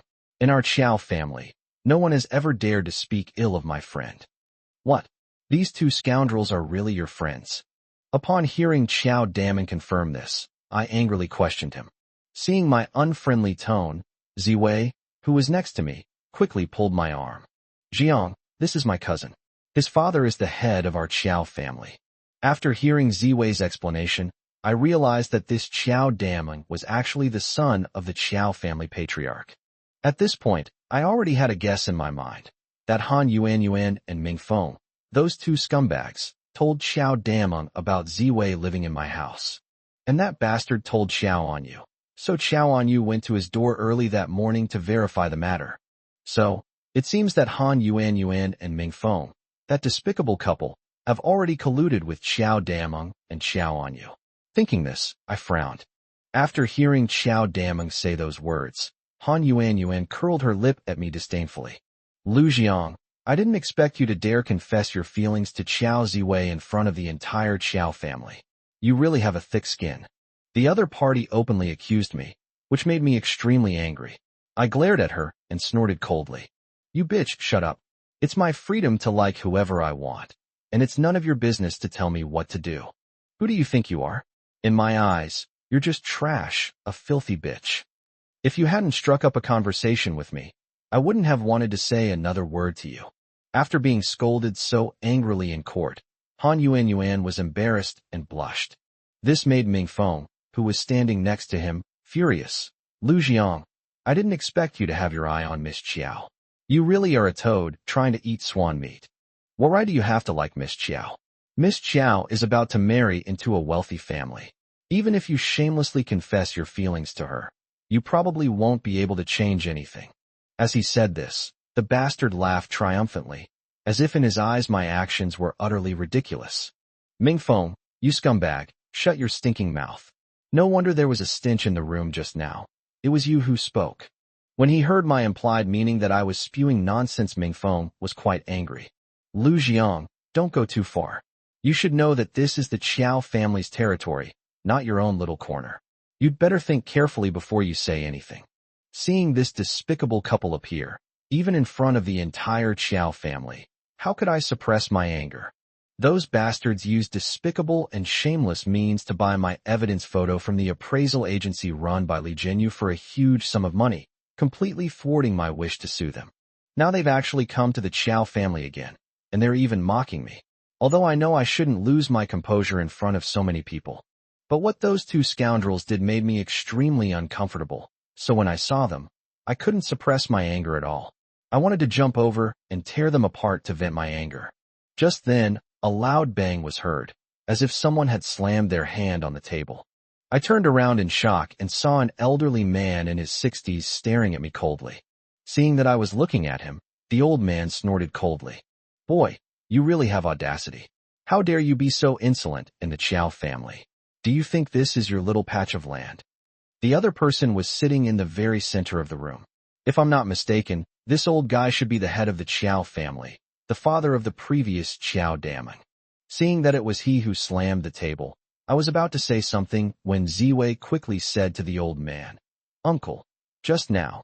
Zhang couldn't suppress his anger because he saw this pair of adulterers. Don't advise others to do good if you haven't experienced their suffering. Uncle, if you knew the heinous things that the two of them had done, you wouldn't blame Zhang for publicly and angrily cursing them. If it were me, I would probably have pounced on them right now and started slapping them repeatedly. When I heard Ziwei speak up for me and plead for the old man, I was extremely grateful. When I arrived here, I could sense Ziwei's shock. I guess she didn't expect me to come here with people. And afterwards, I grabbed her hand and told her in public that I liked her. At this moment, I no longer saw the cold expression on her face that I had when she left the hospital. Although Ziwei had pleaded on my behalf, I knew that since the head of the Chow family had already made those remarks, he certainly wouldn't let me off easily. After all, he had already made plans to marry Ziwei off to a wealthy young man. Sure enough, after Ziwei said that, the old man became very angry and slammed his hand on the table again. "Ziwei, in my eyes you have always been a sensible child, but I never expected you to speak up for this Lu Jiang and neglect our guests. Is this your way of treating guests?" Ziwei looked on in surprise. "Uncle, you're saying that this adulterous couple are guests of the Chow family?" The old man sitting in the center nodded solemnly. "That's right, Mr. Mingfeng and Ms. Han Yuan are honored guests of our family. Please have a seat, distinguished guests." As he said this, the old man greeted Mingfeng and Han Yuan warmly. Seeing this scene only made me angrier. I've been here for half a day, and the head of the Chow family hasn't even told me to sit down. But as soon as that despicable couple arrived at the door, this old man greeted them warmly with a smile and told them to sit down quickly. The treatment he received was truly different. But I also find it strange that this adulterous couple got involved with the head of the Chow family. Could it be that Mingfeng knew the Chow family before? Anyway, I feel that it shouldn't be related to Han Yuan. I've been with this trashy woman for years, and I've never seen her have any connection with the Chow family. She's definitely not Han Yuan. The sound of high heels clicking away echoed as someone walked forward. Han Yuan hooked her arm around Mingfeng's, walking forward arrogantly while giving me a cold glare. The implication was as if to say, "See, after arriving at the Chow family, I am their honored guest, treated as such by them, while you can only stand." Seeing the enemy who killed my parents and the murderer who killed my son, I couldn't help but tremble with anger, and I also lost my good impression of the head of the Chow family. Chapter 154. Believe it or not, I'll sue you for defamation. Ziwei, standing next to her, was also utterly shocked. She had just returned to her family, and it was obvious that she didn't know why her family had such a close relationship with that despicable couple. "Uncle, what's going on? Why are you treating this adulterous couple like honored guests?" Ziwei asked the old man sitting in the middle. "I also want to hear what the reason is." The old man snorted coldly. "Ziwei, how can you be so rude? Don't you know that your attitude is a great disrespect to the family's guests? Apologize to the guests immediately." The old man did not answer Ziwei's question, but instead scolded her and made her apologize to the adulterous couple. Ziwei, of course, would not compromise. "Uncle, you have no idea what disgusting things that adulterous couple has done. One after another, it would take 3 days and 3 nights to tell you all about them." Before Ziwei could finish speaking, the old man slammed his fist on the table in anger. "Ziwei, how dare you? Don't you even listen to me?" At this moment, Ziwei's father also looked anxious and began to scold her. "Ziwei, why are you so troublesome? Quickly listen to your uncle and apologize to the guests." But Ziwei was also stubborn. Even under pressure from her father and uncle, she still refused to back down. "Uncle, I just want to know, Why are you so respectful to this adulterous couple? Despite repeated demands for an apology from Ziwei, she refused to listen, leaving the Qiao family patriarch furious. Ziwei, how dare you be so presumptuous, taking advantage of the family's favor towards you. You should know that Mr. Mingfeng and Ms. Han Yuan are honored guests of our family, distinguished guests. In addition, Ms. Han also acted as a matchmaker for you. This time, it was she who introduced you to young Master Chen. You should have known all of this, but I didn't expect your parents to not tell you, which is why you were so rude to the guests. When I heard the old man sitting in the middle say these words, I suddenly realized what was going on. Damn it, I never imagined that the reason Ziwei was forced by her family to marry into a wealthy family was all the work of this despicable couple. After hearing the head of the Qiao family explain their connection with this despicable couple, I couldn't help but sneer. You two scoundrels, I bet the reason Xiao on you knew Ziwei was living in my house was because you two trash snitched on him, right? When I questioned the couple, their expressions changed. Han Yuanyuan sneered. Lu Jiang, you had designs on me before, but when you realized that wouldn't work, you turned your attention to Miss Qiao. I'm doing this so that neither of your women can have you. Hearing the other person say those words through gritted teeth, I couldn't help but tremble with anger. That scumbag woman just now has already exposed her sinister intentions. I angrily cursed. You bastard. How could I have been so blind to fall for a piece of trash like you? After I angrily berated her, to my surprise, Han Yuanyuan wasn't angry at all. Instead, she threw her head back and laughed. Haha. Lu Jiang, I know that even after all that has happened, you still haven't given up on me, which is why you've settled for second best and are now trying to pursue Miss Qiao. That's why Ming Feng and I did this, to try and put an end to your thoughts. I was furious when I heard Han Yuanyuan say those words. You bastard, what did you say? You think I still have feelings for you? You're so narcissistic. Right now, I only feel intense anger towards you. Haha. Lu Jiang, I understand your situation. It's like love turning into hate. After all, you'll always feel resentful about what you can't have. It's normal for you to have strong hatred for me. Han Yuanyuan, I don't know where you get your confidence. You're trash. What angers me is that I was blind to have fallen for you, which gave you a series of opportunities to kill my son Zimo and hire someone to murder my parents. But before, I paid off 100 million yuan of your family's debts, and you take that for granted? Why do you think that way? Do I owe you something, or do I owe you something? Hearing my angry question on the spot, the Qiao family members were shocked and began to murmur amongst themselves. What? This Han Yuanyuan actually did something so cruel, killing her own son with her own hands. Not only that, people are saying that this trashy woman also caused the deaths of Lu Jiang's parents. Hearing the Qiao family members whispering in hushed tones, Han Yuanyuan's face kept changing, eventually turning ashen. Lu Jiang, I know you harbor intense hatred towards me, a classic case of love turning into hate. But you shouldn't spread rumors and slanders, saying I hired someone to kill your parents. What evidence do you have to prove that I did all of this? Seeing that she tacitly admitted to indirectly causing her son Zimo's death, without denying it, but instead questioning the hiring of a hitman, I snorted coldly. Han Yuanyuan, the facts are already obvious. Do you still want to deny it? Otherwise, after I got that piece of evidence, why did you sneak into my house that very night, like a thief, trying to steal that photo? If you weren't feeling guilty, would you have used the nighttime to do something like this, like a thief? Hearing my rebuttal, Han Yuanyuan was speechless. Most of the Qiao family members were stunned, and some even cursed in anger. Holy crap, this woman looks quite demure. How could she do something like hiring someone to commit murder? What deep-seated hatred could drive her to raise a knife against her former in-laws?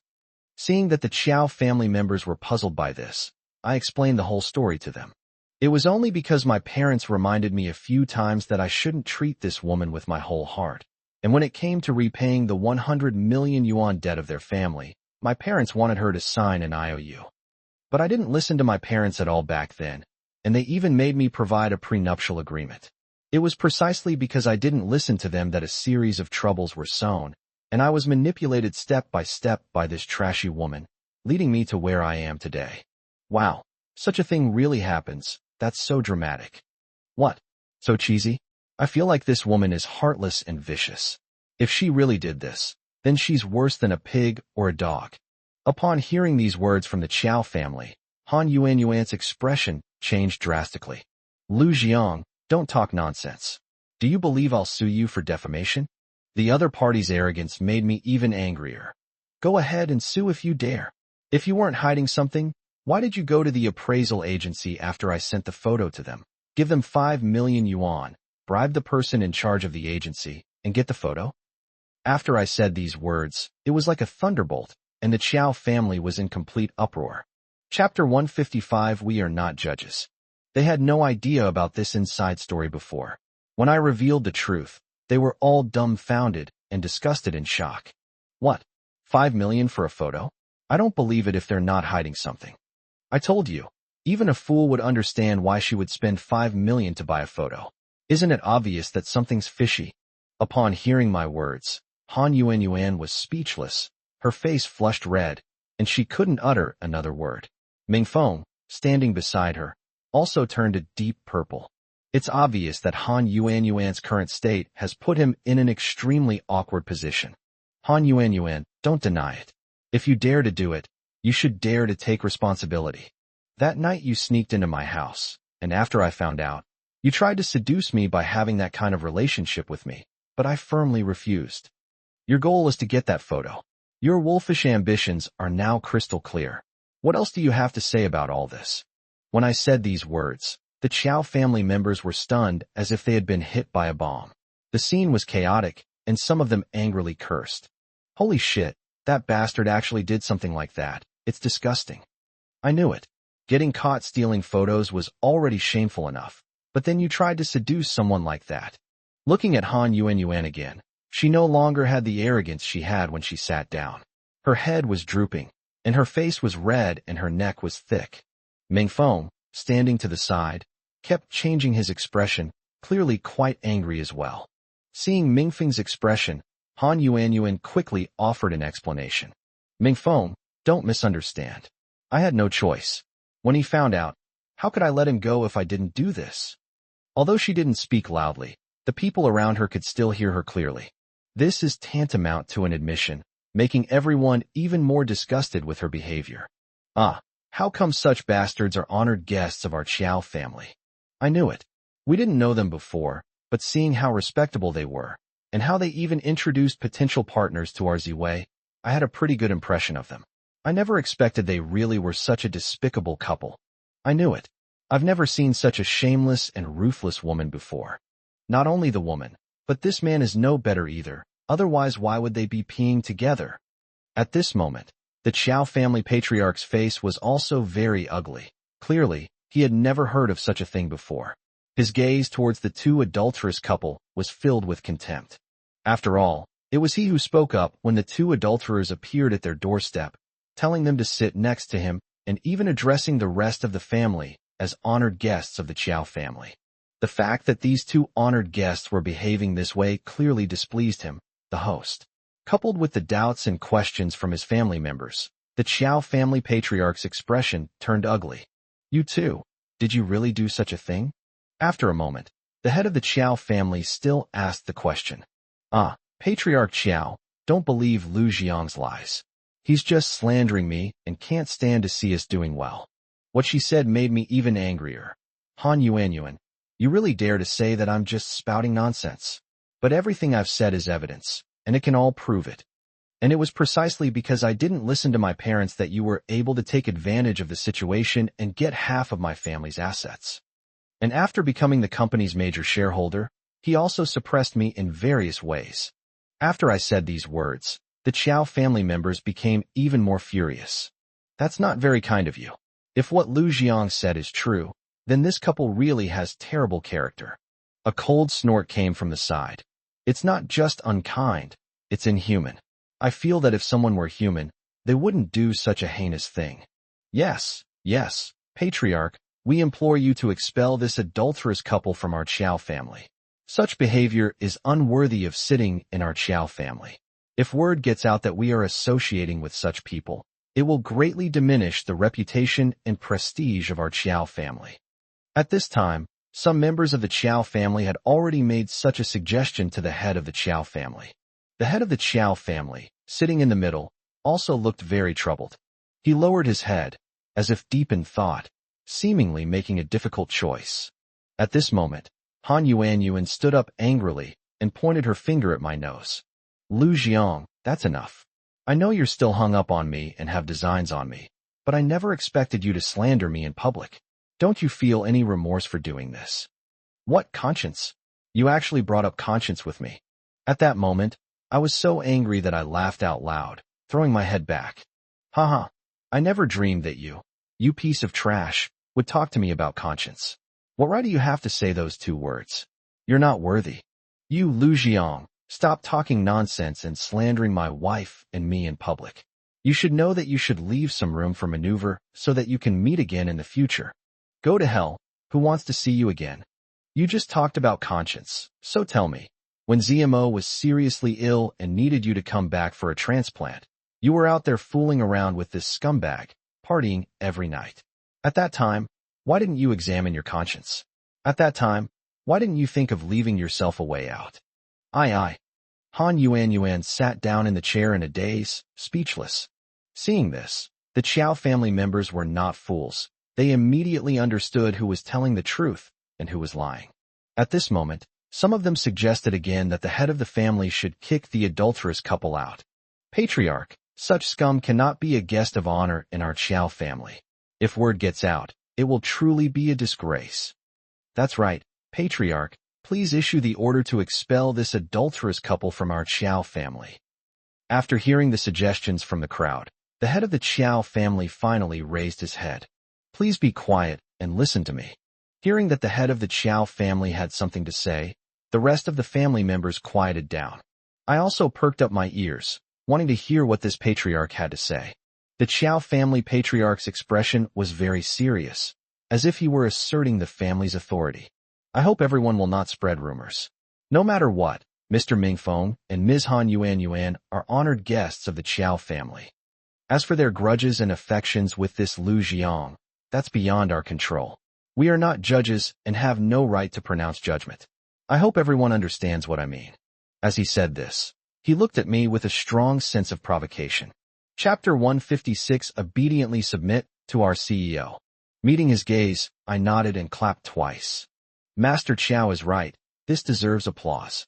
Seeing me make this move, the head of the Qiao family looked somewhat surprised, but his expression quickly darkened.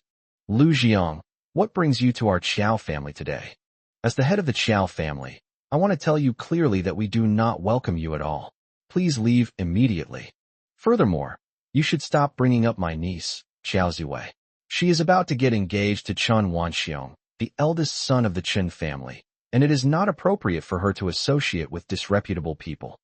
The other person's tone was icy, and I couldn't possibly miss the implication. Her niece was about to get engaged to the eldest son of the Chen family, and I should stop thinking about it and leave as soon as possible. But I originally planned to take Ziwei home, so how could I agree to such a request? Patriarch Qiao, I love Ziwei, and Ziwei is willing to be with me.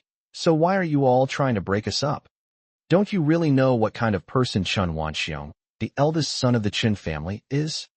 I've heard so much about this guy. He's rich and spends all his time indulging in debauchery and seeking pleasure everywhere. Because of this hobby, some people even gave him a nickname, Chen Daqian. The only difference between this nickname and that of the famous painter is gender.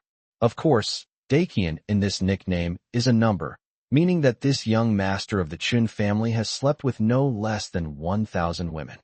It was because of his reputation that he got this nickname. After I said that, the head of the Qiao family was very angry. Lu Jiang, don't slander young Master Chen. You'll have to take responsibility for that. Furthermore, this young Master Chen will soon become our Qiao family's son-in-law. If you continue to spout nonsense, don't blame us for being impolite. At this moment, Han Yuanyuan, that woman, also recovered from her shock and bewilderment and began to fight back against me. Lu Jiang, I never expected you to be so despicable. In order to get Qiao Ziwei, you actually slandered the eldest son of the Chen family in public. Don't think I don't know what you're up to. Seeing this bitch publicly retaliate against me made me very angry. That scumbag woman actually acted as matchmaker, introducing Qiao Ziwei to potential partners. Her sinister intentions are now crystal clear. She wants to get Ziwei away from me. In addition, it was probably this bitch who told the Qiao family the news, which led to Qiao Onyu coming to cause trouble that time. When I saw the other person call me despicable, I gave a cold laugh. Physical disability can still be treated. Perhaps a prosthetic limb can be fitted. But if the brain is damaged, then there is absolutely no hope. Han Yuan, I don't know how thick-skinned you are to dare to call me despicable in public. Then tell me properly, what exactly are the despicable things I've done? After I said these words, Han Yuan was speechless and could no longer utter a word. At this moment, because the head of the Qiao family had just said those words, no one deliberately targeted Han Yuan this time. So the scene was completely silent. Haha, Han Yuan, I bet you really can't say it. My words enraged her. Who said I couldn't say it? Aren't you despicable enough? The three of you, Miss Qiao and your secretary, live together. I bet at night, something inappropriate for children happens. I know you won't admit it after I say this, but anyone with a brain would know what kind of ridiculous things would happen if one man and two women moved into a house together. That's pure nonsense. Seeing this bitch trying to stir up trouble in public, I couldn't help but burst out laughing. Looks like I was right. Han Yuan, did a donkey kick your brain? Anshin has already proven this, so please don't bring it up again. They are with me to help cure my depression. What? Lu Jiang, you have depression? Haha, why don't you just die? The vicious woman laughed loudly while gritting her teeth at me. This made her expression turn ferocious. Her face, which was originally quite pretty, looked like a witch because of her clenched teeth.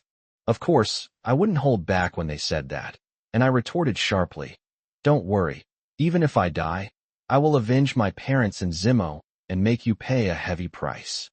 After I said that, I saw Han Yuan and Ming Feng visibly tremble. Clearly, what I said had a profound impact on them. Seeing me arguing with the two adulterers, the Qiao family patriarch next to me angrily said, Ziwei, have you lost your mind? Quickly kick this man out. Our Qiao family does not welcome guests like this. After the head of the family said that, Ziwei was stunned for a moment, and she nodded at me. I feel that ever since I confessed my love to her, Xiao Ziwei has become different from before, just like now. Now that your Qiao family patriarch doesn't acknowledge me as his son-in-law and wants to expel me from the Qiao family. Ziwei, what do you mean? As I said this, I kept looking at her. I also wanted to know what Ziwei's attitude towards me was, since she hadn't responded after I confessed my feelings to her earlier. Ziwei's expression was conflicted. She quickly lowered her voice and said, Jiang, you're really making a fool of yourself. Didn't I slam the door and leave at the hospital? How come you found my home again? An Xian must have betrayed us and told you everything. As she said this, Ziwei looked angrily at Anshin beside her. Anshin winked at her. Sister Ziwei, although I agreed to your request at first, with the president like this, once he goes crazy, how can I hold on alone in that villa with him? If you ask me, you should come back and obediently submit to our CEO. Don't worry, I'm not jealous anymore, and I'll sincerely wish you both well. Hey, you little brat, what nonsense are you spouting? Ziwei's face was completely red. I had never seen her like that before. She looked extremely shy, and I was quite surprised by her expression. Ziwei, you can be shy? Ziwei snorted coldly. What nonsense are you talking about? Don't you even know how to be shy? When the other person said that, I couldn't help but laugh. But at that moment, the three of us seemed to have forgotten where we were. Then came the sound of the Qiao family head angrily slamming his fist on the table. Ziwei, what's going on here? I told you to get rid of this wild man. Didn't you hear me? After the Qiao family head said this, Ziwei's father also angrily urged him on. Ziwei, stop fooling around and obediently follow the head of the family's arrangements. Otherwise no one can save you. Chapter 157, She Could Be a Good Thing. Hearing her uncle and father urging her repeatedly, Xiao Ziwei looked anxious. She lowered her voice and deliberately put on a fierce look at me. Lu Jiang, what kind of nonsense are you spouting? Get out of our house right now. The reason I made an Xian cooperate with me in this act was because my uncle had already said that if I didn't listen to him, the Qiao family would deal with you this time, and we would also join forces with Han Yuan and Ming Feng, that despicable couple. I've already learned all this from Anshin. Now that I heard Ziwei say it to me in person, I said coldly, Ziwei, don't be afraid. Even if your Qiao family and that despicable couple team up, I'm not afraid. Of course, I'm just exaggerating when I say that. Because the situation I'm facing now is indeed not optimistic. Half of his family fortune was taken by the despicable couple in front of him, and now Lin Tianming has become the major shareholder of the company. All of this was already enough to give me a hard time, but faced with this situation, if I were a man, could I back down? Anyway, I'm not worried about having too many debts, and I won't be bitten by too many lice. As for Ziwei, the woman who has liked me for many years, I will never give up. To put it bluntly, even if I lose my partner's entire fortune today, I will take her with me, the woman who has been madly in love with me since college. Ziwei left me before because she didn't want her family and that despicable couple to team up against me. Since I secretly returned from abroad, Ziwei has given me meticulous care and love. If I were to let go of such a good woman, I would not only be a man, but also unworthy of being human. Even if it comes at a great cost, even if I face the Qiao family and that despicable couple joining forces to suppress me relentlessly, I won't care. On the contrary, I would regret it for the rest of my life if I lost Ziwei. During this period, under Qiao Ziwei's guidance, I feel that my mindset has changed significantly compared to before. After a series of setbacks, my vision was shrouded in darkness, and the whole sky seemed gray. Now, with Qiao Ziwei moving into my home, I feel a bright new light appear before me, and I've been given renewed motivation. Of course, I only realized this after Ziwei left. So many changes had indeed occurred within me. What angered me was that bitch Han Yuanyuan. Her thoughts were so vicious. Because she accidentally saw that Qiao Ziwei was living in my house, she informed the Qiao family and even acted as matchmaker, planning to marry Qiao Ziwei to Chen Wanxiong, the eldest son of the Chen family. But what kind of person is Chen Wanxiong? If Ziwei were to marry him, it would be like sending her into a fire pit. What? You're not afraid? Ziwei was also very surprised. Do you have some kind of confidence? When Ziwei asked me, I didn't hide anything. Ziwei, if I have any confidence, it is because I believe in the principle of good deeds being rewarded and evil deeds being punished. I, Lu Jiang, have never done anything bad, nor have I ever harmed anyone. That's why I firmly believe that even in the face of a terrible situation, there's always a way out, and my luck won't be bad. Before I could finish speaking, a burst of mocking laughter erupted from the side. Haha, Lu Jiang, you're really confident. I wonder where you get your confidence from. Now Lin Tianming is the major shareholder of your company, and the Qiao family is about to join forces with me to deal with you. I never expected you to come up with such a reason. It's really laughable that you would ask ghosts and gods instead of asking about the common people. What do you mean by believing in luck? Seeing Mingfeng laughing and mocking me, I couldn't help but snort coldly. Yes, a despicable person like you, who has no bottom line and a vile mind, would never believe in the principle of good deeds being rewarded and evil deeds being punished. But this is just the beginning. If you don't believe me, just keep your eyes peeled. You two adulterers won't have a good ending. When I said these words, my tone was firm and resolute, causing the two adulterous people to tremble violently. At this moment, Han Yuanyuan became even more furious. Lu Jiang, I didn't expect you to be so ungrateful. Today is the first time that Chen Wanxiong, the eldest son of the Qin family, has come to the Qiao family, and you actually come here to make a scene. What do you think the eldest son of the Qin family will do when he arrives and sees this scene? Will he treat you with utmost respect, or will he want to strangle you? I was also surprised by what they said. No wonder the Qiao family members were waiting here as if they were having a meeting. It turns out they had already planned it, and were waiting for the arrival of Chen Wanxiong, the eldest son of the Qin family. The couple who acted as matchmakers were treated as honored guests by the Qiao family. After figuring all this out, I couldn't help but sigh to myself, that bitch Han Yuanyuan is really cunning.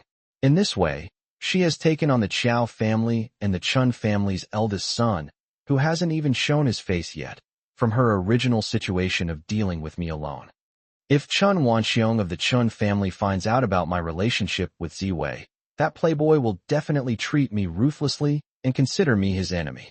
By then, The Chen family might even stand behind him and suppress me. In this way, Han Yuan, through matchmaking, tightly controlled the two powerful families, turning them into bargaining chips against me.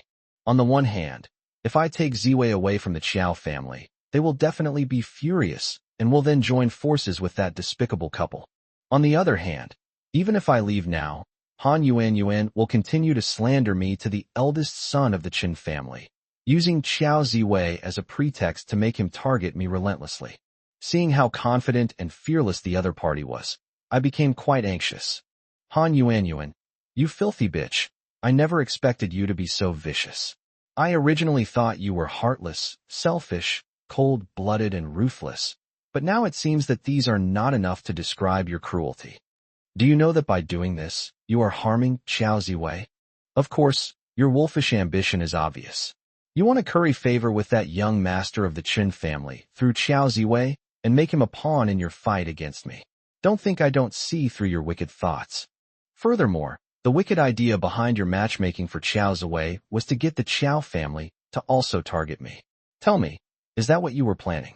After I said these words, the Qiao family members were once again shocked and started discussing among themselves. Oh dear, those words really are an eye-opener. Thinking about it carefully, what Lu Jiang said is indeed true. I also feel that what he said is right. Maybe this woman is doing this for the good of our Qiao family and to matchmake Ziwei. But if you think about it carefully, it feels a bit strange. Yes, that scumbag woman. She can be so cruel to her own son and ex-husband, and she can be so ruthless to her former father-in-law and mother-in-law. Do you think she can be a good person? Chapter 158, Who Wants to Get with My Woman? Just now, the Qiao family head had already suppressed everyone in the Qiao family, and at that time, the Qiao family head had made his position clear, which was that everyone in the family should stop talking about Han Yuan and Ming Feng. To put it bluntly, the Qiao family had already set the tone for their opinion of the two adulterers. But now that I have said these words, this situation has been disrupted again. The Qiao family members have started to discuss the matter again because it involves their core interests. The topic of their discussion was nothing more than that Han Yuan was a woman with ill intentions, and that she might secretly plot against the Qiao family. Seeing that the Qiao family members understood what I meant, I felt a little gratified. At that moment, I felt a gaze fall on me. When I looked up, I found that it was Qiao Ziwei quietly looking at me. Seeing that I turned around and looked at her, Ziwei said anxiously, "Zhang, don't be ridiculous. After what you just said, I also understand the situation now. This scoundrel is the worst of the worst, the fighter jet among trash. It seems he wants to drag the Chen family and our Qiao family together to deal with you. Once such a situation is formed, coupled with Lin Tianming's watchful eye from the side, then Jiang, your situation will be extremely dangerous." Seeing the worry on Ziwei's face, I smiled faintly at her. "Don't worry, it's not a big deal. Even if the company goes bankrupt, we can just start over. As long as you are by my side, I have no fear whatsoever." Upon hearing my words, Qiao Ziwei trembled violently, as if struck by lightning. I was quite surprised to see her react like that. "Ziwei, what's wrong with you? Don't you believe what I'm saying?" At this moment, Ziwei had recovered from her violent reaction. "Zhang, I'm fine. After you said those things, I felt my body tremble." After her explanation, I finally understood what was going on. "Ziwei, what is your attitude? Now I want to understand your attitude." Hearing what I said, Ziwei was about to express her opinion when a loud roar, like a donkey's bray, suddenly rang out. "Qiao Ziwei, what's wrong with you? Don't you even listen to me anymore?" The speaker was filled with intense anger. Following the sound, they found it was the head of the Qiao family. His shout startled everyone in the Qiao family, who fell silent, none daring to utter a sound. But then Han Yuan stood up again, as if to show off. She pointed her finger at my nose and angrily shouted, "Lu Jiang, you really have a lot of nerve. In front of the entire Qiao family, you still dare to flirt with this Qiao Ziwei, exchanging glances and showing affection in public. Do you really think we're all blind? If you do this, when the eldest son of the Chen family arrives, he will not let you off the hook." Seeing this trashy woman stand up again like a clown, I yelled at her angrily. "Shut up. A woman as ungrateful and treacherous as you deserves to go to the 18th level of hell, to be tortured in every way, and never be able to rise again. My angry outburst caused Han Yuanyuan's body to tremble violently, her face turning bright red with rage and contorting in pain. She gritted her teeth and cursed angrily. You Lu Jiang, since you want to die, then you can just wait obediently. Young Master Chen will be here soon. When that time comes, I'll see who deserves to go to the deepest hell. I scoffed at what the other person said. You keep calling him young Master Chen, but you hardly ever mention your man Mingfeng. Are you trying to cheat on Mingfeng? As far as I know, this young Master Chen is no good. His nickname is Chen Dakian. Don't you really know what that means? He has already slept with more than 1,000 women. After I finished speaking, I saw Mingfeng's expression change. Seeing the change in the expressions of the two despicable people, I immediately changed my tone. Oh, right, I guess you, Mingfeng, also hope to see this scene. After all, you all want to curry favor with this young Master Chen, so that his Chen family will also come to deal with me. Then you should pay some price. Let Han Yuanyuan cheat on you. No wonder you can still keep your composure now. It turns out you already knew the truth. After I said that, the faces of that despicable couple turned purple, and their bodies were trembling with immense anger. My words were so harsh that even the Qiao family members were stunned. But at that moment, the head of the Qiao family also lost his temper and slammed his hand on the table. Boy, how dare you openly slander young Master Chen? I think you don't respect me or the Qiao family at all. The other party suddenly became angry, which caught me completely off guard. Logically, I was targeting Han Yuanyuan and Mingfeng, that despicable couple, but I didn't expect the head of the Qiao family to suddenly become angry with me. Just as he was about to retort, a series of hurried footsteps suddenly came from the doorway, and an exasperated voice also came from the doorway. Who dares to be so courting death as to openly slander me, the young master? With that huffy voice, a burly, angry man appeared at the doorway, leading a dozen or so of his men. Seeing this big fat man, and then looking at Han Yuanyuan, it was as if she had seen a savior. She stood up from her seat eagerly and said in a sweet voice, "Oh, Mr. Chen, you finally arrived. If you hadn't come, your fiancé, who was about to be engaged, would have been snatched away by someone else." The fat man strode in angrily, muttering curses under his breath. Damn it! Let's see who has the guts to hit on my fiancé. Seeing the angry, fat man enter, I looked over and saw that he looked to be over 200 pounds, wearing a suit and tie, but his face was a little pale. At only 20 years old, he already has heavy bags under his eyes, which indicates that he frequently leads a nightlife. Moreover, his complexion is very sallow, which is undoubtedly a sign of excessive indulgence. Which bastard dares to flirt with my fiancé? The fat man stormed in, his goldfish eyes fixed on me with a cold stare. At that moment, Han Yuanyuan scurried over, eagerly grabbing his arm. I observed that Mingfeng's expression turned very ugly after seeing this scene. Then look at Han Yuanyuan. She grabbed the big fat man. Oh, young Master Chen, you finally arrived. It's fortunate you came in time. Otherwise, even with me as your matchmaker, your fiancé wouldn't have been able to stay and would have been taken away by this trash. The young man with goldfish eyes frowned. Damn it. Tell me now, who's trying to sleep with my woman? Chapter 159, Sharpening the Knife.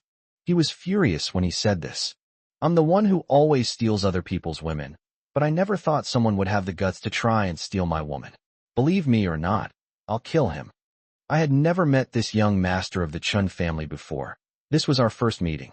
It's often said that seeing someone is worse than hearing about them, and seeing them is even better than hearing about them, and that's certainly true. Just by looking at him, I could tell he was a gangster. This is the legendary Chen Dakian, the eldest son of the Chen family. Upon seeing this large, fat man, Ziwei, who was standing next to me, was also startled. She had been leaning against me, but now she took a step back, a look of shock on her face. What? My uncle actually wants me to marry this fat man. Seeing her shocked expression, I smiled faintly. Don't worry. With me here, no one can force you to marry him. After I said that, Ziwei rolled her eyes at me, but she had a happy smile on her face. At that moment, Han Yuanyuan's scream came. Young Master Chen, do you see that? This bastard is trying to steal your woman. What? You want to steal my fiancé? With his goldfish-eyed face full of exasperation, young Master Chen broke free from Han Yuanyuan's grasp and walked a few steps to my side. Seeing the other person standing in front of me with a murderous aura, I remained standing still. This guy's gaze was like a knife as he looked me up and down, before his eyes fell on Qiao Ziwei next to him. Seeing that young Master Chen was sizing up Qiao Ziwei, Han Yuanyuan, who had come over, quickly fawned over him like a lapdog, saying, "Young Master Chen, this is the eldest daughter of the Qiao family that I'm introducing to you, Qiao Ziwei." "What? This is Miss Qiao." I saw that young Master Chen's lecherous gaze was constantly scanning Ziwei up and down. The next second, this guy couldn't wait to reach out and touch Ziwei's face. Under such circumstances, how could I let him succeed? I slapped his groping hand away. Ziwei had initially tried to dodge when she saw the other person's hand coming towards her, but she breathed a sigh of relief when she saw me knock the other person's hand away. But at this moment, the eldest son of the Chun family was furious. "Damn it! How dare you stop me? Help! Since this bastard dares to mess with my woman and even hit my hand, he's going to lose that hand." Hearing what the other party said, I felt a buzzing in my head, and all the blood in my body rushed to my head. This bastard is so arrogant. I just saw that he brought more than a dozen henchmen. If he's really going to lay a hand on me, I'd rather strike first and slap that bastard a few times. With this plan in mind, I didn't hesitate at all. I raised my hand and started slapping the fat man's pig-like face. Clap, clap, clap, clap, clap, clap. Young Master Chen never dreamed that I would have such audacity, that I would dare to hit him even when he brought more than a dozen of his men. After I landed the first blow, I slapped this guy's big, fat face more than a dozen times in an instant. When I hit him, I didn't control my strength at all. Therefore, after I slapped him more than a dozen times, even though this fat man was quite big, he was knocked to the ground with a thud. Han Yuanyuan was originally not far from him. Upon suddenly witnessing this scene, and seeing the fat man collapse like a door panel, Han Yuanyuan couldn't help but scream in fright. She quickly jumped a few steps away, her face turning ashen with fear. At this moment, everyone in the Qiao family was also quite frightened. Shocked, they completely disregarded the orders given by the Qiao family head to forbid them from making any unfounded comments. At this moment, as young Master Chen fell heavily to the ground, the Qiao family members began to discuss the matter wildly, like a floodgate being opened. Holy crap, I never dreamed that Lu Jiang would be so fierce. He started fighting at the drop of a hat. I've heard that this young master of the Chen family is not someone to be trifled with. Yes, I guess this is the first time that this fat young Master Chen has suffered such a big loss. Haha, Lu Jiang is really good, he's got guts. That's right, I admire this young man. No wonder he became the richest man at such a young age. Judging from his style and demeanor, this kid is decisive and has character. Oh, what are you saying? That's ancient history. He's no longer the richest man. Half of his assets have already been divided up by that woman, Han Yuanyuan. Sai, what do you know? This just shows that he is bad at judging people, not that he is incompetent. Just by watching him beat up the eldest son of the Qin family, you can tell that this kid has character and is capable of great things.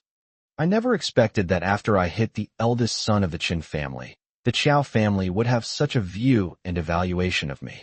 But at this moment, the head of the Qiao family objected and slammed his fist on the table again. However, seeing my angry expression, he didn't vent his anger on me, but instead turned his anger towards Qiao Ziwei. Ziwei, what's wrong with you? How could you let him beat up young Master Chen? This will implicate our Qiao family, and the Chun family will hold us accountable, since young Master Chen was beaten up in our house.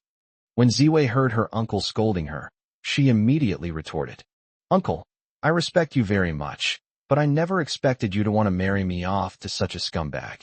Didn't you hear what Jiang said just now? This young master of the Qin family is nicknamed Chuniqian. You can't be unaware of what that nickname means, can you?" Qiao Ziwei's words made the Qiao family patriarch's face darken. "Ziwei, you're just being silly. Although this young master Chun has some minor flaws, he's a man, and he's at that age. Who doesn't like to have fun? Maybe he'll get better after he gets married. But you let this bastard beat up young Master Chen in our house. I'm telling you this seriously, it's a very serious matter." Seeing that her uncle wouldn't admit his mistake, Xiao Ziwei stopped indulging him and gave a cold snort. Uncle, when you're defending someone, you really put on a high-sounding act and stop at nothing. How do you think such a trashy man can compare to Jiang? After Jiang inherited the family business, he developed the family business in just a few years, and he himself became the richest man. But look at this young Master Chun right now. What is he anyway? Ziwei was arguing with her uncle when suddenly a loud shout came from behind. Ziwei quickly turned her head to look over. Upon closer inspection, they realized that it was actually young Master Chun with his dozen or so bodyguards, and they had already recovered from their shock. They have now helped young Master Chun up from the ground, and they are sharpening their knives, ready to deal with me. Upon seeing this, Ziwei shouted angrily. Chapter 160. To catch the thief, first catch the king. Stop it, all of you. This is the Qiao family home, not your Chen family home. If anyone dares to act recklessly, don't blame the Qiao family for being impolite. After Ziwei shouted, she stood in front of me. Seeing Ziwei like this, I gently pulled her shoulder and pulled her behind me. At that moment, I felt my blood boiling.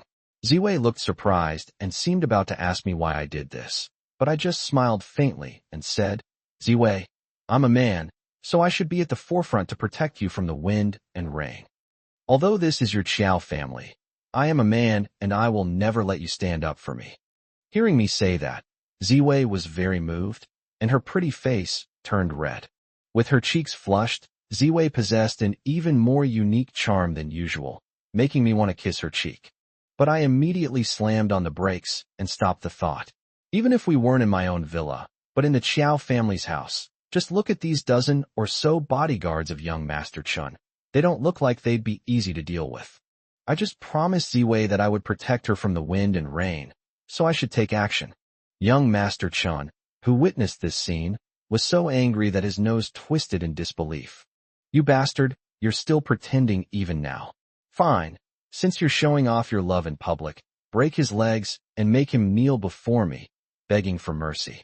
As Chen Daxiao was helped up, he gritted his teeth, wishing he could tear me to pieces. As soon as he gave the order, his dozen or so men shouted and lunged at me. Seeing this, I shouted, wait. Wait a minute, startled everyone. That young Master Chen probably didn't expect that I would stop him after he gave the order to attack. The guy's face darkened. What? You're really scared, kid? Ha ha, too late. You hit me, Chun Wanxiong, and today I'll make you kneel down and sing conquer. Hearing the other party say this with such murderous intent, I waved my hand indifferently. I said coldly, you bastard, have you misunderstood something? My words clearly startled him. What a misunderstanding. What misunderstanding? Are you saying you stopped me because you were afraid? I curled my lip in disdain. Who told you were scared? I'm telling you, we're in the Qiao family's house right now, not in your own backyard. Since you want your men to deal with me, why don't we go outside and have a go at it? I'm saying this for the sake of the Qiao family. After all, they are Qiao Ziwei's family. Even if we don't care about the family, we should at least consider their feelings. Of course, I did this entirely out of respect for Ziwei, not because of the sycophantic attitude of that Qiao family patriarch. Once he understood what I meant, young Master Chen looked completely surprised. He probably hadn't expected that my stopping him just now meant this. At this moment, the Qiao family members also came to their senses from the shock they had just experienced. Oh my, I never expected that Lu Jiang would be so considerate of our Qiao family. I was just saying that. I saw a lot of admirable qualities in him just now, and he even pulled Ziwei behind him in public. That's the kind of responsibility a man should have. Hearing the Qiao family praising me, and then looking at that despicable couple next to me, I was so angry I could hardly believe my teeth. Especially Han Yuan. Seeing that the eldest son of the Chun family had been helped up, this shameless woman took a few steps to his side and couldn't wait to grab his arm. Young Master Chun, you'd better not let this bastard get away with this today. I can't believe he even dared to hit you. Young Master Chen, are you all right? Seeing Han Yuan openly fawning over young Master Chun, while Mingfeng beside her turned ashen-faced, I couldn't help but burst into laughter. Let me tell you, Mingfeng, now you know what kind of person your beloved Han Yuan really is, right? She openly flirted with this young Master Chun right in front of you. You'd better keep a close eye on her from now on. Otherwise, this trashy woman is a cuckold manufacturer, and who knows when she'll put a big green hat on you. Moreover, this woman has a particular fondness for all sorts of promiscuous men. If he could be attracted to you back then, she can be attracted to someone else now. After hearing what I said, Mingfeng looked at Han Yuan with anger in his eyes. Han Yuan was also stunned. She probably didn't expect that she would subconsciously make such a move, shaking Chen Daxiao's arm in front of Mingfeng. This looks more like a coquettish act. Once she came to her senses, Han Yuan pointed at my nose and started yelling at me. Lu Jiang, I didn't expect you to resort to sowing discord. Don't worry, our Mingfeng won't be as petty as you were back then. I curled my lip in disdain. Yeah, that's true. The scoundrel you found is so magnanimous, he's as forgiving as a prime minister. Even if you cheated on him with a cruise ship full of green hats, he wouldn't say a word. Before I could finish speaking, I heard a loud slap. Looking down, I saw it was Mingfeng who had slapped Han Yuan hard. Han Yuan, shocked by the slap, finally released her grip on Chen Daxiao's hand. Covering her burning cheek, Han Yuan probably never expected that Mingfeng would actually dare to hit her. Seeing that the two of them had turned on each other and started fighting, I couldn't help but feel secretly pleased. Just then, I saw a small hand waving in front of my eyes. Then I looked again and saw that Ziwei next to me was giving me a thumbs up. Then, Xiao Ziwei smiled sweetly and whispered to me, "Wow, Jiang, your move actually made these two scoundrels bite each other like two mad dogs." I was very happy to receive Ziwei's praise, and I was about to say something when suddenly another angry roar came. "Enough, you two shut up. Don't delay me from dealing with this bastard." The one who shouted was none other than young Master Chen. Seeing that the surroundings had quieted down, young Master Chen snorted coldly. "You bastard, you're quite thoughtful, actually worrying that we're in someone else's house. You worry about these things, but I don't. Men, get to work. First, break his legs. Then make him kneel before me and apologize. After that, I'll slowly torture him." Upon hearing their master give the order again, his dozen or so men responded and charged toward me menacingly. Seeing so many of their men attacking me with hostile expressions, I was starting to feel overwhelmed. But with Ziwei in front of me, as a man, I certainly wouldn't back down. I quickly made up my mind that I had to catch the leader first and beat the weakling to a pulp. Only in this way could I make an example of him and intimidate the other bodyguards. With so many people around, even if I had training, I'd probably still struggle. Chapter 161, Two More Failed. After all, the people Chen Wanxiong could keep by his side couldn't be useless. They were all highly trained bodyguards. Although I had made up my mind, I was still a little uneasy. If I were to be beaten by the Qiao family here, it would tarnish my glorious image as the Qiao family's son-in-law. Although I no longer have the halo of being the richest man, as a man, no one wants to be beaten up at their father-in-law's door. But the current situation has forced me into this predicament. I stared intently at the dozen or so burly men in front of me, trying to find a weaker one to strike first, but after looking around, I felt quite hopeless. Because I found that these dozen or so bodyguards were all burly, big men, and none of them were the kind of weaklings that met my criteria. Come to think of it, their family paid for it, so they would definitely choose a burly man like this. Such a bodyguard, whether he makes a move or not, can give people a sense of intimidation. It's like the difference between a regular domestic dog and a Tibetan Mastiff, even though they're both dogs. Ordinary dogs are not scary at all, but if a Tibetan Mastiff, which is half the height of a person, stands in front of you, the sense of intimidation it creates is different. After looking around 3 times without finding anything weak, I quickly resigned myself to my fate. In that case, let's choose a fixed target, stick to it relentlessly, and beat the opponent half to death. Only in this way can the current situation be changed. With that thought in mind, I clenched my fists and protected my head, waiting for the other party to charge at me. But then a large hand reached out and pulled me to the back.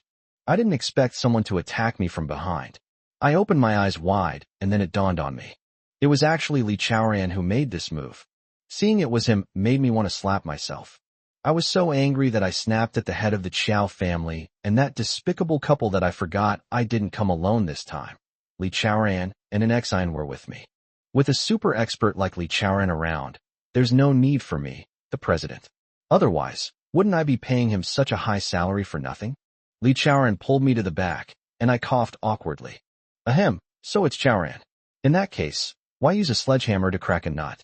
Let you do it for me. Next, teach these arrogant bastards a good lesson. Upon hearing what I said, Li Chaoran smiled and nodded. Even though Anshin covered her mouth, she still laughed out loud. After a soft chuckle, an Xian lowered her voice and said to me, President, your glorious image just now was truly breathtaking. Don't worry, I've already filmed your impressive punching posture. When you get back, please make sure to take a good look at it. Anshin's words startled me. What did you say? You were secretly filming again just now. You really have a lot of nerve. Hearing my accusatory tone, Anshin stuck out her tongue and made a face. There's nothing I can do. This was suggested to me by Sister Ziwei. She told me, as her secretary, to keep evidence at all times. What? You have a problem with that? You can tell Sister Ziwei if you have a problem. What? You're listening to Ziwei? In that case, I have no objections. My words made both of the beautiful women burst into laughter. At that moment, none of us paid attention to Li Chaoran. Just then, an angry shout rang out. Who the hell are you? How dare you block our way? Get lost. Don't delay us. Let's deal with this guy who stole our Chen girl. It turned out that the head of the bodyguards had cursed angrily when he saw Li Chaoran suddenly step forward. Before he could finish speaking, a figure appeared before him with lightning speed. It was Li Chaoran who jumped over quickly. Upon reaching the other person, Li Chaoran didn't hold back and slapped him across the face. Then look at the head of the bodyguards, who was slapped to the ground by Li Chaoran. It's a pity that this guy was so arrogant just now, but after Li Chaoran slapped him to the ground, his head made intimate contact with the ground. With a loud bang, the guy's head was bleeding profusely. He didn't even have time to scream before he passed out. Seeing this, I was a little surprised, because I knew that with Li Chaoran's abilities, he could send this guy flying with one slap, but he slapped him to the ground instead. This made the spectacle much less impressive. I thought I was the only one who noticed the problem, but an Xian behind me also asked in confusion, What's going on? This bastard insulted Li Chaoran, and Li Chaoran didn't knock him away. The next second, she hesitated and asked me, Could it be that Chaoran did this because of what you just said, President? Ziwei's words left me completely confused. I scratched my head, feeling utterly embarrassed. I said a lot just now, but I can't remember what I said. Ziwei was taken aback. Didn't you just say that if we fight here instead of at their house, the Qiao family will be affected? Maybe Li Chaoran did this because he didn't want to knock him out. After Ziwei explained it this way, I suddenly understood. Yes, Chaoran is indeed very meticulous, which makes me admire him. Our voices were drowned out by a chorus of screams. Seeing that Li Chaoran had knocked the bodyguard leader unconscious with just one slap, the members of the Qiao family screamed. The other bodyguards under young Master Chun were also unsettled. They all stopped in their tracks, their mouths agape in shock. What's going on? Our boss was actually slapped to the ground by this big black man and passed out. Holy crap. It seems this big, black guy is actually a pro. They discussed the matter in shock, and even young Master Chun, standing nearby, couldn't help but gasp in astonishment, mainly because he hadn't expected the burly, dark-skinned man in front of him to be so formidable. His original thought was that since he had brought so many people and I had slapped him, he was determined to get revenge and teach me a lesson so he could at least save face. But to his utter surprise, the burly black man who jumped out from behind me completely shattered his illusions. Upon seeing the scene before him, Chen Xiao was so shocked that he took 2 or 3 steps back before regaining his balance. The next second, this guy jumped 3 feet high in anger. I never expected that this fat man, who looked like a pig, could jump up. That was quite unexpected. You bastard! Who the hell do you think you are, daring to block our way? As he was speaking, he noticed that 2 more of his men had fallen to the ground with a thud, immediately losing consciousness. Chapter 162, Using a Second Marriage to Fool My Father. Seeing their stunned expressions, Li Chaoran didn't hesitate and continued his attack, knocking 2 of them down. In the blink of an eye, the head bodyguard and 2 bodyguards were lying on the ground like dead dogs, causing the bodyguards, who had just recovered from their shock, to gasp in astonishment. Intimidated, they retreated in fear. But at this moment, seeing them like this, Li Chaoran knew it was time to strike a fatal blow. Like a tiger descending a mountain, he charged straight at them. Bang, bang, bang. The series of slaps weren't very loud, and were even somewhat muffled, but they were very effective when they hit the face. After being attacked, all the bodyguards collapsed to the ground, unconscious. Soon, he knocked out 4 more bodyguards. Chun Wanxiong brought 12 bodyguards, and in the blink of an eye, Li Chaoran took care of 7 of them. The remaining 5 bodyguards turned deathly pale upon witnessing this scene. If Chun Xiao could still jump up in shock and anger after seeing Li Chaoran's first move, he has long lost his confidence now. He was so frightened that his hands went numb, and the muscles in his cheeks were trembling. Seeing his bodyguards retreating, young Master Chen yelled a curse. Damn it! Get me out of here right now. He had already seen through the bodyguards' intentions, and after being greatly frightened, he wanted to escape on his own, not even caring about his master. This infuriated young Master Chun, who then let out a furious curse. His angry outburst brought his remaining 5 men back to their senses. They were filled with shame, realizing they had actually considered abandoning their master and fleeing alone in fear. They quickly turned around, intending to help young Master Chen away from there. But how could Li Chaoran let them leave at this moment? A series of thuds rang out, and just as young Master Chun was about to be helped away by his men, he saw his remaining 5 men collapse to the ground like harvested crops. This terrified him, and he began to tremble all over. How are you so good, kid? You took down my 12 bodyguards in the blink of an eye. He spoke in shock, looking at Xiao Tianlai, the head of the Qiao family, still in disbelief. Old man, are you trying to scheme against me? Since the women of your Qiao family already have men, why do you still want her to marry me? What are you up to? Hearing the eldest son of the Chun family angrily question Xiao Tianlai, I was very happy. I just saw through Han Yuanyuan's wicked scheme. She wanted to use matchmaking to get Ziwei away from me, and then join forces with the Qiao and Qin families to deal with me. But after I realized this, I had no way to break it. Now, after I beat up this young master of the Qin family, things have taken a huge turn for the better. The scene before me was exactly what I had been hoping for, so at this moment, I excitedly crossed my arms and sat on the sidelines, watching the 2 tigers fight. Young Master Chen, things are not as you imagine. Don't listen to Lu Jiang's provocations. What? Stirring up trouble. Damn, Han Yuanyuan told me this herself. Damn it, don't think I don't know. This Miss Qiao from your Qiao family has already been living with Lu Jiang. What you're doing is really unethical. Aren't you afraid of the Chun family's retaliation? And you all know perfectly well that this kid has some really powerful helpers. You're just trying to make me look bad on purpose. Old man, you deliberately made me look bad. You really think the Qin family is made of mud? After being angrily rebuked, look at Xiao Tianlai again. His expression kept changing, and at this moment, he looked extremely anxious. His original idea was to have Qiao Ziwei marry the eldest son of the Qin family, so that such a powerful alliance would be extremely beneficial to the future development of the Qiao family. But the old man never expected things to change so dramatically. Therefore, at this moment, he was so anxious that his face turned red and his neck became thick. Young Master Chen, listen to me.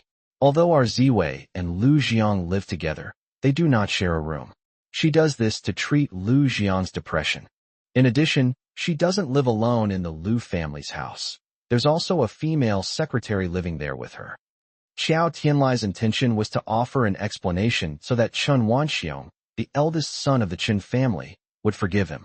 He also understood that if the young master of the Chun family misunderstood the Qiao family, their relationship with the Qin family would become irreconcilable, a scenario that Xiao Tianlai did not want to see. Pa, you old fool, you're quite the smooth talker. You think I'll believe you just like that? A man and a woman living alone in a room. No, 2 women and a man. Do you think the man is a eunuch? They're all living in the same room. Do you think the man can stand it? If it were me, what do you think I would do? I would devour both of them and then make them obediently submit to me. The other party's words were extremely shameless, which shocked the Qiao family. However, upon closer reflection, what young Master Chen said did seem to make sense. The Qiao family members present all fell silent. It's likely that any man in this situation would have had impure thoughts. After all, living with 2 beautiful women, If a man doesn't take this opportunity to win them both over, it's as if he's impotent. Xiao Tianlai looked conflicted. Young Master Chun, the truth is not as you imagine. But Chen Wanxiong, at this point, was not going to believe him. He became even angrier. Old man, I've realized you're not just a bastard. You're incredibly stupid. Were you not a man before? With two beautiful women in the house with you, why didn't you lay a hand on them? Were you going to keep them around for the new year? His words left Xiao Tianlai speechless, unable to refute them any longer. Seeing this, Chen Wanxiong sneered. You old bastard. I didn't expect your Qiao family to use a second marriage woman to fool me and to make me look bad.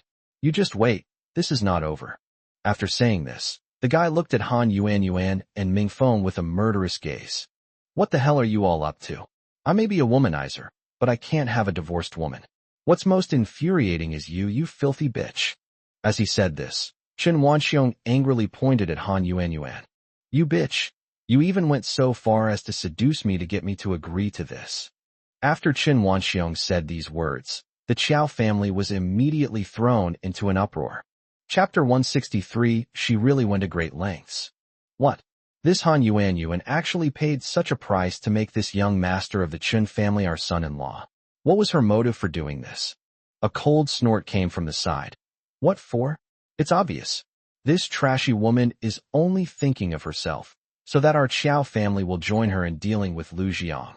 To put it bluntly, she wants to use our Qiao family as her pawns. Having seen through Han Yuan's treacherous ambitions, the Qiao family members were all furious. Even Xiao Tianlai, the head of the Qiao family, couldn't help but tremble. He probably never expected that this adulterous couple had such a plan. At this moment, Ming Feng jumped up angrily. Chen Xiao's earlier accusation that Han Yuan had seduced him was not nonsense. It is probably for this reason that Ming Feng's face turned purple.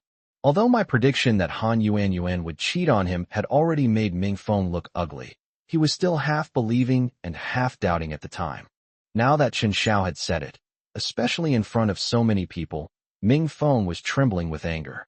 He slapped Han Yuan across the face. You slut, you secretly cheated on me. I'm going to kill you, you filthy bitch. Seeing Ming Feng's ferocious expression as he uttered these words, Han Yuan trembled violently in fear. Ah, husband, don't do this. I had no choice but to do it. Shut the hell up, you promiscuous woman. How can you be so casual as to try to seduce this young master of the Qin family? How can you be so shameless? Seeing this couple start fighting like dogs, I felt incredibly satisfied. That feels so good. I never imagined that hitting that young master of the Qin family would be like pulling the fuse of a bomb, causing a series of problems, and now making those two scoundrels tear each other apart. Ah, honey, I really didn't lie to you. The reason I did this was for our benefit. It's part of the strategy. Before Han Yuan could finish speaking, another loud slap landed on her face. Strategy, my ass, you filthy bitch. I never imagined you'd be willing to submit to this young Master Chun for the sake of so-called benefits. It's disgusting. Honey, your words are making me so sad. What am I doing all this for? Isn't it all for him? As she said this, Han Yuan, who had been slapped twice, angrily pointed at me. Honey, you know that even though we took half of his assets, we've suffered losses in secret several times, and we almost let him find evidence to send us to jail. If we hadn't reacted quickly, we would have been completely finished this time. That's why I resorted to this desperate measure. Please forgive me this time, considering my urgency. Ah, you shameless woman, don't call me husband. Even if you're trying to get rid of Lu Jiang, you can't do something so despicable. You actually want to cuckold me. I wish I could strangle you, you slut. As he said this, Ming Feng swung his arms again and beat Han Yuan severely. I was watching with great interest when someone gently tugged at my clothes. I turned around and saw it was Anshin. What's wrong? I lowered my voice and asked her, puzzled. President, I'm so happy. I didn't expect that your slap to young Master Chen would trigger such a series of reactions. It seems that it really is necessary to act decisively when the time is right. My secretary's reassuring words made me very proud. When I arrived here, I learned that the Qiao family wanted to marry Qiao Ziwei to the eldest son of the Qin family, and I was furious. The main reason is that I never expected that such a large family as the Qiao family would act so shamelessly. Everyone knows that this young Master Chin's nickname is Chun Dakian, but they completely disregard that and insist on making Qiao Ziwei marry this young Master Chun, which is what truly enraged me. That's why they confronted them, and then after this young Master Chun arrived, they beat him up without any regard for the consequences. Unexpectedly, the result was so satisfying, leading to a scene of infighting between the two scoundrels. I held up a finger in front of my eyes and gently shushed him. Keep it down. Anshin suppressed a laugh and made a face at me. Don't worry, I know all your good points, Mr. President. What, all my strengths? I was stunned, not understanding what an Exine meant. I hadn't lost my virginity to her, so how could she know me so well, knowing all my good points? Seeing the surprised look on my face, he explained with relief. President, you're not thinking too much, are you? All the good qualities I mentioned can be summed up in one sentence. I became increasingly confused. What did you say? Anshin said softly, playing dumb to fool the enemy. Anshin's words made me realize that I had indeed overthought things and misunderstood them, so I nodded hastily. Since that's what you think, then so be it. Wouldn't it be better to just watch the dogs fight it out? An Exine beamed. It smells amazing. It smells incredible. President, you have no idea how wonderful I feel right now. The feeling of reassurance is exactly the same as mine. In fact, I also long for such a scene to appear before my eyes as soon as possible. I had been plotted against by this despicable couple. They not only killed my son Zimo, but they are also suspected of hiring someone to kill my parents. In addition, he took advantage of a loophole and obtained half of my family fortune. I paid off their debts back then, and they didn't even know how to repay that kindness. This bitch did all these things that broke my heart. I wish I could tear her to pieces on the spot. Therefore, seeing this bitch and her man fighting amongst themselves, and seeing her being slapped repeatedly until blood started flowing from her nose and mouth, I felt extremely excited and happy. Then I eagerly continued watching. As Mingfeng slapped Han Yuanyuan hard across the face, the entire hall, despite being so many people, fell silent. Everyone stared in shock at the scene before them. The Qiao family members were the most surprised, because they were unaware of many truths before, and now that they knew, they were filled with emotion. I never expected this woman to be so scheming.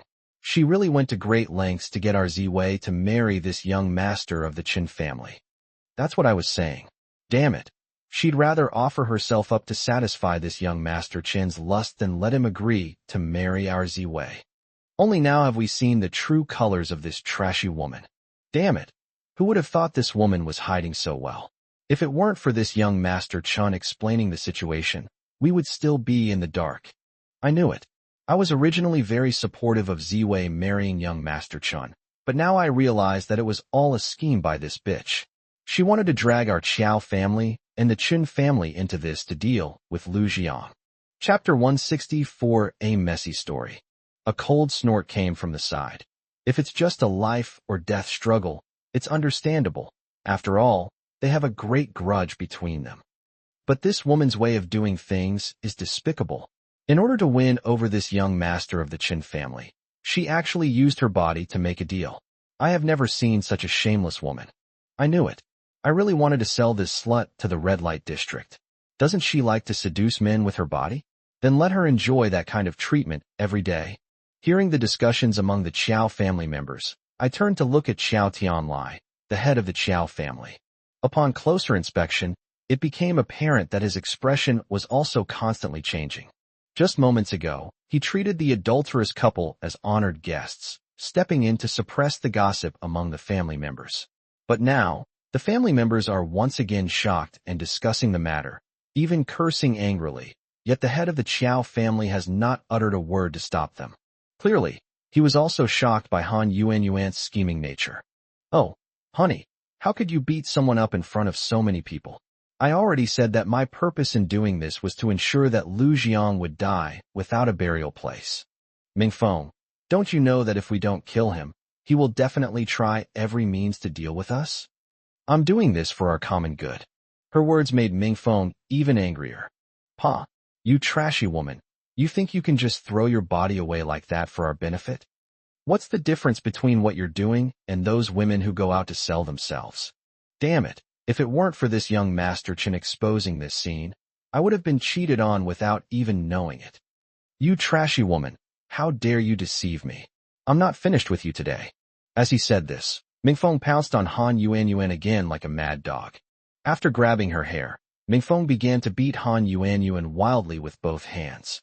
Looking at Han Yuanyuan, who had been arguing just moments before, she let out a shrill scream as she was repeatedly beaten. Honey, stop right now. They're not hiding anything from you. Her words made Mingfeng even angrier. You filthy bitch. You still keep saying you didn't hide anything from me. If it weren't for this young Master Chen revealing this, I wouldn't have known anything at all. This is all, and you still say you didn't hide anything from me? You're fucking trying to fool me. Honey, I'm telling the truth. I was just thinking of telling you all this these past few days, but before I could say anything, this young Master Chen just blurted it out. Fuck you. Even if you tell, it won't cover up the fact that you cheated on me. Enraged, Mingfeng slapped Han Yuanyuan, knocking her to the ground. After letting out a painful scream, Han Yuanyuan collapsed to the ground, her hair disheveled. At this moment, blood was flowing from her mouth and nose, and her face was filled with despair. Originally, she wanted to use schemes and tricks to unite the Qiao family and the Chun family to suppress me. She probably never expected that the situation would take such a dramatic turn, turning into a public spectacle where she, the instigator, would be slapped countless times and made a fool of herself in front of everyone. At this moment, her face was covered in blood, making her look ferocious, and her eyes were filled with malice. She glared at me with resentment and let out a furious scream. Lu Jiang, I didn't expect you to be so lucky. Even under such circumstances, you were able to turn the tide. Don't worry, this isn't over yet. When I heard the other party challenge me, I snorted coldly. You bitch. Don't even mention that you're not finished with me. I won't let you off easily because of all the heinous things you've done, unless you die. You heartless wretch, you don't know how to repay kindness. I really regret meeting such a wicked woman like you back then. Hearing my stern rebuke, Han Yuanyuan sat on the ground and burst into wild laughter, her head thrown back. Ha ha. All right, Lu Jiang, I know you're still not giving up on me. After all, you pursued me so madly back then, but unfortunately, I just don't like you from the bottom of my heart. Hearing that bitch say such things made me even angrier. You bastard. Where was that scumbag you like when your family faced a crisis, incurred huge debts, and needed someone to pay them off? That's a debt of over 100 million, all of which I paid off for your family.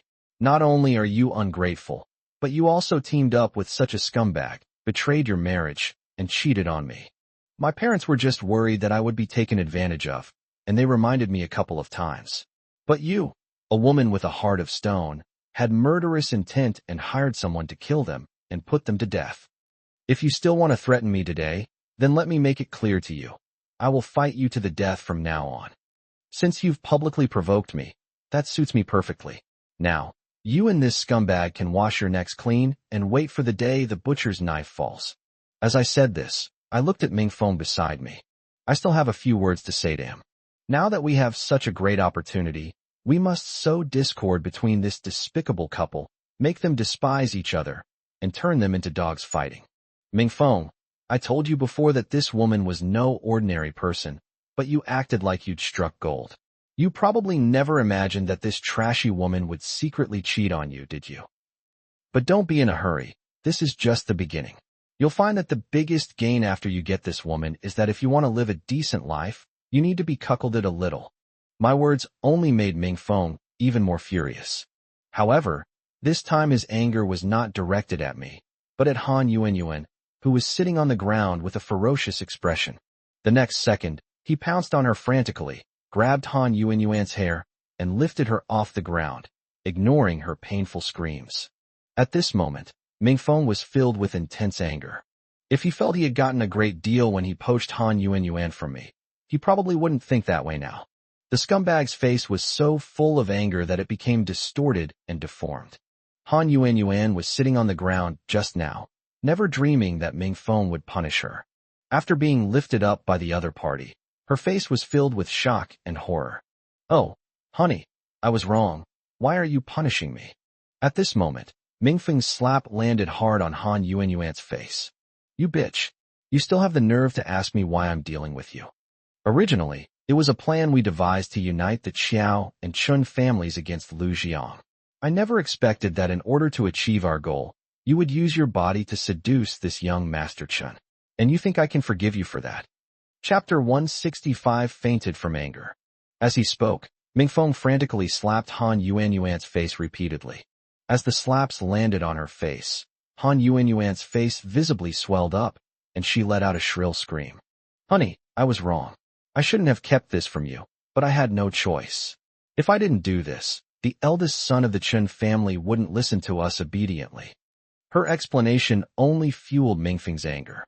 Damn it, just because of this, you're going to cheat on me?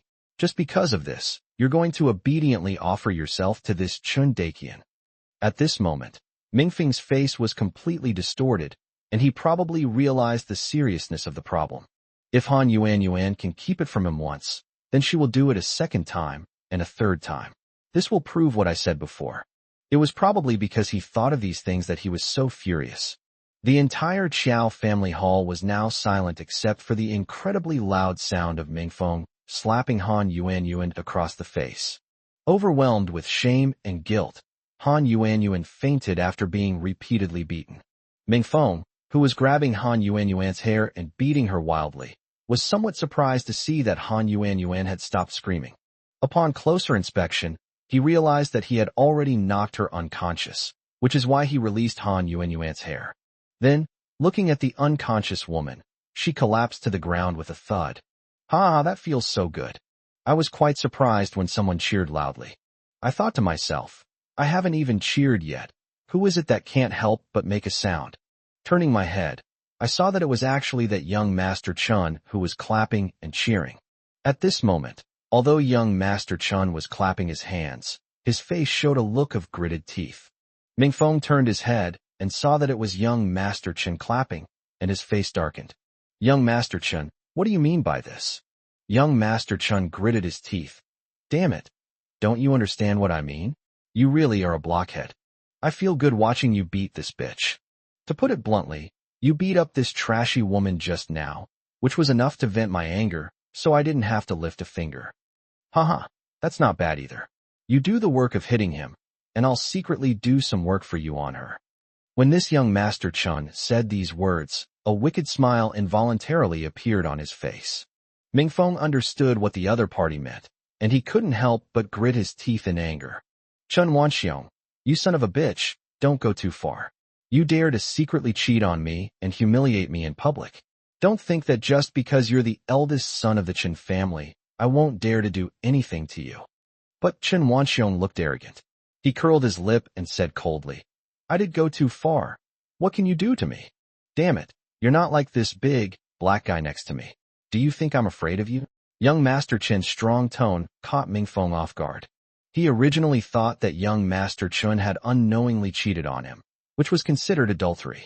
Now that he knew about it, young Master Chun would feel guilty even if he didn't restrain himself, or at least show some remorse. To his surprise, the other party didn't care at all after his threats, leaving Mingfeng dumbfounded. But young Master Chun had no intention of letting the matter rest. He chuckled wickedly and continued arrogantly. You've got it wrong, kid. What do you mean by sneaking around and cheating on you? I did it openly and honestly, okay? What? Openly and above board. Mingfeng, who was staring blankly, looked as if he had been struck by lightning, and his face turned black. Hee hee. What, you don't believe me? Grandma my ass, your wife took the initiative to come to me, wanting me to sleep with her. Since there's such a good thing, do you think I'd keep her around for the new year? I have to say, your wife's figure is absolutely amazing, and her skills in bed are also excellent. She gave me the ultimate satisfaction. When she did this, I thought it was because you couldn't satisfy her, or that you were impotent. But it's only now that I realized that this bitch was secretly plotting against me, trying to make me her pawn. Fortunately, I dealt with her badly that time, making her scream and howl like a ghost, and she experienced all of my special moves. But it was only once, and I really wasn't satisfied. As he said this, the arrogant young master of the Chun family even stuck out his tongue and licked his lips. This disgusting action thoroughly enraged Mingfeng. Shut the hell up. I won't allow you to slander her. Although Ming Feng issued a warning, how could this young Master Chen be intimidated? The other party's anger only made the man throw his head back and burst into laughter. You bastard, are you threatening me? Do you think I grew up being scared? You don't even know who I, Chen Wanxiong, am. To put it bluntly, I like mature women like this. What I remember most vividly is your wife's little mouth. The feeling of being enveloped by it was indescribable. You bastard, shut up right now. Ming Feng was so angry that he jumped up on the spot. When his feet touched the ground, he collapsed headfirst to the ground, his body motionless. Seeing this scene, the Qiao family members finally snapped out of their shock. What? Ming Feng fainted from anger. Ha ha ha, serves them right. Damn it, they tried to take advantage of our Qiao family, and they finally got their comeuppance. I knew it. Ha ha, wouldn't you say this is like losing both your wife and your army? This is hilarious. Ming Feng probably doesn't even know he's been secretly cuckolded. That's probably why he was so anxious and fainted. The shock of the crowd was exactly what I expected, and I never imagined that my words would come true. Previously, I only predicted that since this bitch was able to betray me and get together with Ming Feng, she might also betray Ming Feng and get entangled with other men. However, this was just speculation, but it was soon confirmed. Seeing this couple's fate, mocked and ridiculed by everyone, I couldn't help but feel incredibly relieved. At this moment, Ziwei, who was standing next to her, became even angrier. It was obvious that she was very angry with the head of her family, who was also her uncle. After all, the Qiao family actually let her marry such a scumbag. Seeing Ziwei trembling with anger, I quickly comforted her. Ziwei, don't worry. With me here, I will never let you marry this piece of trash. Ziwei nodded to me, still feeling lingering fear. Jiang, I never expected Chen Wanxiong to be such a scumbag. I was even thinking of following my family's arrangements and marrying him. Of course, I did this because I didn't want my family to deal with you. It's terrifying. I can't even imagine what my life would be like if I agreed to my family's demands. Chapter 166, You Didn't Know I Have This Habit. Seeing Ziwei trembling with fear, I quickly grabbed her hand. Don't be afraid, I've arrived just in time. Don't worry. I'm here, this kind of scene will never happen again. My comforting words filled Ziwei with immense gratitude, and her gaze towards me was filled with deep affection. Jiang, thank goodness you arrived in time today, otherwise things would have been troublesome. Hearing Ziwei say these words with concern, I nodded and was about to say something when I heard Anshin's voice behind me. Sister Ziwei, since our CEO was able to arrive here in time, shouldn't you also thank me for my honesty? Now the two of you have finally achieved your happy ending. Oh my, holding hands so affectionately in front of so many people, TSK. As she said this, an Xian suddenly changed the subject.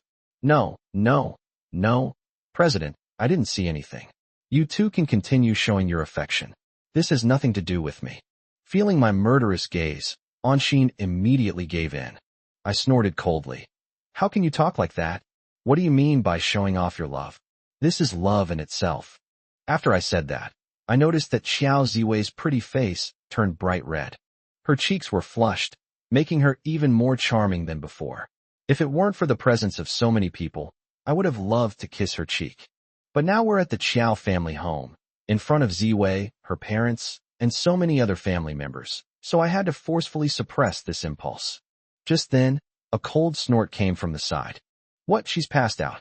Damn, she's got quite a temper. The one who let out the cold snort was Chen Wanxiong. He shrugged at the crowd and snorted again. Damn it. I had even more explosive news to announce, but since this bastard has passed out, there's no need to say it. His words piqued the interest of the Qiao family even more. At this moment, a young man in his 30s couldn't help but ask the other party in confusion. Young Master Chen, what explosive news do you have? Why don't you tell us? Even if Ming Feng is unconscious and can't hear us, we can still listen. Upon hearing that someone from the Qiao family had made such a request, young Master Chen curled his lip. What's the point of you listening to this? Let Ming Feng have a good time listening to it. After saying this, he rolled his eyes and made a request. Someone go get a bucket of cold water to wake Ming Feng up. Upon hearing his request, the Qiao family immediately understood Chen Wanxiong's meaning, and a young man immediately stepped forward. Isn't it obvious that we need cold water? Someone, bring 2 buckets of cold water. This member of the Chow family loudly ordered his family members. Soon, 2 buckets of cold water were brought before him. Chun Wanxiong then issued the order. Drizzle Mingfeng with cold water and make him sober up. Splash, splash. As 2 buckets of cold water were poured over him, Mingfeng, who had fallen unconscious on the ground, shuddered and immediately regained consciousness. He was still a little confused when he opened his eyes. Where am I? Why do I feel so cold all over? Upon hearing this, the Chow family burst into laughter. Haha, this guy doesn't even know where he is. How ridiculous. Hey, has this guy lost his memory? Has he forgotten that someone cheated on him? Come on, give me a break. How could he forget? He just fainted from the stress, and then suddenly opened his eyes, which is why he didn't know where he was. It's not that he has amnesia. Yes. Hearing the discussions among the Chow family members, Mingfeng quickly understood what was going on. He rolled over and sat up from the ground, staring blankly at the crowd in front of him. At that moment, a figure appeared before him. It was Chun Wanxiong, the eldest son of the Chen family. Looking at young Master Chen now, his face was full of smugness. Kid, I just had the Chow family servants pour you some cold water to wake you up. I have some big news to break, and I have to let you hear it. Otherwise I won't be able to sleep when I get back.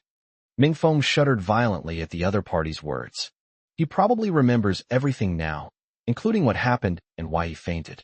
Therefore, at this moment, Mingfeng's face even showed a look of shock, and his voice trembled slightly. What information are you trying to reveal?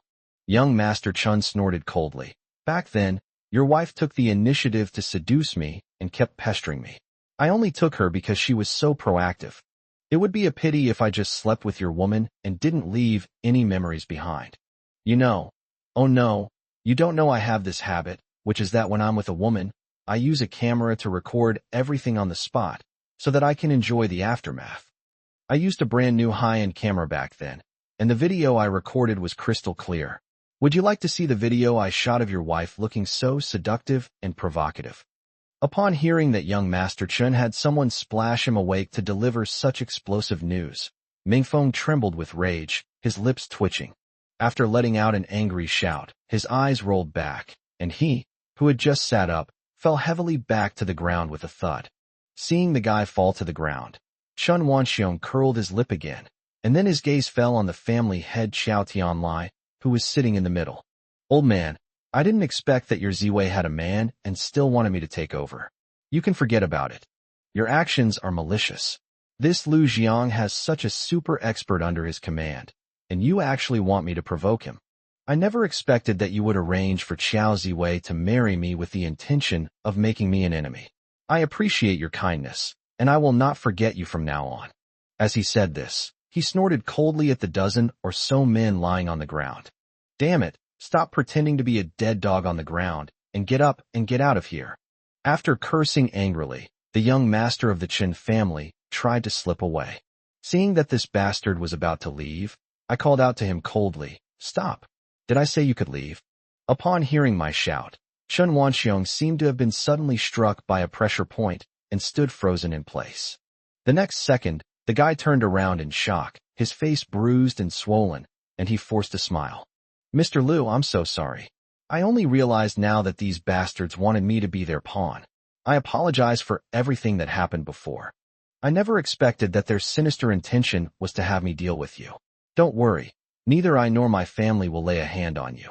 That the other party said is not a reason for me to let him go. I snorted and stepped in front of him. Chapter 167 The decision is yours. In his shock, I slapped him across the face. Do you think you can make me let you go just because you're making that promise? Upon hearing this, Chen Wanxiong's face filled with fear. His arrogance towards Mingfeng vanished completely, replaced by a fawning and obsequious expression. Oh, Mr. Liu, as I said before, this is all a misunderstanding. Please forgive me. As he said this, he looked behind me with trepidation. The reason this bastard is afraid of me is because I have a bodyguard like Li Chaoran. Forgive you? Your brain must be full of water, like you didn't have 2 water pipes inserted. How much water is in your brain? When I said that, young Master Chen wasn't stupid. He understood the implication of my words and was quite frightened. Oh, Mr. Liu, I assure you once again, I had no idea that Xiao Ziwei liked you. If I had known, I wouldn't have dared to mess with you even if I had 8 lives. The other party was very respectful and spoke in an extremely humble tone. Seeing the arrogant young Master Chen's pathetic state, I finally nodded with a stern face. Do you realize you were wrong? Seeing me force young Master Chen to admit his mistake, everyone from the Qiao family present was shocked. I guess they didn't expect that after Chen Wanxiong said nice things to me and apologized, I would still force him to admit his mistake. However, they didn't make a sound like they had before. Instead, they hissed, showing that they were shocked.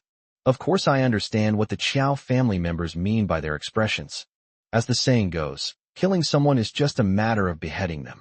It was already quite rare for the eldest son of the Chen family to say nice things and beg for forgiveness, but I didn't expect that I would ask him to admit his mistakes in public. I guess that's what shocked them. When young Master Chen heard that I wanted him to admit his mistake, he was also somewhat shocked. Seeing that the other party did not admit their mistake immediately, I slapped them across the face. You're not wrong, are you? Fine. In that case, I'll beat you until you completely admit your mistake. As I said this, I kept waving my hands and beating his pig-like face. Although I had just vented my anger, I still didn't want to let this young Master Chen go. That bastard just slandered Ziwei. That's why I stopped him when he was about to leave, and I wanted him to admit his mistake. The idea that killing someone is merely a matter of beheading them is completely wrong in my mind. If you want to kill someone, why bother with just beheading them? Just like this young master of the Chen family in front of me, after he entered the Qiao family, he was so arrogant and didn't take me seriously at all. It was only after Li Chaoran took action that he backed down. Since that's the case, this kind of dog in distress should be severely beaten. In addition, I did this to show these people from the Qiao family what kind of pathetic figure the once arrogant young master of the Chen family is under my, Lu Jiang's, command. For this reason, after hearing the jeers from the Qiao family, I didn't go around them and play the game of killing without a head falling to the ground. Instead, I wanted to grab the toad and squeeze out its blood and urine. Isn't this young Master Chen arrogant? Isn't his nickname Chen Dakian? Since he's no good, why not continue to teach him a lesson and make him lose face completely? This is such a great opportunity. How could we let it slip by? Besides, even if I let him off the hook, it won't deter him from any future behavior. Since that's the case, I'd like to continue to teach this bastard a lesson. After being repeatedly beaten by me, Chen Wanxiong's face was full of anger, but soon, his anger disappeared without a trace. I guess he's figured it out. If he resists or threatens me, that terrifying being Li Chaoran will continue to make a move. The guy was so scared that he trembled, and after I slapped him twice, he let out a shrill scream. Mr. Lu, please stop hitting me. I apologize. It's all my fault. I shouldn't have provoked you.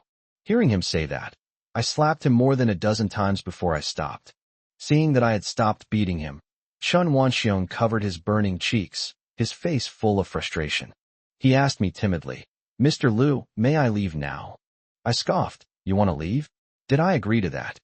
The man's body shuddered violently once more. Mr. Lu, I've already admitted my mistake, so why don't you want me to leave? I said coldly. It's not time for you to leave yet. You just slandered Xiao Ziwei, and you haven't apologized to her yet. After I explained the situation, Chen Wanxiong suddenly realized what had happened. Then, he raised his hand and gently slapped himself. Yes, Mr. Lu. How could I have forgotten about this? I will apologize to Miss Qiao immediately. With that, the young master of the Chen family scurried up to Xiao Ziwei. After bowing respectfully, the man said meekly, Miss Qiao, I was rude and spoke ill of you. I am not human. I am not even human. As he said this, the bastard even pretended to slap himself twice. Seeing young Master Chen apologize, Ziwei was utterly astonished. She hadn't expected him to do such a thing. At that moment, Ziwei looked at me with some surprise. I smiled faintly. It's all right, Ziwei. The decision to let this guy go is now in your hands. I will only let him leave if you say so. Hearing me say that, Ziwei was overjoyed. Ziwei was already overjoyed after the dramatic turn of events, but she never dreamed that I would force this young master of the Chen family to bow and apologize to her. Because she was looking at me, Ziwei did not respond promptly to Chen Wanxiong's apology. After seeing this, I slapped Chen Wanxiong across the face again. You bastard, just bowing and apologizing doesn't seem sincere enough. My slap completely stunned Chen Wanxiong. The Qiao family members nearby were also dumbfounded, and some of them began to discuss the matter in shock. What? Bowing and apologizing is far from enough. What exactly does this Mr. Lu want? I knew it. It's truly one of a kind that this arrogant young Master Chen would apologize. That's right, this bastard. I guess this is the first time this young woman has ever been married. Haha, whose fault is it? This piece of trash, wouldn't you say he kicked a hornet's nest? Covering his burning cheek, Chen Wanxiong was also filled with shock. Mr. Lu, what do you mean by this? A simple bow and apology isn't enough to show your sincerity. What else do you want to do? Chapter 168. Hurry up and take a picture. The other party's tone had clearly risen several notches when he said this, and it was obvious that this bastard was furious after I forced him to apologize and then slapped him. Seeing that his voice had risen considerably, I slapped him twice more across the face. You're not happy, are you? Well, just you wait. I'm going to teach you a lesson right here. My words really frightened him. If I hadn't disciplined him before, he definitely wouldn't have believed me, and might have even slapped me instead. But now, my words have convinced him completely, because he is now absolutely certain that I have this ability. After his lips twitched, the guy started trembling uncontrollably all over.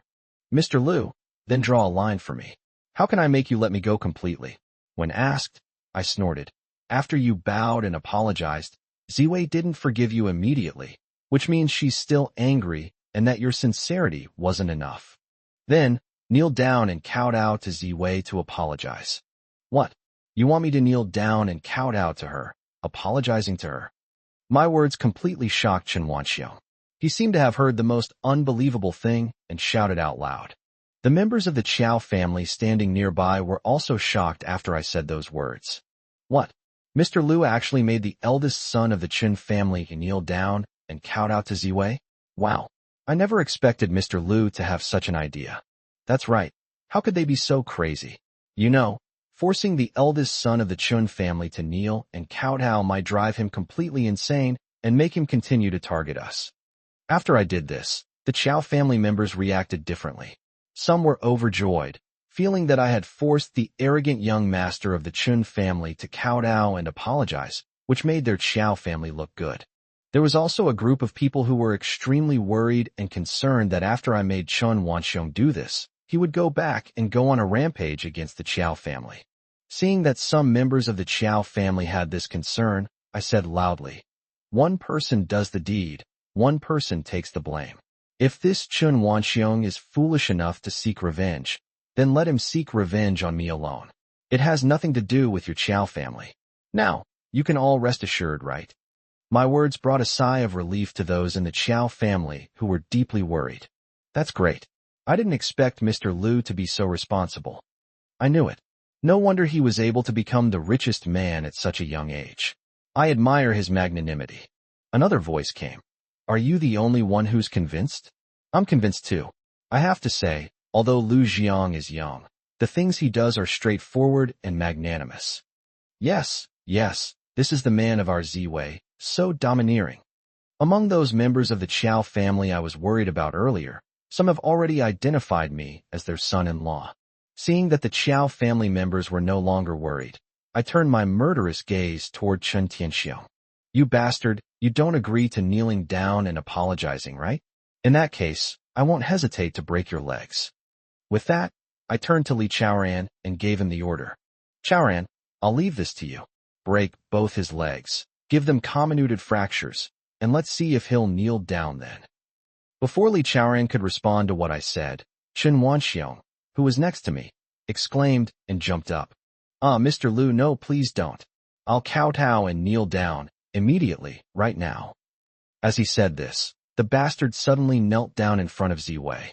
Ziwei was looking at me with a face full of surprise, which is why she didn't respond to this bastard's bow and apology. Ziwei never expected that this young Master Chen would bow and apologize in front of the entire Qiao family. But before she could react with her joyful expression, I made the same request to Chen Wanxiong, which startled Ziwei as well. She took a step back, her face beaming with even more surprise. She probably never imagined that this arrogant young master of the Qin family, nicknamed Chindakian, would one day kneel before her and apologize. Miss Chiao, I'm a piece of trash, worse than a pig or a dog. I was just asking for a beating. How could I say those things to you? Please, have the magnanimity to forgive me completely, and just let me go like a fart. Seeing the once arrogant young master of the Chun family instantly back down, Xiao Ziwei couldn't help but burst out laughing. Seeing Ziwei unable to stop laughing made me very happy too. All I did just now was to please Ziwei, to make her respected in her family, and to let this young master of the Chun family know that my woman, Lu Jiang's woman, is not someone who can be slandered so easily. At this moment, Ziwei also felt extremely proud. Meanwhile, the Qiao family members were becoming increasingly shocked. Wow, I didn't expect this young Master Chun to actually kneel down. Quickly take a picture of this scene, otherwise it will definitely be a regret for eternity. Brother, you're hilarious. What a regret for all time. Only Lu Jiang could make this young Master Chun kowtow and kneel down. I was just saying, I'd never heard of this arrogant Chun Wanxiong apologizing to anyone, kowtowing and kneeling down before anyone. Even though he slept with Mingfeng's woman, he was still subjected to relentless humiliation and never received a single word of apology. I didn't expect that just now. He only said a few slanderous words about Ziwei, and Mr. Lu forced him to apologize. It seems that this Mr. Lu really likes our Ziwei. Seeing that I forced Qin Wanxiong to kowtow and apologize, the Qiao family members were shocked, but they all praised me.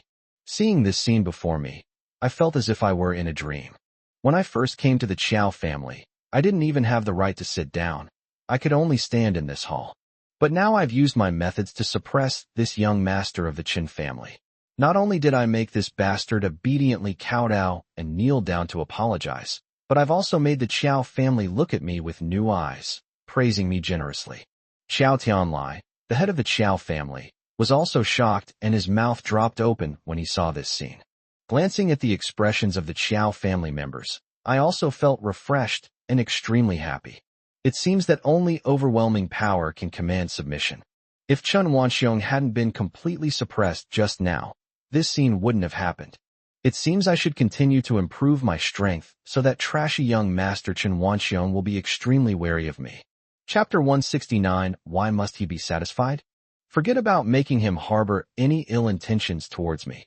Just hearing my name will make him obediently submit. Just as she was crossing her arms, her eyes fixed on Chun Tianxiong, Ziwei's voice rang out again. Jiang, what should I do now?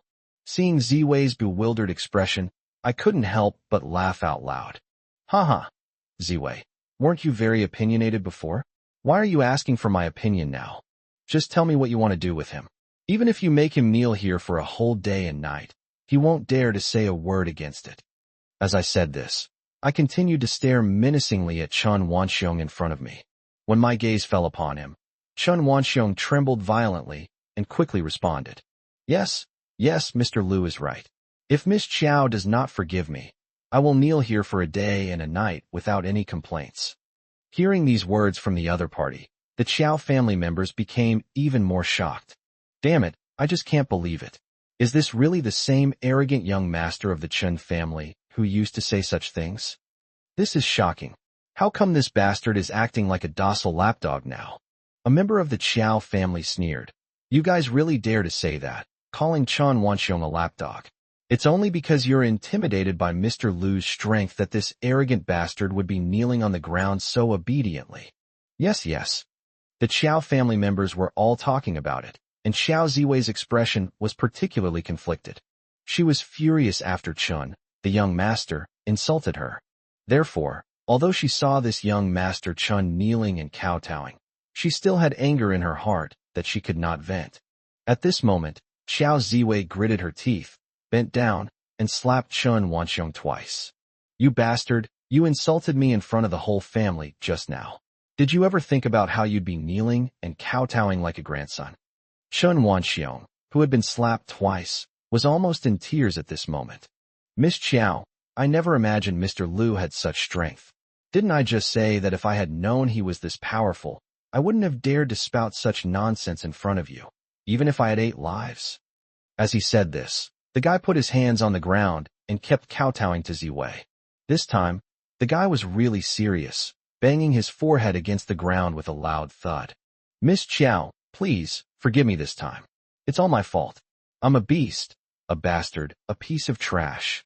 After hearing his series of I am statements, Xiao Ziwei looked disgusted and waved her hand at him. Chen Wanxiong, I forgive you this time, and I hope there won't be a next time. But if you talk nonsense and spout lies to me again, you won't get away with it so easily. Okay. Yes, Miss Qiao. Don't worry, I will never talk nonsense to you again in the future. As he said this, the guy raised his hand and slapped himself twice.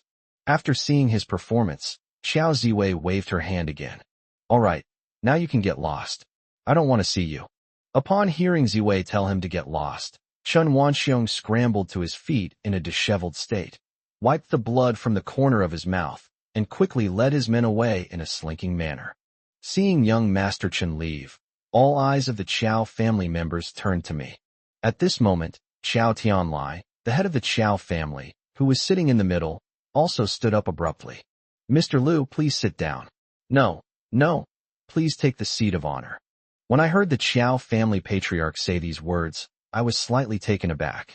It's obvious that after what just happened, he has acknowledged my existence and treats me as an honored guest of his family. I simply waved my hand dismissively. I am not worthy to sit in your Qiao family's seat. Hearing me say these words, the Qiao family members were quite surprised. They probably sensed the anger in my tone. Therefore, all the eyes of the Qiao family members fell on me. I said coldly, what you care about is that trashy woman Han Yuan, that scumbag Ming Feng, and that young master of the Qin family. Someone like me is definitely not someone you would take seriously, so I will not sit in your Qiao family's seat. At this moment, I was also very angry. The main reason was that the Qiao family was a large family, and I never expected that they would let Ziwei marry Chen Wanxiong, that scumbag, for the sake of the family's development. As for the current situation, when that young Master Chen first wanted to leave, he had already declared that he would not let the Qiao family off the hook. Because during this process, he believed that the Qiao family had deceived him. Of course, this is also a misunderstanding by that bastard. In fact, although Ziwei, Anxin, and I lived together, none of those messy things happened at all. This also shows that this scumbag's heart is incredibly filthy. People think like they are. Just because we live together makes him think that I've already slept with 2 beautiful women and had an affair with them. This is precisely why the eldest son of the Chen family threatened them before leaving. Of course, all of this was a conspiracy by Han Yuan and Ming Feng, that despicable couple. To put it bluntly, the entire Qiao family had been completely fooled by this despicable couple. Most of them probably thought that this couple was doing it for the good of the Qiao family. But now, with the conspiracy of this adulterous couple exposed, everyone in the Qiao family, including the head of the family, has finally realized that they were almost used as pawns by this adulterous couple. The reason why young Master Chen was angry with Ming Feng was because he saw through the conspiracy of the 2 adulterers and deliberately disgusted him by revealing that he had taken evidence. The reason why the head of the Qiao family kept me and offered me a seat was because he didn't want to completely break off relations with me. The main reason is that he now understands the sinister intentions of the 2 adulterers, and they will have to face the Chun family's revenge next. Obviously, it would be of great benefit to the Qiao family to win me over now. Although I have been tricked by this despicable couple and lost half of my family fortune, I still have considerable strength at the moment. I suppose it was because he had thought of these things that the head of the Qiao family put down his high and mighty attitude and offered me his seat. But at this moment my stubbornness had already kicked in. What I was thinking was, Grandma my ass, you want me to sit, so I'll sit. Why do I have to make you happy? Is it simply because you are the head of the Qiao family? Right now, I think the best thing would be to make this old man stumble and fall. That would make me especially happy. It's not that I'm vindictive or hold grudges, but I understand that there are some people you absolutely cannot back down with. If you do, they'll think you're weak and easy to bully. My refusal to sit down now is a way of asserting my stance. Therefore, after I said these words, everyone in the Qiao family was shocked. Why is chapter 170 different from the previous ones? At this moment, looking at the family head Qiao Tianlai, he also looked embarrassed. He had just extended an olive branch to me, and I thought that after he said that, I would quickly sit down. Therefore, he was the most shocked when I said those words. Seeing that I wasn't sitting down, the old man looked very anxious. His gaze eagerly swept over his brothers, the meaning in his eyes quite clear. He wanted them to say a few nice words to get me to sit down. At this point, although his brothers understood what he meant, they were too embarrassed to speak to me. The main problem is that after I arrived here, they started making sarcastic remarks and saying I was a toad trying to eat swan meat. Now, they feel embarrassed to be expected to smile and flatter me. Therefore, although they understood what the family head Xiao Tianlai meant, they quickly turned their faces away and pretended not to see it. This made the old man extremely anxious, and he sat in the middle, his eyes darting around nervously. It was obvious that he knew that if I left, it would put the Qiao family in a disadvantageous position. It was quite obvious that before leaving in a huff, the young master of the Chun family had already declared that he would use any means necessary to deal with the Qiao family. Sitting in the position of the family head, the wisest thing for him to do right now is to connect with me and work together to resist the Chun family's suppression. That's exactly what I realized, which is why I didn't want to talk to him. There's no need for that. My original purpose in coming to the Qiao family was very simple. After learning the truth from an Xian, I rushed here in a hurry to take Ziwei away. I know exactly what kind of scoundrel Chendakian is. If Ziwei marries him, although the Qiao family might gain some benefits, for Ziwei, it would be like falling into a fire pit. How could I just stand by and watch a woman who has loved me since college jump into a fire pit? That's why I came to the Qiao family without hesitation. Although I had predicted that they wouldn't treat me well after I arrived, and might even make sarcastic remarks, that's exactly what happened after I got here. Now, through my own efforts, I have turned everything around and exposed the wolfish ambitions of Han Yuan and Ming Feng, that despicable couple. Only then did the head of the Qiao family see the situation clearly. Seeing that his brothers, including Ziwei's father, all turned their faces away from him, the old man looked utterly helpless. Finally, his gaze fell on Ziwei. The old man, shameless as ever, said to Ziwei, "I say, niece, at first your uncle thought you were just fooling around, but now I know you have a keen eye and have found a rich husband." The other person's words made me, who was listening nearby, feel extremely embarrassed. That saying is absolutely true. As long as you're not embarrassed, it's always others who are embarrassed. Upon hearing her uncle's words, Xiao Ziwei was stunned. She instantly understood what her uncle, the head of the family, meant.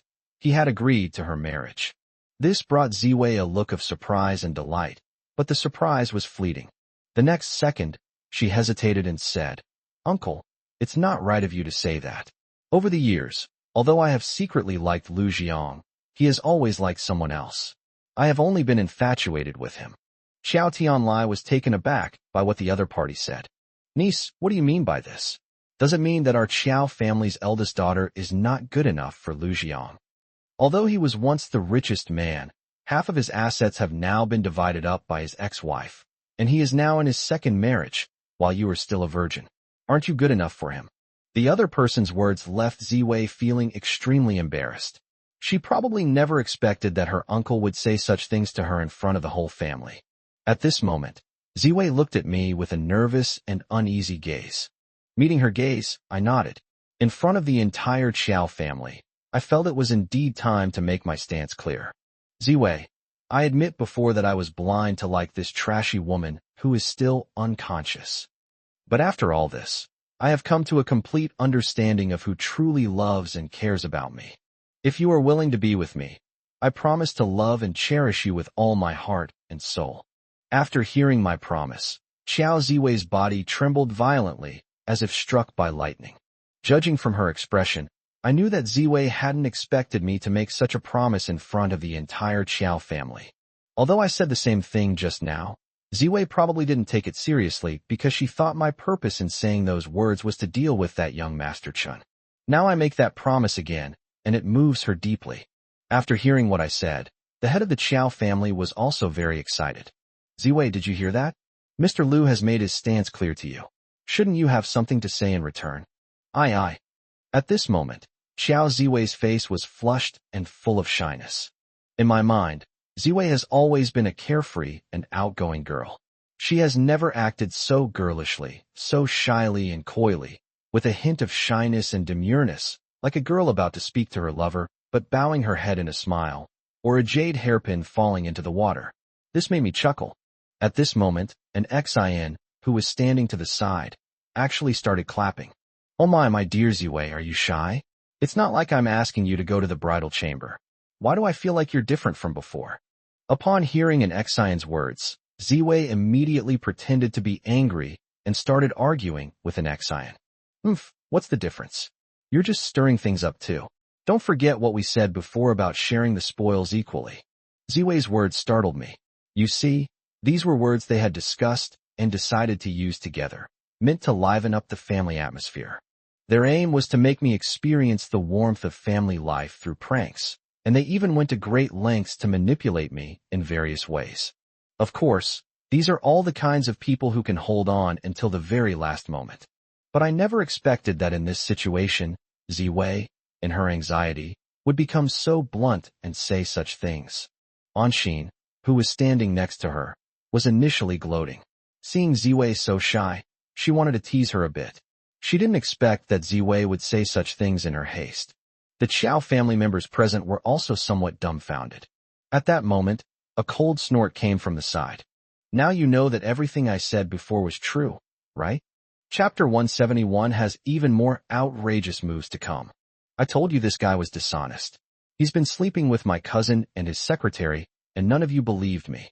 The one who said these words was none other than Xiao Anyu. He was furious. I guess this bastard is the last person who wants me to be with Ziwei. After all, this wasn't the first time I'd dealt with him. Every time I'd slapped his face until it was a pig's head, which is why he held a grudge. Just then, Ziwei said those words, which made him feel that he had caught us red-handed. So he angrily said it in public. But at this moment, the head of the Qiao family was completely different from before. He glared at the head of the family. And you, shut up. Don't talk nonsense. Feeling that what he said was true, Xiao Anyu was not convinced by the reprimand from the head of the family. I didn't say it. They have already admitted it themselves. Uncle, I didn't expect you still don't believe me. I can see that the current situation is not that his uncle doesn't admit it, but even if what Xiao Ziwei said is true, his uncle is now willing to accept it even if he has to hold his nose. After all, they have offended young Master Chun and his family, which has made the head of the Qiao family somewhat worried. That's why they are eager to find a powerful ally.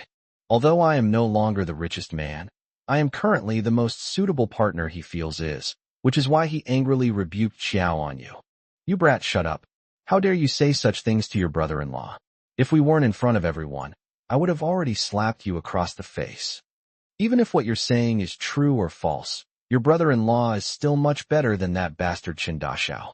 You should know his nickname is Chen Dakian. When the other person said that, I couldn't help but gasp.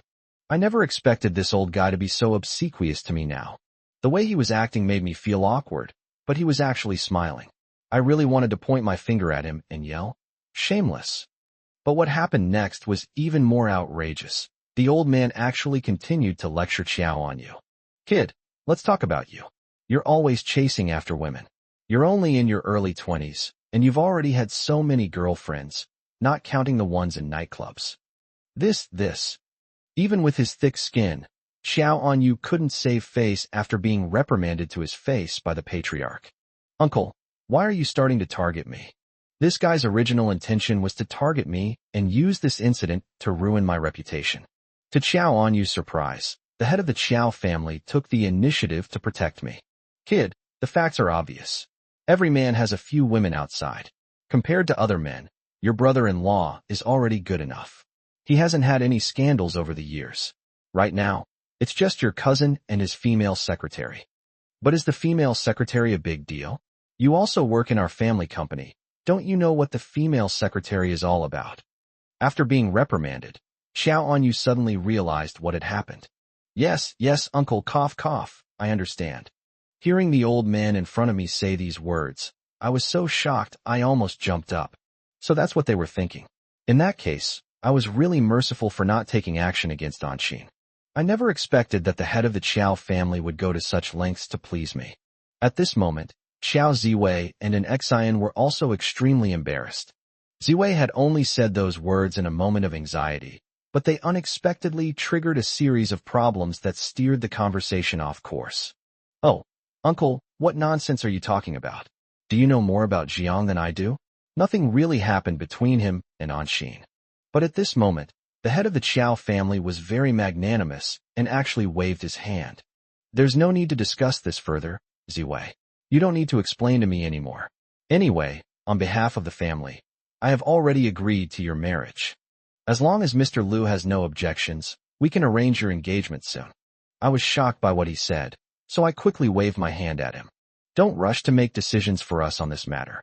Don't you know that marriage is now a matter of personal choice? Hearing me finally speak, the Qiao family patriarch quickly smiled and said, Yes, you young people are really good at playing these days. We old folks can't keep up with the times.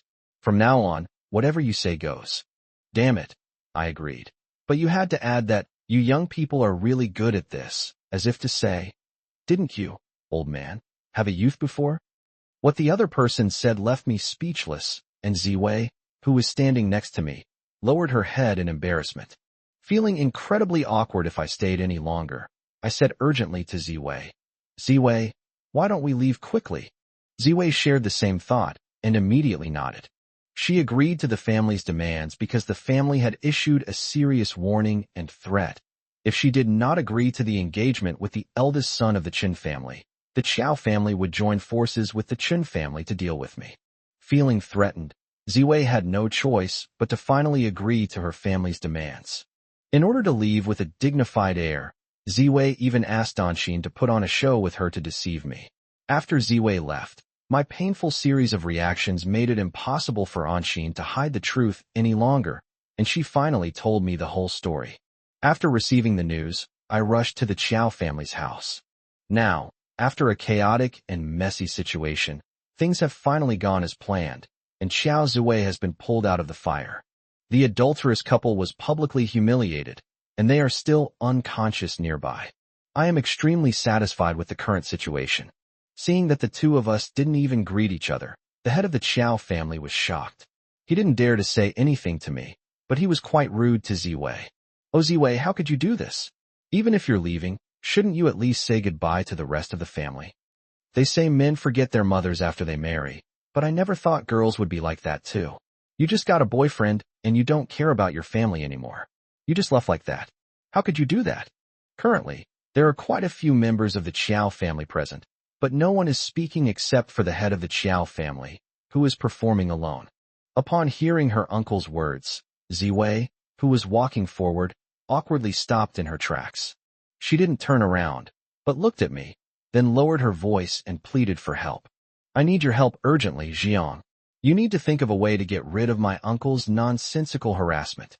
Seeing Ziwei like this, I smiled faintly. Don't worry, I'm here. I'll take care of it. Chapter 172 Tonight is a lucky night. As I said this, I grabbed Ziwei's hand and turned around abruptly.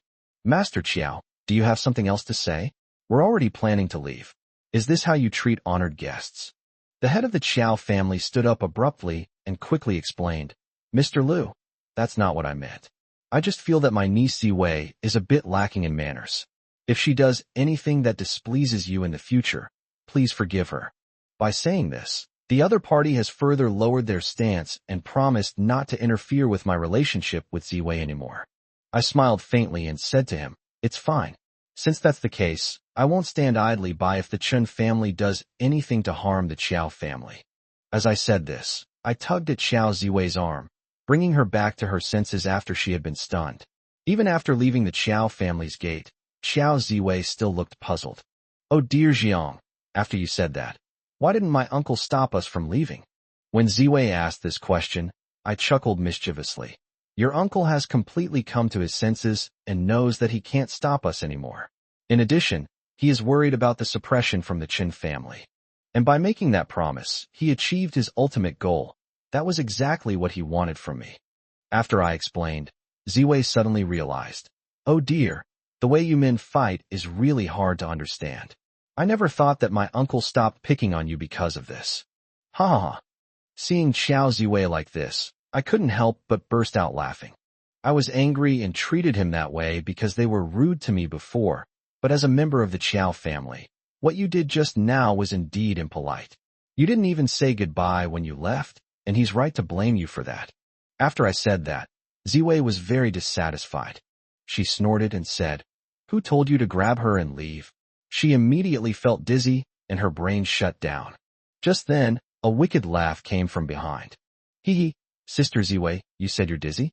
I guess you're just too happy for your eyes, right? It's okay. After you and our CEO get into bed tonight, something even more dizzying awaits you. Anshin said that. Of course Ziwei wouldn't let her get away with it, and spat at her several times in a row. Pa, pa, pa, you jinx. As she said this, Ziwei involuntarily widened her eyes, staring at Anshin with a scrutinizing gaze. Confess, and you'll be treated leniently, Anshin. Tell me the truth. Why are you so experienced? Tell me, whose bed did you sleep in?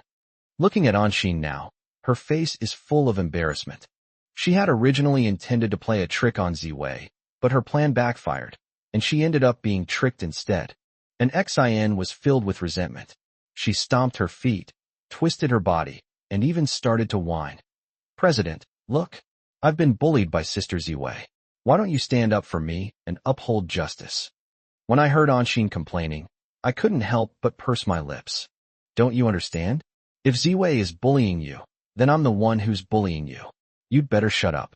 Upon hearing what I said, an Xin was utterly shocked and let out a scream. Ah, you too. Are you starting to share the same pants? Unwilling to give up, she grabbed Ziwei's other arm. Sister Ziwei, why did you suddenly betray our alliance? Our original strategy was to unite and deal with the CEO together. What you're doing is not very kind. Ziwei chuckled wickedly. Who's an ally of yours? I think you just can't stand to see me having a good time. Now that Jiang has finally pulled me out of this mess, you immediately change your tune and start mocking and ridiculing me. And you think I'm an ally of yours? Keep dreaming. We bickered like this the whole way, got in the car, and went straight back to the company. Next, I asked Anshin to take Ziwei home. Sitting in my office, I couldn't help but feel a mix of emotions. If Ziwei had really married that bastard, it would have been a lifelong regret for me. Fortunately, Anshin was honest with me in time, which allowed me to learn the truth and then take immediate action to pull Ziwei out of the fire. If I were to act out of spite, the consequences would be unimaginable. Although I finally got what I wanted, I was secretly sweating bullets. Just then, a clear, bell-like sound came from the doorway. President, I've dropped my sister-in-law off at home and am back to report for duty now. It brought me peace of mind. When I saw that she was the one trying to curry favor with me, my face immediately darkened. Don't worry. This time, I'll spare you from punishment because you promptly informed me of Ziwei's situation. Upon hearing what I said, an Xin was utterly shocked. What? President, you still want to punish her? You know, I had no choice but to do this. Sister Ziwei found me and asked me to hide the truth from you. The situation was really scary at the time. If the Chun family and the Chiao family had joined forces to deal with you, I would have been very worried for you. But I never expected that you would not appreciate my contributions and instead want to punish me. It really makes me feel disheartened. But there's nothing I can do, since Sister Ziwei is back. Her words were nonsensical, and I was in a daze when I suddenly heard singing coming from beside me. Only newcomers laugh. Who hears the old lovers weeping? The word love is so difficult to understand. We need to ask a clear question. Or should I pretend to be confused? It is difficult to be content with knowing too much. Surprisingly, an Xin started singing a cappella. She sang an old song called New Mandarin Duck and Butterfly Dream. Her singing skills are also quite good. Although it was just a cappella, the way a beautiful young woman hummed so softly with such expression was captivating. However, at this moment, her singing seemed out of place, and I stared at her. Well, Ziwei, you've actually started singing, but it's all nonsense about newcomers and old friends. However, thankfully you didn't delay my plans this time. If you had told me 2 days later, Ziwei might have already jumped into a fire pit. I emphasized this matter repeatedly, which made Anshin realize the seriousness of the problem. Yes, President, it seems that I can't keep anything from you from now on. This is a lesson I've learned from this incident. Although I'm doing it for you. Regarding this matter, I was actually a little scared, but fortunately, the outcome today was a happy one for everyone. Although you, President, have put in a lot of effort and been caught in the cold rain, you're in luck tonight. Anshin's words startled me. What kind of melodramatic thing happened in chapter 173? Ziwei, what do you mean? Did you two plot something to deal with me when you took Ziwei back just now? Seeing my nervous look, an Xian grinned mischievously. Hee, President, you're overthinking it. I mean, tonight, you'll be enjoying our time together again. Oh my god, it's this. After Anshin said that, I thought Ziwei was telling her that she wanted to share a bed with me tonight, but it turned out to be a false alarm. President, something's wrong with you, very wrong. Tell me, were you thinking something inappropriate just now? Being pressured like this by my female secretary left me momentarily bewildered, unsure whether I was the CEO or the secretary was the boss.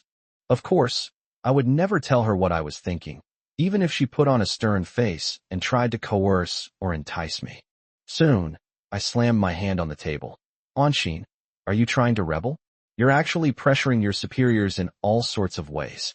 It's probably only because we live in a society governed by law that we have this. Otherwise, you would have already resorted to torture to extract confessions. And Xian was naturally unconvinced when I said that. President, come on, I finally had this opportunity to vent my anger. Now I am the one who deserves credit for Sister Ziwei's return. Okay. President, think about it. If I had chosen not to be honest with you back then, would you be able to win the heart of your beloved now? It must be said that what the female secretary said was true. I nodded. That's right, you really deserve praise for that. And Xian almost jumped up. President, you're being unfair. You've already decided that I should be praised, but as soon as that person came in, you started to suppress them. You can't be so biased. It hurts them too much. Even if I didn't do anything special, I still put in a lot of effort, right? But as soon as they come in, you've already raised your big paddle high. How can they be motivated to work like that? Anshin's behavior left me feeling utterly helpless. I chuckled mischievously. Don't worry. Do you know why I treat you like this? Because praising you openly makes you get cocky, so that's why. As we were talking, we heard hurried footsteps outside the door, followed by the doorbell ringing. It was Li Chaoran. At this moment, Li Chaoran looked serious, which made an Xian, who was arguing with me, somewhat dissatisfied. Li Chaoran, what's wrong with you? Why are you so serious with that long face? Can't you relax a bit? As soon as Li Chaoran entered, he was scolded by the female secretary, leaving him completely bewildered. Secretarian, I didn't ruin things between you and the president, did I? If so, I'll leave then. Hearing Li Chaoran say that, I was quite embarrassed. I didn't expect my subordinates to be so wild with jokes. Even I, the CEO, couldn't handle it. An Xian blushed and said, Oh, you big blockhead, and a solid one at that. I just can't do anything with you. After a mischievous chuckle, Li Chaoran said, Good to know. Only after saying this did he face me and reveal the purpose of his visit. President, I have investigated and found out some details about those 6 men in black. This matter is indeed related to Lin Tianming. Hearing Li Chaoran say these words, an Xian, who was standing next to him, was shocked. What did you say, big guy? The vandalism is actually related to that trash Lin Tianming. Li Chaoran nodded. Anyway, this is the result of our investigation. Upon receiving this news, I couldn't help but nod in satisfaction. That bastard Lin Tianming really is the mastermind behind this, trying to sabotage me. It seems our previous guess was correct. He wanted to damage the company's property and equipment to leave me speechless at the board meeting. If such a situation occurs, he will take the lead and severely criticize and hold me accountable at the company's board meeting. Moreover, he can use this incident to directly remove me from my position as president. Li Chaoran's expression grew increasingly serious. President, that's indeed the case. This bastard's move to cut off our supply lines is truly ruthless. Anyway, I'll be keeping an eye on the company during this time, especially at night. If they try to sabotage us again, I'll be here to make sure those bastards are caught. I was very pleased to hear that Li Chaoran would be staying at the company for the next couple of days. Li Chaoran is bold, responsible, and has a strong sense of duty. Moreover, As the company's security manager, he saved my life on several occasions, which made me admire his character greatly. I'm so glad I hired him. Chaoran, you've worked so hard these past few days. I didn't expect you to be working day and night at the company. Don't worry, once this crisis is over, I'll give you a break so you can get some rest. Seeing that I made such a promise, Li Chaoran quickly waved his hand. President, really, there's no need. Protecting the company's property and interests is my duty as the security manager. It's my inescapable responsibility. President, you don't need to do this. Li Chaoran seemed to want to say something more, but at this moment, he hesitated. Anyway, I could tell he seemed to want to say something, but was holding back. This made me feel very strange. Chaoran, what's going on? Do you have something to say to me? Anshin is my secretary. Don't worry, she won't leak any secrets. After hearing my assurance, Li Chaoran scratched his head and said apologetically, President, that's not what I meant.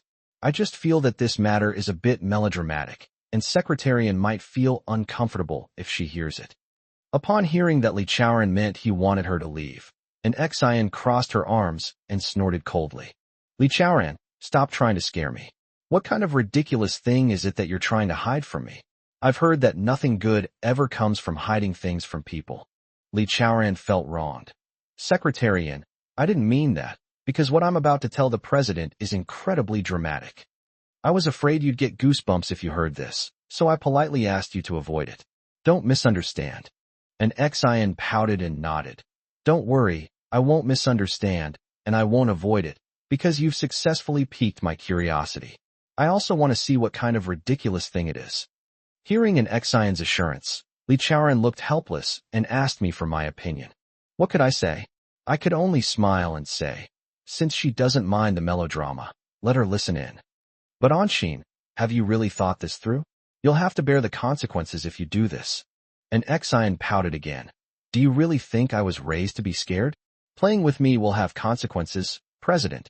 You've picked the wrong person. Chapter 174. He even dared to harm his stepmother. Hearing her say that, Li Chaoran's eyes widened. Secretarian, how can you speak to the president in such a tone? Apologize to the president right now. Seeing that the two of them were arguing about it, I quickly waved my hand to stop them. All right, Chaoran, hurry up and tell me what's going on. President, it's like this. Do you know why this guy left the family and started his own company? I only just found out what happened. It's because this bastard was kicked out of the family. Li Chaoran's words surprised both Anshin and me. An Xian asked anxiously, what? Lin Tianming was actually expelled from the family? Then who exactly expelled him? Li Chaoran then explained. It was Lin Tianming's father who drove him out. Receiving this news left me somewhat bewildered. This is strange. What did he do to offend his father, who then kicked him out? Hearing my question, Li Chaoran grinned mischievously. This is the kind of ridiculous thing I was talking about. Something you two would never guess. Anshin nodded. You're right. As the saying goes, it's hard for 100 people to guess what's on one person's mind. Li Chaoran, hurry up and tell me.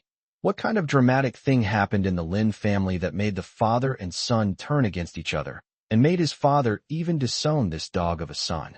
After Li Chaoran's explanation, I finally understood what was going on. It turns out that Lin Tianming's father had been keeping a mistress outside the home for many years, keeping it a secret from his family. But somehow, Lin Tianming found out. After that bastard found out, he went straight to the mistress's house and raped her on the spot. I don't know what method he used, but his father's mistress actually submitted to him after being raped the first time, and even maintained this relationship with him and continued to see him. But eventually, his father discovered the affair. Upon learning that his son had cheated on him, Lin Tianming's father was furious and expelled him from the family.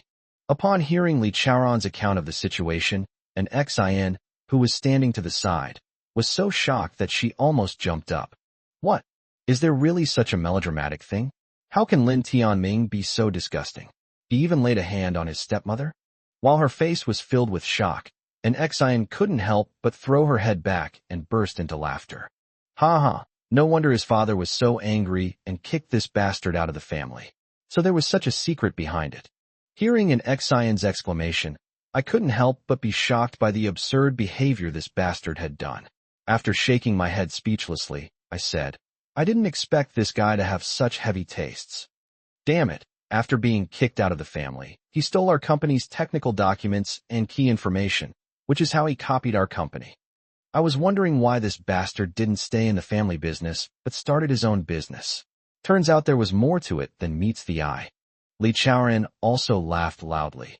Yes, President, after learning the truth about this matter, I wanted to tell you about it immediately. I also felt that it was indeed too shocking and dramatic. No wonder his father was furious. With such a trash son, his father must be furious too. The disgusting things Lin Tianming did left the three of us deeply moved, mainly because we never expected that this guy would have such a bizarre reason for starting a business. Anshin, standing to the side, gritted her teeth and said, I've always felt that this bastard is a complete pervert. I bet when his father found out about this, he wanted to strangle him. Li Chaoran shook his head. I haven't found out about that yet. Li Chaoran's answer made Anshin and me burst into laughter. This Li Chaoran is really funny. He's a complete clown. Seeing the two of us laughing out of nowhere, Li Chaoran had no idea what was going on. President, Secretarian, did I say something wrong? I waved my hand with a smile. No, ha ha ha. While saying no, I continued to laugh, and Anshin did the same, laughing so hard she was doubled over. Li Chaoran was increasingly bewildered. President, Secretarian, your smiles are so strange. Li Chaoran's martial arts skills are undoubtedly superb. He is an absolute powerhouse. However, he lacks emotional intelligence and is somewhat slow to react. He didn't even realize why we were laughing just now. Ha. Chaoran, how did you know Lin Tianming was going to cause trouble? Yes, sir. He's one of my brothers in the underworld. I found out about him by chance. He had a good relationship with Lin Tianming's bodyguard. That time, after drinking too much, the other bodyguard let it slip to my little brother. This junior colleague knows I work at your company and wants to learn more about the situation, such as what other plans the other party has. Although Lin Tianming's bodyguard was drunk, he knew he had let something slip, so when asked anything else, he would evade the question. When my younger brother saw this, he didn't ask any more questions, so that's all he knew. I nodded without saying anything. Actually, I made this guess the next morning when I arrived at the company and learned that strangers had entered the company and caused damage. I then focused on Lin Tianming. This matter has now been further confirmed. Seeing that we were starting to talk about serious matters, Anshin stopped laughing. That bastard really went all out. He was even willing to destroy the company to win over the CEO. Li Chaoran, standing to the side, seemed hesitant to speak, which puzzled me. Because of his straightforward personality, he wouldn't hesitate to say what he wanted to say. Chaoran, is there something else you need? Li Chaoran looked conflicted. I didn't expect the president to have already seen through me. I have an immature idea now, and I want to ask my two brothers to come over and help me share some of the pressure. Chaoran, aren't you the security manager? You have the authority to make decisions like this yourself. No, President, these two are my teammates from the Special Forces. Given the current situation, it's obvious that that bastard Lin Tianming won't give up and will continue to target the company. If I have two brothers come and help me, I will be more confident in thwarting their plot. I then understood Li Chaoran's idea. I see. Then let them come. I will hire them according to the salary I give you. I think Li Chaoran is right. Since Lin Tianming intends to destroy my company, and they didn't achieve anything last time, they definitely won't give up and will continue to target the company. Even if Li Chaoran were a tiger, he would still have moments of weakness. If we get his two teammates to come and help, we'll have a much better chance of winning. Otherwise, if that bastard ruins the company, it'll be a huge problem. Chapter 175, I don't have that permission.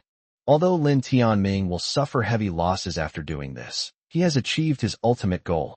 I suspect it was because he failed to succeed in his last two attacks on me that he finally made up his mind to send 6 experts to cause trouble. After I said those words, Li Chaoran immediately blushed and turned red in the face. President, that's not what I meant. How could I possibly accept money from these two brothers I called here? His words surprised me greatly. Chaoran, what do you mean? Don't your two brothers need to eat, wear clothes, and support their families? It is only right and proper for me to pay them. After all, if Lin Tianming continues to target the company, the ones who come here to cause trouble will definitely be experts, which would put your teammates in great danger. As the president, isn't it only right and proper for me to pay them salaries? After I said that, Li Chaoran became even more anxious. President, do you know why I hesitated and didn't want to talk about this just now? I shook my head, my expression growing increasingly surprised. I don't know.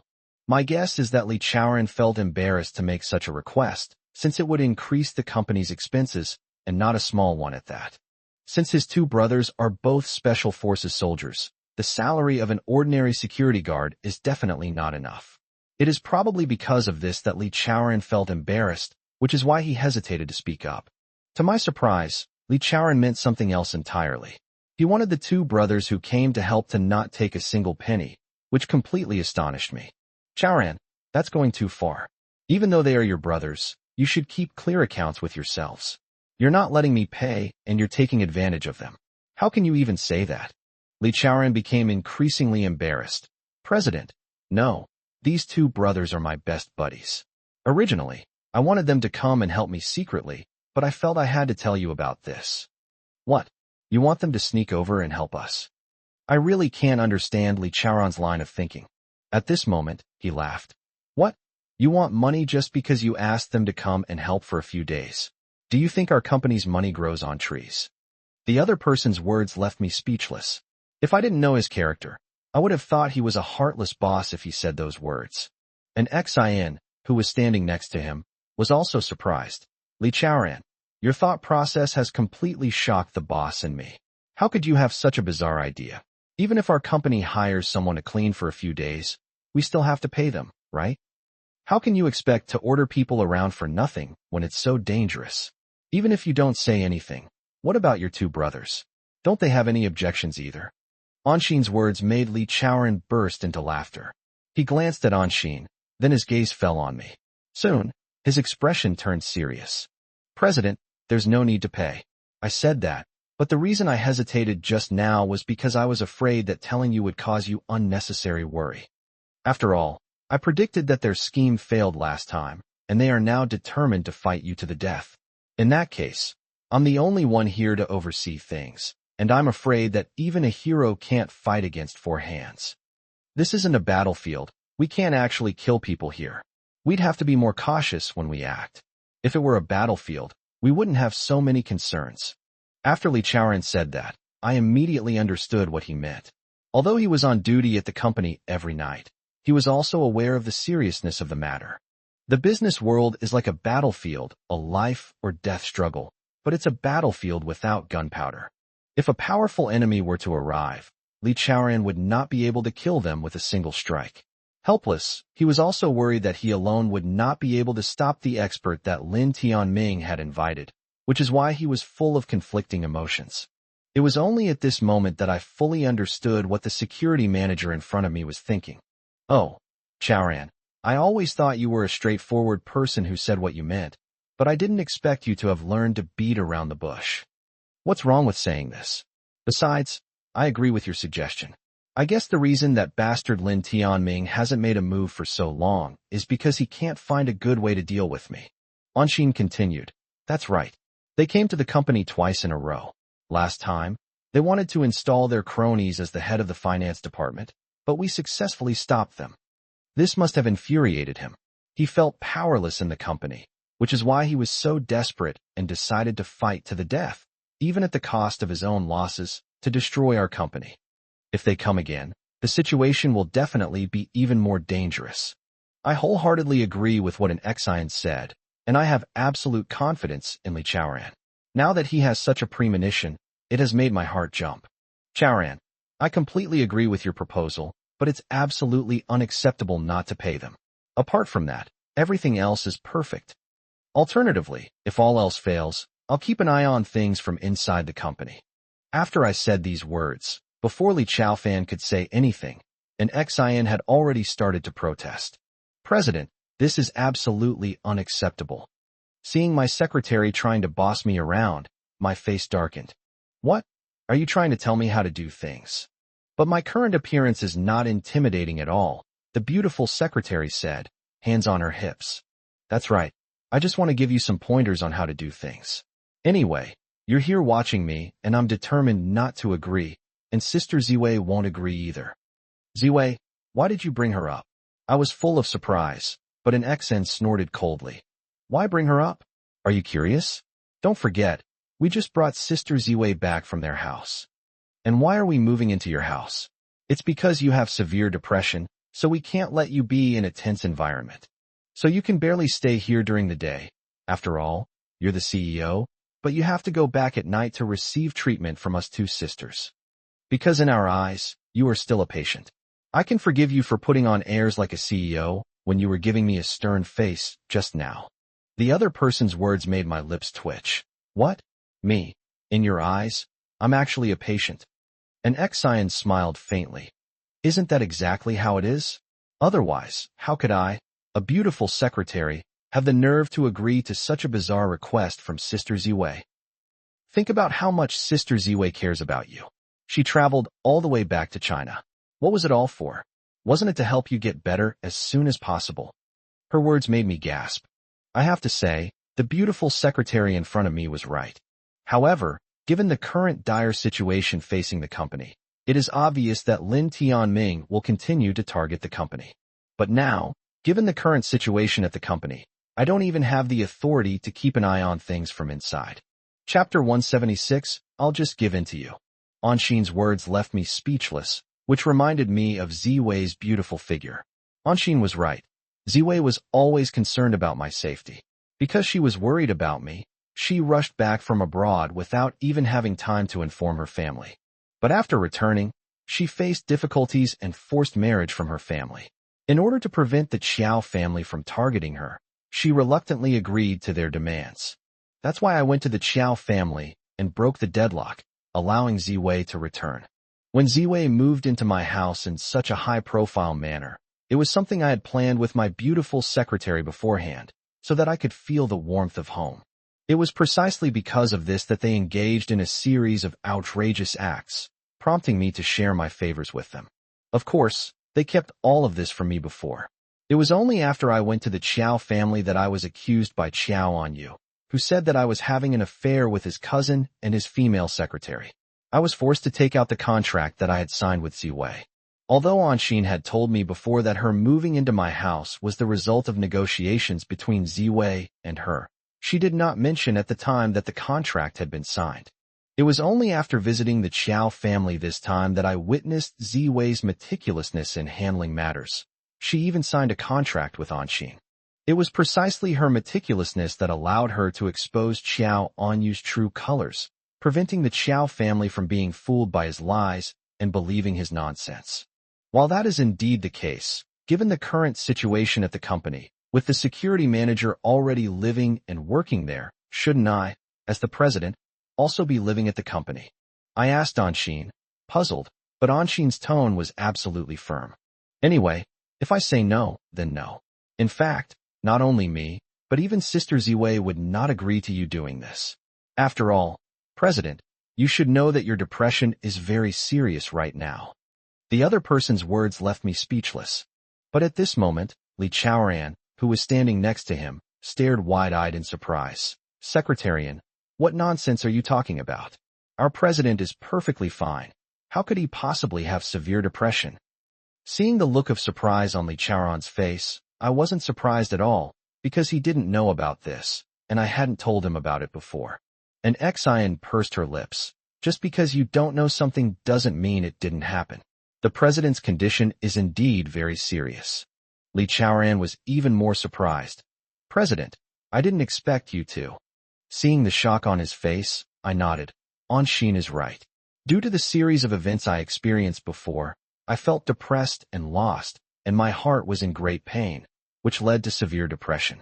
At my worst, I even thought about committing suicide and going to the underworld to be with my son.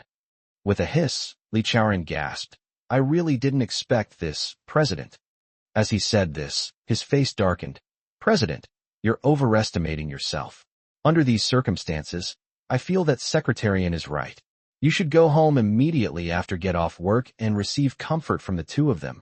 No, treatment. As for the company's security, leave that to me. Since you, President, have agreed to let my two brothers come and help, Then I can guarantee that with just the three of us here, even if we fight against a lot of experts, we can ensure the company's safety. Left with no other choice, I could only nod. In fact, even if Li Chaoran were the only one here, I would still have faith in his formidable strength. After all, this Special Forces soldier went abroad to work as a mercenary after retiring. Mercenaries are people who live on the edge of a knife. To put it bluntly, they are dancing on the edge of a knife. However, just to be on the safe side, he asked his two brothers to come and help. So what I mean is, President, it makes no difference whether you're here or not. The fact that they said that makes it very clear they don't take me seriously. But I can't say anything yet. I can only grumble to myself. Li Chaoran noticed my displeasure and quickly explained, President, what I said just now was the truth. You know I'm a very straightforward person. I say what I think. I think Secretarian is right. Staying here tonight will only increase your anxiety and will not help your treatment at all. I was being blunt just now, but what I said is true.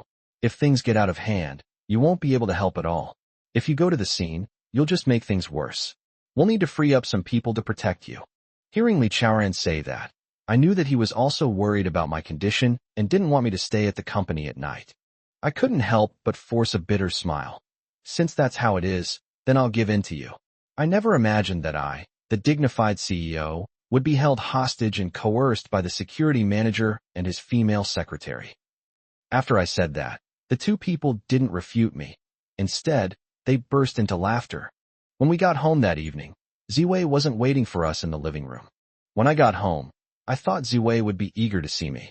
Seeing this, I was taken aback. Sensing my unusual expression, Anshin involuntarily leaned closer. Seeing her like this, I knew that I couldn't control her with just the president's intimidation, so I quickly dodged. Don't do anything reckless. You're here to treat my illness, so don't try to play the equal distribution game with me. I won't believe your lies anymore. They actually signed a contract behind my back. You little punks, look how capable you are. You've completely fooled me. My expression made an Xian grin mischievously. Hee, President, what can we do? Did you expect them to tell you so bluntly in the first place? Wouldn't that go against our original intention? I have no choice but to let you know all this now. I stretched out my hands and quickly stopped the other person from getting closer to me. I understand you, but please understand me too. Don't get so close, so as not to cause Ziwei any unnecessary misunderstandings. You know, her sense of smell is very keen. And Xian couldn't help but burst into laughter. President, don't take it personally. I'm just trying to give you some advice. What, giving advice? You're really that kind. I don't believe it. And Xian pouted. When I first came into the house, I really meant well, but looking at your expression now, I guess my good intentions have been wasted. President, I'm not lying to you. I bet you were full of anticipation just now, thinking that Sister Ziwei would be eagerly waiting for us at the door, right? But in the end, you were disappointed. I was quite surprised that my beautiful secretary had guessed my thoughts. Wow, that's amazing. Did you learn mind reading? That's terrifying. You actually guessed what I was thinking. Chapter 177, Where Do I Smell? Anshin gave me a mischievous smile, as if she didn't know me at all. President, I told you you misunderstood me, but you didn't believe me. I came close to you just now because I wanted to give you a suggestion. I have a suggestion. Are you serious? Oh, President, look at you today at the Qiao family, after publicly confessing your feelings to Sister Ziwei. Why are you treating me like I'm a thief? As your secretary, would I possibly harm you? Ziwei would never harm me, but I feel that this girl is quirky and sometimes deceives me, so I wanted to use this incident to teach her a lesson. You wouldn't hurt me, would you? The argument you two had in the hospital almost killed me. If you hadn't finally told me the truth, and if we hadn't happened to arrive at the Qiao family today, do you know what kind of fate Ziwei would have faced? Hearing my cold question, Anshin was taken aback, and her voice softened. President, didn't they eventually tell you? Moreover, I'm also worried that the Qiao family and the Chen family might join forces to put pressure on you. If we face such a situation, wouldn't our company be doomed? I scoffed. You're just worried that you won't be able to work as my secretary after my company goes under, aren't you? My words made an Xian stomp her foot in anger. President, you are really unreasonable. If such a situation occurs, And with that bastard Lin Tianming involved, our company will be completely finished. You will definitely suffer a severe blow then. By then, all the efforts that Ziwei and I have made will have been in vain, and it might even cause you to completely break down. Think about it carefully. Are there still such serious consequences? After careful consideration, I realized that Anshin was right. Fortunately, the final outcome was very satisfactory. I nodded and said, "Then tell me, what kind of solution do you want to give me?" An Exine grinned mischievously. "President, do you know why Sister Ziwei is hiding and refusing to see us?" I had my doubts about what Anshin said earlier. After all, I went to the Qiao family and brought her here. After a long and arduous journey, we finally got married. I also made my intentions clear to everyone in the Qiao family. Ziwei is my woman. Logically, she should have been very happy after I confessed my feelings like that. That's why I excitedly went home, hoping Ziwei would appear immediately. But things didn't go as planned. When I got home, I found Ziwei hiding. Then this beautiful secretary started causing trouble again, offering me advice. I don't believe she could be so kind-hearted. "President, don't treat me like a thief. As a woman, I feel I understand women's minds better than you, you stinky man." The other person's words made me feel embarrassed. Where do I smell bad? Did you secretly smell me without my knowledge? My words instantly made Anshin's face turn bright red. "Oh, Mr. President, you're so naughty. You look so serious, but I never expected you to be such a wicked bastard inside. I never thought that just because someone said stinky man, you would think of that kind of thing." I chuckled mischievously and urged her, "Hurry up and tell me. Didn't you want to give me advice? Don't you understand Ziwei's thoughts? Quickly explain the situation. Why is she hiding?" As Ziwei approached me, she lowered her voice and said, "It's because Sister Ziwei is a little shy." "What? You're saying she's shy?" I don't believe Anshin at all, because in my mind, Xiao Ziwei is the kind of beautiful woman who is generous and poised, or to put it bluntly, she has a rather carefree personality. Just like when she pursued me on campus, she was very high profile, as if she wasn't afraid of anyone knowing.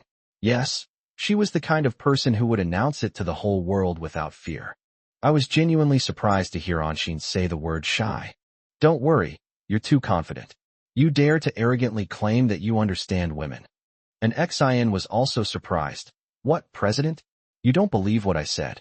I pursed my lips. Of course I don't believe it. I know Ziwei's personality all these years. How could I not understand her? "Oh, President, what can I say to you?" An Xian said, shaking her head. "You know, sometimes the bolder a woman is, the more shy she becomes after receiving a man's marriage proposal. Sometimes it creates a strong contrast. Even for ordinary people, this is sometimes nothing, but for such a poised and confident girl, it can make them quite shy." At first, I didn't care about what Anshin said at all, but soon I felt that what she said actually made some sense. I nodded and urged her to continue. An Xian looked at me with a mischievous smile. "President, do you believe what I said now?" I glared at him. "Stop talking nonsense and tell me what's going on." "President, what Sister Ziwei is showing now is indeed a genuine shyness. Don't be fooled by her usual carefree attitude. She might actually have a very contrasting personality. For so many years, she has openly expressed her love for you, but you have never accepted her. This has made her extremely anxious. Today, in front of so many members of her family, you publicly announced that you will always love her. This has undoubtedly given her a huge surprise. And this huge surprise also made her wonder if you said those words because of the situation rather than because you really liked her. That's why, Sister Ziwei, this situation is unprecedented." Hearing an Xian's detailed explanation and analysis, I was quite surprised. It was then that I realized that the beautiful secretary in front of me was not to be underestimated. In shock, I blurted out, "Ziwei, what you said actually makes some sense." My words enraged Ziwei. "What? President, you actually said that what they said makes no sense? How dare you insult me like that? I'm not finished with you." Seeing the other person's gritted teeth, I quickly admitted defeat. "Don't worry, I'm sorry. Actually, I really appreciated what you said just now." An Xian snorted coldly. "Even if you're praising someone, you shouldn't use those two words. You really are a weirdo." I chuckled mischievously. Whatever you say. I shouldn't have said anything so rubbish about a beautiful woman. At this moment, I can only helplessly admit defeat. An Xian didn't hold it against me and waved her hand dismissively, saying, "President, listen to me. Go inside and comfort Sister Ziwei. This isn't appropriate, is it? A man and a woman alone in a room." I said hesitantly. My words enraged an Xian. "President, no way. You were at her home, publicly confessing your feelings in front of her family, and now you're afraid to be alone in the same room? President, I'm seriously questioning whether you're even a man." I said that just now to save face and consider Anshin's feelings.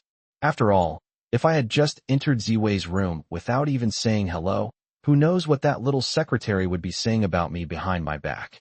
Since that's the case, I won't pretend anymore, and I'll put on a serious face. "Okay, don't worry. You actually doubted that I'm not a man? Don't worry.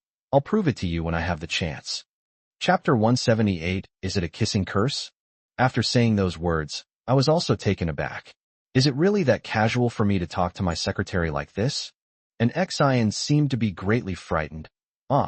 President, isn't it enough that people don't suspect you anymore? You're a man, a grown man. What tricks do you have? Hurry up and use them on Sister Ziwei. With that, Anshin quickly turned around and went to the kitchen, seemingly to prepare dinner for everyone. I went straight into Ziwei's room. When I went in, I forgot to knock, mainly because I was in a bit of a hurry. Ziwei was sitting on a chair in the room, her hands supporting her chin, as if she was thinking about something. I suddenly pushed the door open and startled her. The next second, Ziwei blushed and said excitedly, "Zhang, you're back." When asked, I stared at her with wide eyes and tender gaze, but didn't say anything. I realized that our relationship was definitely different now that we were meeting again. Ziwei had stayed at my house before, but I hadn't told her I liked her in front of her people. But this time, when I brought Ziwei back, I publicly announced to her family that I liked her, almost as if I was saying that she was my woman. My expression surprised Ziwei. She stood up, came to my side, and waved her hand in front of my eyes. While I was lost in thought, I saw something flying towards me and quickly grabbed it. Ziwei didn't expect me to react so quickly. After I grabbed her, she screamed in fright. "Hey, what are you doing?" I finally snapped out of my daze. Seeing Ziwei, whose hand I was holding, looking like a startled fawn, I suddenly felt like joking with her. I said with a wicked grin, "What do you think I could do when a man and a woman are alone in a room together?" My words startled Ziwei, and her eyes widened instantly. "Jiang, are you crazy?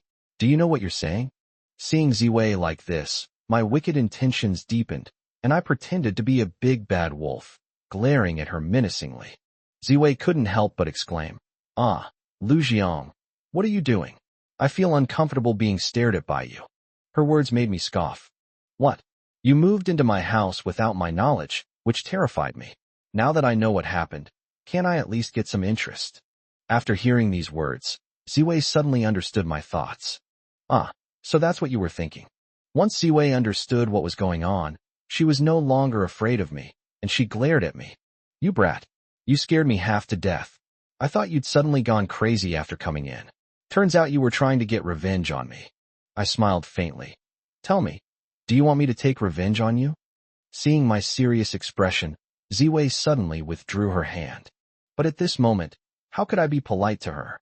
Taking advantage of her smugness, I gave her a bear hug and pulled her into my arms. Startled by the embrace, Ziwei instinctively tried to pull away, but I wasn't about to let her go so easily. Looking at Ziwei in my arms, her cheeks flushed and her breathing rapid, I couldn't help but let out a mischievous grin. "Beautiful lady, will you just give yourself to me?" Ziwei suppressed a gasp. "Zhang, you don't really want to do that kind of thing with me, do you?" Seeing the usually carefree Ziwei with a worried expression, I nodded solemnly. "What's wrong with that? Don't you want to?" I don't want to." It seemed that Ziwei still wanted to break free. Seeing her panicked expression, especially her flushed cheeks, made me excited as well. Looking at that pretty face in front of me, I couldn't help but feel a mix of emotions. If I had chosen Ziwei instead of that trashy woman Han Yuanyuan, would I have avoided this painful ordeal? That scumbag in Ran is a heartless viper. Her own son needed her to come back for a transplant, but she didn't have time for that, busy having affairs with other men. Besides, She was also cold-blooded and ruthless in causing the deaths of my parents. Thinking back on these past events, and remembering how Ziwei had secretly liked me since college, coupled with everything she had done for me, I finally understood what kind of woman is worth cherishing. To put it bluntly, the woman I'm holding is the woman who has always been madly in love with me. She's sacrificed so much for me, and even wanted to marry that Shindekian for me. Standing before the crepe myrtle, I was filled with emotion and immense gratitude. Staring at her beautiful face, I was stunned. When Ziwei saw me staring at her like that, she immediately understood my intention. At this moment, she became unusually shy and even closed her eyes. Seeing this scene, I couldn't help but feel excited. The beautiful woman was so understanding that she had already closed her eyes. Seeing Xiao Ziwei with her eyes closed, her pink face and long eyelashes made her look like a sleeping beauty. However, she wasn't really asleep. She was waiting for a kiss to land on her face. Since the beauty had already made such a move, I naturally didn't hesitate. I opened my mouth, panting heavily, and went to meet her. At this moment, I also hesitated a bit, because although I had been with that trashy woman Han Yuan for several years, we had only kissed a handful of times. I sensed that Han Yuan really disliked kissing, which made me feel strange. I wondered why she had such a peculiar habit. But it wasn't until that day, when I saw her and Mingfeng kissing in front of everyone in their yard, that I suddenly understood. The reason this trashy woman doesn't want to kiss me is because when she accepted me, she was two-timing me. She saw that her white moonlight couldn't pay off her family's debts, so she came to me instead. However, she didn't truly like me. Because of this, even though I married her, she was very resistant, which manifested in her actions by almost refusing to kiss me. If a woman truly loves you, how could she refuse her husband's kiss? It was from that moment that I realized that her previous statement that she didn't like kissing was just a lie. In full view of everyone, this green tea bitch smiled and hugged and kissed that scumbag Mingfeng. Does she really not like him? Fortunately, he had seen through the true colors of this trashy woman and, after holding Zimo's funeral, resolutely divorced her. Unexpectedly, this series of events followed, and the two adulterers took away half of his family's property, causing him to suffer from severe depression. Ziwei traveled a long way back to China and moved into my home. Holding the crepe myrtle in front of me, I felt incredibly at peace. Just as his lips were about to kiss Ziwei's face, a series of knocks came from the door. Could this be the kissing curse? Chapter 179, He's Causing Trouble Again. I was stunned for a moment, and Ziwei in my arms also reacted noticeably, trembling heavily. Sister Ziwei, please don't let that lecherous man ruin you. Also, President, dinner is served, it's time to eat. This Anshin didn't come early or late, but just when I was about to kiss Ziwei, she knocked on the door. Ziwei had already opened her eyes. She lowered her voice and shushed her. Stop fooling around. Go eat. No, let's kiss first, then we can go eat. Seeing my insistence, Ziwei stared in shock. You, how can you be so thirsty?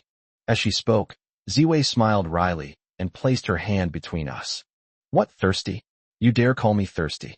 I pretended to be angry and glared at her, about to push her hand away, but at that moment, without getting a response from us, there was another knock on the door. Beep, beep, beep. Ziwei quickly broke free from my embrace and obediently replied, Yes, I'm coming. Seeing this, I stomped my foot in anger. I think this was intentional. I could have just knocked on the door and left, so I wouldn't have missed the chance to kiss her. But I never expected her to do something like this. But now, I have no way to stop her, since Ziwei has already broken free from my embrace and is hurrying towards the door. The door opened, and an Xian appeared in the doorway with a mischievous grin, peeking into the room. I was furious and couldn't help but snort. What are you looking at? Anshin stuck out her tongue. Nothing. I just wanted to see some people's faces turn up in anger. Ziwei snorted coldly. Don't worry. This time, I'm afraid you'll be disappointed. Anshin's face wore a meaningful smile. Sister Ziwei, don't be angry. I was just worried that you would get hurt, and after you didn't respond at all after the first knock. That's why I persisted and kept knocking. I was so angry when they said that I almost vomited blood. This Anshin seems to be determined to make things difficult for me. After we sat down, Anshin suggested we have a drink, using the excuse of celebrating our reconciliation. President, Sister Ziwei, today's events were truly bizarre. I feel we should have a good drink and celebrate. What do you think? Her suggestion left Ziwei and me looking at each other, neither of us able to refuse. Today's matter was truly precarious. It was only at this crucial moment that Anshin told me the truth. Otherwise, Ziwei and I might have completely missed our chance. Anshin was surprised to see our expressions. Why didn't my suggestion receive widespread support? Isn't this something to celebrate? Anshin has already put it this way, so it would be really unreasonable for the two of us not to respond. At the same time, realizing what was happening, we almost unanimously said, we should definitely celebrate. Anshin then got up with a mischievous grin, took 2 bottles of red wine from the wine cabinet, opened them, and poured a glass for each of us. I had originally planned to go to Ziwei's room after dinner to continue our intimacy and rekindle our past romance. Unexpectedly, I got completely drunk that night and didn't even know how I got into bed. The next morning, feeling dizzy and lightheaded, I went straight to the company without even eating breakfast. After drinking 2 cups of tea, I finally felt the effects of last night's alcohol buildup subside. I put down my teacup and looked coldly at Anshin beside me. Tell me, did you do that on purpose last night? When I brought up what happened last night, Anshin jumped up in fright and rushed to my side. Oh, Mr. President, what do you mean by that? It makes it sound like I have ulterior motives. I said coldly. Isn't that right? Don't think I can't see through your sinister intentions. My words startled an Xin, but she quickly changed her strategy.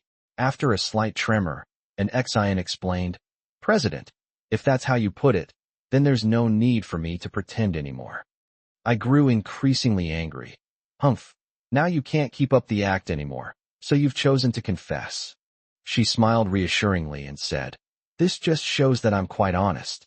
Don't think I don't know what you're thinking. My existence is to protect Sister Ziwei's safety and prevent her from being taken advantage of by that lecherous man. Her words made me so angry I almost jumped up. What? Anshin, you actually called me a pervert? You're really something else. You've got some nerve. When I got angry, Anshin pretended to be scared. President, could you please stop staring at me like that? It's scary. What? You're saying you dare to do it, but not admit it. No. Anshin waved her hand. I'm just being cautious. If you want to be like Sister Ziwei, that's fine, but you two have to get engaged first. Otherwise, I'll just be a third wheel next to you, shining brightly. I'm impressed that she has such a female secretary, but given the current situation, I feel that Anshin is right. After a moment of contemplation, I patted the armrest of the chair and said, Don't worry, I'll be engaged to Ziwei soon.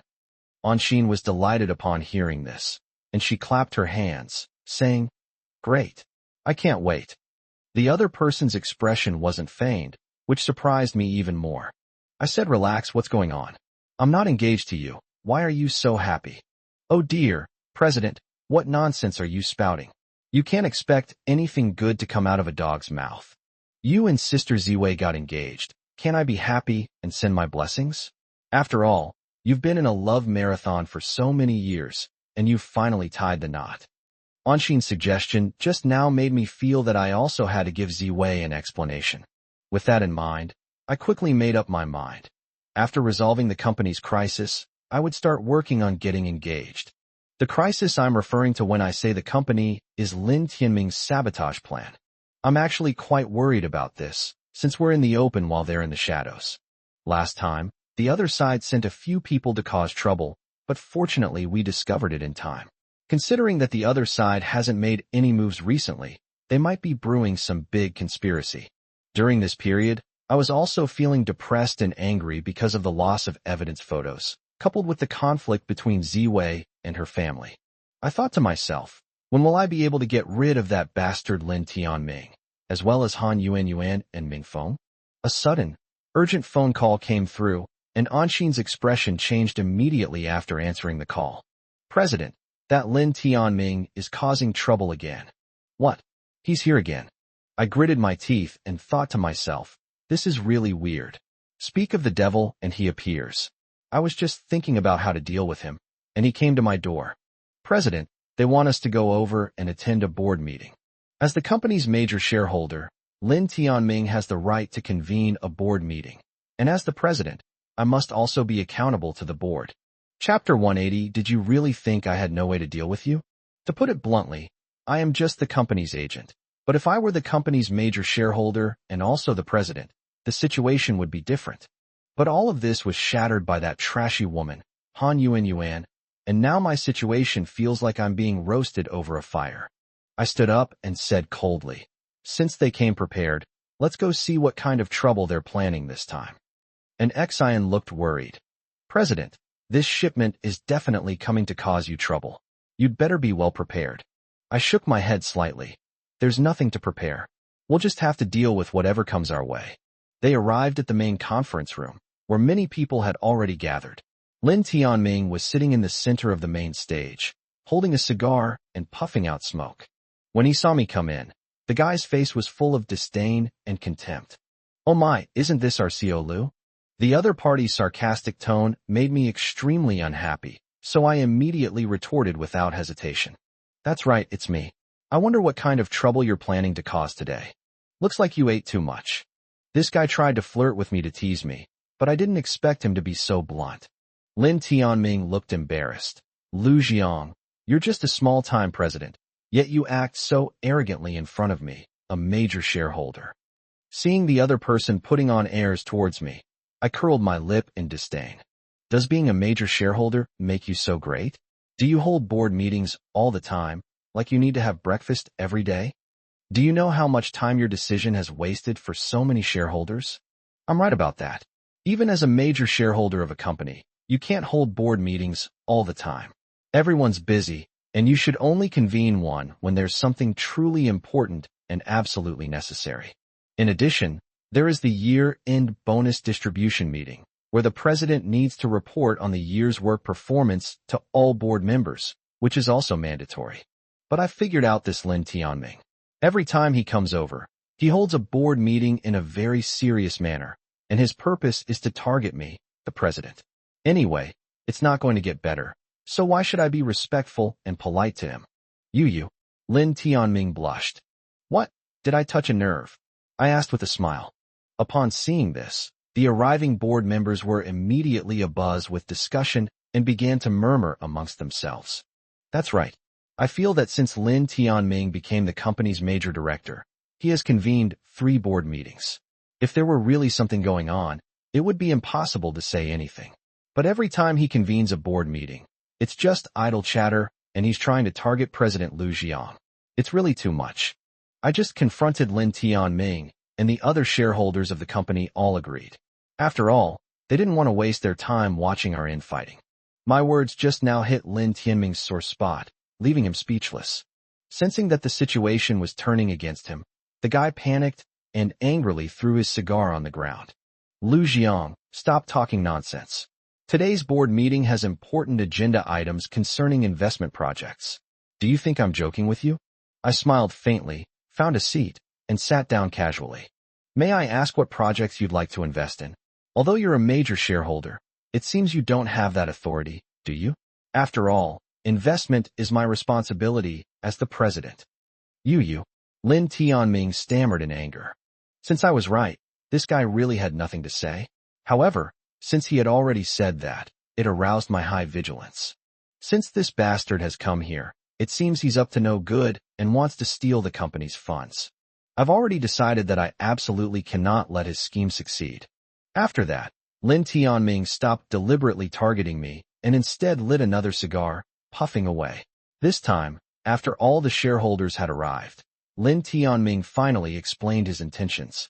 "Dear shareholders, good afternoon. The purpose of my visit today is to review the company's profitability in the first half of the year and to oversee the company's operations." As he said this, he looked at me with murderous intent, as if to say that I was now the major shareholder of the company. The other party made this request in a high-profile manner, and I didn't say anything, since the request wasn't unreasonable. But after reviewing it, he suddenly announced a decision. "Dear shareholders, I have decided to directly invest the company's profits from the first half of the year into new energy development projects. This is a new project that I'm optimistic about. If you follow me, you're sure to make money. I guarantee you'll make a fortune." The company's shareholders were all taken aback by what the other party said. No one expected Lin Tianming to make such a decision. Shocked, everyone began to whisper among themselves and discuss the matter. At this moment, Lin Tianming looked at me and said, "President Liu, as the president, why don't you offer your opinion?" In fact, even if he hadn't asked, I would have spoken up. It was only after he explained his intentions that I realized this bastard was after the company's profits for the first half of the year. I gave him a cold laugh before saying, "Lin Tianming, shut your stinking mouth. You have no right to make such arrangements and decisions regarding the company's profits. After all, I am the company's president. Although you are the major shareholder, you still have to listen to me, the president, when it comes to the use of funds." Hearing my direct objection, Lin Tianming's lips twitched with anger. "Lu Jiang, you've really gone too far. You don't even know who you are anymore. Do you believe I'll dismiss you on the spot?" His words made me lose my temper, and I stood up abruptly. "I really don't believe it. Even if you are the major shareholder, if you want to remove me, you need the approval of more than half of the shareholders at the board meeting. The reason I say this is because I have strong confidence. Previously, after learning that Lin Tianming had become the company's major shareholder, I quickly contacted all the company's shareholders and had in-depth communication with them to get their understanding and support. To put it bluntly, Lin Tianming's use of company funds for other investments has exceeded the authority of the CEO. Of course, I had to stop him on this point. If I were to agree to let him take this money out to invest, it would be irresponsible to the other shareholders. Because once the funds are taken out, they are no longer under my control." Seeing me confront him head-on, Lin Tianming trembled with anger. "Well, you're something else. Did you really think I didn't have a way to deal with you?" I snorted. "If you had a solution, you would have used it already. You wouldn't be keeping it to yourself." My blunt and angry rebuke left this guy speechless, unable to utter another word.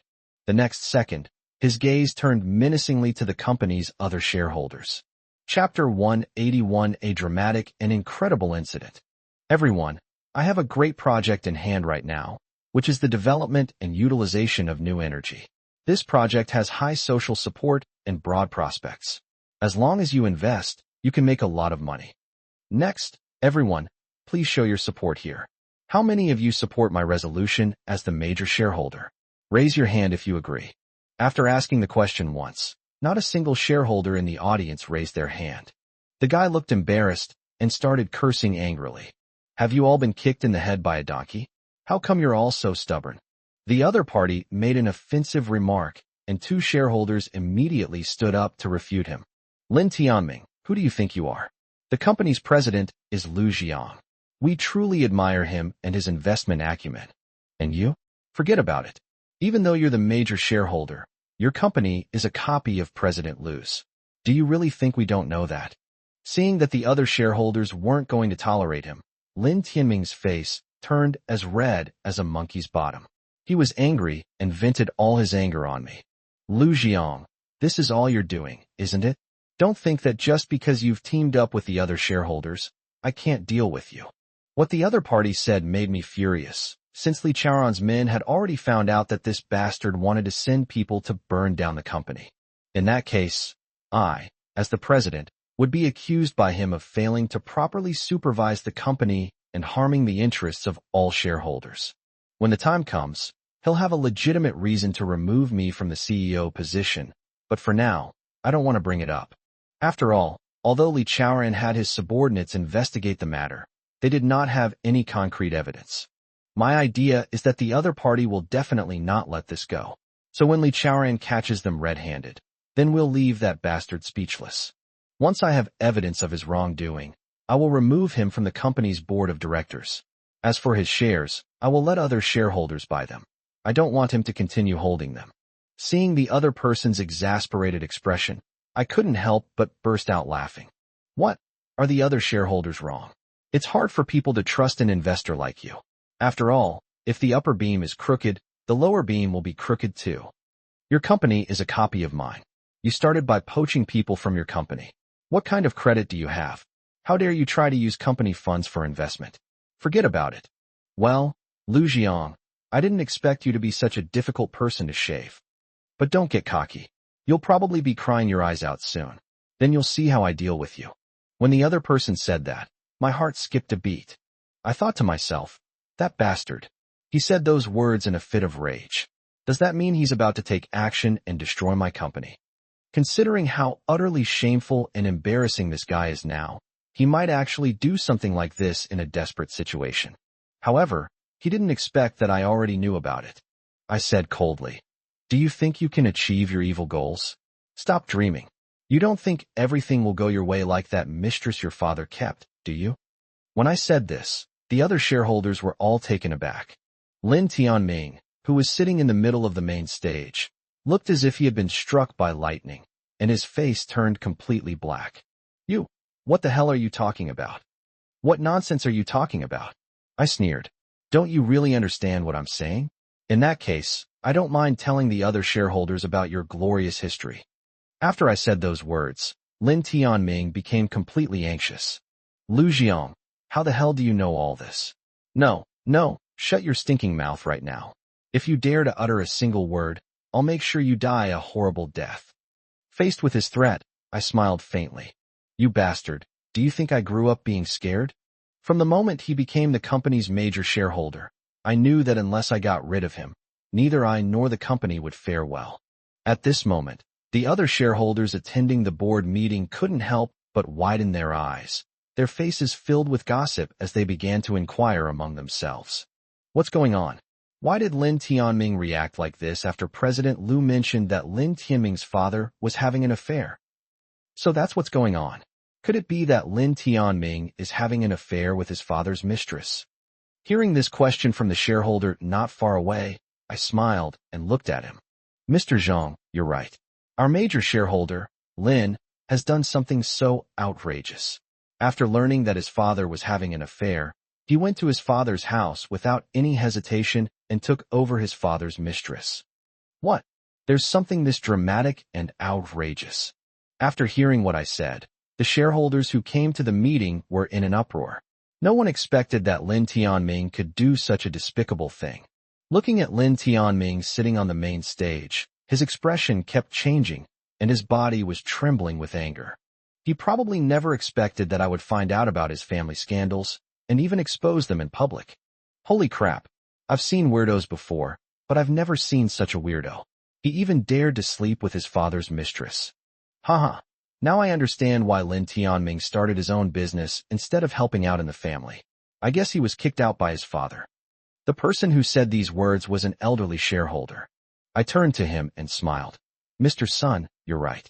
This bastard was indeed kicked out of the family by his father, who knew that after he got out, he would steal our company's key information and completely copy our company. Haha, I can understand how angry his father was back then. How could he have raised such a bastard son? Ha ha ha, what a piece of trash. Haha, is Mr. Lin trash? There's more to come that you don't know." After I said these words, the other shareholders were even more surprised. Looks like there's more juicy gossip to come. "Mr. Lu, hurry up and reveal it. Let us see just how scandalous this company's largest shareholder really is."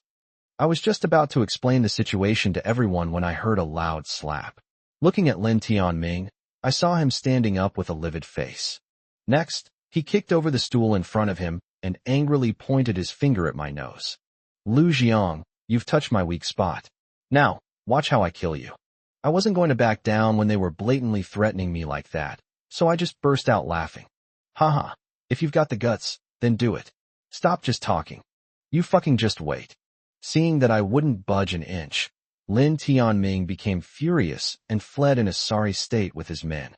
When they reached the door, they bumped into it in their panic, which caused the other shareholders to burst into laughter again. Chapter 182, the grand finale. I never expected that this major shareholder, Lin, would do something so despicable. "President Lu, even though that bastard is gone now, you still have to take responsibility and give us a spoiler, right?" I was quite surprised to see the gossipy expressions on the faces of these shareholders. The reason I just made this revelation is because Lin Tianming went too far. Not only did he want to use the company's profits as his personal savings for investment, but he also threatened me. How could I tolerate him? After revealing this huge revelation, I made this guy flee in utter embarrassment. Unexpectedly, the other shareholders wanted to hear more scoops, which made me feel awkward. I'm telling you guys, Are you really that unconcerned about making money and only interested in these kinds of gossip stories? The old man, surnamed Sun, laughed loudly. President Liu, don't be ridiculous. The reason we invested in you was because we wanted you to lead us to make money. But now that we have this opportunity, we also want to hear some gossip. Before he could finish speaking, the other shareholders started to jeer. Yes, President Liu, we all trust you. Now that there's such a big scoop about to break, what's wrong with us listening to it? Seeing this attitude from the shareholders, I knew they wouldn't leave until I told them everything today. So Lin Tianming committed other evil deeds against them. As soon as he finished speaking, the shareholders erupted in uproar. What? There's such a thing? His father's mistress was raped by him, and she actually submitted to him. Ha, this is fucking hilarious. Has the world gone this crazy? Holy crap. I never expected the Lin family father and son to be so ridiculous. Upon hearing such sensational news, the shareholders became incredibly excited, their faces beaming with enthusiasm, and they kept swearing. When I saw them leaving, they were all grinning from ear to ear. I guess they never expected that attending the board meeting would come with such perks. Seeing that all the shareholders had left, an Exine breathed a sigh of relief, and her face lit up with joy. President, that was so satisfying. I bet after your expose, this bastard won't be coming to the company to cause trouble so often anymore. Even if he's a terrible person, he'll feel embarrassed now. However, Li Chaoran, who was standing next to him, had a different opinion. President, I think we shouldn't let our guard down. What you did just now was indeed satisfying, making that bastard feel so ashamed that he wanted to hide his head in his crotch. But according to my analysis, this will also drive him to desperation, and he might take action against our company. Li Chaoran's suggestion made me gasp. Chaoran, I think you're right. That bastard might make a move against the company in the next couple of days. How are your two brothers doing? Have they agreed to come over? When I asked about this, Li Chaoran nodded. President, I asked them to come and help. How could they refuse? They wouldn't dare not come. My two brothers will arrive at our company tonight, and they will stay here for a while until they uncover the enemy's plot. When I heard Li Chaoran say that his two brothers would arrive tonight, I couldn't help but breathe a sigh of relief. That evening at home, I put my arm around Ziwei's shoulder.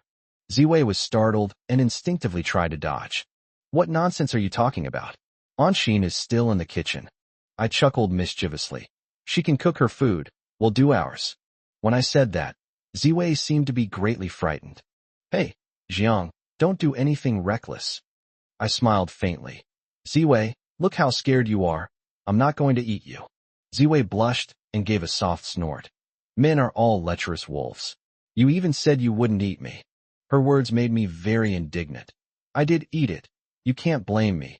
After all, it was the two of you who voluntarily moved into my house. Lu Jiang, do you have any conscience?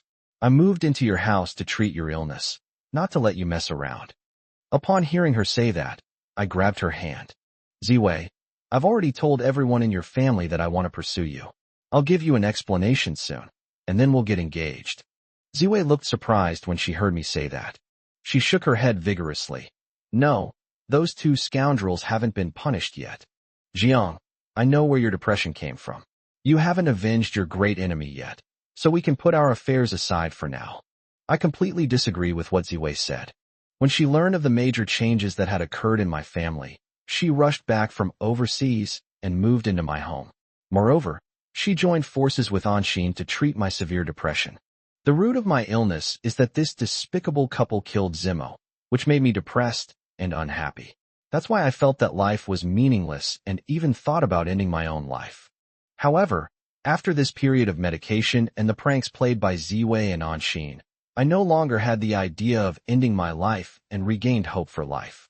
Getting engaged to you doesn't mean I can't get revenge. It's like not having to worry about either of us. The reason I said those things to Ziwei just now was because Anshin reminded me that I must give Ziwei a proper status.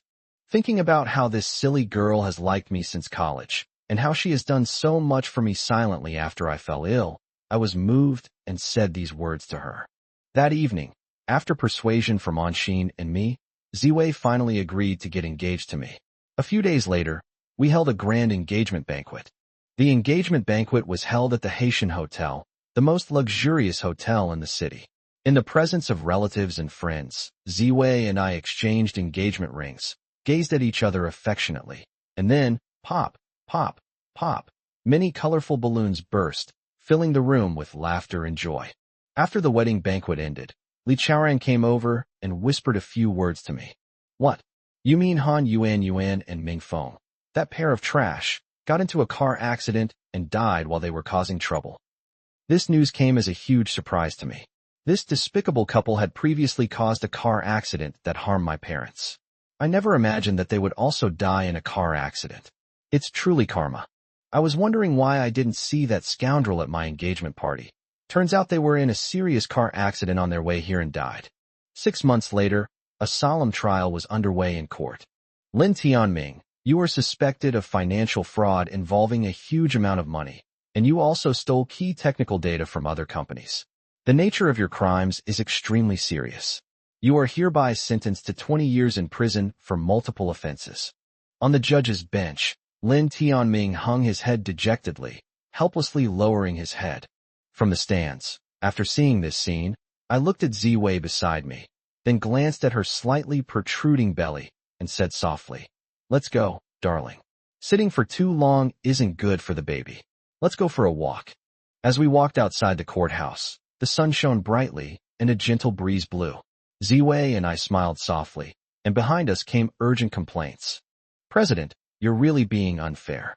Why didn't you call us when you left?" The one who said these words was an Xian, and standing next to her was Li Chaoran.